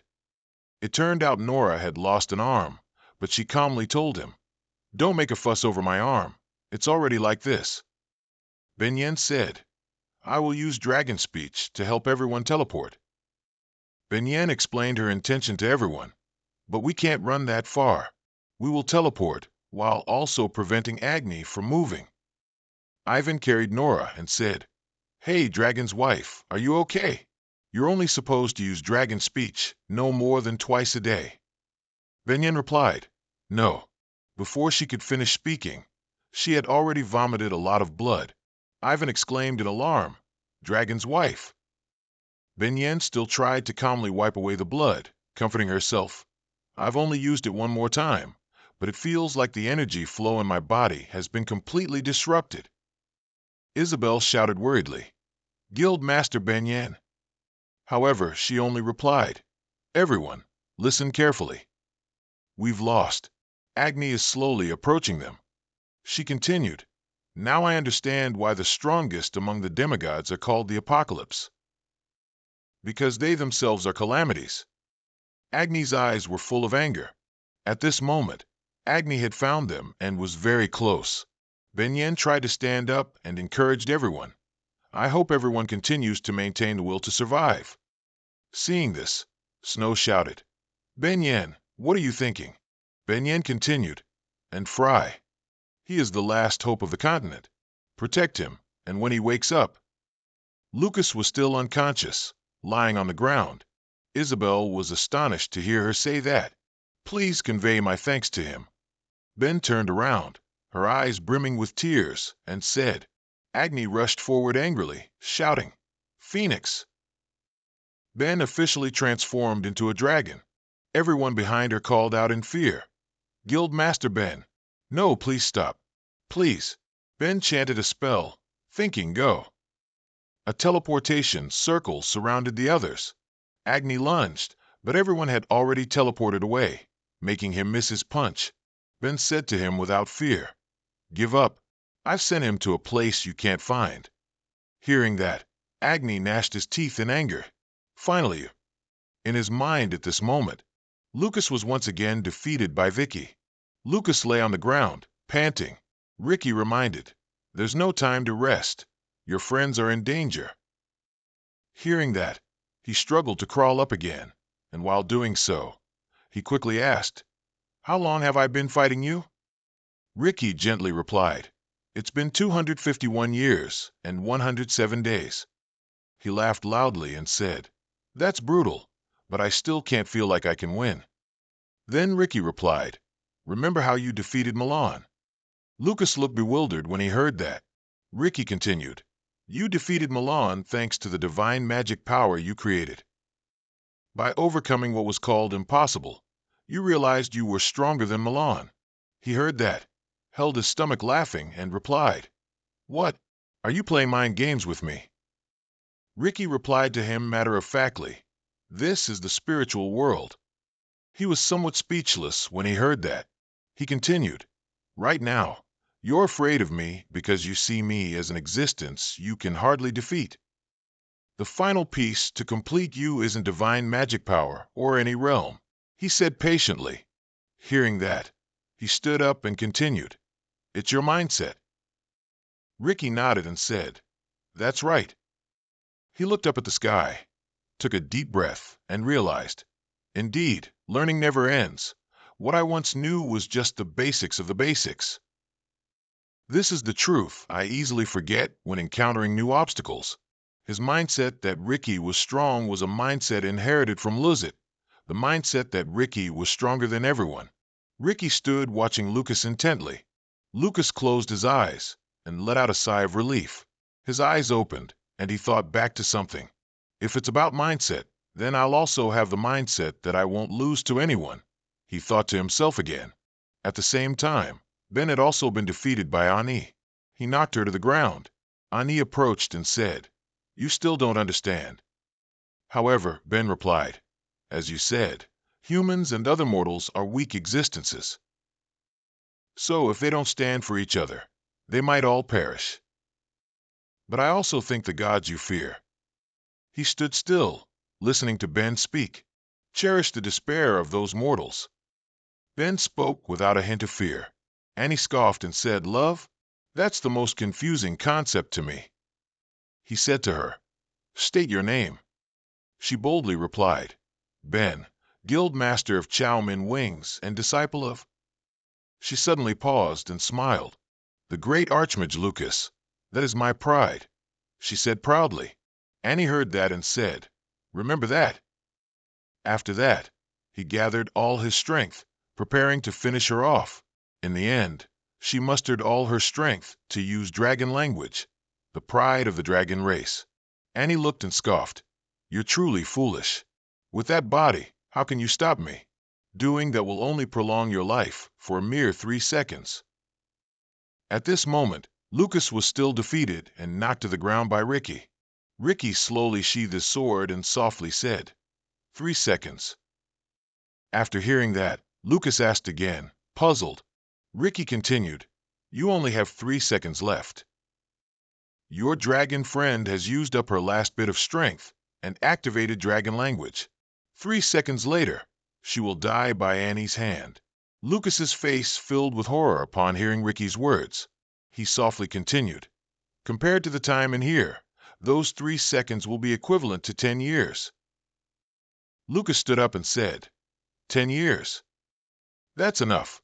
Enough for me to defeat you 3 times. Lucas stood up and said confidently. As soon as he finished speaking, the two began to charge at each other, fighting. Outside, the first second also began. Annie was charging towards Ben. Annie was also frozen. In the second second, the dragon language was still in effect. She thought to herself, "Thank you, Ben. You've worked hard. I'm truly proud of you." She recalled Lucas once comforting her. Then she coughed up blood. At this moment, the third second arrived. Annie returned to normal, and he said, "It's over." Then he charged towards her. The moment they touched, a huge explosion occurred. Heat waves shot out like fiery light rays. But then he was startled, realizing he didn't see Ben anywhere, and was surprised. "She's not here? What happened?" At this moment, Ben was panting on the side. She was being carried by someone, confused. How? How is this possible?" "Why are you here?" she asked in surprise, seeing Lucas carrying her. Was Lucas moved? Ben thought. Annie stared intently at the person in front of him. At this moment, Lucas had laid Ben down.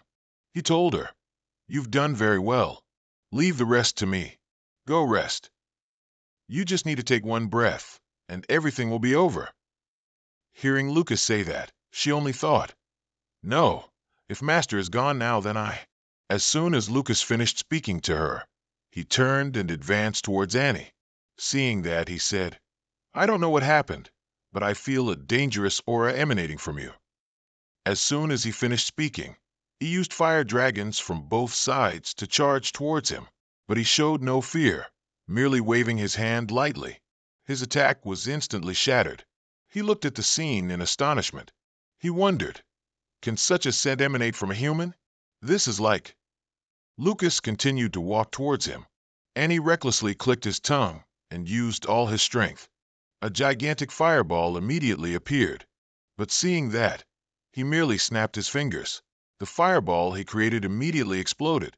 He couldn't believe it and said, "My supreme power was annihilated with just a snap of the fingers?"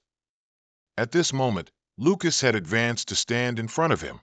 He saw Lucas preparing to attack and worried. Lucas snapped his fingers on his forehead and said, "Disappear." After that flick to the forehead, he slowly vanished into dust.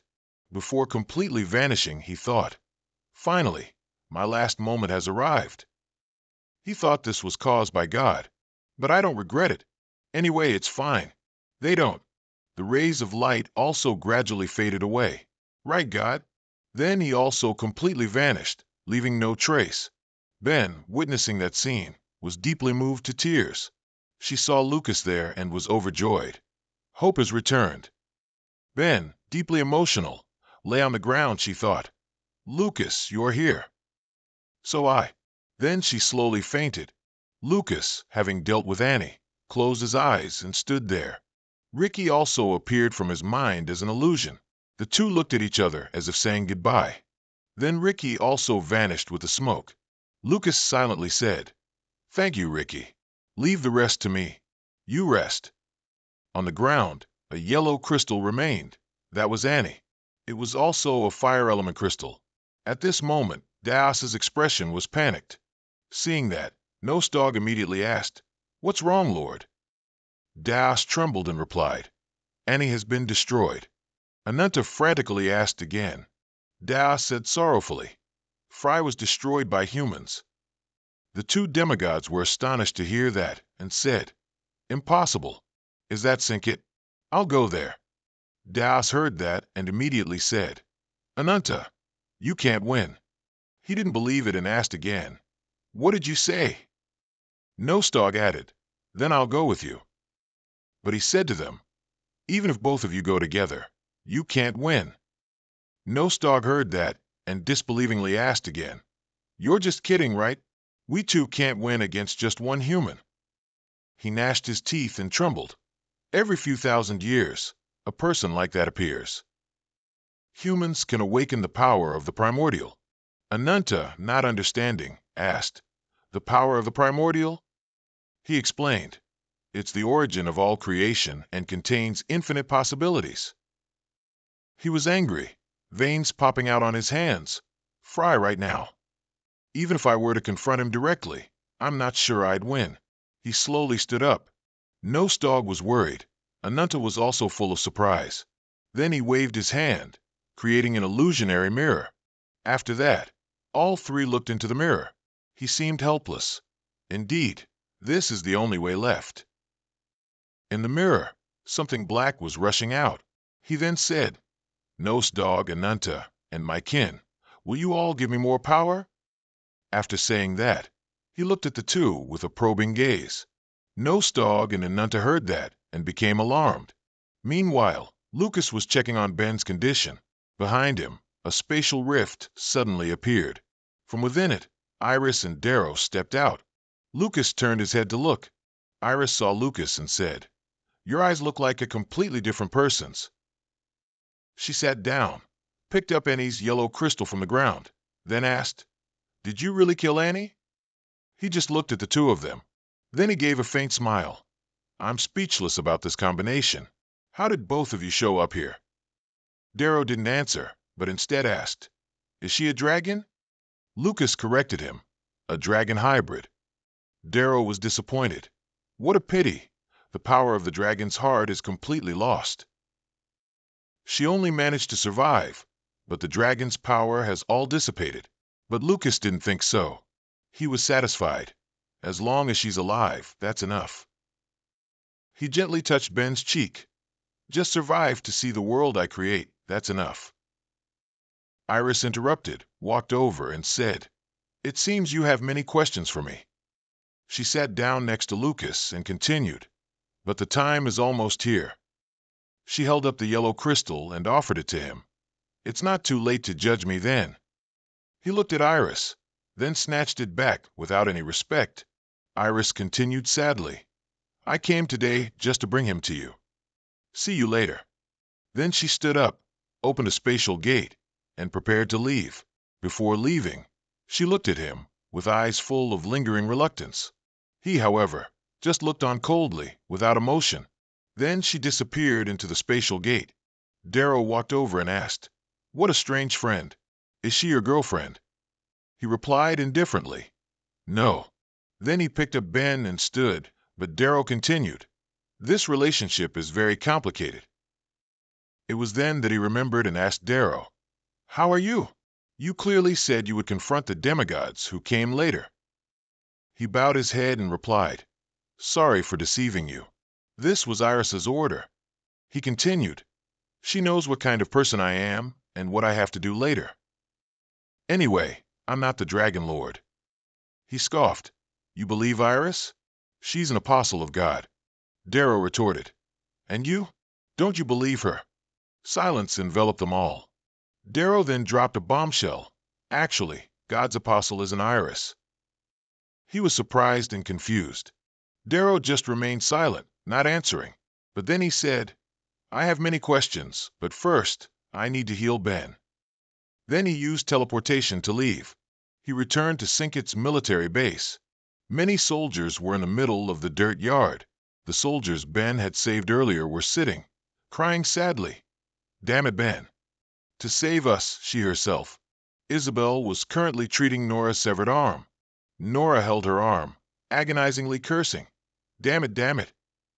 Just then, Lucas returned, carrying Ben, along with Darrow. Nora, agitated, ran over and shouted, Guildmaster Ben. Lucas replied to them, She's still breathing. Isabel, Ben is in your hands. Upon hearing that, the soldiers happily shouted, She's still alive? The leader then roared, What are you idiots staring at? Get her to the treatment room now. Nora asked anxiously, How's Frey Annie? He presented Annie's crystal. Everyone was astonished to see it. Could that be? He replied, It's Annie's crystal. Annie was defeated in the battle against me. Upon hearing Lucas say that, they exclaimed, Oh, oh, oh. From now on, Sinkit is free from the demigod's rule. Nora was still astonished. The soldiers cheered, tears of joy streaming down their faces. Everyone erupted in joyful celebration. This victory came too suddenly for them. The battle for Sinkit, which everyone had given up hope on, was finally won.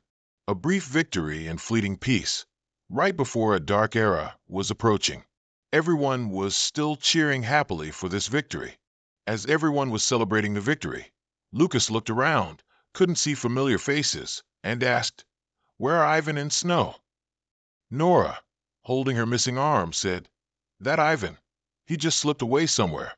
He probably thinks losing my right arm was his fault. What an idiot. Lucas asked worriedly, Is your arm okay? Nora calmly replied, It's nothing. I'm just lucky to be alive. Ivan is fine, so you should go see Snow. Lucas listened calmly to Nora. In the battle with Agni, the ice fairy suffered the most. She must be grieving badly.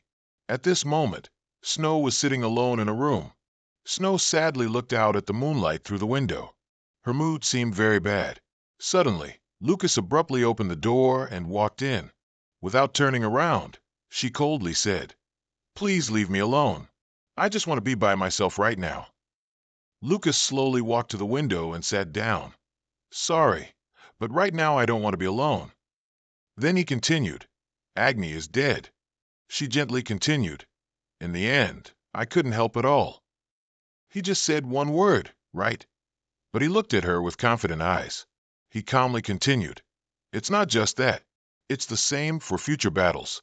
To be precise, the amount of mana I have right now is more than enough. Hearing that, she trembled with anger. She yelled, Did you come here to insult me? He remained calm. So what if I did?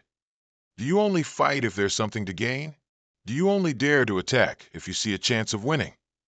He wasn't angry at all. Not at all. This battle wasn't a normal one. Hearing him say that, she couldn't help but be surprised. Even if there's no chance of winning, we still have to fight. So I fought because I'm still alive, because I have to prove I'm alive. Even if it means death, I have to fight to the very end. Our battle has always been like that. He gripped the sword tightly, saying, "What's important is whether you have the will or not." He offered the sword to her, and she was surprised, not knowing what it was. He immediately explained, "It's my friend Spoils of War for you." She took the sword, looked at it intently, then asked, "Is this a warrior's sword? It doesn't suit me, but—" He told her something else. "Its shape isn't important. A true renowned sword will grow with its owner." He stood up and said as he walked, "I defeated Agni thanks to Ricky. He's both my friend and my master." He encouraged her. "Ricky personally chose you as his disciple, Snow. And throughout our journey together, I've never doubted your judgment." She replied, "Whether I grow stronger or weaker, I'll decide it myself. Even the way you speak contradicts Ricky's words." Both of them were silent. Then, as if realizing something, she said, "However, if this is your friend Spoil of War, then this sword."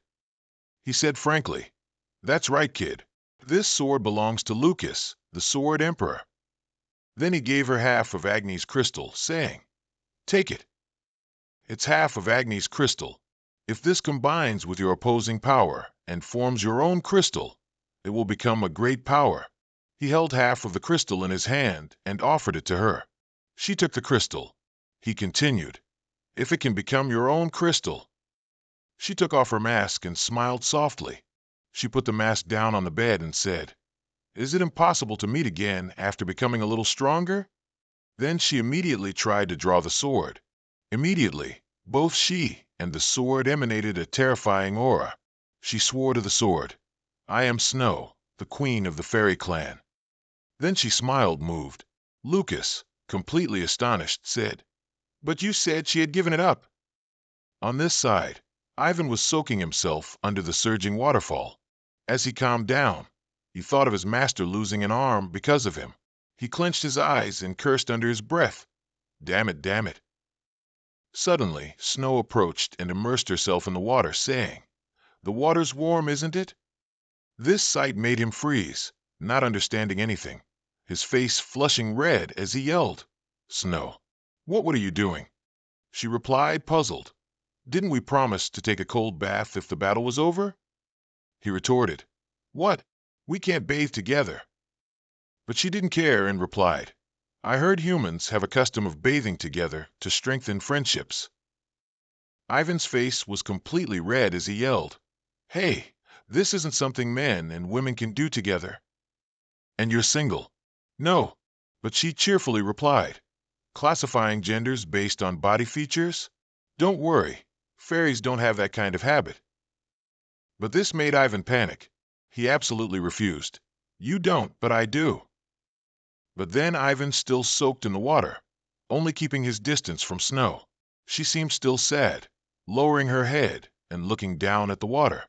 Meanwhile, he was almost steaming, smoke billowing from his nose as he thought, "What the hell?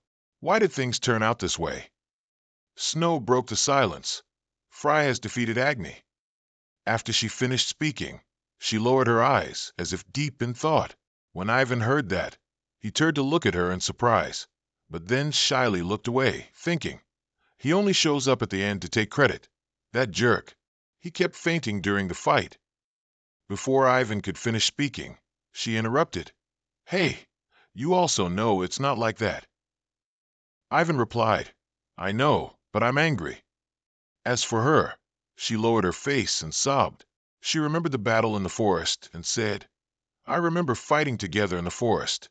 At that time, I had a premonition that the three of us would fight side by side." Ivan heard that and replied, "Who said it wasn't true? But since when did we become so distant from each other? That bastard." Hearing that, she only replied, "That's why you're still alive." Ivan said angrily, "Damn it. Next time I'll save everyone from it. I'll save both you and him." but there was something mysterious in his eyes. He looked surprised to see Snow trembling. Then he quickly turned his face away. Hey, damn it! Because of the sound of the waterfall, I can't hear anything. Since I don't know where to look, I'll just look at that distant mountain. She trembled as tears fell. Then she covered her face, tears streaming down. She choked back sobs, her body trembling nonstop. She cried and said, "Next time it'll be my turn. I'll save everyone, both you and Frey." Ivan heard that and immediately replied, "Why are you whimpering so much? Is the warm water making you cold?" "Damn it!" On this side, Skyzer leaned against Lonkar, looking at Lucas and saying, "So you've returned alive, huh?" Lucas and Isabel were walking over. Lucas spoke. "Orichalcum, how could it be defeated so easily?" He said, "One must adapt, one must adapt." "I can barely feel your mana. How can that be?" He continued to ask. As if understanding, Skyzer said, "Divine mana." Lucas gently said, "I've found a way to merge divine power and mana in the imaginary world. With this power, I won't have to give up mana, and vice versa. It helps preserve everything and become my strength." Skyzer immediately said, "So, you've surpassed level 9? Lucas replied, "My body was borrowed. When I returned to this mortal world, thanks to this body, I awakened that realm." Skyzer replied, "Everything has been arranged by fate." Lucas mused, "This is the destiny to defeat the Lord." Skyzer walked and said, "If I want to accompany you, I can't be this weak." Lucas heard that and said in surprise, "Skyzer, renowned throughout the world, is saying such weak words." Skyzer unhappily turned back and replied, "It makes my blood boil. I now have a reason to overcome the limit I haven't been able to surpass for so long. Surely the flow of the past 4,000 years has changed, and the outcome will also change." Isabel quietly looked at Skyzer and said nothing. Skyzer resolutely said, "We must defeat the Lord." At this moment, a scene of Lucas and Frey looking at each other as if connected reappeared. Isabel bowed her head and smiled. The dining table was filled with lavish dishes. The clan leader stood up and said, "Everyone has achieved a glorious victory in the historic Battle of Sin City. Many people sacrificed their lives, and many turned their backs on us. But I am extremely grateful that there are still survivors like this. The very act of continuing our pride, fighting with one heart and one mind, helped us survive." As the clan leader was speaking, the soldiers looked uncomfortable because they saw something. It turned out Lucas was holding a large piece of meat and devouring it. Isabel saw Lucas eating and said, "Hey, can't you wait a little longer?" Lucas, still eating, handed Isabel a piece of bread and told her, "Hey, this is absolutely delicious, try it." Isabel loudly said, "Lord Turek is speaking, aren't you ashamed?" Someone else said, "He hasn't gone through hardship yet, so he hasn't grown up." Lucas heard that and annoyedly said, "Who's calling who immature? I'm just comfortable. Why aren't you saying anything to them?" "Why?" Lucas complained, pointing at Ivan and Nora, who were also eating and drinking like him. Isabel yelled, "Can these ordinary magic martial artists be like you? Your magic has surpassed level 9, yet you're acting like a child." Ivan heard that, angrily slammed the table, and shouted, "What are you talking about? Who's ordinary?" "Hey, woman!" Ivan yelled, making Isabel tremble in fear. Lucas agreed, saying, "Well done, Ivan, scold her." Ivan unexpectedly spoke softly, "I heard you healed my master's hand?" "Thank you." Isabel, not having time to react, replied, Yes." Nora, angry because she couldn't hold her food, said, "Oh, I'm not used to using my left hand." Turek laughed and said, "With all these delicacies in front of us, I've been rambling on. I apologize for my rudeness. Let's forget everything and eat." Hearing that, the soldiers also became cheerful again. Everyone raised their glasses to toast together. The banquet was filled with laughter. No one mentioned those who had died or those who had turned their backs. No one wanted the atmosphere to fall silent. Everyone laughed, ate, and drank together, very happily. If this laughter were to end now, they didn't know that they might not be able to be so joyful again, so they didn't think about anything. Nora handed an apple to Ivan and said, "Cut the apple for me. I can't cut it with my hand." Ivan reached out to take it. "Oh, how embarrassing. Give it to my disciple." And another feast was also being held in the demon realm. Someone asked, "Lucifer, why is everyone gathered?" Lucifer replied, "Demigods have set foot here." Babados asked, "Those cheapskates?" Bayabap immediately asked, "Aren't they satisfied staying on the continent?" Zifa also spoke up, "But the demon realm has no value to them, right?" Lilith saw that and said, "Oh, I'm really looking forward to it. I've been curious about what demigods taste like since ancient times. They must be delicious." Azura sneered, "You should at least think, you imbecile. Do you really carry that empty head around everywhere?" Babados annoyedly said, "Do you want to fight Azura?" Azura immediately retorted, "Especially you. You idiot Babados." Azura said, "Who is it who stirred up this whole hell?" Babados unhappily said, "Why are you bringing that up again?" Babados' eyes flashed. He turned towards Lucifer. Pointing at Lucifer, he said, "You're the one who called those demigods here, Lucifer?" Lucifer calmly replied. Zifa asked, "What are you thinking? Why did you call those who could threaten the demon realm here?" Azura slammed his hammer onto the ground. Azura said, "I am very displeased." It said with annoyance, "Do you want to play around with the mess you've caused? You're a monarch, yet you've never met them, Lucifer." It angrily raised the hammer and the orb in its hand while pointing at Lucifer. "Those demigods who dare set foot here will die by my hand. But now I'm even more annoyed with you." Babados said, "Oh, Azura is acting up again." Lilith said with exasperation, "Your hand is quicker than your mouth again." Azura said, "I know you're messing around with that Iris girl. I don't know what that girl said, but you're hiding things you already know from us and telling us to do this and that. It's so annoying." Lucifer remained silent. "Grab your weapon, Lucifer. Let's fight right now." Azura was defiant. Seeing this, Lilith said, "Oh, he really wants to fight." Lucifer bowed and said, "Yes, if you don't like it, I apologize, I apologize." Azura surprisingly said, "What the hell are you doing?" Lucifer explained, "The reason they want to dig up this despairing hell is because of God's body. The dragon god is buried in there. That's what the demigods are after. This isn't the time for us to argue." Bansbap was surprised. "Dragon god?"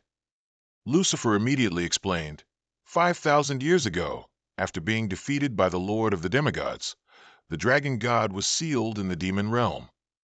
The dragon god is an existence linked to the continent. If the dragon god dies, the continent dies too. To sever that link, the Lord of the Demigods didn't kill him, but sealed him here. Lucifer explained, and also appeared in the form of a skeleton. Lilith asked, "That Lord of the Demigods, what does he plan to do with the dragon god's body?" Lucifer looked into the distance. Azura angrily said, "Is this bastard playing dumb again?" Lucifer gently continued, "When this battle ends, then I, Lucifer, will relinquish this position." Lucifer looked at Azura, stating his intention.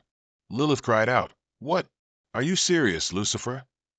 Lucifer firmly replied, "I swear by my own name." Lucifer continued, "This is the last battle I will put an end to. After that, I will equally divide my territory among the 5 monarchs here." Azura angrily stomped his foot and shouted, "I don't need that. Instead, if I kill all those demigods, then you must reveal everything you're doing with that little girl, Iris." Azura laid down his condition. Azura heard this and agreed. "All right, let's decide on that." Lilith then said, "That little girl Iris is quite capable.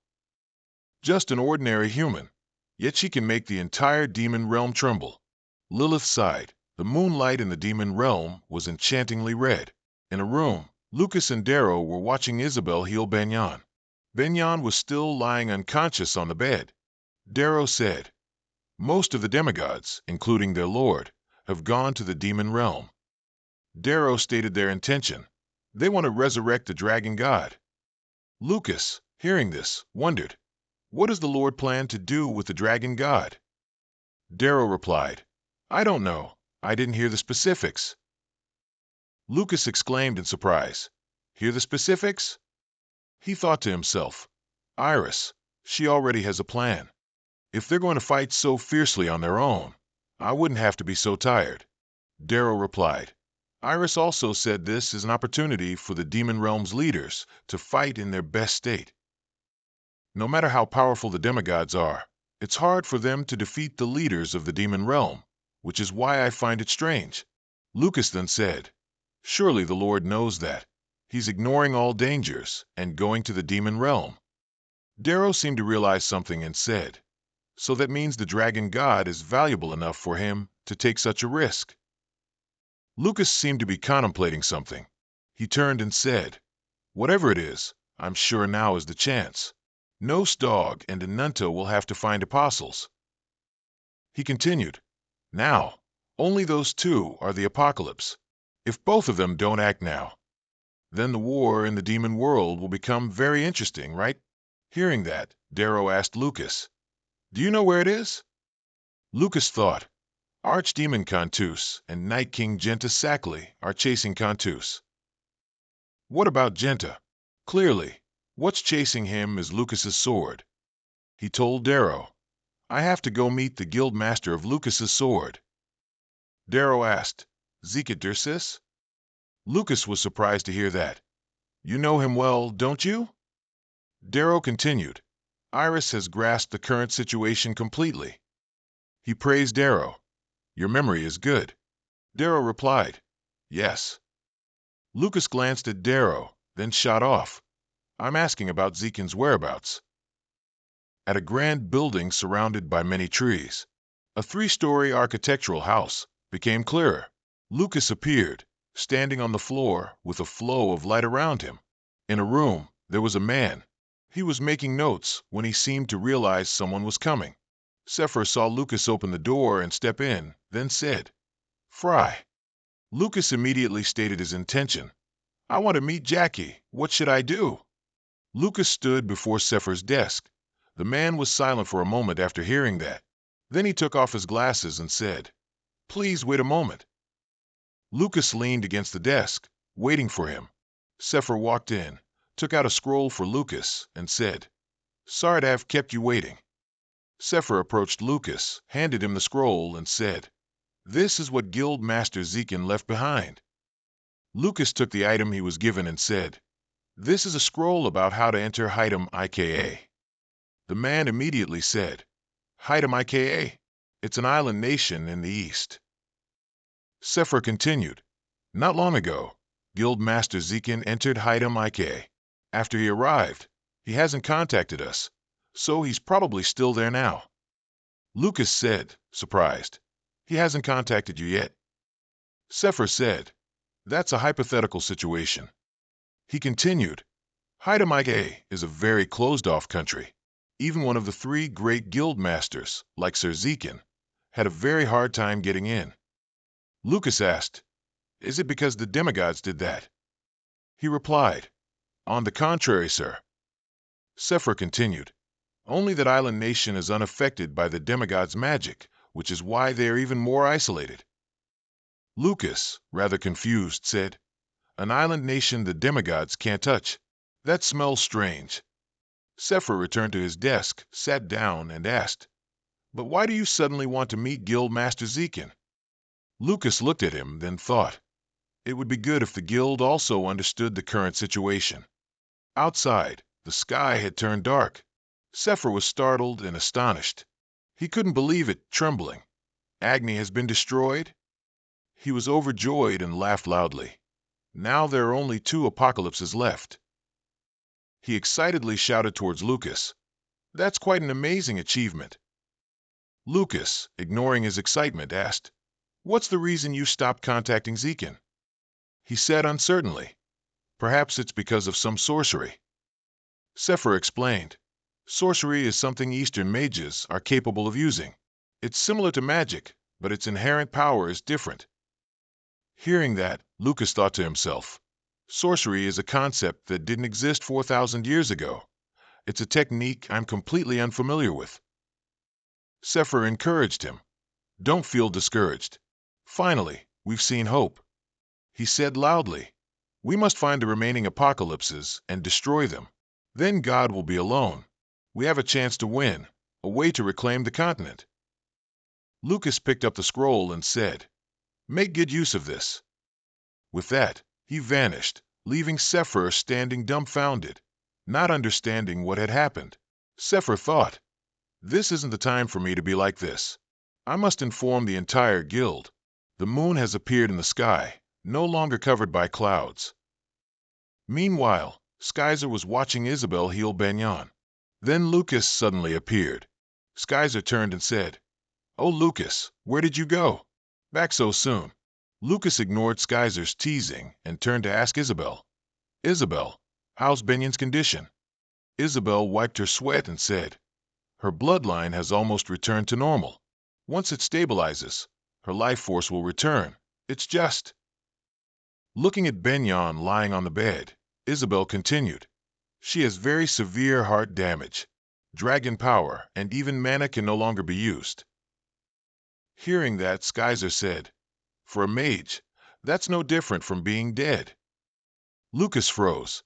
Skyzer looked at Lucas and said, You really know a lot of special people.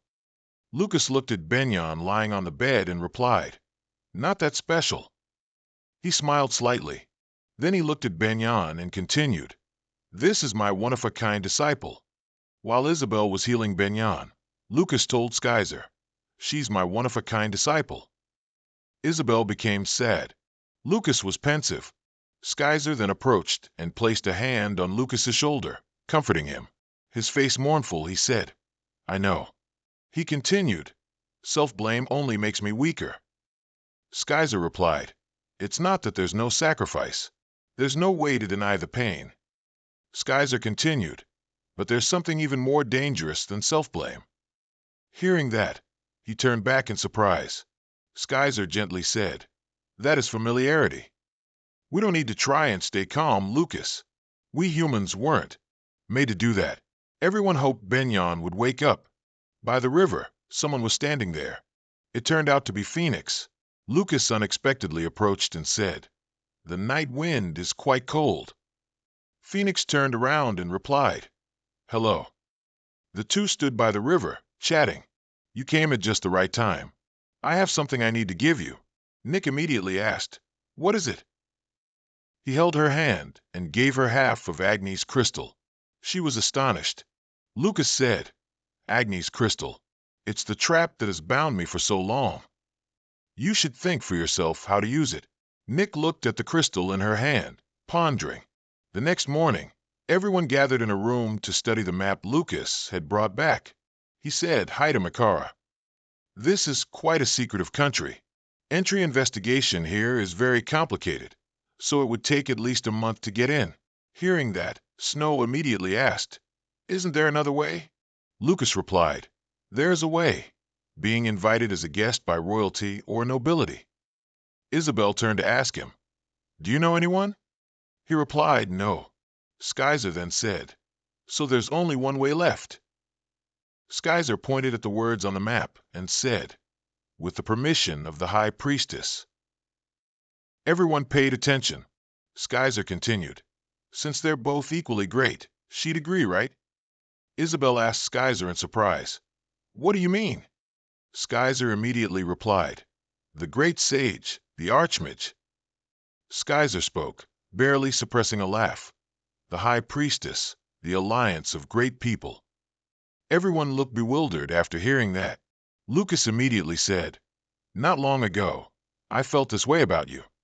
His face was filled with annoyance. You're becoming more and more like a woman. Skyzer's face darkened as she angrily thought, Is this lunatic sick? Ivan then spoke up and asked, Is Frey the Archmage? Nora was surprised. What? You didn't know? Ivan was astonished, his face full of disbelief. He fell backward, shouting in surprise, Frey, the hero of the Age of Light 4,000 years ago, is Archmage Lucas? Looking at Ivan with utter exasperation, Nora sighed. No wonder you dared to speak so informally to him. He sneered. You've been rude to me all this time, So this is your last chance, Ivan. Ivan shouted. You've lived for a really long time. He mocked. Are you surprised by that? Skyzer crossed her arms and asked, How do we find the High Priestess? To ask her for entry. We can't just bluntly say we want to enter. He placed his hand on the map and said, The High Priestess lives on that island over there. He pointed to a small island on the map. On this small island, Lyra. The High Priestess always lives here. Snow asked, full of surprise. The leader of the country doesn't live in that country? Isabel said, The High Priestess is symbolic to some extent. Her rule is not to interfere in state affairs. Hearing that, Snow immediately asked, So if we go there, can anyone meet her? Is it that easy? Nora, who was next to them, said. Nora continued. Ivan turned to Nora and said. Nora added, But she's an incredibly young and beautiful woman. There's a rumor that she's not human. Hearing that, Ivan nonchalantly said. Nora was speechless when Ivan said that. Ivan stood up and shouted. Snow sighed and said to Ivan. Ivan replied with an annoyed look. Snow calmly smiled and said. Ivan angrily stood up, placing his hands on his hips, and replied. Ivan asked Snow. Hearing Ivan say that, Snow's face flushed red. Ivan remembered something and said. Ivan slammed his hand on the table and shouted. Isabel thought. Ignoring Ivan, she looked at Snow's flushed ears and thought. Snow lowered her head and stammered. Energy. Snow took out half a crystal and said, Coincidentally, I received this gift, and it would be shameful if I didn't make it my own. You do whatever you want. He pointed to Nick, who was standing behind him. Nick was surprised. Lucas said to Snow. Snow looked up at Nick and said.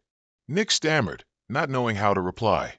Ivan looked over and saw Nora in deep thought. Nora was holding her broken arm, lost in thought, not knowing what she was thinking. Nora said. Ivan, standing nearby, quickly said. Nora looked at Ivan, full of anger. She lunged at Ivan, hitting him, and said. Seeing that, Ivan was terrified. Suddenly, Nora placed her hand on Ivan's forehead. Nora encouraged him. Ivan was slightly surprised to hear that. And then he clearly said. Lucas and everyone were on their way. Isabel then said.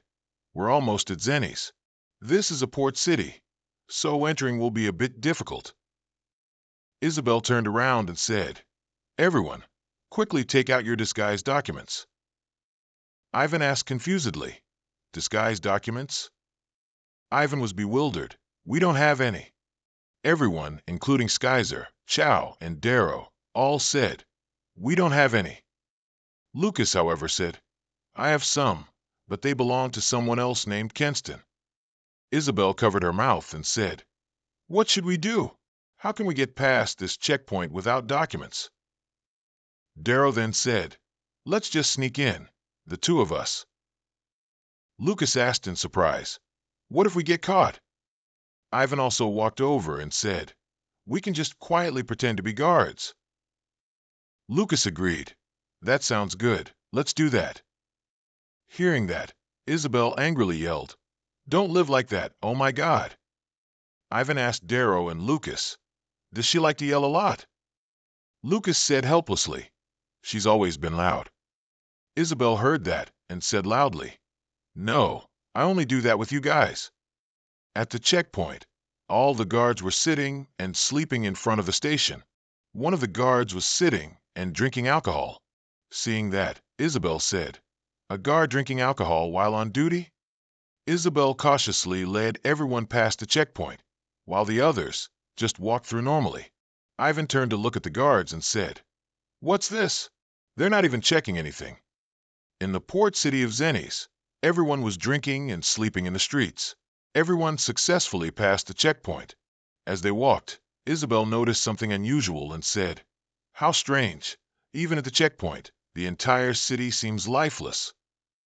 Ivan also wondered, Is this really a port city? It must be past its prime. Darrow spoke up.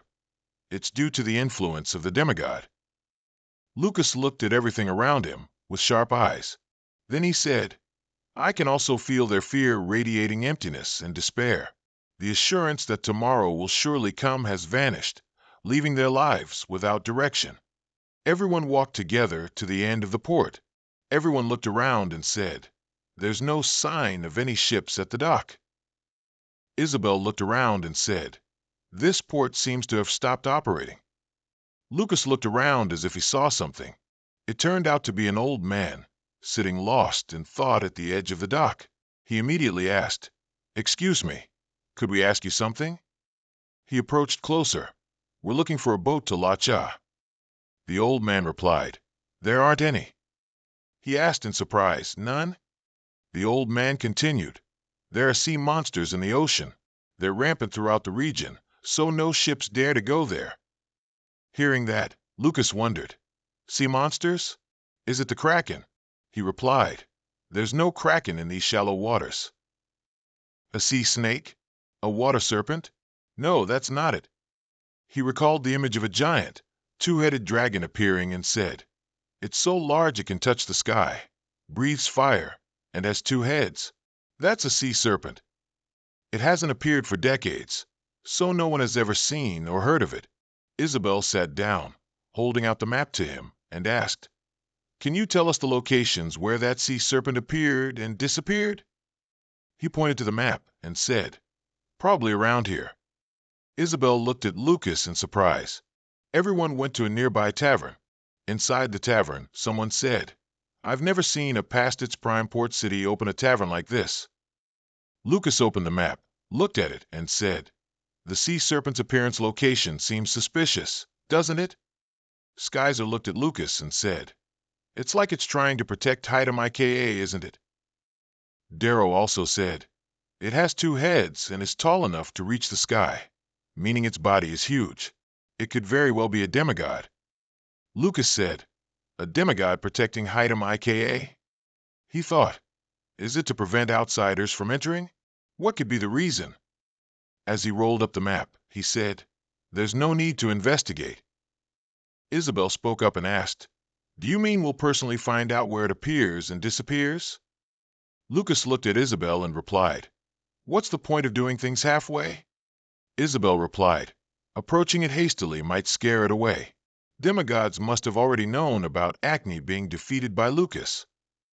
Skyzer picked up his wine glass and said, "As Isabel said, if we go, we should hide our mana. It would be better to go by boat." Isabel looked at him and said, "But there are no boats running now." Lucas finished his drink and replied, "Just by one." Isabel exclaimed in surprise, "Where are we going to get that much money?" Lucas opened his pouch and said, "My friend gave me a gift for times like these. That friend is quite good." He took a gem out of his pouch. Seeing this, Skyzer immediately said, "Wait, wait, wait."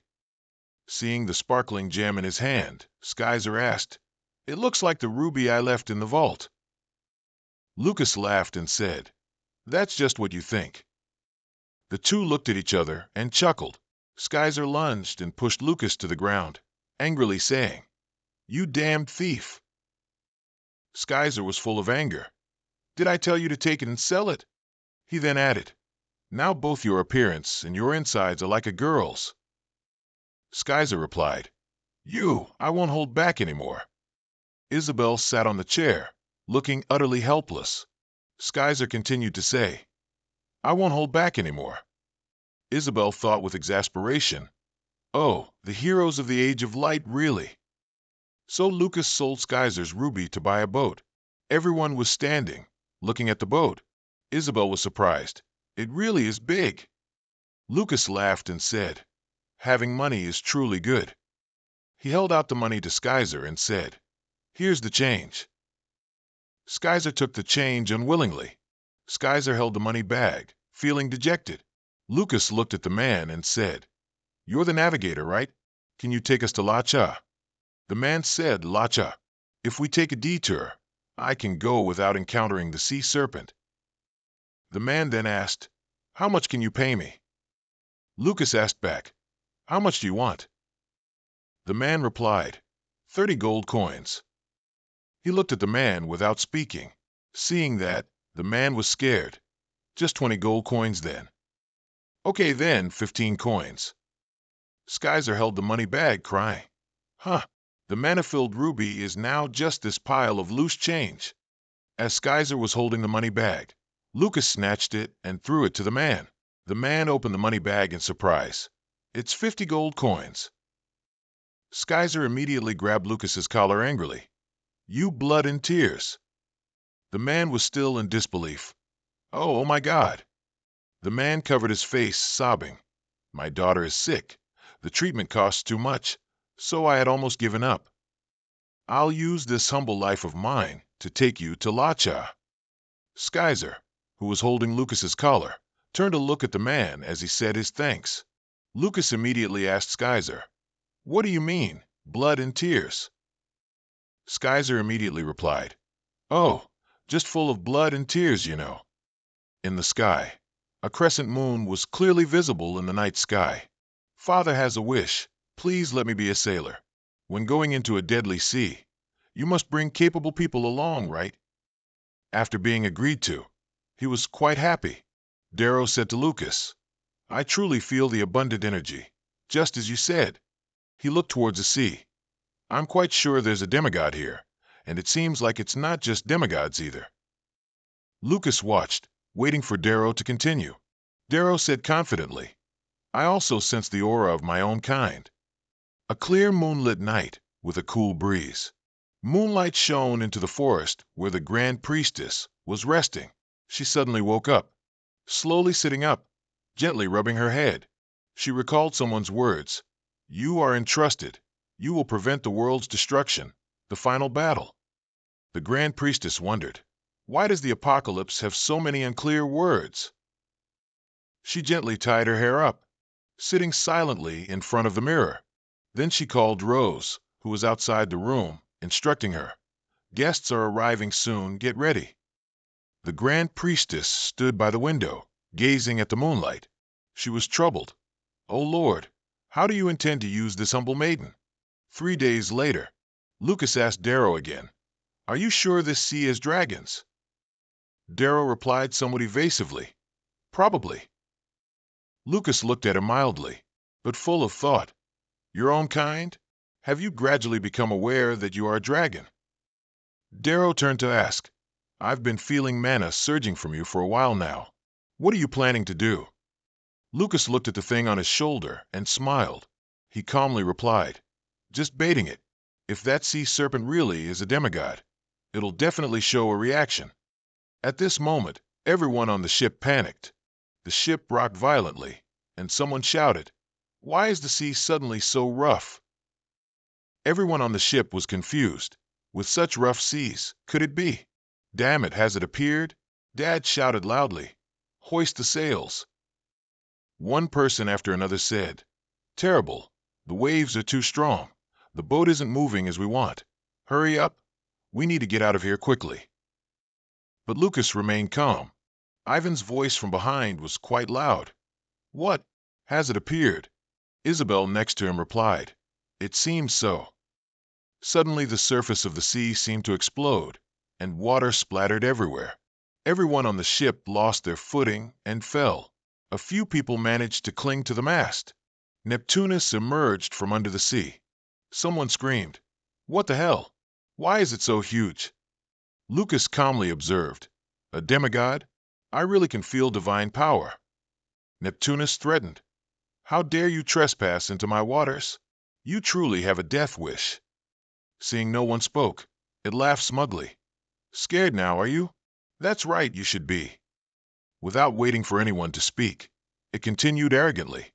But don't worry, you won't even feel any pain. Your bodies aren't even enough to get stuck in my teeth. After saying that, it laughed loudly and arrogantly. Ivan retorted, A demigod?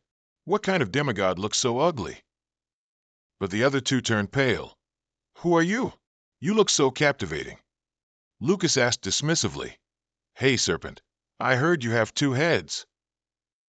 Neptunus scoffed, There are truly many lunatics in this world. It prepared to breathe fire. I'll roast you and then. Before it could finish, Ivan punched it from below. His face was expressionless. Neptunus screamed, I bit my tongue. My mouth is burned. Then it angrily said, You bastard, you're too impatient. Ivan questioned. You live in the sea. Why do you attack people with fire? Neptunus roared. Shut up. Then the sea surface splattered with water once more. Lucas was quite astonished. Isola emerged from the sea. Skyzer was startled. When he saw Isola was the second head, Isabel asked, Who is Sir Isola? Skyzer then replied, Lucas's master. Isabel didn't expect it. Frey's master? She gaped, looking at Isola in disbelief. He had no self-respect left. What exactly happened to him? Neptunus laughed loudly. You're overwhelmed by the majesty of this body, aren't you? Don't worry, you all will get to. Lucas angrily cut him off. What did you just do? Neptunus didn't understand what he was saying. Isola next to him growled. Isabel tried to intervene, but Lucas said, Everyone, don't interfere. His voice deepened. I'll handle that guy myself. Skyzer warned him. Don't kill him. I have many things to ask him. Lucas began to unleash his intimidating power. Speak. He clenched his fist, his power growing stronger. What was that head about? Neptunus snorted. This arrogant bastard. He threatened. Let's see how long you can boast. Lucas, expressionless, punched Neptunus in the face. He looked bewildered, not understanding. Once he realized what happened, he yelled, What? This bastard. Lucas maintained his expressionless face, controlling his power. He landed another strong blow on Neptunus. He cried out in pain. He punched Neptunus repeatedly, but he was indignant. Damn it! Why are you only targeting me? Ivan was also surprised by Lucas's power. It was almost morning, and Neptunus was still getting beaten. The sea surface became calm again. Neptunus, with a swollen face, cried and apologized. I was wrong. I'll never be like that again. Ivan looked blank. Is he really a demigod? Lucas casually replied, Looks like he isn't. Neptunus was startled to hear that and immediately denied. Demigod? No, I'm not a demigod. Ivan put his hands on his hips and asked, Then what kind of creature are you? Neptunus happily introduced himself. Ivan immediately flared up. I don't care about your name, you bastard. Do you want to die? Neptunus trembled. Don't yell at me like that. My heart is weak. Ivan looked dumbfounded. Why did he suddenly? Cha was also curious. He's the ruler of the sea, making the entire region tremble before him. How can he be so timid? The person next to him was equally curious. What exactly is this guy? Neptunus was still smug. I'm originally a water serpent. Not just any ordinary water serpent, but a very powerful one. Ivan yelled, Get to the point before I choke you to death. Neptunus began to recount. One day, a demigod came looking for me. It was a woman with gray hair. She looked human, but I recognized her immediately. I was unexpectedly attacked and passed out. When I woke up, I found myself in a dark place, tied up and covered in wounds. Neptunus continued, weeping.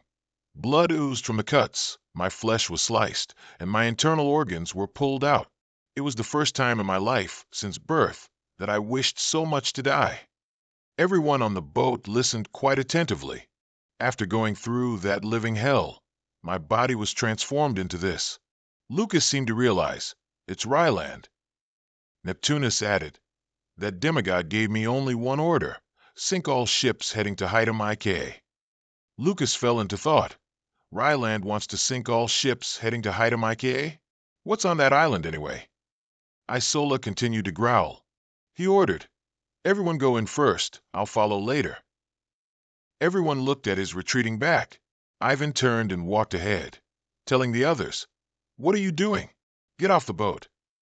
Lucas immediately stood on Neptunus's head, who was still crying, then ordered it, Go to shore. Neptunus immediately obeyed. I know, don't hit me. After reaching the island, Lucas got off Neptunus's head. He immediately controlled his power. That power pressed down on Neptunus, causing it pain. You said you wouldn't hit me. Lucas threatened. Shut up, or I'll hit it. Neptunus's two legs began to examine its body. Many eyes appeared on its body. He discovered, There are intricate stitches everywhere. Just how many creatures is this sea serpent's body made of? Isola was still growling there. Neptunus also regained consciousness. It let out a sigh of relief. Suddenly, Lucas slapped its face. Neptunus whined, "You said you wouldn't hit me." After saying that, it fainted. He pondered. Even though Neptunus fainted, its spirit is still conscious. It's not a combination of both their egos. He sensed. Perhaps it has two hearts. Master's dragon heart is still intact, and Raylan's divine power, when transferred, restrained Master's ego. Lucas placed his hand on Isola's head. What if I absorb this remaining divine power and infuse my mana? After infusing it, he immediately withdrew his hand. Isola cried out in pain. Then its eyes returned to normal. Isola looked around. Where exactly is this place? Lucas looked at Isola, who had returned to normal. He bowed.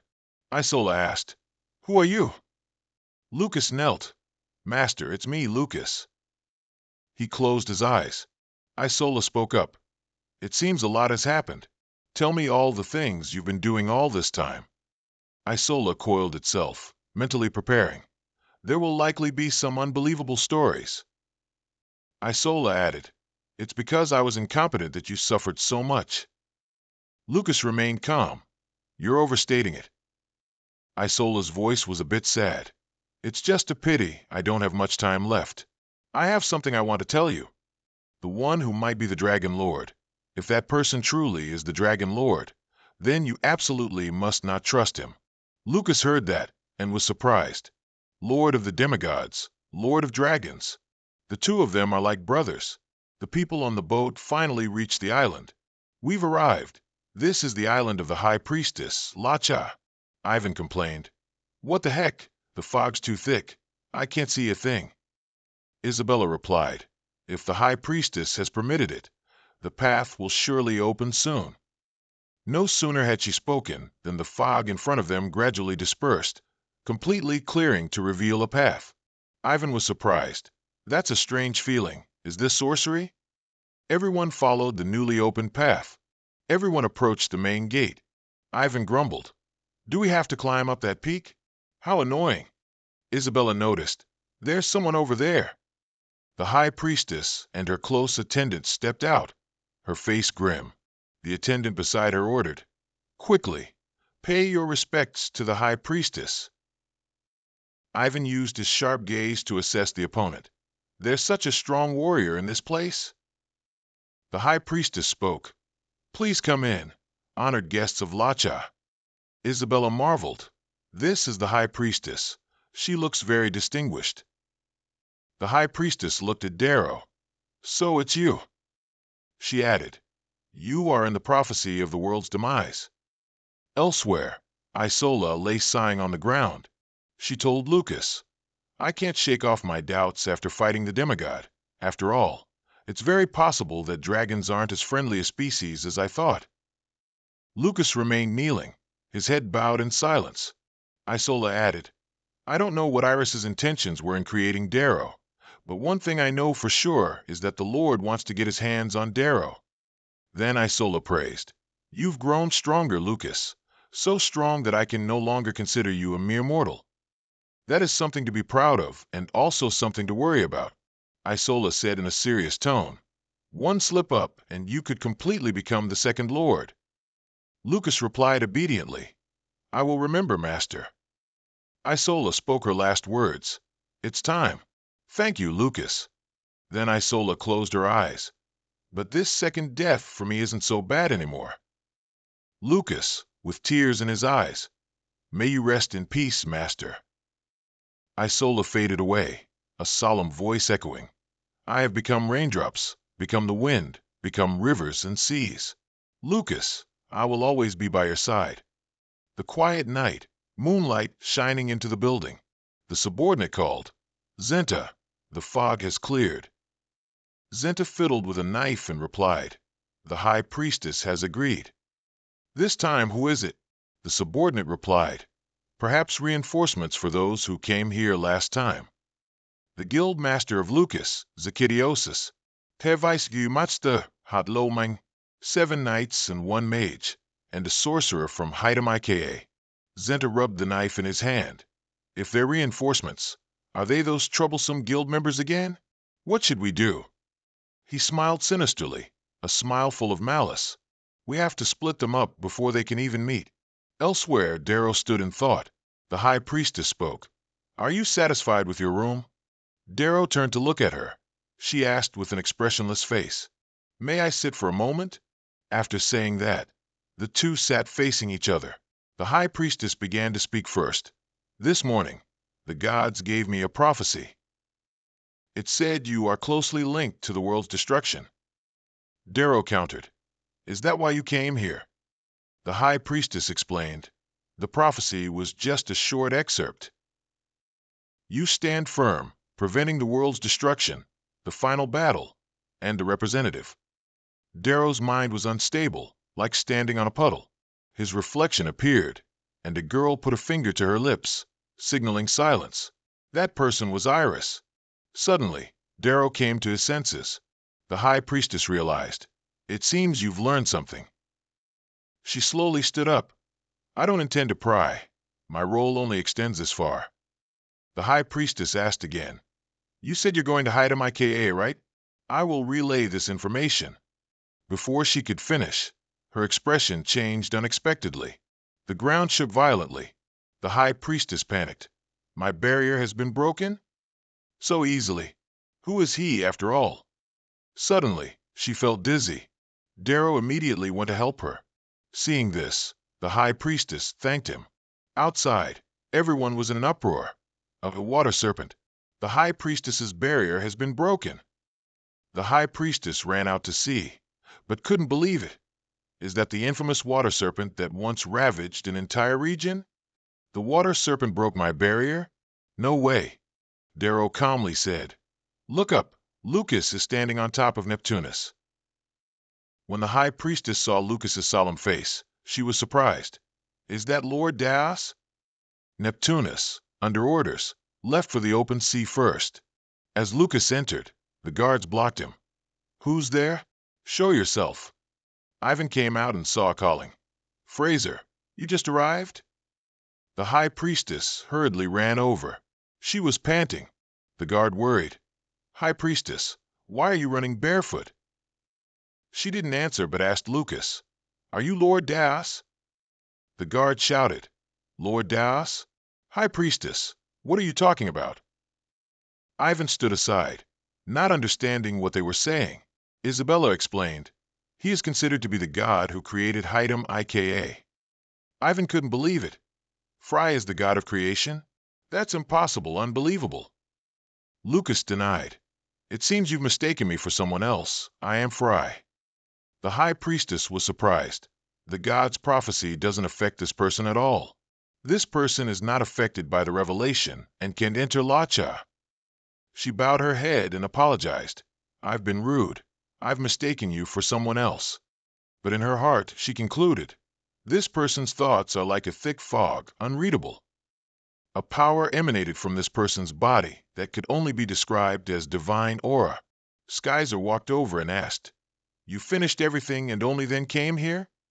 Lucas replied coldly, Master is always master. Skyzer laughed loudly. Then it's a good thing. Then Lucas turned and said, So you are the High Priestess. I also wish to go to Haidam IKA with these people.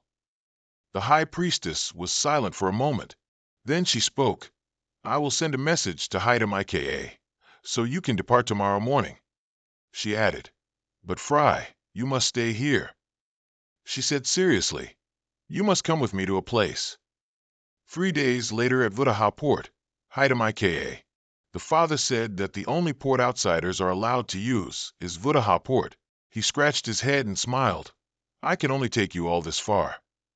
Ivan immediately thanked him. We're all very grateful to you. Ivan mumbled as he walked. Why didn't she let Frey come? Isabella replied.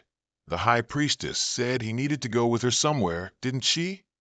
But Ivan seemed unconvinced. She probably plans to treat him to something delicious, right? The way she looked at Lucas wasn't normal at all. A voice rang out, interrupting Ivan's conversation. Welcome to Haidam IKA. The man introduced himself. I am Byra, the martial master of Radaha. I wish to see you all.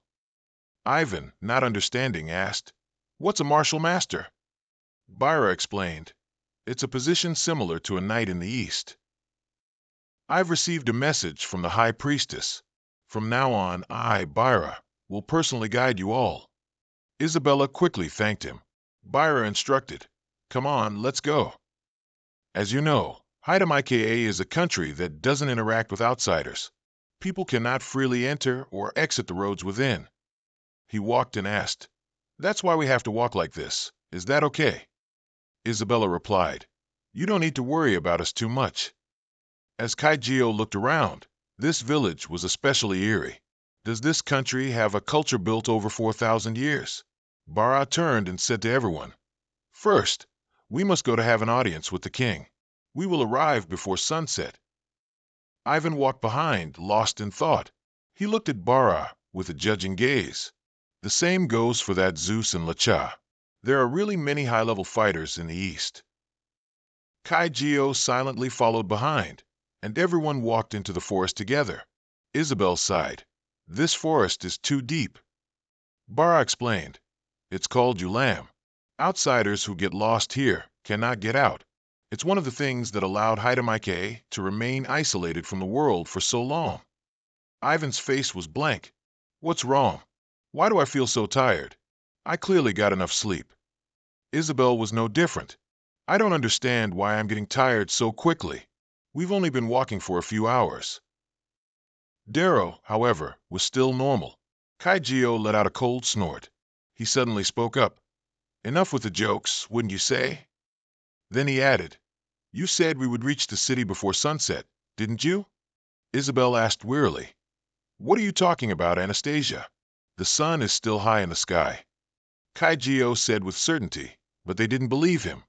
We've been in this forest for 2 days now. Bara pretended not to know. I don't understand what you're saying. If you're tired, you should rest a bit. Before he could finish speaking, Kaijio lunged at him. His hand clenched into a fist, punching him straight in the face. Ivan and Isabel did not expect his action, but what Kaijio punched was not Bara's face. Kaijio was surprised when it turned out to be a log. Bara's voice echoed, You're quite sharp-eyed. He cast a spell from another direction. You even broke through an illusion that prevents others from perceiving the passage of time. How did you figure it out? Kaijio replied without hesitation, Your illusion is just a trick to me. My body is linked to a very precise clock. Bara snorted and threw up a talisman. He moved very quickly, surrounding everyone. I can't drag you deeper into the forest, but it doesn't matter. He threatened loudly. You won't see anything and you'll die here. Ivan was quite flustered. Is this his illusion? Because we can't feel the flow of time, we can't see his body. Darrow used his spell to command him to stop, and Bara immediately stopped in midair. He struggled but couldn't move. My body isn't obeying me. Ivan then smiled triumphantly. Well done, Dragon's Roar. With that, he punched Bara hard in the stomach, causing him to cry out in pain. Don't worry, I won't kill you. Kaijio whispered in his ear, I have many more questions for you. Suddenly, something shot quickly towards him. It sent Kaijio flying away, but he landed safely.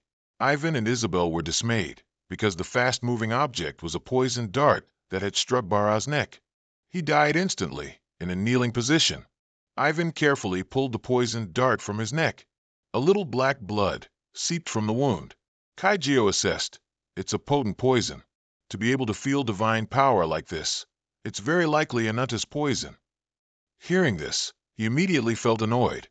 It must be that Zenta. How dare he do this to my subordinate? He's truly a cold-blooded bastard. Ivan observed his surroundings. That barrier-like thing spread throughout this forest is a curse. This is a very strange spell. It's difficult to break, no matter the country. He then turned to Darrow. Not even your dragon language can break it. Darrow replied, This spell is bound to the forest. If we try to forcefully break it, the entire forest could be destroyed. Ivan continued, What did the forest do to deserve this? The four of them suddenly stopped, having noticed something. Kaijio reminded everyone to be quiet, because there were people nearby. Ivan whispered, "Good. This time, we definitely have to capture them alive." It turned out to be a group of injured people looking for a place to hide. Kaijio looked at Ivan, wondering, "Are they acquaintances of yours?" He then explained, "I've met the one on the right before. He's a former member of the Lucas Guild, named Hot Laomai, I think." Kaijio thought, "They are members of the guild who arrived at Hightum IKA before us." The other group had also discovered them. The leader exhaled tiredly and asked weakly, "Who are you?" Ivan and everyone approached to help them inside. He reassured them, "Don't worry, we're Frey's companions." The leader heard that and wondered, "Frey's companions? Why are you here?" While helping him, he asked, "You're the guildmaster of Lucas, aren't you?" He nodded. He sighed. "Being hunted in this place is truly pathetic." Ivan silently observed as he helped Jackie to a safe spot. In another place, Lucas was exploring the situation inside a large cave. Even after going inside, he was still surprised. There's a place like this beneath the island. At the end of the large cave was a small house. This must be the sanctuary the High Priestess mentioned. The High Priestess advised, "This is a sacred place. To enter or exit, you must have permission from the High Priestess." He wondered, "Such a secret place, yet you're letting outsiders in?" She remained silent, deep in thought. Then she softly said, "Go in. If you truly have the qualifications, Lord Daos will appear." Lucas gently opened the door and entered. The interior was simply decorated, and the candles in the room were already lit. He looked up in surprise. A giant bronze statue was right before his eyes. The peculiar thing was that the statue's face had no features. Lucas gasped, "Is this Lord Daos?" He told himself, "It's insane. He looks exactly like a god." Immediately, an extremely powerful beam of light radiated out. It transported him to a world of imagination in Lucas's body. He was suddenly standing isolated in an endless void. Daos slowly spoke, "Welcome, Lucas." He was surprised to see Daos' true form. He introduced himself, "I am Daos, the creator of this region." Lucas frowned slightly. He only looks like a god, but he's not a god. The two faced each other in the void. He seemed disbelieving, unable to speak. Daos calmly said, "It seems you don't believe me." He immediately replied, "I am an atheist." He glanced quickly at him. "Gods don't interfere with the worlds they've created themselves."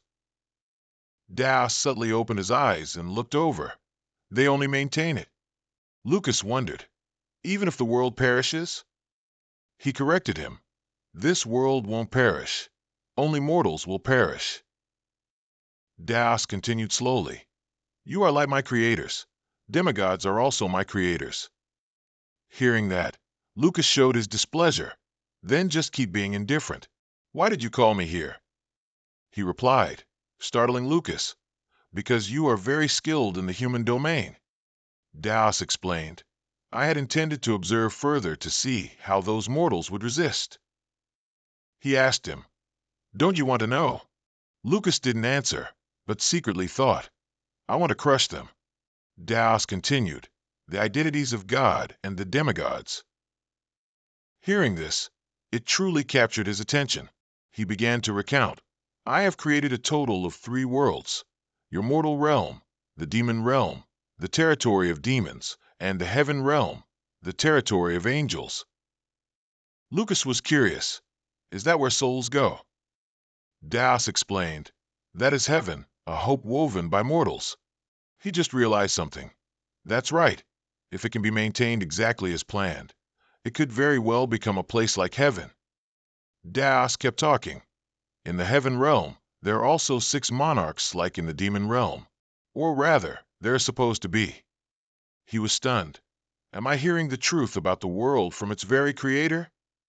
Daos claimed that the heaven realm had perished, and the souls of the heaven realm had been completely absorbed by the vortex of consciousness. After a period, the heaven realm souls that fell out of the vortex of consciousness would not be able to return to the heaven realm. Instead, they would lose all their memories and fall into the mortal realm. Lucas suddenly understood. He continued, "Yes, those are the demigods. God is the leader of the heaven realm. Daos cherished him more than anyone else and gave him a very special name. He is the one most like a god, the Archangel Michael, that is God. More than 10 years prior, God began to form his ego and started to confront the coordinator of the mortal realm. And the coordinator of the mortal realm is the dragon god." Lucas went from one surprise to another. He forced a smile. "That's a lot of information. I can't process it all at once." Daos encouraged him that it wasn't difficult at all. After that, he provided him with more information. Dragons and demigods began to wage war against each other.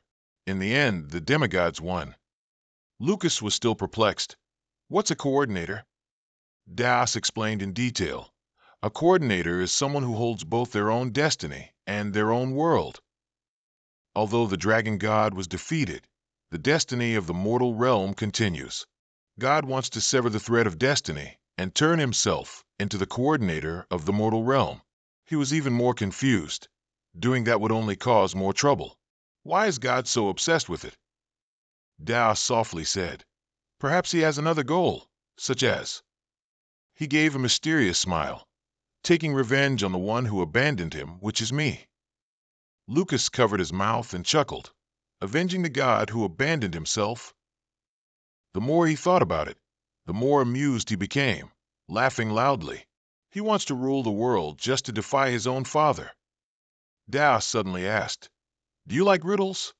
Without waiting for his answer, he continued, "Right now, there's only one person who knows all about these things, and I've already mentioned that person."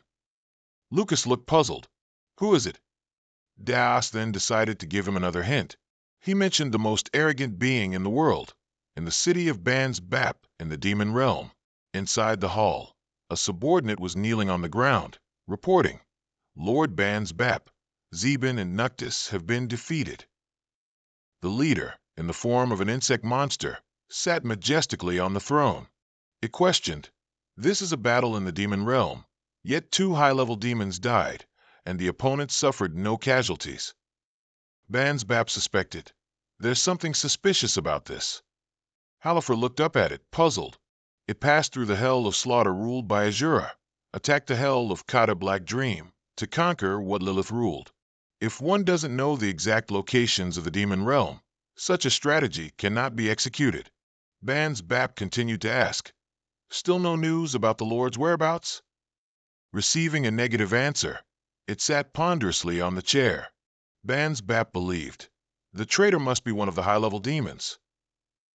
Then it immediately ordered Halifax to find out if any demons had been hiding recently. Suddenly, a voice from outside cut in. "No need for that." It turned out Lucifer was slowly entering. "I've already figured out one of them." Halifax seemed surprised to see him. It was also surprised. "You've already figured out who it is?" Lucifer frowned and said, "One of my subordinates has been in hiding for quite a while." The person he was referring to was Cantus. Only then did Ban's Bap understand.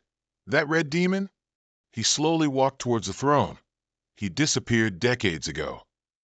In terms of time, it fits perfectly. I guess he fled to the human realm.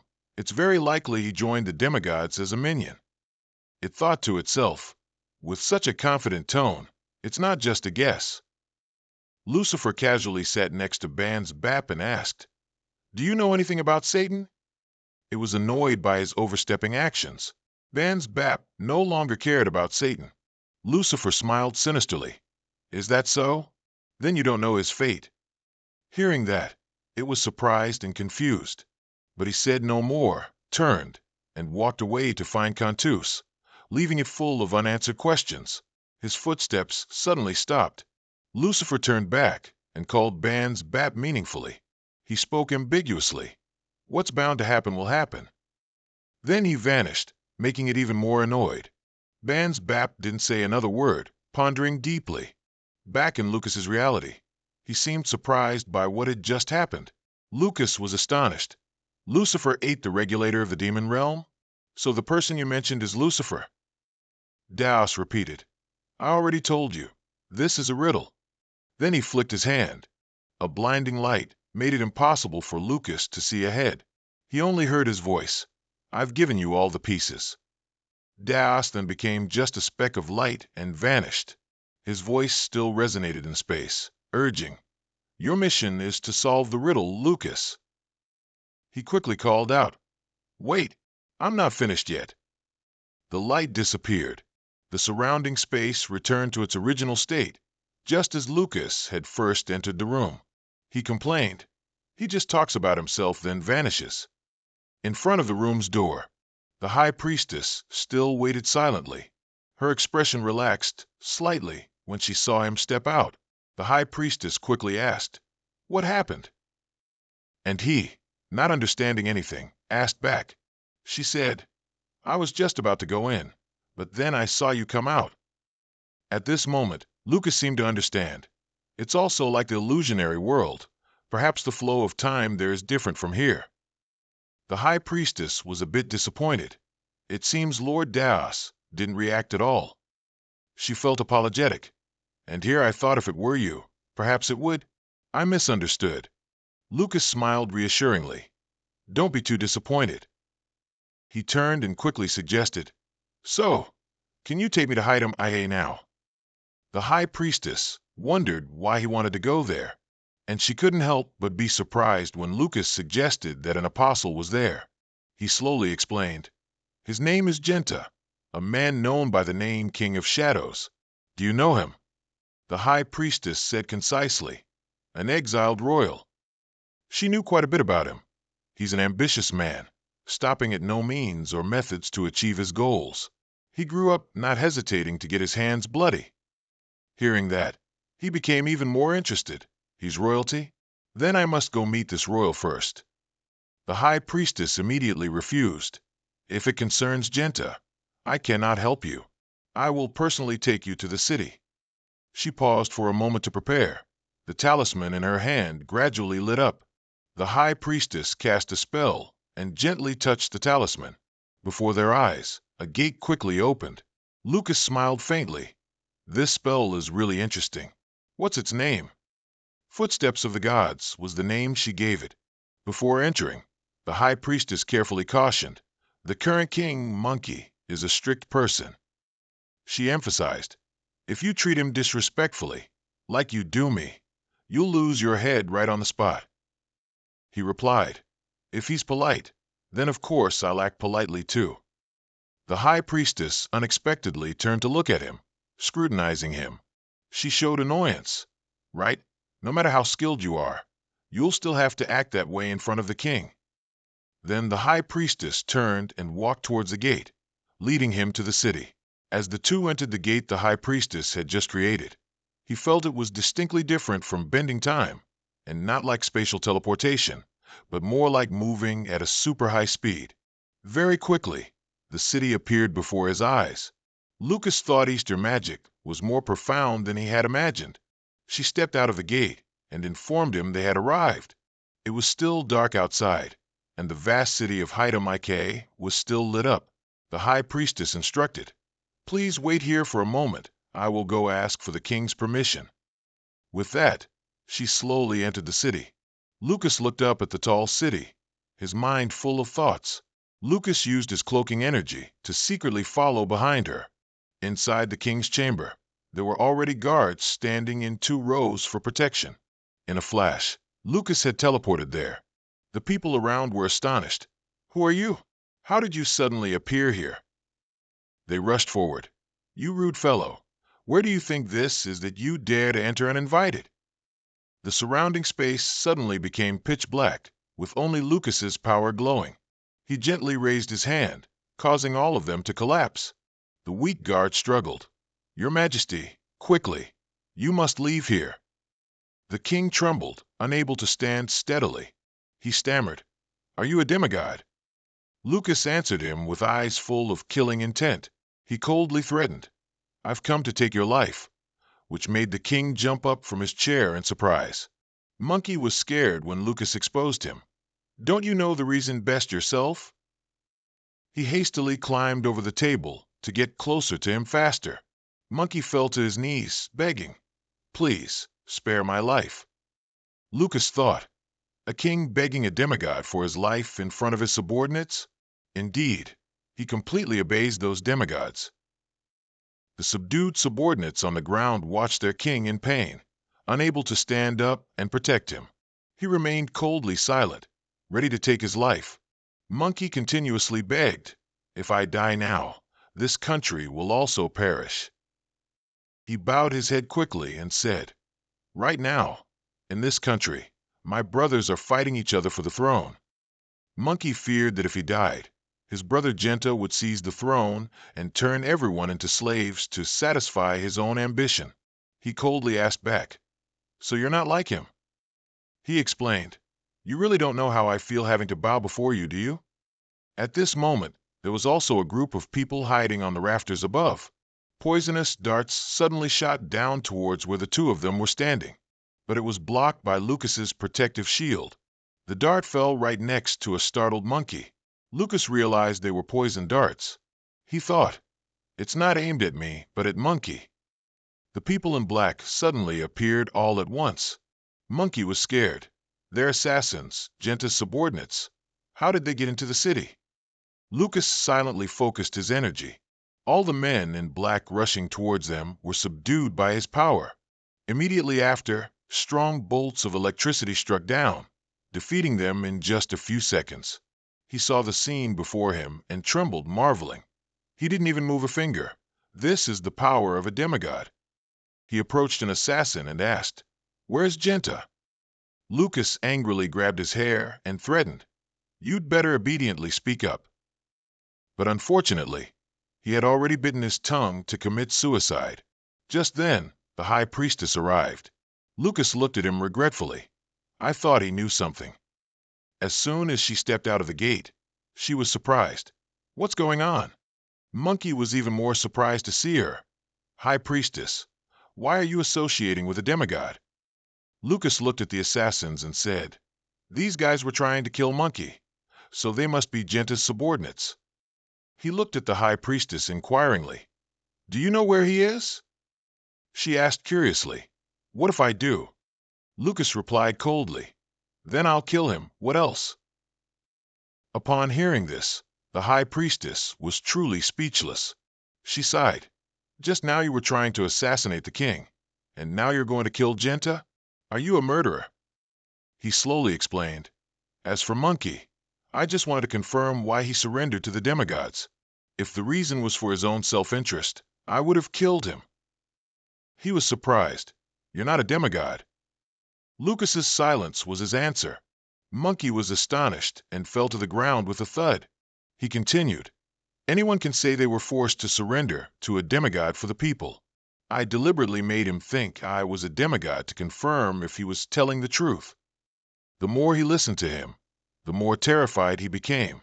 The high priestess said, based on what she heard, that man, though not a great king, was not a tyrannical ruler either. She whispered, Genta is in Peruna. Monkey was even more surprised to hear Peruna. The high priestess confirmed, that's Karuka's city, your sister, isn't it? She informed him, the one conspiring to build power to overthrow you from the throne is Karuka. Monkey sat on the ground in a daze, mumbling, Karuka has conspired with Genta. He suddenly laughed maniacally. That power is nothing. At this time, in the land of Ban's Bap, a distinctive red color covered everything. Daos silently stood observing his surroundings. He sneered. Indeed, a mundane land. There was another person behind him. Daos slowly asked, do you see it? The person standing behind him was Iris. She asked, puzzled, slowly approaching, why did you call me? He instructed, even for a demigod, entering and exiting the continent is impossible. Daos paused, then continued, except for me and the one who borrows your power. Iris was shocked and immediately thought of that person as God. He called her name dangerously. Daos glared at her angrily with a hidden meaning. If your tail is too long, you can't avoid stepping on it. Iris's face immediately darkened with fear upon hearing that. At Peruna Port, it was still dark. Lucas suddenly appeared in the middle of the active cargo ship area. The people around were startled and in an uproar. "Who are you? Where did you appear from?" He ignored his surroundings and walked casually down the street. It was Anata's divine power, his characteristic ominous aura, blending into the night wind.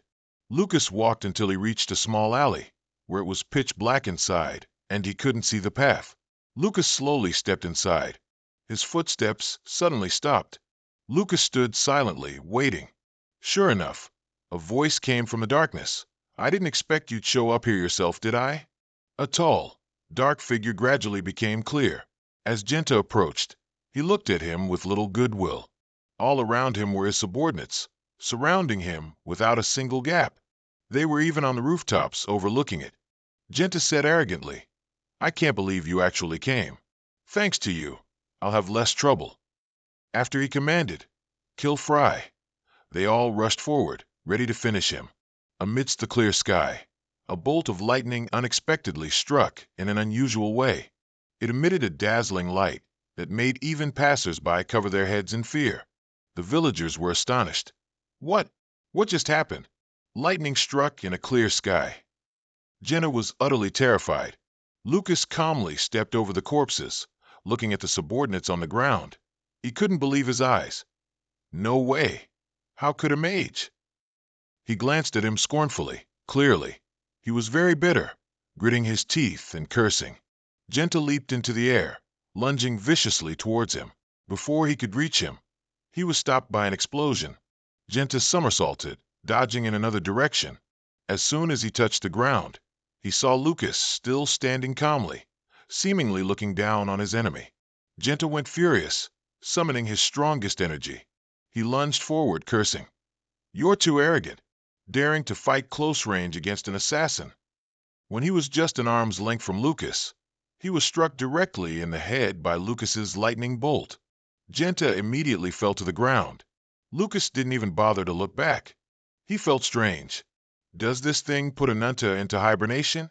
Surely God anticipated this move. This is too simple. However, Lucas still felt a bit confused. Was he too focused on the battle with the demon world to pay attention to the situation here? No way God would make such a mistake. Behind him, a greeting wishing him well rang out, surprising him. Lucas flinched and turned around. He didn't know who this person was. He couldn't sense his aura. The eerie figure replied, "I am Lucifer." Hearing that name, Lucas grew even more vigilant. He sneered, "How is the fallen lord of hell doing on this continent? Aren't you busy fighting God in the demon world?" He gave a faint smile. "You know everything." Lucas was puzzled when he wanted to make him an offer. Lucifer looked at him invitingly. "Come with me to hell, great mage." He offered an artificial smile. "I will turn you into a superpower." But he stubbornly replied, "What if I refuse?" Lucifer looked understanding. "I know you're uncomfortable with that offer. You've witnessed what those demigods have been doing all this time, so it's understandable that you don't like it." Lucas listened to his lengthy explanation with boredom. Demigods have no dignity. They waste so much time relying only on their power without developing themselves, only to walk the path of decline. Lucifer meant to compliment him. "But you are different from those demigods. You've proven that over time." Lucas said coldly, "I'm reminded of my friend's advice." He bluntly stated without holding back, "Whatever those demons blabber about, you must do the opposite of what they say."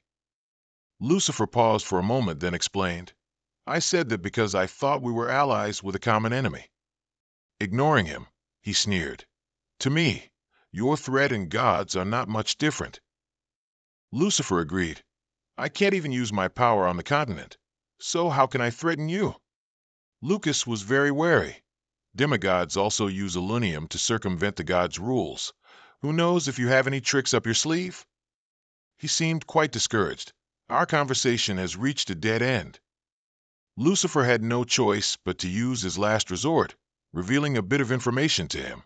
He looked at him with a sinister smile. Iris is in God's hands. Lucifer gradually revealed a few secrets to him. There's no way to contact her now. He smiled sinisterly. God doesn't need to keep her alive anymore. Suddenly he paused for a moment, then continued, Perhaps you need some time to think. I'll bid you farewell here today." Lucifer urged that there wasn't much time left. He hoped he would make a decision quickly, then turned and left. Elsewhere, Daos was deep in thought. Nose Dog announced, "Ananta has fallen into a state of hibernation." He seemed worried. Perhaps the Apostle Haidam Ike is dead. What we feared has happened sooner than we expected. Daos agreed. What a pity indeed. He was surprised by Daos's indifferent attitude. He slowly said, "Nose Dog, among my 6 most cherished kin, only you remain now." Nose Dog felt confused. The only kin? Aren't all demigods kin? He said, "Lord Ananta has only fallen into a state of hibernation." Daos suddenly fell silent, then quietly said, "This is not the time for us to be divided by unnecessary suspicions." He quickly argued, "You must go to Haidam Ika. There's someone there holding a dragon's heart." He ordered, "Don't kill him, just make him submit." Nose Dog quickly obeyed. "I understand. I'll set off immediately." At this moment, only Daos remained.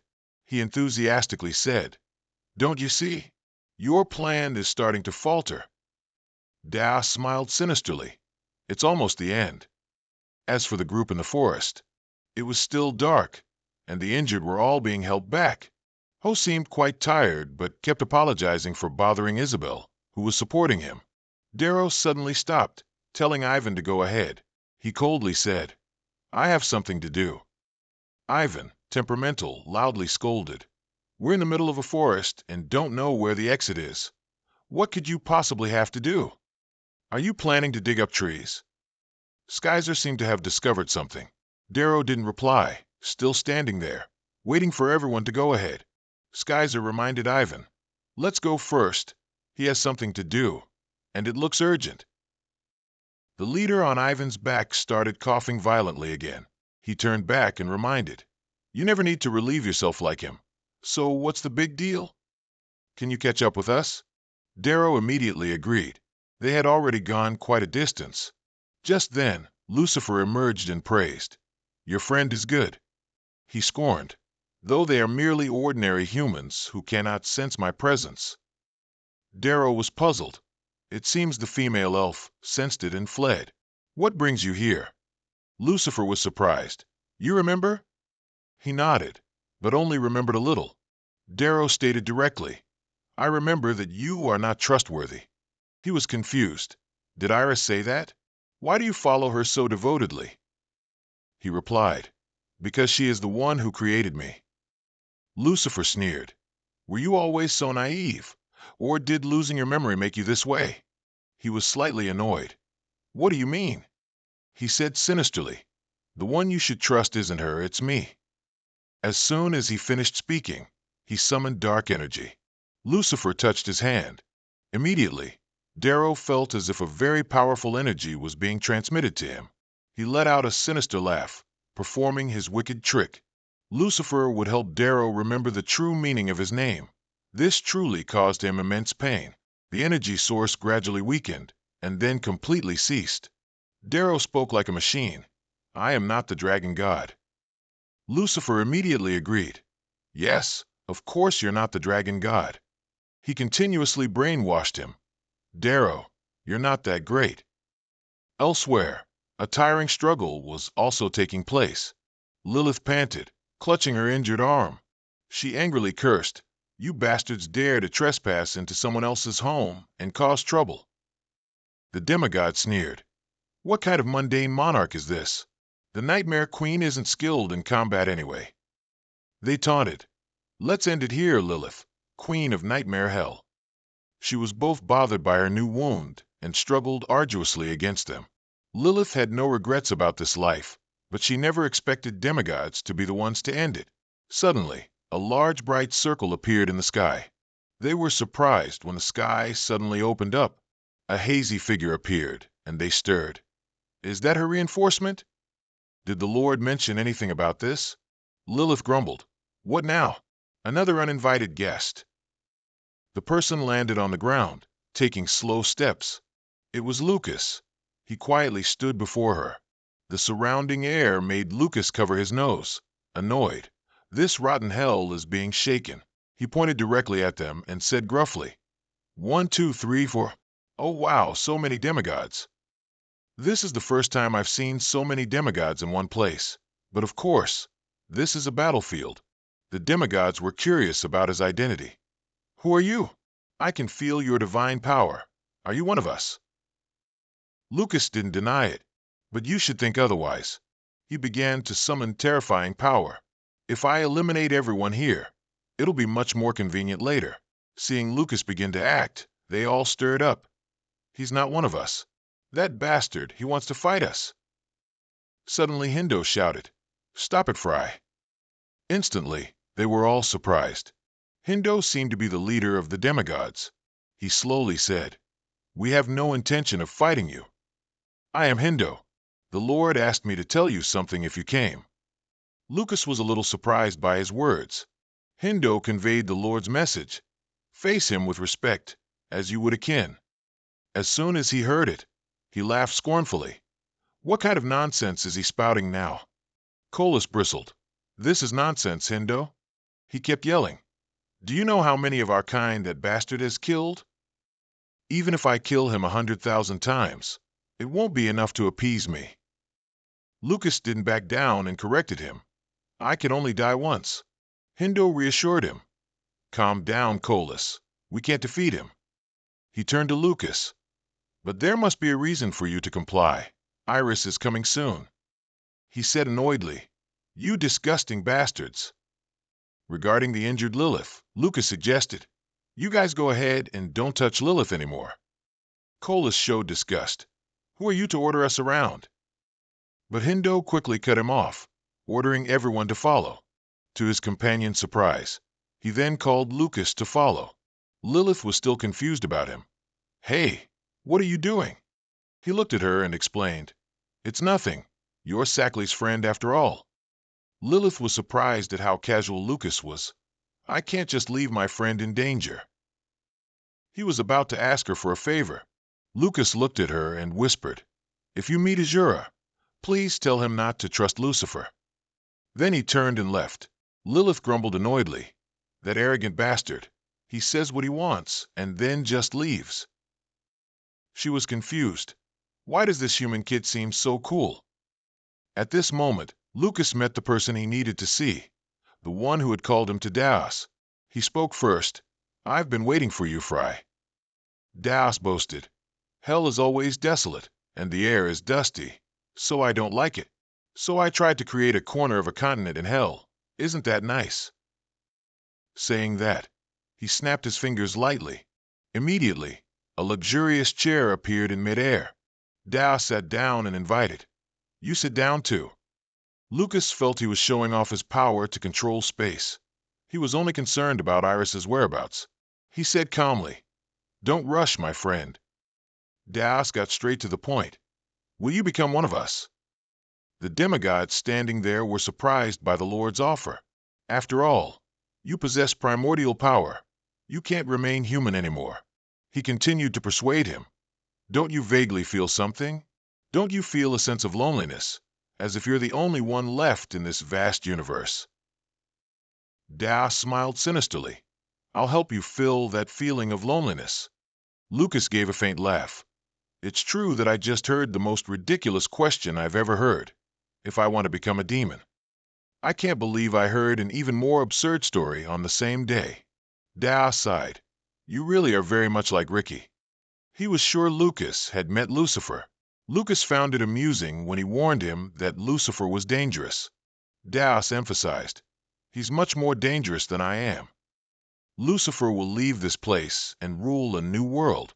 Lucas was a bit confused about this new world. Daos explained, It's that continent. Lucifer wants to turn the continent into hell. After hearing that, he suddenly burst out laughing. Lucas scornfully exposed him. You're just afraid of having what belongs to you stolen, aren't you? He said disgustedly that both he and Lucifer were equally terrible. Daos scoffed. Hearing that, Lucas couldn't help but feel annoyed. From the beginning, weren't you the one who defeated the Dragon Lord, the master of the continent, and usurped control 5,000 years ago? But according to him, He couldn't completely usurp it, and the Dragon Lord is still maintaining the continent. He suddenly laughed. Would it be better if the dragons hadn't lost? And maintaining his initial opinion, he added, "That's why I say your vision is limited." Daos continued, "More than 5,000 years ago, when the Dragon Lord was the master of the continent, do you know how humans lived?" Lucas irritably replied, "Are you trying to teach me history? Even a child knows the humans didn't exist before that." He immediately denied it. It just wasn't recorded, because the history of slaves isn't preserved. Hearing that, he was completely surprised. Daos emphasized, humans were slaves to the dragons. Lucas was furious at his absurdity. He told himself that if he fought with the demigods, he wouldn't be able to solve his own doubts. After all, it's very possible that dragons weren't as friendly as he thought. The more Lucas thought, the more worried he became. Daos continued to praise himself. The one who liberated humans from slavery and gave them the idea of freedom was none other than us demigods. Lot, with murderous eyes, said, "Are you now pointing a knife at the savior of your humanity?" Hearing that, Lucas was astonished, his eyes wide open, but he didn't reply. But then he just scoffed. "If you're going to keep spouting nonsense, then don't speak anymore. I've already met the Creator." Hearing that, Lot was also very surprised. Lucas continued, "He told me the story of the three worlds.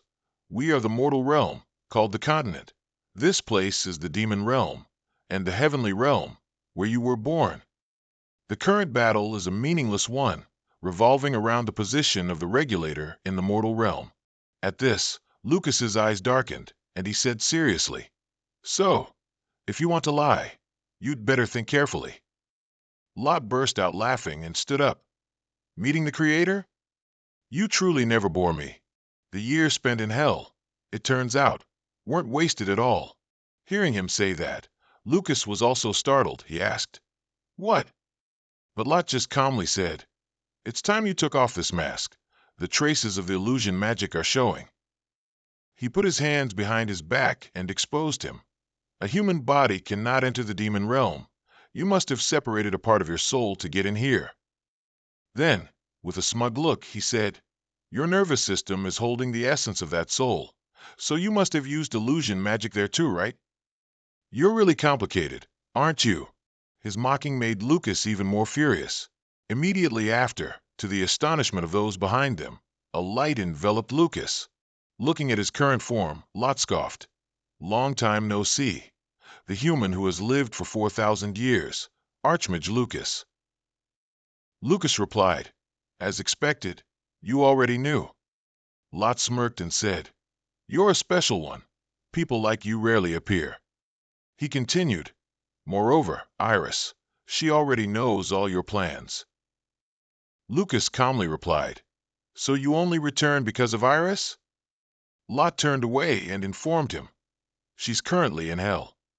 She and Lucifer have a close relationship, but she's hiding too many things." Lot turned and walked away. Upon hearing this information, Lucas immediately asked, "So that's why she was imprisoned? You want to use Iris as a final card against Lucifer, don't you?" Lot just remained silent when he heard that. He stood motionless for a moment. Meanwhile, Lucas gritted his teeth, showing his anger. The demon realm was still gloomy, but a golden light enveloped the tree where they stood. Lucas said, "I have to go in there." "Take me to hell, Lord." After hearing his reply, Lot smiled smugly, as if he had a wicked plan for this. Somewhere, a baby happily lay in a cradle, surrounded by shadowy currents. A creepy voice spoke, "Iris, my lovely Iris." But the baby happily played with those shadows. "Since birth, they had always been around me." The voice continued, "Why are you so pretty, my lovely Iris?" I considered those whom others couldn't see as friends. The child sat reading a book, and around her, the voices in the shadows still echoed, "Iris, come with me. It'll surely be fun." The older I got, the more clearly I felt their presence. The little girl held a plush bunny, and around her, those voices still lingered. "Iris," the dark shadows kept saying. My friends, who were always beside me, called my name. Call my name, Iris, then. It wasn't until I was 9 that I learned they were demons. Then, the figures of those voices in the dark became clear before me. They ceaselessly tempted Iris to call their names, so she would become one of them. At another time, an angry voice screamed, "Kill the witch!" Orange flames burned in that place. A crowd surrounded a pyre. Piercing screams echoed along with the large fire burning on the platform. There, Iris was tied, while below, the crowd chanted, "Use the witch's blood to eradicate the plague and curse." Iris shrieked, crying, as she saw someone else being fiercely burned beside her. She cried and screamed in fear, "Mom, save me! Mom!" In her eyes, a woman stood in the crowd, staring at her with wide eyes. "Mom, why are you doing this to me? I'll be good, Mom." But the woman, with lifeless eyes, angrily declared, "Kill the witch!" Immediately after, a man holding a torch approached her. He also yelled, "The witch must die for this village to survive." With that, the torch moved closer to the straw pile at her feet. She helplessly screamed, "Get out!" Along with that piercing scream, a surge of power blew the bald man backward. The reverberation of that sentence made the crowd cover their ears and cry out, "Our heads!" The fire on the pyre extinguished instantly. The crowd began to stir. No one knew what was happening, only that everyone was terrified. The man from earlier was scared by the blue flame in front of him. He fell to the ground and screamed in fear. A large demon appeared behind her, as if it was protecting the small figure in front. Its voice slowly echoed, carrying an unprecedented coldness. "Iris belongs to me. No one else dares to touch her." Some time later, a scene of devastation with thick smoke and dust. Charred bodies lay scattered. Iris stood alone amidst the ruins under the moonlight. Time continued to pass.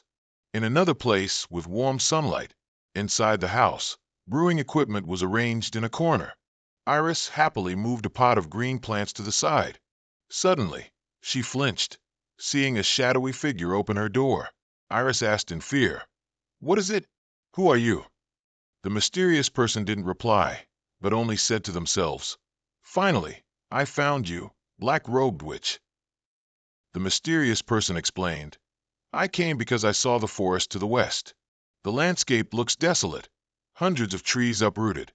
You caused it, didn't you?"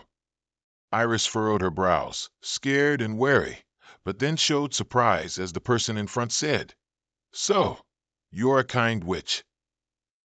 But immediately after, the mysterious person explained that the forest was already dead, caused by the group with the lich that had been rampant in the nearby area.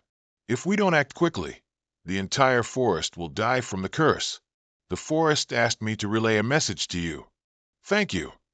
Iris was even more surprised to hear the mysterious person say. Then the person said, "I just came to relay the message." Immediately after, the person took off their hood, and their golden hair gradually appeared. She was a kind witch, and Iris's tears couldn't be stopped as they fell from emotion. It turned out that person was Lucas. He asked, "What's your name, kind witch?" But then Iris opened her eyes, thinking to herself that all the things she didn't want to remember came flooding back. Feelings of guilt, self-loathing. At this moment, she was being held tightly by large, demon-like hands. "Is this punishment for me?" To Iris's astonishment, Lucas's figure appeared, but Iris coldly said, "That's right. I keep seeing things I don't want to see." Lucas stood in front, looking at Iris, who was tightly bound. Suddenly, Iris shed tears, smirking as she said to Lucas, "Standing here, I suddenly remember the first time we met." Lucas smiled back, replying, "Back then, you also had an innocent, tear-filled face just like now, didn't you?" Hearing that, Iris asked in surprise, "Are you really Lucas?" "No way. How can you be here?" He calmly replied, "I met God in the demon realm, and God let me in here." As if to explain, Lucas continued, "To be precise, I'm just a soul, because Frey's body couldn't withstand spatial displacement." Iris asked in confusion, "How can that be?" Lucas's expression darkened as he replied, "Someone help me." Iris hesitated, asking again, Someone helped you? In a certain forest, a group of people were supporting each other as they walked amidst the rustling of trees. Ivan, carrying someone on his back, complained, "Damn it, my legs are about to break, and there's still no way out." Then he looked to the side in wonder. He exclaimed, "Frey and the High Priestess are there." That's when they saw Lucas and the High Priestess approaching. Ivan scolded them for being late, while Isabel asked, "Frey, are you okay?" But Skyzer said, "That's not Frey." They argued about whether it was really Frey or not, while the Frey in front of them had an empty expression and showed no reaction. Ivan added, "Even if you said this was Frey's son, he looks too much like Frey." Isabel also said, "And he doesn't have any relatives his age either." Skyzer calmly stated, "He doesn't have any children." Ivan still wondered why Skyzer was so sure. Skyzer proudly said, "He's a virgin." Isabel was utterly surprised to hear that. Skyzer smugly explained, "It's like the fate of a great mage. Once you reach the realm of magical arts, you become psychologically sterile." Hearing that, Ivan sarcastically retorted, "And you're physically sterile, aren't you?" No sooner had he finished speaking than a loving punch landed on Ivan's face, instantly deforming it. With that loving punch, Ivan flew several meters away. Skyzer stepped on Ivan, kicking him and scolding, "This brat is truly annoying. I told you I wouldn't tolerate you anymore." Meanwhile, Ivan beneath his foot pleaded, "Wait, my bones are breaking." Isabel helplessly watched the two fighting, saying, "Such nonsense takes up 9 scenes."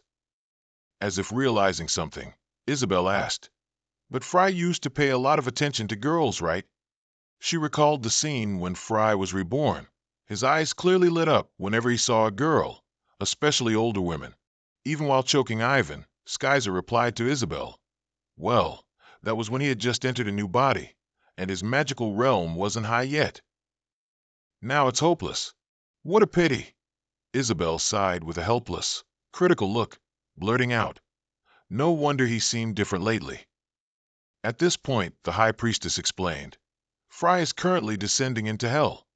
Ivan quickly asked again, "Is Frey dead?" Seeing Ivan's eagerness, Skyzer scornfully said, "That's not it. Let them finish speaking first." The High Priestess also added, "To enter hell, his soul has left his body. I have temporarily filled this body with a false soul." Skyzer stepped closer and said, "Is this a spell too? The Eastern world truly has many wondrous things." Ivan then reached out, lifted his chin, looked at him and asked, "Wait, what is this then? This is just a shell, isn't it?" After confirming, Ivan suddenly smiled slyly, a glint of light flashing in his eyes. Following that was the scene of Ivan stomping on him, just as Skyzer had done to him earlier, stomping and loudly saying, "Die, you bastard, die." Isabel behind him angrily yelled, "Why are you suddenly going crazy?" Skyzer was seen joining Ivan. Ivan replied to Isabel, "If not now, then when will I ever get a chance?" But right after that was an astonishing scene worthy of being recorded in history. Everyone was together, pouncing on his body lying on the ground. Even the High Priestess said, "I just met him, but let me join in too." As if feeling the body's touch, Lucas's soul in hell flinched and cried out. His face contorted. Iris, tied in front of him, asked, "What's wrong with you?" Lucas stammered in pain, "I don't know. I suddenly feel annoyed." Iris's face showed a fleeting sadness as she said, "Go back, Lucas. You shouldn't be here." Lucas listened, then silently looked at Iris in front of him. Then he said, in the end, "You still don't intend to explain anything, do you? If I heard everything, I'm afraid I would forgive you." Iris flinched upon hearing that. Lucas continued with a somber expression, "You don't want my forgiveness. You want to punish yourself. That's why you came here, isn't it?" Before Iris's sad face, Lucas calmly exposed, "If that is the atonement you choose, then I will respect your choice. But what you're doing is wrong. Hell won't cleanse your sins. This isn't such a humane place." At this moment, a current of power surrounded the two of them. Lucas continued, "I've lived for 4,000 years, so what I say can't be wrong. If you truly want to take responsibility for your mistakes, then stand by my side." His gaze was firm as he looked directly at the person in front of him and said, "I need you, Iris. Her face was stunned and emotional, tears streaming down profusely. She tightly closed her eyes and pressed her lips together as if suppressing her own emotions. Hesitantly she said, "No, for me. No matter what I do, it's not enough to atone." Tears streamed down Iris's face. "That's what I once truly wished for." Lucas exclaimed in surprise, calling Iris's name. A golden current of power rushed towards him, pushing him out of this place. Iris said, "Lucas, go." Lucas felt and thought, "This feeling is like that feeling, the feeling when I first possessed Frey." He looked at Iris and asked, "Could it be you, Iris?" Lucas asked in astonishment, "Did you help me get into hell?" Iris sadly said, "I believed that, if it was you, I could endure it." Lucas quickly yelled, "Iris, wait." But the power pushing him didn't stop. Iris smiled brightly, but with a reluctant feeling. She still said, "It was very nice to see you again, Lucas." In the dark night somewhere, a hand was using power to torment a miserable man. Nostog asked, "Tell me, where is the High Priestess?" "She was with someone. If you don't confess, I will kill you." He was surrounded by green power, and on the ground were the corpses he tormented. The man being forced to kneel used his last moments to yell, "Kill me." His voice trembled before the demonic face tormenting him, saying, "I am the king of this country. I will not surrender to demons." Just then, a different power with a purple light appeared right next to Nostog. A foot wearing wooden clogs stepped out from that direction. Nostog coldly looked towards the newcomer. It was the High Priestess along with Isabel, Ivan, and Skyzer, and seeing the scene before them, the High Priestess angrily said, "Take your hands off him." Nostog spoke up asking, "Are you the High Priestess?" "Ivan, do you see him? Is that Apocalypse? I don't think he's as strong as Agni." Hearing that, Skyzer immediately enlightened him. Nostog is a demigod with deadly power. His power isn't just about attacking. He takes the soul of anyone he touches. Hearing his words, Ivan immediately became wary, exclaiming, "Take souls? Who dare play with him then?" Nostog paid no attention to what they said and asked another question. "Do you know where the one holding the dragon message is? His name here is Dairo." The High Priestess replied that she had no obligation to answer him. With that, Nostog immediately roared, "Then let me help you create that obligation." The three on the other side immediately entered battle stance. Ivan, fueled by anger, spat, "Don't you understand human speech, you skeleton? Nobody likes you." Skyzer turned and told the High Priestess to step back. That Nostog snorted and immediately unleashed a strike towards them. He roared, "Then let me give you death as a gift." Several streams of black energy immediately shot, like lightning, towards where the others were standing. The High Priestess subtly raised her hand. Immediately, a shield she created blocked those streams of black energy. Nostog was quite surprised by this. The High Priestess held her hands out in front of her chest. Between her palms appeared two constantly moving streams of energy, life and death, light and darkness. Although they cannot be mixed, due to a strong gravitational force, they attract each other. The three standing nearby stared in amazement at the High Priestess's actions. Your power is to inversely utilize the natural gravity of life, the ability to turn life into death. Nostog was also pushed back by that light. Against my sorcery, which is based on the harmony of yin and yang, that power is useless. The High Priestess declared firmly. Before her now was a Bagua symbol. Ivan joyfully exclaimed, "I don't understand what you mean, but you're amazing, High Priestess." Skyzer, meanwhile, was stunned, his eyes wide because using the inverse gravity of all things was an approach he had never even considered. Isabel shouted, urging them, which jolted the two of them awake. "We must finish this while he's incapacitated. Our opponent is Apocalypse. We must remember that he is as strong as, or even stronger than, Agni." In a flash, Ivan teleported right next to Nostog, startling him. He told Isabel not to worry. He gritted his teeth and swung his fist forward. "I am not the person I used to be." With that, Nostog immediately took the full force of Ivan's Martial King's Five Wills fist, unleashed by him. He roared violently in pain. Nostog was stunned, finding it hard to believe that a human could be so strong. Suddenly, a soft voice called out, startling him. "Look over here." In front of Nose Dog was Skyzer descending from a sky. He smiled sinisterly, raising his loaded Patriot Apon booster Alpha Cannon 10 million mega nuclear cannon. Immediately, several shots fired out, making the entire space where he stood glow brightly. The terrifying light beam was so powerful that it pierced through the wall and flew straight outside. In another place, at this moment, Lot stood with his head bowed in silence. Suddenly, behind him, a spatial gate appeared. Lucas was shot out from inside that gate, his mouth still calling out Iris's name. Lot turned his head to look at him. "You came back quickly." Lucas silently stared at him for a moment. He turned around, looking around. "Where did everyone else go, leaving you alone like this?" Lot gave a demonic smile and said they had already returned. Hearing that, he was astonished. "You went to the human realm in the middle of a war." He clasped his hands behind his back and said, "Now you're the only one who hasn't made a choice. Become my comrade." Lucas frowned and said he already knew his answer. Lot's eyes widened. "Do you think you can fight against me and Lucifer alone?" Lucas narrowed his eyes slightly and replied, "If you two beat each other black and blue, I'd be even more grateful." Lot smirked, lamenting, "Humans are truly too naive." He said that in the war between him and Lucifer, even if one of them died, it wouldn't end. The loser would be absorbed by the other, and in the end, both would merge into one. Meaning, neither of us will disappear, and you'll have to face me and Lucifer when we've merged. Hearing that, Lucas couldn't help but be stunned. Lot threatened in a harsh tone, "You won't win."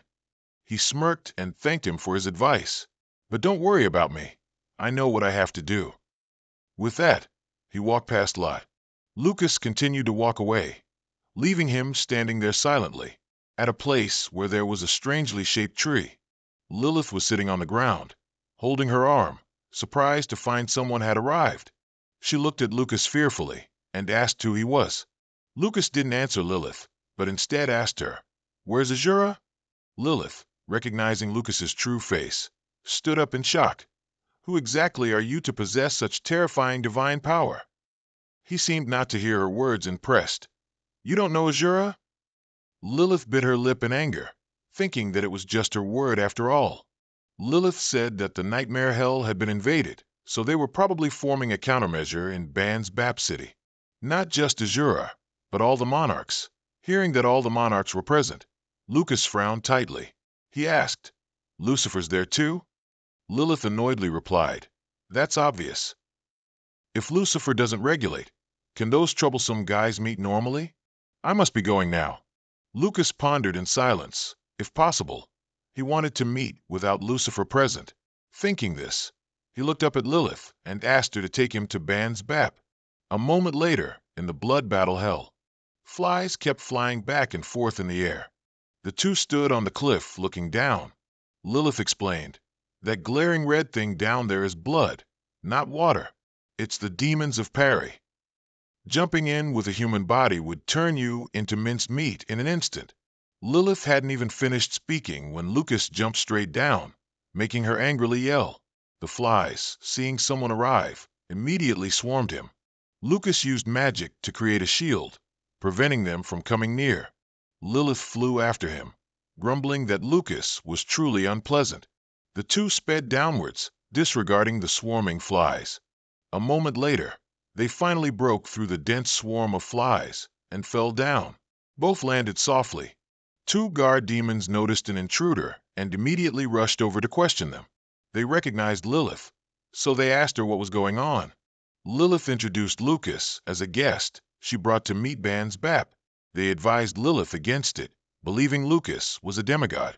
The goat-headed demon immediately angrily whipped a fiery whip at him, declaring that all demigods are intruders. But before its whip could even touch him, Lucas effortlessly severed it, startling them. Lilith stared in shock at the severed whip, falling to the ground with a thud. She angrily yelled, "Are you here to fight?" Lucas casually jumped up and said that they attacked him first. A second later, he delivered a kick to the goat-headed demon's chin. The goat-headed demon immediately fell to the ground. Seeing this, the lion-headed demon also furiously charged. "You bastard!" It gnashed its teeth, clapped its hands together forcefully, intending to crush Lucas between them. But in the next second, the lion-headed demon was startled and amazed, because Lucas was blocking its hands with his feet. Even though the lion-headed demon trembled with all its might, it couldn't close its hands. Another kick to the lion-headed demon's chin. Lucas retracted his legs, hovering in the air, watching it fall to the ground next to the goat-headed demon.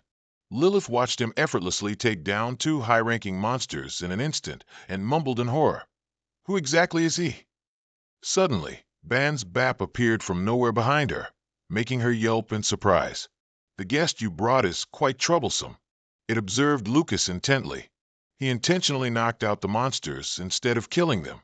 On the surface, it seems like divine power, but in reality, there's something strange about it. It paused and thought. Suddenly, Lucas stepped forward and sneered. "Good thing your many eyes aren't just for show." He asked, "Is that Ban's Bap?" Ban's Bap asked Lucas what he wanted. He asked again, "All the monarchs have gathered and held a brainstorming meeting, right? Is Lucifer coming too?" Hearing that, Ban's Bap looked at Lucas in silence. He also stared intently at it. A moment later, Lucas's voice rang out again. "Indeed, you don't get along with that Lucifer. King of Flies, the most astute in hell. I wasn't wrong to trust your reputation." Ban's Bap wanted to ask what on earth he was talking about, but before he could finish speaking, Lucas interrupted him. "Take me to that meeting. I need to know many things about the war that's happening and the truth about Lucifer," he said, glancing at it coldly. Ban's Bap repeated to Lilith that she had really brought a troublesome guest. "A human who can freely enter hell? Right now, you're the one with the most unclear background, not God or Lucifer." Hearing that, Lucas still looked at it calmly. But in this situation, someone with an unclear background can be more convincing. Saying that, it told him to follow. A moment later, Azura was stunned speechless. Seeing that, Heifa and Barbados also looked in that direction, and it asked, puzzled, "Who is the newcomer?" Ban's Bap flew high above, leading two people walking on the ground toward them.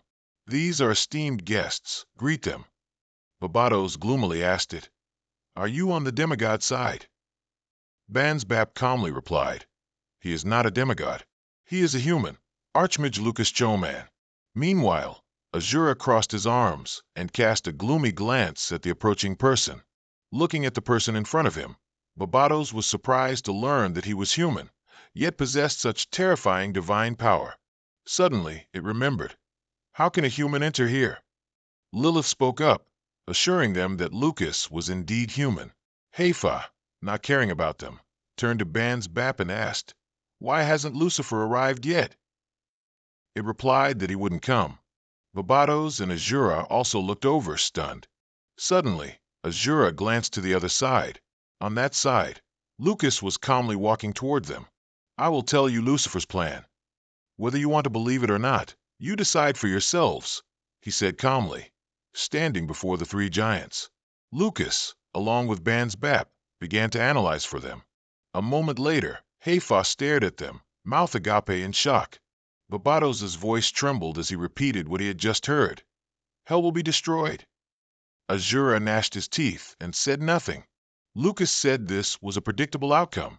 Lucifer abandoned a dying hell and planned to rule as the mediator of the mortal realm. Ban's Bap also confirmed that Lucifer had absorbed Satan's essence to become hell's mediator. But in the end, Lucifer still couldn't become the mediator. Hell is currently only maintaining its appearance, while he digests Satan's essence.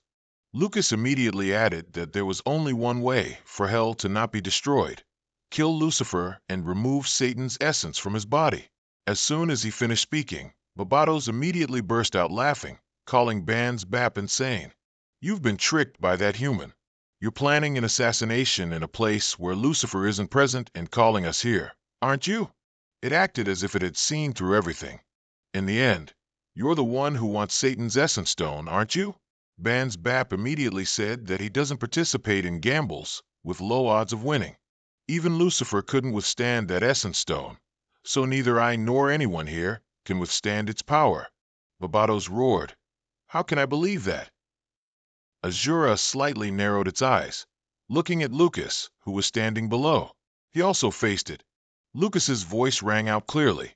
Ban's Bap wants to place Satan's essence stone into the body of a regulator, like the Dragon Lord, to withstand its power, then bury that body deep in hell, where no one knows, to serve as a totem to keep hell in existence. Barbatos immediately stomped its foot down in anger, ordering him to shut up. This isn't something for you to meddle in so much. You want to die here, don't you? It said as it walked closer to Lucas. He frowned and coldly glared at Barbatos. Suddenly, Azura stepped forward to block it, making Barbatos angrily think that Azura was also siding with the other party. It muttered gloomily, "It's true that hell has lost all its dignity." Azura immediately unleashed its power. Its body was continuously emitting gloomy black smoke. Azura gritted its teeth. "You're crossing the line, Lucas." Lucas calmly called its name. Azura clenched its teeth and growled, "Out of old regard, I'll help you die painlessly." Lucas called Azura's name. He cast a dark spell and said, "You can't defeat me." Lucas slightly smirked, looking at it full of confidence. Haifa jumped in surprise at the scene before him. Barbatos couldn't help but exclaim, "Is that bastard really not a demigod?" Azura angrily slammed its hand down on the ground where Lucas was standing, shattering the rocks. "That arrogant bastard!" The strong impact created a large crack in the ground behind it, sending rocks flying everywhere. Seeing the scene, Ban's Bap sullenly muttered, "How dare you destroy someone else's city like that?" Lilith stood with her hands on her hips, yelling, "What the hell are you all doing?" Azura, on the other side, was still furiously slamming its hands onto the ground, sending rocks flying. Suddenly, it detected something and paused. Lucas, lying under Azura's palm, forcefully separated its two fingers. He clenched its finger and used his strength. A second later, Azura was flung far away by Lucas. Something carrying light shot past, piercing through several trees in front. Suddenly, that beam of light changed direction and soared into the sky. Lucas, enveloped in blue light, hovered in the sky. Barbatos and Haifa were astonished to see that he was unharmed by Azura's previous attack. Azura painfully gritted its teeth, clutching its finger. It hadn't expected Lucas to be able to break its finger with just a grab. Immediately, Azura unleashed its combat weapons. It laughed loudly. "You're quite something, Lucas. I'm glad." While the battle was raging fiercely, no one saw two people standing and watching from a hidden high vantage point. Lucifer calmly looked down. Azura will lose. Darrow next to him asked why he wasn't participating in this. To keep the monarchs from being unconvinced, you should be the one to mediate, shouldn't you? On the other side, both of them were still fighting fiercely. Lucifer smirked. "This is fun." Darrow looked at him for a moment, and then concluded that this man was truly unpredictable. Over there, Lucas just flipped his body to dodge a slash from Azura. Zifa couldn't believe that a human could be evenly matched with Azura in hell. Barbatos even thought Azura was holding back. Banjabap flew over and asked Barbatos, "Is he playing around with that guy?" Barbatos looked at it and said that Azura wasn't that kind of person. Banjabap remained silent. Its eyes were observing something. Banjabap spotted Lucifer and the other person. It had indeed noticed them and was observing. It wondered who the person next to Lucifer was. It observed that he, like Lucifer, also had 3 sets of wings. Banjabap seemed to think of something. Suddenly it shot off, making Lilith shriek in surprise. She flushed and yelled, "If you want to fly, you should have given a heads up first. You damn fly." On the other side, Lucifer suddenly told Darrow to go back to the human world. "A fly is coming this way," he said, looking at Banjabap charging straight towards them. Darrow immediately vanished into thin air. At this moment, the human world was also devastated and desolate. Ivan and Skyzer looked down from above. Ivan suddenly turned to him angrily. "You're so beautiful, but why are you even more aggressive than me?" Which left Skyzer puzzled. The High Priestess said Nostog's aura had vanished. Hearing that, Isabel was stunned and asked, "Was he defeated?" Skyzer looked up at the sky and replied, "No, Right above their heads was a gloomy whirlwind. Dog appeared in a strange form, growling and cursing them as disgusting bugs. Skyzer knew Dog wasn't that weak. Hearing that, Ivan's face turned cold, and he said that they had already given him a good beating. Isabel created a blue light and yelled, "We must continue to charge forward with this momentum." The blue light immediately enveloped Ivan and Skyzer's bodies, making them feel refreshed. Ivan felt his body lighter than before, so he turned around cheerfully and thanked Isabel. Isabel knew she could only charm and heal. Only Ivan and Skyzer could attack. She regretfully thought, if only Darrow were here, it would be so much better. Darrow was standing above at this moment, observing all their actions. He coldly muttered, "You're more resilient than I thought." But Dog is the embodiment of death, and that death will soon become fate. While Darrow was speaking, Dog suddenly became gigantic, making Ivan exclaim in horror, "Why is he swelling up so much?"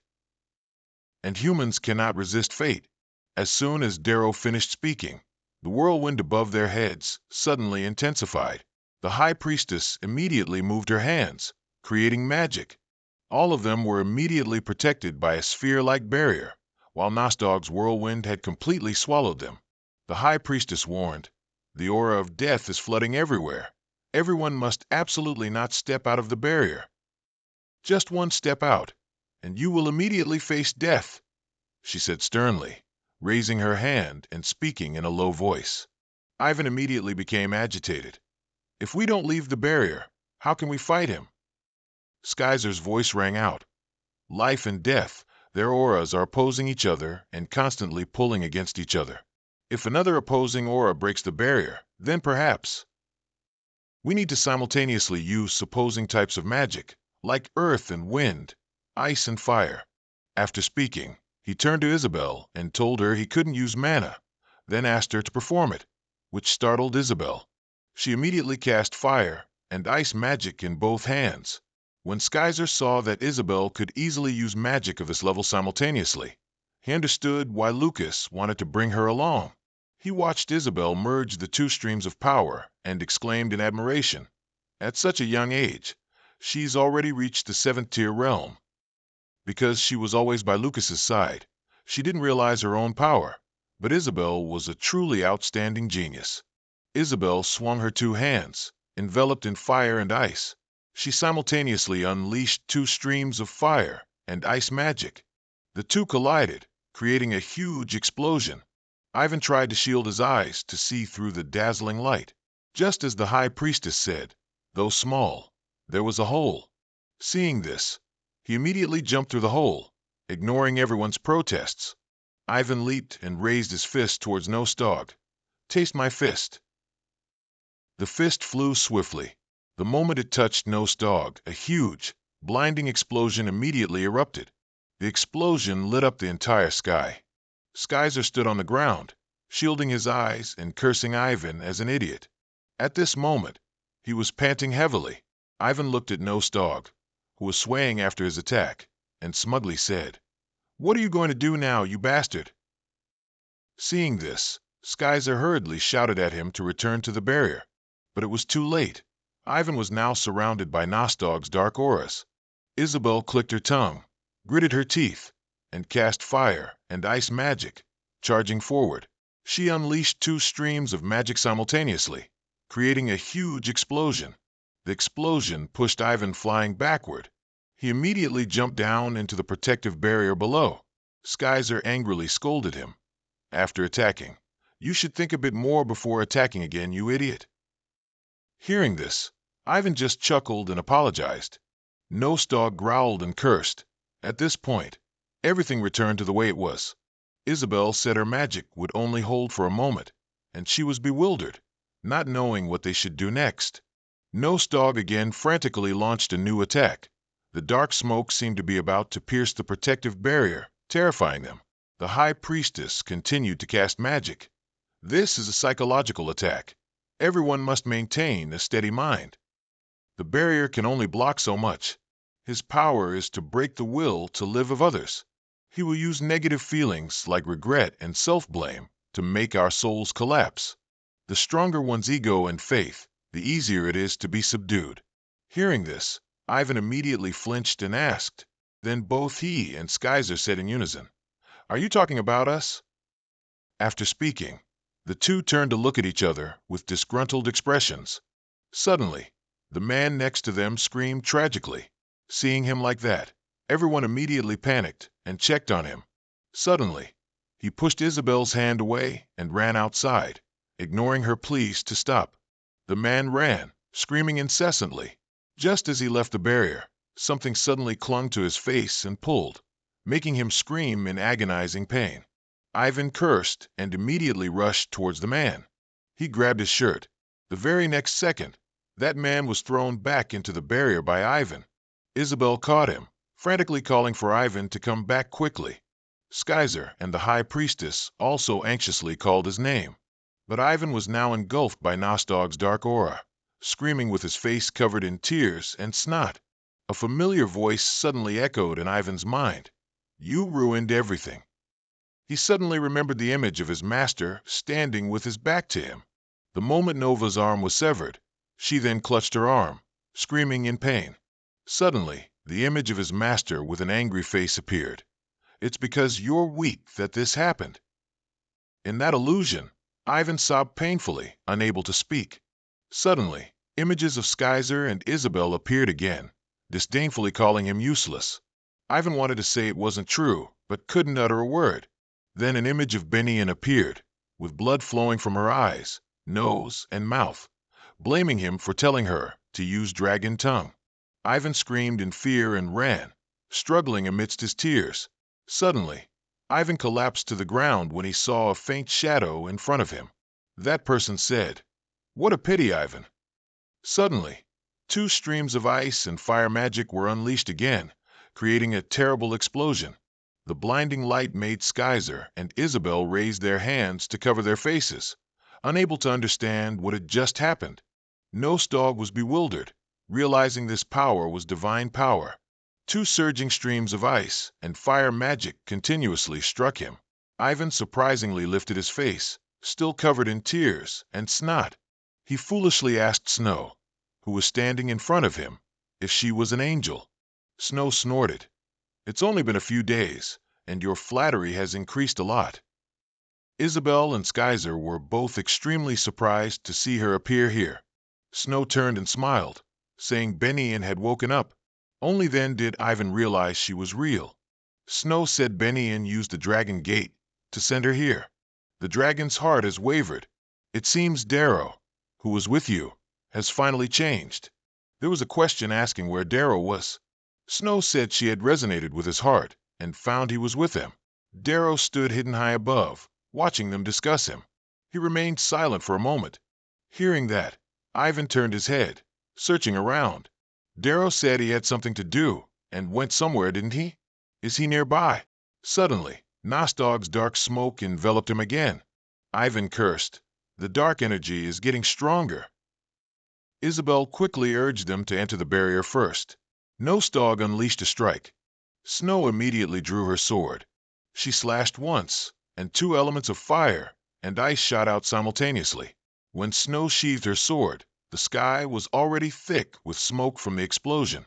As the smoke gradually cleared, everyone saw the darkness completely vanish and exclaimed in admiration.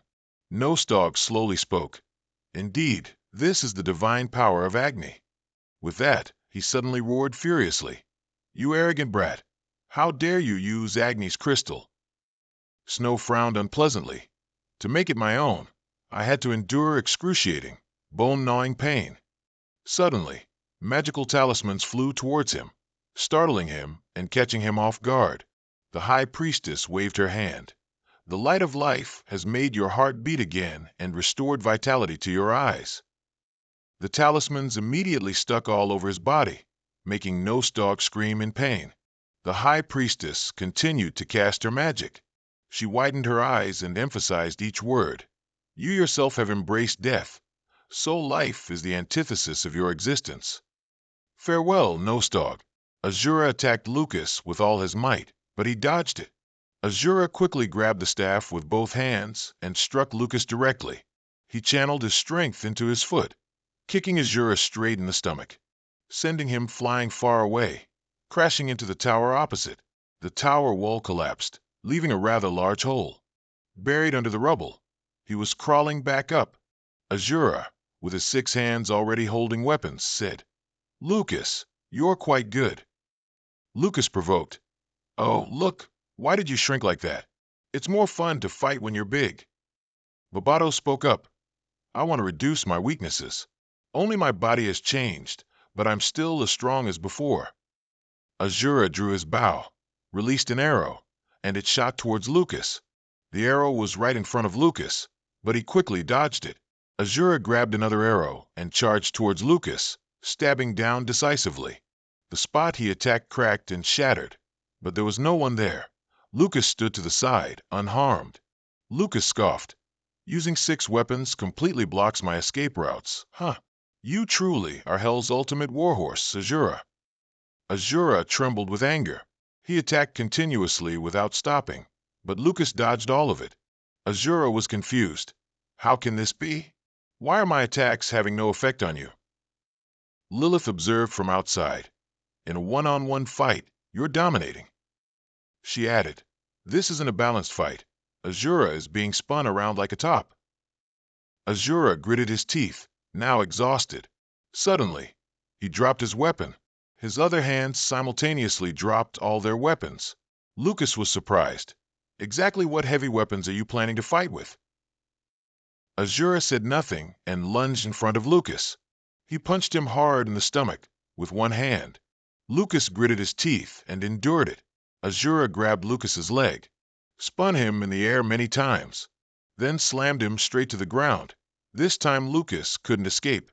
Hathor rejoiced, "I've got the victory." Babatos continued, "As long as the attack works, Azura will win." But Lilith thought differently. It might not be true. Azura gritted his teeth and punched with all his might. Lucas didn't resist at all. Lucas's eyes lit up. Azura didn't have time to react. Lucas unleashed power that stunned him. Something crashed, causing an explosion in the area. Babatos didn't have time to observe. What happened?" Hathor was surprised, unbelievable, then looked towards Lucas, who was full of fighting spirit. Hit by that attack, and still unharmed? Azura lay slumped to one side. He smirked. He's truly insane. In Lucas's eyes, anger appeared. "A mere devil dares to do that to me? All of you will die. You will have to submit to me. Look here, you commoners, his corpse will lie at my feet. Even the power of devils will belong to me." Lucas gritted his teeth, shouted with all his might, unleashing immense power. He let out a sigh of relief. Azura sneered, "So you didn't force it after all. Did the whispers on the other side reach your ears? Destroy me, make me submit to you. This is a test for transcendent humans who set foot on God's territory, gaining power to do anything they wish, which also means being able to do whatever they want. Your true enemy is neither God nor Lucifer. Your strongest enemy will forever be yourself. Now is the time for a life lesson." In the second battle, Lucas unleashed his power once again. He stomped quickly, disappearing from the ground in an instant. Immediately, there was a strong collision between the two. Lilith's jaw dropped. Hathor and Babatos were also surprised to see Azura defeated and lying on the ground. But instead, Azura lay there grinning delightedly. "I don't know how long it's been since I last lost a battle." Lucas grabbed Azura's hand and pulled him up. "But I don't feel victorious at all." Azura told his companions, Hathor and Babatos, "I will sever Lucifer's head as Lucas wishes, because I lost." "What about you? If you want to fight, you have to let me join too." Hathor and Babatos took turns answering. "I refuse. I will also follow Lucas's wishes." Lucas unexpectedly asked again, "Did you do that on purpose?" Azura stated decisively, "Grab him and eliminate him." "Because I wanted to discourage you before challenging you to a fight." After the duel between Lucas and Azura ended, everyone gathered in one place. Lilith felt puzzled. "I don't see Bansbap anywhere." Lucas thought to himself, "What?" She then suddenly remembered Bansbap's matter. "Now that you mention it." Where'd he fly off to just now? Lucas thought. Flew off where? Things don't seem as simple as him just disappearing. It's very possible something bad has happened. He looked into the distance and said, I have a bad feeling about this. We must find Bansbap. Scene change. A huge object with a tangled mess of white ropes in sight. Below their feet were puddles of black liquid, spreading out to cover almost the entire ground. An unknown voice expressed disgust. What a disgusting smell. It turned out to be Lucifer. He stood there with a disdainful smile, his face full of cunning, looking at the prey he had just captured, not forgetting to mock. Is it because you're a fly that you smell like this? While everyone was still wondering about Bansbap's whereabouts, Bansbap was now in a life-or-death situation. He was being cornered by Lucifer, continuously attacked, without even a chance to resist. Lucifer continued, Like I said, he's the Lord of Flies. With an indifferent expression, he merely chuckled and sarcastically reminded the one on the chopping block that something was about to happen.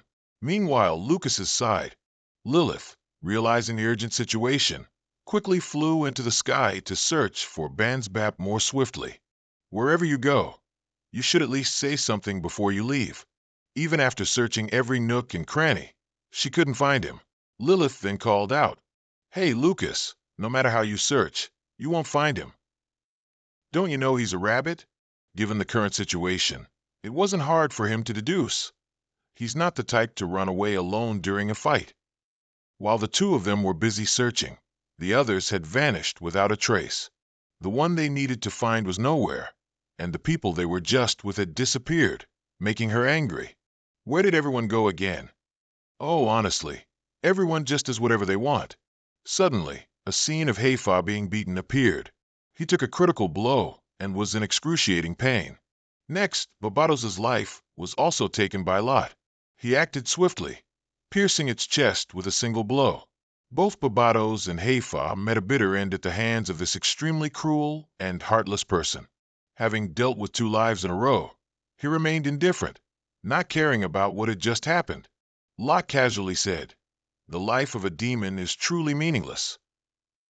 Lucifer, who had been standing right behind him, spoke up. Is it over now? He maintained his cold, ruthless demeanor and chilling smile. Brazenly, he held up Heifa's severed head with one hand and praised Lot. You're 1 point ahead of me now. Heifa's eyes were wide open, seemingly filled with pain and horror, but everything ended in a brief moment. Lucifer carelessly threw the head to the ground as if discarding the trash of his life. The surrounding space was haunting and became even more terrifying when he used great force to stomp and crush the head rolling on the ground. Even in death, his original form wasn't allowed to be preserved before such a brutal individual. He said, Because this is the demon world, I can't use my full power. Next, he mused about the situation he and Lot faced. Frey's really strange, though. Lucifer spoke as he walked past Lot. He received an alliance invitation from both you and me, but he chose a third path. He probably doesn't realize we're colluding. Before he could answer, Lot caught the scent of an intruder. He calmly warned, We have a new guest. Azura appeared before the two of them, utterly furious. His voice was a low growl, swearing to devour anyone who dared harm his people. You, Lucifer, you bastard. He never expected Lot and Lucifer to cooperate. His inner power blazed like a great fire. Azura roared loudly at him. Lucifer, why are you standing so intimately with that wretched lord? Faced with the threat, both Lot and Lucifer showed indifference, even wanting to eliminate the troublemaker before them. Was it you who killed them? Bansbap, Barbados, and Heifa, were they all killed by you? Lucifer smirked. I know how to cooperate with others. He continued, During a chaotic war, if Bansbap disappeared, he couldn't have just vanished. We had to find him. But I knew that with your personalities, you would definitely act alone. Just as expected, they began to scatter. The Lord and I dealt with them one by one. If your monarchs attack continuously, there's no guarantee I would win. Azura gnashed his teeth and cursed in anger. Bastard. Lucifer paid him no mind, bluntly rebuking the opponent's actions. It wouldn't be an exaggeration to say that the demon world is protected by a fragile balance, and your ignorance is what shattered that balance. If he dared to utter another word, Azura wouldn't be able to control himself and would tear him apart. He furiously shouted his name once more. He uttered words to provoke Azura. Everything seemed to be going exactly as he had planned. Azura, there's no need to be so agitated. The wound Frey inflicted on you probably hasn't healed yet. That's as far as you go. He furiously grabbed his weapon and charged to attack Lucifer. Without rushing to counterattack, Lucifer calmly replied before Azura's weak blow landed. Now I can easily kill you with just one hand.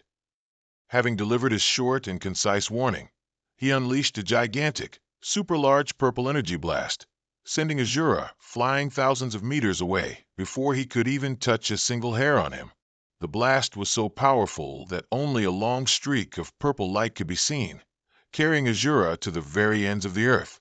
Smoke billowed across the sky, turning the whole land upside down. Lucifer quickly noticed something. Lucas and Lilith arrived at this chaotic place in time to save Azura's life. He exclaimed in surprise, "Lucas!"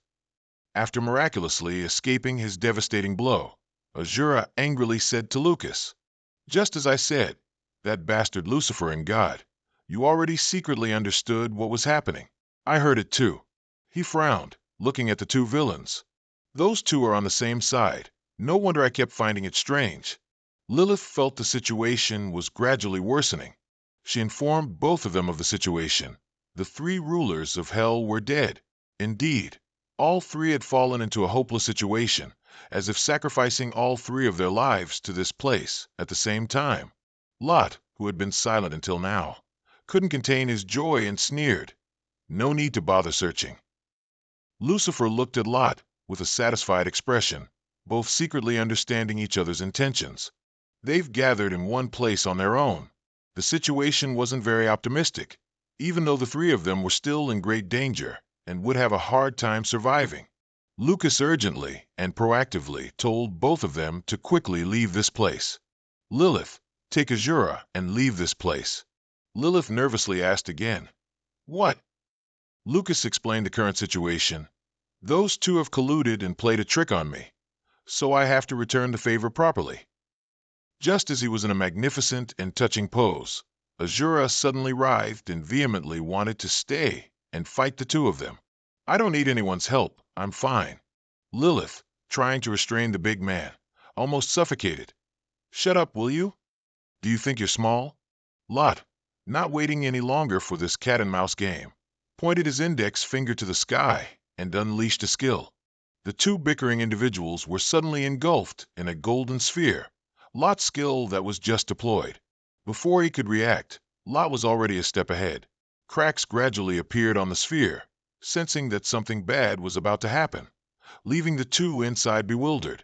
The cracks spread quickly, then the sphere exploded with a huge sound, shattering into many fragments scattered everywhere. Once again, Lucas reacted in time, saving the two still dazed individuals. This power is unpredictable. He realized he needed to quickly process a lot of information. A series of thoughts kept coming to him to save their lives and escape this dangerous situation. Space shattered like glass. This was due to God's power to control space. Both Azura and Lilith were dazed, feeling as if they had narrowly escaped death. Lucas urged, "Hurry and go. You're getting in my way." Before they could fully grasp the situation, both woke up and obeyed Lucas. Lucifer flew in from nowhere, blocking their only escape route. "Who said you could leave?" The entire sky seemed to darken. The lives of the three of them were completely in his hands. He immediately seized the opportunity to unleash a destructive blow. He threatened. The attack was like an amplified mass of energy, directly incinerating everything around into ash. Lucas gathered energy and launched a counterattack at Lucifer. The two attacks clashed as if becoming a furious rage, causing a terrifying explosion and a blinding flash of light that enveloped everything. Lucifer just stood still, his upper body revealed in the thick white smoke. In a sitting position, Lucas exerted his full power to generate lightning bolts, intending to transmit them to his feet. The lightning bolts transmitted from the ground, quickly advanced to his feet, directly pinning him in place. Seizing this one-time opportunity, while holding Lucifer in place, Lucas's right hand unleashed another power source to completely annihilate and capture Lucifer. He was likely struggling with the immense power, the dark night space enveloping him entirely, as if swallowing him into a deep black hole. This time, it'll be hard to escape Lucas's grasp. Just enough energy. He put all his effort into unleashing all his intrinsic energy as an attack towards Lucifer, causing thick, swirling smoke around him. Lucas was awaiting his fate after that fatal blow. Suddenly, after the smoke cleared, he was seen breathing a sigh of relief because he had used Barbados's body to shield himself from Lucas's entire attack. Before he could react, Lot was already pressing close behind him, scornfully remarking, "How disappointing." Lot's face darkened, and in the blink of an eye, he severed his arm with a single move. The cold, bloody scene around, a feeling of terror, and then pain consumed his mind. The pain was like 1,000 knives stabbing him. His entire body felt torn apart, his heart constricted, leaving only extreme fear and loss of control. He screamed in agony. Lucas cried out loudly because Lot had severed one of his arms. The pain was indescribable. He gritted his teeth, pushed past the pain, and used his power to restore his left arm, looking towards him. Lot approached Lucas again but just stood still, observing, as he tried to put as much distance between them as possible, fearing Lot would mercilessly strike again, leaving him with nothing left to hold on to. Lucas felt suffocated, trying to use his remaining strength to fight back against the cruel Lot. "What the hell are you talking about?" Lucifer looked at where Lilith had quickly taken Azura to escape. Otherwise, the two of them wouldn't have been able to save themselves, let alone help Lucas escape. Lucifer was somewhat displeased, regretful for letting his prey slip away right before his eyes. That Lilith chick running away was the right choice. Lot stepped closer to Lucifer, his voice full of innuendo. "You missed out." Lucifer knew exactly what happened to the two of them. He laughed, confidently asserting that it would be difficult for them to escape his grasp, though it might take a little time. As for Lucas, using what little will he had left, he still used all his resources to heal his arm. The process was gradually showing progress. After his scream of pain, Lucas's efforts paid off. His arm was fully restored to its original state. Having gone through this terrible sensation, Lucas's body was still overwhelmed, trying to adapt to the recent pressure. His heart pounded, his breathing became more rapid, and his entire body felt utterly exhausted. Lucifer stared at his victim, who was being tormented to the point of wishing for death. He deliberately emphasized his mockery with a laugh and words. "Is your body's will, which maintains your consciousness, wavering? But your mind is truly steadfast." And then both slowly approached. "Indeed, I should kill you here." His every gesture and action was slow and controlled. He exuded danger as he looked at Lucas with a smirk and said cryptically, "Otherwise, 3 people would be utterly lost." Immediately after, he lunged forward, gathering strength, intending to devour Lucas whole. Unexpectedly, a familiar hand pierced through his body. 3 people, that's too many. Lot was the one who betrayed him, secretly stabbing him in the back with a fatal blow. Lucifer's face was calm, his voice slightly doubtful as he asked the person behind him, "What the hell are you doing?" Lot now laughed at him, sharing a few words before deciding to send Lucifer to his grave. "My friend, why are you so surprised? It's not like you didn't see this coming." At this moment, the betrayer's situation was reversed. Lucifer thought Lot definitely wanted to play him, his face showing anger as he glared at the other person. "Do you think you can win by yourself?" Lot replied coldly, "I just think this is the perfect time to confirm one thing." Lot's hands were empty. He was indeed trying to test Lucifer. As expected, your body doesn't have the crystal. Enraged, Lucifer immediately used his energy to manifest large, dark wings almost enough to cover his entire body. A huge source of power spread through the surrounding space, even affecting Lucas, who was still injured from earlier. Instantly, Lucifer spun 180 degrees to face the one who dared to touch him, his energy strong enough to send Lucas flying thousands of meters away. Even standing still, Lucas had to contend with that person's furious outburst, being pushed back so far his shoes almost wore out. What the hell? Lucifer covered the large hole Lot's hand had pierced through him with his massive wings. He felt the betrayal deeply. Extremely uncomfortable, he spoke directly. So you intended to confirm that from the very beginning, huh? He gradually opened his wings again, revealing the wound on his abdomen. You're even more arrogant than I am. Lot's golden eyes widened, full of control. He was sharp yet arrogant, taking a moment to explain his thoughts. Arrogance? I call this confidence. Lucas was now filled with confusion, feeling disoriented. The current situation made it difficult for even Lucifer to remain calm. Lot replied bluntly, "From the start, I had no intention of allying with anyone who isn't of my own kind." Lot didn't hide his initial intention, explaining everything to Lucas. "I hope this resolves the misunderstanding between us." With a dramatic twist, more intense than a Thai drama, and a domineering expression, Lot extended his hand to Lucas, inviting him to join forces, saying, "I will team up with you to defeat Lucifer." At the same time, Nostog let out a loud roar as he sucked back the purple vital energy. The High Priestess stood next to Skyzer and Ivan, actively using their energy to directly project a massive stream of vital energy towards Nostog on the opposite side. In the chaotic situation, Ivan exclaimed in alarm, "Nostog's vital energy, is that a trick? Is the vital energy being sucked into his body?" Skyzer was equally surprised. Observing both sides, he realized, blowing vital energy into Nostog's dead body to revive him. This is the pull of yin and yang. Nostog suddenly erupted in rage, thrashing to escape his current predicament, letting out a deafening scream.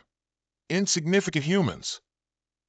The High Priestess was thrown backward by the sound wave of Nostog's rage, unable to withstand it.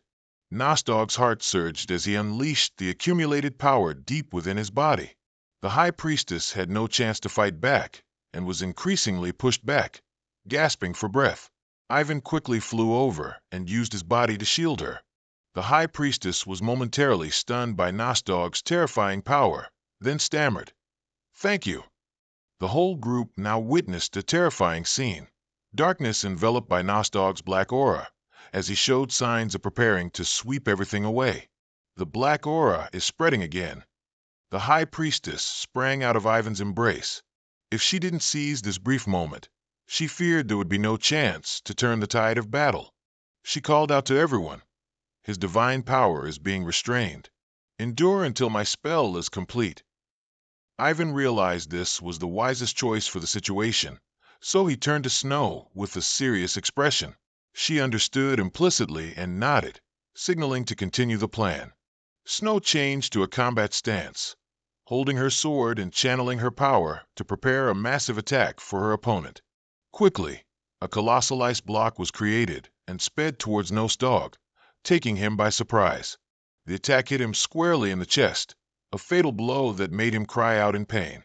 Not having suffered enough, Ivan flew in front of him, preparing to deliver a heaven-shaking punch. A direct hit to the face, enough to knock out Nostog's entire front row of teeth. Still not satisfied, he followed up with a spinning kick, sending Nostog gasping for breath. And finally, he delivered a concentrated attack to the head. Ivan clenched both hands tightly and raised them high, preparing to bring down a heavy blow.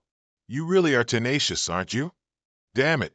The blow sent Nostog flying straight into the ground, disappearing without a trace. The scene was chaotic, filled with dense white smoke. Still gasping for breath, even after having his face and teeth rearranged, wasn't enough satisfaction. Skyzer appeared out of nowhere, glowering, and followed Ivan with the next attack. A large explosion occurred, and it was unclear what happened to those involved. He sensed something bad, but didn't have time to tell them. Then Nostog, in a smaller form, rushed towards the High Priestess. Ivan rushed forward, grabbed his hand, countering to buy time. Both sides were equally matched, neither willing to give in. Ivan strained with all his might, gritting his teeth and cursing his opponent. This wretched skeleton. Nostog used all his strength, pushing Ivan to the side while squeezing his hand tighter, causing Ivan to groan in pain, still with a contemptuous tone towards humans. You think a human like you can use strength to push me? You should know your place. Isabel appeared to help Ivan, transmitting a large amount of energy to him. At the right place, at the right time, receiving her energy transformed him, restoring his strength and even increasing it several times over. Ivan seemed to regain the upper hand, gripping Nostog's hand even tighter, but didn't forget to thank his companion. Just then, Isabel, he directly pushed him down, making him lose balance and fall to the ground. Ivan pinned him down deep, squeezing his neck and subtly reminding Nostog, I have reliable teammates behind me. As for Isabel, she continued to transmit power to him. And what about you? Can you rest assured that your God stands behind you? Ivan's face was filled with hateful anger, as if he wanted to unleash all his strength on Nostog's face, one hand on his neck, the other poised to deliver a fatal punch. Ivan affirmed that the tide had turned not just because of him. That's the difference between us and you skullhead. Nostog mimicked his style. No fear, no fear. He subtly reminded Ivan, who was crushing his neck. You can't be sure yet. If all of you die, then it's over, isn't it? This smokescreen tactic was quite effective. While Ivan was still bewildered by the cryptic remark, Nostog had secretly channeled energy, creating a dark black circle. That circle pierced straight through Isabel's chest. She froze, unable to react in time, and with a heart-piercing blow, her entire body stiffened. Ivan, still on top of Nostog, stared wide-eyed and open-mouthed, unable to comprehend what was happening before his eyes. She then fell backward. Nostog's blow had directly killed her. Snow and the High Priestess both froze. Despite standing there, they couldn't do anything against the enemy's sudden attack. Their eyes darkened, and their faces turned pale as they watched Isabel fall onto the cold ground, stunned by Nostog's malevolence, filled with choked sobs and extreme pain. Only frantic screams echoed in the dark scene. Snow refused to accept it, calling Isabel's name, one hand supporting her head, the other trying to stop the incessantly bleeding wound. Wake up, Isabel! She slowly tried to open her eyes, struggling to use her remaining energy to search for a familiar silhouette. It was none other than Lucas. He was encased in a sphere, lying motionless. Suddenly, Lucas's entire body began to convulse. He opened his eyes wide. All the magic slowly enveloping him seemed to be transforming, instantly turning him into someone else. Lucifer and Lot didn't understand what was happening, rooted to the spot. Lucifer, seeing that terrifying power, stood dumbfounded. What's happening? Lucas seemed to lose control, mumbling, kill them, destroy them, make them submit. Lucifer saw the scene and had a bad feeling. Could it be? Lot, however, nonchalantly enjoyed the masterpiece, exclaiming, finally, he has entered the world of the superbody. He suddenly smirked as if plotting something. Lucifer used magic to stop Lucas, letting out a slight regretful click of his tongue. Tisk, I should have killed you sooner. He quickly launched an attack. A magic orb appeared behind him, aimed directly at him. A green light appeared, accompanied by mysterious purple magic eyes emanating from him. But it wasn't long before, instead of Lucas being injured by his magic, it was different. He grazed past Lucas and collapsed. Who knows what our beloved Lucas did to make Lucifer scream and unable to resist? He looked at Lucas, who was still standing motionless, without any effect or scratch. No way. That mere human. He's just a fragment of a soul. How could he do this to my wings? Lot stood afar, enjoying and admiring the battle, happily welcoming Lucas. Welcome. You've become one of us. Lucas gave him a piece of his mind. Lucas said nothing, as if losing control. Consumed by anger, he concentrated all his magic and jumped straight at the enemy. He ran like a madman, charging straight at Lot. But halfway through, something was thrown at his face, making him stop. Thankfully, the magic covering him blocked the strange object. A sphere with superdimensional power imprisoned him, leaving him somewhat bewildered in place, unable to move forward, just like a starving beast, and a beast must be caged. Lucifer turned back from behind. So that's how it is. He gnashed his teeth bitterly. So from the beginning, Your goal was to consume Lucas. Lucifer, in disbelief, voiced his suspicions. As soon as I stepped in here, I found it strange. The aura of so many demigods vanished. You said you sent them to the mortal realm, but it was a lie, so there's no way Darrow wouldn't have noticed. Lucifer couldn't have imagined Hack's true nature, and at this moment, Hack no longer needed to hide, smiling maliciously, looking no different from a monster. So you ate them all. Without letting Lucifer say more, he merely snapped his fingers, but that snap had enough power to make Lucifer collapse. Soon, there was no sign of him, only two wings remaining, accompanied by a desperate scream, but one filled with immense pain. Lucifer struggled to get up. My wings are all. Meanwhile, Lot approached slowly, walking and speaking. When I ate, a memory entered my body. Lucas, enraged, punched wildly, but couldn't change the worsening situation. Only Lucas's words echoed. At first, I thought it was Zealand's memory, but it turned out not to be. Lot walked straight up to him and confirmed one thing. That is my memory. She is merely a piece that makes me whole. Lot looked down at his hands, a sinister smile spreading across his face, sending chills down one's spine. At that time, I realized that all demigods originated from a single body. Everything is clear now, Lucifer growled. That's why you let an obstruction, nothing more and nothing less than Frey, survive. He looked back at the temporary victor, now powerless to fight, because my largest piece is within him. Everything was as if planned in advance, but assimilating with a mere human like him is extremely bothersome. So I need to help him reach the realm of the superbody. Although Lucifer was still severely wounded from the battle, he tried to listen, enduring Lot's malicious words. I thought you would become an excuse for me, Lucifer. Having said that, he moved closer to Lucas, admiring the masterpiece he had created, ignoring Lucas, seething with rage before him. He was chillingly calm, but that excuse turned out to be a mere human girl in the mortal realm. His eyes emitted a strange light, but his mouth continuously smiled at the victorious glory before him.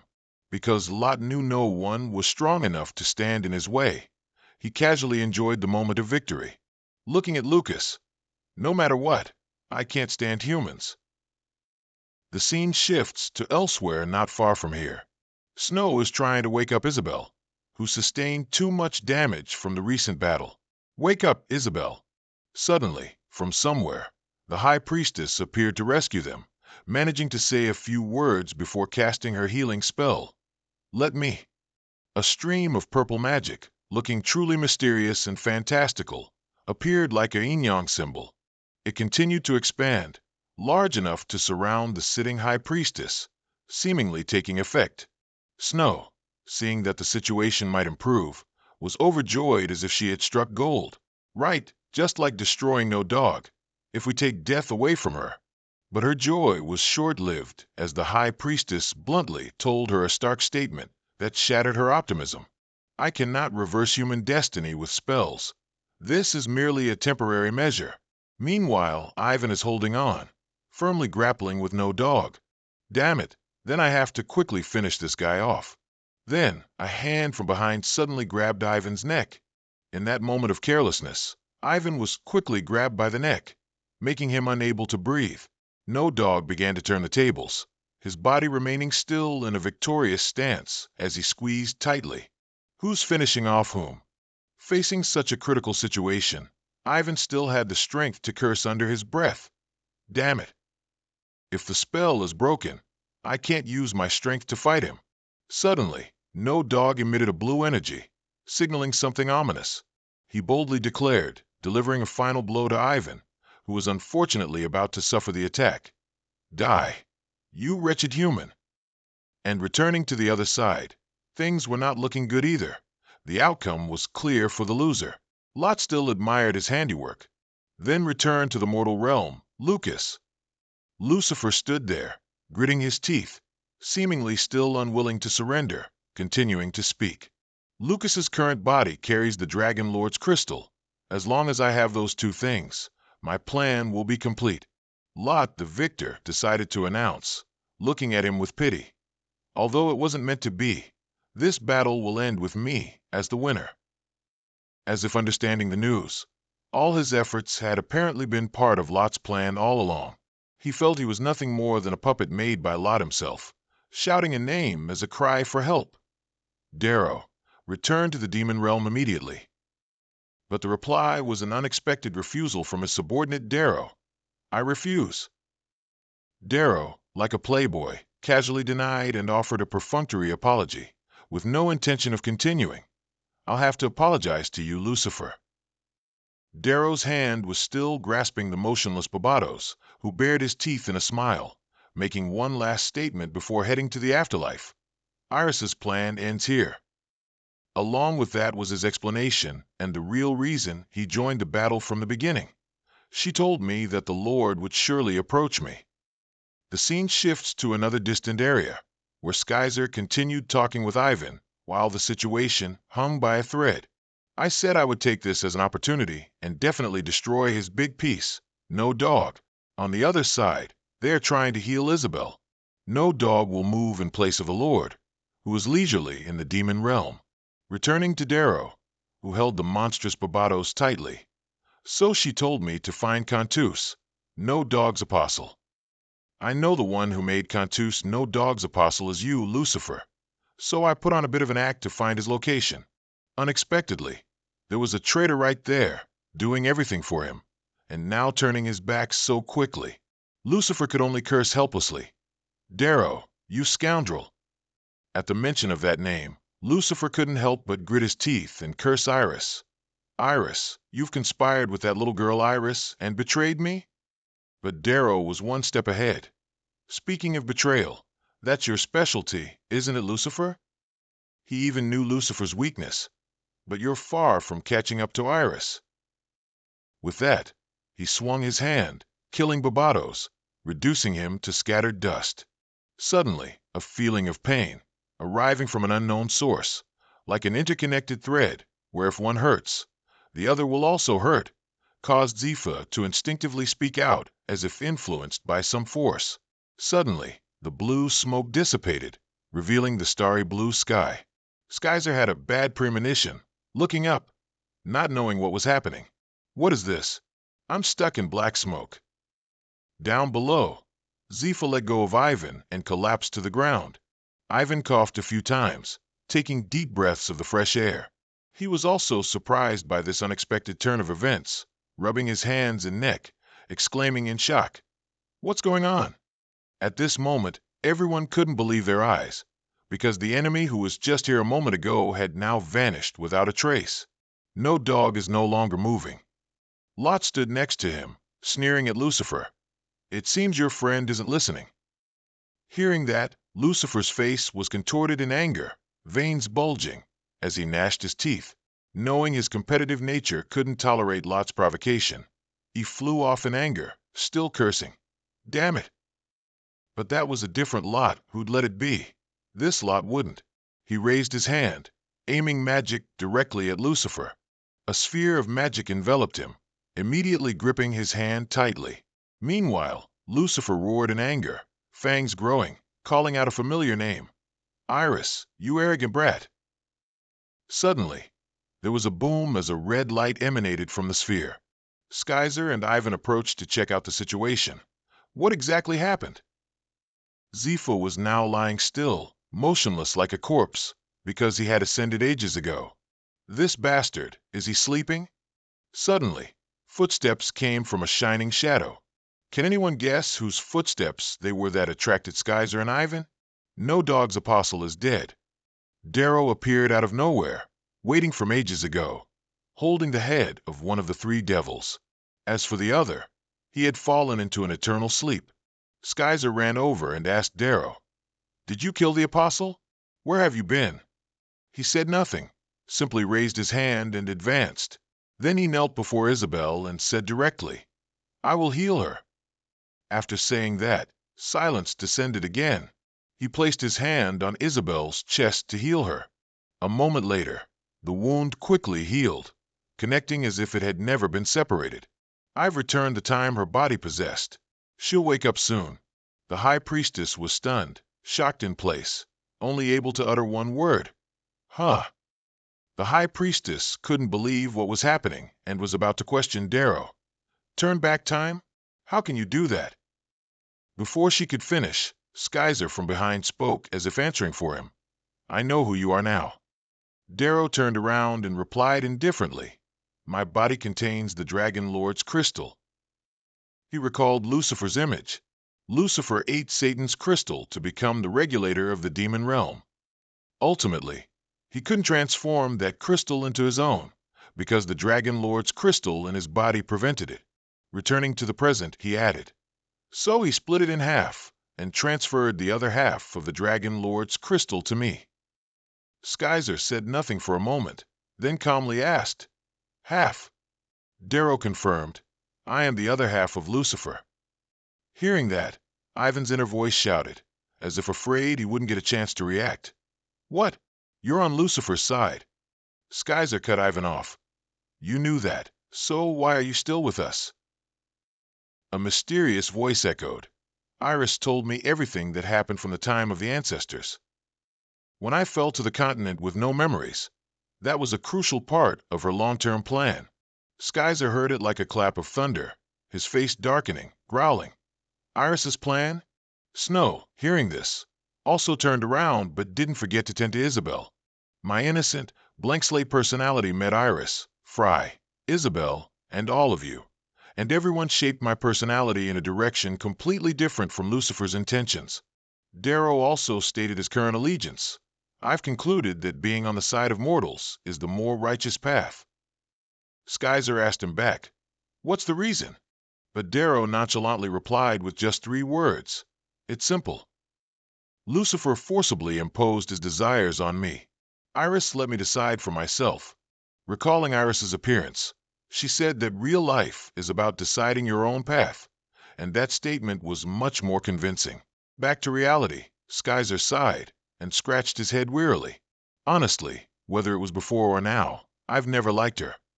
Just as he finished speaking, Lucas, who had woken up at some unknown point, was sitting there, letting out a long sigh, but enough to attract everyone present. Hearing the sound, everyone turned and clamored, calling out to him. Frey, what's happening? Is he awake? Ivan wore a clearly displeased expression, playfully scolding him, while Skyzer said nothing, just silently watched him. He sleeps when he's needed, and wakes up after it's all over. This guy, as if possessed by a ghost or demon, Lucas mumbled to himself like an autistic person. Something's happening to Frey. His face is getting dark again. There's something strange about him. Lucas's expression slowly turned grim, radiating magic power. Soon, he transformed like a wild beast let loose from its cage, fiercely roaring. Then he quickly aimed straight for his target, and the first person hit was none other than Skyzer. Ivan stood there, stunned, calling his name. Skyzer. Saying that, he decided to counterattack, retaliating for Skyzer's earlier blow. Frey, what are you doing, you bastard?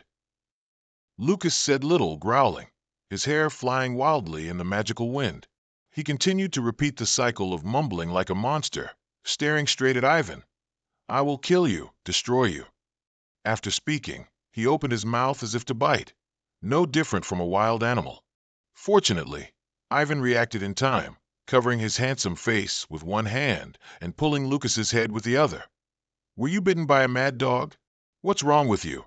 Honestly, Darrow, standing next to him, clearly informed Ivan of the truth. He has entered the domain of a god. He's in a state where he can't keep his composure, and he can even fight. But Ivan, though handsome, clearly didn't understand anything. What the hell is going on? No need for words, action is required. The entire group of humans rushed forward to calm Lucas down. We need to restrain him. Everyone charge. Suddenly, Lucas's hand lunged straight for the High Priestess, catching her off guard. Sure enough, he immediately lunged forward, knocking the High Priestess far away. After Lucas dealt with another guy, Yayan continued to charge forward, aiming directly at a new target. And this time, the upcoming prey was none other than Darrow. Immediately, he unleashed a flying kick like a soccer player, hitting Darrow's head with a thud, and his face kissed the ground. What's left of this handsome face now? Ivan, equally furious, retaliated, raising a punch aimed directly at his back from behind. Stop it, you madman! But how could one contend with this savage beast? Before he could do anything significant, Lucas swiftly leaped into the air, dodging his punch. He immediately slammed down hard, but instead of landing on the ground, he landed directly on Ivan's head. Scene change. Everything around them, from buildings to the ground, collapsed, and thick smoke billowed up. Indeed, they really got hit, and the entire group of humans soon lay scattered and motionless. Snow, Ivan, Darrow, and finally Skyzer. After finishing the fight, Lucas stood still but didn't forget to mutter to himself, "Defeat them, make them submit." A close-up reveals his profile more clearly. Kill them, destroy them. At this moment, Skyzer woke up, struggling to get up and calling his name. "Lucas, snap out of it." At this, he heard a familiar voice that made sweat pour out of him. "Everything is going according to plan, isn't it?" That familiar voice was smiling broadly at its triumph. Yes, it was exactly the person he was thinking of, standing right in front of him. Yes, it was indeed none other than our final villain, Vordet, from the position of Lot. Scene changed to Lucas. He was now channeling his inner power, shouting to make it known, getting into a ready stance. Skyzer desperately used all her innate power, calling his name once more. "Lucas, stop. Stop it, you." Ignoring her, he continued his main character Halo work, raising both hands, aiming straight at Lot, concentrating all his power. She tried to scream and beg him, "Stop." A shining golden orb appeared, accompanied by splattered fresh blood. "So now, I will take back what belongs to me." Skyzer witnessed the bitter scene, dumbfounded and frozen. Everything was just as it had been before. Witnessing Lucas collapse, while Lot was gleefully triumphant, having obtained what he wanted, no matter how hard you try. No matter your talent, enlightenment, or obsession, they mean nothing before an absolute existence like him. He saw everything in ruins, just as he had planned, and laughed loudly in triumph. The nightmare of that day, 4,000 years ago, is repeating itself. Lucas was standing alone, watching the sunset. Enchanted by nature's beauty, he praised it. What a beautiful view! If heaven exists, would it be like this? Iris Pfeifferter suddenly interjected, asking, "Heaven?" Furthermore, she smiled, eyes twinkling, teasing Lucas. A few seconds later, someone else arrived. "What are you two doing? You left the investigation to us and went on a date." And the person who arrived was Swyzer, along with his two friends. He was also very happy to see them. "Swyzer, are you done already?" Swyzer confirmed something to Lucas. "Indeed, this area is filled with ancient ruins untouched by time. Where should we go next?" Kazajan then added, "How about the East? Eastern martial arts are truly inspiring." Lucas agreed with his idea. "Good idea. I've always wanted to see the single-edged sword they call a katana." Swyzer suddenly turned back, displeased, and reprimanded the two of them. "Do you guys ever talk about anything besides research?" Kazajan honestly admitted. "No," he replied frankly. "Never."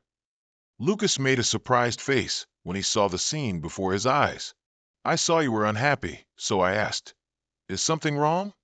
However, Lucas said nothing, only replied, "Nothing. Let's go." Iris Pfeifferter stood there dazed for a moment until she understood everything. Then she gently smiled. In the end, they went along with Lucas's group. As night fell, he remembered the time he became Frey Break and directly fought with Lot, completely at a disadvantage against him. What's more, Snow was lying nearby, moaning from injuries. Ivan's condition was similar to hers. Only Swyzer still had enough strength to crawl towards Lot and say, "Lucas, Chaman is dead." Hearing that, he squeezed Lucas's mouth while laughing with amusement. "Do you understand now? You can never change history."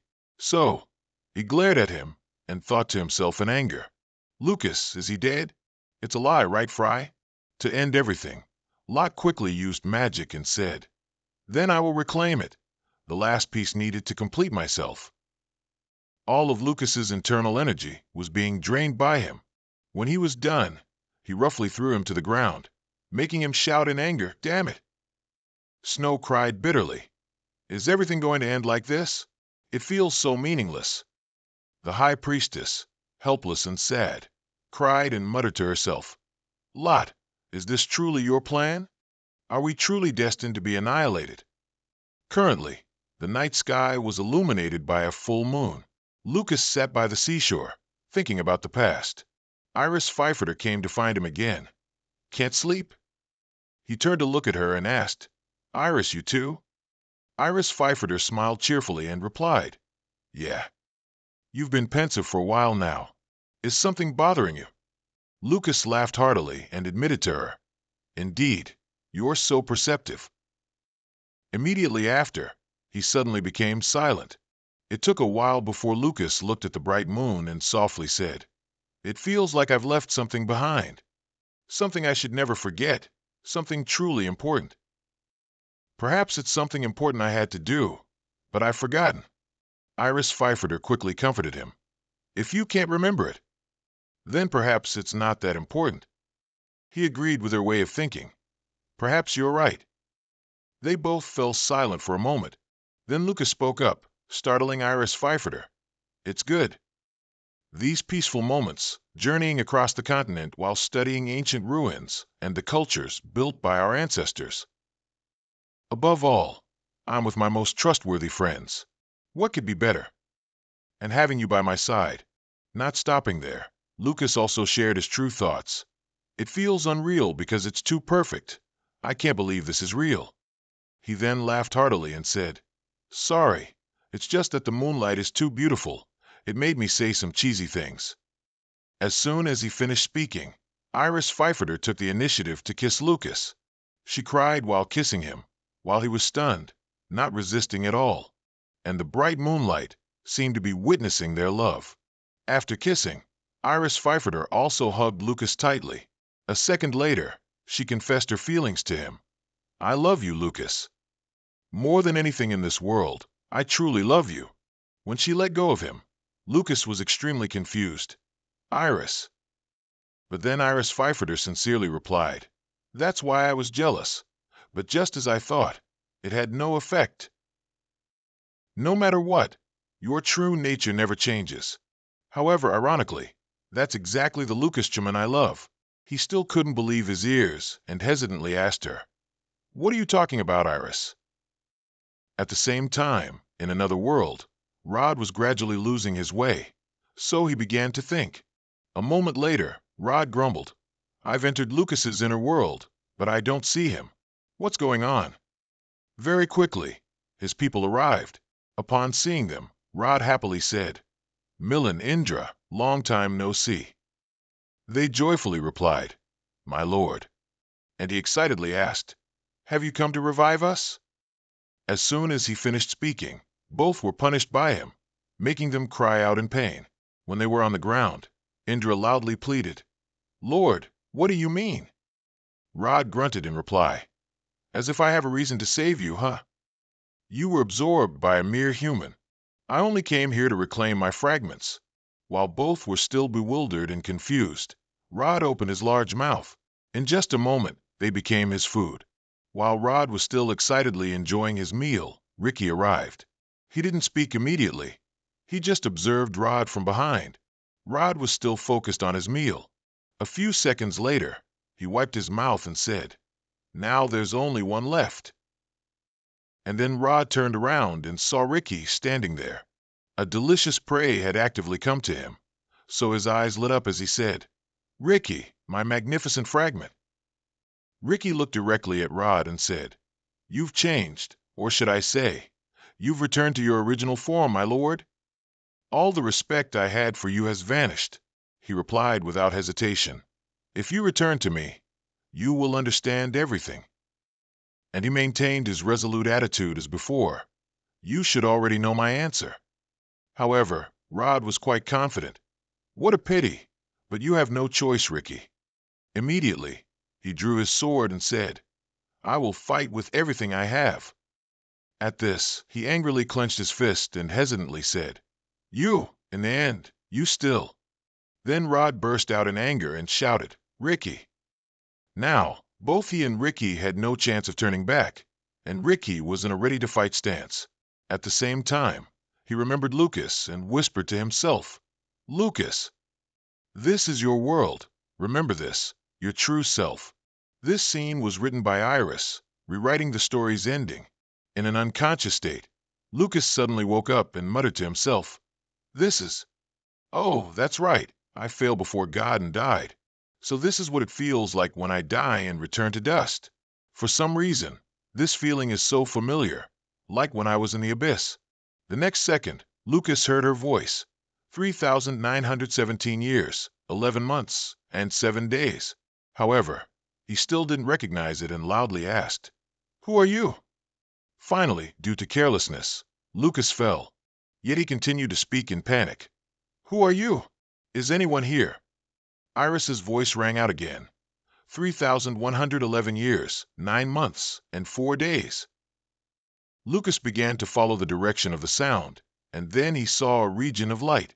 Lucas opened his eyes wide to see what was behind it. The next second, he saw a girl sitting and writing at a table illuminated by 2 candles. Upon closer observation, Lucas recognized her familiar appearance, but was still in doubt. This voice. Next, her voice rang out again. "I, Iris, will record the events that occur after Lucas leaves." Immediately after, he arrived at a mountainous area. A moment later, he saw Iris with Lot, and then Lucas thought to himself, "This is..." Very quickly, she spoke. "Where's Lucas?" He simply replied, "He's enduring his punishment." Iris looked worried. "Is he still alive?" At the same time, he wore a confused expression and muttered to himself, These are Iris's memories after I was imprisoned in the abyss." Not stopping there, Lucas also heard Lot say, "Iris Firefighter, Black Witch, your power is too valuable for me to take your life." Hearing this, she looked annoyed. On the other hand, he offered, "Surrender to me and swear loyalty." That night, Lucas went outside to gaze at the moon. Currently, his mood wasn't very good. After only a moment of peace, Iris came to find him. "Lucas." As he turned around, he was utterly surprised to see her, and then Lucas greeted, "Iris Firefighter." She cheerfully said to him, "I came to destroy the relationship between you and Kazajan." Hearing this, Lucas looked surprised. "My goodness, you're acting so strangely." Iris Firefighter then proactively asked him, "You've heard the rumors, haven't you? I betrayed everyone. I've sided with God." Lucas was not worried and laughed loudly in response. "Haha, betrayal?" She then honestly replied, Let's say you betrayed them, but everyone here knows what kind of person you are." At this point, Iris suddenly fell silent. Just by looking, Lucas knew she had something on her mind. "You have some hidden sorrow." Struck by his words, Iris Firefighter bowed her head sadly. In addition, he spoke another truth. "Currently, we cannot defeat God." She resolutely retorted, "No way I can. What we need is time." Lucas still didn't understand Iris's meaning, so he asked again, "Time?" She quickly confirmed, "A lot of time. It could be hundreds of years, even thousands of years. But Lucas will rise again." Lucas was terrified when he heard Iris Firefighter mention Lucas. And out of curiosity, he asked, "You mean Lucas is still alive?" At this moment, she resolutely replied, "I will save him at all costs. Lucas is trapped in the abyss. If I want to save him, I need to control that land. I will make God trust me and borrow his power. To do that, I need to prove my loyalty to him, as well as worsen the conflict between you and Kazajan, and the head too." At this, he scolded her, "Are you out of your mind?" Iris retorted, "I wish I was, but unfortunately I'm not."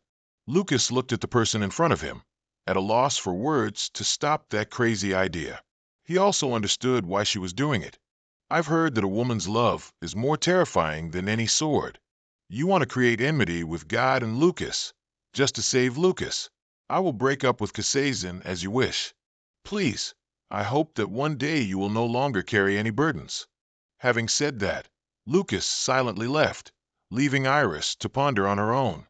A moment later, She completely collapsed, leaning her head against a nearby door, a sight that Lucas witnessed. Back to reality. Iris Firefighter began to cast magic. Thus, a magic circle quickly appeared. Immediately after, a hand clutching Lucas gradually appeared. Within that embrace, he was still closing his eyes. She saw Lucas, overjoyed, and thought to herself, "Lucas, you're really alive." Iris Firefighter looked at her hand, hesitating whether to continue using magic. Finally, wanting to save Lucas, Iris Firefighter decided to use magic once more. After a while, the barrier fragment immediately showed a crack. However, the crack quickly healed. So she regretfully murmured to herself, "I can only do this much. If I use more authority today, God will start to suspect. I need a crack large enough to push Lucas out, and that will take a very long time." Meanwhile, she wrote down what happened after Lucas died. "Before this body decays and dies, I will transfer to another shell. Before it vanishes, I will do it again, and so on. Accordingly, my soul will gradually fade away, until the day it turns to dust. Can I endure that long?" At this, she closed the book. Iris Firefighter suddenly heard his voice, then turned around. "Your smile is truly lovely." Before her eyes was the scene of them on a picnic. At that time, Lucas complimented Iris Firefighter, saying she looked delicate, but she harbored a hidden resilience. That mystery was the mark of the entire life you've lived through. She blushed with embarrassment and awkwardly asked, what was that? Why are you suddenly saying that? Are you going to die today?" He didn't answer, just smiled with his eyes crinkled. A few seconds later, Lucas seriously said, "Sometimes it's really good, isn't it, to speak your true feelings?" Then he looked straight into the other person's eyes, as if he had a million things to say, but didn't know what to say. And Iris Firefighter seemed to be waiting for something. However, not wanting her to worry, Lucas changed the subject. "That's right. That smile makes even the gods want to be with you." She went to where Lucas was being held captive. She stood there looking at him for a moment, then said, "Even the gods are with me? What about you? Even if all plans succeed, will you still be with me?" Just then, Lucas slowly opened his eyes. Taking advantage of this moment, Iris Firefighter rewrote Lucas's fate. He will live. Because he is Lucas Chaman, even if the whole world turns its back. I know you won't do that to me. Lucas, please, never forgive me. That's the only way I can atone to the comrades who once trusted me. The High Mage returns after 400 years. That's the only way I can atone to the comrades who once trusted me. The High Mage returns after 400 years. Next, she suddenly heard a strange sound, and it was the sound of a pill bottle falling, scattering the pills inside. Beside him, Lucas, who had returned to Frey Break, was clutching his throat in great pain, and was also trying to pick up those pills. A moment later, Iris Firefighter suddenly remembered something and shot up, thinking in a panic, "Lucas is resonating through the crack in the abyss." Frey Break. No matter who it is, I can't miss this chance. She immediately cast a spell. Fortunately, the crack slowly opened a little more. Furthermore, it was widening more and more. Meanwhile, in the abyss, Frey Break was kneeling before Lucas. Frey Break cried and said in a panic, "You are." Lucas, though a little surprised, understood everything and thought, "It's all thanks to Iris. For over 4,000 years, you've been eroding the abyss without letting God find out." Lucas was touched by what Iris Firefighter had done for him. So Lucas blamed himself, crying, "I was so stupid. I really thought I had escaped on my own." She also walked over to Lucas, saying sincerely, "I had hoped you wouldn't know. Because if you see my memories, you will definitely forgive me. And then I would truly become a traitor to everyone." Tears of guilt began to roll down Iris Firefighter's cheeks. Seeing her cry, Lucas loudly objected, "That's not right, Iris. Fufixing told me to trust you." This completely surprised Iris Firefighter. Lucas recounted what Anastasia had said to him when she became Anastasia. "She knows. Iris knows if you revive. Then I will too." Lucas curiously asked him back, "What? She knows, how?" "I don't know, just a feeling. Aren't there obvious things behind that too? Something I know. Honestly, I can't stand her. Carrying everything alone like that, it's no different from you already having too many burdens.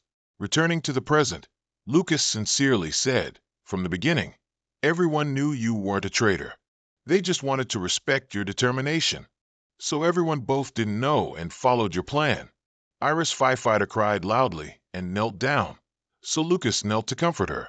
Moreover, he even proactively hugged her. You took everything upon yourself for 4,000 years. Hearing that, Iris Firefighter hesitantly replied, I. Before she finished speaking, he interrupted. That's not stubbornness anymore. That's an illness. But then immediately after, Iris Firefighter's body suddenly began to disappear, which greatly surprised him. On the other hand, she suddenly said, Lucas, thank you. And he replied in a panic, Iris. She didn't give him a chance, interrupting, for letting me go in your arms. Lucas sensed Iris Firefighter was in danger, so he panicked. Iris, what's wrong? She replied confusedly, it seems my time has come. Lucas panicked even more. What time? Iris Firefighter slowly explained, the moment my soul, worn out after hundreds of shell changes, finally turns to dust. He looked puzzled. What? A second later, Iris Firefighter pushed Lucas. This action made him even more worried. Iris. Before leaving, she smiled through her tears and said, I love you, Lucas. He felt extremely disheartened seeing his beloved disappear before his eyes. So Lucas screamed Iris. Furthermore, when all of Iris Firefighter's power harmonized with his body, he couldn't believe it. This power, it's impossible. Lucas's eyes were still wide open, staring at what was happening before him, and when it had completely taken over his body, Lucas had to scream in pain. Isabel didn't believe he was dead at all, so she started looking for him. Frey, he's dead? You're lying. Frey, that's a lie, right? And when she found him, she kept calling him, wake up, Frey. It can't end like this. Did you fight for over 4,000 years just for this? Surprised to see her, so he called Isabel. Meanwhile, Isabel helped Lucas up and said, while you didn't know what I was like 4,000 years ago, I saw countless possibilities you could create. Even with a fragile body, you never gave up. Moreover, you pushed yourself to the limit as if enjoying it, constantly honing yourself. Sometimes you were impulsive, sometimes sarcastic. Sometimes you were full of benevolence, other times you were unrestrained. When I knew you were Lucas Chiman, do you know how relieved I was? There were so many incredible moments. At the same time, Ivan struggled to his feet and called out, hey. However, Isabel didn't care and just mumbled, thanks to what happened. But the reason an ordinary person like me could follow you this far is because you never gave up on your beliefs, because your unwavering faith can defeat a demigod, no matter the method, the cost, or the chances. That's the man I admire, Lucas Chiman. She's now hugging him and sobbing uncontrollably. Back to reality. Lucas is beginning to integrate Iris Firefighter's power, and its might has spread to where Ricky and Doss are. He had no idea what it was, so he unpleasantly asked, what is this disgusting light? Meanwhile, he seemed rather pleased by the sudden appearance of this power source. Furthermore, Ricky explained, you asked why I sided with humans? This is my answer, sir. That's right. Humans are ridiculously weak creatures. As you said, they can sometimes be inferior to insects, but they carry potential within them. When they value others more than themselves, when that feeling reaches another person, they can even surpass our imagination. Humans have a name for this concept, love. That's what they call it. You will never defeat Lucas. And as Lucas was hovering in midair, Isabel called out to him, Frey. A moment later, someone suddenly emerged from Lucas's body. After a process of separation, a new body appeared. As soon as they saw Lot, everyone exclaimed in panic, the Lord! Did the Lord just break free? He angrily cursed everyone. You insects! At the same time, Lucas returned to his original form. Isabel was so happy to see him that she burst into tears, and Ivan smiled brightly, saying, I knew it, you're still alive, kid. That's not Frey. What's going on? No, he said blankly. That's his true form. That's Lucas Chiman. He's standing in front of Isabel. At this moment, Lot decided to end everything and attacked him. How boring. Let's finish this, Lucas. She was completely horrified when Lot acted like that. Knowing someone was about to be in great danger, she shouted a warning. That's the spatial domain. It's very dangerous. Dodge it, Frey. He wasn't afraid. He simply raised his hand and gently cast a spell. And with just a wave of his hand, Lucas successfully shattered the spatial domain. So Lot stared at him and thought, what? On the other hand, he also asked Lucas, how did you? That's the Dragon Lord's core. Why? How do you have that? He looked Lot straight in the face and loudly replied, Iris gave it to me. He was so angry he gritted his teeth and cursed her. Iris? I see, so it was that bitch. She stole the Dragon Lord's core.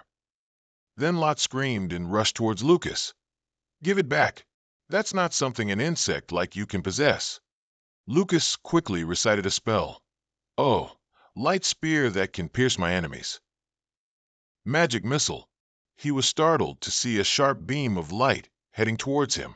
However, Lot was still alert enough to dodge to the side. He stared blankly at his opponent for a moment before asking, what are you doing? Lucas honestly replied, Iris isn't dead. I'm going to revive her. Lot looked disbelieving of his ability. A mortal challenging the cycle of death. Now you've obtained the Dragon Lord's core and balanced the intermediate realm, so you consider yourself a god? Yes, a god. Lucas replied seriously. A god can restore Iris's soul fragment. Hearing that, he loudly warned him. A god? You know nothing about gods, Lucas.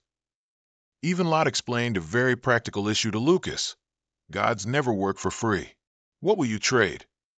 All of humanity? This entire world? He didn't need to hide it from him either. Actually, I've got the perfect gift right here. Lucas pointed at Lot, and his next words terrified him. Your head, demigod. No sooner said than done. Lucas cast magic again and recited a spell. A fireball soaring into the sky, fireball. Even so, Lot still managed to dispel it. Isabel couldn't believe her eyes and said to, how strange. She immediately agreed. Exactly. What is he thinking? 1-star spell, magic missile, 2-star spell, fireball. Is he using such weak spells to fight a god? Ivan voiced his objection. I don't feel any holy power. Has Frey weakened? Quickly retorted. No way. Even a low-level spell can't hide a mage's true level. Each of Lucas's spells contains unimaginable precision and density. He hasn't weakened. In fact, he has surpassed his 4,000-year-old level. He looked at her with a puzzled expression. Then why? At the same time, Lucas switched to using Gather Their Sound. Lightning chain. Command the earth to swallow. Earthquake. The ground began to shake and cracks appeared. Lot calmly asked him, what are you doing? Lucas, do you think you can defeat me with trivial magic now? He thought Lucas was underestimating him, so he shouted agitatedly. Use your holy power, Lucas. That useless magic can't even touch me. Your demigod power, your skills through holy power. Fearing Lucas was in danger, he loudly asked him, Frey, don't tell me. He hadn't even finished speaking when Lucas interjected. Elves draw power from the essence of nature. Dragons use error, and we humans use mana. I am a mage, a grand mage. Remember this, Lord. The one who will defeat you today is a human. Lucas switched to using fire. Eternal dance on the land of fire, fireball. Unfortunately, it had absolutely no effect on Lot. Ivan felt confused and asked the Grand Priestess, what is he doing? Human magic cannot reach the Lord. The Lord's spatial domain is like a black hole that can pull all attacks straight into the universe. It requires divine power to penetrate the Lord's absolute barrier. Frey must know that too, so why? Next, Lot mocked him. It seems you want to defeat me as a human. Lucas, haven't you realized that such foolishness has killed all of you? Lucas ignored Lot's words. He switched to using ice. The shout of ice pierced the earth. Ice howl. The frost quickly surrounded him, while Lot created a protective orb around himself. From ice, Lucas turned to fire. The roar of condensed magma, volcanic eruption. From beneath the earth, a stream of lava suddenly erupted violently from the ground. Even Isabel was completely incredulous at his energy. And as Ivan and Anastasia felt confused, she murmured, His level keeps increasing, from 1-star to 7-star spells. He's not just continuously using magic, but what is he aiming for? He paused for a few seconds, guessing his intention, then said hesitantly, "Lucas, don't tell me." Icy breath from the cold era, Ice Age. Lot quickly flew into the air to avoid this attack. Though he escaped, he still felt confused. He was completely satisfied with Lucas's attack. Seriously, is that really possible? Isabel turned to ask, "What's wrong?" He looked at her and said, "You know 9-star magic doesn't exist, right?" She replied awkwardly, "Yes." The level of magic is determined by the complexity of its formula. All magic is classified up to 8 stars. 9 stars has always been considered legendary. Hearing this, Ivan showed a surprised expression and thought, "I don't understand." He agreed with what she said. "That's right, Isabella, you're correct, but from now on, the classification will change." Isabella looked at him questioningly. "What do you mean?" He suddenly fell into contemplation for a moment without answering her. At this moment, Lot approached Lucas and asked, "What did you do?" He didn't answer his question. Instead, Lucas created a magic circle below, explaining to her. Lucas had created that magic, the kind that can rule all, in the world of mages, 9-star magic. Even though he knew he was in imminent danger, Lot stubbornly said, "I'm wondering what you intend to do. You've just taken control of this space, but it seems you've forgotten something. My domain is dominating space." Then Lucas calmly said one word, "Vanish." In an instant, Lot's domain shattered into pieces. To his surprise, Lot, in disbelief, screamed in his mind, "My domain shattered?" It didn't stop there. A slap landed on his face. Lot, caught off guard, was continuously attacked from all sides by the opponent. Besides enduring and screaming, Lot had no way to resist. Seeing this, Isabel loudly exclaimed, "Magic is affecting a god." Ivan continued, "And it's just a magic missile." A sharp icy spike plunged towards Lot. After a pained scream, his body was pierced by these ice shards. As soon as the ice finished, fire began to burn him. Said, startled in horror, "The spells aren't disappearing, almost as if they're living things." As Lot's body was being consumed by fire, Lucas simply said indifferently, "My law is the foundation of this mage world. Here, no domain is permitted by me." The fire burned larger and larger. After a while, Lot was so burned that his entire body was covered in wounds. A second later, he fell freely through the air. Finally, Lot landed with a loud thud. Lucas quickly walked over to him. He carefully observed Lot for a moment. At the same time, Lucas didn't forget to mock him, meaning, "Now you're inferior to me." A god, humiliated like that. Lot's eyes widened with indignation. He used his last bit of strength to spring up and confront Lucas. Overcome with indignation, Lot yelled and attacked him. "You filthy human worm! Don't look down on me." He wasn't afraid and simply said one word, "Kneel." Immediately, he knelt down. At this moment, Lot was trembling with anger, and to punish him, Lucas commanded, "Twist." At his word, Lot's body twisted, making him groan in pain. At the same time, said to Isabel, "It's almost like a dragon gate." No, its power is even beyond that, to the point where a god cannot resist. Also said, "This is the scale of 9-star magic."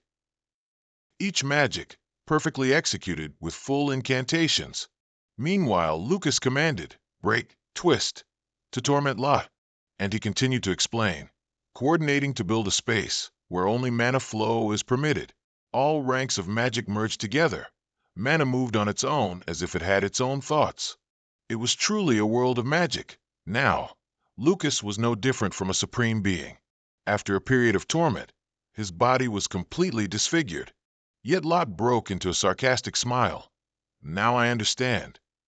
You don't refuse to use holy power." His opponent's words made Lucas feel confused. He also said, "You simply can't use it in your inner world. I've absorbed not only Indra and Milan, but Ricky too." Lucas answered honestly, "That's right. So what?" Lot looked at him and smiled meaningfully. Next, he said, there's only one piece left for me to complete myself. After a while, Eric came to pay his respects to Lot again. Seeing him, Lot quickly flew over. As before, Lot intended to consume Eric and opened his mouth wide. Lot was approaching to devour Eric.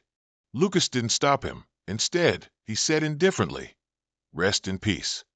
Meanwhile, Eric didn't resist at all.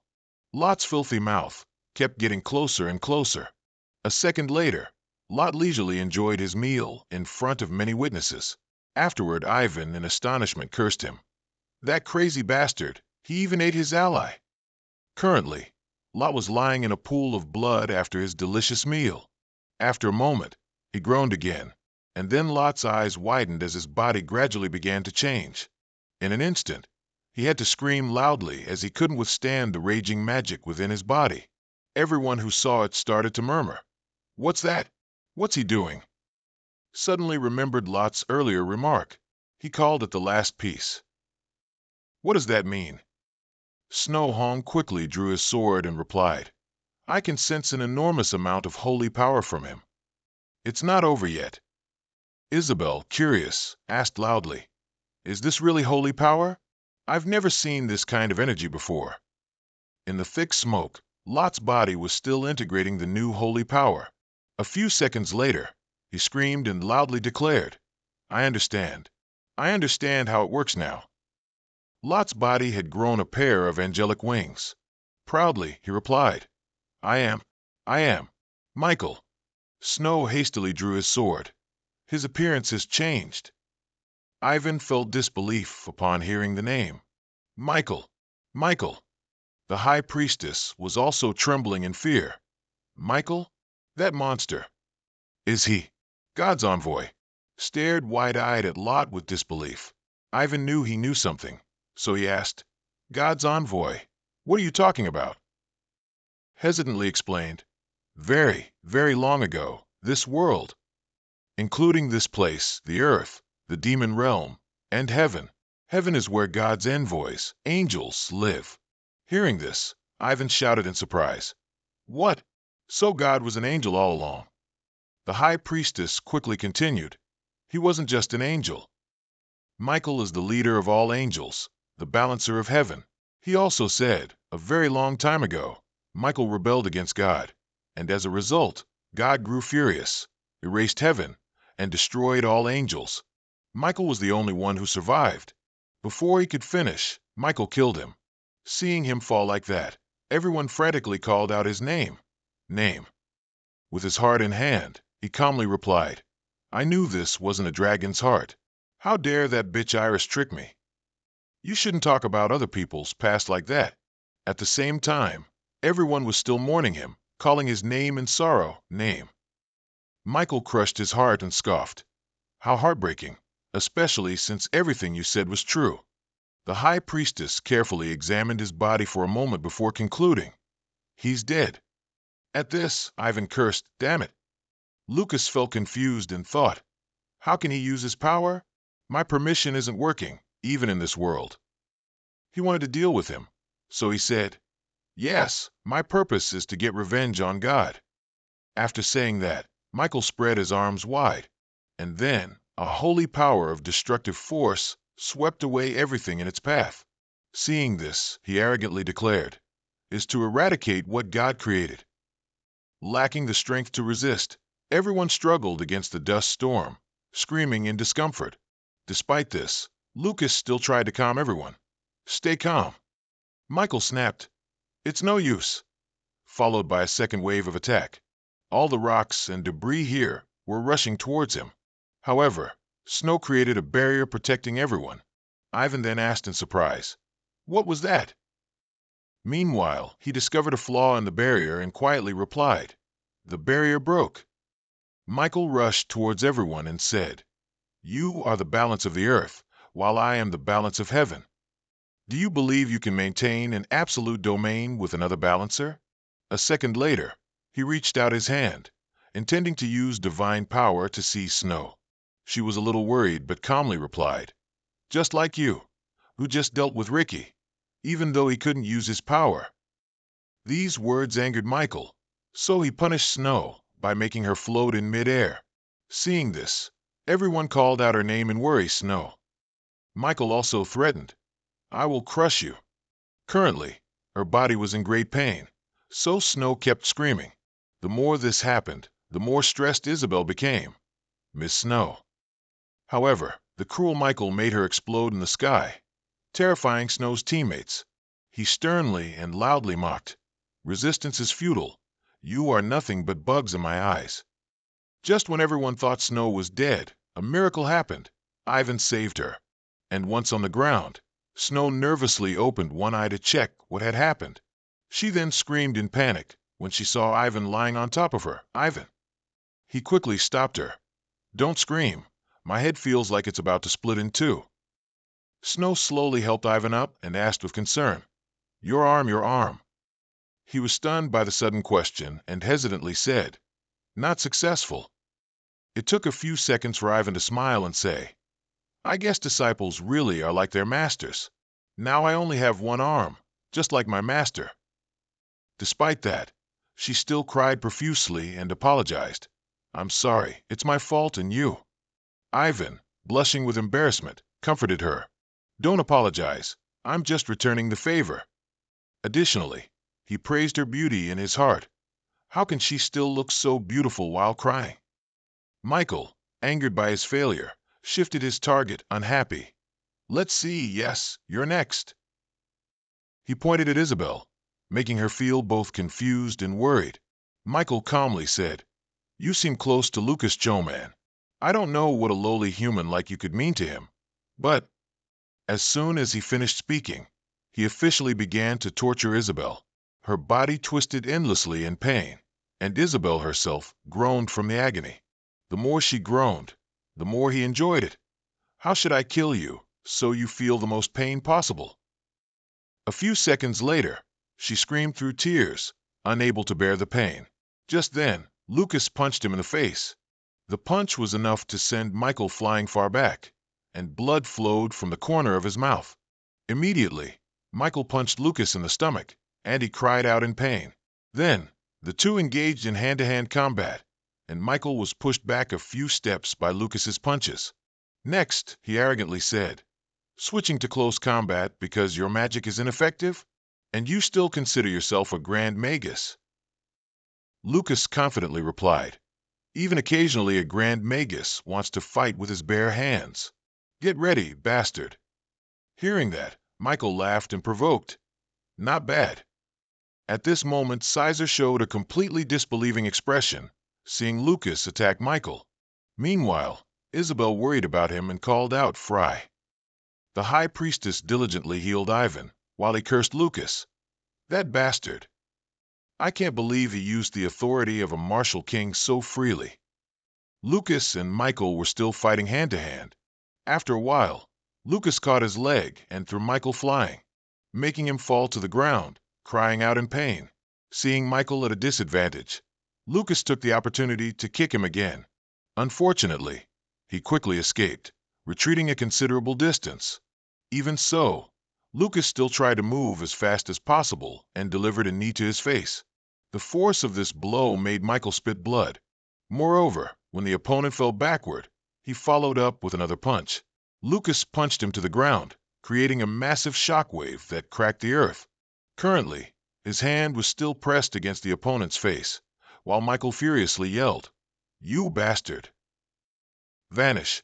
Saying this, he pushed Lucas away.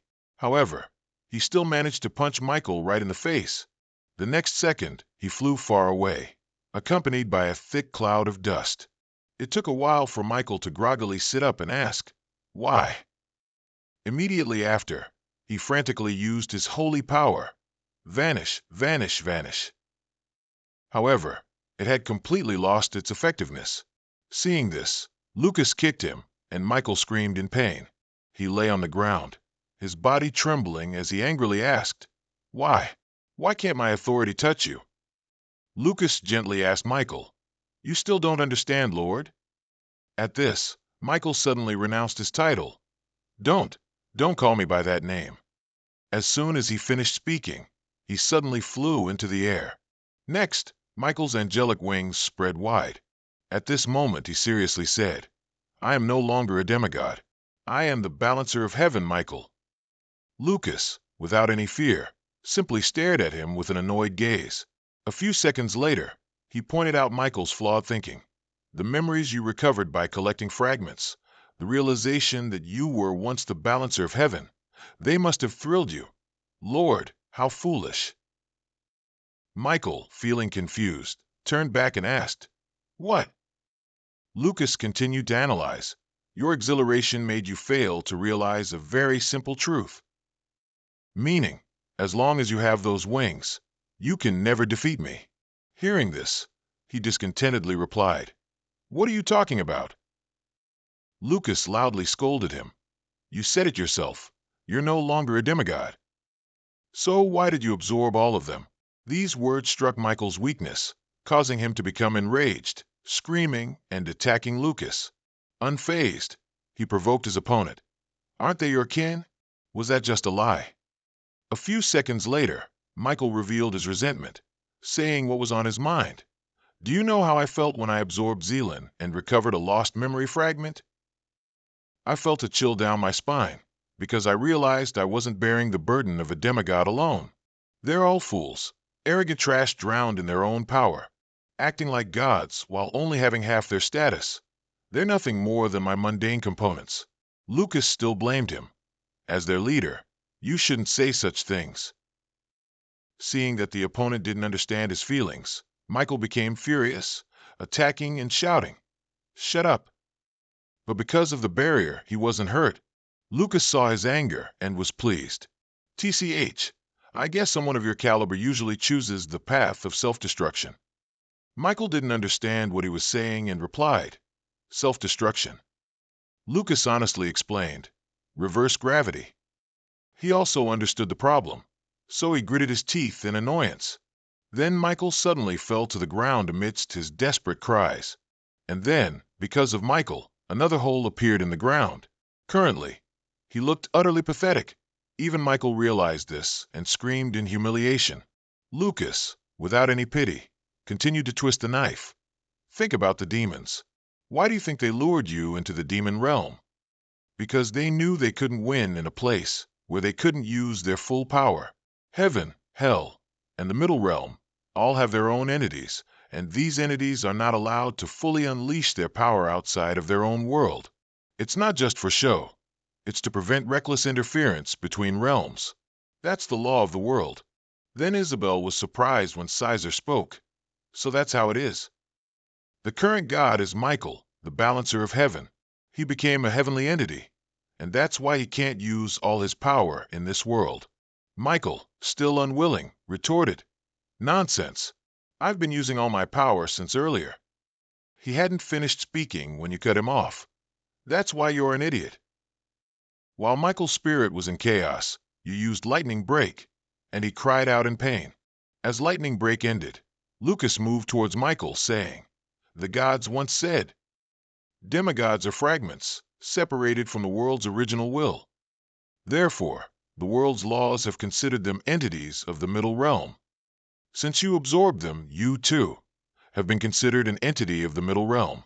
No matter how arrogant you are, do you understand now that what sustains your power is the existence of your demigod friends, those whom you considered trash? You killed them with your own hands. When humans value others more than themselves, when those hearts truly touch each other, humanity has the potential to exceed our highest expectations.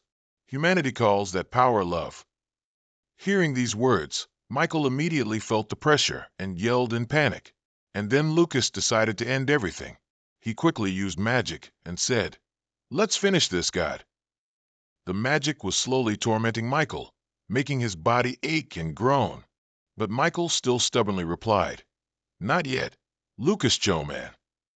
He ignored these words, while Michael continued to scream. Lucas was slowly tormenting Michael, making his screams echo ceaselessly. Finally, a scream carrying a demonic power was completely expelled by Michael. What was expelled was a black liquid, and this liquid also carried a certain destructive power, so everyone had to create a magical sphere to protect themselves. The black liquid poured down onto the ground like a heavy rain. At this moment, the high priestess sensed the evil power and said with a startled expression, "That is, I can feel very strong resentment." At this, the black liquid emitted a mournful sound, causing Caesar to yell in terror, "What?" All the demigods. Hearing this, he seemed to understand what the liquid was. So, the high priestess immediately concluded, God has expelled all the demigods he swallowed. After expelling everything, Michael fell into contemplation again. Lucas suddenly said, "You've expelled all your moon obstacles. How will that change anything?" The next second, his body changed, along with the words, "You said that." The power of holy light suddenly manifested. Angelic wings reappeared. After a moment, the wings quickly vanished. And then Michael confidently stated, "As long as I have my wings, you cannot defeat me. Now my body is empty. Now I am nothing but my own power. It seems the laws of this world no longer consider me the master of heaven. Lucas Choman, all of this is to bring you down." Hearing this, Caesar understood the danger and explained to everyone, It's not just the demigods. God's presence is there too." Ivan replied in surprise, "He expelled himself too? What the hell is going on?"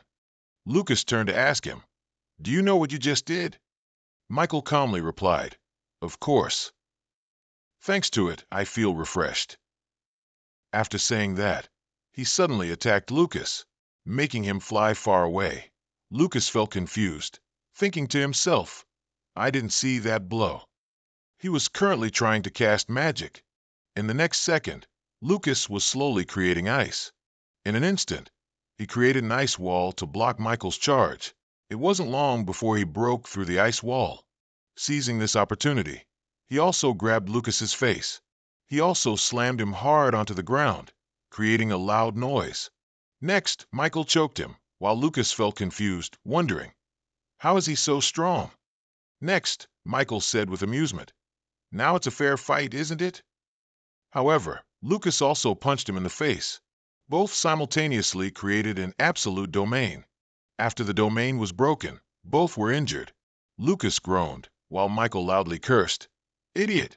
You cast a spell on yourself." That hurt. Too angry, he kicked him away. Lucas was floating in midair like a balloon. Fortunately, he landed safely soon after. Not wasting any time, Lucas cast magic again. This magic shone like a sun, so it was called another sun, and thanks to it, the faces in the black liquid gradually revealed themselves, accompanied by the words, "Lord, Lord." Seeing this, Michael quickly stomped on it, while also kicking Lucas. This action surprised him. Luckily, Lucas dodged in time, seizing the opportunity to grab his leg. Lucas tried to hold Michael's leg firmly. In an instant, he slammed him hard to the ground. Meanwhile, everyone was worried about him. Lucas was putting all his strength into defeating Michael. He was also resisting with all his might. Both ceaselessly exchanged blows and counterattacks.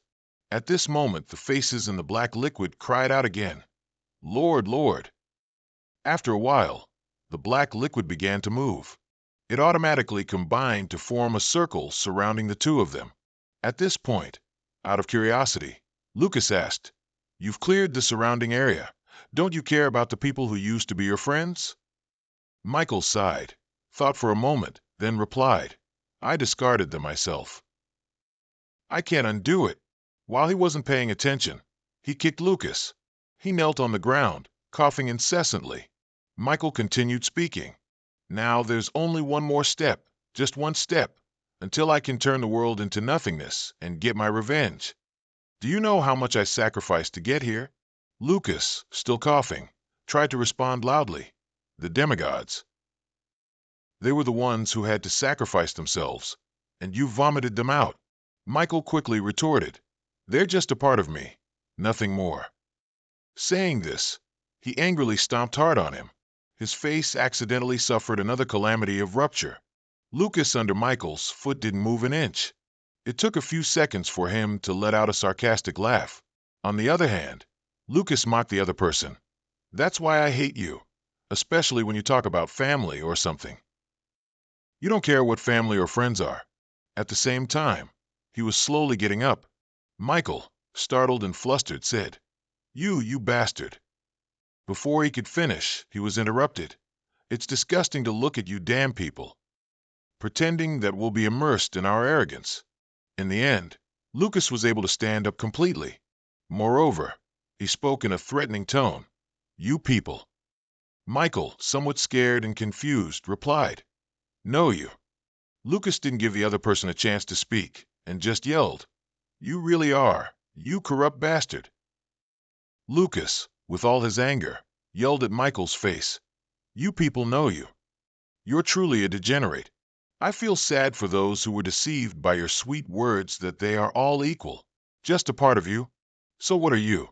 You've removed parts of yourself. Are you just a shell of yourself? These words struck a nerve in him. So Michael punched and shouted, Shut up. While Lucas cried out in pain, he arrogantly said, They can't compare to me anyway. Even if they all unite against me, they wouldn't be half of me.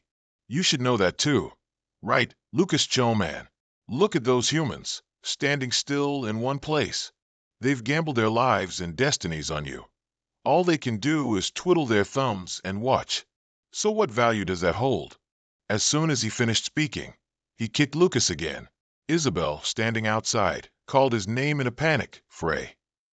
Not stopping there, Michael also mocked him. You are completely alone in this life. So what's wrong with discarding those useless bastards? He laughed loudly and replied, You really don't know anything. He stared blankly and asked, What? Lucas, wiping the blood from the corner of his mouth, casually replied, The problem isn't whether they're stronger than me, or whether they're useful. It's just that they accompany me, so I can believe in myself. Hearing that, Michael questioned him while preparing to punch him. So what good does that do? Lucas calmly said, That is, and quickly grabbed his hand. At the same time, he punched the other person, much to his surprise. And as Michael flew through the air, Lucas firmly said, It's friendship. He was punched so hard he spat blood. Moreover, he fell right into a puddle of black liquid.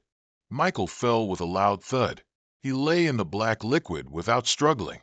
Then Michael slowly opened his eyes, facing the black liquid. The faces in the black liquid called out to him again. God, God, why? When Michael looked closely, he realized it was Laren, and she said bitterly, Are you happy being alone? Agni's face also appeared, very cold. God. A second later, Ananta joined in. I believed in you. Nose Dog seized the opportunity to appear.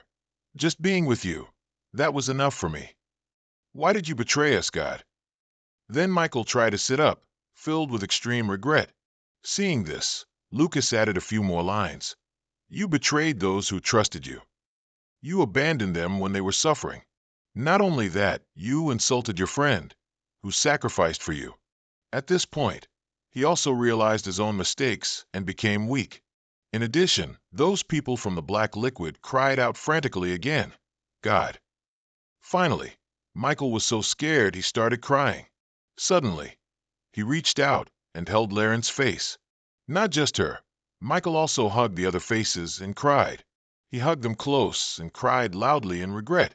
After a while, those faces gradually dissolved. At the same time, Michael suddenly burst out laughing. Even as he laughed, tears were still streaming from his eyes. Everyone looked surprised to see Michael laughing. Hearing his laughter, Isabel began to ponder. Meanwhile, Lucas wore a face full of contempt. Michael's loud laughter only lasted a moment longer before his body suddenly felt the urge to vomit. Before long, after a loud scream, Michael vomited blood, and then he gasped for breath. And moreover, Michael had reverted to being Lot. Not stopping there, Lot panicked when he saw what he had just vomited. With 2 glowing gems, he said in a worried voice, Satan and his core. Lucas loudly declared, It's over, God. Lot smiled and hesitantly replied, You said before that we treat humanity like insects when talking about friends and family, because we envy you humans. Maybe you're right. We were born unable to trust each other.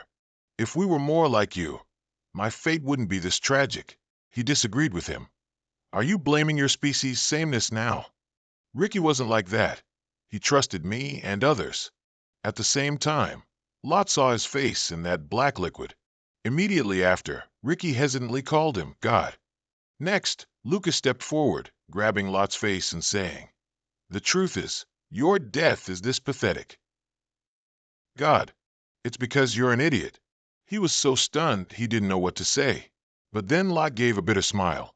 On the other hand, he also cursed himself, and as soon as he finished speaking, Lot's body turned into ash. Even so, he still gave a relieved smile. Lucas still looked at Lot with emotionless eyes. Just like that, he disappeared in front of everyone.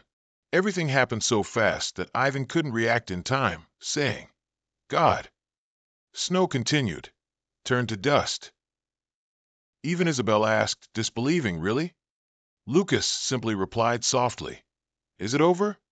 At this, she was so happy she cried. Seeing that, he subtly smiled. A second later, Isabel hugged Lucas tightly. Her tight embrace made him shout, "Wait! That hurts! What are you doing?" Everyone quickly ran towards them with smiles on their faces. Despite Lucas yelling, "Damn it, it hurts!" they still rushed to hug him. When he couldn't bear it any longer, Lucas pleaded, "Come on, everyone here hurts. Come here. You damn kid. You really defeated God." The high priestess saw Snow wasn't participating and laughed, asking, "Aren't you joining in?" She just replied, "No thanks." Ivan's voice suddenly rang out, "Stand still. It's hard to hug with one hand." We screamed in joy as if the whole world could hear, as if we were announcing to everyone that God was dead. Perhaps the reason we screamed so loudly was because we wanted to avoid looking at the emptiness we felt after this long battle. However, the undeniable truth was that the final trumpet was now sounding, announcing a new peaceful world after 400 years, and Lucas was surprised by the scene unfolding before his eyes. Seeing everyone joyful yet frozen, he mused to himself, "What's this?" Time. Just then, Dao suddenly appeared. "How do you feel about becoming the world's balancer?" Lucas showed curiosity upon seeing him. "You came in person? How kind of you. I also have something to discuss with you." Daos calmly replied, "I know. You want to resurrect Iris, right?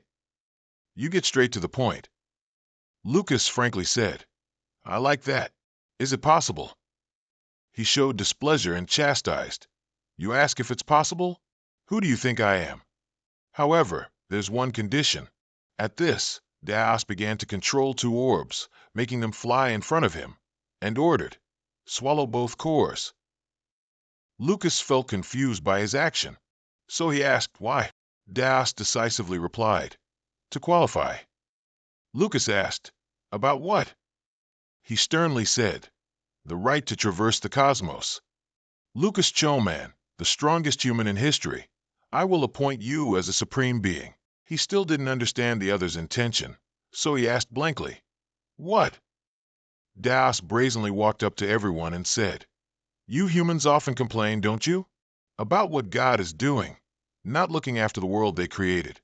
The reason is very simple. I'm extremely busy." Lucas was displeased upon hearing this reason. That's probably the most pathetic excuse I've ever heard from a bunch of creators. Daos, unfazed, calmly replied, "Try to imagine the largest number you can think of. Now imagine a vast universe that includes your world, and then imagine countless more universes. They are so numerous that your imagined number couldn't even begin to count them." At this, Lucas gradually showed a hesitant expression. Seeing this, Daos loudly asked, "Still can't swallow it, can you?" So he brought Lucas to another world, which utterly astonished him.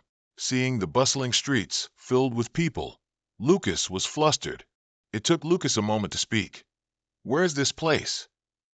Daos honestly said, "This is another world where you don't exist." And just like this, there are countless parallel worlds that you are unaware of. He even took Lucas into the heart of a cosmic war zone, leaving him speechless as he muttered to himself, "This place is having a cosmic war." A few seconds later, Daos confidently said, "And I oversee it all." After a brief visit, The other party returned him to his original position with just a snap of his fingers. At this, Lucas felt annoyed and yelled, also thinking to himself, "My head is about to explode from the sheer amount of information." Next, he asked the other, "Now you're starting to understand, aren't you? A supreme being is an apostle of God. In other words, my subordinates, they travel through countless dimensions, fixing places that are out of balance. In short, I'm extremely busy, so come help me." Lucas understood Daos's intention, but still needed confirmation from him. "Is that the condition for Iris's revival?" Daos softly replied, "Well, in a way, yes. You can't refuse anyway." Lucas looked worried as the other person understood him too well. And to persuade Lucas, he flattered him again. "Keeping you in the mortal realm isn't just to lighten my workload. You're too transcended to remain in the mortal realm. You've realized it, haven't you?" Additionally, Daos raised 2 fingers, preparing to cast magic. This action made Lucas extremely tense. "You're starting to hear it, aren't you?" The unbearable urge to destroy, the desire to obliterate everything in front of him. Moreover, Lucas also remembered Azura's words, "I will cut down everything, obey me." A few seconds later, Daos told Lucas, "That's just the beginning. If you stay in the mortal realm, you will surely become the second god." He hesitated, looking towards his comrades. Lucas feared his decision would affect him. His gaze swept over each person, first Ivan and Schweizer, then Snow and the High Priestess, and finally Isabel. All of it made Lucas think deeply. He closed his eyes, focusing his thoughts. After thinking things through, Lucas opened his eyes again, looking into the distance. Next, he set a condition.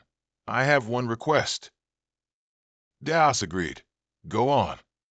So Lucas quickly replied, "Just one day. Give me one day to say goodbye." He accepted and took him to another world, where it was snowing with very strong winds. Meanwhile, Elia was standing on a high mountain, looking out. At the moment, her mood wasn't very good. So Lucas, with his freezing cold body, walked over to Elia. "Aren't you cold?" Seeing him, she asked in surprise, "Frey, is this your true self?" However, Lucas didn't answer Elia's question. She didn't press him either. "I see, finally. You've become a demigod. Are you here to kill me?"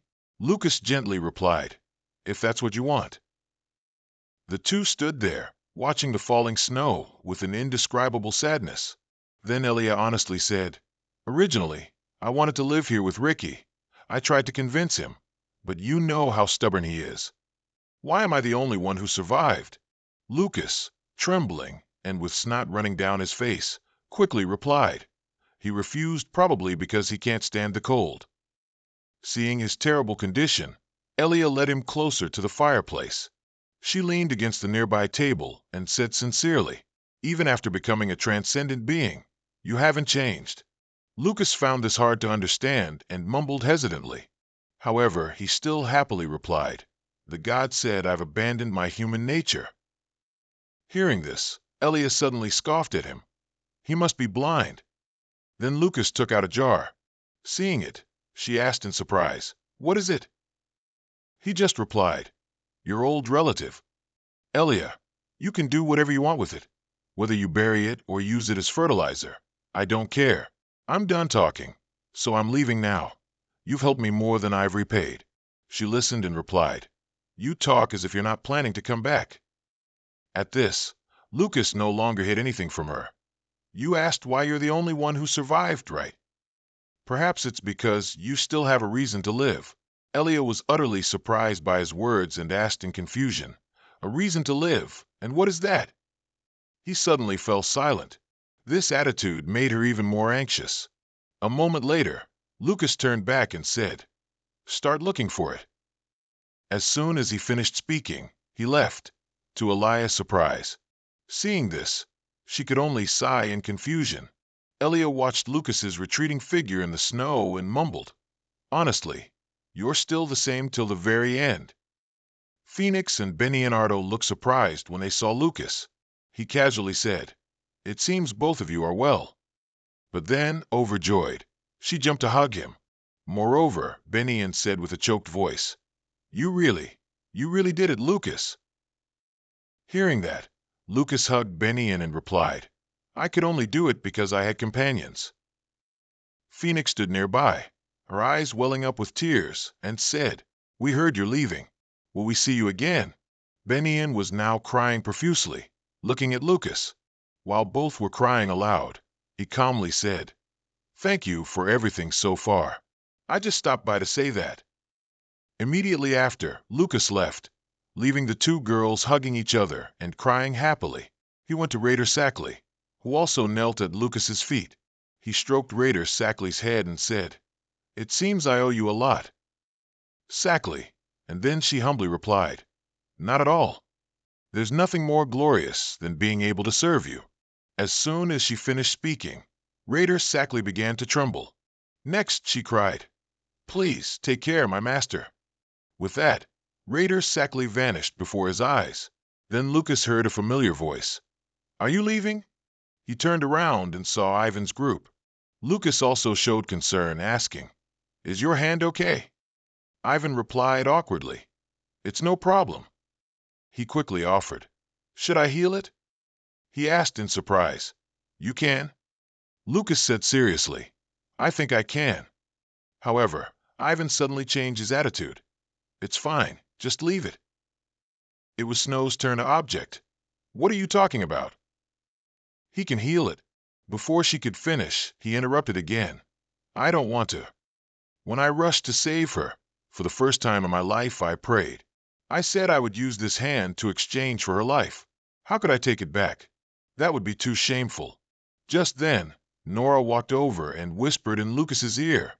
Actually, it's because he wants Snow to take care of him. Ivan retorted, embarrassed, No, it's not.